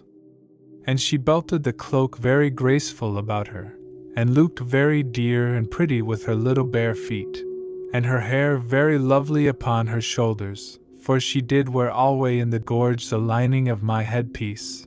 and so had her hair dry and sweet. And in verity, I did mind now, how that she did look very beautiful in her bath, as I had gone to succor her from the snake, and I to be nicely wholesome in this remembering, because of my love, but yet to be knowing that I was sweetly stirred to new things, and did not know before that a maid looked in the same moment so holy and so human. And afterward in odd whiles I remembered, but never to think over much, because that I did feel inwardly that I should be gently wise in such things, and you to understand my heart in this, if that ever you have loved. And surely, the maid brought me from my dreamings very sensible, in that she had me to stand, and she was gone about me very swift and natty with her pretty fingers, that she eased me of mine armor, and afterward she bade me to strip and wash, whilst that she keep watch for me of the gorge. And she took the discos, and leaned upon it, very brave and proper, but yet, as I do think, with somewhat of roguishness within her, very deep hid, and scarce known unto herself. And I warned her to be very wise with the great weapon, for it did fit only to fight in my hands, and did belike to cause harm to any that should meddle with it or make to use it, save me. And Nani to nod that she did hear me, and to be half in fear of the thing, and half to feel that it did be friendly to her, and so to stand guard for me, and truly to seem a very sweet and slender maid, despite the bigness of the cloak, and the great weapon to seem more great in her small hands, and to mind me how strong I did be. And surely you shall think me in conceit, but truly I did be glad to be so strong, and a proper thing for pride, if that there be no scorn for others therein. And you to agree with me in this thing, or to be lacking of sympathy and good human understanding. Now I wash me, not by going down into the pool, for indeed I did not wot whether there be any more snakes hid there in some other hole. And the way I washed, was that I dipped my headpiece into the hot pool, and poured the water over me, and rubbed my body very strong with my hands, and there to be, surely, some certain chemical in the water that aided mine efforts, for the water went very smooth under my hands. And when I was done, I washed my pocket cloth very speedy in the pool, and wrung it, and did then wipe my body so dry as I should, and afterward I wrung the cloth again, and set it about my loins, and so to be as proper as I might. And I did call to the maid that I was proper, and she to come then and kiss me, and she gave back to me the discos, and set me that I stand an eye to the nearer fire hole, and so to be that I should guard her, and in the same time become free of the chill of the gorge, which was not great in that place. And surely I did mean that I help her, but she would have no help in her work that she did say to be her glad right, but bade me that I to mine own work to be her dear protector, as she did call me. And I to lift that wilful one into mine arms a moment, and to give her a very loving hug, and for that time to have no fear that I harm her, because that I was freed of the hardness of the armor about me, as you do know. And surely she to feel very dear and pretty in mine arms, and she kissed me the once with a little passion of love, and immediately to want to go from me, so that I freed her in a moment, as was ever my way. And she then to pause a small space off from me, and looked at me with a light in her eyes, and half to put out her arms that she be taken again into mine, but so to cease, ere she yield to her heart, and turned from me immediately to the task of the washing. And she took first my body vest, and washed it very quick and clever in the pool, and afterward came over by me, and spread it upon the hot flat rock anigh to the fire hole. And she got then my changed body vest from the bundle of her torn garments, where she did put it to be washed on opportunity, even as now, and mayhap to like that it should lie in her bundle with her own garments, for so, as I do mind, The thought came to me very natural, but she to say not to lead me thus, yet to be a very honest and dear maid, and to have little secret ways of love, as I did perceive, that I did not be told of. And she washed the second body vest, and set it to dry by the first, and afterward did likewise with all my garments, and came then to the washing of her own. And lo! As she spread it also to the drying, there came to mine heart that the maid did have only this one rough and thick garment, that did be the armor suit, as I have told. And surely it did be dreadful that she have the hardness of that strong knitted and fibrous garment to be next to her dear body, and I to be in comfort with the softness of my body vest. And I was all angered in a moment, that she had gone this wise, while that I had been gentled, as it might be. And I bade Nani take the second vest to her own use when it did be dry, and she to look upward from where she did turn the garments upon the hot rock, and to mean in the first to deny me. But indeed she was quick to see that I did be truly in anger, and mine anger to come because that I was hurt that this did be, and because that I was shamed that she had gone so rough clad, the while that I had no thought to the matter. And moreover because that she had known her lack, and did not tell me of the thing. But yet I did have a great tenderness in the backward part of mine anger, because that I perceived all the unselfishness and delight of her love that did be about this little matter, as you shall see, if you have gone alway with me. But mine anger yet to be something hard, because I did see that I have need to watch the maid, that she put not her dear body to pain, that I might come unknowing to some little pleasuring or ease, as did be now as I have shown. And truly it did be sweetly done in love, but to be somewise lacking of judgment. And so shall you know somewhat of the way that I did be angered, and to have understanding with me. But if you have not, you shall think it to be naught, and that the maid did need only that she be kissed, and to be shaken a little in playfulness, and warned to heed that I did be earnest, and mayhap you to be somewise right, and not to guess far off from the inward deepness of my heart. But yet it doth be verity that I was truly angered, and fit to shake mine own, and in the same moment to be utter tender unto her. And surely this doth be all a contradiction, and the human heart to be a wayward thing, whether it doth be of a man or of a woman. And Nani, as I do think, to have loved the chafe of that rough garment for love's sake, and to go very humble and loving, as I looked at her, but in verity to be never gone from the sweet naughtiness that did be alway in her heart, and to plan even in that moment some new and secret service unto me, that should be for her quiet joy, and to be hid from me, until that my wit should come upon it to uncover it. And in verity a young man doth want that he whip his maid and kiss her, and all in the one moment. And, indeed, he to have delight in both. And she obeyed me that time, as alway when I did be earnest, without more word. And surely that naughty one did know how I loved her. And the maid washed then her torn garments that did be in the bundle, and had gotten soiled by the slime of the dark part of the gorge. And she put these to dry, and afterward washed mine armor and the scrip and the pouch and the cloak hold, and all such matters of our gear, and so to be presently done. And she was heedful then that she turned the garments upon the hot rock, and afterward did attend to my bruisings.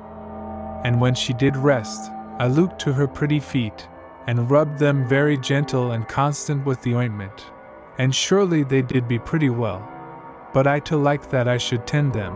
and to have joy to feel their littleness within my palms, and surely she did know how it did be with me.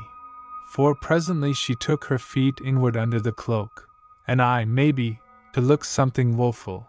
for she put one out presently, but that I did the least expect, and slipped it very cozy into my hand, and surely I kissed her naughty toes, and she then to be very sedate. Now, presently, when Nani found the garments to be proper dry, she gave those to me that were mine, and bid me to turn my back and be dressed very speedy. And lo, in a little time, when I was nigh done, she came over and stood before me, and was dressed again in the armor suit, and to look very slender and dainty. And she looked at me, so that I put out my hands that I kiss her, but she went from me, very proper, and brought mine armor, and gave me help with it, and alway very grave and quiet, but yet to have naughtiness underneath, as I did believe. And when I was full armed, she took my hand, and set mine arm about her waist, and she leaned her head against my breast, and put up her lips to be kissed, as that she did be a child maiden. Yet when I kissed her, she did be a woman, and to kiss me very dear and loving, and to look at me then from under her eyelids, and sudden to make a dainty growling, and to pretend that she did be a fierce thing that should be like to eat me. And I to be utter feared, as you shall think, and to be scarce able that I kiss mine own pretty fierce one, because that I did laugh so hearty, and to be so taken with the surprise that the maid did show this new playfulness, and in the same moment to be stirred and waked anew that she did be so lovely and graceful in mine arms, and to make her naughty growling so pretty that I did be eager that she make it again. But she to do this playing only as her mood did stir her, and she made then that she would go from me, and I to loose her, as ever. And she bade me that I guard her the while that she washed the outward part of the cloak, for the inward did be clean, and the cloak proof to water, but the outward part to be something needful of washing. And surely, when this was made clean, it dried very quick, because that the water went not into it. And whilst that it dried, I gave mine own an aid upward unto the cave, and afterward I passed up the gear, and the cloak when it did be dry, and so came upward also myself, and brought with me a boulder, that I balanced very light in the mouth of the cave, so that it should fall, if that anything touched it, and this plan you do know of. For I used it before, as I have told, and truly we did be utter wearied, and the time to be something beyond 23 hours, since last we had slumber. And the maid had the scrip and the pouch set to be for my pillow, and the bundle of her torn garment to be for her own. And she to have me to my pillow, and to tuck the cloak about me, and the discos to my hand, and afterward to kiss me very sedate upon the lips, and then to come in under the cloak, with a quiet and lovely happiness, as I did know, and to be gone to slumber very content and sweet. And I waked 8 good hours after, with the fizzing of the water in mine ears. And lo, mine own did be waked and to make ready our breakfast, and I came upward upon mine elbow, to see whether that the boulder did be unmoved, and indeed it was not touched. And mine own saw that I was come awake, and she ran to me, very dear and glad, and kissed my lips very eager and loving. And surely, as she kissed me, I did feel that she had taken again a naughty advantaging of my slumber, and had kissed me as I did sleep. But truly I said no word of my thoughts, for I did mind that I should wake sudden one time, and so to catch her in this, and to call her then mine own, and that she did be a rogue, and all as you shall know that have loved. And I scolded the maid a little, in that she had not waked me, but I said not that I would attend to the duties that she did heed to, for I knew that she had joy of these things, and that she did love to do aught that should be done unto me. And when I scolded her, she to make but a little mouth at me, as we do say, and to put her tablets to my lips, that I kissed them, and she to kiss mine, and so to our breakfast. And when we were done, we got together our gear, and went downward from the cave, and began again to journey. And we went 18 hours that day, and eat and drunk at every 6th hour, as ever. And in the 14th hour, I perceived that I did be like to overtravel the maid, though I made alway to have a less speed than did be natural unto me. And surely then, I took her up into mine arms, and she to refuse, and to be troubled that I should so carry her, for she did think that I was like to be wearied by the task. and I to take no heed to her protestings, but to laugh gently with her, and to carry her, even as a babe in mine arms, and she to love that she be in mine arms, if but she be able to have assuredness that I come not to weariness through her. And truly it did be a dear love task, and to be set unto the needing of mine especial heart. And I carried mine own then for 4 hours, and in the 18th hour we were come to that part of the gorge where did be the ledge where I killed the spider, ere I slept, as you shall mayhap to mind.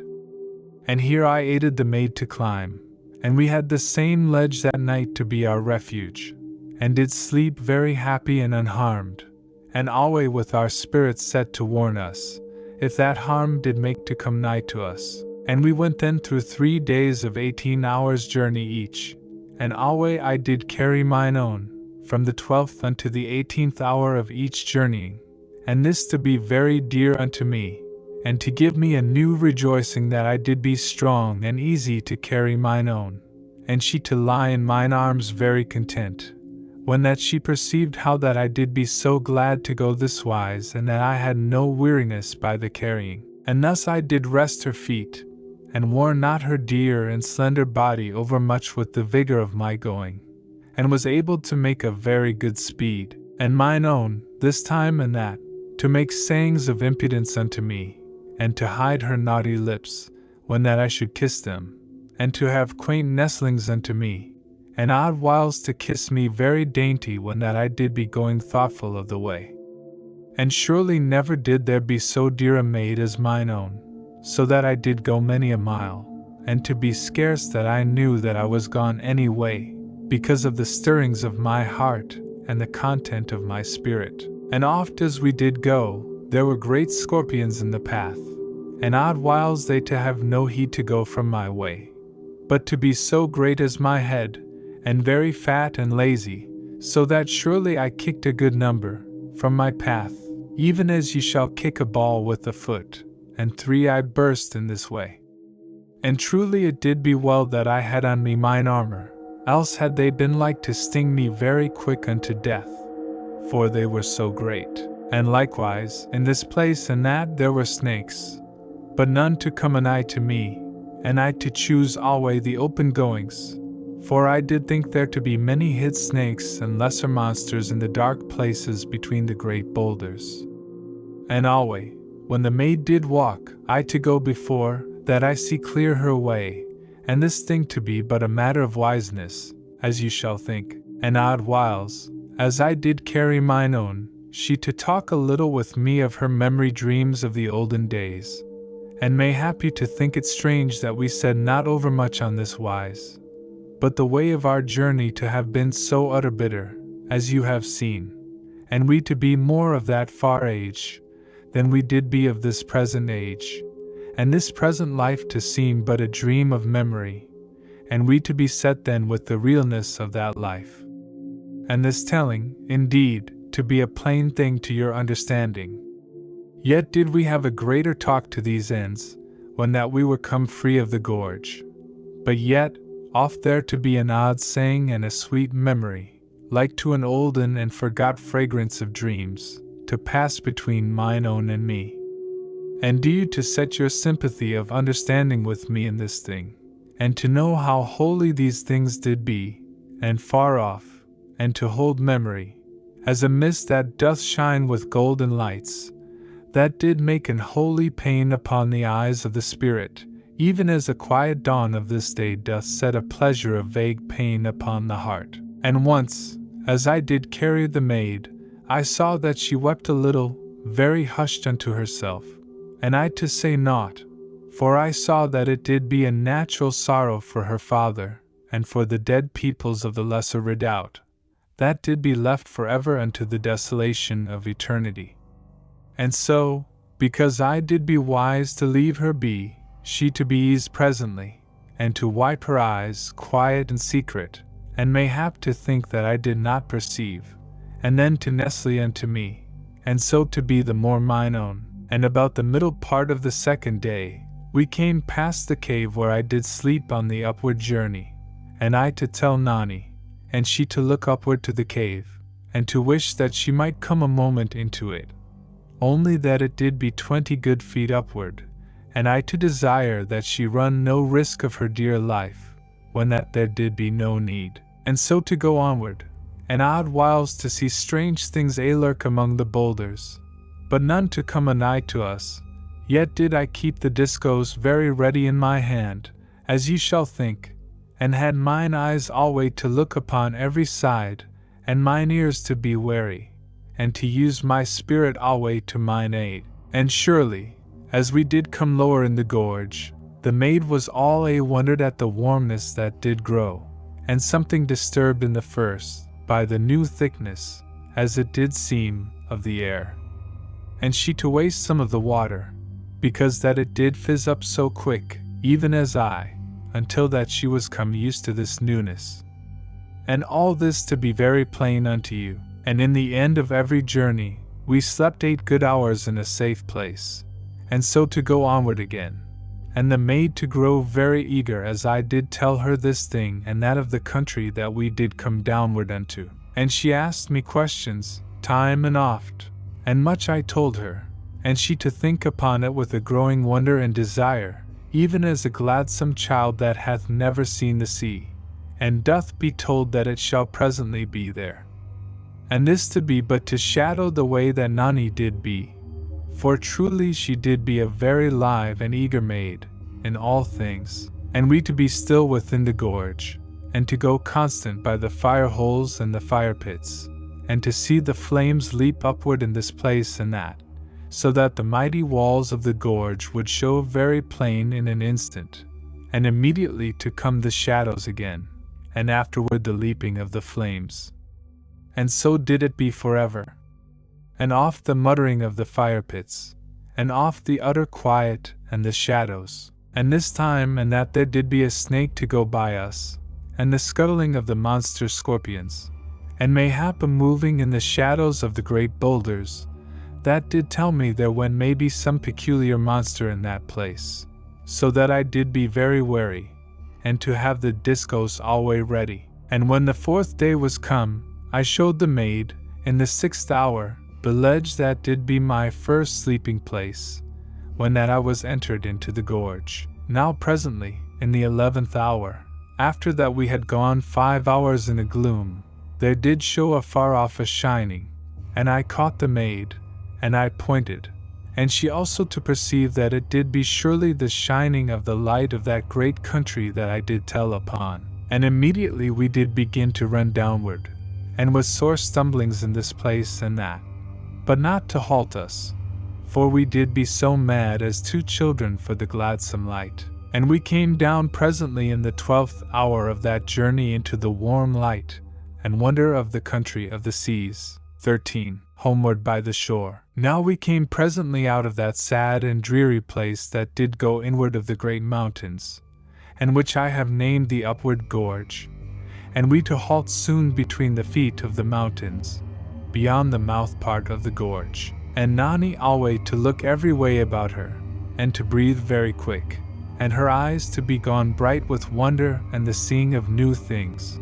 and the coming of freedom from so great a dread. And she turned, now, and did look upward into the dark of the gorge, and to spy upon the great mouth thereof, and to be feared then, and must run a greater way downward into the lightness of the country of the seas, and to come once more to pause, and to look backward, and with an awe and a relieved soul, and so again to the wonder of the spreaded country and the great sea, and did near to laugh and cry in the same moment, with the amazement and gladness and great astonishment that did be upon her. And she to turn constant this way and that, and to be never ceased of looking, and of deep breathings of the wide air. For never in that life had she been in a broad place of light, as you shall have perceived. And we to feel, both, that there did be no more need to talk hushed, as we did alway in the gloom and narrow dark of the gorge. And surely she to shout, as a child that doth try an echo, and her voice to go very pretty into the distance, and to be lost afar off in that country. And lo! In a moment, an echo to come out of the dark mountains to our backs, so that we looked round very sudden. But whether the echo did be truly an echo, or some strangeness, or some unnatural call to come downward out of the gloom and horror of the gorge, we did be all unsure, and indeed must run downward a while more, until that we did be all breathed, and to halt presently where we did feel to be utter free of the gorge and of the strangeness that did seem to our minds, in that moment, to lie upward in the darkness of the great mountains. And surely we did look about for a flat rock to be for our use, and we came presently to a place nice to our purpose, that did be yet upward over the land, and we climbed up onto the rock and sat thereon to have our food and drink, and as we eat and drank, we did sit very close and happy, but yet to have a wise looking about an eye to us, so that we be caught by no danger of the humped men, or by any other danger that might be. And alway, the maid did question, and did stare afar over the country, and to have a shining wonder and joy of the sea, and to be stirred in all her being, so that she was pained with vague and sudden memories, that did be as strange dreams, and all mixed with pleasure and pain. And indeed she sudden to weeping, and to need that she be in mine arms, until that she know herself once again, and so to her dear natural joy and way. And oft did mine own speak upon the clear wonder of the air, as it did seem to her, and to me it did seem likewise,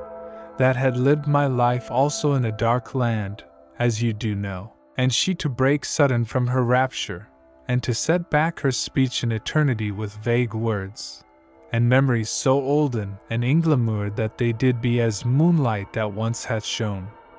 And in a moment she to be forward again into that far future time and speech, and all her being to be close unto me, and oft in a solemn silence of the heart, and the greatness of the sea to call unto her with an olden voice, and to half waken her, and I with her to be thus half wakened. Yet had I been not thus as I did come mine outward way, but truly I did stir to the stirring of the maid, and all mine olden thoughts that did be my memory dreams, to come afresh upon my spirit. And so we two to sit there all shaken with dreamings that did concern happenings of the olden world that did lie upward in that dreadful night which made a mighty and deeply roof over that country. And surely I am dumb, in that I have no speech to make known to you all the troublings and stirrings of our spirits that we did know in that moment. And far off, by miles, beyond the feet of the mountain, where went the shore of the sea, upon our left, there was a great mist and steam, and this to be that mist and steam that I did come through on mine outward way, and Nani to ask concerning it, and I to tell her so much as I knew, and how that we must indeed come presently through it, upon our journey, and she to be in wonder of the volcanoes that did burn in the sea, and in this place and that of the wide country, and the height and grandness to exalt her, and in the same time to give her a strange humbleness of her mind, so that presently I did take her into mine arms, for I must kiss her, because that she did be so utter a sweet maiden, and lovely with interest and naturalness. And truly she to kiss me in turn, and to make her questionings between her kissings, and this to be because she did yearn for a greater knowing of the country, but also, as I do have to think, because she did be sweetly impudent unto me, and this to be of her joy. And presently she to kiss me thrice very passionate and warm upon the mouth, and immediately to take my shoulders, with her small hands, that did seem so pretty upon my broadness and upon the metal of the armor. And she to strive thus that she shake me to a speedier answering, and she, all that while, to be full of a dear naughtiness, and to need that she be kissed very hard, and I to answer her, but after mine own fashion, which did be a word between each kiss that I gave to her. And she very quick and naughty to put her hand between our lips, and I then to kiss the palm, that did be in my way, and did be very small and pretty. And she, when I had no thought, to open her fingers very quick, and kiss me through between the fingers, and immediately to shut the fingers, so that I did be stopped from the same. And afterward I made her to stand upon the rock, and I set free her hair over her shoulders, and I took then the boots from her, so that her little feet did show bare and pretty. And she, at the first, half to refuse me, but afterward to stand very dear and obedient that I should have my way with her, and to be a little shy, and the more pretty because of her sweet blushings. And surely, when that I had her to my likings, I stepped back a little pace, and looked at her. And she to look again at me, very quaint and naughty, and then to turn her about, very grave, and to make pretend that she did be a dummy figure. And surely, when she did become right round, and to face me again, and had a very sedate look, she stretched out her pretty foot, all in a moment, and put her pink toes sudden upon my lips, and I to be so in surprise that I had not wit to do aught, ere she had them back swift from me. And she then to make one glad spring into mine arms, and to want that she be hugged, and to be loved very great. And I to laugh, all tender, for I loved her so utter, as you do know, and I to tell her, as you sure likewise to have told your maid, that I wanted a pocket sufficient, that I might have her therein alway and I to my heart, and this thing I to say to her, as a man that doth love shall say it, and you to know the way of it so well as I. And she to laugh very mischievous, and to tell me that she should truly tickle me, if that I carried her that wise. Ay, and to pinch me, too. And I to have no answer, save that I shake her, very gentle, but indeed she to kiss me very naughty on the mouth, in the midst of my shaking, and truly, what shall a man do with such an one? And she then to want to be more sedate and to be set down upon the rock, and she to make me to turn around, so that she should come at the pouch, which did be upon my back, and she gat thence the comb that was a fitment, and did comb her pretty hair, and I to sit and talk with her, and to jest, with a heart that did be so light as it had not been for a great while. For though I did dread the humped men and the monstrous animals of the country of seas, I had not any abiding horror of aught that I had seen in that country, for there seemed a naturalness in all things, so that I did have no loathing, neither any fear of an evil force. And presently, when that the maid had combed her hair, she to bind it upon her head, but I to ask that she leave it upon her shoulders, because that it did be so pretty, and she to smile at me, and to be happy to my pleasuring. Now we did be truly sedate, and to set our gear together, and I to put the boots upon the maid, and afterward we to begin again to journey downward into the country of the seas. And we went at a good pace, but not to bring us to any great weariness, for it was mine intent that we rest for our slumber upon this side of the place where did be the steam of the boilings, that was anigh to the shore of the sea, as you shall mind. And we at this time to be passing along the feet of the mountains, unto the place of the steam, and to go this wise for 6 good hours, and still to be a great hour off that part, for we went not so fierce as did be the speed of mine outward way, which was utter strong, as you do mind, that have gone with me in all my journey. And so, when we had walked 6 hours, we did be gone something beyond the 18th hour of that day's journeying, and to be very ready to our slumber. Now, presently we found a tall rock, very hard to climb, that had a flat top so great as may be twice my length every ways, and this to be very good to our purpose. And when we were come safe to the top, we to eat and drink, and presently to sleep, and to have the cloak under us, as did be the will of the maid, for the country did be utter warm and nice, so that we had no occasion for covering. And surely we waked, both of us, when that we had slept 7 good hours, and we sat upward, and looked newly each at the other, and to be as that we did each see the other anew in that good light, and to have a fresh joy each in the look of the other. And she to come into mine arms, and to kiss and to need that she be kissed, and truly, we both to have our need, but yet to be something the more hungry of the other, for the having, and mine own then to make our breakfast, and the water to fizz very strong and surprising, and we to eat and drink, and to be utter happy each with the other, and to talk on this thing and that, and the maid to look about, as we eat, and she to look afar off at the wonders and the newness of the country to her knowledge, but I to look near, lest there be any danger that might be anigh, and in a while mine own to draw my gaze to the mountains that the gorge came through. And in verity, now that I did look in ease, I to see with her how that they did be truly monstrous, even as a monstrous wall that did go upward forever until that they were gone out of the light of that country, into the dark night of the deathly upper world, that did be lost in eternity.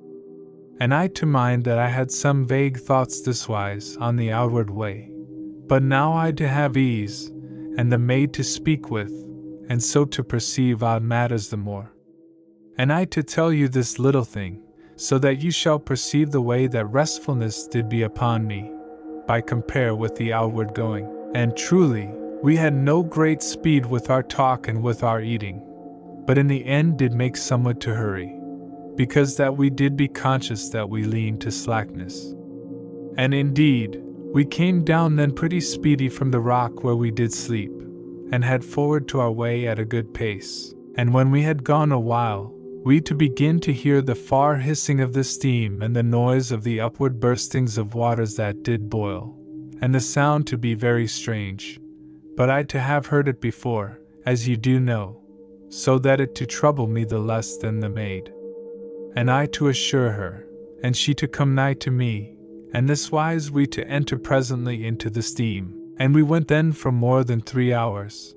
and I had the maid to my back, that I should be the first, and this I did, that she have no danger to walk into a boiling pool in the amazingness of the steam, which was everywhere. And I to be something guided in my path by the shore of the sea which did be unto our left alway,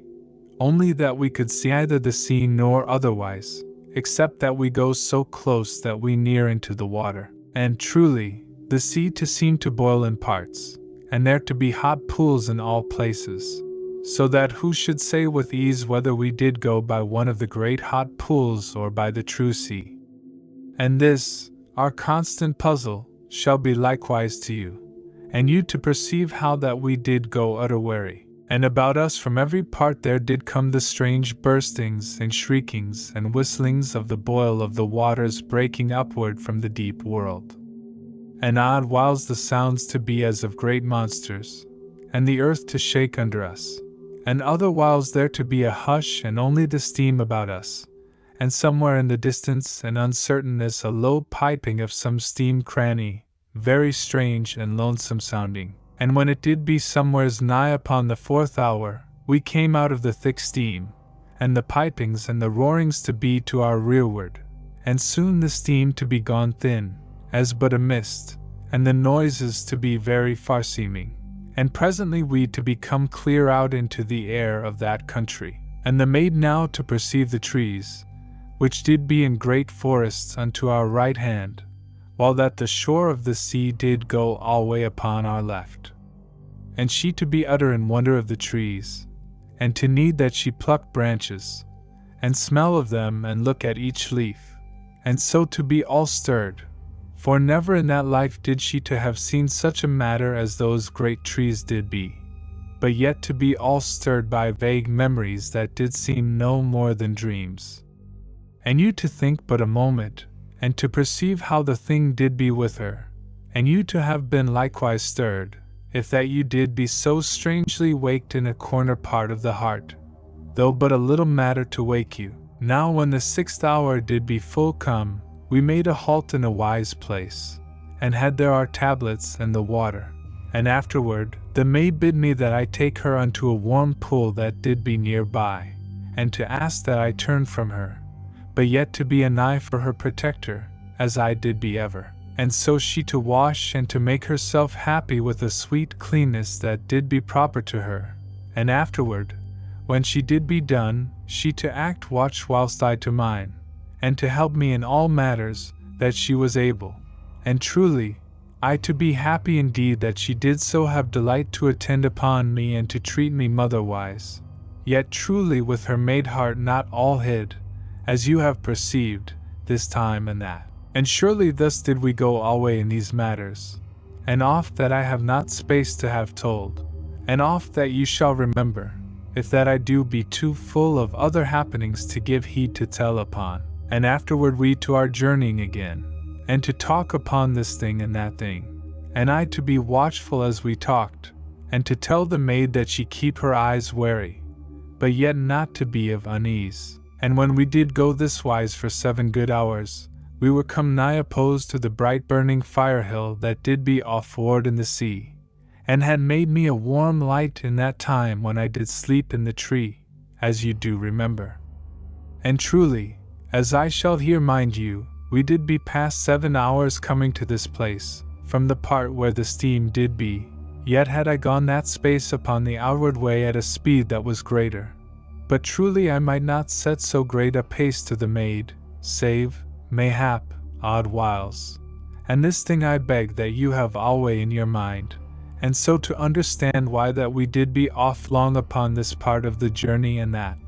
by compare with mine outward going. And in verity I had set off our hour for food, because that I saw we did come nigh to the place where the tree did be, and I to know that the maid should like to eat and drink anigh to that place, and to know that I did sleep there. And surely I took her to the tree, and when that I told her, she to beg me that I indulge her, and that we go upward to that branch where I did sleep, and there to eat our tablets, and I to be willing, and to enter into her wishing, for, indeed, there was no danger in the climb, and I to go alway below her, so that I could be surety for her safeness. And we came up to the great branch, and she to make how we should sit, and I to have to show just where I did lie, and she to look very close, and to see that my weight had surely marked the hardness of the armor upon the bark, and she then to be upon that branch alone, as she did eat and drink, and to look outward at the light from the fire hill, and to be very hushed, and to think, and I not to disturb her with speech. And when she did be done, she gat from the branch, and kissed the place where I did lie. And lo! In a moment a thought came into her, and she drew her knife, and cut out a piece of the bark, and put it into her breast to be for a keepsake, and so to seem somewise contented. And truly, I told her about the great beast, when we were come down again to the earth, and she to cry out and to show me that there did be yet the mark where the belly of the monstrous beast did brush upon the earth, as it ran, and moreover the broken places of the footmarks, and she by this to see how great a beast it did be. But yet did it be a little thing beside the slug, only that it did be a thing of horn and hardness of skin, as you have perceived. And truly, I do mind how that the observings of the maid did bring very keen to me how that there had passed but 17 days since that I did go onward from this place, and this to seem very strange and scarce credible unto me, for I had thought it, somewise, as a great time, and truly this to be because it was so marked by stress of the mind and great happenings, and you to agree in this thing. But yet, also, we shall truly mind that those times that I have called days, did hold off the hours of 2 days, and mayhap 3, as you do remember. Now we went onward then to our journeying, and I to make to carry the maid, as ever, after that she had walked 12 hours, though she did walk 13 hours this time as you have seen. And she to say that she go now upon her own feet through the next 6 hours,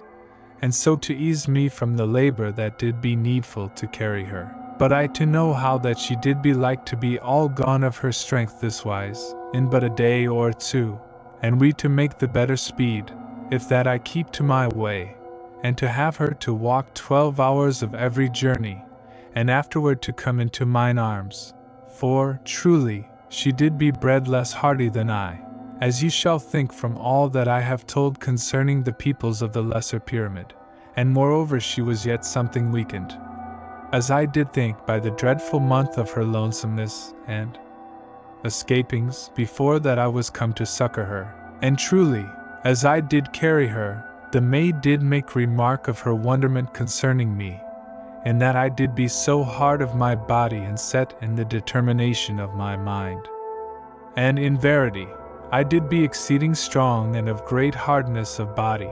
and mayhap my will did be somewhat this way also, else do I think I had never borne to come unto mine own through so much desolation.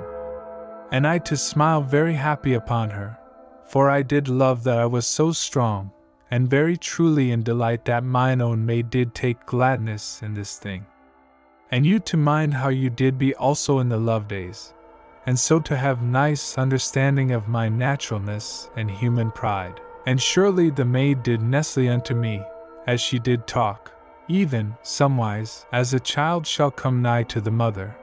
but yet also as a maid doth love to be nigh unto her man, if that she doth truly love. And I to lift her more nigh to my lips, but she to refuse to kiss me, and to be a sweet impertinence that did lie in mine arms. Yet when I did make to lower her again to the way that had her easy to carry, she to slip her pretty face very snug under my chin,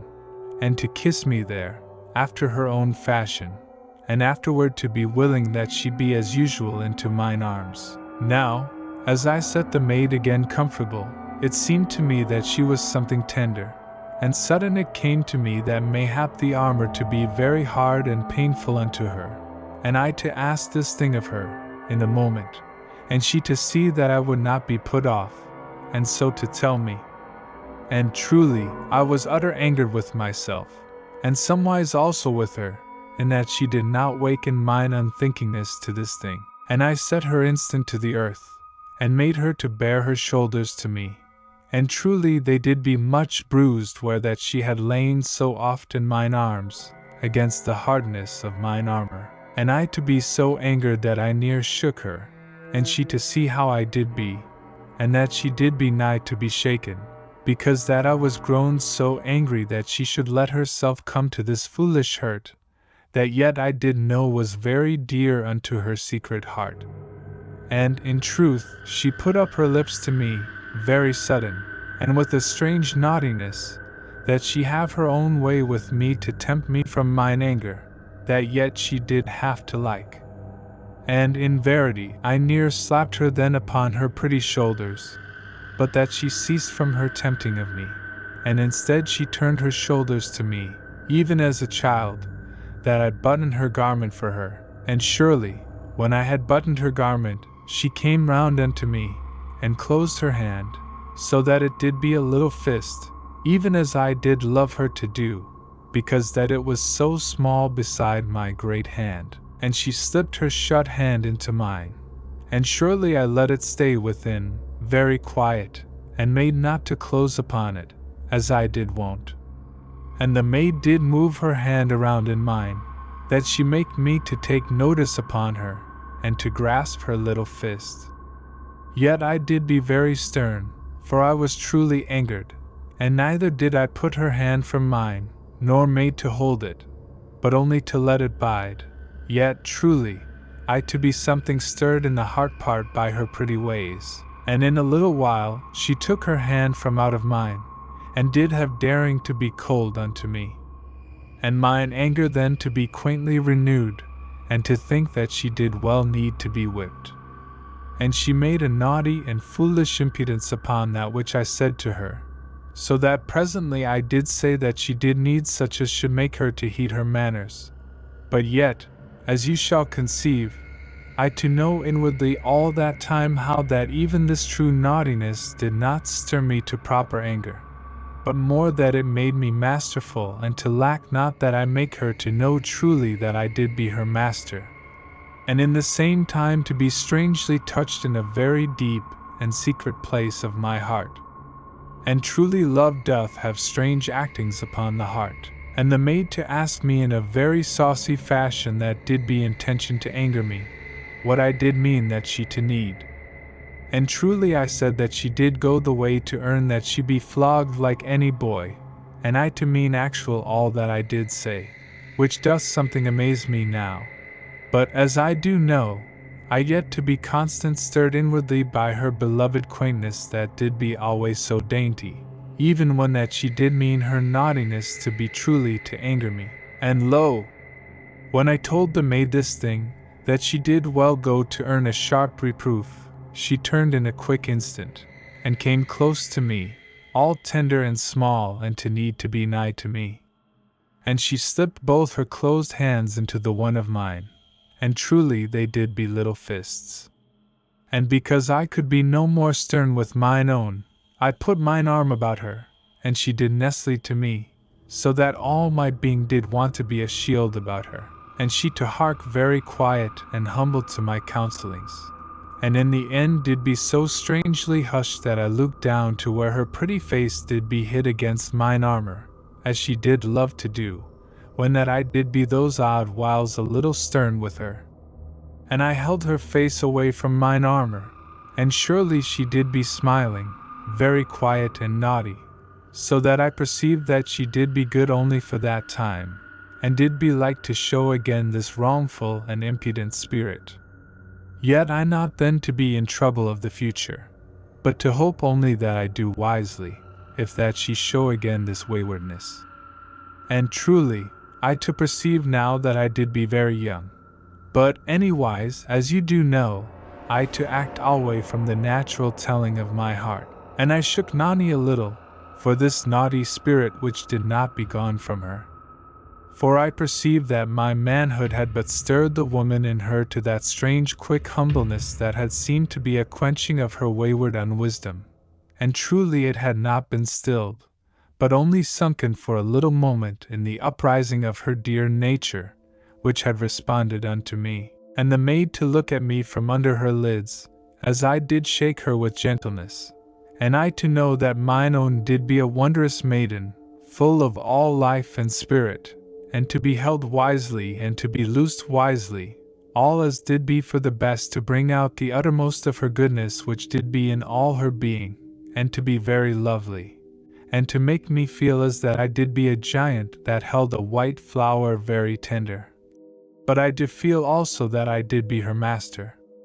And this may hap you to understand, if that you look into your hearts, and by all my telling, you to know that I did be very dainty with mine own maid that did be all of daintiness,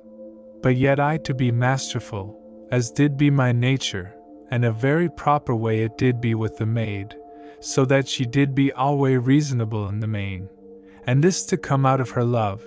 which did have pleasure to know that I did be master unto her, all in the same while that she did fight to show that I did be otherwise. And truly, and in part by this same showing, you shall perceive that her naughtiness to come likewise from her love, and the way that my nature did work upon her. Now I to shake the maid very gentle, as I have said, and with much that did be of play, but in the same wise there to be also somewhat of tender reproof. And surely, that naughty maid to spring very light upon her toes, and had kissed me sudden and dainty upon the mouth, before that I did what? And I to put mine arm about her, and to give her a little hug, and immediately then to matters that did be practical, for I was eager to have come across that stony part of the journey, that did be before us, as you do know, before that we look for a place for our slumber. And this eagerness of haste to be, because of the great bird things which I had seen to go bounding over that waste, when that I was upon mine outward way. And surely, after that I had thought a little moment, I'd bid the maid that she dress in her torn garments, so that these should be over the top of the armor suit, and this wise to make a soft thickness upon the top of the armor suit,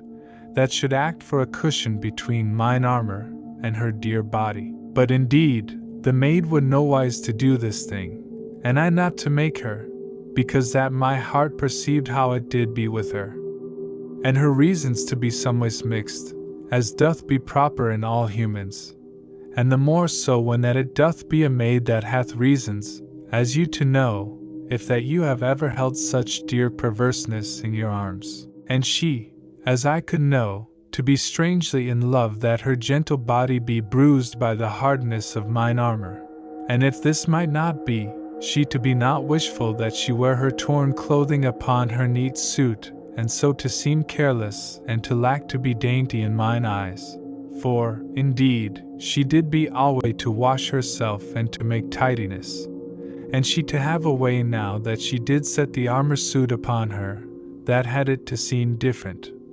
And she to have set a little sprig from the trees upon her breast, and in her girdle, and so to seem the more of a maid. And surely a man doth know and love these things, but not alway to have full knowing how that they be done. And, indeed, you to be likewise with me in this thing. And we all to think we know, but somewise to be just alack when that it doth come to the proof. And, in verity, the maid to find a way that she be eased of the hardness of the armor, and I to have come to the same thing in the same moment. But truly I do think she had been able to think upon it a long while, if that she had been so desired. And truly, this was but that I fold the cloak very thick across mine arms and breast, and to take her then into the little nest that did be prepared. And surely, now that the maid might no more have her secret wish that she lie close against mine armor, she to be helpful, and to have the cloak folded so in a very quick while, and so to be into mine arms again, and we to be once more upon the journey, and she to nestle to me, as that she did hunger to be nigh to me, and she to talk with me, odd whiles, and odd whiles to be silent. And once I to think that she wept a little, and to know that she did be like to think upon her father and her own peoples, but she to have her face turned to me, so that I could but guess upon this thing, and she very soon to be hushed again of this sorrow, and to lie content in mine arms. And once, when that I had carried her for 3 hours, she to ask me that I kiss her, and truly I did kiss her, very gentle and with reverence, because that my heart did understand the holiness that did be in her heart in that moment. And surely as I kissed her, she to kiss me very tender, and I to know that some olden memory did be like to stir in her. And in a moment she to take her lips from mine, where she had let them to nestle very light, and did whisper mine olden love name, and I then to look at her, and her eyes to shine as the olden stars that did shine in the olden summers, and I to be too shaken even that I kiss her. But she to put her arms about my neck, and to look steadfast into mine eyes. And immediately, after that she had looked a while, and I to have ceased from walking, she to put her hands upon each side of my face, within the metal of mine headgear, where the guards did come down at the sides, and she to kiss me very sober upon the lips, but yet to mean utter by that kiss. And I not to return the kiss, for I saw that it did not be her need. Now, in the beginning of the 4th hour, as I did go with the maid, I to see afar off one of the half-bird monsters, that I did see before upon this place where there did be naught save great stones and boulders for a great way that did be many miles. And truly, I to hide very swift with the maid, where 2 great boulders did come together, and surely the bird creature to go past at no great way, and to go with a great bounding, that did be half of flight and half of leaping, as that it did be too weighty in the body to make to fly proper. And indeed, I to have a sudden memory how that there did be a picture in some book that I did read in the mighty pyramid, where it did show such a bird thing as this, and to make remark in the book that these things had been seen no more in the night land for 100,000 of years, or more, and to be extinct, as we do say. But indeed now I do think that they did be come downward to that warm country, a great while gone, and so to have new life and to breathe through a great age, and this way to have set a pattern unto the humans. And in verity it might be that in some age that did be far after that time, the humans to find some way to journey from the pyramid, and to build a new refuge in that deep country, and mayhap the humans this wise to have a new space of life, after that all the night land did be dead and lost in the bitter frost of eternity. But this, indeed, to be no more than an odd thought, for how might any great multitude pass the monsters, and I to ask that you take it for nothing of fact, but only as of my suppositions, and this wise to come back again to happenings. Now, when the bird thing did be gone a long way off, I to go forward again with mine own, and to have a new care, and to look very swift and frequent every way. And truly it did be as that the creatures did inhabit that part of the country, for in an hour after that, I to see a good score. And I to free the discos from my hip, and to have it ready in mine arms beside the maid, and so to journey. And many times I to have to hide with mine own, and to crouch low among the rocks and the boulders, and this way to escape free of all for a great while. Yet, when at the 5th hour did be nigh gone, I heard a noise sudden to my back, as we did go over a clear space.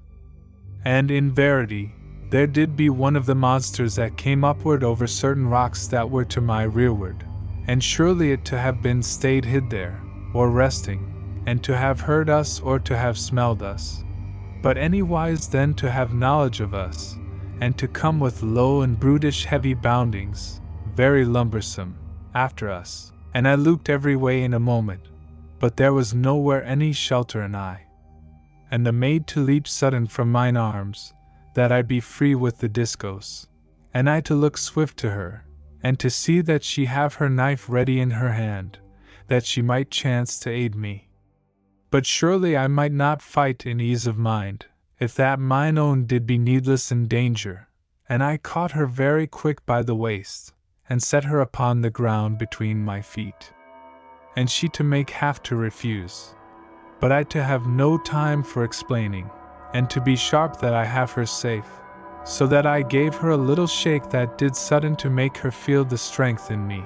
and she then to be instant quiet in my hands, and to let me that I set her upon her face, and to cast the thick cloak above her, and in a moment to be stood over her, and to set down the visor of mine headgear, lest that the bird monster strike me in the face. And surely, the bird thing did be scarce 100 good paces off, and to make 2 lumbering and monstrous bounds, and to come at me. Yet truly it made sudden a pause, because that the discos did roar and send out fire, as I made it to spin. But in an instant the great thing to come in at me upon the left side, and to strike me very hard with the bill, that did be so long as mine arm, and had surely gone through my body, if that I had been naked. And the bill of the monster rang upon mine armor, and it smote me twice this wise, so that I staggered very sick and shaken. But in a moment, as it made to draw off, that it should come the more hard upon me, I swung the discos very sure and quick, and I smote the bird thing above the place where the great seeming leathern wing did join upon the right side, as it should be the shoulder of the bird monster. And in verity, the monster gave out a mighty squawking, and went backward this way and that, and beat all about upon the stones, and did strike with the great bill at the place where it did be hurt. And I heeded that I ended swiftly, and I ran in upon it, and the creature to strike at me with the great bill, very savage. But I jumped speedy to this side, and again to that, and so in a moment to have chance to come in surely. And truly I split the skull of the bird thing, so that it died very quick and was gone from pain, and the bird creature lay all spread upon the stones and the rock of that place. And surely it did be as that it were leathern, and made somewise as a bat doth be of this age, in that it did have no feathers. And truly it looked mighty, where it did be spread, and indeed the body to be full so big as the body of a young horse, and the bill to be very deadly and sharp and cumbrous, as you to have guessed. And I to be all and utter thankful that it did be there, dead, in the stead of mine own body, and the thing yet to twitch and stir a little, as the life did go from it. And surely I was back then very speedy to the maid, and she to be kneeled upward to watch me. And I took her into mine arms, and looked well about, and made then forward again. And about the middle part of the 6th hour of crossing that rocky land, I saw that we did draw near unto the shallow river, that you shall mind I came over, after that I had done with the olden flying ship. And in all that time, since the bird monster to come after us, I had seen but 2 more, and they a great way off, so that I guessed that I was come beyond that part where they did go very frequent. And I to wade over the river, and to carry mine own upon one arm, the while that I did sound my way with the staff of the discos. And truly I came across very easy, save that I did have to go around somewhat, where that the river did seem to have a deep place. And when that we had crossed the river, it did be full 21 hours since that we slumbered, as you shall know, if that you but count a little. For you do mind that we spent a certain time within the tree, as I have told, and this not to have been proper counted into the time of our journeying, and surely, the maid to have been very quiet, since that I did show my strength a little to her, when that I made her to lie, that she be safe from the bill of the bird monster. But she not to be anywise in anger upon me, but only, as I do think, that the woman in her did be something fresh waked unto me, and she to be very content that she be quiet in mine arms. Now the place that we were come to was much spread with boulders, but yet to have the beginnings again of the forests, as you to remember, for I to have made some small remark of the land in this part, upon mine outward way. And we looked about for a fire hole, that I should dry my lower garments, and truly, we had not passed many in a great while. But we to be in fortune, that we came soon upon a little fire hill that did be no more than so high as a man, and to have the rock all hot about, so that this did be a good place to our purpose. And I kissed the maid, and set her down out of mine arms. And when that I had looked well about, and seen that there did be naught to our sight to give us to fear, the maid to help me with mine armor, and afterward with my garments, and to ease me all ways that she could think of with helpfulness. And she set the garments of my lower parts to dry, and whilst that they did be drying, she to make ready the water and the tablets, and to have me to sit beside her, in my body vest and gear, and we to eat and drink very comfortable in the warm hollow that was something anigh to the small fire hill. Now truly, I did be very hungry that time, and indeed to be always so, for the tablets did be very unfilling to the belly, as you do well know from my tellings. And when that I did be finished, I saw that the maid looked at me somewise odd ways, and sudden she to come into laughter, and asked me whether that I did be very empty, and in the same moment there to be a wondrous dear look within her eyes, so that I perceived that there went a mother note under her impudence, and she to yearn, as I could know, that she have some way to feed me, but truly there did be no way, for we thought not to make to slay aught for our purpose, and we did be feared that we eat any root or plant, lest that we be ill. And this to seem strange to my spirit of this our age, but to be natural unto that, so that I do think I did be so long bred from the primal obtaining of food, that I did be all lost to that which should seem natural unto the peoples of this early age of the world, though we truly to think that the world doth even now be old, and this to have seemed a true thing unto every age that ever did live. Now, beside that we did lack somewise to think serious that we slay something to eat, and that the tablets did actually suffice to our strength, I to believe that there did be some other reason that I do forget, and mayhap never to have thought plain upon, but which to be set within me as an instinct, as we do say, and this to mean, if that I tried to set it in other words, that the tablets did keep the body and the spirit in such condition that the forces of evil did have the less power to act upon us. Yet have I no remembering that I was taught in the preparation that I eat naught save the tablets, and this mayhap never to have been set upon me, but to have been as a thing that doth never need to have been told, even as you shall not tell a grown man in this age that he shall refrain from dung, and eat only wholesome matter. And truly, I to hope that I have made this thing somewise clear unto you, for, indeed, it doth be something hard to set out, for every age hath the subtleties peculiar to that age, and these to be hard to the understanding of other ages, but yet to seem plain and utter natural, even without thought, unto the peoples of the age. And surely all this to be plain to you, and to be over plain, for, in verity, I tell to you, and overtell, until that I should be weary, and mayhap you to be the more so. And indeed I not to blame you, but only to hope that your understanding, which doth mean also in general your hearts, doth be with me all along my way. And indeed this my tale to be not easy told, and in verity, I to be back now unto the maid a laugh upon me, and in the same moment deeply loving and a lack that she could not feed me, and I to laugh with her, and to have understanding with her, as you to know, and indeed, I to have an heart that doth be made someways natural unto understanding, so that even though I be dead when you read this, my tale, you to feel that we be friends, and to know that could I meet with you in pitiful trouble, I to have understanding and love to you if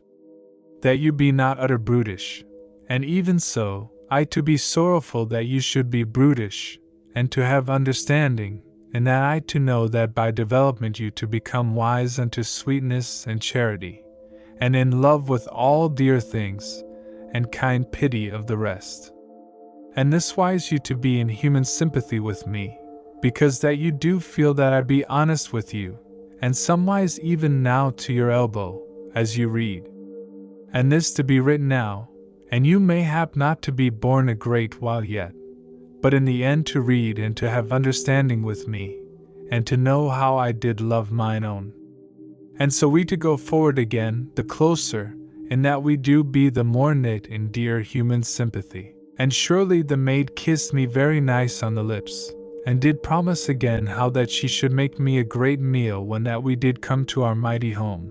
And indeed, as she to say, she to join with me, and we both to be naughty gluttons for that once. And surely I laughed gently at the maid, because that she should be so dainty a glutton. But for my part, I to feel that I could eat and horse, as we do say in this age, and by that we had eat and drunk and talked a while, and looked oft about, so that we know that no brutish thing came near, to our hurt, the maid to tell me that my garments did be dry, and she then to give me aid that I dress very quick, and afterward she to help me with mine armor, the which she did wipe after that we had eat and drunk, and she to have had joy that she do this thing, and all things for me, and to have used a part of her torn garments to this end. And so, truly, I to be clothed and armed very speedy, and to feel eased and the more sure in my mind, for in verity, I was alway in unease, when that I did not be ready that I be able to meet any horrid brute that should be like to come upon us. Now, when that I did be into mine armor again, the maid to set the scrip and the pouch upon me, and all the while I scarce to be loosed of the discourse, as ever. And we then to our way, which did be that we find a place proper to our slumber, and when that we did be gone always, and no cave proper to our sight, we found a great tree, that did be set off alone, and had a plenty of branches, but none that did be near to the bottom part. And surely I gave the maid a lift, and held her up so far as mine arms did go, so that she might stand upon the palms of my hands, and be steady against the trunk of the tree, and she this wise to have a hold upon a branch, and so to go upward. And truly, when that she was safe, I loosed one of the straps from the pouch and the scrip, and I cast this up to the maid, and she set it strong about the branch. And when I had caught the downward end, I went upward very easy, and afterward took loose the strap. And this way we did be something safe, as you shall see. And we climbed upward then, and so came to a part of the tree where the branches did be very thick together. And we made here a place for our slumber, and the maid set the cloak over the branches that did be so close, and afterward we laid down.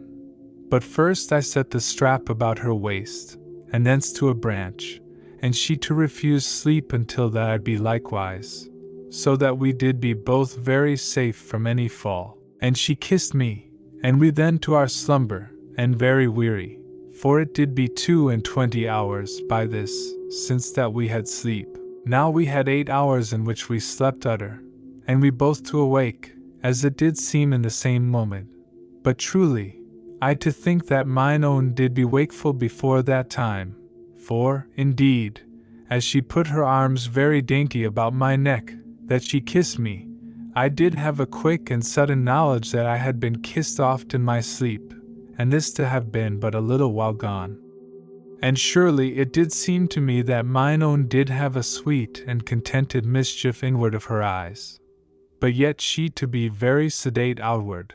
and to kiss me loving and dear, and then we to our breakfast, upon the cloak, and afterward, I climbed to the topmost branches of the tree, and looked well over the country all about,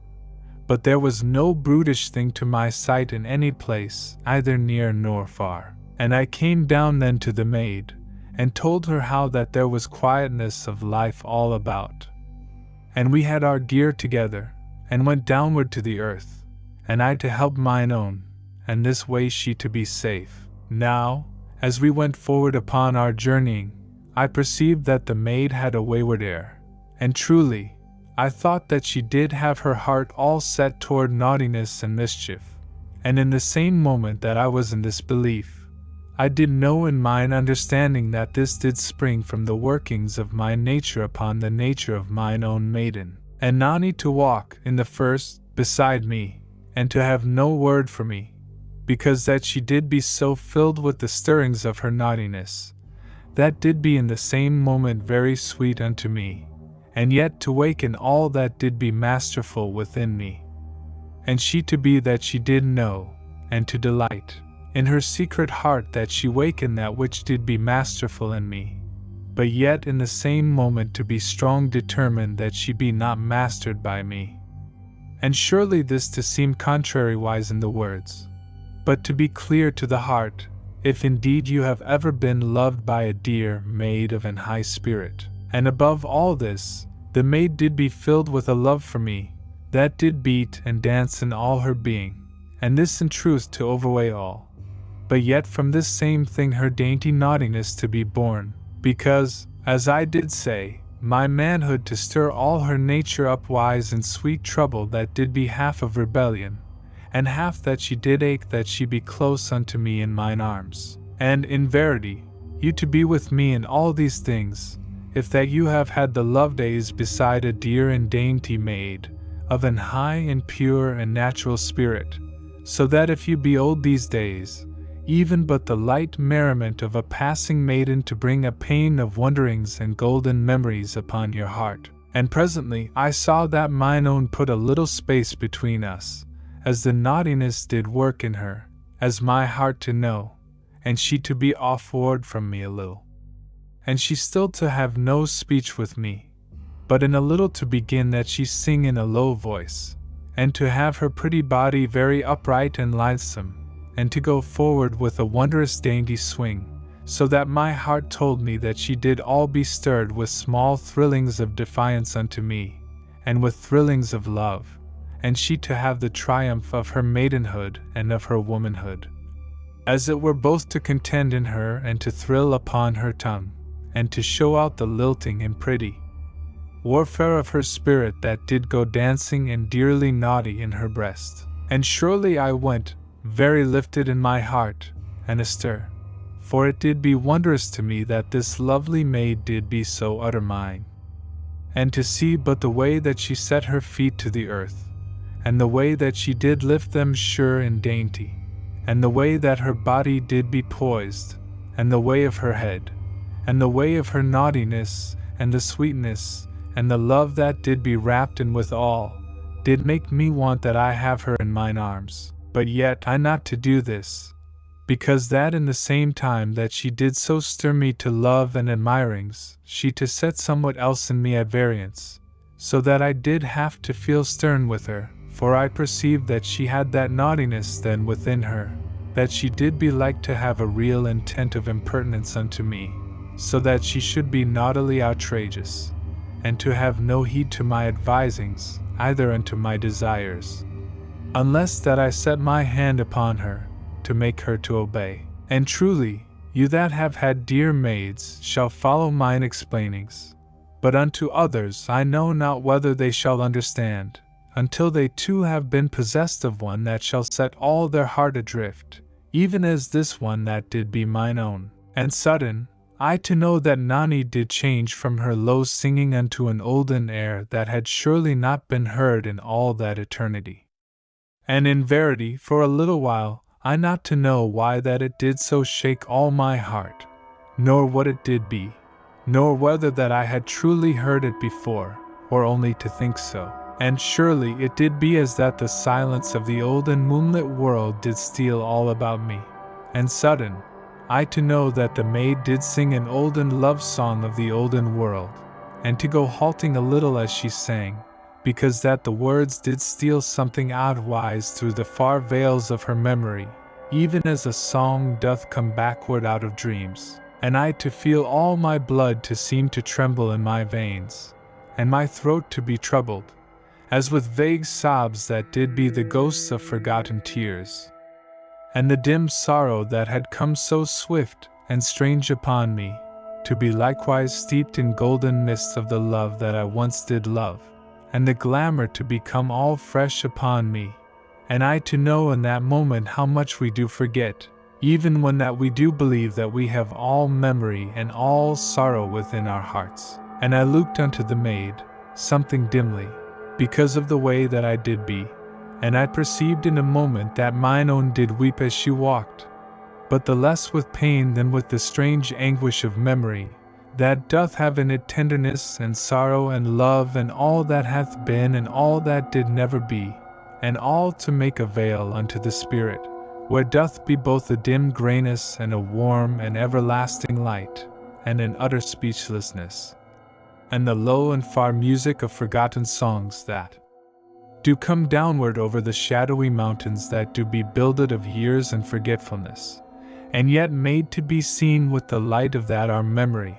which doth cast so many hushed shadows. And surely, as I did say, the maid did weep as she went, but not to be cast down, but rather that she held her head upwise, as that she did walk in a glory.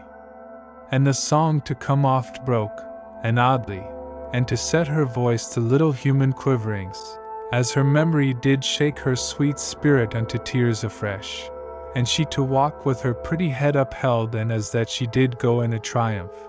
and the tears to come down strangely upon her face, and all her soul to be there, pure and wondrous, and in the same time both troubled and glad, and this thing to be very dear and amazing, and she to be as that she not to know then that she sang,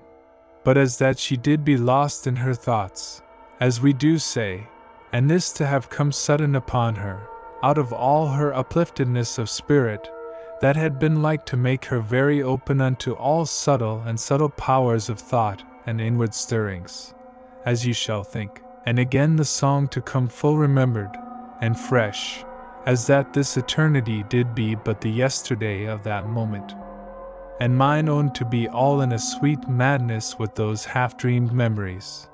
and the wonder and pain of all that no man hath ever said, and that shall be never said, and of the utter lost years, and all that hath been lost, and all forgotten greatness and splendor, and the dreadfulness of parting,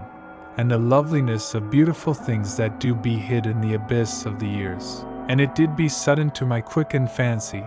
that there did be low echoes all about us, of the voices of dear beautiful ones that have died. For so did memory set a strange and lovely mystery about my spirit in that moment, that I did be all shaken so much as mine own. And I to be as that I drew my breath anigh to tears, and did be there with Nani amid the quiet spareness of the trees and the rock of that part of the land,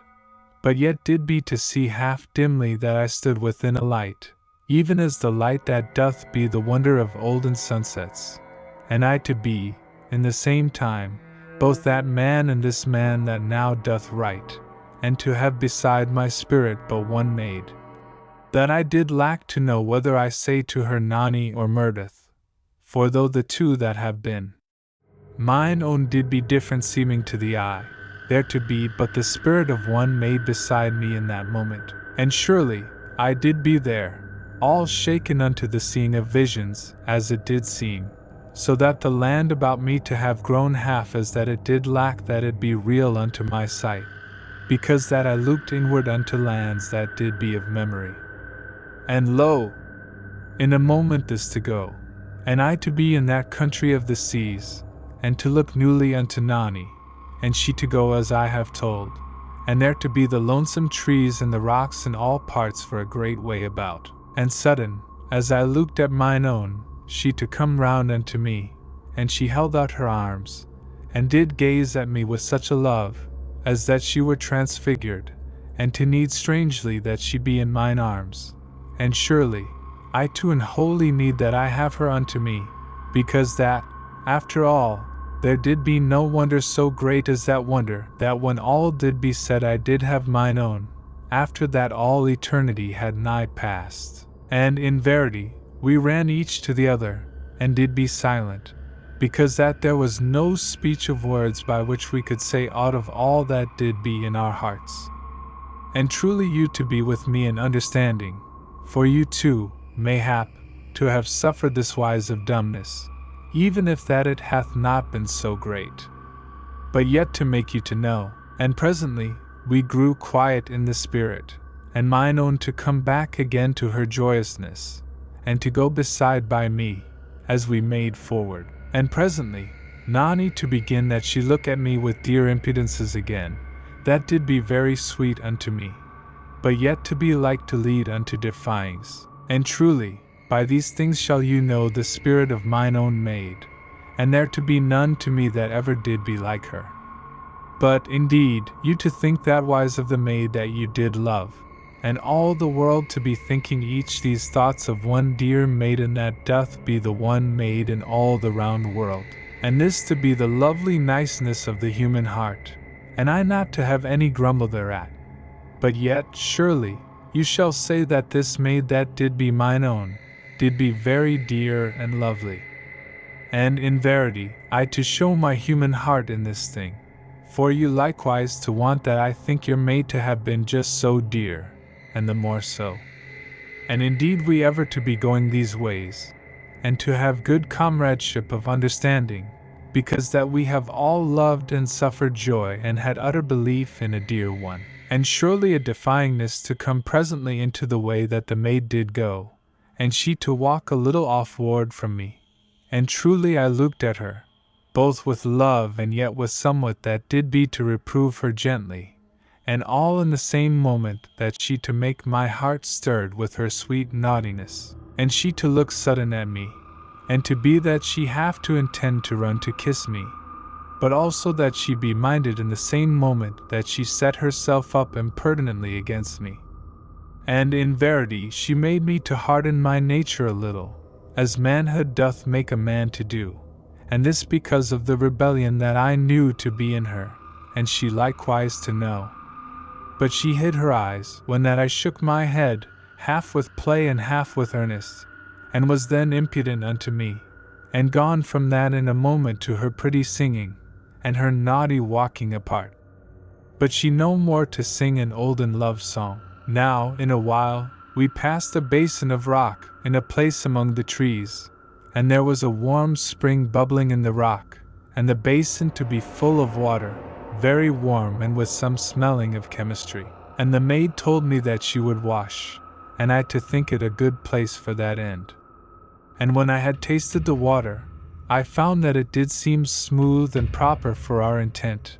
as that there did be a verity of an alkali in it. And truly we washed, and after that I was done, the maid bid me that I turn my back, and I to do this, and she to mock me very naughty whilst that I could not see her, and to seem very quiet.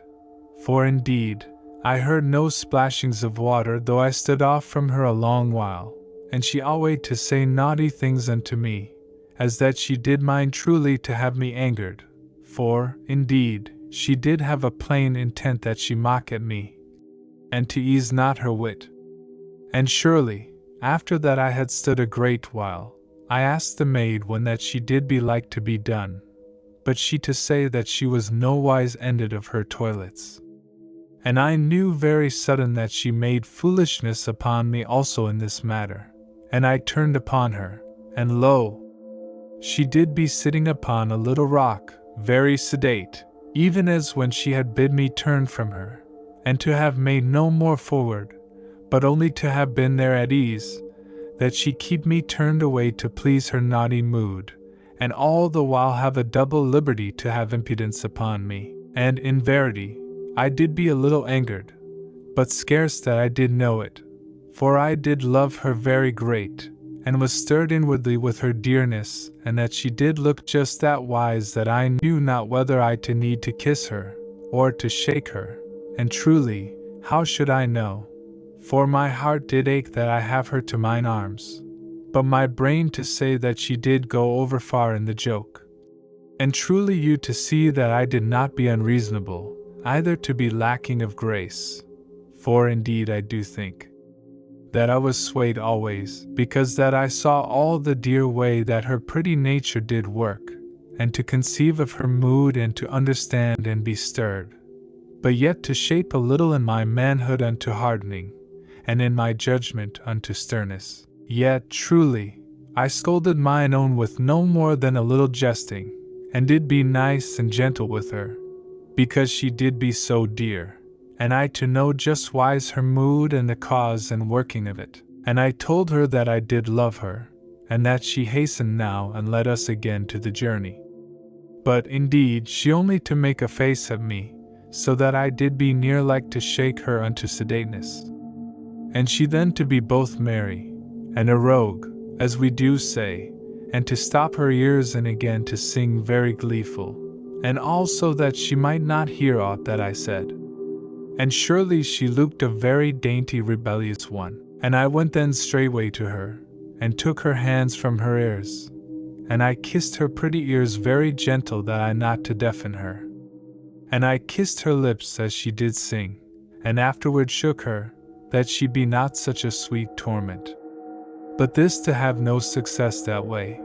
for she only to put out her toes to be kissed, for her footgear was off from her feet. And indeed I laughed, even as I made to frown, and truly I kissed her pretty toes, and tried then to coax her to go forward something speedy with her hair, and to be ready to the journey. But she only to sing, and to refuse to be sedate. And in verity, in the end, I caught her up in mine arms, and had her bundle in my hand, and so went off with her very sudden, with her hair all loose upon me in a lovely and soft shining, and her feet bare as they did be. And this action I made, because that I was grown truly a little stern with mine own, for, indeed, she did have to need that she be whipped unto properness, as ye shall think, that have seen how she did be this wise only because that her nature did be stirred strangely, and her womanhood and her maidenhood to be all unto war, and in part to make a rebellion against me that she did no glad to be her true master, but yet she to be thus, even though she did be so glad, and this to act so that she did be in the same moment both sweet and wise, and yet to show a dainty foolishness and a true naughtiness that did make me to feel somewhat of a real anger, but yet did have me to know that all my being did be stirred by her,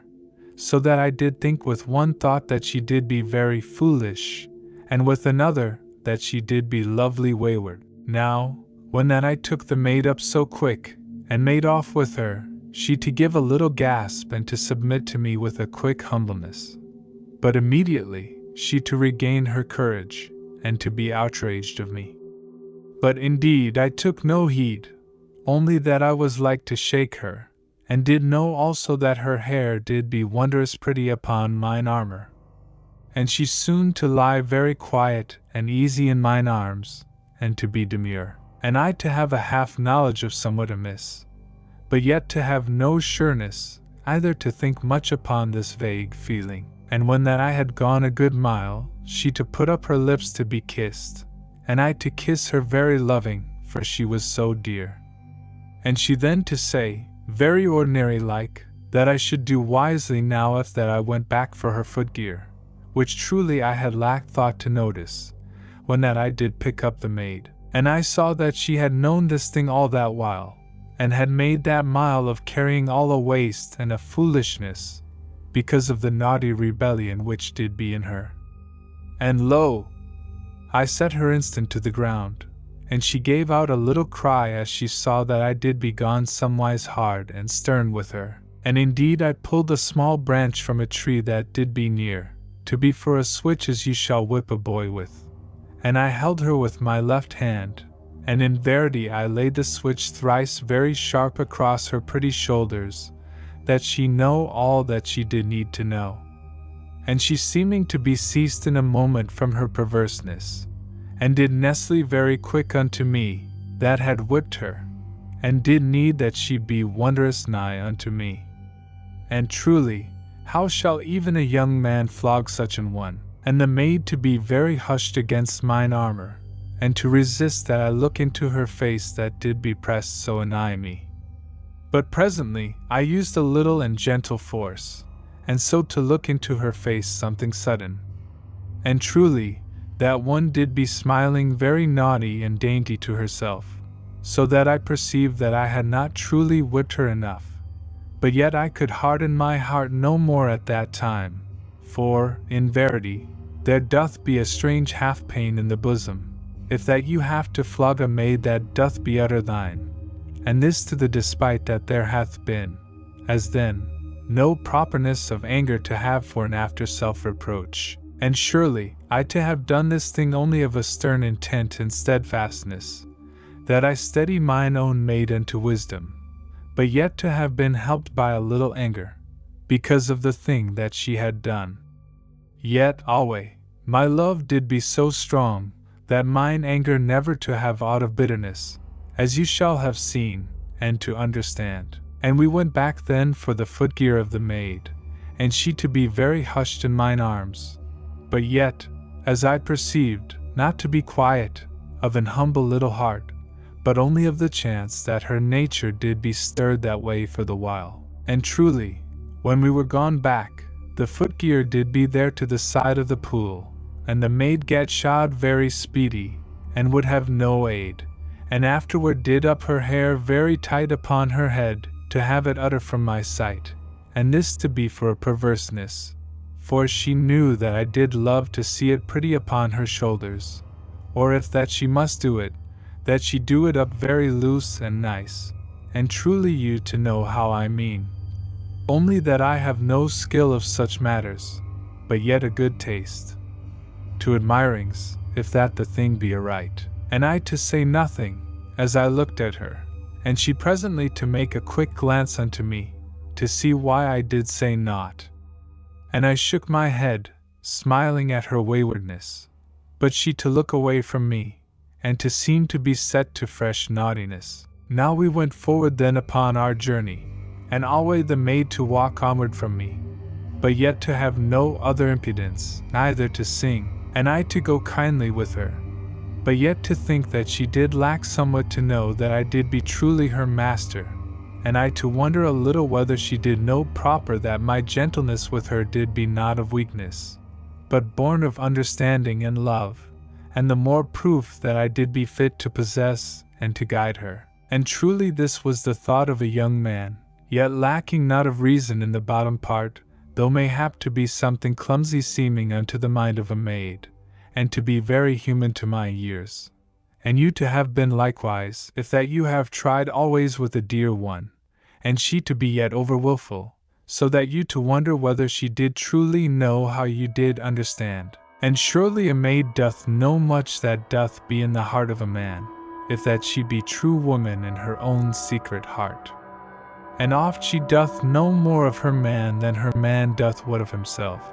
and to go her own diverse ways that she search out and bring forth and waken all that is the inward being of the man that she doth love. Yet when that she have stirred you in the deeps that you scarce to know, she to be all fearful, and in the same moment to have no fear,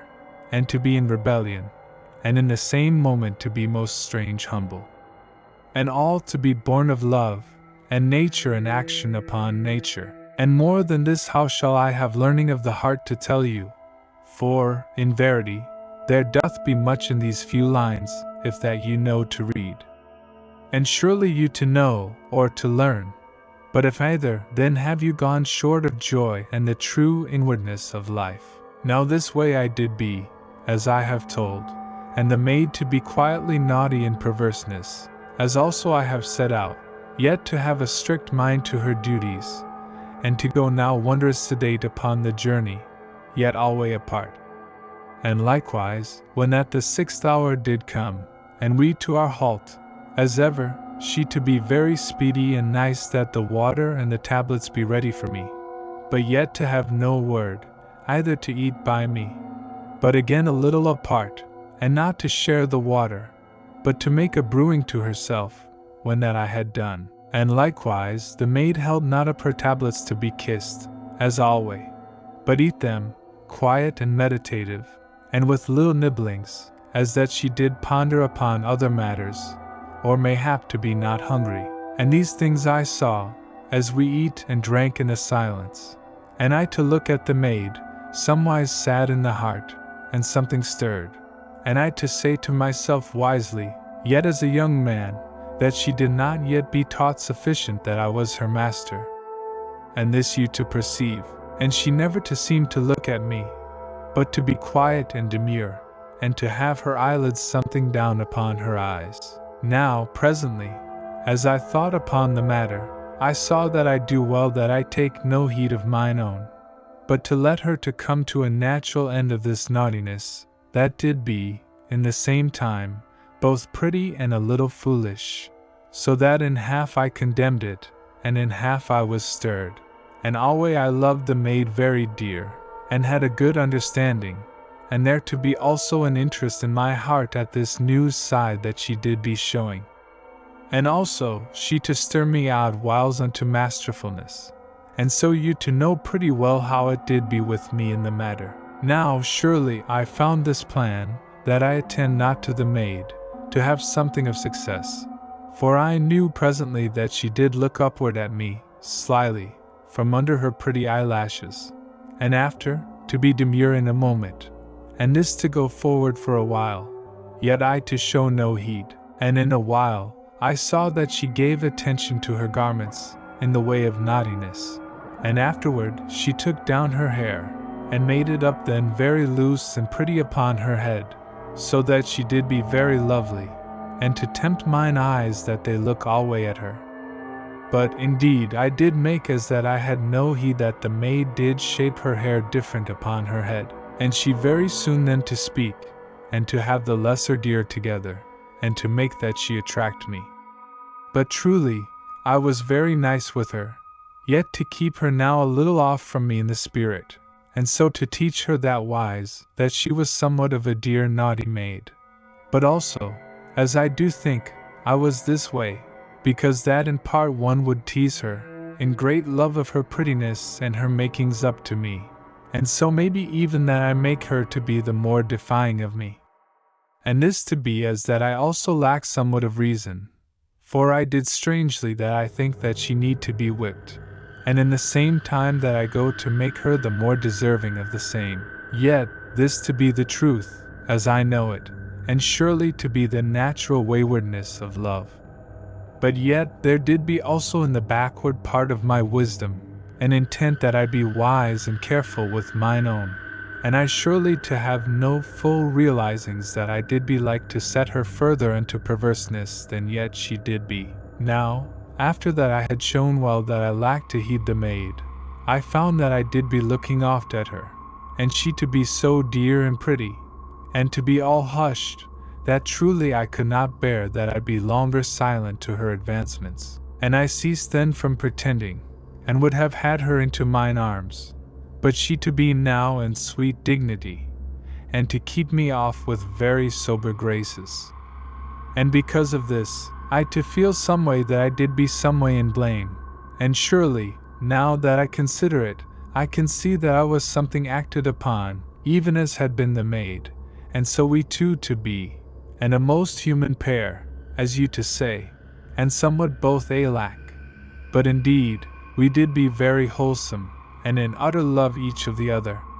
and mayhap both then to perceive something of the sweet foolishness within us that did be as yeast a work in us. For I thought that Nani did smile a little to herself. But surely, this clear seeing, to be but for an odd time, and afterward we each again to earnestness in our way with the other. But alway, even when we did make to show indifference, we to be something troubled inwardly with sweet flashings of our bewildered natures. Now, though I have shown you that I to know that I did be not utter free of this most strange and natural foolishness, yet you to perceive that I tell this only that I have utter truth of all things that did happen, for, in verity, because that I was something subtly touched this way at whiles, yet was this no full excusing of the maid, though, in the same moment, you to perceive that there did be only the half of me to think that she did need to be excused, for, in truth, mine understanding went alway, in the main, with the workings of her nature, and had a natural sympathy with her dear whimsies. But also, as you to know, I to be stirred constant in my manhood by her naughty defyings, and to be troubled in my natural sense, when that her whimsies made her to act that she be likely to come unto aught of harm. And surely now you to see all the way of my heart, and to have understanding in things that do follow. And alway you shall mind that I did love her utter, and to crave alway that I be a shield unto her, though truly, there doth be, mayhap, somewhat in me that doth act to make me a little stern seeming in my love, but yet not oft so, as you do know, that have gone with me in all my tellings. Now we went then upon our journey, and the maid to be somewhat before me, and offward to the side, upon my right, and to have no speech with me, but to make a good pace, and to be very dear and graceful as she went. And now we did pass this thing of strangeness, and now that, and these I did point out to her, and made some telling concerning the same, having the memory of mine outward way, and how that I did see these things then, when that I was all in suffering of so lonesome a doubt, and she to hark alway very intent, and to move her head nice and intelligent, to show that she heard me, and once I saw that she looked sudden at me with a dear light in her eyes. But this to be done in a moment, and she to be again silent seeming and in her new perversity of dignity. And surely she did seem so utter sweet in this new way of naughtiness. But yet I did think, odd whiles, that I should like to shake her unto dear humbleness and her usual way. And in the 12th hour, we made halt again, and had our food and our drink, and the maid to serve me very clever and quiet, as that I did be her lord, and she an hushed slave. And I saw that she made a constant and naughty mock upon me. And truly, as I did half think she to need that she be in care that I not treat her sternly, as shall a slave master, and to give her that which she did ask for so mute and impudent. But always she did stir me mightily to have her to mine arms, and to love her very dear. And presently, we did be again to our way, and to be yet silent, so that I scarce knew whether to have patience with mine own, or whether that I take her and speak seriously with her to cease this play, which did begin a little to dispirit me somewhat strangely. And in the end I went over to her, as we did walk, and I put mine arm about her, and she to yield to me without word, and to hark very quiet to my speech of reasoning and gentle sayings, and to hide whether she did be stirred inwardly, or not, though, indeed, my spirit to know that her spirit did never be afar off from mine in all deep matters, but only this thing to be to the top,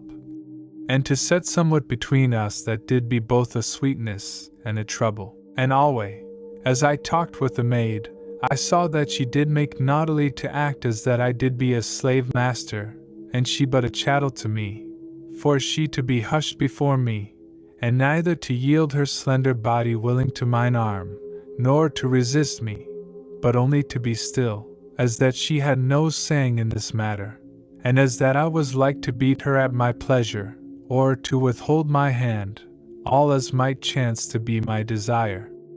And this I perceived was the shaping of her actions, so that all her dumbness and her quiet obedience did be but a way to say this thing to me, and all to have come from her love of me, and that she did be shaken in her nature by my manhood, and so to be but a new form of her naughtiness, that did have this change when that I whipped her. And all this you to perceive, that have gone with me. And I saw that she would not cease from this perverseness, but made a dumb and naughty and hidden mock upon me, very dainty and constant, and scarce to be truly perceived, save by the inward sense.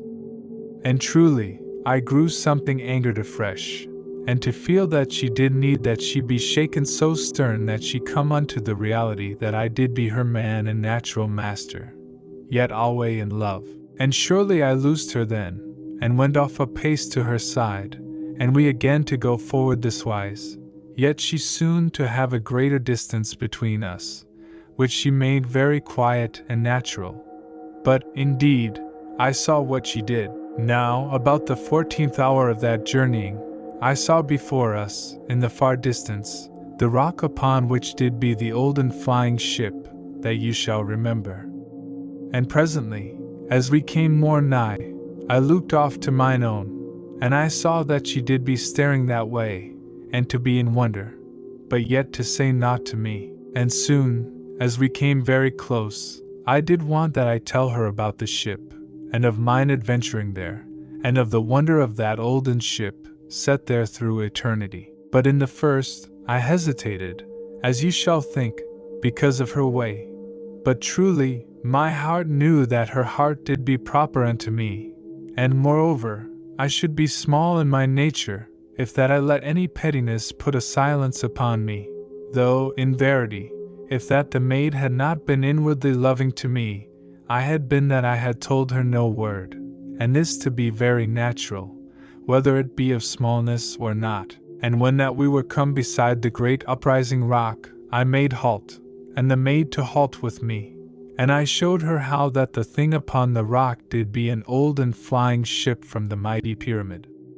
And in the first she asked no questions, but did be quiet, and but to show with little noddings that she did be greatly interested. And I to show to her how that this olden ship did be there may happen 100,000 years, and to have been there, as it did seem to us, that were of that age since the beginnings of the world, though, in verity, our two spirits did know that the beginnings of that age did be truly the ending of this, as you also to know. And much I told mine own, and afterward concerning the two humped men that did come after me, and she always to be silent, until that I spoke of the fight, but then to come round upon me very swift, and with a dear light in her eyes, and had asked, before she did what, whether they did hurt me. And surely, this to have been the first thing of her olden sweet naturalness that she did say for a great while, and I to be so in delight, that I had her into mine arms, and kissed her very loving, all in a moment, and she to submit with a nice gladness, and to nestle unto me, and all unwitting that she did be gone from her waywardness. Yet, in verity, she did be a naughty maid, for she minded in an instant that she did forget her pose unto me. And lo, her lips did be no more to search unto mine, but to be as that they did be kissed only of my will, and she to have no more live nestling unto me, but only to be quiet in mine arms. And I looked into her face, and her lids to be down somewhat over her pretty eyes, and she did look very hushed and demure, so that truly, I knew not whether to shake her or again to kiss her. But in the end I loosed her, and made then that we go forward. Yet, indeed, she did rather stay a while, to hark further concerning the olden ship and of mine adventurings. But she did then to mind that she obey as a slave shall obey, and truly, I did punish her, in that I told her no more, but went forward at a good pace, and had some natural wonder how that I deal with such a maid, if that I spare to shake her. And surely, I thought then again that I leave her be, and so to have her presently again to her old and natural way. Now, in a while, I lifted the maid into mine arms, that I carry her, as ever, through the last part of each journey, and so to have her never overtired for the morrow. And she for a moment to resist, but instantly to give unto me, and to lie quiet in mine arms, as that she had no saying in aught that did be done, but must always obey. And indeed you to see how dearly perverse she did be. And I went on then through 4 hours from that time, and looked oft upon every side, and walked quietly. For truly we were come now into a part of the country where I did feel that there might be near some of the humped men, but I saw nowhere anything to put me in dread, and alway as we journeyed, there did seem a great stillness in all the country near about, and afar off the low mutter of the great fire hills, in this place and that, and a drowse as of life and warmth about us, and everywhere the air very rich and plentiful. And presently, when that we did be come down from that high place where did be set the rock and the olden ship, we came in among the trees that came very nigh to the shore for a great way, and oft as we did go, there were clumpings of small fire hills that did cast fire and noise, and oft the roaring of monstrous springs a boil, and then again the smell of the woods about us, and oft still in odd places the lone near sound of a little fire hill that did burn, lonesome, in some clear space of the woods, in this place and that, and afterward we to be gone onward again into the dull low mutter that did be in all the air of that country, and that did but make a seeming of silence, because that it did be so far and constant. Now, about the 18th hour I to note that the noise of the great fire hills grew more loud, and I saw presently over the trees, afar upward in the great night and gloom that did lie above, those two mighty fire hills that I did feel to make the earth tremble, in that part, upon mine outward way. And surely I have told something of this before, and you to remember, if that you but think a little moment. Now, it may appear strange that I speak this wise of seeing the two hills of fire, as that I had perceived them sudden. But indeed, I had been long able to see them both, yet to have had no attention to them, because that they did be a great way off, and because they did be but two hills of fire, in a country that did be plentiful with such. And truly, I not to have said aught about them, only that our path did take us now by their feet, and I to see them, as it were, newly, and to have nice ease of heart to perceive how that they did be a wonder unto the spirit and the brain for all time. For it did be as that the earth had a constant shaking within miles of them, and that a monstrous force of nature did be in that place. But yet there to be no desolation around, as you should think, but in all parts a wondrous growing of trees and great plants in abundance, and the trees to grow upward upon the shoulders of the mountain, and there to be no falling of hot rocks and ash, as you to think, but all very sweet and wholesome, as that the mighty valley made a chimney to the mountain, and mayhap to others, so that their waste, if that they had such, did go free. But indeed, you shall take no heed of this explaining, save as an odd thinking that hath come to me, and to be without foundation. And there to be no surety of the reason to this, only that there did be no falling of ash in that part, as I do know. Yet in other parts of that country the fire hills did make new mountains of the matter that did come from them, but this not to be always so, and there to seem to my knowledge no cause to order why this did not be constant, save that my guessings to be right, or not to be blown from some. But indeed I to be sure only of that which did be plain to mine eyes. And mayhap there to be no mystery in the thing, but a score of natural explainings, if that I did know, or had patience to think long enough upon such. Now when at the 18th hour did be proper come, we to be anigh to the great hills, and there to seem nowise any danger of falling fire, so that I sought about for a place for our slumber. And I found a cave in the side of a big rock, and the cave was dry and comfortable, and had the mouth about a score feet above the earth. And when that I had climbed and looked well into the cave, I gave the maiden help, and had her safe into that place. And she then to prepare the tablets and the water, the while that I brought up a boulder from below, to set very light balanced in the mouth of the cave. And this I meant for a signal to fall, if that any creature should climb upward into the cave, while that we did sleep. And surely you to know this plan, for I did it before, as you to have learned. And the maid sat near to me, and eat her tablets very quiet and with a demure naughtiness, but yet to be also in wonder, and to gaze outward at the great fire hills, and to be in awe, as I did know. And I'd put my half-anger and my play from me, and told her of mine outward journeying, and how I did go by these same mighty fire hills,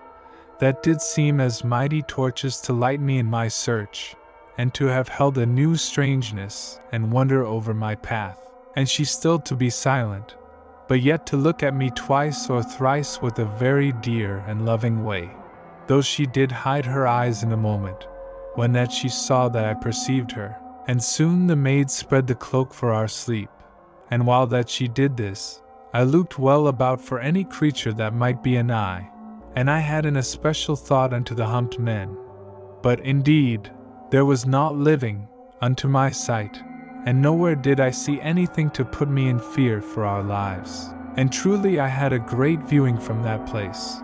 for we did be in an upward rock that stood in a high part, and the cave to be 20 good feet aloft, as I have told, so that all made to set us in a lofty place, and the cave to look toward the 2 mountains that did rise upward no more than 12 good miles off from us, as I do think,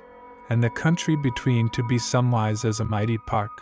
for it was spread much about the feet of the great fire hills, and did be bare in this place and that, as that rock did make the earth naked there, or the falling of some later fire to have wrought thus. And between the bare parts, there went strange and romantic woods, seen mistily, and in parts the gleaming of waters, as that hot lakes did be half shown among the broken forests. And presently the land did go upward with a monstrous sweep, and was then in great terraces in the height, and trees to grow very plentiful upon the mountains, in sundry parts. And so those 2 mighty hills to go upward to meet the everlasting night, and presently to show strange uplands that did be seen very wondrous and queer in the light that did glow from the vast glowing of the fire that did be a crown upon the hills. That did seem in verity to be that they burned halfway between that known world, and the lost olden world, that was mayhap 200 great miles above in the everlasting night and eternity of darkness. And I looked upward for a while, and was much held by the mighty uplands that did be on high, yet did lie utter far below the burning crests of the mountains, and showed vague and somber and dreadful seeming, because that they did be so lost upward, and to have the mystery of the red shining and of the shadows upon them, and to seem to slope far under the great fires, but yet to be a place where no life should ever come, because that they did be so monstrous away upward beyond the great shoulders of the hills, the which did be themselves a huge way up. And truly, I should give you somewhat of the affecting of those grim and unknown uplands, if that I said they did seem to my fancy to be a place where a sorrowful thing might wander lost forever. But why I to think this thing, how shall I say, and do tell it to you, only because that it doth seem to hold in the thought the grimness and utter desolation of those high and lonesome lands. And by this, I was done looking, and turned me about, and so did find that mine own did stand silent, and waited that I come to my slumber. And surely I looked at her, but she did have her lids something downward, when that she saw me turn, and so in the end I said naught, but went to my sleep, and had the discourse very handy, as ever, beside me. And I then to know that mine own did lie down beside me, to my back, as alway, and this to gladden me, as you shall think, for I perceived afresh how thin did be the crust of her naughtiness, and I to be always stirred and touched in the heart by her loving naturalness, that did need alway that she be near to me, save when she did play this naughtiness upon me along the way. And I saw that she had no mind to be perverse whilst that I did slumber, but must now be nigh unto me, and quietly loving, though nowise truly ceased from her naughty acting that I did be as an hard slave master, because that I had whipped her, yet she to have somewhat a truce with me, as my heart did know. But indeed she not to kiss me good night upon the mouth, in her dear usual and sober fashion. And surely I did lie a while, and pondered upon the maid and upon all her ways, and I perceived that she kissed me not, only because that she did not be able to break utter from her perverseness, that did come from the stirring of her nature. And truly I did love her, and was half-minded that I turn about to her, and take her a moment into mine arms, but yet to abide from this, because that I was set that I wait a while, and to bring her to me this wise, mayhaps. And presently, I knew that the maid kissed mine armor, very quiet and shy, because that she must kiss me, yet to be intent that I have no knowledge of this pretty act. But indeed I did know in all my being, and did be newly tender unto her, yet to say naught, and to wait. And thus I knew presently that her breathing did go easy, so that I perceived that she was all content and gone over unto slumber, somewise as a little child that doth be weary, and doth sleep without care, and with happy assurance. And in verity, did a man ever to have so sweet and gentle a maid, that did be in the same time so troublous and perverse, and I to lie yet a while, and to note the constant tremble and shake of the rock that did be under us, and this to be alway thus as I did lie, and to be the more plain, because that I did be quiet in thought. And this, as I conceived, did come from the earth shaking that was made by the inward fire of the world, the which did make a vague trouble in all that part of the land. And then in a little, I was gone over into sleep, and waked not for 7 good hours, and then to hear the fizzing of the water, very brisk and cheerful, and so to have mine eyes open in a moment, and to know by my timekeeper or dial, that was somewhat like to a watch of this age, that I had slumbered through 7 good hours. But this to be learned after that I had looked to see whether mine own did be well, and whether that the boulder did balance in the mouth part of the cave. And surely, there did be nothing in harm, for the boulder was there, as I did put it, and the maid a little off from me, and did make ready the water and the tablets, that we eat before our journeying. And I rose then, and in the same moment I did know that my mouth had been kissed whilst that I slept, and the knowing to come to me vague, as that I had been kissed in my dreams. And I looked over toward the maid, but she to have her lids something down upon her eyes, and to seem very demure, so that I saw her naughtiness was come again upon her. Yet, truly, I could not bear that I not to have her into mine arms, for, indeed, her perverseness did seem as that she did the more tempt me unto her. And thus I came to her in a moment, but she either to resist me, nor to give herself unto me, but only to be still in mine arms, and to do no more than submit very quiet. And because of this, I loosed her unkissed, and was silent, and a little to be angered, even whilst that my heart perceived the way of the working of her heart. Yet truly I ache now that she come back to her dear natural fashion, and I eat my tablets, and drank some of the water, and the maid to do likewise. And afterward I looked well from the mouth of the cave, but did nowhere see aught to put me in trouble for our safety, though, truly, as presently I saw, there went and heard of strange creatures afar off in the northwestward part, which did be that way of the country, beyond the feet of the mountains, toward the inland. Now, when that I was something assured of the safeness of the way, I get the discourse to my hip, and the maid to have the scrip and the pouch ready to my back, and her bundle to her hand, and so all to be ready. And I went downward from the cave, when that I was girt, and gave aid to mine own, and so to be soon upon the journey. And surely, as we went onward, and I to look about me with different seeing eyes from my looking on mine outward way, I to see how wondrous this part of the land did be, and how that it did be truly like a great and wondrous park, that did be made of the skill and labor of godlike things, and truly this to show my feeling, as I looked always. And all that part did be bred of the inward forces of the world, and did be burned clear in this place, and upheaved in that, and made to an hot lake in another part, and odd whiles there to go a great steam fountain, that did whistle a lonely song forever. And anon there to be a small wood, and again a wood, and oft the quietness of great and strange trees, that did stand alone. And here, and in that part, a little fire hill, that did be surely no greater than an house, and we to pass 7 of these in but 3 hours. And 2 to glow very steadfast, and to make no vigor of burning, but the 5 others did burn very strong, and sent out a smoke and ash, and made a small desolation all about them. And of these 5, there did be one that cast stones oft and again, so that they went upward with a strange loud noise, and fell in this place and that, all about, so that we came downward more nigh to the shore, that we be a good way off. And here, as I do mind, there was a strangeness, in that there did be many trees that had stones set in the branches,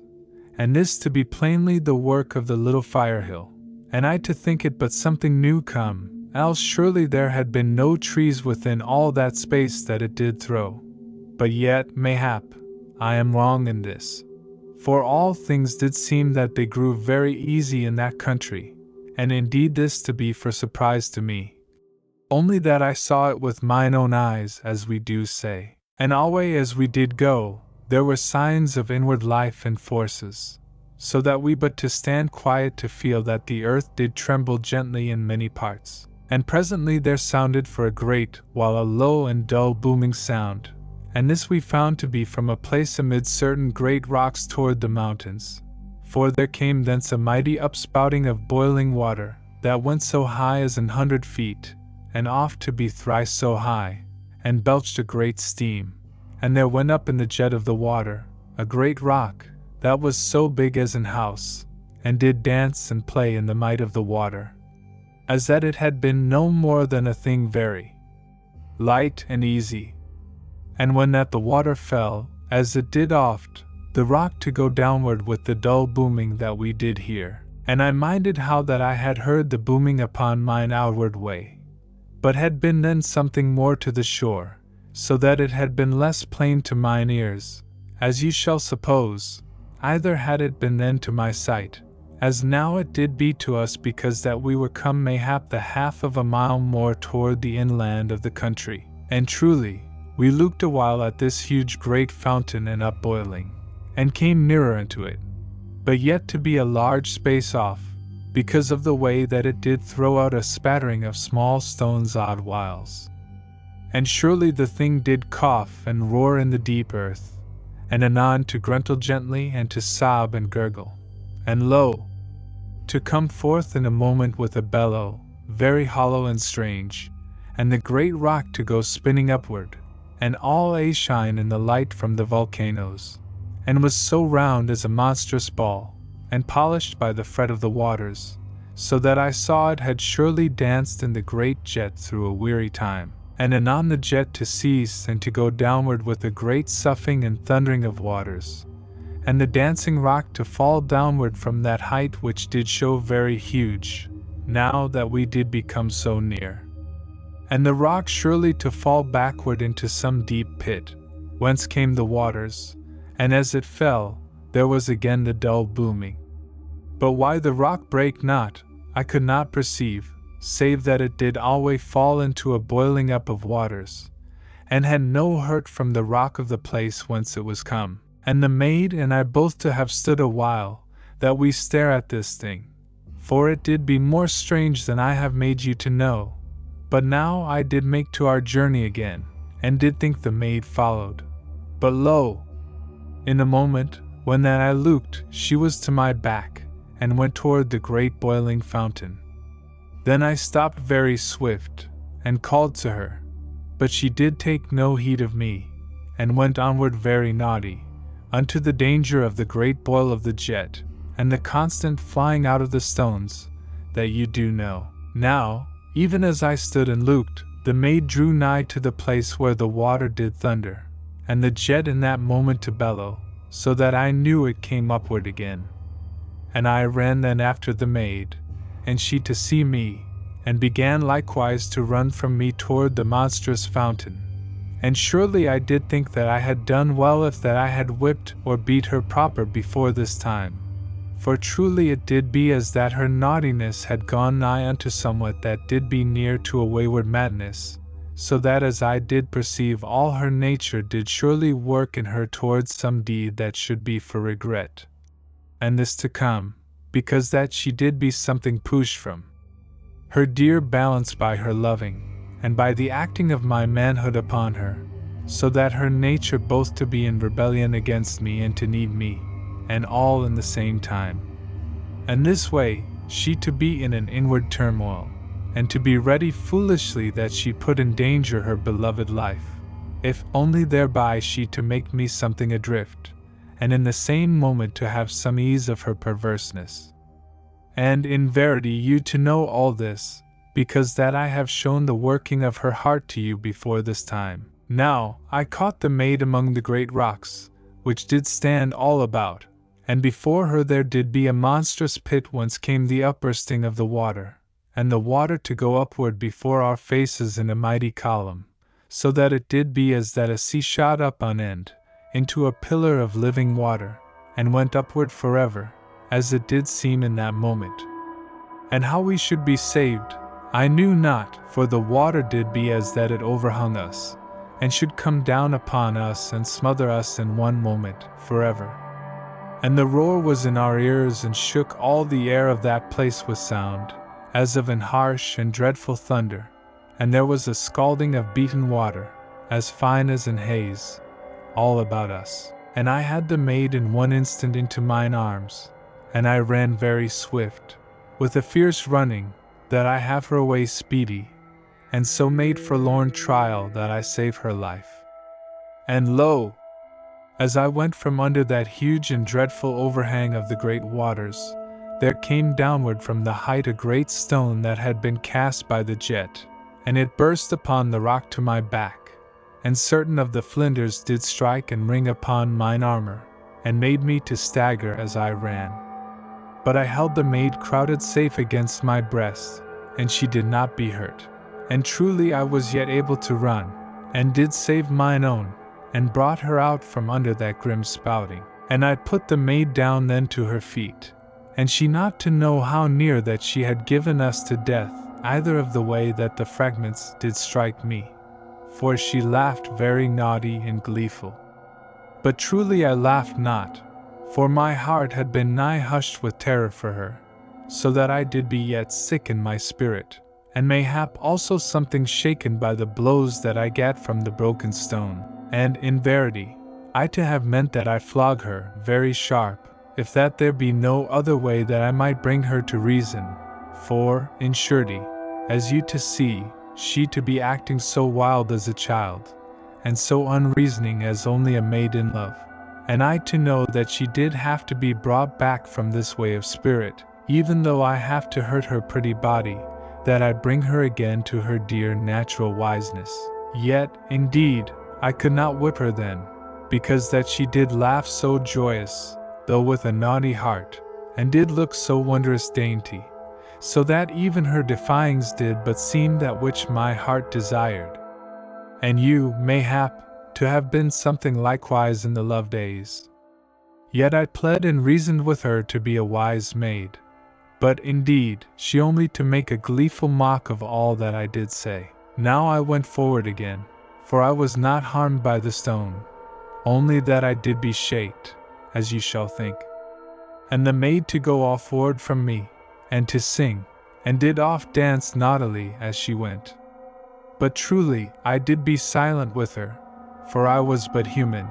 and did lack that she come to mine arms, and love me, because that I had plucked her safe from that place. And indeed, this to be but a natural desiring, and you to have understanding with me, and to know that you also to have this lack and need, if that you to have done aught for love of your maid, and she to deny you a word of loving tenderness. Yet, in verity, I to be even then able to perceive with mine inward senses, how that the maid did have a wondrous outpouring of love for me, but yet did be so perverse, and the more so, mayhap, because that her love did so urge her unto loving admittings that I did be her man. And she, maybe, to have meant that she be the more humble presently, but yet to go naughtily a while more, and not, indeed, to have had the power within her at that time, to have come unto me, and cast off her waywardness, and asked that she be in mine arms, as all my heart did desire. And so, as I have told, I went silently, and mayhap with a little dullness, that did be part of anger and part of hurt and part of that same strange love foolishness from which the maid did suffer. And truly, this doth be very contrary seeming, only that you have seen my heart, and all indeed the more human, that it doth be so contrariwise to the brain reason, and all to be desired, else did a man be no better than an ant or a weariful machine, and this to be truth and wholesomeness as you shall perceive, if that you look deep enough, and do modify reason with heart understanding,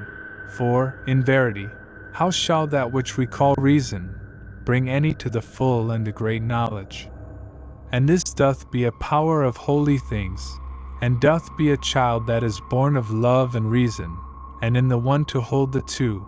and to know all things is the gift of this power, so that no man may walk truly that hath only the first, either any man do otherwise that hath only the second. And surely I to cease from these thoughts, and to my tellings, and you to your harkings and dear sympathy. Now, when the 6th hour did become, we made a halt and eat and drank, and afterward went onward again, and so came presently clear of the 2 monstrous fire hills, and their great noise to be presently to our rear, and likewise that quiet country that did be round their feet, and did seem so utter hushed and strange, and doubly so, because of the upward noise of the mountains, and because of the slow and subtle earth-shaking that did be so constant, and because of all those things that I have told. Now, when we had made halt, the maid had done her hair very uncomely upon her head, and had looked slyly to see whether I did note, but truly, I took no heed, so that in the end she had it again in a pretty fashion, and did sing naughtily and with an heart of mischief, as she did shape it loose and wondrous nice about her head, and I still to have no word for her, either to show that I did watch her with love and somewise a quaint pleasure of her perverseness, even whilst that I did strive by silence and in aloofness that I bring her to my side, as she did be in the first days. For truly I did ache that she be near unto me, and to cease from her waywardness that did put a distance of spirit between us, as you to perceive. And so we did go forward again, as I have told, and the maid did strive that she make me to give attention to her naughtiness, for she did walk alway offward from me, and did sing aloud, and truly they did be songs strange unto me, but yet to be of love, and much as the songs of this age, for, truly, there doth be but one song upon all the earth, and she but to sing it in diverse ways. And she did oft to make little glancing toward me, and did pout very pretty, and in a moment come something toward me, as that she did be humble, and would be forgiven, but all to be in a naughty mockery, so that, in verity, I looked not at her, save odd whiles, but did go forward alway, and made as that I had no heed of her doings, and surely this did presently to stir her to a new defying and to a pretty anger. For she did sing other songs of impudence, that she did fit very clever about me, and this way to have a constant impertinence. And so we did go, and I never to speak with the maid, but to wonder when that she cease, or how long it should be ere that I did run swift to her and have her into mine arms, that I shake her and kiss her, all as my heart did desire. And when that the 12th hour did become, we made halt again and eat and drank, and the maid to serve me very intent, and hand me the water, the while that she went down upon her knee, as a slave. But when I would have laughed gently at her mockings, and taking her into mine arms, she went from me very sudden and cold, and was afterwards silent, and did sit apart from me. Now I also did be silent, and in the first because that I was a little pained, and also because that I did be new touched with the love foolishness that did trouble mine own. But afterward I ceased from these feelings, and did be intent to another matter, for it did seem to my spirit that there was some danger anigh to us, and I had a thought of the humped men, and looked well about, and did beckon the maid to come nigh, because that the trees did be plentiful thereabout, to hide any creature. But mine own came not over to me, so that I loosed the discourse from mine hip, and went that I be nigh to her. And she made that she saw me not, but did set the gear together, and had it presently a ready for the journey, the while that I did look always among the trees, but indeed I saw not. And when that I had the gear upon me, and the maid her bundle, we went forward again, and I to be very wary, and bid the maid keep close to my side. But indeed she would not obey, and went offward among the trees, so that I was all unhaunted with dread for her, and ran and caught her, and talked wisely with her. But indeed she did not hark to me, but did run off in the moment that I loosed her. And I caught her again, and I took one of the straps from around the scrip in the pouch, and set it about her pretty waist, and the end I held in my hand, and so had her to obey me in this thing which did be needful to her safety, and the maid to go with me very hushed for 2 great hours, and I always to look well about. And in the end of that time, the maid did begin to sing impudently, and I did ask her that she be a quiet maid, lest that she bring danger upon us, but she to be the more impudent. And lo, as I did strive that I look always, lest any harm did come upon us, and in the same moment to reason mine own from her pretty folly, she did grow very hushed, so that I looked round upon her in an instant. And truly, she had cut the strap with her belt knife, and did run away very swift among the trees. And surely my heart did slow a little in my breast, because that there did seem something a move in the dark of the shadows, where the trees did grow thick, and the maid did run that way in her foolishness and waywardness. And I ran hard after the maid, and did call her, not over loud, lest I bring somewhat upon her, but she to have no heed, and to run very light and swift, so that I caught her not for the half of a minute, as it might be, for she was gone ahead, and I did be a little cumbered with mine armor. And lo, when I caught her, I shook her, and pointed inward among the trees, for it did seem even then to me that something moved there. But she to struggle in my hand a moment, and afterward to be still, and to ask with an insolence and a defiance whether that I did mean to flog my chattel, the which she did call herself in her naughtiness. And in verity, ere I did know, she had twist from me, and did run with a true wickedness straight toward that place where somewhat had seemed to be a move. And I ran then with all my strength, and with a fearful and an anxious heart. And because I put all my strength to the matter, I caught the maid in a moment, ere she did be gone any way, and she again to fight to be gone from me.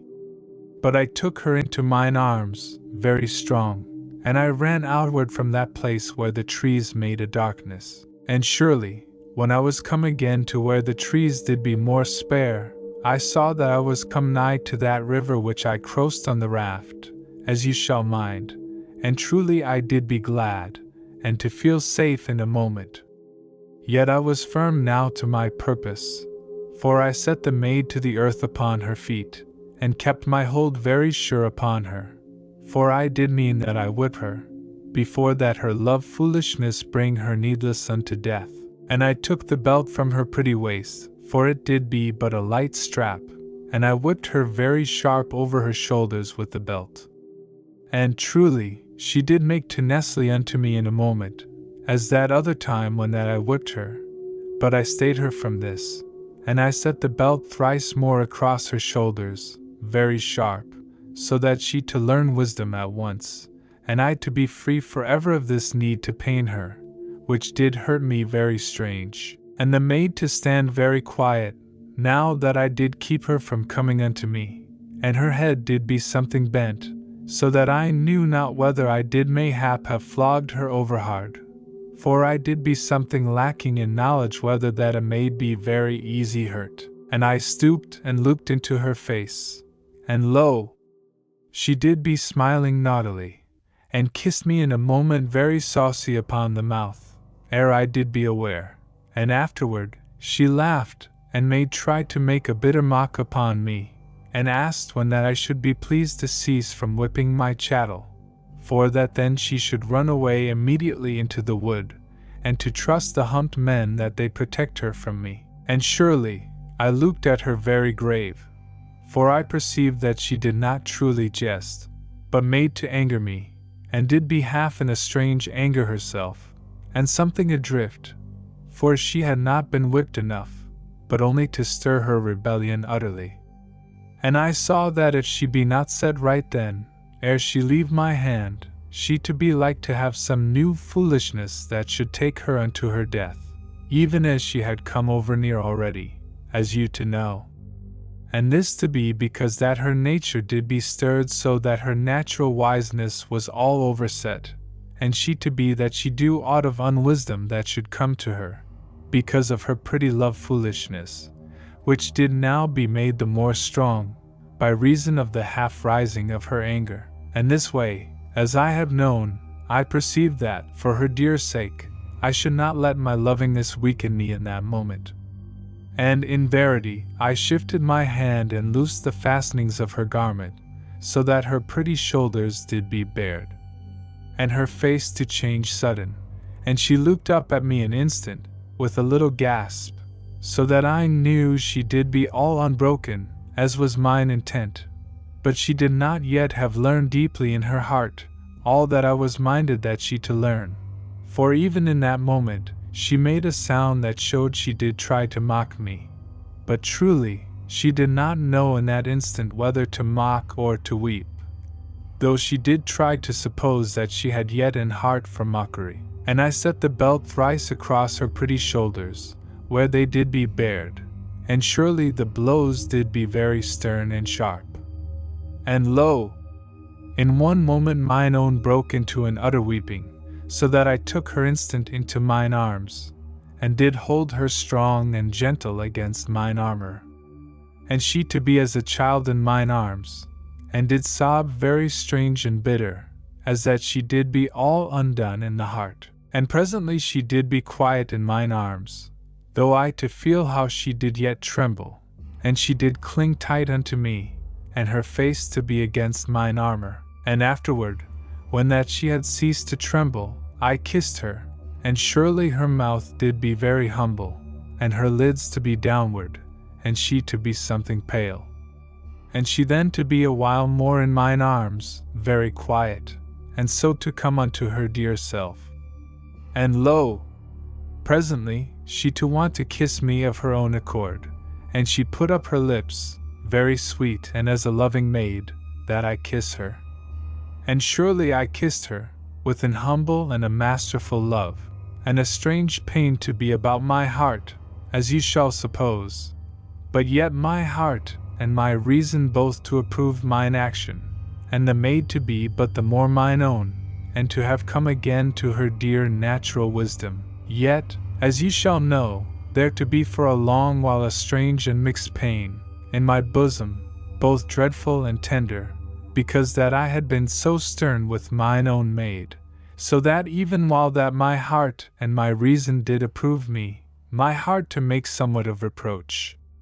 and this to have been someways of foolishness, but yet human of our nature, and an wholesome trouble to the spirit, if that this troubling be not allowed to shape our actions to any harmful weakness. Now, in a while, the maid did come to composeness, and to be very gentle and sweetly natural. And she made presently that she would have me to loose her, and afterward she turned her back to me, even as a dear child, that I fastened her garment again upon the shoulders. And she did be both shy and glad, and humble, and in dainty pride of submission, and utter mine own. And surely, as I did this thing for her, I perceived that she looked with a great shyness at the belt which did be yet in my hand.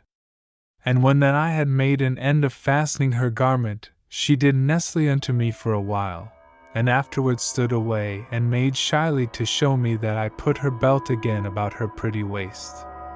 And I saw that she did be somewhat alack yet that she touched the belt, because that I had whipped her with it. And truly you to perceive how her heart did be in this matter.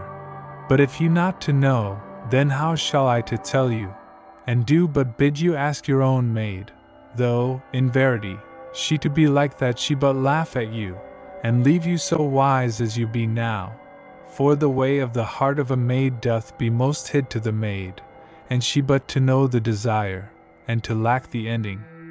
But truly she doth know when that a man shall set the truth of her heart before her. Now, when I had buckled the belt very nice again about mine own, we went backward a space, until that we found the bundle,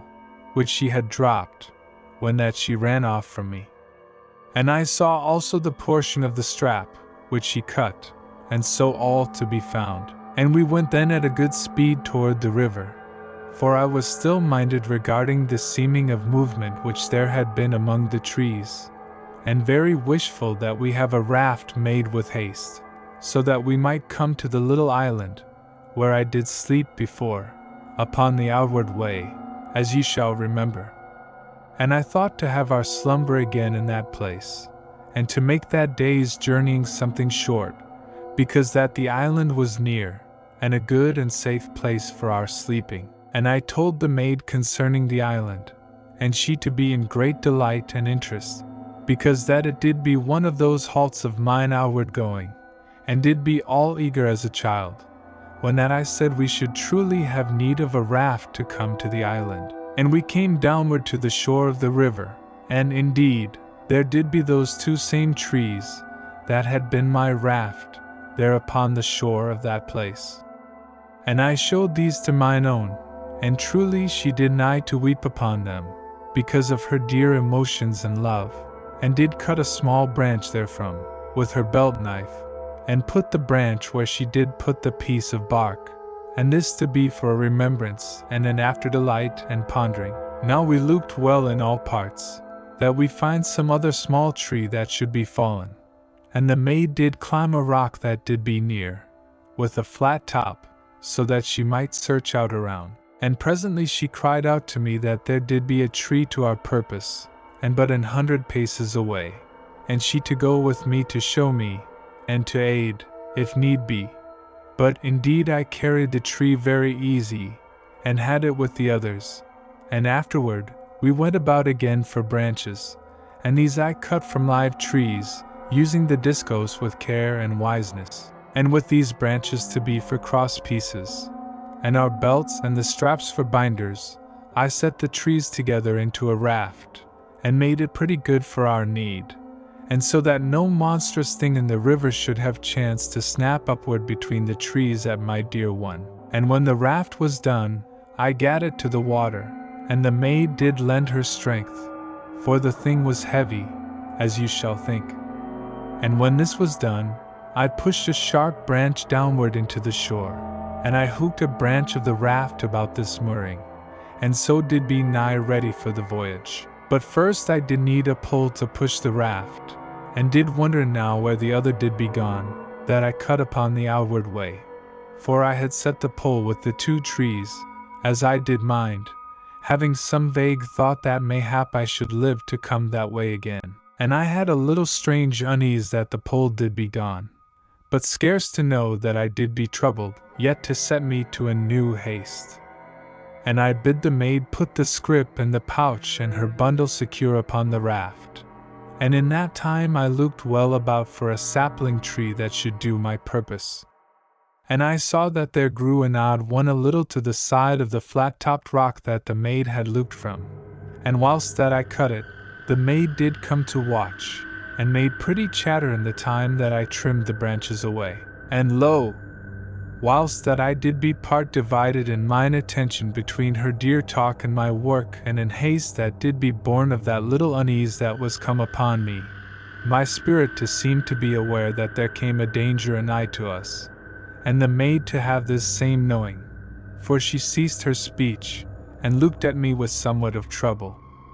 And lo!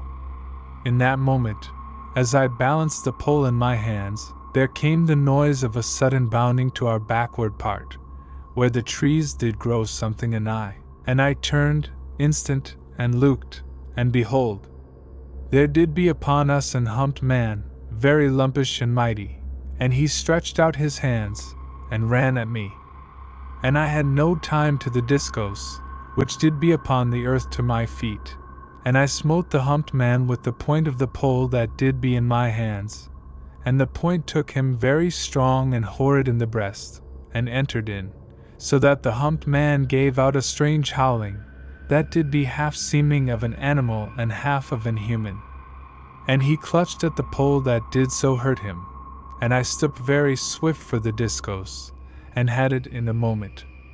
And the humped man tore the pole out of his breast, and in the same instant I ripped him from the head downward, so that he did be nigh in two halves, for I had no mercy in mine act, even though my heart did be something sorry. Now, even as the man died, there did be a sound of running in the wood before me, and lo! I turned very speedy to the maid, and she was there to my back, and had her belt knife drawn in her hand,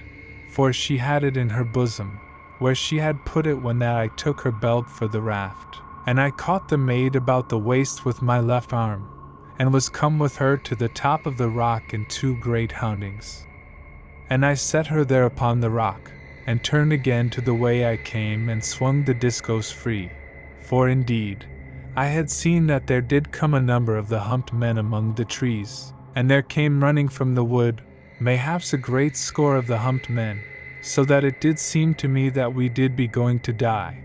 For how should one stand against so many, and they so quick and strong, as you shall mind? Yet, in verity, I had no despair, but did be mixed in the heart with a great fear for mine own, and a strange and exulting gladness that I should do that day some deed for mine own maid. And truly this to be the pomp of love and the heart cry of the barbarian, as you shall say. And this may be. But truly I did be proper human, and to make no excuse because that I was natural, either have I hit anywheres aught that I did think and feel, and whether that you approve or not, if that you condemn me, you to condemn all humanity, and to have vain words and vain regrettings. For these things that be named for faults, do but be the complement of our virtues, and if that you slay the first, you may chance to wither the last. For now I speak of things as they be now, and as they did be then, and nowise of lovely ideals that do live chief in the mind, and so much in mine as any. As you to know, if that you have gone with me all along my way, and surely, I must cease from my thinkings, and go forward with my telling, for the humped men did come forward at a wondrous quick run, and did swarm upward unto the rock, as that they did be panthers, and they made no outcry, but came silent to the killing, and I saw that they did be something smaller than he that I had but then slain. And in verity, I did be all knit in that moment with speed and cleverness, for I split the heads of three, with but quick turns of my wrist, as I did wield the discos. And I kicked the face of another, in the same time, with my metal boot, so that he died. For there did be all my strength and all my skill working then for our salvation. Now all this to have been done in but a few beats of the heart, as I might say, and these men to have been in the front of the attacking. Yet there did be no space to have breath, for there leaped three more of the men upon the rock, and one smote me with a great piece of rock that he carried, so that mine armor did seem as that it cracked, and I to be driven backward upon the maid, yet had slain one of the humped men, even in that moment, and surely, my dear one caught me in her arms, behind, and steadied me, so that I fell not, and I slew the humped man with the rock, even in that moment whilst mine own held me, as he came again to strike me. And I then to be firm again upon my feet, and did spring at the third of the humped men. And surely there was no room that he should be able to avoid me, even did that be his intent, and he came at me with a great leap. And I stood strong, looking clearly to my work, and I swung the discos with both my hands, and the blow took the humped man in the middle part, and split him, whilst that he did be yet leaping. And in that instant there reached over the edge of the rock 2 of the humped men, and gat me by the feet, so that I was pulled sudden to my back very hard and bitter, and this to be done, even whilst that the body of the humped man did be yet in the air. And the body came forward over me, and did be utter dead already, and fell down upon the rock beyond me, and rolled horridly, and went over the edge of the rock. And I did be all shaken and something bemused by the hardness of my fall. And the hands of the 2 humped men plucked me sharp to the edge of the rock, the while that I did strike vaguely to wound them, but did only chip the rock, and fortunate that I harmed not the weapon. And lo! In the moment that they had been like to have me downward to the earth into their midst, I to make a good stroke, for I cut the shoulder of one very dreadful, so that he loosed me. And immediately, I kick very fierce with my freed foot, and surely I nigh crushed the hand of that other with my metal boot, and he likewise to cease from dragging upon me. And immediately, I knew that mine own did be helping me that I get instant to my feet again, for I was yet something dazed. And there came then a rush of the humped men up the rock, and truly it did be a glad thing for our lives that they might come up only upon but one side. For the other sides did be utter steep and smooth worn, and this to have been unto our saving, as ye shall think. And I stood up to the rush of the humped men, and did smite hard at them, with a quick circling of the discos, so that the great weapon did glow and roar. And they gave back from the blaze and the sound of the discos, and surely then I ran in upon them, whilst that they did be something bewildered. And I get the foremost man full upon the head, so that he did be dead before he did know what thing happened. Yet, in verity, this did be a dread moment to me, for the humped men leaped in at me upon every side in an instant of time, and I did be struck upon my headpiece and upon my back and breast with the stones that certain of them did carry, so that I rocked as I stood, and did near to swoon, and mine armor to be all dint and bent upon me, and I truly to seem that I had come to the time of my dying. And lo! In that moment of time, there did come to my dazed sense a low and bitter cry of anguish from the maid, and this to set all my life aglow in me. And in verity, there went a strange grayness of fury before mine eyes, and I then to fight as I did never fight before, and I did smite as it did seem forever. And the grayness did ease from mine eyes, and the maid did have her arms about me as I stood, and the dead men to lie heaped upon the rock, and mine own to steady me, for I did be near slain, and the blood did go from me, and mine armor was all broke upon me by the smitings of the sharp stones. And I looked something slowly upon mine own, and she to know that I would ask whether that she did be harmed anywise, and she to be very brave with me, and to tell me that she did be well, and she to be all slain in the heart, because that I did be so hurt. But truly I had fought a good fight, and did lack only to know that she come to no harm. Now my wits did come back into me very soon, but I did be utter weak, and scarce to stand, so that I did mind only that I get mine own safe unto the raft, and to put off then from the shore. And I walked slow to the edge of the rock, and looked well about, that I learned whether the humped men did be all gone away, and the maid did steady me. And lo! There came up in that instant the last of the humped men, and they were 5 and did creep very stealthy, that they have me in surprise. And I loosed from the maid, for I saw that I must come upon them whilst that I had any strength left in my body, and they now to leap upward unto me, so that I get the first upon the head, and he to go backward dead. But truly I did be more weak than I knew, for I swayed upon the edge of the rock, and sudden I went downward to the earth, and did be there upon my knees, and my back to the rock. And in verity, the humped men did come in upon me very swift, yet did they give back from the discos, which I swung to and fro, so speedy as I might, for my weakness, which did be so utter that I could nowise come to my feet to stand. And mine own came down swiftly from the rock, and ran past the humped men, and I to make that I shout to her to go to the raft. But truly I had no voice in my body, and did be dumb and weak, and did know that I should be gone forever from mine own in a little moment, and she to have none to protect her, either to know the way of our journey, save by reason. And behold, mine own did shout to the humped men, and I perceived that she made to draw them after her, for she ran to and fore and did shout continually. But indeed, the humped men had no heed of her, but did make alway to come at me, and surely, in that moment, one of the humped men reached me, and smote me so shrewd that sure he nigh cracked his monstrous hand upon mine armor, and did drive me backward upon the rock, and to make me bleed afresh, so that I was all in a daze and near swooned away. And the humped man caught at the discos, yet, in verity, he listed on the instant, for it did burn and shake him very sore, and immediately he smote me again, and so made to end me. And lo! In that moment, the maid ran right in among the humped men, and she struck the man that strove with me, and drove her belt knife once and again through his arm, very savage and determined. And surely, the man turned upon her, and he caught her by her garments, and he ripped her 2 garments utter from her, so that they came away and she did be free.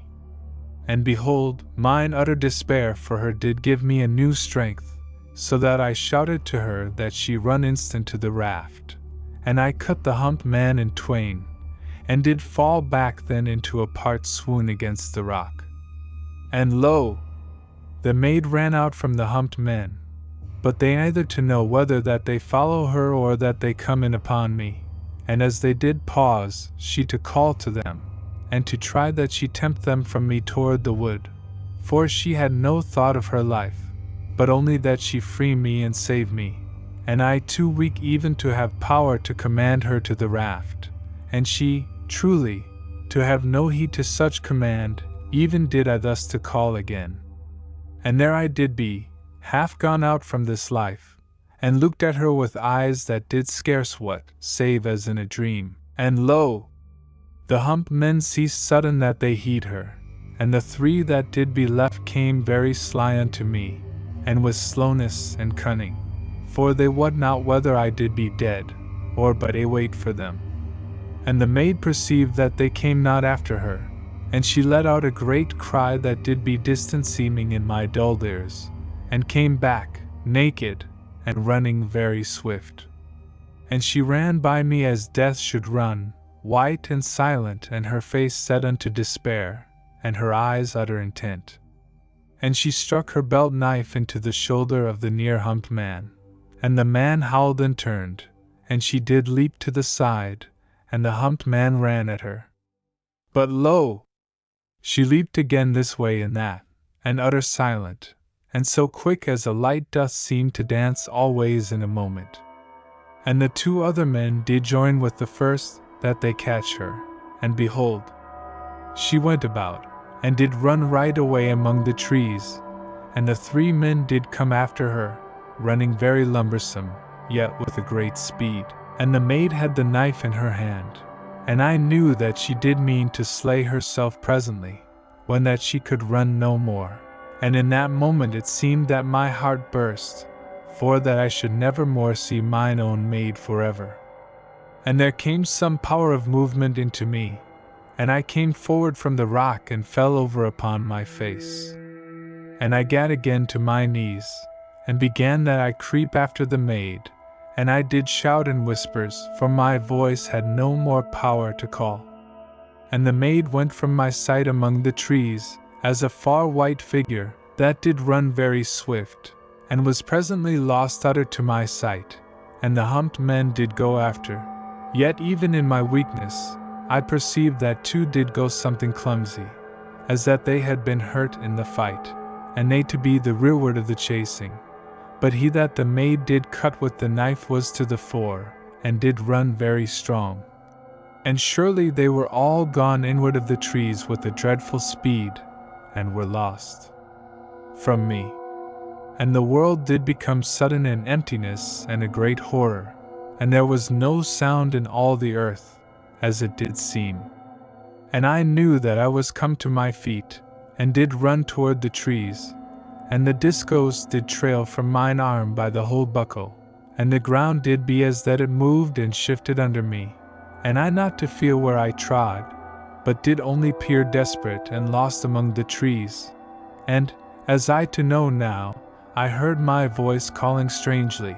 and afterward there was a thundering in mine ears, and I came downward upon my face, and I did know presently that I was alive, and there to be some dreadful terror at my heart, and surely I did remember and sickened and gat my head from the ground. And I looked among the trees, but there did be nothing, and everywhere there did be a strange silence and a dimness of unreal seemings. And I knew that mine own was gone from me, and had surely died. And the earth did be all stained about me with my blood, and I did be utter glad, for I to need death. And I swooned again and was lost to my pain, but did live presently to know, and there was a little strength come into me, and I gat my head up somewhat from the ground, and did peer among the trees, and my head did be too heavy, and my face came against the earth once more. And because that I could not hold up my head, I rolled my head a little, until that my cheek did be to the ground, and I to look this wise so well as I might, but there did be nothing, and afterward I rolled my head again to the other cheek, and so to stare very weak and desperate, and not able to look proper to my front. And lo! There went something among the trees, and did show white in the gloom of the wood,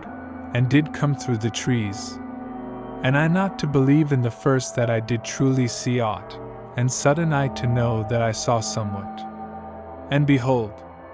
my heart did bound in me, so that all my body did waken,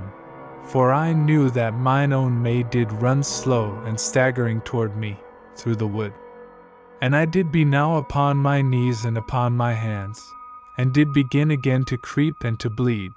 and did make little callings to mine own, that had no sounding, and mine own drew nigh, and did rock and stagger, and did strike anon against the trunks of the trees,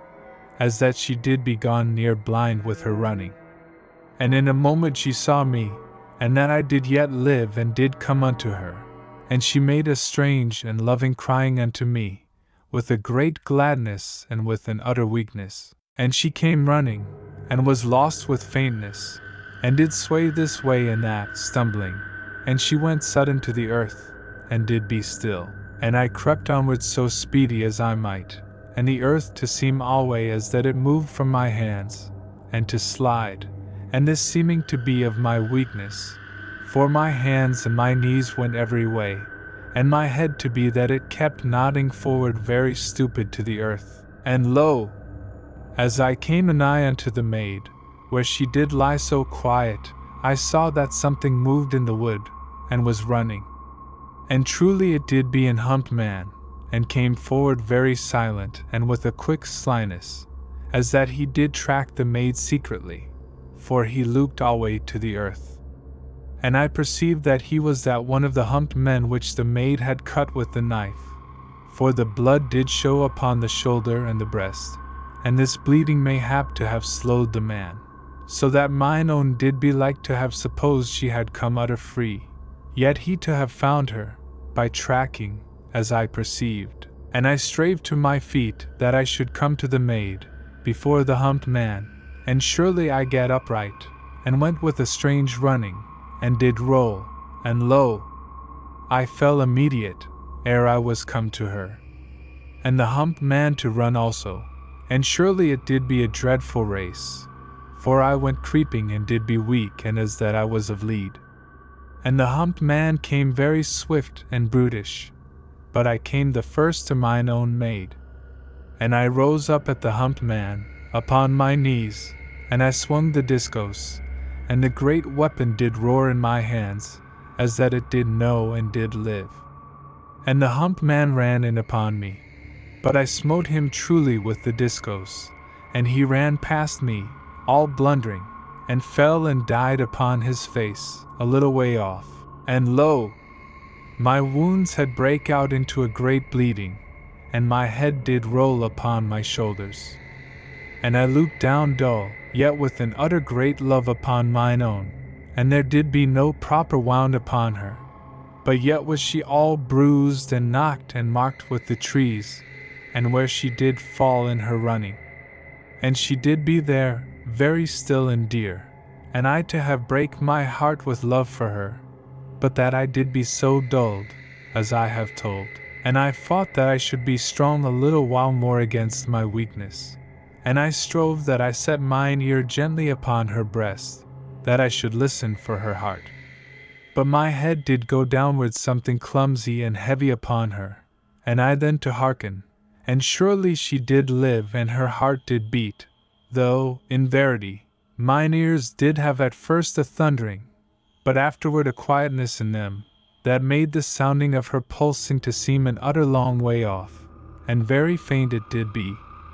And surely, in that moment, even as I harked, I was gone over into a deadness, and had no more knowing, either to have even a knowledge that I did be slipped from my senses.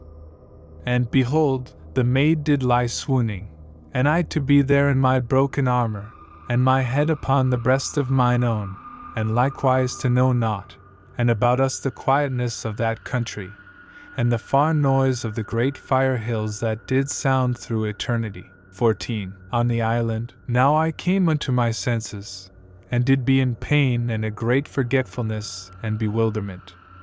And I strove that I rise, but did be held by a strange force, that did be surely my weakness, as I to know afterward. And I was upon my back, and a little sound did be near me, as that something did pant. And I turned my head, very slow, because that I did so lack of strength. And lo! I saw that the maid did be anigh to me, and did be yet naked, and did pant, and pushed hard and desperate with a great pull, which did be surely that one which I had cut when that the humped men came upon us. And therewith I remembered all, and perceived that I did be upon the raft, and the maid to push the raft along with the pole. And, at that, I made a little sound with my mouth, but the maid not to hear me,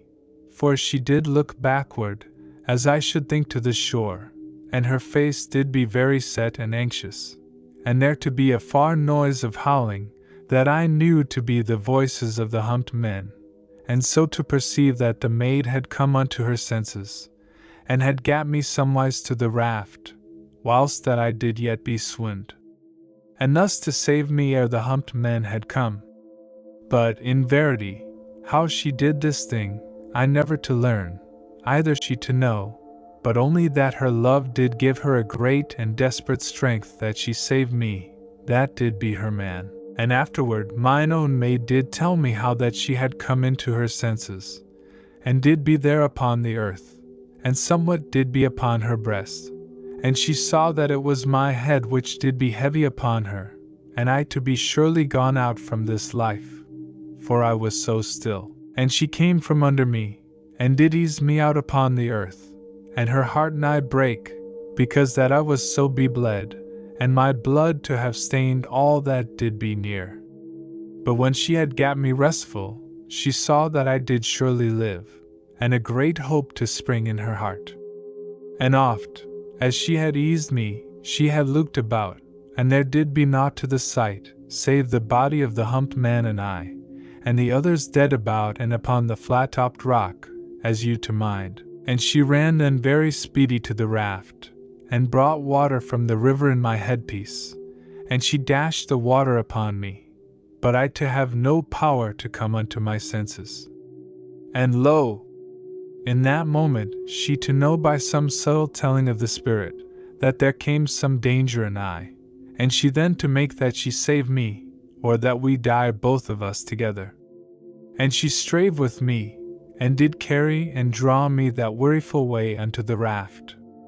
And she gat me unto the raft, and she ran then for the pole that did be beside the rock, and whilst that she took the pole, she perceived her torn garments, that did be yet in the hands of the humped man, even as she had slipped them to escape him. And she caught the garments very hasty from the hand of the man, and ran then to the raft, and she pushed the raft out from the shore, and leaped aboard, and behold, as she made to use the pole, there came a sound out of the wood. And there ran from the wood the 2 humped men that did yet live, and they to have tracked her, after that she did run from them, and they ran downward to the shore, very silent and intent upon her, but she to work with an utter despair, and to have the raft a good way out, ere they did become. And surely, they there to have no power of swimming, or to know that there did be a dread in the water, for they made not to come after, but did stand and stare very stupid, and afterward to howl. And this howling I did hear when that I was come unto myself upon the raft, as you do know. And by this telling, you to be so wise as I. For more I know not, save odd things that I did learn afterward, that did but set my love more wholly unto mine own maid, and these to have been but small matters of love thoughts that we did have together, and scarce clear unto my remembering. And lo! Even as I harked unto the howling of the humped men, the sound did grow more faint and far off, for the maid worked very desperate with the pole. And I did feel that I would help her, but yet was so alack, and surely, even as I did mean to rise, I was gone again utter from my senses, and that dear naked one did pilot me safe and loving unto the safe harbouring of the little island, that you do mind, and had no thought unto herself, but only that she saved me. And I to be there, scarce off ward from my death, and to have no knowing of aught, and no more power to help or to be a shield unto mine own, but did be only an helpless man, that had surely died, save for the care of my beloved. Yet did I fight a good fight, and have alway a great joy in the remembering. Now, I mind nothing very clear after this for a great time, but only of pain and weariness, and of half-wakings and times when I did know naught, and others when that I did be awake, yet did have no realness, either in myself or in any land or place, and all to come back strange and vague, yet with a constant knowing that there went love about me, and a great and gentle watchfulness, so that I was eased when that the black mists of my weakness did uprise about me to swamp me, and I was made to no hope, when that unknown despairs did live stealthy within me. And lo! There came a time when I waked, and did be freed of uncertain burdenings and peculiar woes, and that still haze through which great achings did come constant upon me. And surely, I was laid very nice upon somewhat that did be soft, and there went a sweet quietness about me, and an healthful drowse did grow in my bones. And slowly I perceived that the maid did kneel beside me, and did look upon me with so great a love and gladness that it did be as that I drank in health and a drowsy joy and peace. And surely she stooped and kissed me with an utter gentle love upon my mouth, and her tears to go sweet upon my face, and truly I kissed her again, with an utter content, and she took my head in the comfort of her arm, and gave me somewhat that I drink, and when I had drunk, she kissed me once again, so light as that a pretty wind did blow hushed upon my lips. And my head she made easy, and lo! I was gone over unto sleep, even as she tended me, and thrice do I mind that this to happen, and at the third time, I knew that my strength was come something into me again, and I moved my hand a little, this way and that, and she to know that I did need her to hold my hand, and she to do this, and I to go into sleep again, even while that I looked sleepy, yet with all my love, into her eyes. And when I waked for the fourth time, I did whisper that I loved her, and surely she broke into a sudden weeping, and did hold my hand very dear against her breast. And when I waked for the 5th time, I to know how things did be about me, and that I did lie naked in the cloak, and did be all bandaged about my body, and the bandages, as I did know afterward, did be from the torn garments of the maid. And I looked at the maid, and knew that she did be dressed again, and did be in the garments that I did give to her, as you to mind,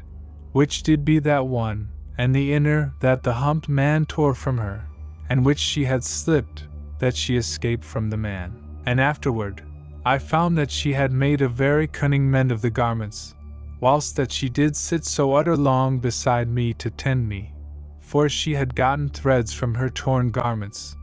and had made needles from thorns that did grow on the little bushes of the island, and the thorns did break oft, and she then to have another, and so to persist 100 times.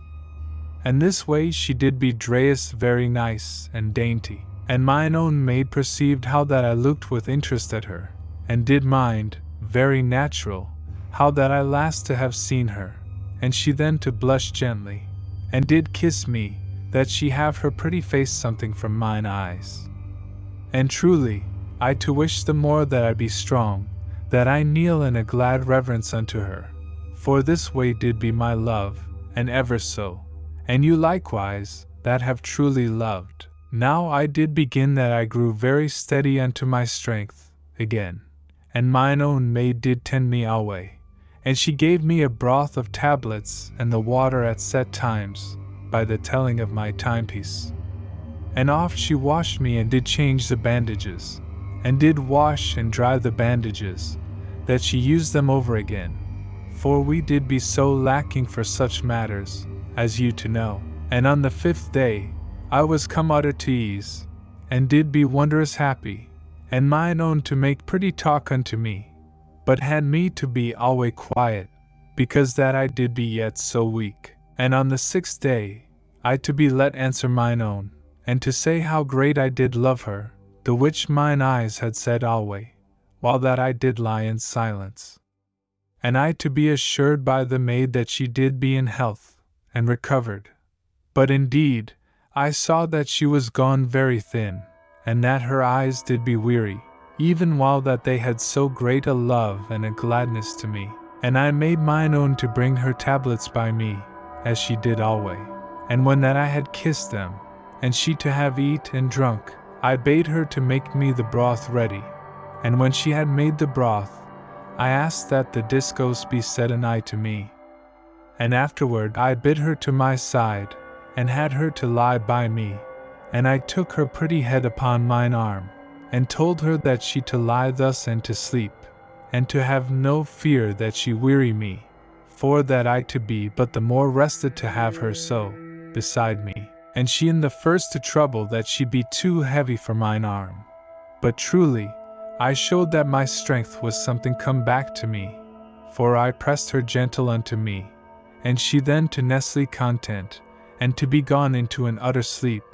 and to have been in a sore need of the same. And mine own did sleep for 12 great hours, and had scarce any life in all that time, save when once she did make a little and gentle moaning,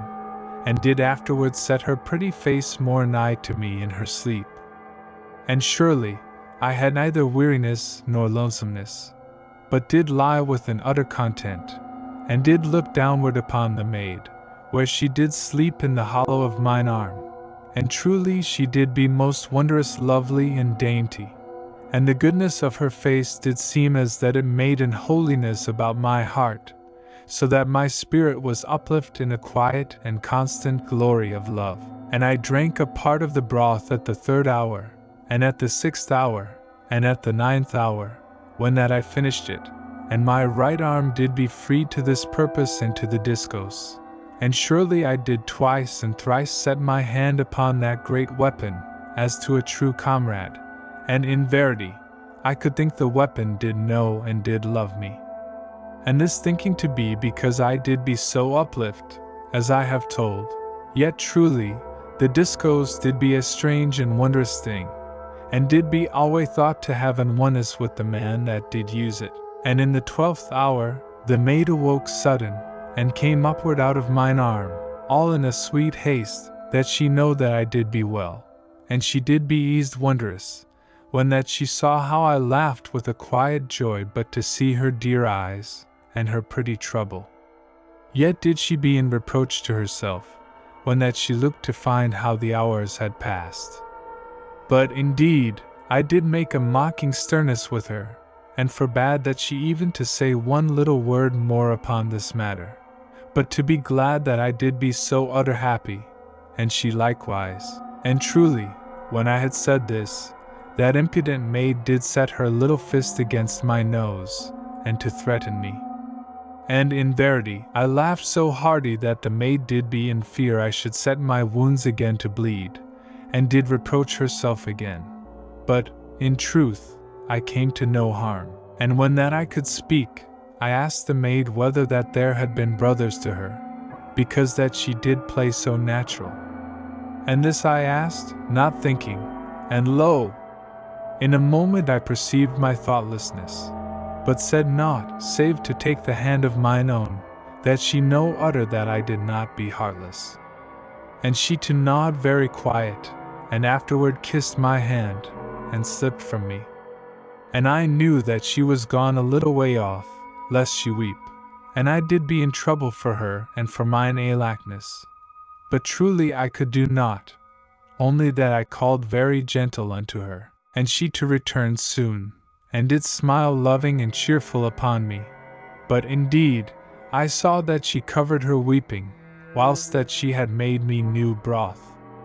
Yet, before I would take the broth, I would have her to mine arms, and she to submit very glad and happy, but to keep her pretty weight from me, lest she hurt my woundings. And afterward, we both to eat, and be happy and glad talk. And presently I did sleep, but would have her to be nigh to me, even though she did be wakeful, and so we to be utter content together. Now, the 7th day, as it might be called, was a wondrous happy time, and when I waked, the maid did be sleeping as a child to my side, and her face nestled against me. And she to waken in a moment, for thus had she drowsed and watched through all the hours whilst that I had slept. And we then to eat and to drink together. After that mine own had made me easy with a gentle washing and care. And I now to be allowed that I have my tablets whole, and the water afterward, as when that I did be well. And this to please me, as ye shall think, for I did ache that I be strong very speedy, that I have power to guard mine own maid again, and to go forward with our journeying, that I have the maid unto the safeness of the mighty pyramid. And surely, now that I had my tablets whole, I to feel that I did grow near unto fitness again. And moreover, they did satisfy my hunger the better than the broth, and the maid to give me my tablets oft, so that I eat a great many, and I did make her to count, and surely there did be sufficient, if that I get strong pretty quick. And so I made no refusing of the tablets, for I did need them, that I make blood again within me, else should I be lacking, when that there came any need anigh. And we kissed each the tablets of the other, and did drink from the same cup, and did be utter happy, and did be part like children, but also to be man and maid. And presently, the maid did shift my bandages, as alway, and washed me proper, and had me into comfort. But she did keep me alway very low-lying, and truly I scarce to mind, for I was not gotten enough of my strength, to give me to feel irked. And further, as you shall think, there did be that lovely one with me alway, and did make sweet quips unto me, and talked and did laugh, and oft did come into singing, for she did be so sweetly joyed that I was in life and did mend so proper. And afterward she went off from me a little, to her toilet, but I to ask that she be so swift as might be, and she to promise very merry. And she came back in a little while, and her hair to be in a lovely cloud about her shoulders, and her pretty feet yet to be bared from her bath, which she had in a pool beyond some bushes. and she to say that I did be so impatient a man, that she to be forced that she do the half of her dressing with me. But truly, she came this wise only because she to know how I did delight in her thus, and to watch the way that she set up her abundance of hair, and she to be hungry also that she be with me, and to love me that I watch her, even while that there did be oft a little and quaint stirring of shyness in her dear heart, and I had her to come beside me, and to sit an eye to my hand, and I made presently that I did scold her, because that she had no proper care to her pretty feet, and I bid her to set her feet toward me, that I looked the more close at them. And she to be a pretty rogue, and did think I to mean to kiss them, and truly not to think alway wrong, but I then to have another planning, for I had plucked a hair very sly from her head, and she but to have said an "oh" to me, and to have thought no more. But indeed, when that she gave her feet to me, I held them so strong as I might, and I bound her pretty toes together with the hair, and surely she did be a captive unto me, and we to laugh, as that we to be both children. And afterward she stole back her feet from me. But in verity, I knew that she had a wondrous heed that she brake not the hair that bound her, but did sit beside me bound in that pretty way,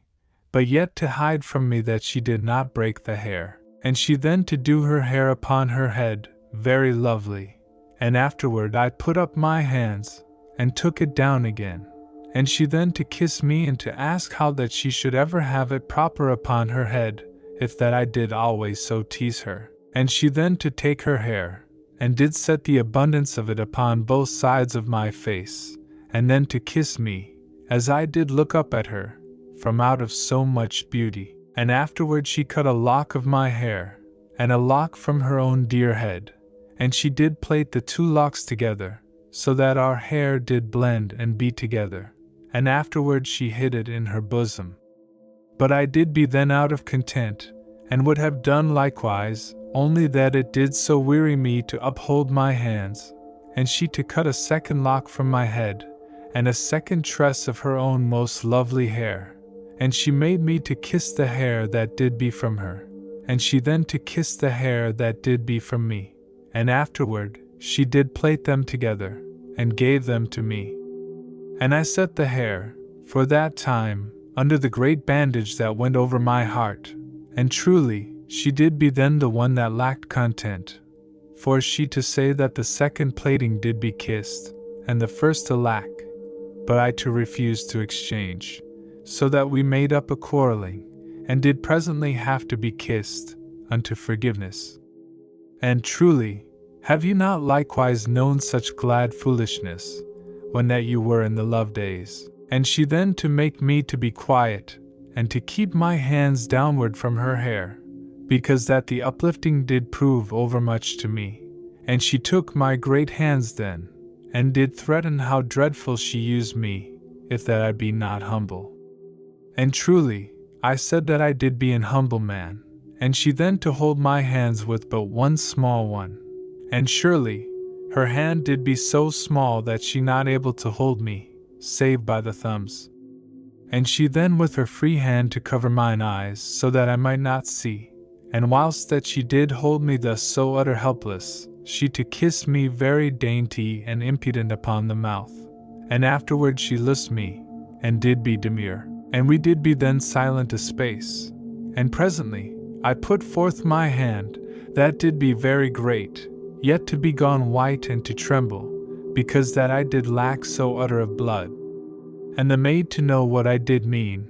and she clenched her hands into two fists, and set them both into my one hand, and surely they did be little fists, and I then to be happy, for this did be a wondrous pleasure alway unto me, and she to have her lids a little downward upon her eyes, and to be quietly happy. And truly, how I minded all so plain, and afterward I did plague her very gentle that she to be all alack, if that she did try to use her hands to aught, because that they did be so small. And she in a moment to have her two arms very dear about my neck, and did kiss me with an utter love and tenderness upon the mouth, and afterward went from me, lest that she have me to overset myself. And I did then to make her to sit by me, and I did tell her a tale how that a young man did once live in the olden days,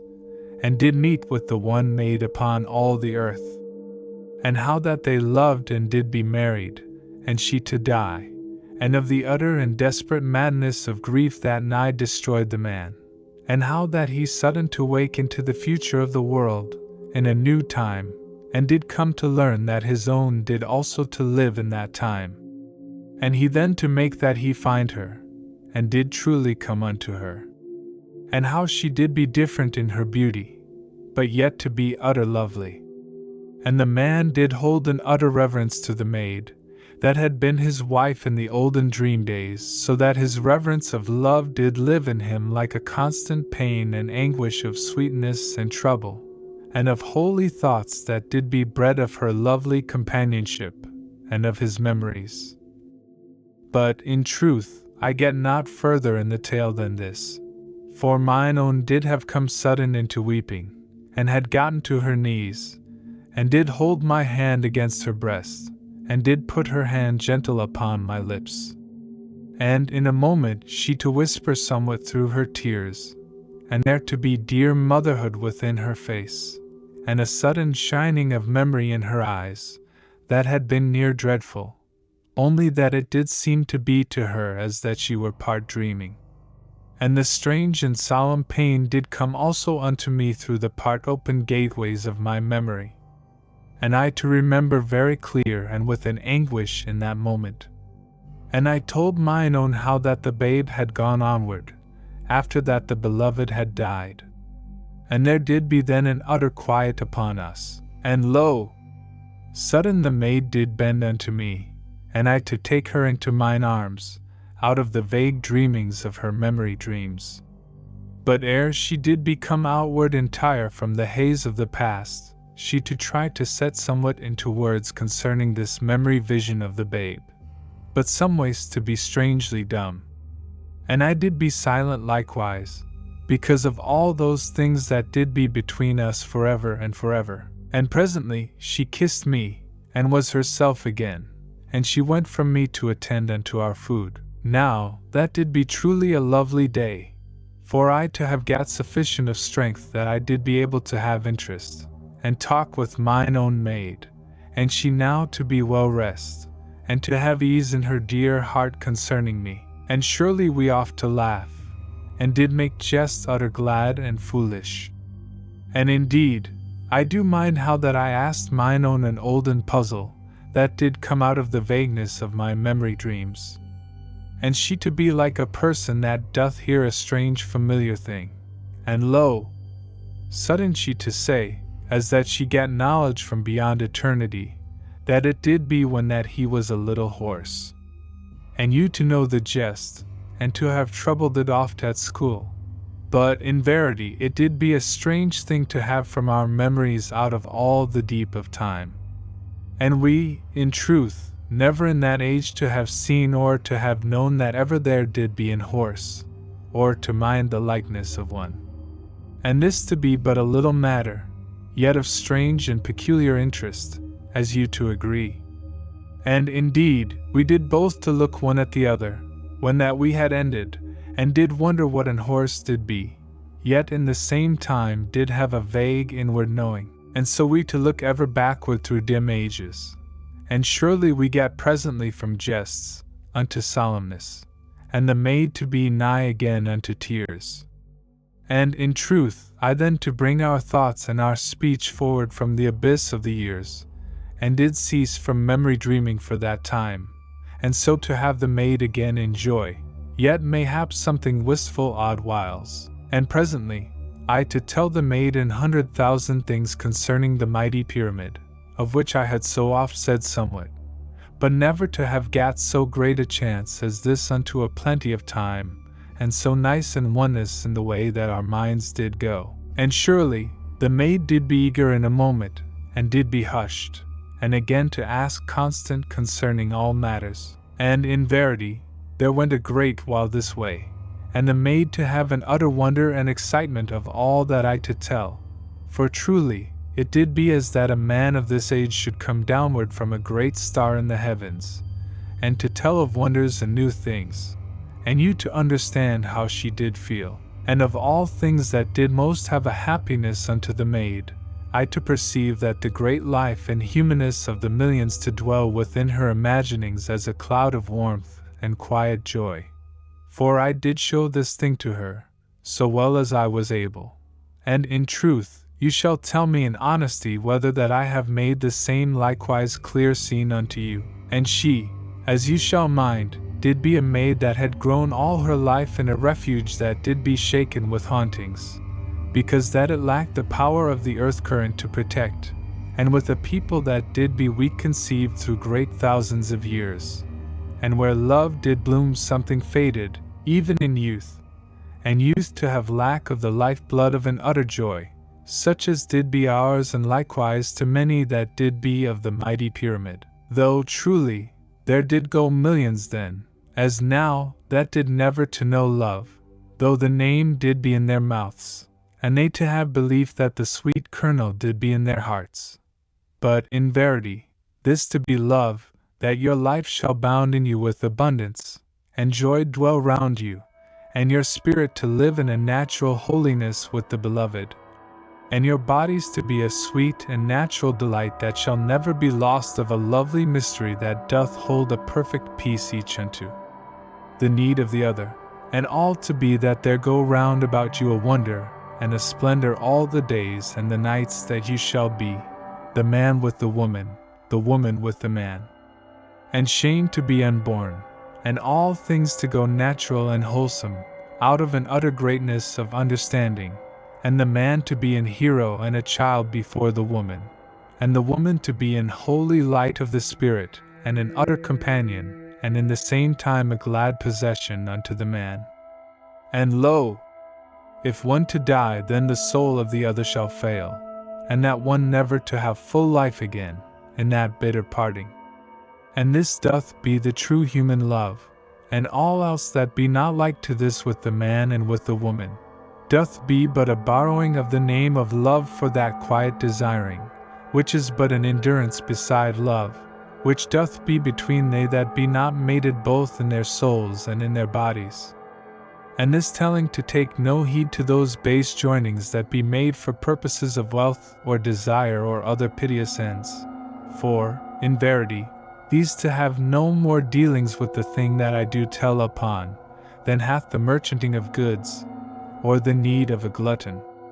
But the thing that I do have upon my heart doth be that dear and uplifting power of love, which I to set forth in this mine own story.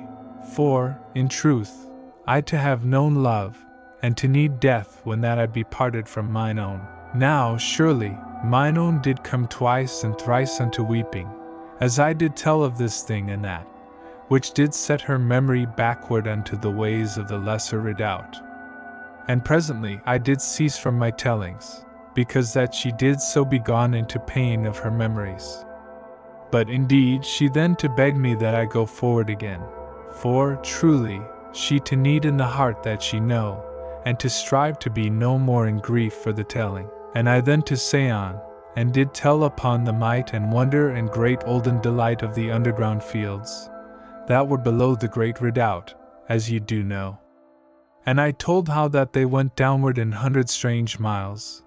that did be dug of the labor of millions and of the years of eternity. And I set out unto mine own concerning that there did be wondrous villages spread through that great and hidden country that did be in the underground, and how that great millions of the peoples did live there, and made a constant labor in those deep lands and countries,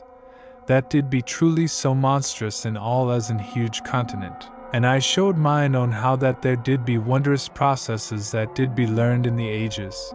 and how that water did be made in chemistry, and truly she to nod to this, because that she did mind upon the powder that we did use, but truly the powder to have to be made in the first, as you shall think, and we but to advantage ourselves of that which did result, and I to speak to her of the making of the powder. rather than of the way that it afterward to make chemistry with the air, unto water. And I told the maid how that there did be mighty underground pipes that went across the night land, and did be, mayhap, oft so much as 20 great miles deep in the world, and did come upward into the seas of the land, and all to have been made secret and hid from the monsters of the land, as I to know from much readings of the histories. And mine own then to tell me that they did lack to have any such great wonders below the lesser redoubt, but that there did be utter monstrous caverns, where that there had been alway a strange and uncouth country of husbandry, and lit from the earth current, and they also there to bury their dead. And all had been lack through great thousands of years, as she did know of their records, and had grown dim-lit and lonesome, and a land of deepness to starve the spirit with an utter strangeness and discomfort, where that the men went quietly as ghosts through many ages, and all a place in dire want of sound and laughter. Yet this all to have been surely different a monstrous age gone,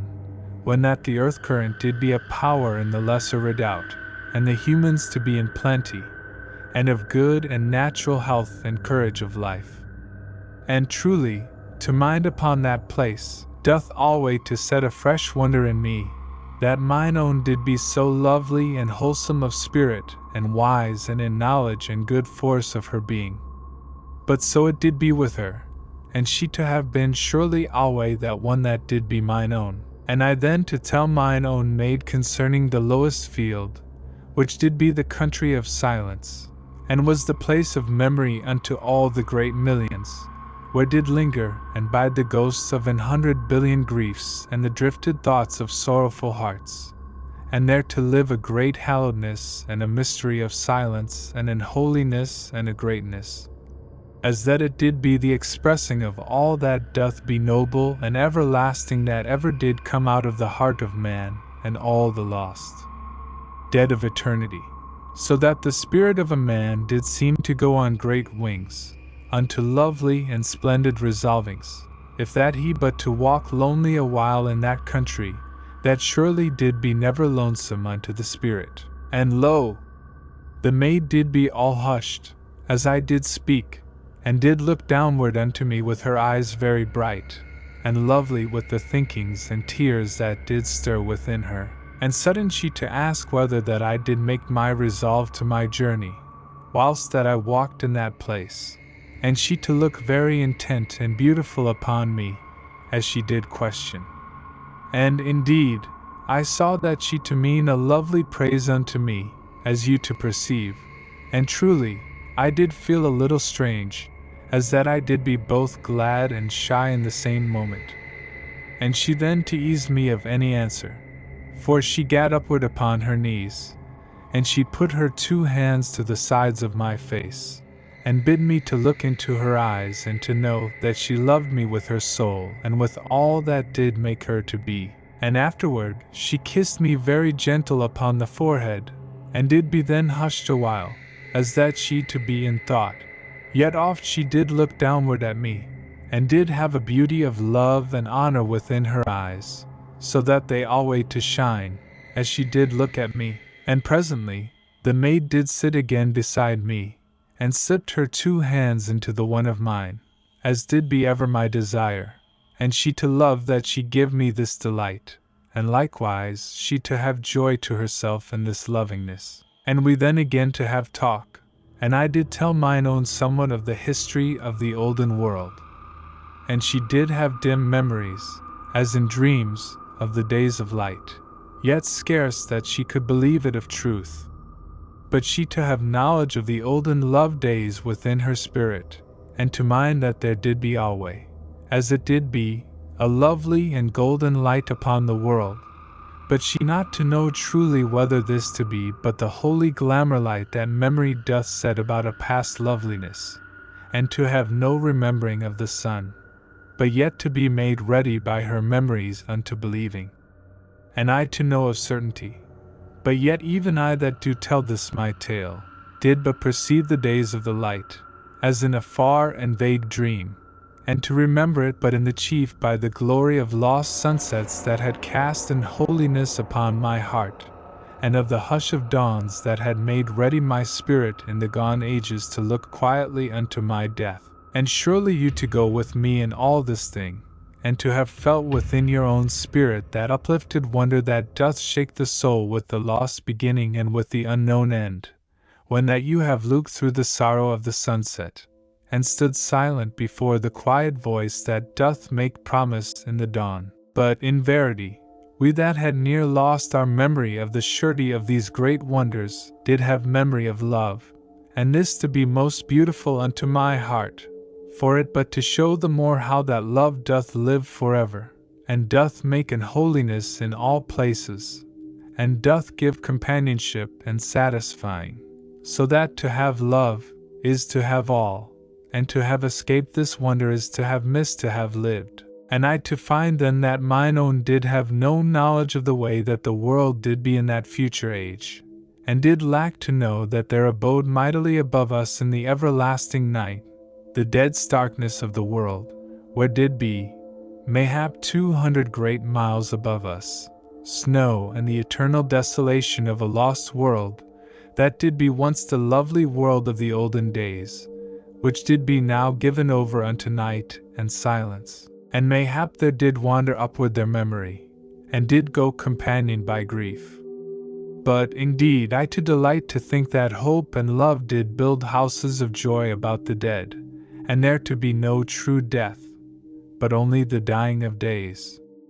Yet surely this doth be sorrow enough unto the heart and the soul, if that they did be days when love did make a mystery of light about the spirit, and the beloved to have been an eye to make ever a sweet wonder unto the heart. But I to cease from these thoughts, for we to face our life brave and wise, and to take both the sorrow and the joy unto our developing, and to hold up the face with courage when that grief doth come anigh, and to see that we grow not to bitterness, but unto sweet wholesomeness. And there to be joy again, and we then the better able to have that delight into our hearts. For how shall joy ever to come truly again to that heart which bitterness hath made a place for the abode of sorrow? And truly, I to cease from these thinkings also, for my story to wait upon me, and these things that I do say do be plain unto you, and to have no need to the telling. And so did I tell mine own maid of the things that I did learn from the little metal book, and she to be in a constant wonder and delight and with an awe and newness upon her. And sudden, there did some olden memory stir within her, for she asked me, in one instant, whether that I did remember when that the cities did move alway unto the westward. But truly I had no remembering of this thing, and did look at her a while, with somewhat of a trouble upon me, for that there should be aught lacking in my memory of those times that we did be together upon this world, was a fear unto me, and a vague sorrow alway,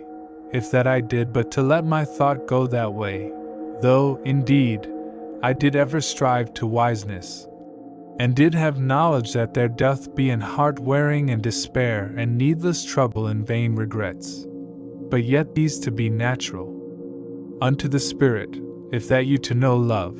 and do be but the complement of the love joy, and mayhap to have a use unto the sweetening of the spirit, if that they be not let to override the reason. And whilst that I did look unto mine own, that she helped me to remember, she did strive with her memory, but in the end did fail to come unto aught of clearness, save that she did see, as in a far dream, yet very plain, a great meadow roadway, set in 2 lines that went forever unto the setting sun. And she then sudden to say that she did see in her memory the sun, and she to have a strange and troubled amazement upon her. And there did be cities upon the great road, and the houses did be strange seeming, and did move forward eternally and at a constant speed, and behind them the night did march forever, and they to have an even pace with the sun, that they live ever in the light, and so to escape the night which pursued forever, as she did tell, and a dread and terrible chill that did live in the night. And there did be cities far forward in the morning sunshine, that did have gone before at speed, and set the husbandry of the world, and to be finished and gone forward again ere that certain of the latter cities did come to that place to the reaping, and the night to come presently to that place.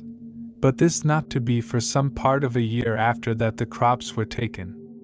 But how long this might be, she not to remember. And all this the maid did say to me, as out of a strange dream, and I to have set it down, and to have made it so clear to you as she to have told it. And surely it doth be plain then that she to speak of a time when that the day did be grown to a monstrous length, because that the world did turn but slow and weary, and it to be a sureness, as you shall perceive, that but to stand still in that age of which Nani told, was to be left presently in an utter night and chill, that should last mayhap a great and weary year. And in verity it doth seem that all humanity did travel forever in that strange age, when that to stay was to die unprepared in the bitter night, and to go forward was to be forever in the sun. And truly, this doth be so strange seeming to me, as to you. And much I questioned the maid, and did have an hurt within my heart, and a pain of jealousy and sadness to grow in me. For surely she did speak of some life that she did live, when that I did be elsewhere, either in life or unknowing. And in verity, what man then should have taught mine own to love him? And she then mayhap to have had no remembering of me. And truly I questioned very desperate, and the more so because that I was yet weak, and lacking my strength to be composed. But she either to remember me nor any other man of that time, and to have no memories, save these bare things that she to have spoken out so strange, and which did come sudden unto her out of all the deepness of the years and the lost sorrows and joys and wonders of that which doth make a world of humans. And surely my questionings brought a distress upon mine own, both because that she did be troubled by the way that my love did bring me to this strange anguish, and because that she also to have pain, and a sudden fear that there did be ever a time when she not to have known me, or to have permitted the arms of another. And she did then strive that she be both wise and strong, and to give help unto me, and to take reason unto her own easing. And truly she to show how that she did be all unknowing of any love in that far backward time, but it to be possible in reason that she to have gone to another, in natural course, the while that her heart did yearn alway in vague trouble unto her own, that her spirit did mayhap never to have forgotten. And truly, this doth be the way of life, and a bitter thing and a sorrow to joyous love to think upon. Yet I here to be set to the tellings of truth, and to have heed to all that reason doth show to be. But mine own did also have us both to remember that there did be equal right to think that she had died mine own maid in that life.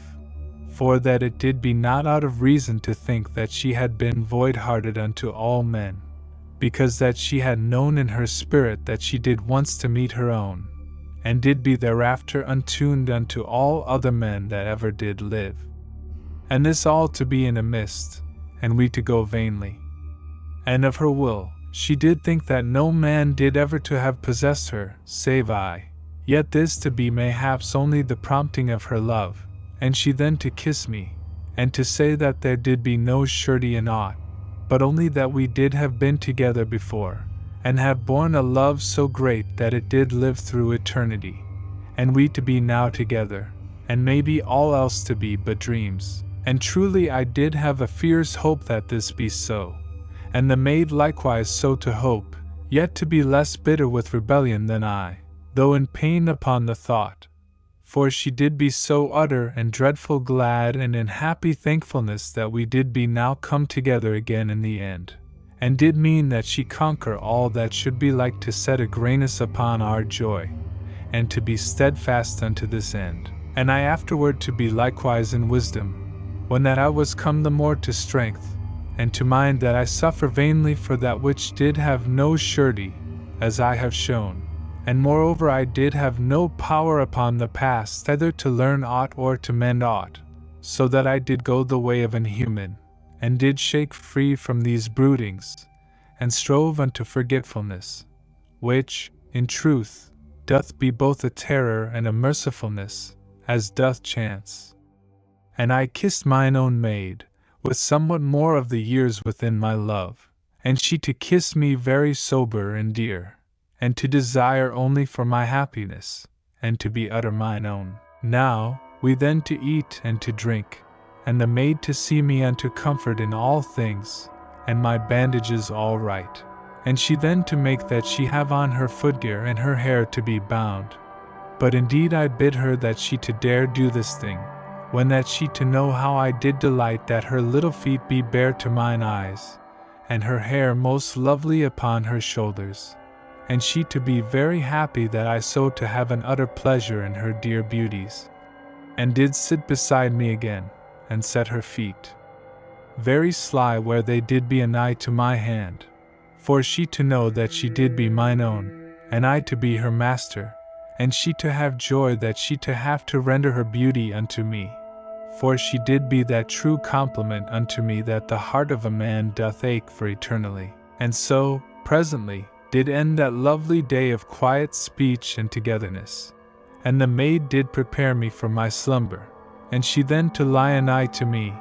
and her head to rest gentle beside me, so that her pretty face did be near unto my breast upon the right side, and she to give me at the first a loving and sober kiss that did be somewise to set a guard upon her tenderness,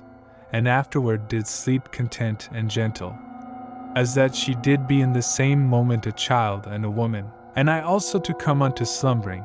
yet did know vaguely how that mine own did rise a little upon her elbow, this time and that, and look very loving into my face, that she have assurance of my comfort and well-being. And once I did waken, proper, and looked at her, and she then to kiss me gentle upon mine eyelids, and bid me to sleep,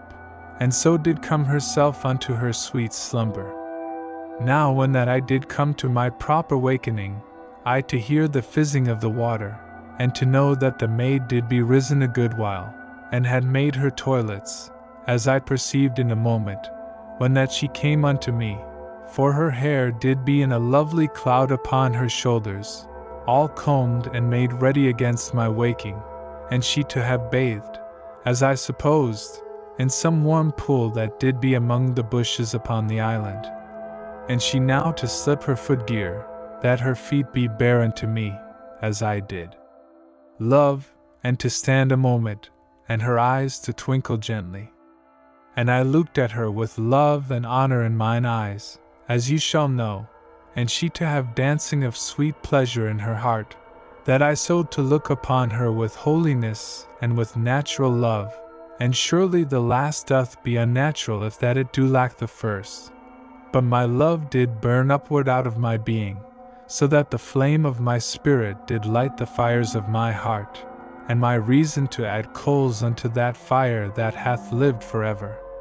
and doth be as that it shall be never quenched. And mine own in a moment did kneel beside me, and truly, someways in her deep intenseness unto me, for our love did make all the world holy, and she to be both uplifted, and as that she must give all the humbleness of her heart unto the greatness of my love, and this she to feel, and her deep and utter love, to make it as that she did be all a passion of humbleness unto me, so that in her soul I did rise in that moment upon the wings of my love, and to seem that I did be all the world and all time and all place and all that ever she did need unto her. And she put out her arms to me, and her eyes did shine with those tears that do never be shed, and lo, in a moment she did be upon my heart, and we two to be hushed together in content, for our need did be in the other. And truly, where there do be two together with love, there doth be neither lack nor need, but eternal fulfillment. And in verity this to be my hope for that which doth come afterward, that all doth be leading unto so glad a joy as this, and that all pain and grief and all that doth make the shaping of life, doth be but a process by which we be eternally perfected from living unto living, unto each fulfillment that doth be but the doorway unto greater fulfillment in the Beloved. And presently mine own maid did loose herself gentle from me, and washed me and tended me, and very hushed and tender, and something downridded of her dear and lovely eyes. And we then to eat and to drink together, and joy so great and quiet did be upon us, that it did be as that we had gone into an eternity of peace and an utter content. And surely, as the thought did stir in me, it did be of beauty that we did be both of us true unto the other in that life, and I never to have kissed a maid, until that I kissed mine own, and she to have been likewise, and to have fended all men from her, because that they did be strangers unto her inwardness, and so we two to be so utter together, both in that our spirits did be knit, being each the complement of the other. And because that we had no secret pains of remembered things, to set any apartness between our hearts, and in verity,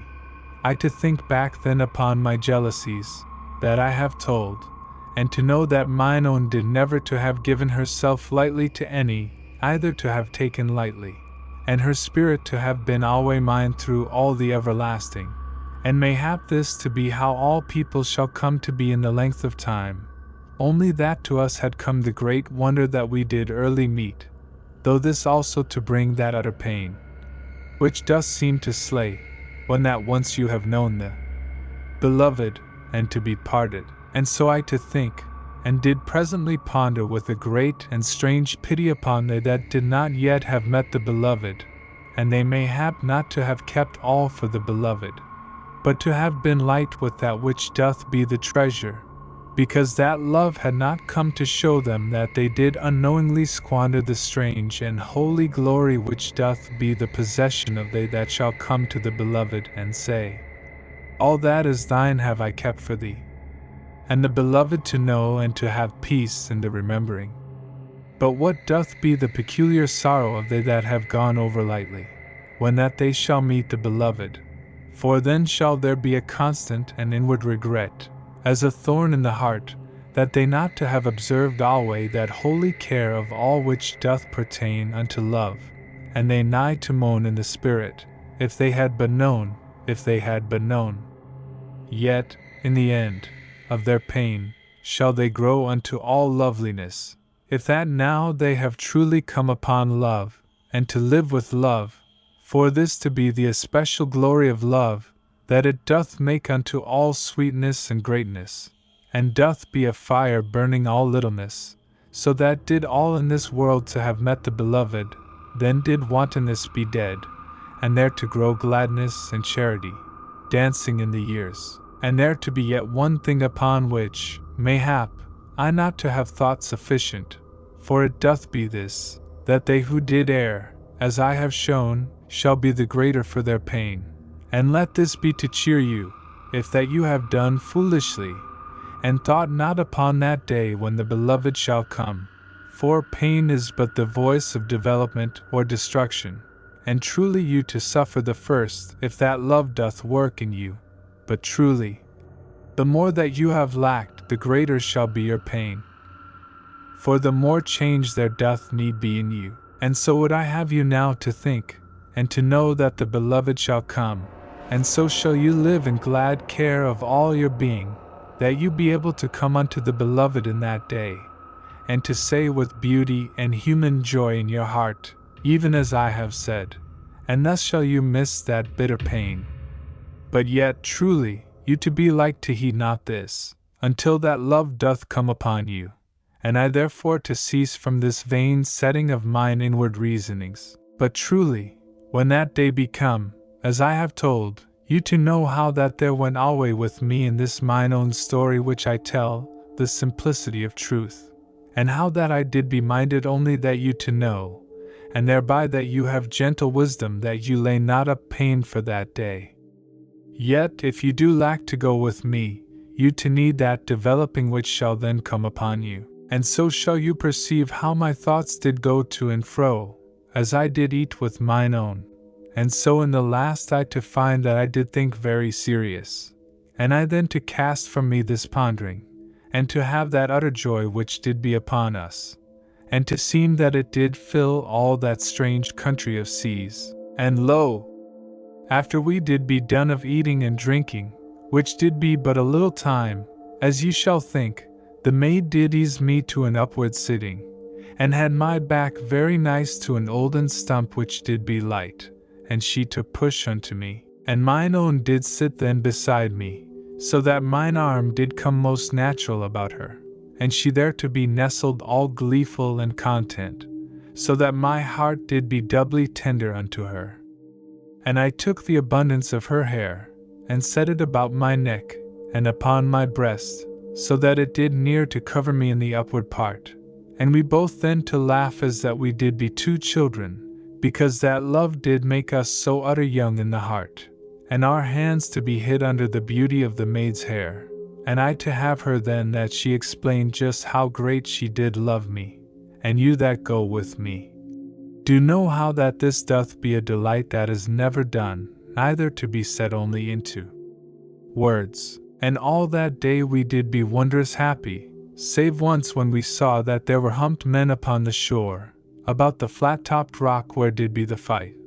But what they did there, we not to be able to see, only that presently they went away, and indeed seemed to have no thought unto us, either any knowledge, and so did be gone again into the forests. And we saw no more of them, after that time. And afterward we to be lost utter in happiness. Now upon the 10th day, I did be so come into health that I to walk a little way to and for upon the island, and mine own did go with me, and so I to pace a good while, and afterward to rest again, and mine own then to bring mine armor to me, which she had scoured very nice. But truly, the armor did be sore broke and bent, and did be jagged inward this place and that, with the monstrous strength of the humped men, when that they did strike me with the great sharp stones. And in verity, how I should ever come again to wear this protection, I to be in doubt. Yet truly it had been a wondrous suit of strength that had kept my life within me when that I had been so deadly beset.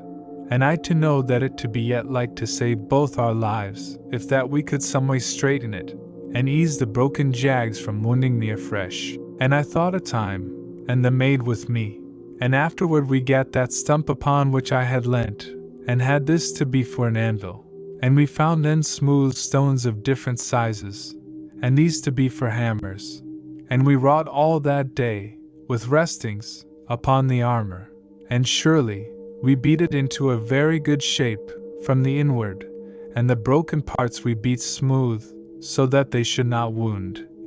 And in the end to have mine armor fit to go upon me, and I, by now, as you shall think, to be drayest part in my garments, but not all, for there did be yet some of the bandages upon my body, so that for the main I did wear the cloak, that the bandages be easily come at.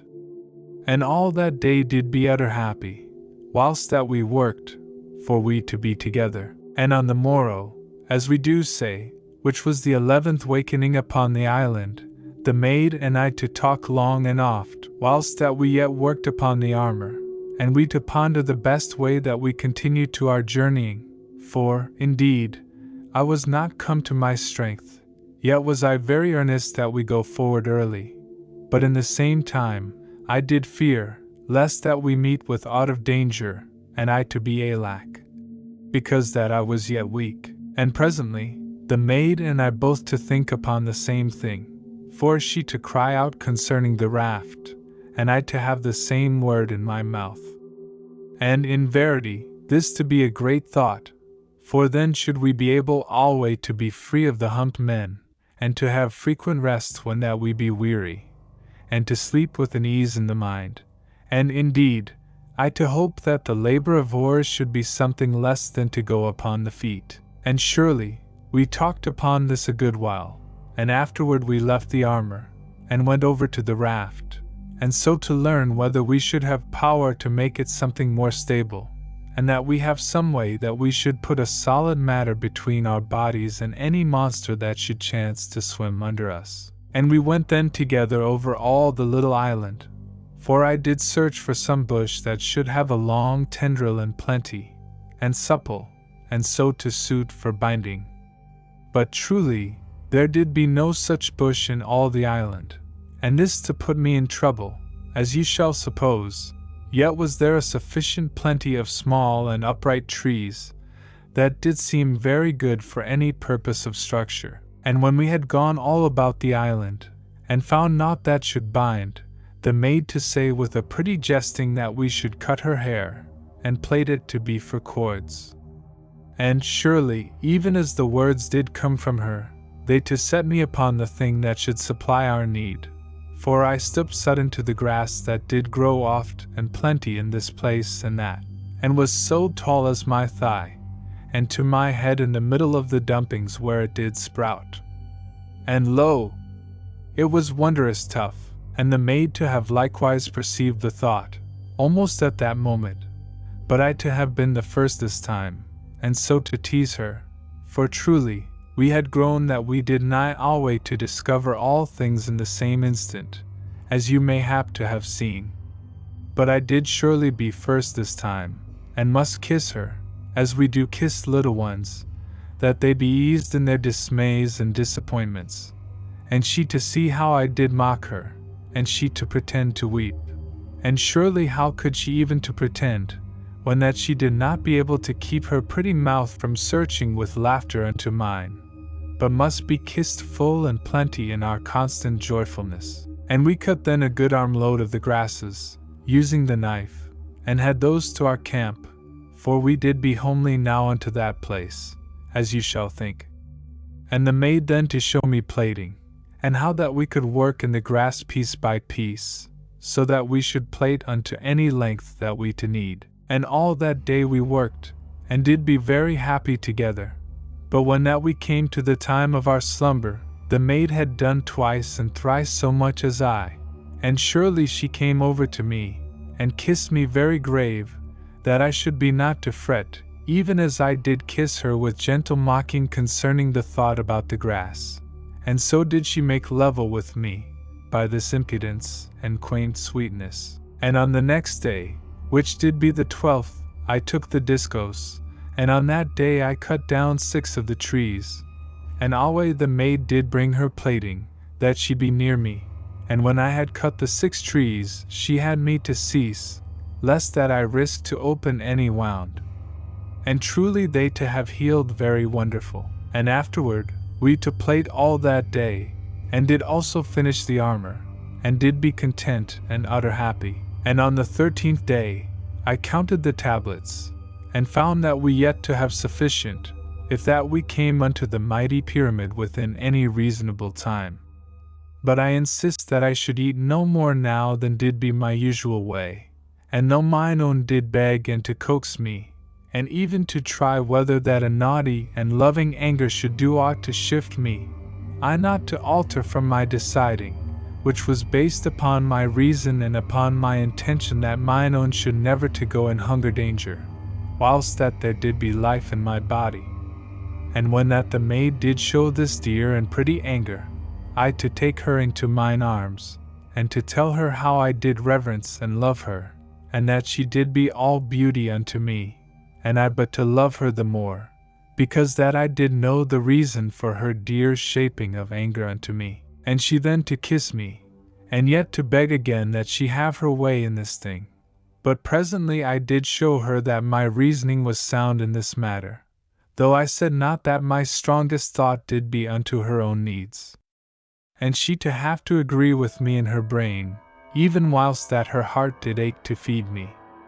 And truly, I to love her but the more, as you shall think. And this way shall you ever to manage a dear and sensible woman that doth both love you and hath reason in her. For the wise man and he that hath an heart unto bigness, doth be never hasty to command. But indeed, I speak not now of the way that you shall go with a woman that hath the love foolishness upon her, for this to be a different matter, as you do know, and a woman then to require a double wit and tenderness in the governing, but also to need to be commanded, mayhap with sternness, yet with the more love. Now, when that we wakened on our 14th day upon the island, we gat to work, so soon as we had washed, and eat, and drunk, and mine own to see how my scars did go. And I cut 7 more trees that day, which made 13 in all, and afterward I trimmed the trees very nice. And when this was done, I cut 12 good sapling trees, and 2 more very thin, that I did mean to be for paddling the raft upon the water. And mine own maid did sit near me alway, and never to be ceased from her plating. And whilst that the maid did plait, and make gentle and happy talk with me, I presently to sit beside her, and had her belt knife to my need, and therewith,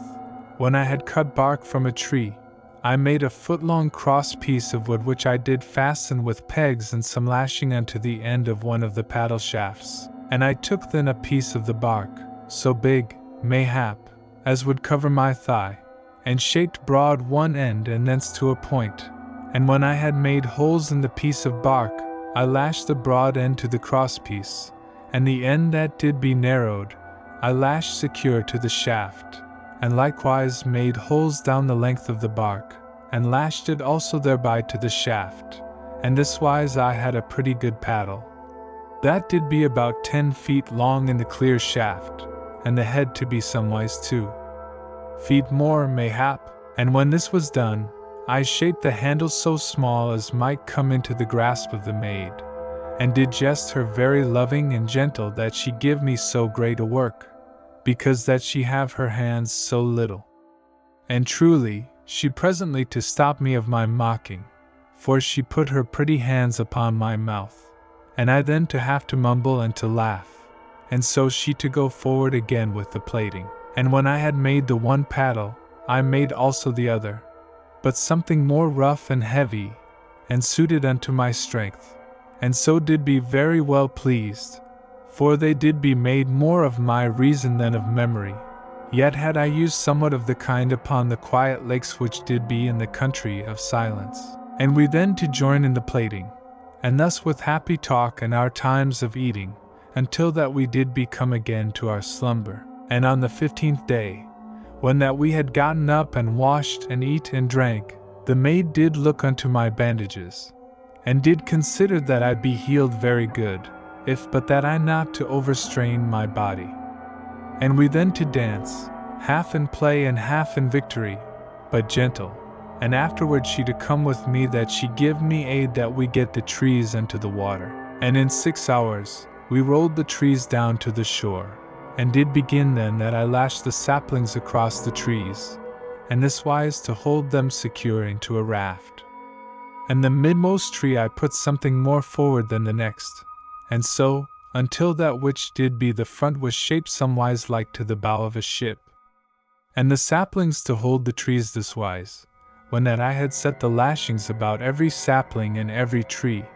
where the saplings did go across. And all that day I worked pretty constant and steady, until that mine own had me to cease a while, lest that I bend over much, and so to put strain upon my scars. And I to be reasonable, but yet to go forward again with the work,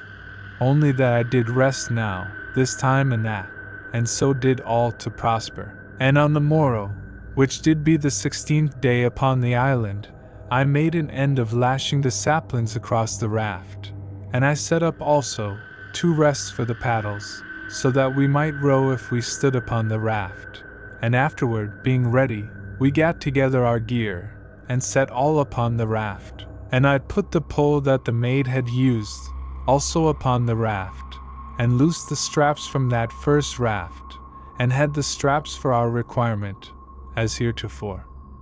And mine armor we made safe on the raft, but the discos I had to my hip, as ever, and so did we be ready to leave that little island of refuge, where we had been so near to sorrow, but yet had come utterly upon joy. And surely, mine own did take me by the arm, and she to stand a little, and to look with me unto that bed of soft herbage where she had laid me, when that I did be so nigh unto death. And she then to kiss me very sweet and loving and gentle, and all a tremble with the tears and love that did stir in her, and I to set mine arms about her in love, and so we to turn and to put off then in the raft. 15. Past the house of silence. Now it was in the 10th hour of that day, that we put off in the raft, And surely we found the paddles to go very easy and with somewhat of balance in the rests which I had set up, as you do mind, and the raft to go forward with not overmuch of labor. So that we stood, the maid to the fore paddle and I did be to the hinder one, and we pushed very steady upon the paddles, and had the raft presently to a speed something less than we should walk over the rough way of the land. And about the 12th hour we stopped and eat and drunk, and went on again with our easy laboring. And truly, when that we get set to the movement, we scarce to what that we did ought more than rock something fore and back upon our feet. And so the hours to pass, and we to have a constant gentle speech one with the other, and the maid oft to look back unto me with love, and to set her lips that she tempt me, but yet to shake her head most dear. When that I would leave my paddle, that I go forward unto her, and when that the 18th hour of that day was come, we to draw inward our paddles, and the maid set the cloak very nice to be our bed, and afterward we eat and drank, and so presently to our slumber, and did have sleep, very sound and happy, all in a moment, as it to seem, and 8 good hours after, we did waken both of us together, and lo! We scarce to mind where we did be for a little moment, but afterward to know and to perceive that we did be safe and not to have come unto us in our sleep. And surely we laughed each in the face of the other, for we did be so joyous to be wakened each unto the knowledge of the other. And after that we had kissed, we washed somewhat in the water of the sea, and so to our food. And when we had eat and drunk, we made again to the paddling, and went forward thus along the coast very peaceful and content all that day. Now, in all, that voyaging did take 4 good days of 24 hours each, for we made no great haste or labor, but went easy, that I have time to gather my strength. And not to happen in all that time, save that once we did see a great beast to come upward lumbersome out of the sea unto the shore, and there did eat and browse upon the herbage in that part. Or so it did seem to us, though, truly, we did be over far off to have surety, and this beast not to put us into any horror, but only to make us glad that we be afar off from it. And by this saying, I to mean that it did seem unto us a natural thing, and nowise to have an odor of aught monstrous to trouble our spirits. And this way did be all the creatures of that country. And truly I do think the early world did be somewise like to it, and this to seem to make true that olden saying that extreme things do meet, as doth be over apparent, for thus doth it be somewise to our knowings, as you shall perceive by your reasonings upon olden days, and by the showings of this mine own story. For that deep world to have put forth natural creatures that did be even as might be those that did live in the beginning. Though I to make no point of this, but only that it doth occur to my thought, and all to seem that it did be bred of circumstance and condition, yet this to have no saying whether that there to be a spiritual force something deeper than the circumstance. For this to be outside of any surety, but not offensive unto my reason, but this thinking also either to offend me, that although much, and mayhap all, doth be modified and shopen diverse ways by the circumstance and the condition, yet doth there be an inward force that doth be peculiar each unto each, though, mayhap, to be mixed and made monstrous or diverse by foul or foolish breeding, as you to have knowledge of in the bodies of those dread monsters that did be both man and beast. Yet, also, I hear to say that may be all diverse breeding not to be monstrous. But this to be beside my point. For I to be now set to tell, as I have told, that it not to offend me to suppose that there to be this inward force peculiar to each shaping of all bodies that do hold that wondrous quality of life. And if that you ask me that I give example to make clear my thought, I to say that it doth be reasonable to suppose that the force or spirit of the human doth be peculiar to the human, whether that it to be a cause of life, or the result of that which hath been evolved out of a condition. and whether it to be the one way or the other, you to know that where this force or spirit be found untainted, there is man, and I to be not opposed to think that man doth be constant alway in matters of fundament, and neither to have been ever truly different, though something modified in the body, and surely, in the first, all undeveloped in the lovely things of the spirit, because that there to be no call to these. Yet presently they likewise to come, and to act upon the flesh with refinings, and likewise, mayhap, there to be some act of the flesh upon the spirit, and so to the state of this age of this our day, and to that far age of which I do tell.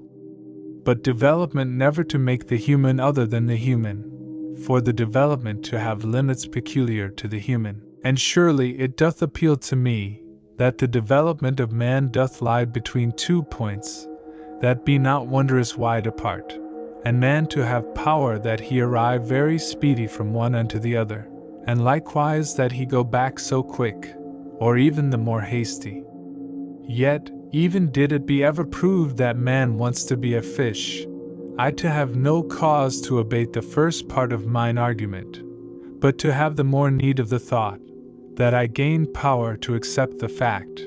for I still then to have no occasion that I think man to have been truly a fish, or aught truly different from a man, but only that he did be once modified physically to his need, and to be still possessed of the man spirit, though all lacked of development.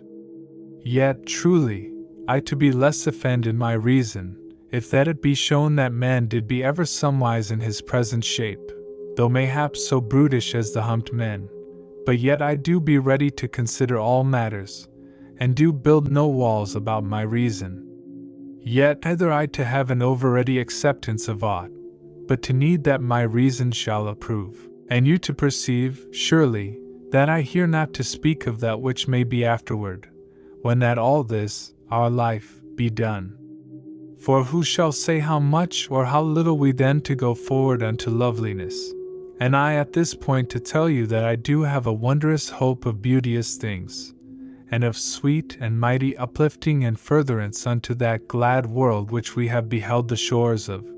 when that we had stood in holiness with the Beloved. And in verity, I now once more to my story, and to be glad that I am done at this small setting forth of a matter which did need words, because that it did have root in this mine own story, and to be grown of it and from it. Now, there did be one other thing of note, beside the sea beast, whilst that we did be upon the seas, and this did be the strangeness of a great fire hill which did stand in the sea, and we to pass very nigh unto it.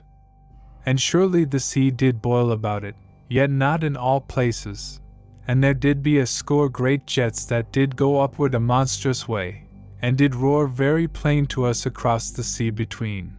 and there did come strange gruntings from the sea about the base of the fire hill, and these I to conceive to be made by the upbursting of gases in this place and that, and surely it all to make us to know of the great energy that did be wakeful in that deep country, and we yet to stare backward upon that hill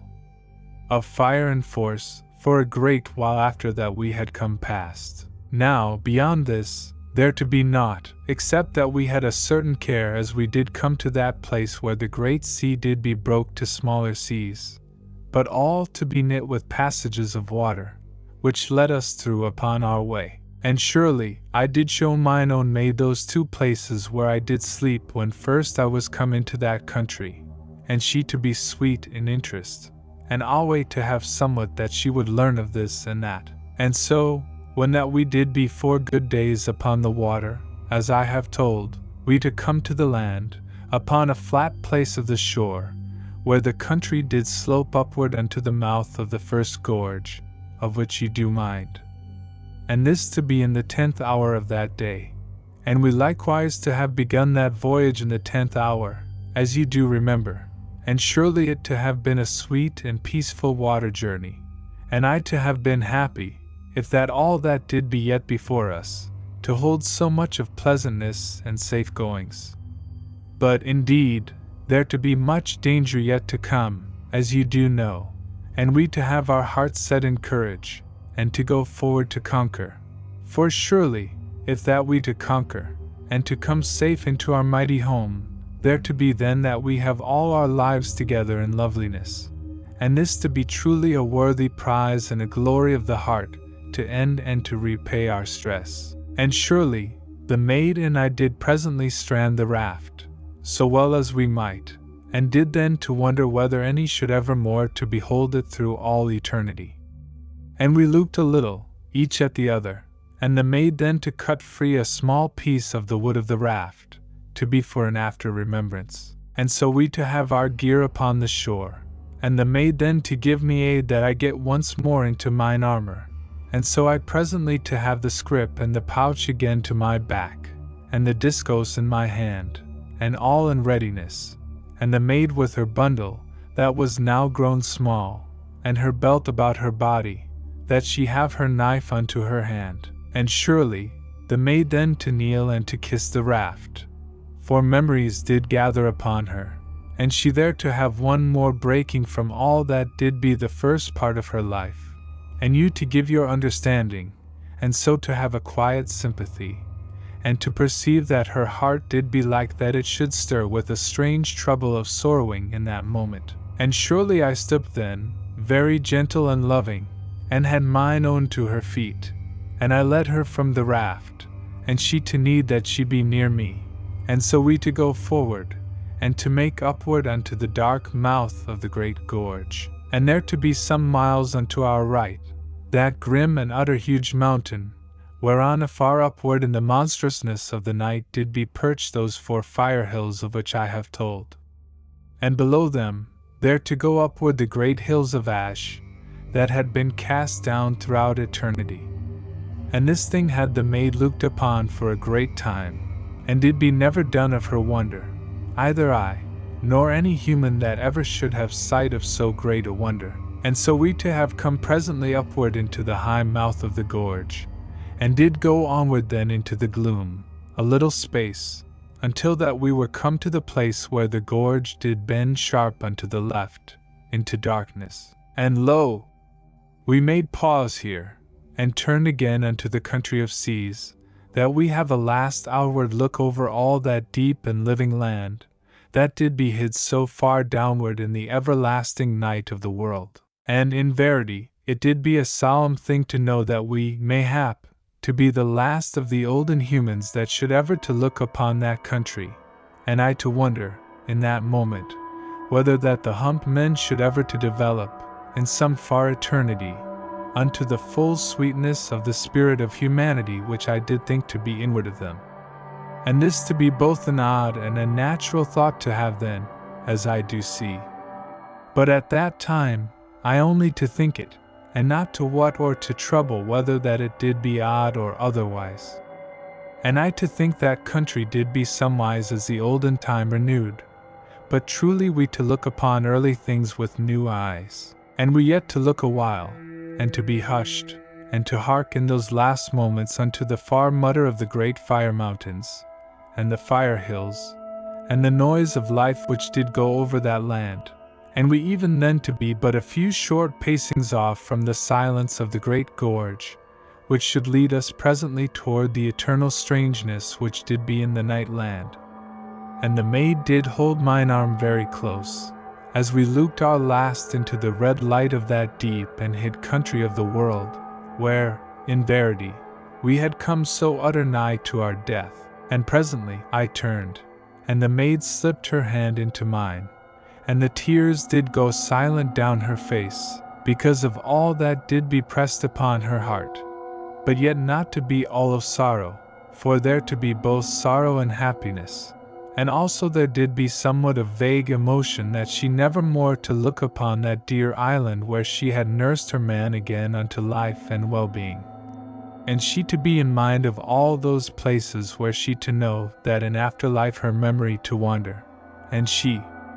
to have oft told tales, mayhap, unto her children, of that country that they never to see, but only to be for a wonder to them forever. And we passed then round the mighty corner place of the gorge, and went forward, somewhat stumbling, into the gloom. Now we went 16 hours very steady, and with naught save the great darkness to trouble us. And we by this to have been 26 hours since last that we had sleep. And surely this did be a foolishness, because that I to need that I come into my full strength, ere we reach the night land, and it to be a folly that I should overtire myself, and the maid to have said so much. And indeed then, we came to a safe place for our slumber, and whilst that we eat and drunk, we made count from my notings of the outward way, and so did decide that we go no more than 16 hours' journey each day through the gorge, and to sleep alway for 8 good hours. And this we to do, both then, and until that we did be come out of the great gorge, which did take us in all, so much as 5 days this wise. And surely, when that we were come into the light places of the gorge, we to be more cheered, as you shall suppose, yet oft did we be half smothered with the horrid gases that came upward in this part, and that, as you do mind, and my strength did grow constant, as we journeyed, yet would the maid never suffer that I carry her, but went alway very light and clever, and was grown, in truth, set unto this constant wander. And at this place and that I to make pause that I show mine on those places where I did slumber, and she alway to need that she come unto the very part, and that she stand for a little moment where I did lie so lonesome, as I went outward unto that despairful searching. And always she then to be utter tender with me, and to be something lacking of speech, because of the calling of her heart. And surely, mine own did be alway now to ask me when that we should be come unto the night land, and to require how far it should be, and to be taken with a growing of excitement, very dear and natural, and in verity, I to be almost so much so as she, and to wonder what she to think of the mighty redoubt, and of all that strange and monstrous land. And above all these, I to be shaken unto my very heart, that I have the maid speedy unto safety, lest, after all, even though we to have come so far, there somewhat to happen of woe. And all this did make it a hard thing that we not to begin to race, and to exceed the hours that we did set. But truly we had wisdom in this matter, and slumbered alway after the 16th hour, and we never to see aught of life in all that great and desolate gorge, for there did be only the gas burnings, and the boulders and the stark rocks, and oft the rank smellings of the gases. And alway an utter and everlasting quiet, save when some lonesome gas fire did oddly to moan or to whistle, and the whistling to sound very dree across the great waste of the gorge, and likewise the moaning to be but a thing to make the loneliness to be felt in the heart, and the maid to feel thus with me, and alway, as I did know, she to think in her heart that I did come through that place alone to make a searching for her into the unknown lands of the world. And surely, I did be but a natural man if that I was something happy in my heart that mine own so to ponder and to remember, for thereby did her love seem ever to grow. And likewise, a man doth be glad in his spirit and natural pride, that his maid to know that he hath done wholesomely of his best for her need. And you but to think upon the love days, and to hear the echoes of those dear proud thoughts that did so to swell in you, and doth not all to go so strangely with familiar pain in the old way? Now it was upon the 5th day, in about the 7th hour, that I heard oddwells a sound in this place and that of the gorge, as that the rocks made hushed and strange sounds at us. And I to have the maid instant very nigh to me, and the discos to my hand, and we then to go onward with a great caution. And thrice we did pass places where gas fires did burn and dance, and made oft a low moaning, and somewhiles a little whistling, and the other sounds yet to come oddly from the rocks, in this place and that, very strange and unthought of, yet to be something familiar. And sudden, it did come to me that there to be a far-away noise in these sounds, though they to seem to come from this place, and that almost to mine elbow, as you should say. And lo! I knew then that I harked unto little echoings, that did be caught by the near rocks, and to come from some far and mighty sound. and this should be surely the monstrous piping of the great gas fountain, that ye do well mind. And in verity, I told mine own in a moment, and she to be all eager with me, because that this did be both a wondrous thing, and to be also a landmark to show that we did be nigh to come out of the gorge, and our journey to come the more near unto an ending. And surely we looked ahead very earnest, and there to be so many strange and leaping fires to our front, that we not to be very sure which did be the far and monstrous dance of the great gas fountain. For truly it to be yet so distant that the near gas fires did make more upon the eye up all of a weary length of the gorge, than did the great dance of the far-off fire, that was now so small, by the distance. And presently, when that we were gone onward something more, we to see that there went a lightening and a darkening afar along the gorge, so that the background of the night was made to lose somewhat of the intensity of its darkness, as with constant shutters of light, and this to be surely the far-away dance of the flame of the great gas fountain. And we then to watch alway as we journeyed, and to see how that the vague shudderings of light did grow in the distance of the night, and did merge and become known presently in a strange uplifting and falling of a far-away blue flame, and the sound now to come more steady, and to grow in a long while into a monstrous piping, very great and wonderful, and having a constant change in the note. And we to come past the last of the lesser fires, and to be in that part of the gorge which did be fireless, save for the great upward dance of the gas fountain, which did now to be grown huge and plain seen, and did make a quaking light over all the gorge. And so in the end, we to be come very nigh to the dance of the monstrous flame, and did be half stunned by the noise, which did be now an utter and furious roaring, as ye shall remember, and the maid and I did stand as but two lonesome strangers in the mouth part of that deep and desolate gorge, and did stare voiceless unto the great flaw. And mine arm did be about the maid, and she to stand very nigh to me, and neither to speak, and surely, how should we anywise? For the noise did be so huge. And after that we had stared a great while, we turned that we look each at the other, and we kissed very sober, there in the light from the monster flame. And afterward, we did stare again at the flame, and soon turned, and looked all ways, and did marvel to see the great throw of the light go blue and spreading and strange unto great distances. And a while we did be watching the way that the far-off side of the gorge did come plain to sight, when that the flame did leap.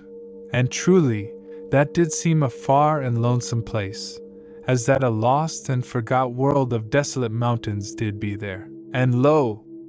We now to look that we should see somewhat of the way that our journey to go, and surely not to be clear shown save when the flame did rise oddwhiles to a monstrous height, and this to be because of the huge rocks that did stand about the flame. Yet something I was able to show the maid of the bottom part of the mighty and utter monster slope that did be the last way of our journey, ere we were come to the night land, and we then to go onward for about a good mile, that we be not so deafened by the noise of the gas fountain. And it did be now beyond the 17th hour, so that we eat and drunk, and made our rest in a secure place among the great boulders. And lo! When that we waked, we eat and drunk again, and did be something silent, as we to gaze at the flame dancing monstrous, and lonesome and all set about with the stark and mighty rocks, which did be like unto giants of silence that did watch forever. And presently, we had our gear upon us, and we went forward toward the utter dark of the mighty slope, and we began that huge climb, that should last through days and an eternity of night. And oft in the first hours did we turn about from our blind stumblings, and gaze downward out of the long height, unto the loom of the flame, that did shudder far below in the night, and made a quaking light in that far darkness. And so did we leave it to dance forever through eternity in that deep and lost place of the world, and we bent all our will and our strength unto the climb. And this way went we stumbling for 16 great hours, and by that time had come to a pace proper for that task, and to be something numbed, and seeming grown unreal, because of the affecting of the darkness. And lo! For 8 days then did we go upward forever through that most dreadful night.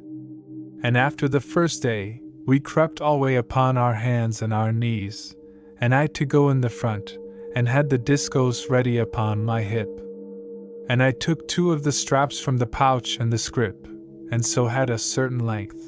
and I set them from the waist belt of the maid unto mine own belt, and so did know ever that she came close after me. And we made journeys 16 hours long, and did eat and drink at the 6th and the 12th hours, and likewise we eat and drank ere we slept, and again upon our wakings, and our slumber time to go always somewheres about 8 good hours. For thus did I be heedful that we have all our strength for that dreadness of the journey,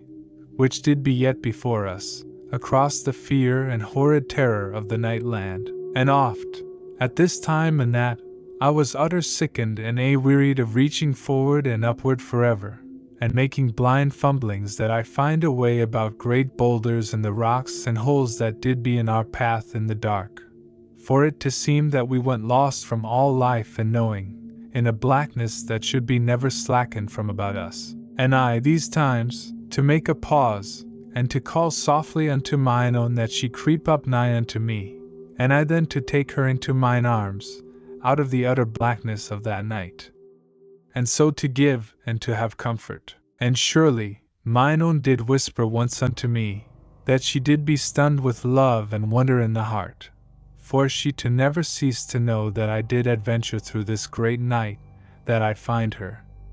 And this thing did make me very warm in my heart, as ye shall think,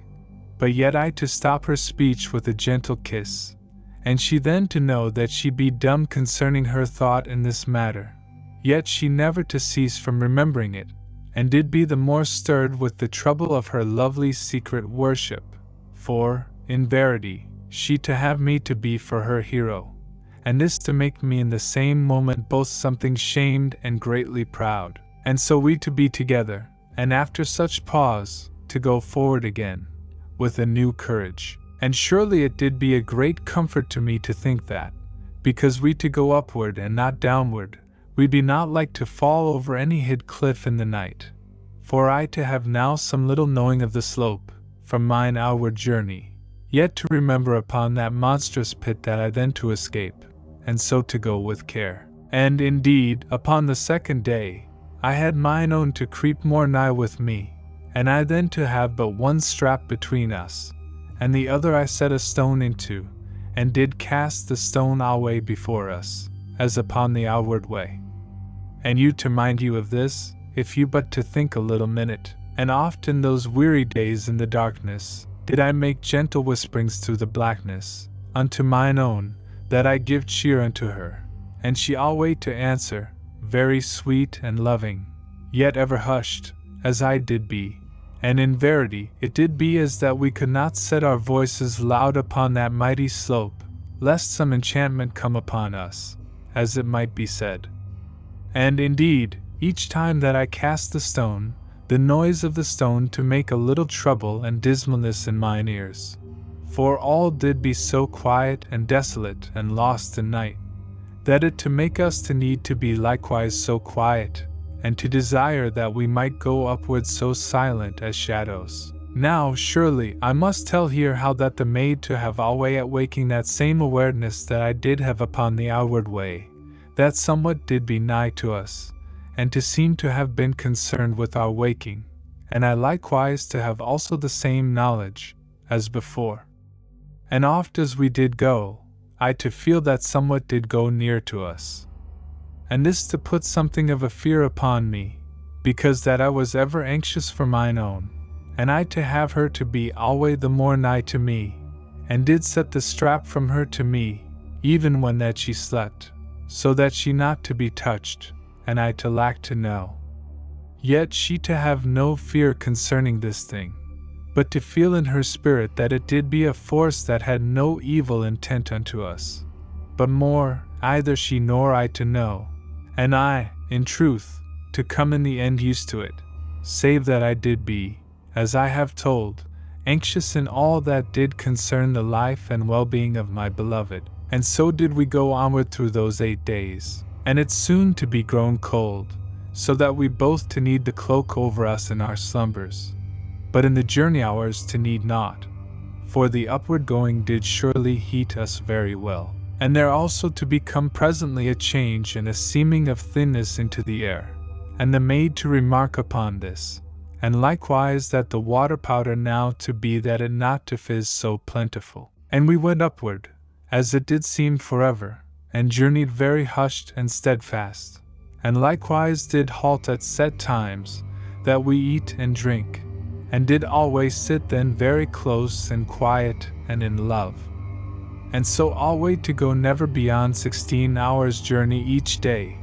and very weariful even so much, for it to be a sore and constant labor of climbing, and I to learn the hour always, by a little shining of the discos upon my time dial, which I have told did be somewise as the watch of this our present age. Yet, truly, I also to learn that I made somewhat of a constant number of forward throws of the stone in an hour, and the maid to be the first to discover this, as she did creep behind me and hark steadfast and quiet unto the clatter of the stone, each time that I cast it. And she sometimes to call low to me that it now to be this time or that time, and I to look at my dial, as I have told, and oft to find that she did be curiously right. Yet otherwhiles, we to have no thought to count, but made a constant hush talk one to the other, and did grow odd times, that it did seem to us that we did be two spirits there in an everlasting darkness, that had quiet speech one to the other, and to be seeming gone from our bodies. And we then to need that we look each at the other, that we know truly that we yet to live and to be indeed with the beloved. And I then always to make the disco spin a little, yet something more than when I should see the hour, and in verity, our faces then to show pale and strange seeming in that luminous glowing of the great weapon in the darkness, and we to look very eager and an hungered of love, each at the other, and so to need that we be held loving by the beloved, and so to have comfort and assuredness, and afterward to have peace to go onward again. And it did be one such time as these, that mine own to give me a love name she had called me in those olden days of this age, and which surely I had not heard since Meredith died. And in verity, you to have dear understanding with me, how that I then to be all troubled with vague troubles and ghostly love aches in the heart, and likewise I did be all set about in a moment by the olden enchantment and speechless glamour that did be so long hid and lost in the spaces of memory, where surely the spirit doth wander such odd whiles, hushed unto a dumb tearlessness, and to know in the same moment both agony and the voiceless glory and lost delight of the hath been, so that it doth be as that you wandered in the spirit between the sorrowful pain of the sunset, and the promise of the dawn which doth be builded upon the need and hope of the soul, and doth also to have an essence of pain within it, because that these do be knit with longing which doth be the essential pang of memory. And so, mayhap, you to have gone with me, for you to have also strange thoughts that do come out of the years, and do hurt the heart, even whilst that the heart doth hunger of that which doth so pain. Yet, truly, mine own did be now with me, as you do know, so that I had joy all about my heart, yet did all the years of my lost delights and of my pain be in the spaces of my memory, and mine own now to have stirred all, so that no words that did be ever shaped of man should help me to have ease in speech, and mine own maid to know how it did be with me, and she to have said the thing, scarce wotting, even as her spirit did set it through her lips, and she before then to have forgot so utter as I, and now she to be stirred likewise with me, so that, in verity, we to hold hands in the great darkness upon the slope, and to wait till the pain and strange trouble did go somewhat from our hearts, and we to have power again to know truly that we did be again together in sweet verity, after a mighty eternity. And thus did we go, and even in that strange night to have an everlasting coming together, so that surely our two spirits to be nigh made one, somewise. And this to be that sweet and holy thing which I do name love, and it to be my glory and astonishment that love hath come unto me. And with you that have love, I am as a brother in holy delight. But with all that have not known love, or to have missed love, I am a mourner, and my heart to pray that they to know this wonder, ere they die. For else shall they die so green and bitter as they be born, and to have grown nowise unto ripeness, which doth be charity, the end of life and the crown of humanity. And surely I to go forward again now with my telling. And you to know that on the 8th day upon the slope, about the end of the 9th hour, there to be an upward seeming of light, afar before us in the darkness, and did show us a dull and vague sheen above us in the night. And truly, I to know that we did become at last near unto the night land, and we went upward then very eager through the dark, and the dim shine did grow ever, so that we soon to see it very plain, as a looming of light afar upward.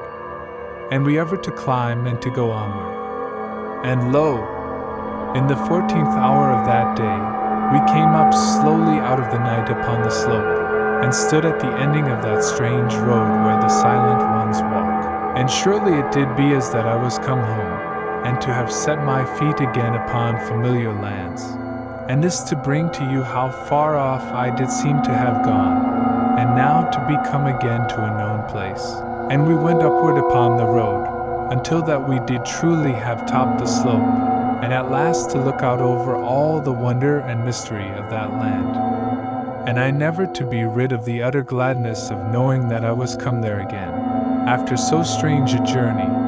and that mine own had I brought with me, out of all the unknown world. Yet, truly, I also never to have forgetting that this familiar land of strangeness did be the last test and the greatest dreadfulness of our journey, and anxiousness did hang upon me, for I now to have to take the preciousness of mine own among and beyond all that danger of horrid forces and of monstrous things and beast men, and the like. And truly, I did be like to trouble, and in verity, I did stare with a fierce eagerness unto the far-off place in the middle part of the night land, where did be the mighty pyramid, and surely it there to shine in the midst of the land, and did be mine home, where never had I dared hope I should return. And I set mine arm very swift and eager about the maid, and pointed, so that she see quickly the wonder and safe mightiness of that which did be our refuge for all our life to come, if but that we to win unto it. And the maid to look with a great and earnest soberness, and a lovely gladness and utter soul and heart interest, unto that place that bare me, and where I to have come from, and now to take her. And long she looked, and sudden came round unto me, and set her arms quick about my neck, and burst into a strange and happy weeping. And I to hold her gentle to me, and let her cry very natural, until that she was something unpent. And lo! When that she was eased, she to stand close beside me, and to look again unto the mighty pyramid, and afterward, as she to steady, she to ask 100 questions, so utter eager and so to thrill with joy and excitement, as that she did be a glad child. And 100 questions I answered, and showed her new things and wonders uncounted. And of all strangeness that she then to see, there did none so to shake her in the spirit with terror as did that dreadful and horrid house, which did be the house of silence. And it was as that her very being did know and be repulsed of some horror that did concern and be in that house, so that she to want to hide in the bushes that did be anigh to the road. And truly, I to think this wise, and to remember and to beware suddenly that we did be indeed come now into the power of monstrosity which did be utter and forever abroad in that land. And surely, we went then in among the bushes that did grow clumped upon the side of the road, as you to remember, and afterward I calmed this new fear that had come so quick upon mine own, and she then to peer forth with me from the bushes, and to have renewed sight over the land, and the house of silence to stand upon that low hill of which ye do know, and did not be a very great way off, somewise toward the right. Yet, as ye shall have remembering, it did take me some long and bitter hours upon mine outward way, ere I did become from under the shadow of it, as we do say, unto the top part of the mighty slope. But this to have been in the main, because of the utter care that I did need to bring me safe past the house, for I to have gone long and weary upon my hands and knees among the bushes, as you remember, and oft to pause, and to be so still as death, lest that the power of the house to have become aware of my passing. And truly, we to need again so utter a care, when that we make to go past, unto our mighty home, and this to be heavy upon my heart, and I to be in the same moment anxious that we have haste to the trial, and yet very willing, if it might be, that we not make it forever. And indeed, after that we had peered a good while from the bushes, I to consider that we do well to eat now, and afterward to have a safe place for our slumber, so that we go fresh to the horrid dangers and dreadfulness that did be before us upon our way. And we then to look about, and soon to find a great boulder that did be set with the bushes. And we made our place for sleep against the boulder, and the bushes went all around, so that we did be complete hid. And in verity, we to be very cold, as we had been those 2 past days, whilst that we made toward the top of the mighty slope. And now we to have the full chill of the night land, and did be very glad to have the cloak, so that we eat and drank whilst that we sat together, and the cloak round us. And afterward the maid set the cloak about us for our sleep, and we then to kiss very sober, and I with anxiousness in the heart, but she with less, because she to have rest in me. And so we lay down to our sleep, and the discourse ready in my hand, and my spirit wakeful against any terror that should come anigh to us in our slumber, and the maid I warned to be likewise wary. And surely we slept and waked, and there had gone 8 good hours, and naught was come anigh to us to harm us. And we eat and drank, and did hark oft, and looked out from among the bushes, but there did be naught abroad to set dread upon our spirits. And so we did be more content, and well rest and ready for the further journeying. Now I had the maid to wear the cloak, because of the chill of the land, but she in the first to refuse, save I also to have it in my turn. But truly, I did feel that it should smother me, and that I need all my freedom of my body, lest there come anything sudden upon us.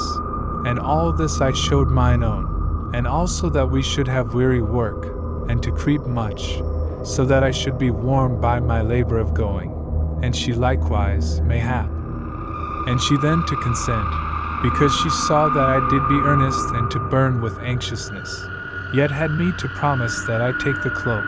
if that the chill of the land gat me anywise bitter. Now we made a pause, when that we have our gear upon us, and we looked well out over the land, and surely alway our eyes did gaze in the ending upon that far wonder of light and safeness, which did be the mighty pyramid. And I to be never ceased from telling mine on this thing and that thing concerning the great refuge, and she to be constant stunned unto silence and delight of wonder, and anon shaken unto a multitude of questionings. So that truly we did be as that we never to have done making known one unto the other. Now, as you have knowledge, the house of silence stood upon a low hill, and the road did bend about the bottom of the hill, and this way did I come, when that I was on mine outward way. Yet now there to be a new plan of journeying come into my mind, for, as you do remember, I did take somewise of 11 great days from the pyramid unto the top part of the mighty slope, because that I had gone diversely and round about to the northwest of the plain of blue fire. And surely, as now I looked, it did seem that we should try a short passage, and thereby become free out of all danger in but a space of 4 or 5 days, if only we to succeed. And I stood a good while very hushed and anxious, and did consider this new way, and did presently point it out to the maid, how that we saw the mighty redoubt straight to the back of the low hill where stood the house of silence, and mayhap we might chance to find a safe going that way, and that I did ponder that wise. For, indeed, as you do know, we must go nigh past the house, even did we return by the long journeying, and this to be because that the bushes did make a cover only near to the road, and all to be a country of bare rock beyond the bushes on that side of the road, which did be to the north and west. Now, presently, I had formed my intention regarding our way, and told all to mine own, and how that we to have alway an utter caution, and the danger I made so plain to her as I did know it, and she then to beware in her heart the need there to be of care and wiseness forever, as we did go. And we then to make forward into the night land, and to be gone from the top part of that great deep, in which there to be hid strange lands, as you do know. And surely it to be like that none should ever to go that way again for an eternity, or maybe forever. And so went we forward, with a new caution, and we came out from among the bushes upon the northwest of the road, and crossed unto the eastward side,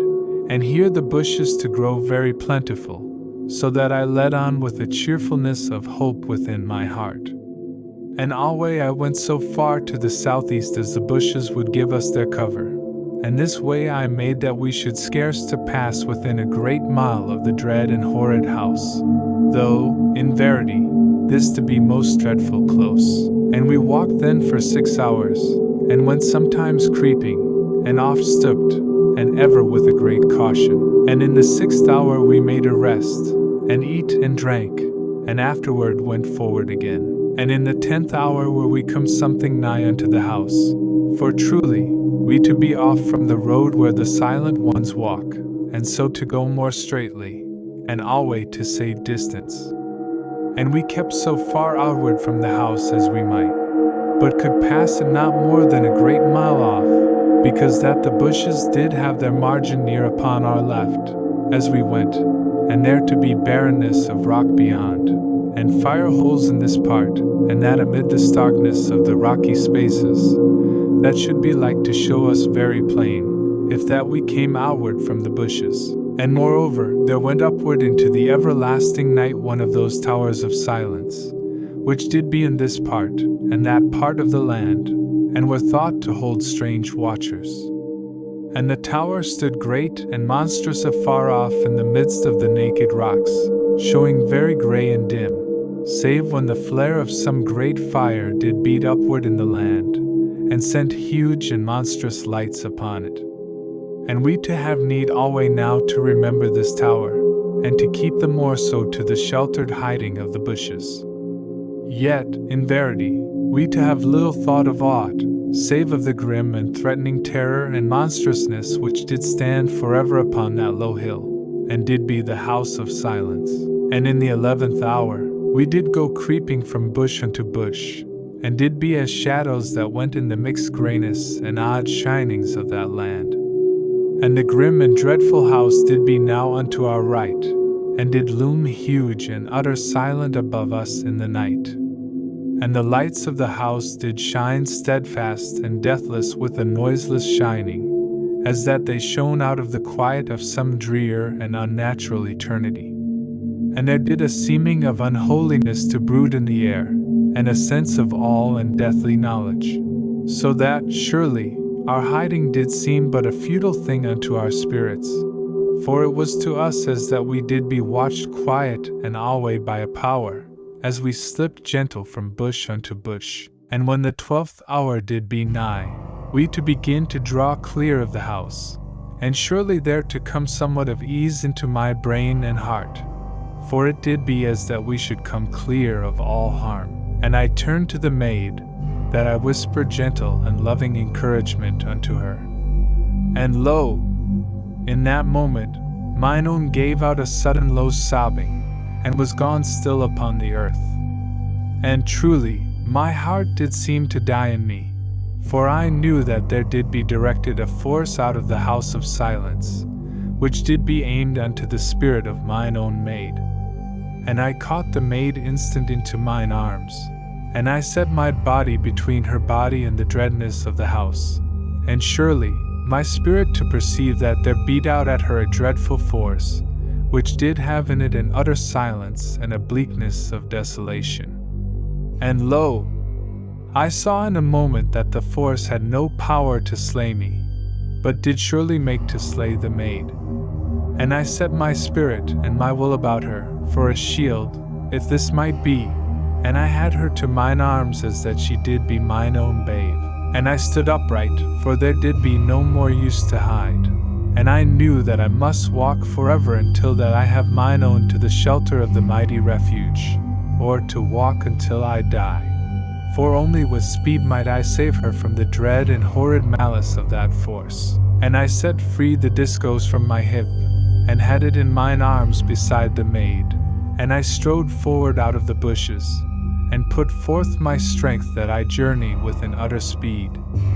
And ever my spirit did know of that monstrous force which did be direct upon us, to the destruction of mine own maid. And odd whiles, as I walked, I called mine own by her olden love name, and by the new name of Nani.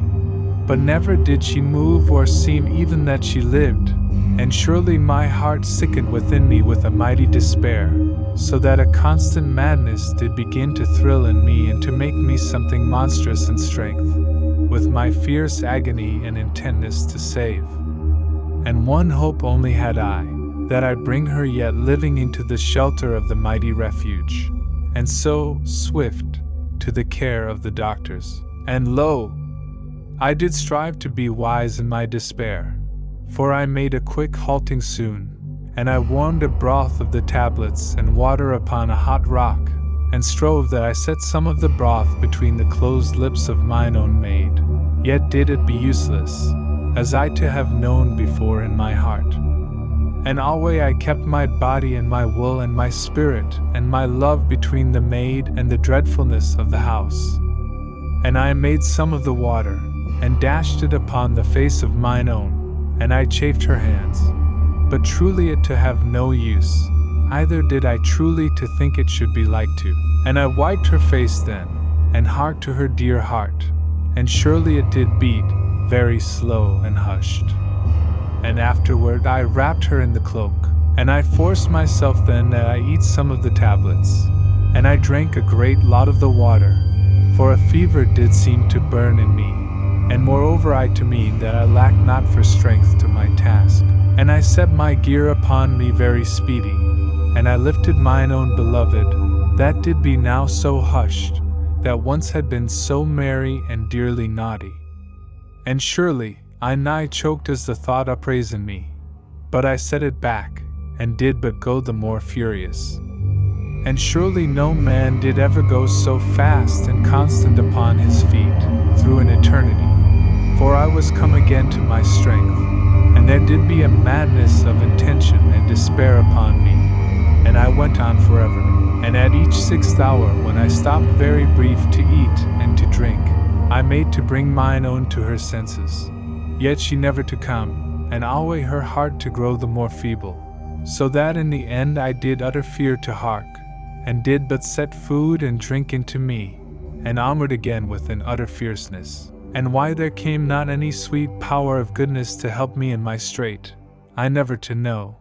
but did call desperate upon all good things to aid me, as I went, to save mine own. But they're not to come, so that I had grown into cursings, but that I did not to lose my wisdom to any useless foolishness. And alway, as I went, I to see the land blindly, and oft vague and grey as that I did look at naught real, and again with strange flashings of light, and the glare of fires, and anon to see the land as it did be, and all odd whiles to have now to me the feel of a dread and monstrous dreaming. And surely I sped forever through the dreadful hours, and went neither to the right nor to the left, either did I strive to hide in the bushes nor to evade aught, for I knew that the maid died slowly in mine arms, and there to be no more gain in life, save by speed, that I have her swift to the mighty pyramid to the care of the doctors. And a great and despairing madness grew ever within me, and thrice I to have a vague memory that there came creatures at me from the dark of the land. But surely I slew them with the discos, and have no remembering thereof, only that mine anger did boil in me, and I to know once that the discos did run blood in my hand. And lo, there to come sudden unto my spirit the knowledge that the ether of the world did be stirred. And indeed, I did be surely sighted by the great millions of the mighty pyramid, and they to have seen me come forward into the sight of the spyglasses, and that I did bring a maid in mine arms out of all the night of the world. And truly, as I did after learn, the dear Master Monstrowican had discovered me great hours before, for there had been a steadfast watch kept in the tower of observation for my returning, if that ever I should return, and the might of the great spyglass had shown me plain a good while gone, and that I did carry somewhat, that was surely the maid that I did go to find. Yet had the master given an order that no word be said abroad to the peoples of this discovery, lest that the emotions of the millions to tell overmuch unto the evil powers of the land. But now had the millions also come unto knowledge, for many had ceased not to watch through their spyglasses, and the news to travel very speedy through the cities. And surely now there did be a constant spiritual noise in the night, to be heard only of the spirit, yet to suffice to wake and to warn all that land. And truly, as I after to learn, the Master Monstrowican did know by the instruments that there came a force out of the house of silence, and this to trouble him greatly, so that he set the word through the pyramid by the hour slips, that all the people strive to contain their emotion, lest they bring in harm and a destruction upon me, by warning the land with the greatness of their feelings. Yet, in verily, this did be useless, for the peoples did be very human, and could nowise check their gladness and great wonder and excitement, for it was to them so great a wonder almost as we should suffer if that a man in this age should go beyond death in search of his beloved, and afterward to come backward unto the living. And surely, in such case, how mighty should be our amazement, and this to be somewise how they did be, yet with it also a sweet and natural gladness and strong welcoming, which doth be the true beat of the human heart unto the wanderer. And presently, and through all the time that I came forward across the land, there did be mayhaps 100,000,000 that did never cease to watch me from the embrasures, from the view tables, and from all vantages. Yet, for a long while, only they which possessed strong spying glasses did be able to see me truly, for I was a great way off. And millions did but stare vainly unto that part where I was said to be, and the hour slips to come out 4 times in the hour, and to tell aught that did be known. And so shall you perceive that humanity did but have grown the more human. And in verity, I went forward with all my strength, and did drive heedless through the miles and the night, and scarce conscious of aught, because of the aching madness of despair that did grow ever within me. For I knew that mine own maid died alway in mine arms, as I did carry her, and later, a monstrous space of hours it to seem, I knew that I was come to that part of the road, where it did bend somewhat unto the vale of red fire, and this did be something anigh to that wilderness where the youths did fight with the giant men. And I came over the road, and urged my body utter furious across the land. And surely in that moment when I crossed the road, great numbers of the millions did see me, that had not seen before. And there went a shaking in the ether of the world, because of the sudden emotion of so mighty a multitude. And lo, it did be as that in that moment the land was at last waked, for there came from far away unto the eastward a faint and dreadful laughter, as that a monstrous being laughed unto itself in some lost and dreadful country. And the laughter passed over the land, and did echo strangely, as it did seem, in this part and that part, and presently to go rolling round in the far and hid west lands, and to be as that it wandered a while amid the far mountains of the outer lands, and was presently lost from my hearing. and my heart chilled a little maybe, but yet did I not care over much, for I to lack all if that I lack death, if that I not to be given power to save mine own. Yet did I make a little pause, so that I get the knife from the belt of the maid, and did also to bear the capsule. For if that there came a destruction upon us, I to make instant sure that mine own may be safe unto death, and I then to go quickly with the capsule, and afterward I again upon my way, and ever upon each 6th hour I did stop that I eat and drink, and did onward again, even as a machine. For I commanded myself to this duty of victual, that I lacked not my strength unto the saving of the maid. Yet, truly, I did seem to choke alway as I strove with the tablets, and lo! Ever as I went forward did the land awake, and my spirit to know that great forces did be abroad, restless, and the monsters to begin wild roamings, because that they also to know of the unrest that did be come into the land. And there to go presently out roarings across the land, from night unto night. And I to go forward the more desperate, and to step neither to the right nor to the left, but to make direct unto my mighty home. And the veil of red fire did be soon afar off unto my right, and the bulk of the watcher of the northeast to be somewise unto my left, before me, and the great back to be toward me. And truly, I looked at the brute force, and it did be as that I drew nigh unto a mountain of watchfulness, and above it in the everlasting night did be the blue shining of the luminous ring, and the ring shed a light downward over the monster force, and the shoulders did be huge and humped, even as 2 small hills, and it looked forever from me through eternity unto the pyramid.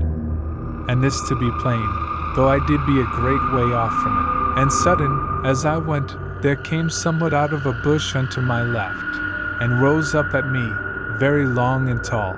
and surely it did be some kind of a man, and came at me. And my fury and my despair came inward upon me in a moment, so that I troubled not to set down the maid, but leaped at the thing, where it did be yet half hid in the dark. And lo! It died in pieces, and the discos did roar to content my heart an instant.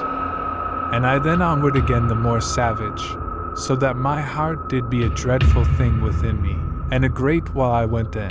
and do have a vague remembering that this time, and that there came things at me from out of the dark, but surely they to have died very speedy, that I not to remember more. And the hours did pass in spaces of time that did be made of terror and numbness, and an utter and ever-growing fury of despair. And I did be at last as that I did burn inward with a grim and dreadful energy, and to seem to grow the less tired, and to come over the land with a stronger ease, and somewhat as that I did desire things to come unto me, that I have something to ease my heart, for lo! Mine own maid did be dying in mine arms as I carried her, and I to be in a bleak and sickened dread, so that I lacked all courage now to listen unto her heart, as I have told, and went burning, and dry and hot in the eyes. And ever there sounded the roarings across the land, and there did be added presently lower and more horrid and dread noises. And later I heard a far thudding of the earth, and in a little there went past me a great man, running so heavy that he did make a shaking as he passed me. Yet, in verity, by a sweet mercy, he saw me not, and was gone onward in a moment and lost utter into the night. And the ether of the world to be full of the trouble of the peoples, as the man passed me, and afterward there to be a stirring of glad thankfulness. And truly, alway my spirit did know strangely as in a dream, that the millions set their sympathy and pity and help about me, and did girt me about with human love and with encouragement, and with uplifted thoughts. Yet, in verity, did all be as water beside the fierce wine of my love and despair, which did urge me onward in a natural lacking of all dread, save for mine own. And truly this doth be the way of love, and shall make fearless the heart of the weakest. And there to be prayers in the night, and all the ether to be surged with the spiritual trouble and callings and cryings of the millions. So that, indeed, if that my spirit so to hear these things, it to be conceived that these do pass outward into the everlasting, and to break upon the shore of eternity in an anguish, even as a visible foam of supplication. And surely the unity of love of the millions did make a natural force about me. For, in verity, the force that did come from the house to seem to be somewhat eased from the maid, yet there to be no surety in this. For all did be desperation and turmoil in my heart, and I to have but one thought in my brain, that I'd bring mine own swift across the land unto the mighty pyramid, and so unto the doctors. And lo! There stole presently from afar the deep and dreadful baying of the hounds, so that I knew we did be surely dead, save that a miracle should happen. And I asked in my heart in a fierce and mad fashion why that they did not to rig one of the olden shooting weapons, that they shoot from the pyramid, and so to give me some aid in mine extremity. And behold, even as I did be so bitter, there went afar upward in the everlasting night,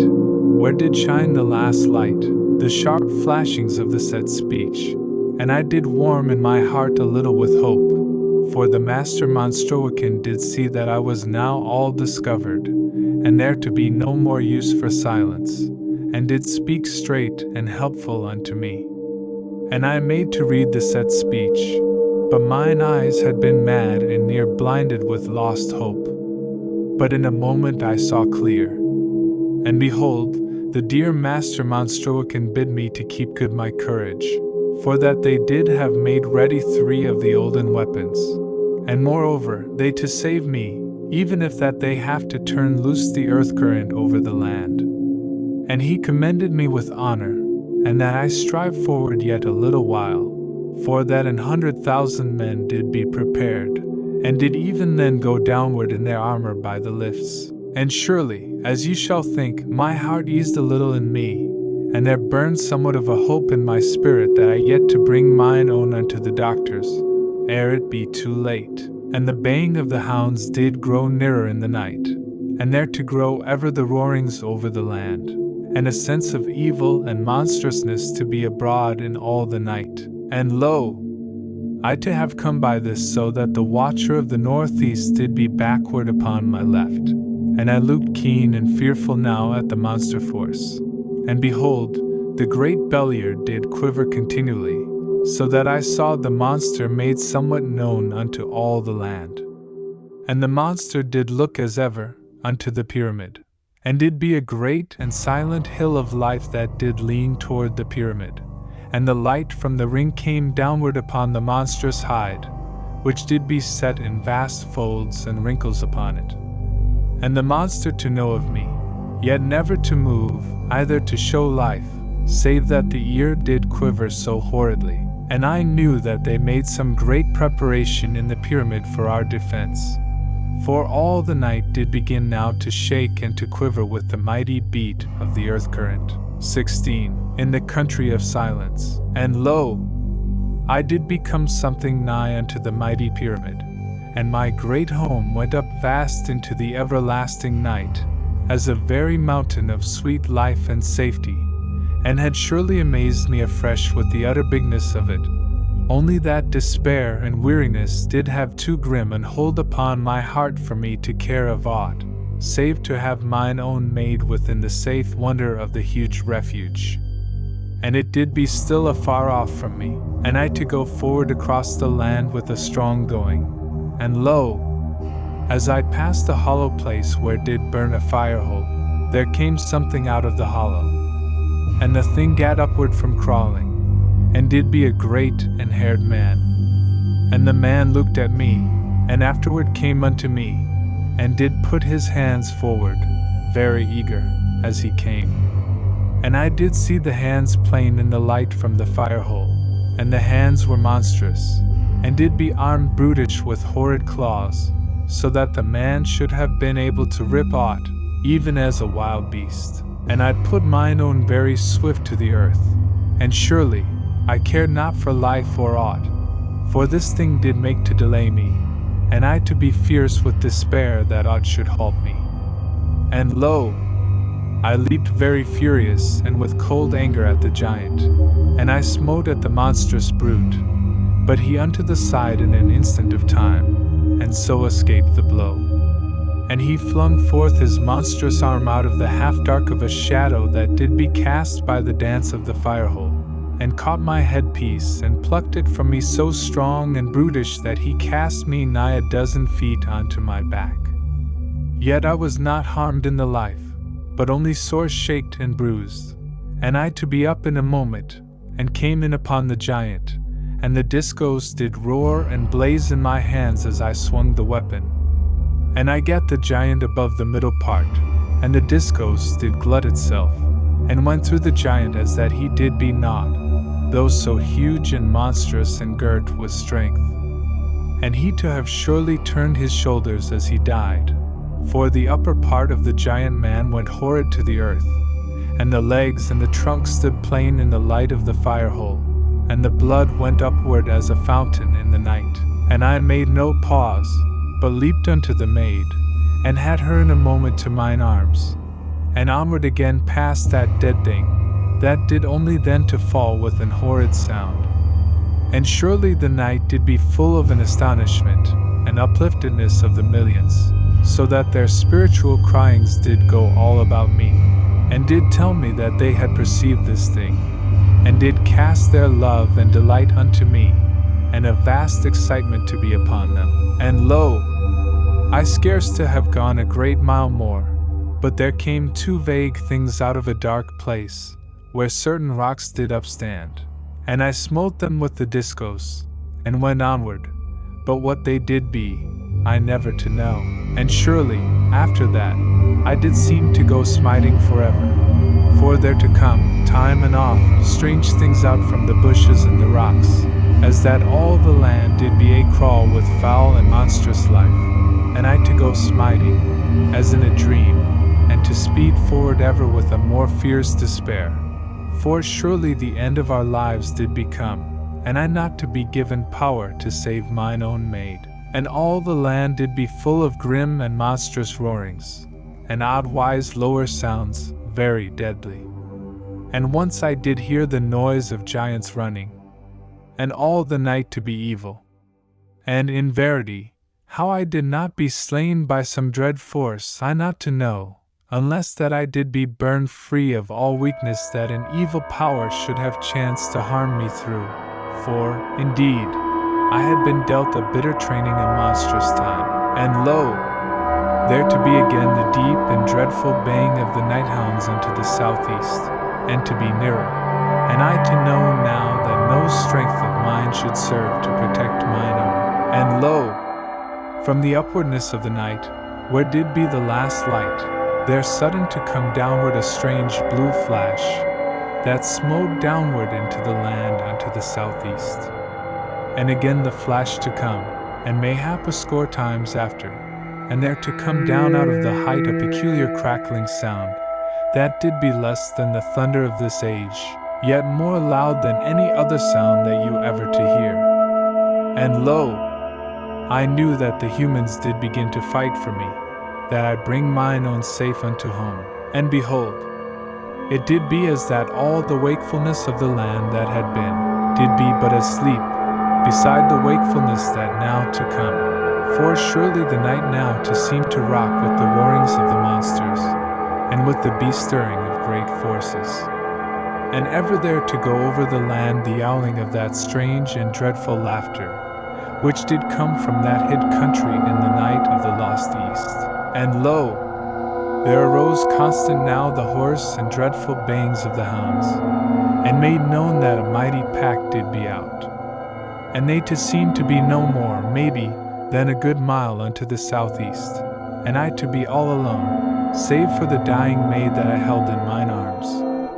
And I looked vainly and with despair for the 100,000 that did be prepared, and had come downward, as you do know, unto mine aid. But truly, there did be naught to see anywheres, save the strange lights and shadows of the land, and the movement of monstrous life in this place and that place. and the hounds to come nearer with every moment of time, so that indeed I knew that death did be very nigh. And I ceased not from my stride, but went forward, and did begin to run, for the pyramid was not a huge way off in the night, and the shine of the circle about it to be plain seen, save here and there, where it did be hid strangely. And I to have a despairing hope that I come yet with mine own into the safety of the circle, and the baying of the hounds to come ever the more near. And surely it did be a doubly hideous bitter thing that I lose my dear one, so nigh unto home, and the great mountain of my home to go upward before me into the night, and to seem so near that surely I did be almost there, but yet, mayhap, 2 great miles off, even then. And behold, I called out in vain despair, and to no end, why that none come to give me aid in this extremity. For the hounds did bay now but the half of a great mile upon my left, and did surely have scent of me, by the way of their dreadful baying, and truly, the millions to have an anguish of sympathy for me. For the spiritual noise of their emotion did be plain unto my spirit, and they surely to have seen and to have interpreted the way that I did look about me and appeared to call out in despair. For there came all about me in a moment the companioning of a great and sweet spiritual force,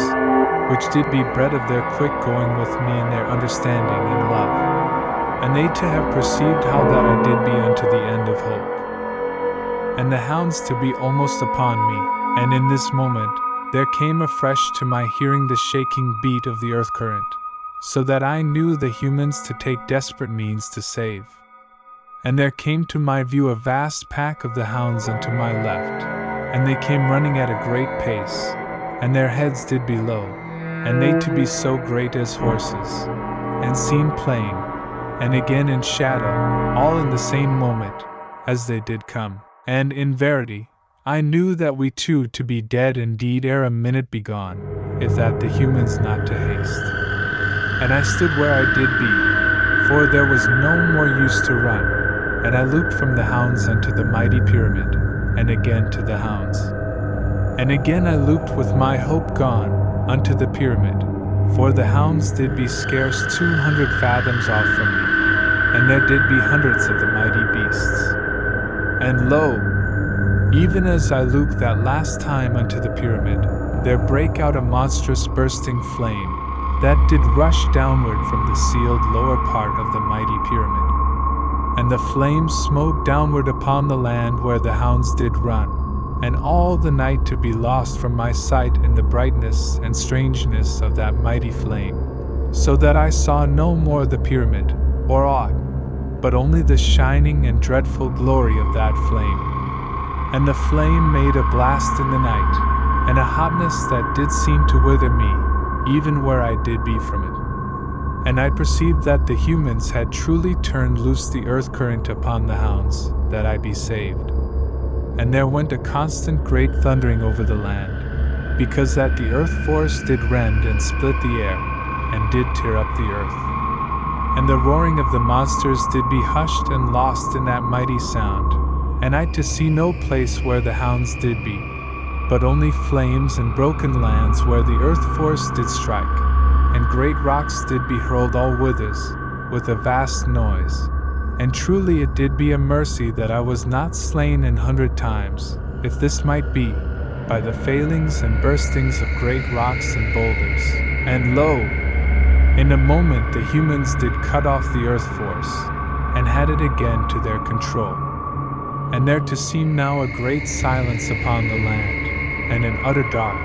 save that flames and noise came from that part where the current did strike. And I very speedy to come free of the dazedness that had me, and made again to my running,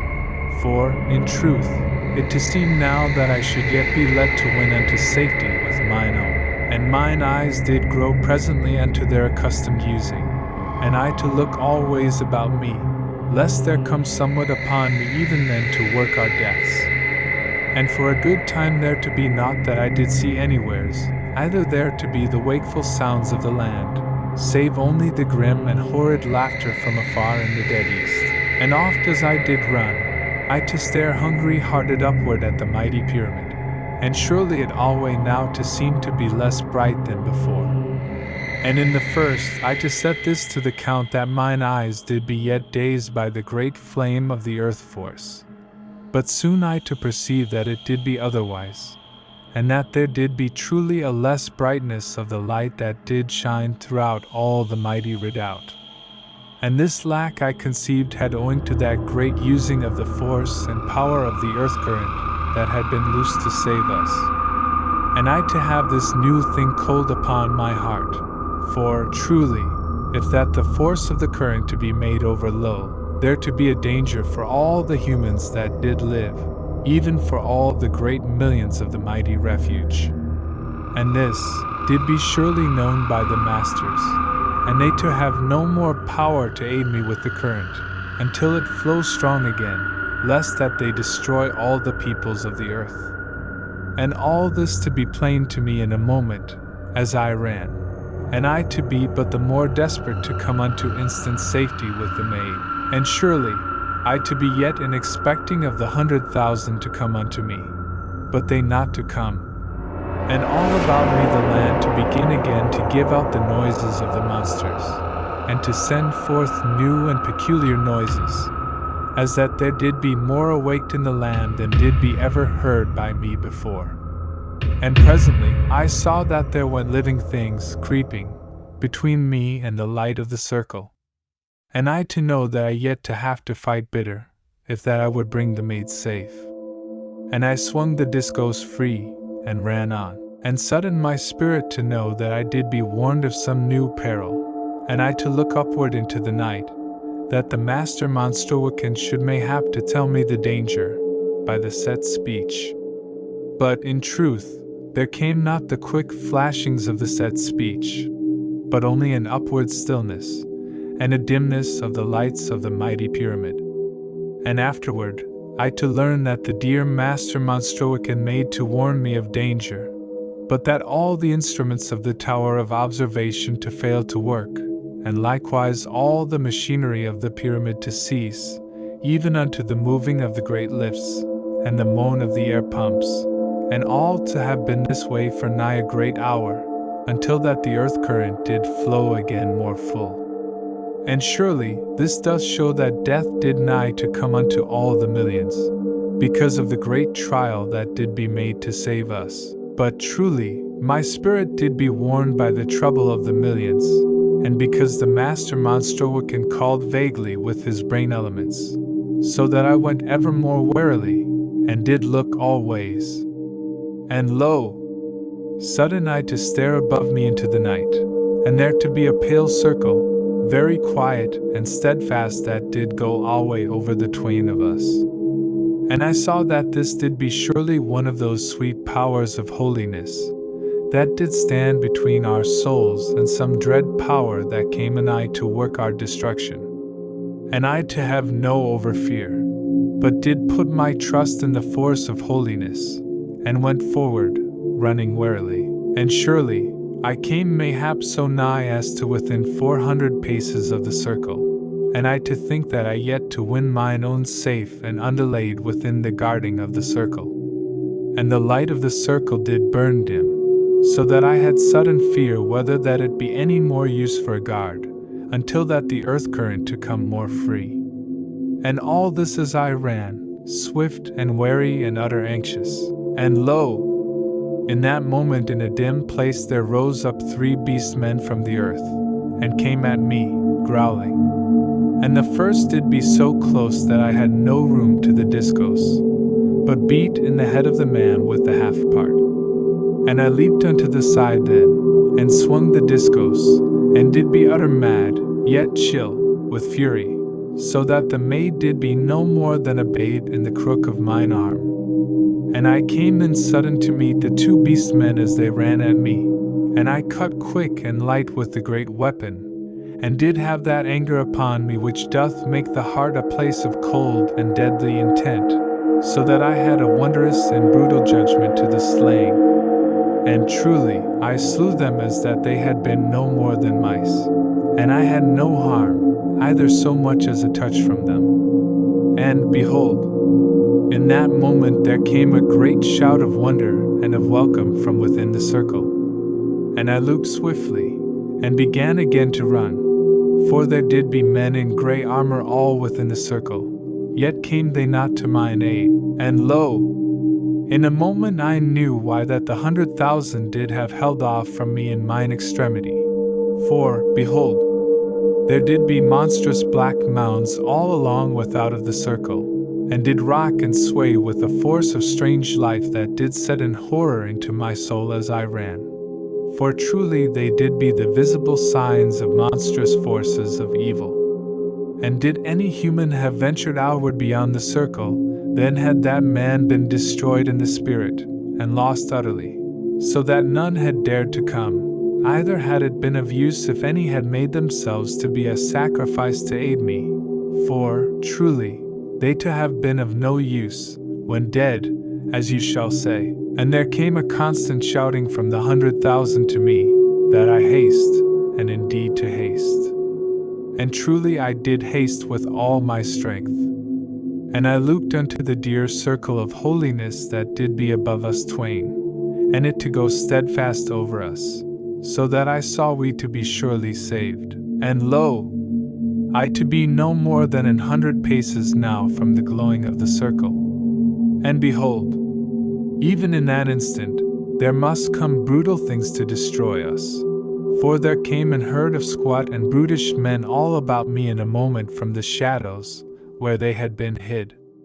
And they caught at me, and caught at the maid to tear her from mine arm.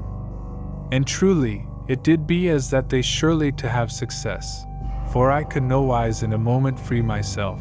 and yet to guard the maid and to use the discos. And lo, I kicked with my metal boots, and gave from them, and turned all ways in a moment, and wrenched free. And I leaped back, and the herd of horrid brutes after me. And now I to have space for the discos, and a grimness in my heart. And I came round very sudden, and ran in among the men, smiting. And I hit very swift both from the right and the left, and to and fro with a constant quick circling. And the discos did spin and roar, and made a strange light upon the faces of the men, and they to have tusks like to the tusks of pigs. And surely I did rage through them, smiting. And they to strike me 1,000 times with great stones, so that mine armor rang, and was all fresh burst, and I near to sicken under the blows and new wounds. But they not to harm the maid, for I carried her above their squat and brutish reach, and the brute men to seem without end. But I made all way forward unto the glowing of the circle,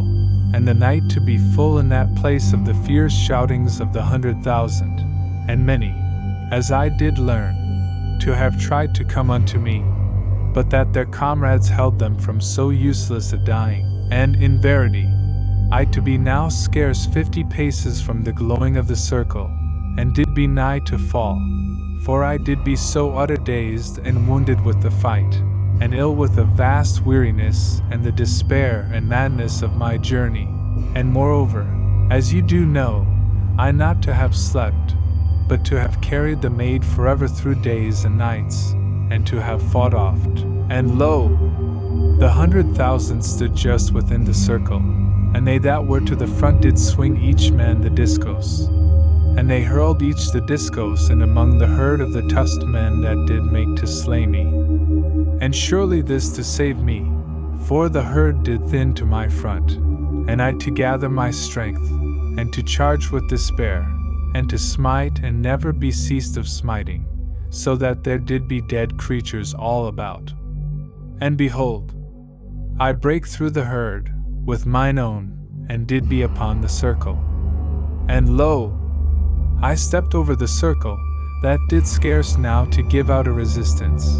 and 1,000 hands did come forward to give me help, yet did none touch me, but gave back from me, for there did be that about me which held them off, as with a little awe, for I to be strange unto them. And I stood there in a great silence, and the discos in my hand ran blood to the haft. And maybe I rocked as I stood, for many again did put out their hands, as to hold me, and again drew back, and were silent. And I looked unto them, and they looked back at me, and I did gasp a while, and was strangely dazed, and did try to tell them that I had need of the doctors for the life of mine own maid, that did be dying in mine arms. And behold, in that moment there did be a sound of giants running out in the night. And some then to cry out different matters, to aid me, and to beware of the giants, and to bring the doctors to attend me on the instant. And other voices did call that the holy light was gone from above, and likewise the black mounds from the outer part of the circle. And there did be a monstrous noise of roarings in the land, and all to come bewildered unto my brain, which did surely fail now with the grim and utter stress which had been mine so long. And there to be also a constant noise that came from near and from upward, and truly I to know, as in a dream, that it did be made of the shouting of the great millions, that did make an eternal and vague roaring sound upward in the night, that did come down from the upper heights, no more loud than a strange and continual murmuring out of the lofty miles. And surely, I to find my voice in a little minute, and did ask a near man whether there be any doctors with the men. And in that moment there came forward a master of the discourse, which doth be as a commander of this age. And he made the salute of honor with the discourse, and would have eased the maid from me. But I to ask again, very slow, whether that there was a doctor near. And he on the instant to give an order, and the great thousands to begin to shape, and did make a mighty lane unto the great gateway of the mighty pyramid. And the master of the discourse made a sign to certain that did be near, and they stood about me, as I to know dully, lest I fall. But they not to touch me, for I did be as that I must not be laid hand upon, for I did near to choke with despair lest I to have come home too late. And surely, also, the men to seem as that I did be strange unto them. And there went orders swift and constant this way and that. And lo, in a little while, there came two big men of the upward cities, running, and they had a little man between them upon a sling. And the little man did be a master of the doctors, and he aided me gentle to lay mine own maid upon the earth. And the master of the discourse made a sign, and the men that did be near turned each his back, and the doctor to make examination for the life of mine own. And there to come about that time a seeming of silence in the land. And truly the 100,000 did be utter quiet, and a great quiet in the mighty pyramid. For, in truth, all to know, by this, that there to be a fear that the maid I did bring out of the night did be slain by the evil forces. And sudden the little man that did be the master doctor looked up quiet and piteous at me, so that I knew in a moment that mine own maid did be dead. And he to see that I knew, and he covered the face of mine own, and stood up very speedy. And he called softly to the men that did be to my back, and he signed to them that some to support me, and some to lift mine own maid, and bear her unto the great gateway. And he looked keen at me, and I to fight a little that I breathe, and afterward did make with my hands, that the men not to come near me, either to touch mine own. And the master doctor to understand that I did be truly strong until I die, and did beckon the men from me, and from the maid. And I stooped, in a little, and I lifted mine own maid into mine arms for that last journeying, and I came down the mighty lane of the 100,000, all in their grey armor. And they did make silent salute with the discourse reversed, each man as I passed him, and did be utter silent. And I scarce to what of aught, save that all the world did be quiet and emptied, and my task to have failed, and mine own to lie dead in mine arms. Yet truly did it to have failed utter? For I had surely saved mine own from the terror of the second night land, and she not to have come alone and with madness unto her death, but to have died in mine arms, and she surely to have been comforted within her spirit,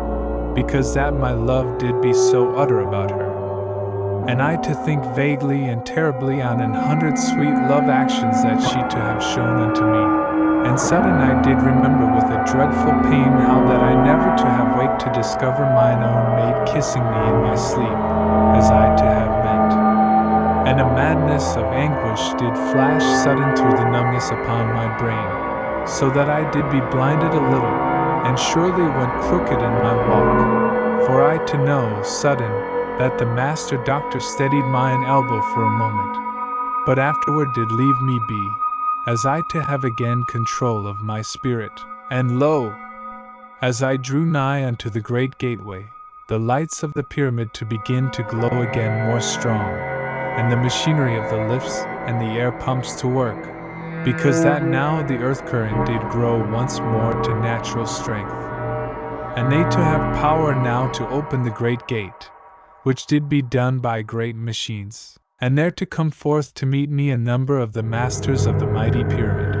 and the dear master Monstroican did come before them all, so eager as that he did be mine own father, and he to have heard somewhat vaguely that there to have been a fear for the life of the maid that I did bring, and surely he did be told by one near to the gateway that the maid did be dead in mine arms. For he and all the masters did pause and stand silent for me to go by, and did reverse each his discourse, and this to have been an honor shown, than which there did be scarce any greater. And there went a constant murmuring up in the night, which did be the speech of the millions, questioning. And the news that the maid did be dead went upward through the miles. And my spirit to know, as in a dream, of the spiritual noise which did go outward through all space, and did be the grief of the multitudes, as they did hear this thing. Yet truly, there did nothing comfort me anywise, either I proper yet to know the verity of my loss, for I did go stunned, and I came in through the great gateway, and the full watch did stand there silent in their armor, and they made the salute of honor. And I went onward with the dead maid that I did bring out of eternity, and presently they that were around did guide me, with the maid in mine arms, unto the great lift. And I took mine own maid into the great lift, and the masters came with me, and did be in their armor, and none did speak to me. And the master Monstroican and the master of the doctors stood silent to the side of me. And there did be everywhere great multitudes, that I did see vaguely, but my spirit not to what of them. And lo, I stood very quiet and dumb as we did go upward through the miles, and the millions of the cities stood about the great lift, and there did be a great silence upward and downward through the strange miles, save for the weeping of women in dear sympathy, that did sound far and low and constant. And presently I to know that the master Monstroican and the master of the doctors did look one to the other, and I to be aware sudden that I stood in my blood, for I did be wounded in 100 parts, and the blood to go alway from me. Yet did the master doctor be slow to do aught for me, because that he to perceive that I did be slain in the heart, and there to be no pain so dreadful as that he should be like to wake me unto, if that he went hastily. Yet presently there did come whirlings into my head, and someone did surely make to ease mine own maid from mine arms. But I held her dumbly, and the blood to go the more from me, and they not to know what should be done, and I to look at them. And the dear master Monstroican did be saying somewhat unto me, that I did have no power to hear, but only to know that his face did be very human. And there went a strange noise all about me, and the master Monstroican to seem to hold me up, and to beckon to some that did be to my back. And lo, there came a blackness, and the gentleness of arms about mine armor, and I to come presently to quietness and to half dreams, and did alway to seem that I carried mine own maid in mine arms. But truly there did pass 3 great days, whilst that I did be thus. And I all that while to be laid quiet, and to be tended by the master doctor, and aided by all knowledge that did be known of humans. And on the 3rd day, as it might be called, I to come full unto my senses, and the pain to take me in the breast. And the master of the doctors did be with me, and they that nursed me, and the master doctor watched me very keen and gentle. And I did be in a bed of the health room of mine own city. And I gat from the bed, and the doctor to say naught, but only to watch me. And I walked to and fro a little, and he alway to watch me. And presently he gave me somewhat to drink, and I drank. And I was gone soon from all knowledge, and I to come again unto a knowing that I yet to live, and there went a certain strength in my body. And lo, the first that I did see was the master of the doctors, and I to perceive in a moment that he had wakened me, and had nursed my strength for that moment, that I lived through the burial. For he to be very wise, and to have known from that first seeing of me, that I not to live after that mine own did die. And there was brought to me a loose garment, but I to refuse the garment, dumbly, and did look about me very troubled and forgetting. And the master doctor looked alway at me, and lo, in a moment he called one, and gave an order. And there was brought in then my broken armor, and a garment to wear below. And I then to know that I did be content in this matter, and the doctor alway to watch me. And they dressed me in my broken armor, and surely, as they dressed me, my spirit to hear the sorrow and sympathy of the multitudes, and did know that they went downward by millions unto the country of silence. And lo, in that moment when I near to be in mine armor, I to mind sudden again that I never to have waked to discover mine own maid kissing me in my sleep. And the pain gat me in the breast, so that I had surely ended then, but that the master doctor said somewhat to my breath,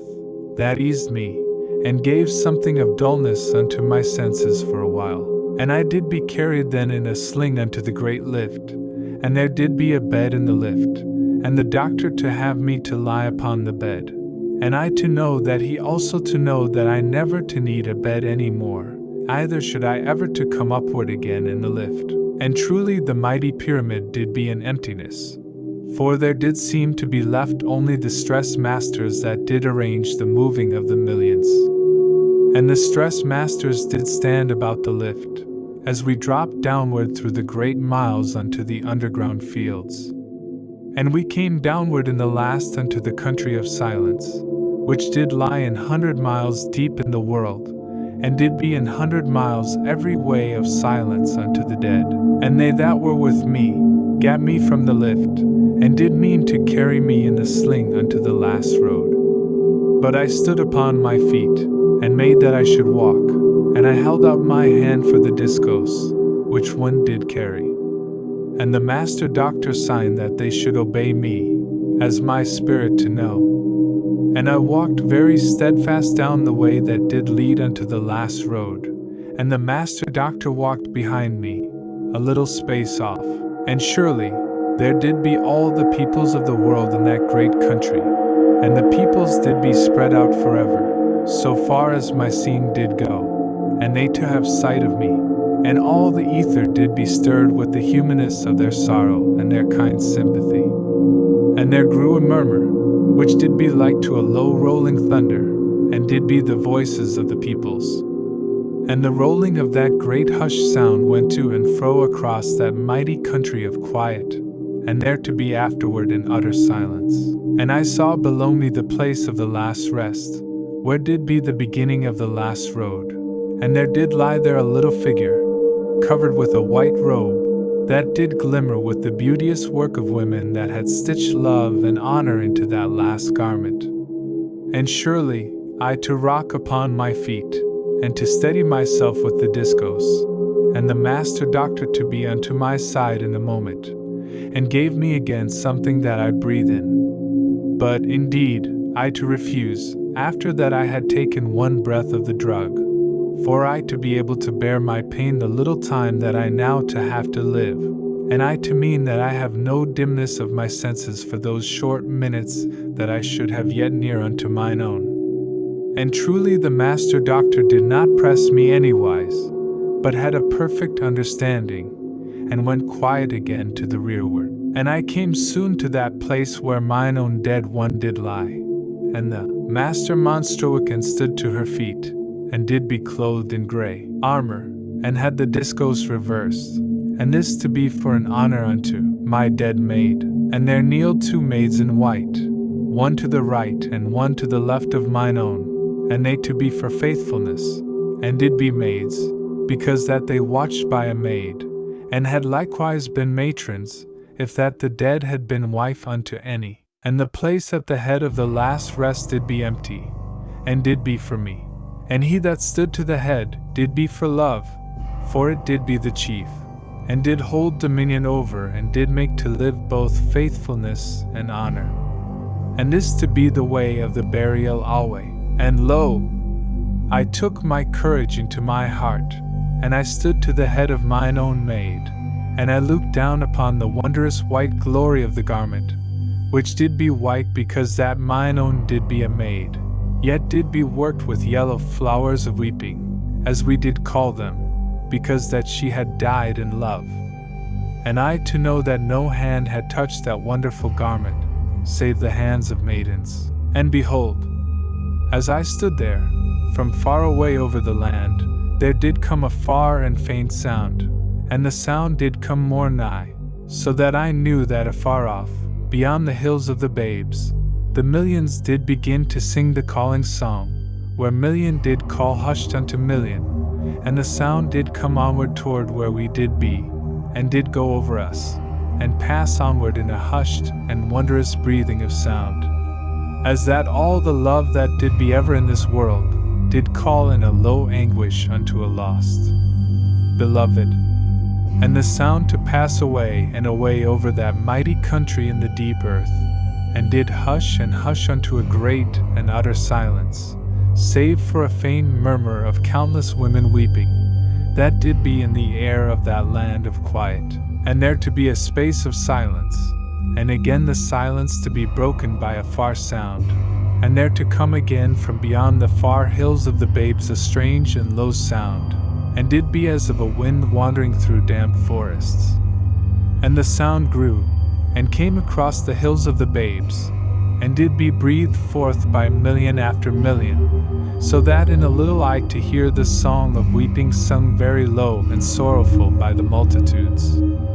And the song came onward over all that great country, and passed over us, and went onward into the far land beyond the dome, and did be caught by the voices of millions that did be hid in great distances, and so to go onward forever, and to die at last unto a mighty silence. And the master Monstroican looked at me from the feet of mine own maid, and I to know that the moment did become when I to part from the maid Nani forever and forever, even though I to live in some strange future, and to find her soul in some other sweet child. And I stooped and laid the discourse beside mine own maid there upon the last rest, and the two maids drew back the light wonder of the garment, and showed me the face of mine own, and she to sleep there forever so sweet and hushed as a child, and as oft I to have seen her to sleep. And I looked a little while, and the pain of my heart did be sufficient, so that I knew I died as I looked. And once more I looked, and I set my soul about mine own, and I fought with myself, and stood upward, and the maids did cover the face of mine own maid, and the master Monstroican commended Nani unto eternity. And he raised the discourse reversed, and lo, the road did begin to move upward unto the dome, and mine own maid did be upon the road, and I to fight that I keep breathing, so that I not to die before she be lost utter to my sight. And there did rise now a sound from all that country that had no order in it, and did be like to a low moaning that did fill all the air of the land, and there to be also a constant sound, as of a little whistling dree wind that did be in all that country of quiet, and truly this to be more than any singing, for it to be the true weeping of multitudes, that did sorrow from the heart, with the grief of this thing that did be. And I stood utter still, and did draw my breath very even, and looked into that small form that did be now afar off where it did lie upon the moving roadway. And I gazed, as that my soul and all my being did have no power else, even as a man that dies, doth set all his strength to a last movement. And I not to what that the master monstruican and the two maids did hold me up, because they to perceive that I did be dying, for I only to see mine own little one lying afar off upon the moving of the last road. And the maid in that moment to come to the place where the road did pass into the strange and luminous vapor of the earth current, which did lie all about the base of the dome, and the vapor to be only as a faint shining smoke, scarce seen, yet to be enough to give something of uncertainty to the dead, when that they did have passed inward of it. And I stared, with all that did be left of my strength, for mine own to be gone utter and forever in but a little minute. And the uncertainty of the luminous vapor did cling about her, and to make her to seem unreal to my gaze. For the vapor did be in constant movement, and to give a seeming of shifting to and fro of all that did be in it. And behold, as I did stare, with my dreadful pain, there did be sudden a strange hoarse noise from the nearer millions. And lo! In an instant there came a mighty shout out of all that country, and the shout did be made again, and did grow into a mighty hoarse roaring from the millions,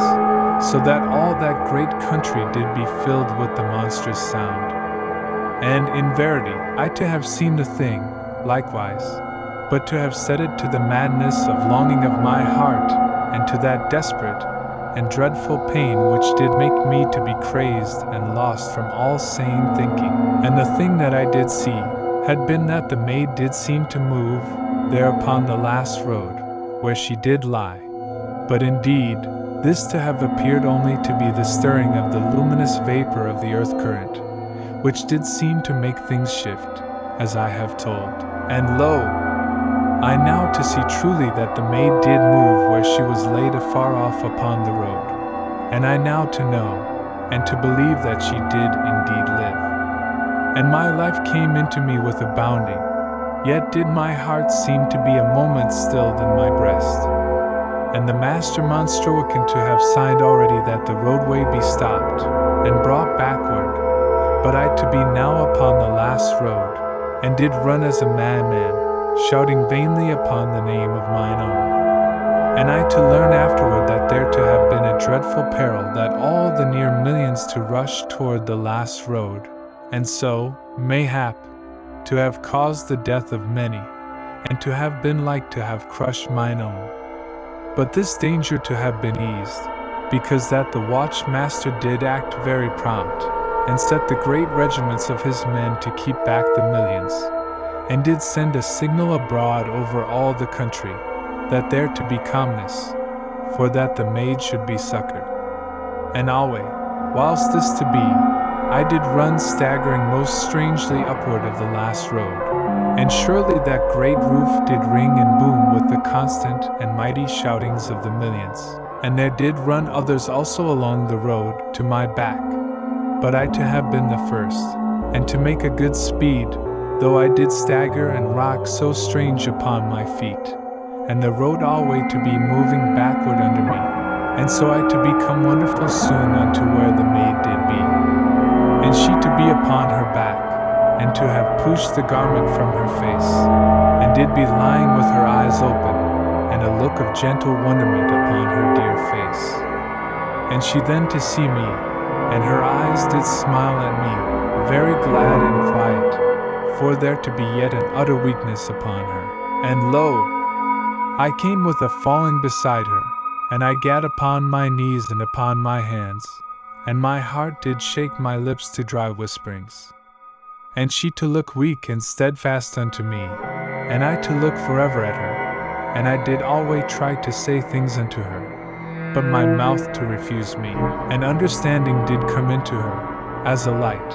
and she to know in that instant that she to be truly come into the mighty pyramid, and I to have gat her there somewise, and she to wake sudden in her body, and set her hands forth all trembling from the garment, and in dreadful trouble. And I to see then that the blood did go from me, constant, and the maid to have perceived this thing, so that she was waked the more proper in a moment from her death swoon. And surely I did bleed very dreadful, for all my wounds did be opened with my running. And I to have sudden power with my lips, and did say unto her, very simple, that I loved her. And she to be all in an haze from me, and I to know that she to have come likewise unto her knees, and did have my head upon her breast, and there to be an utter shaking of the air with some great sound, and a mighty spiritual stirring of the ether of the world, and there to be then the voice of the Master Monstroican very dull in mine ears, and the low voice of the Master Doctor, but I never to hear what they did be saying, and did know only that mine own maid did live, and I not to mean to die, but to fight unto living. And even whilst that I made this resolving, I was gone into an utter blackness. 17. The love days. Now, when that I gat back unto life, I to know that I went upward in the lift, and did be upon that same bed, where I to think I never to need a bed any more, either to come upward again from out of the country of silence, and I to know vague and strange, that there rose up from out of the mighty depths of the world, the deep thunder of the underground organs, and did sound as that they made a strange and utter distant music beyond death, and there to go alway a rolling chaunting, as that multitudes did sing beyond far mountains, and the sound to be somewhiles as a far-blowing wind, low in the deep, and again to come clear, and to be that great olden melody of the song of honor. And I knew, as in a dream, that the millions in that deep country made an honor and a rejoicing over this wonder of joy which did become, but yet all to be faint and half hid from me, and mine eyes to be as that they had no power to open, and I to seem to be lifting alway upon strange waters of unrealness, and there to be sweet and lovely odors,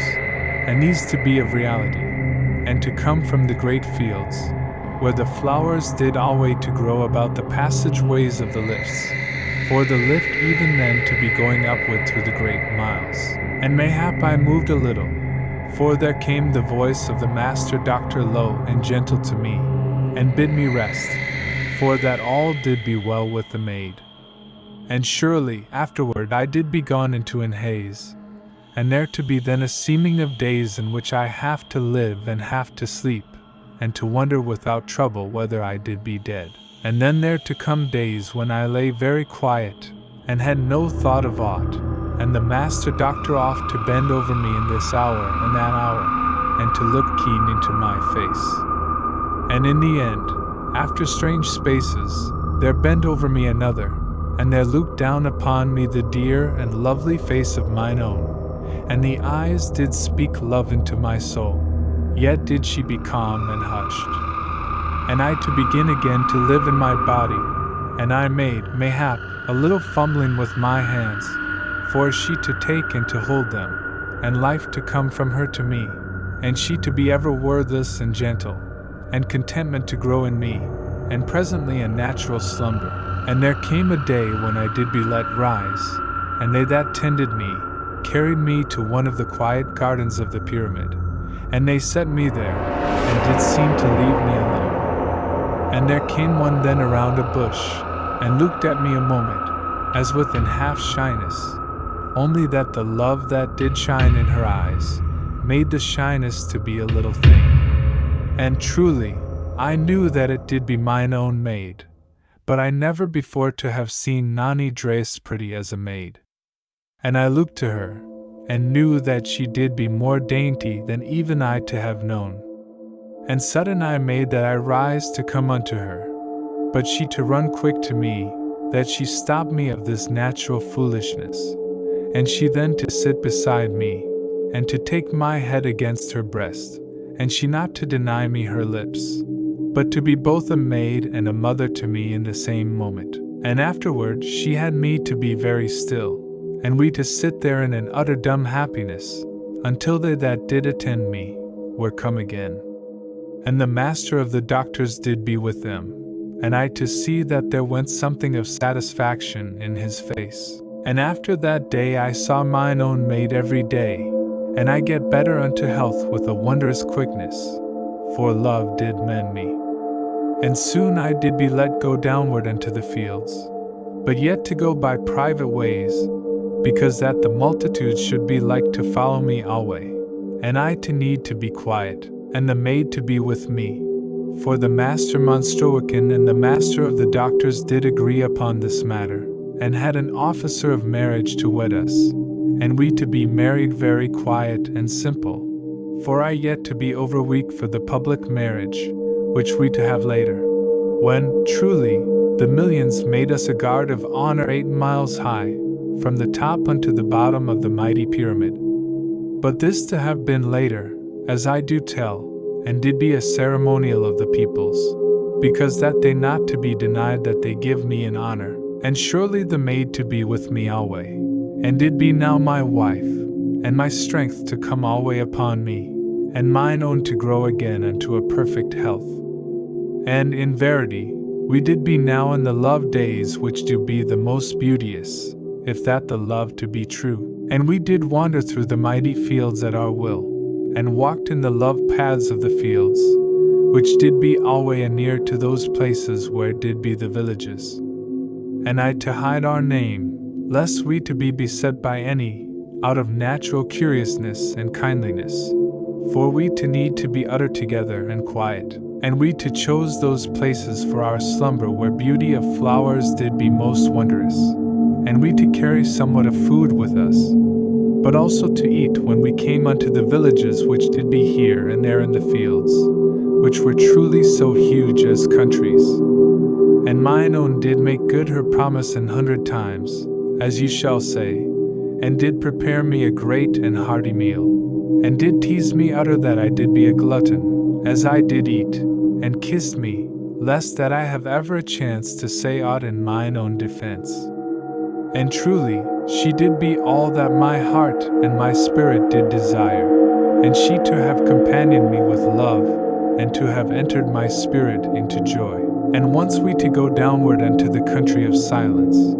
but not to stay very long at that time, because that my memory did return upon me. Yet in the aftertime, we to wander there oft with memory, and holiness of great thinkings, and with love which doth hold all. And as we to leave that country, I to tell mine own how that when she had been suspend of her life by the horrid force of the house, I to have minded me with a dreadful pain that I never to have waked to discover her kissing me when that I did sleep. And surely mine own dear one did blush most lovely, and had never known that I did be aware of her sweet naughtiness, and she then to have all thought for mine agony,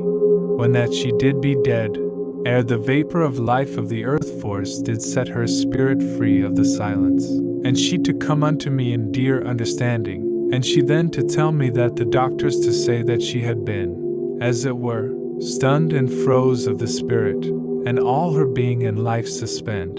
and the great life force of the earth current to have waked her spirit, and her body then to live and her blood to flow proper again.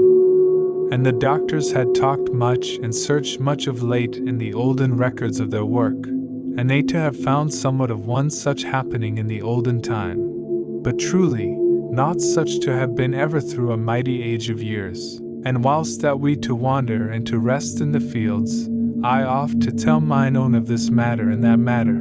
and I to know that she had learned somewhat of odd things, ere I did become to health, but not overmuch, for she also to have been utter alack, as you shall think, and to have come from her bed, when that I did lie so still, for the master doctor to have ordained this, because he to fear that I to be going truly to die, if that he not to do somewhat to awaken my spirit. And in verity, you shall think upon the deepness of my love as I to know that she did have held my hands so brave and gentle, whilst that she to have scarce power to her feet. And I to say a little holy praise of mine own, and so do I come to mine ending, and have but one more thing that I tell. And this to happen a while later, after that mine own and I had gone through the second marriage which did be the public marriage. For it did be, that one day my wife, that did be mine own, did take me with a sweet cunning unto the hall of honor. And surely, when I was come there, I to see that many of the peoples did be in that great hall, and did stand about in a silence, yet as that they had no meaning to do aught, but yet to be that they did wait upon somewhat. And my wife did go forward with me unto the center place of the hall, and sudden I saw why that she did bring me so cunning sweet. For there did stand in the midst of the hall of honor, in the place of honor, a statue of a man in broken armor, that did carry a maid forever. And I did be dumb. And how of this age shall you to know the honor that this to mean in that? For it did be an honor that was given only to the great dead, and I to be but a young man, and did be so utter far off from greatness, save that I to love with all my heart, and with all my spirit, and therefore death to be but a little thing before love. And you to know how love doth make sweet and brave the heart, and to have understanding with me in my humbleness, and my wonder, and my natural pride that there did any so think to honor me, and mine own did be weeping with joy and honest pride of her man, beside me. And there to be an utter silence of dear sympathy in all the great hall of honor. And they that did be there, to let me go in quietness, with mine own, which did be a lovely thing of understanding, and I to go loving and thoughtful with mine own wife, and she to be very nigh to me, and I to have gained honor, yet to have learned that honor doth be but as the ash of life, if that you not to have love, and I to have love. And to have love is to have all, for that which doth be truly love doth mother honor and faithfulness, and they three to build the house of joy.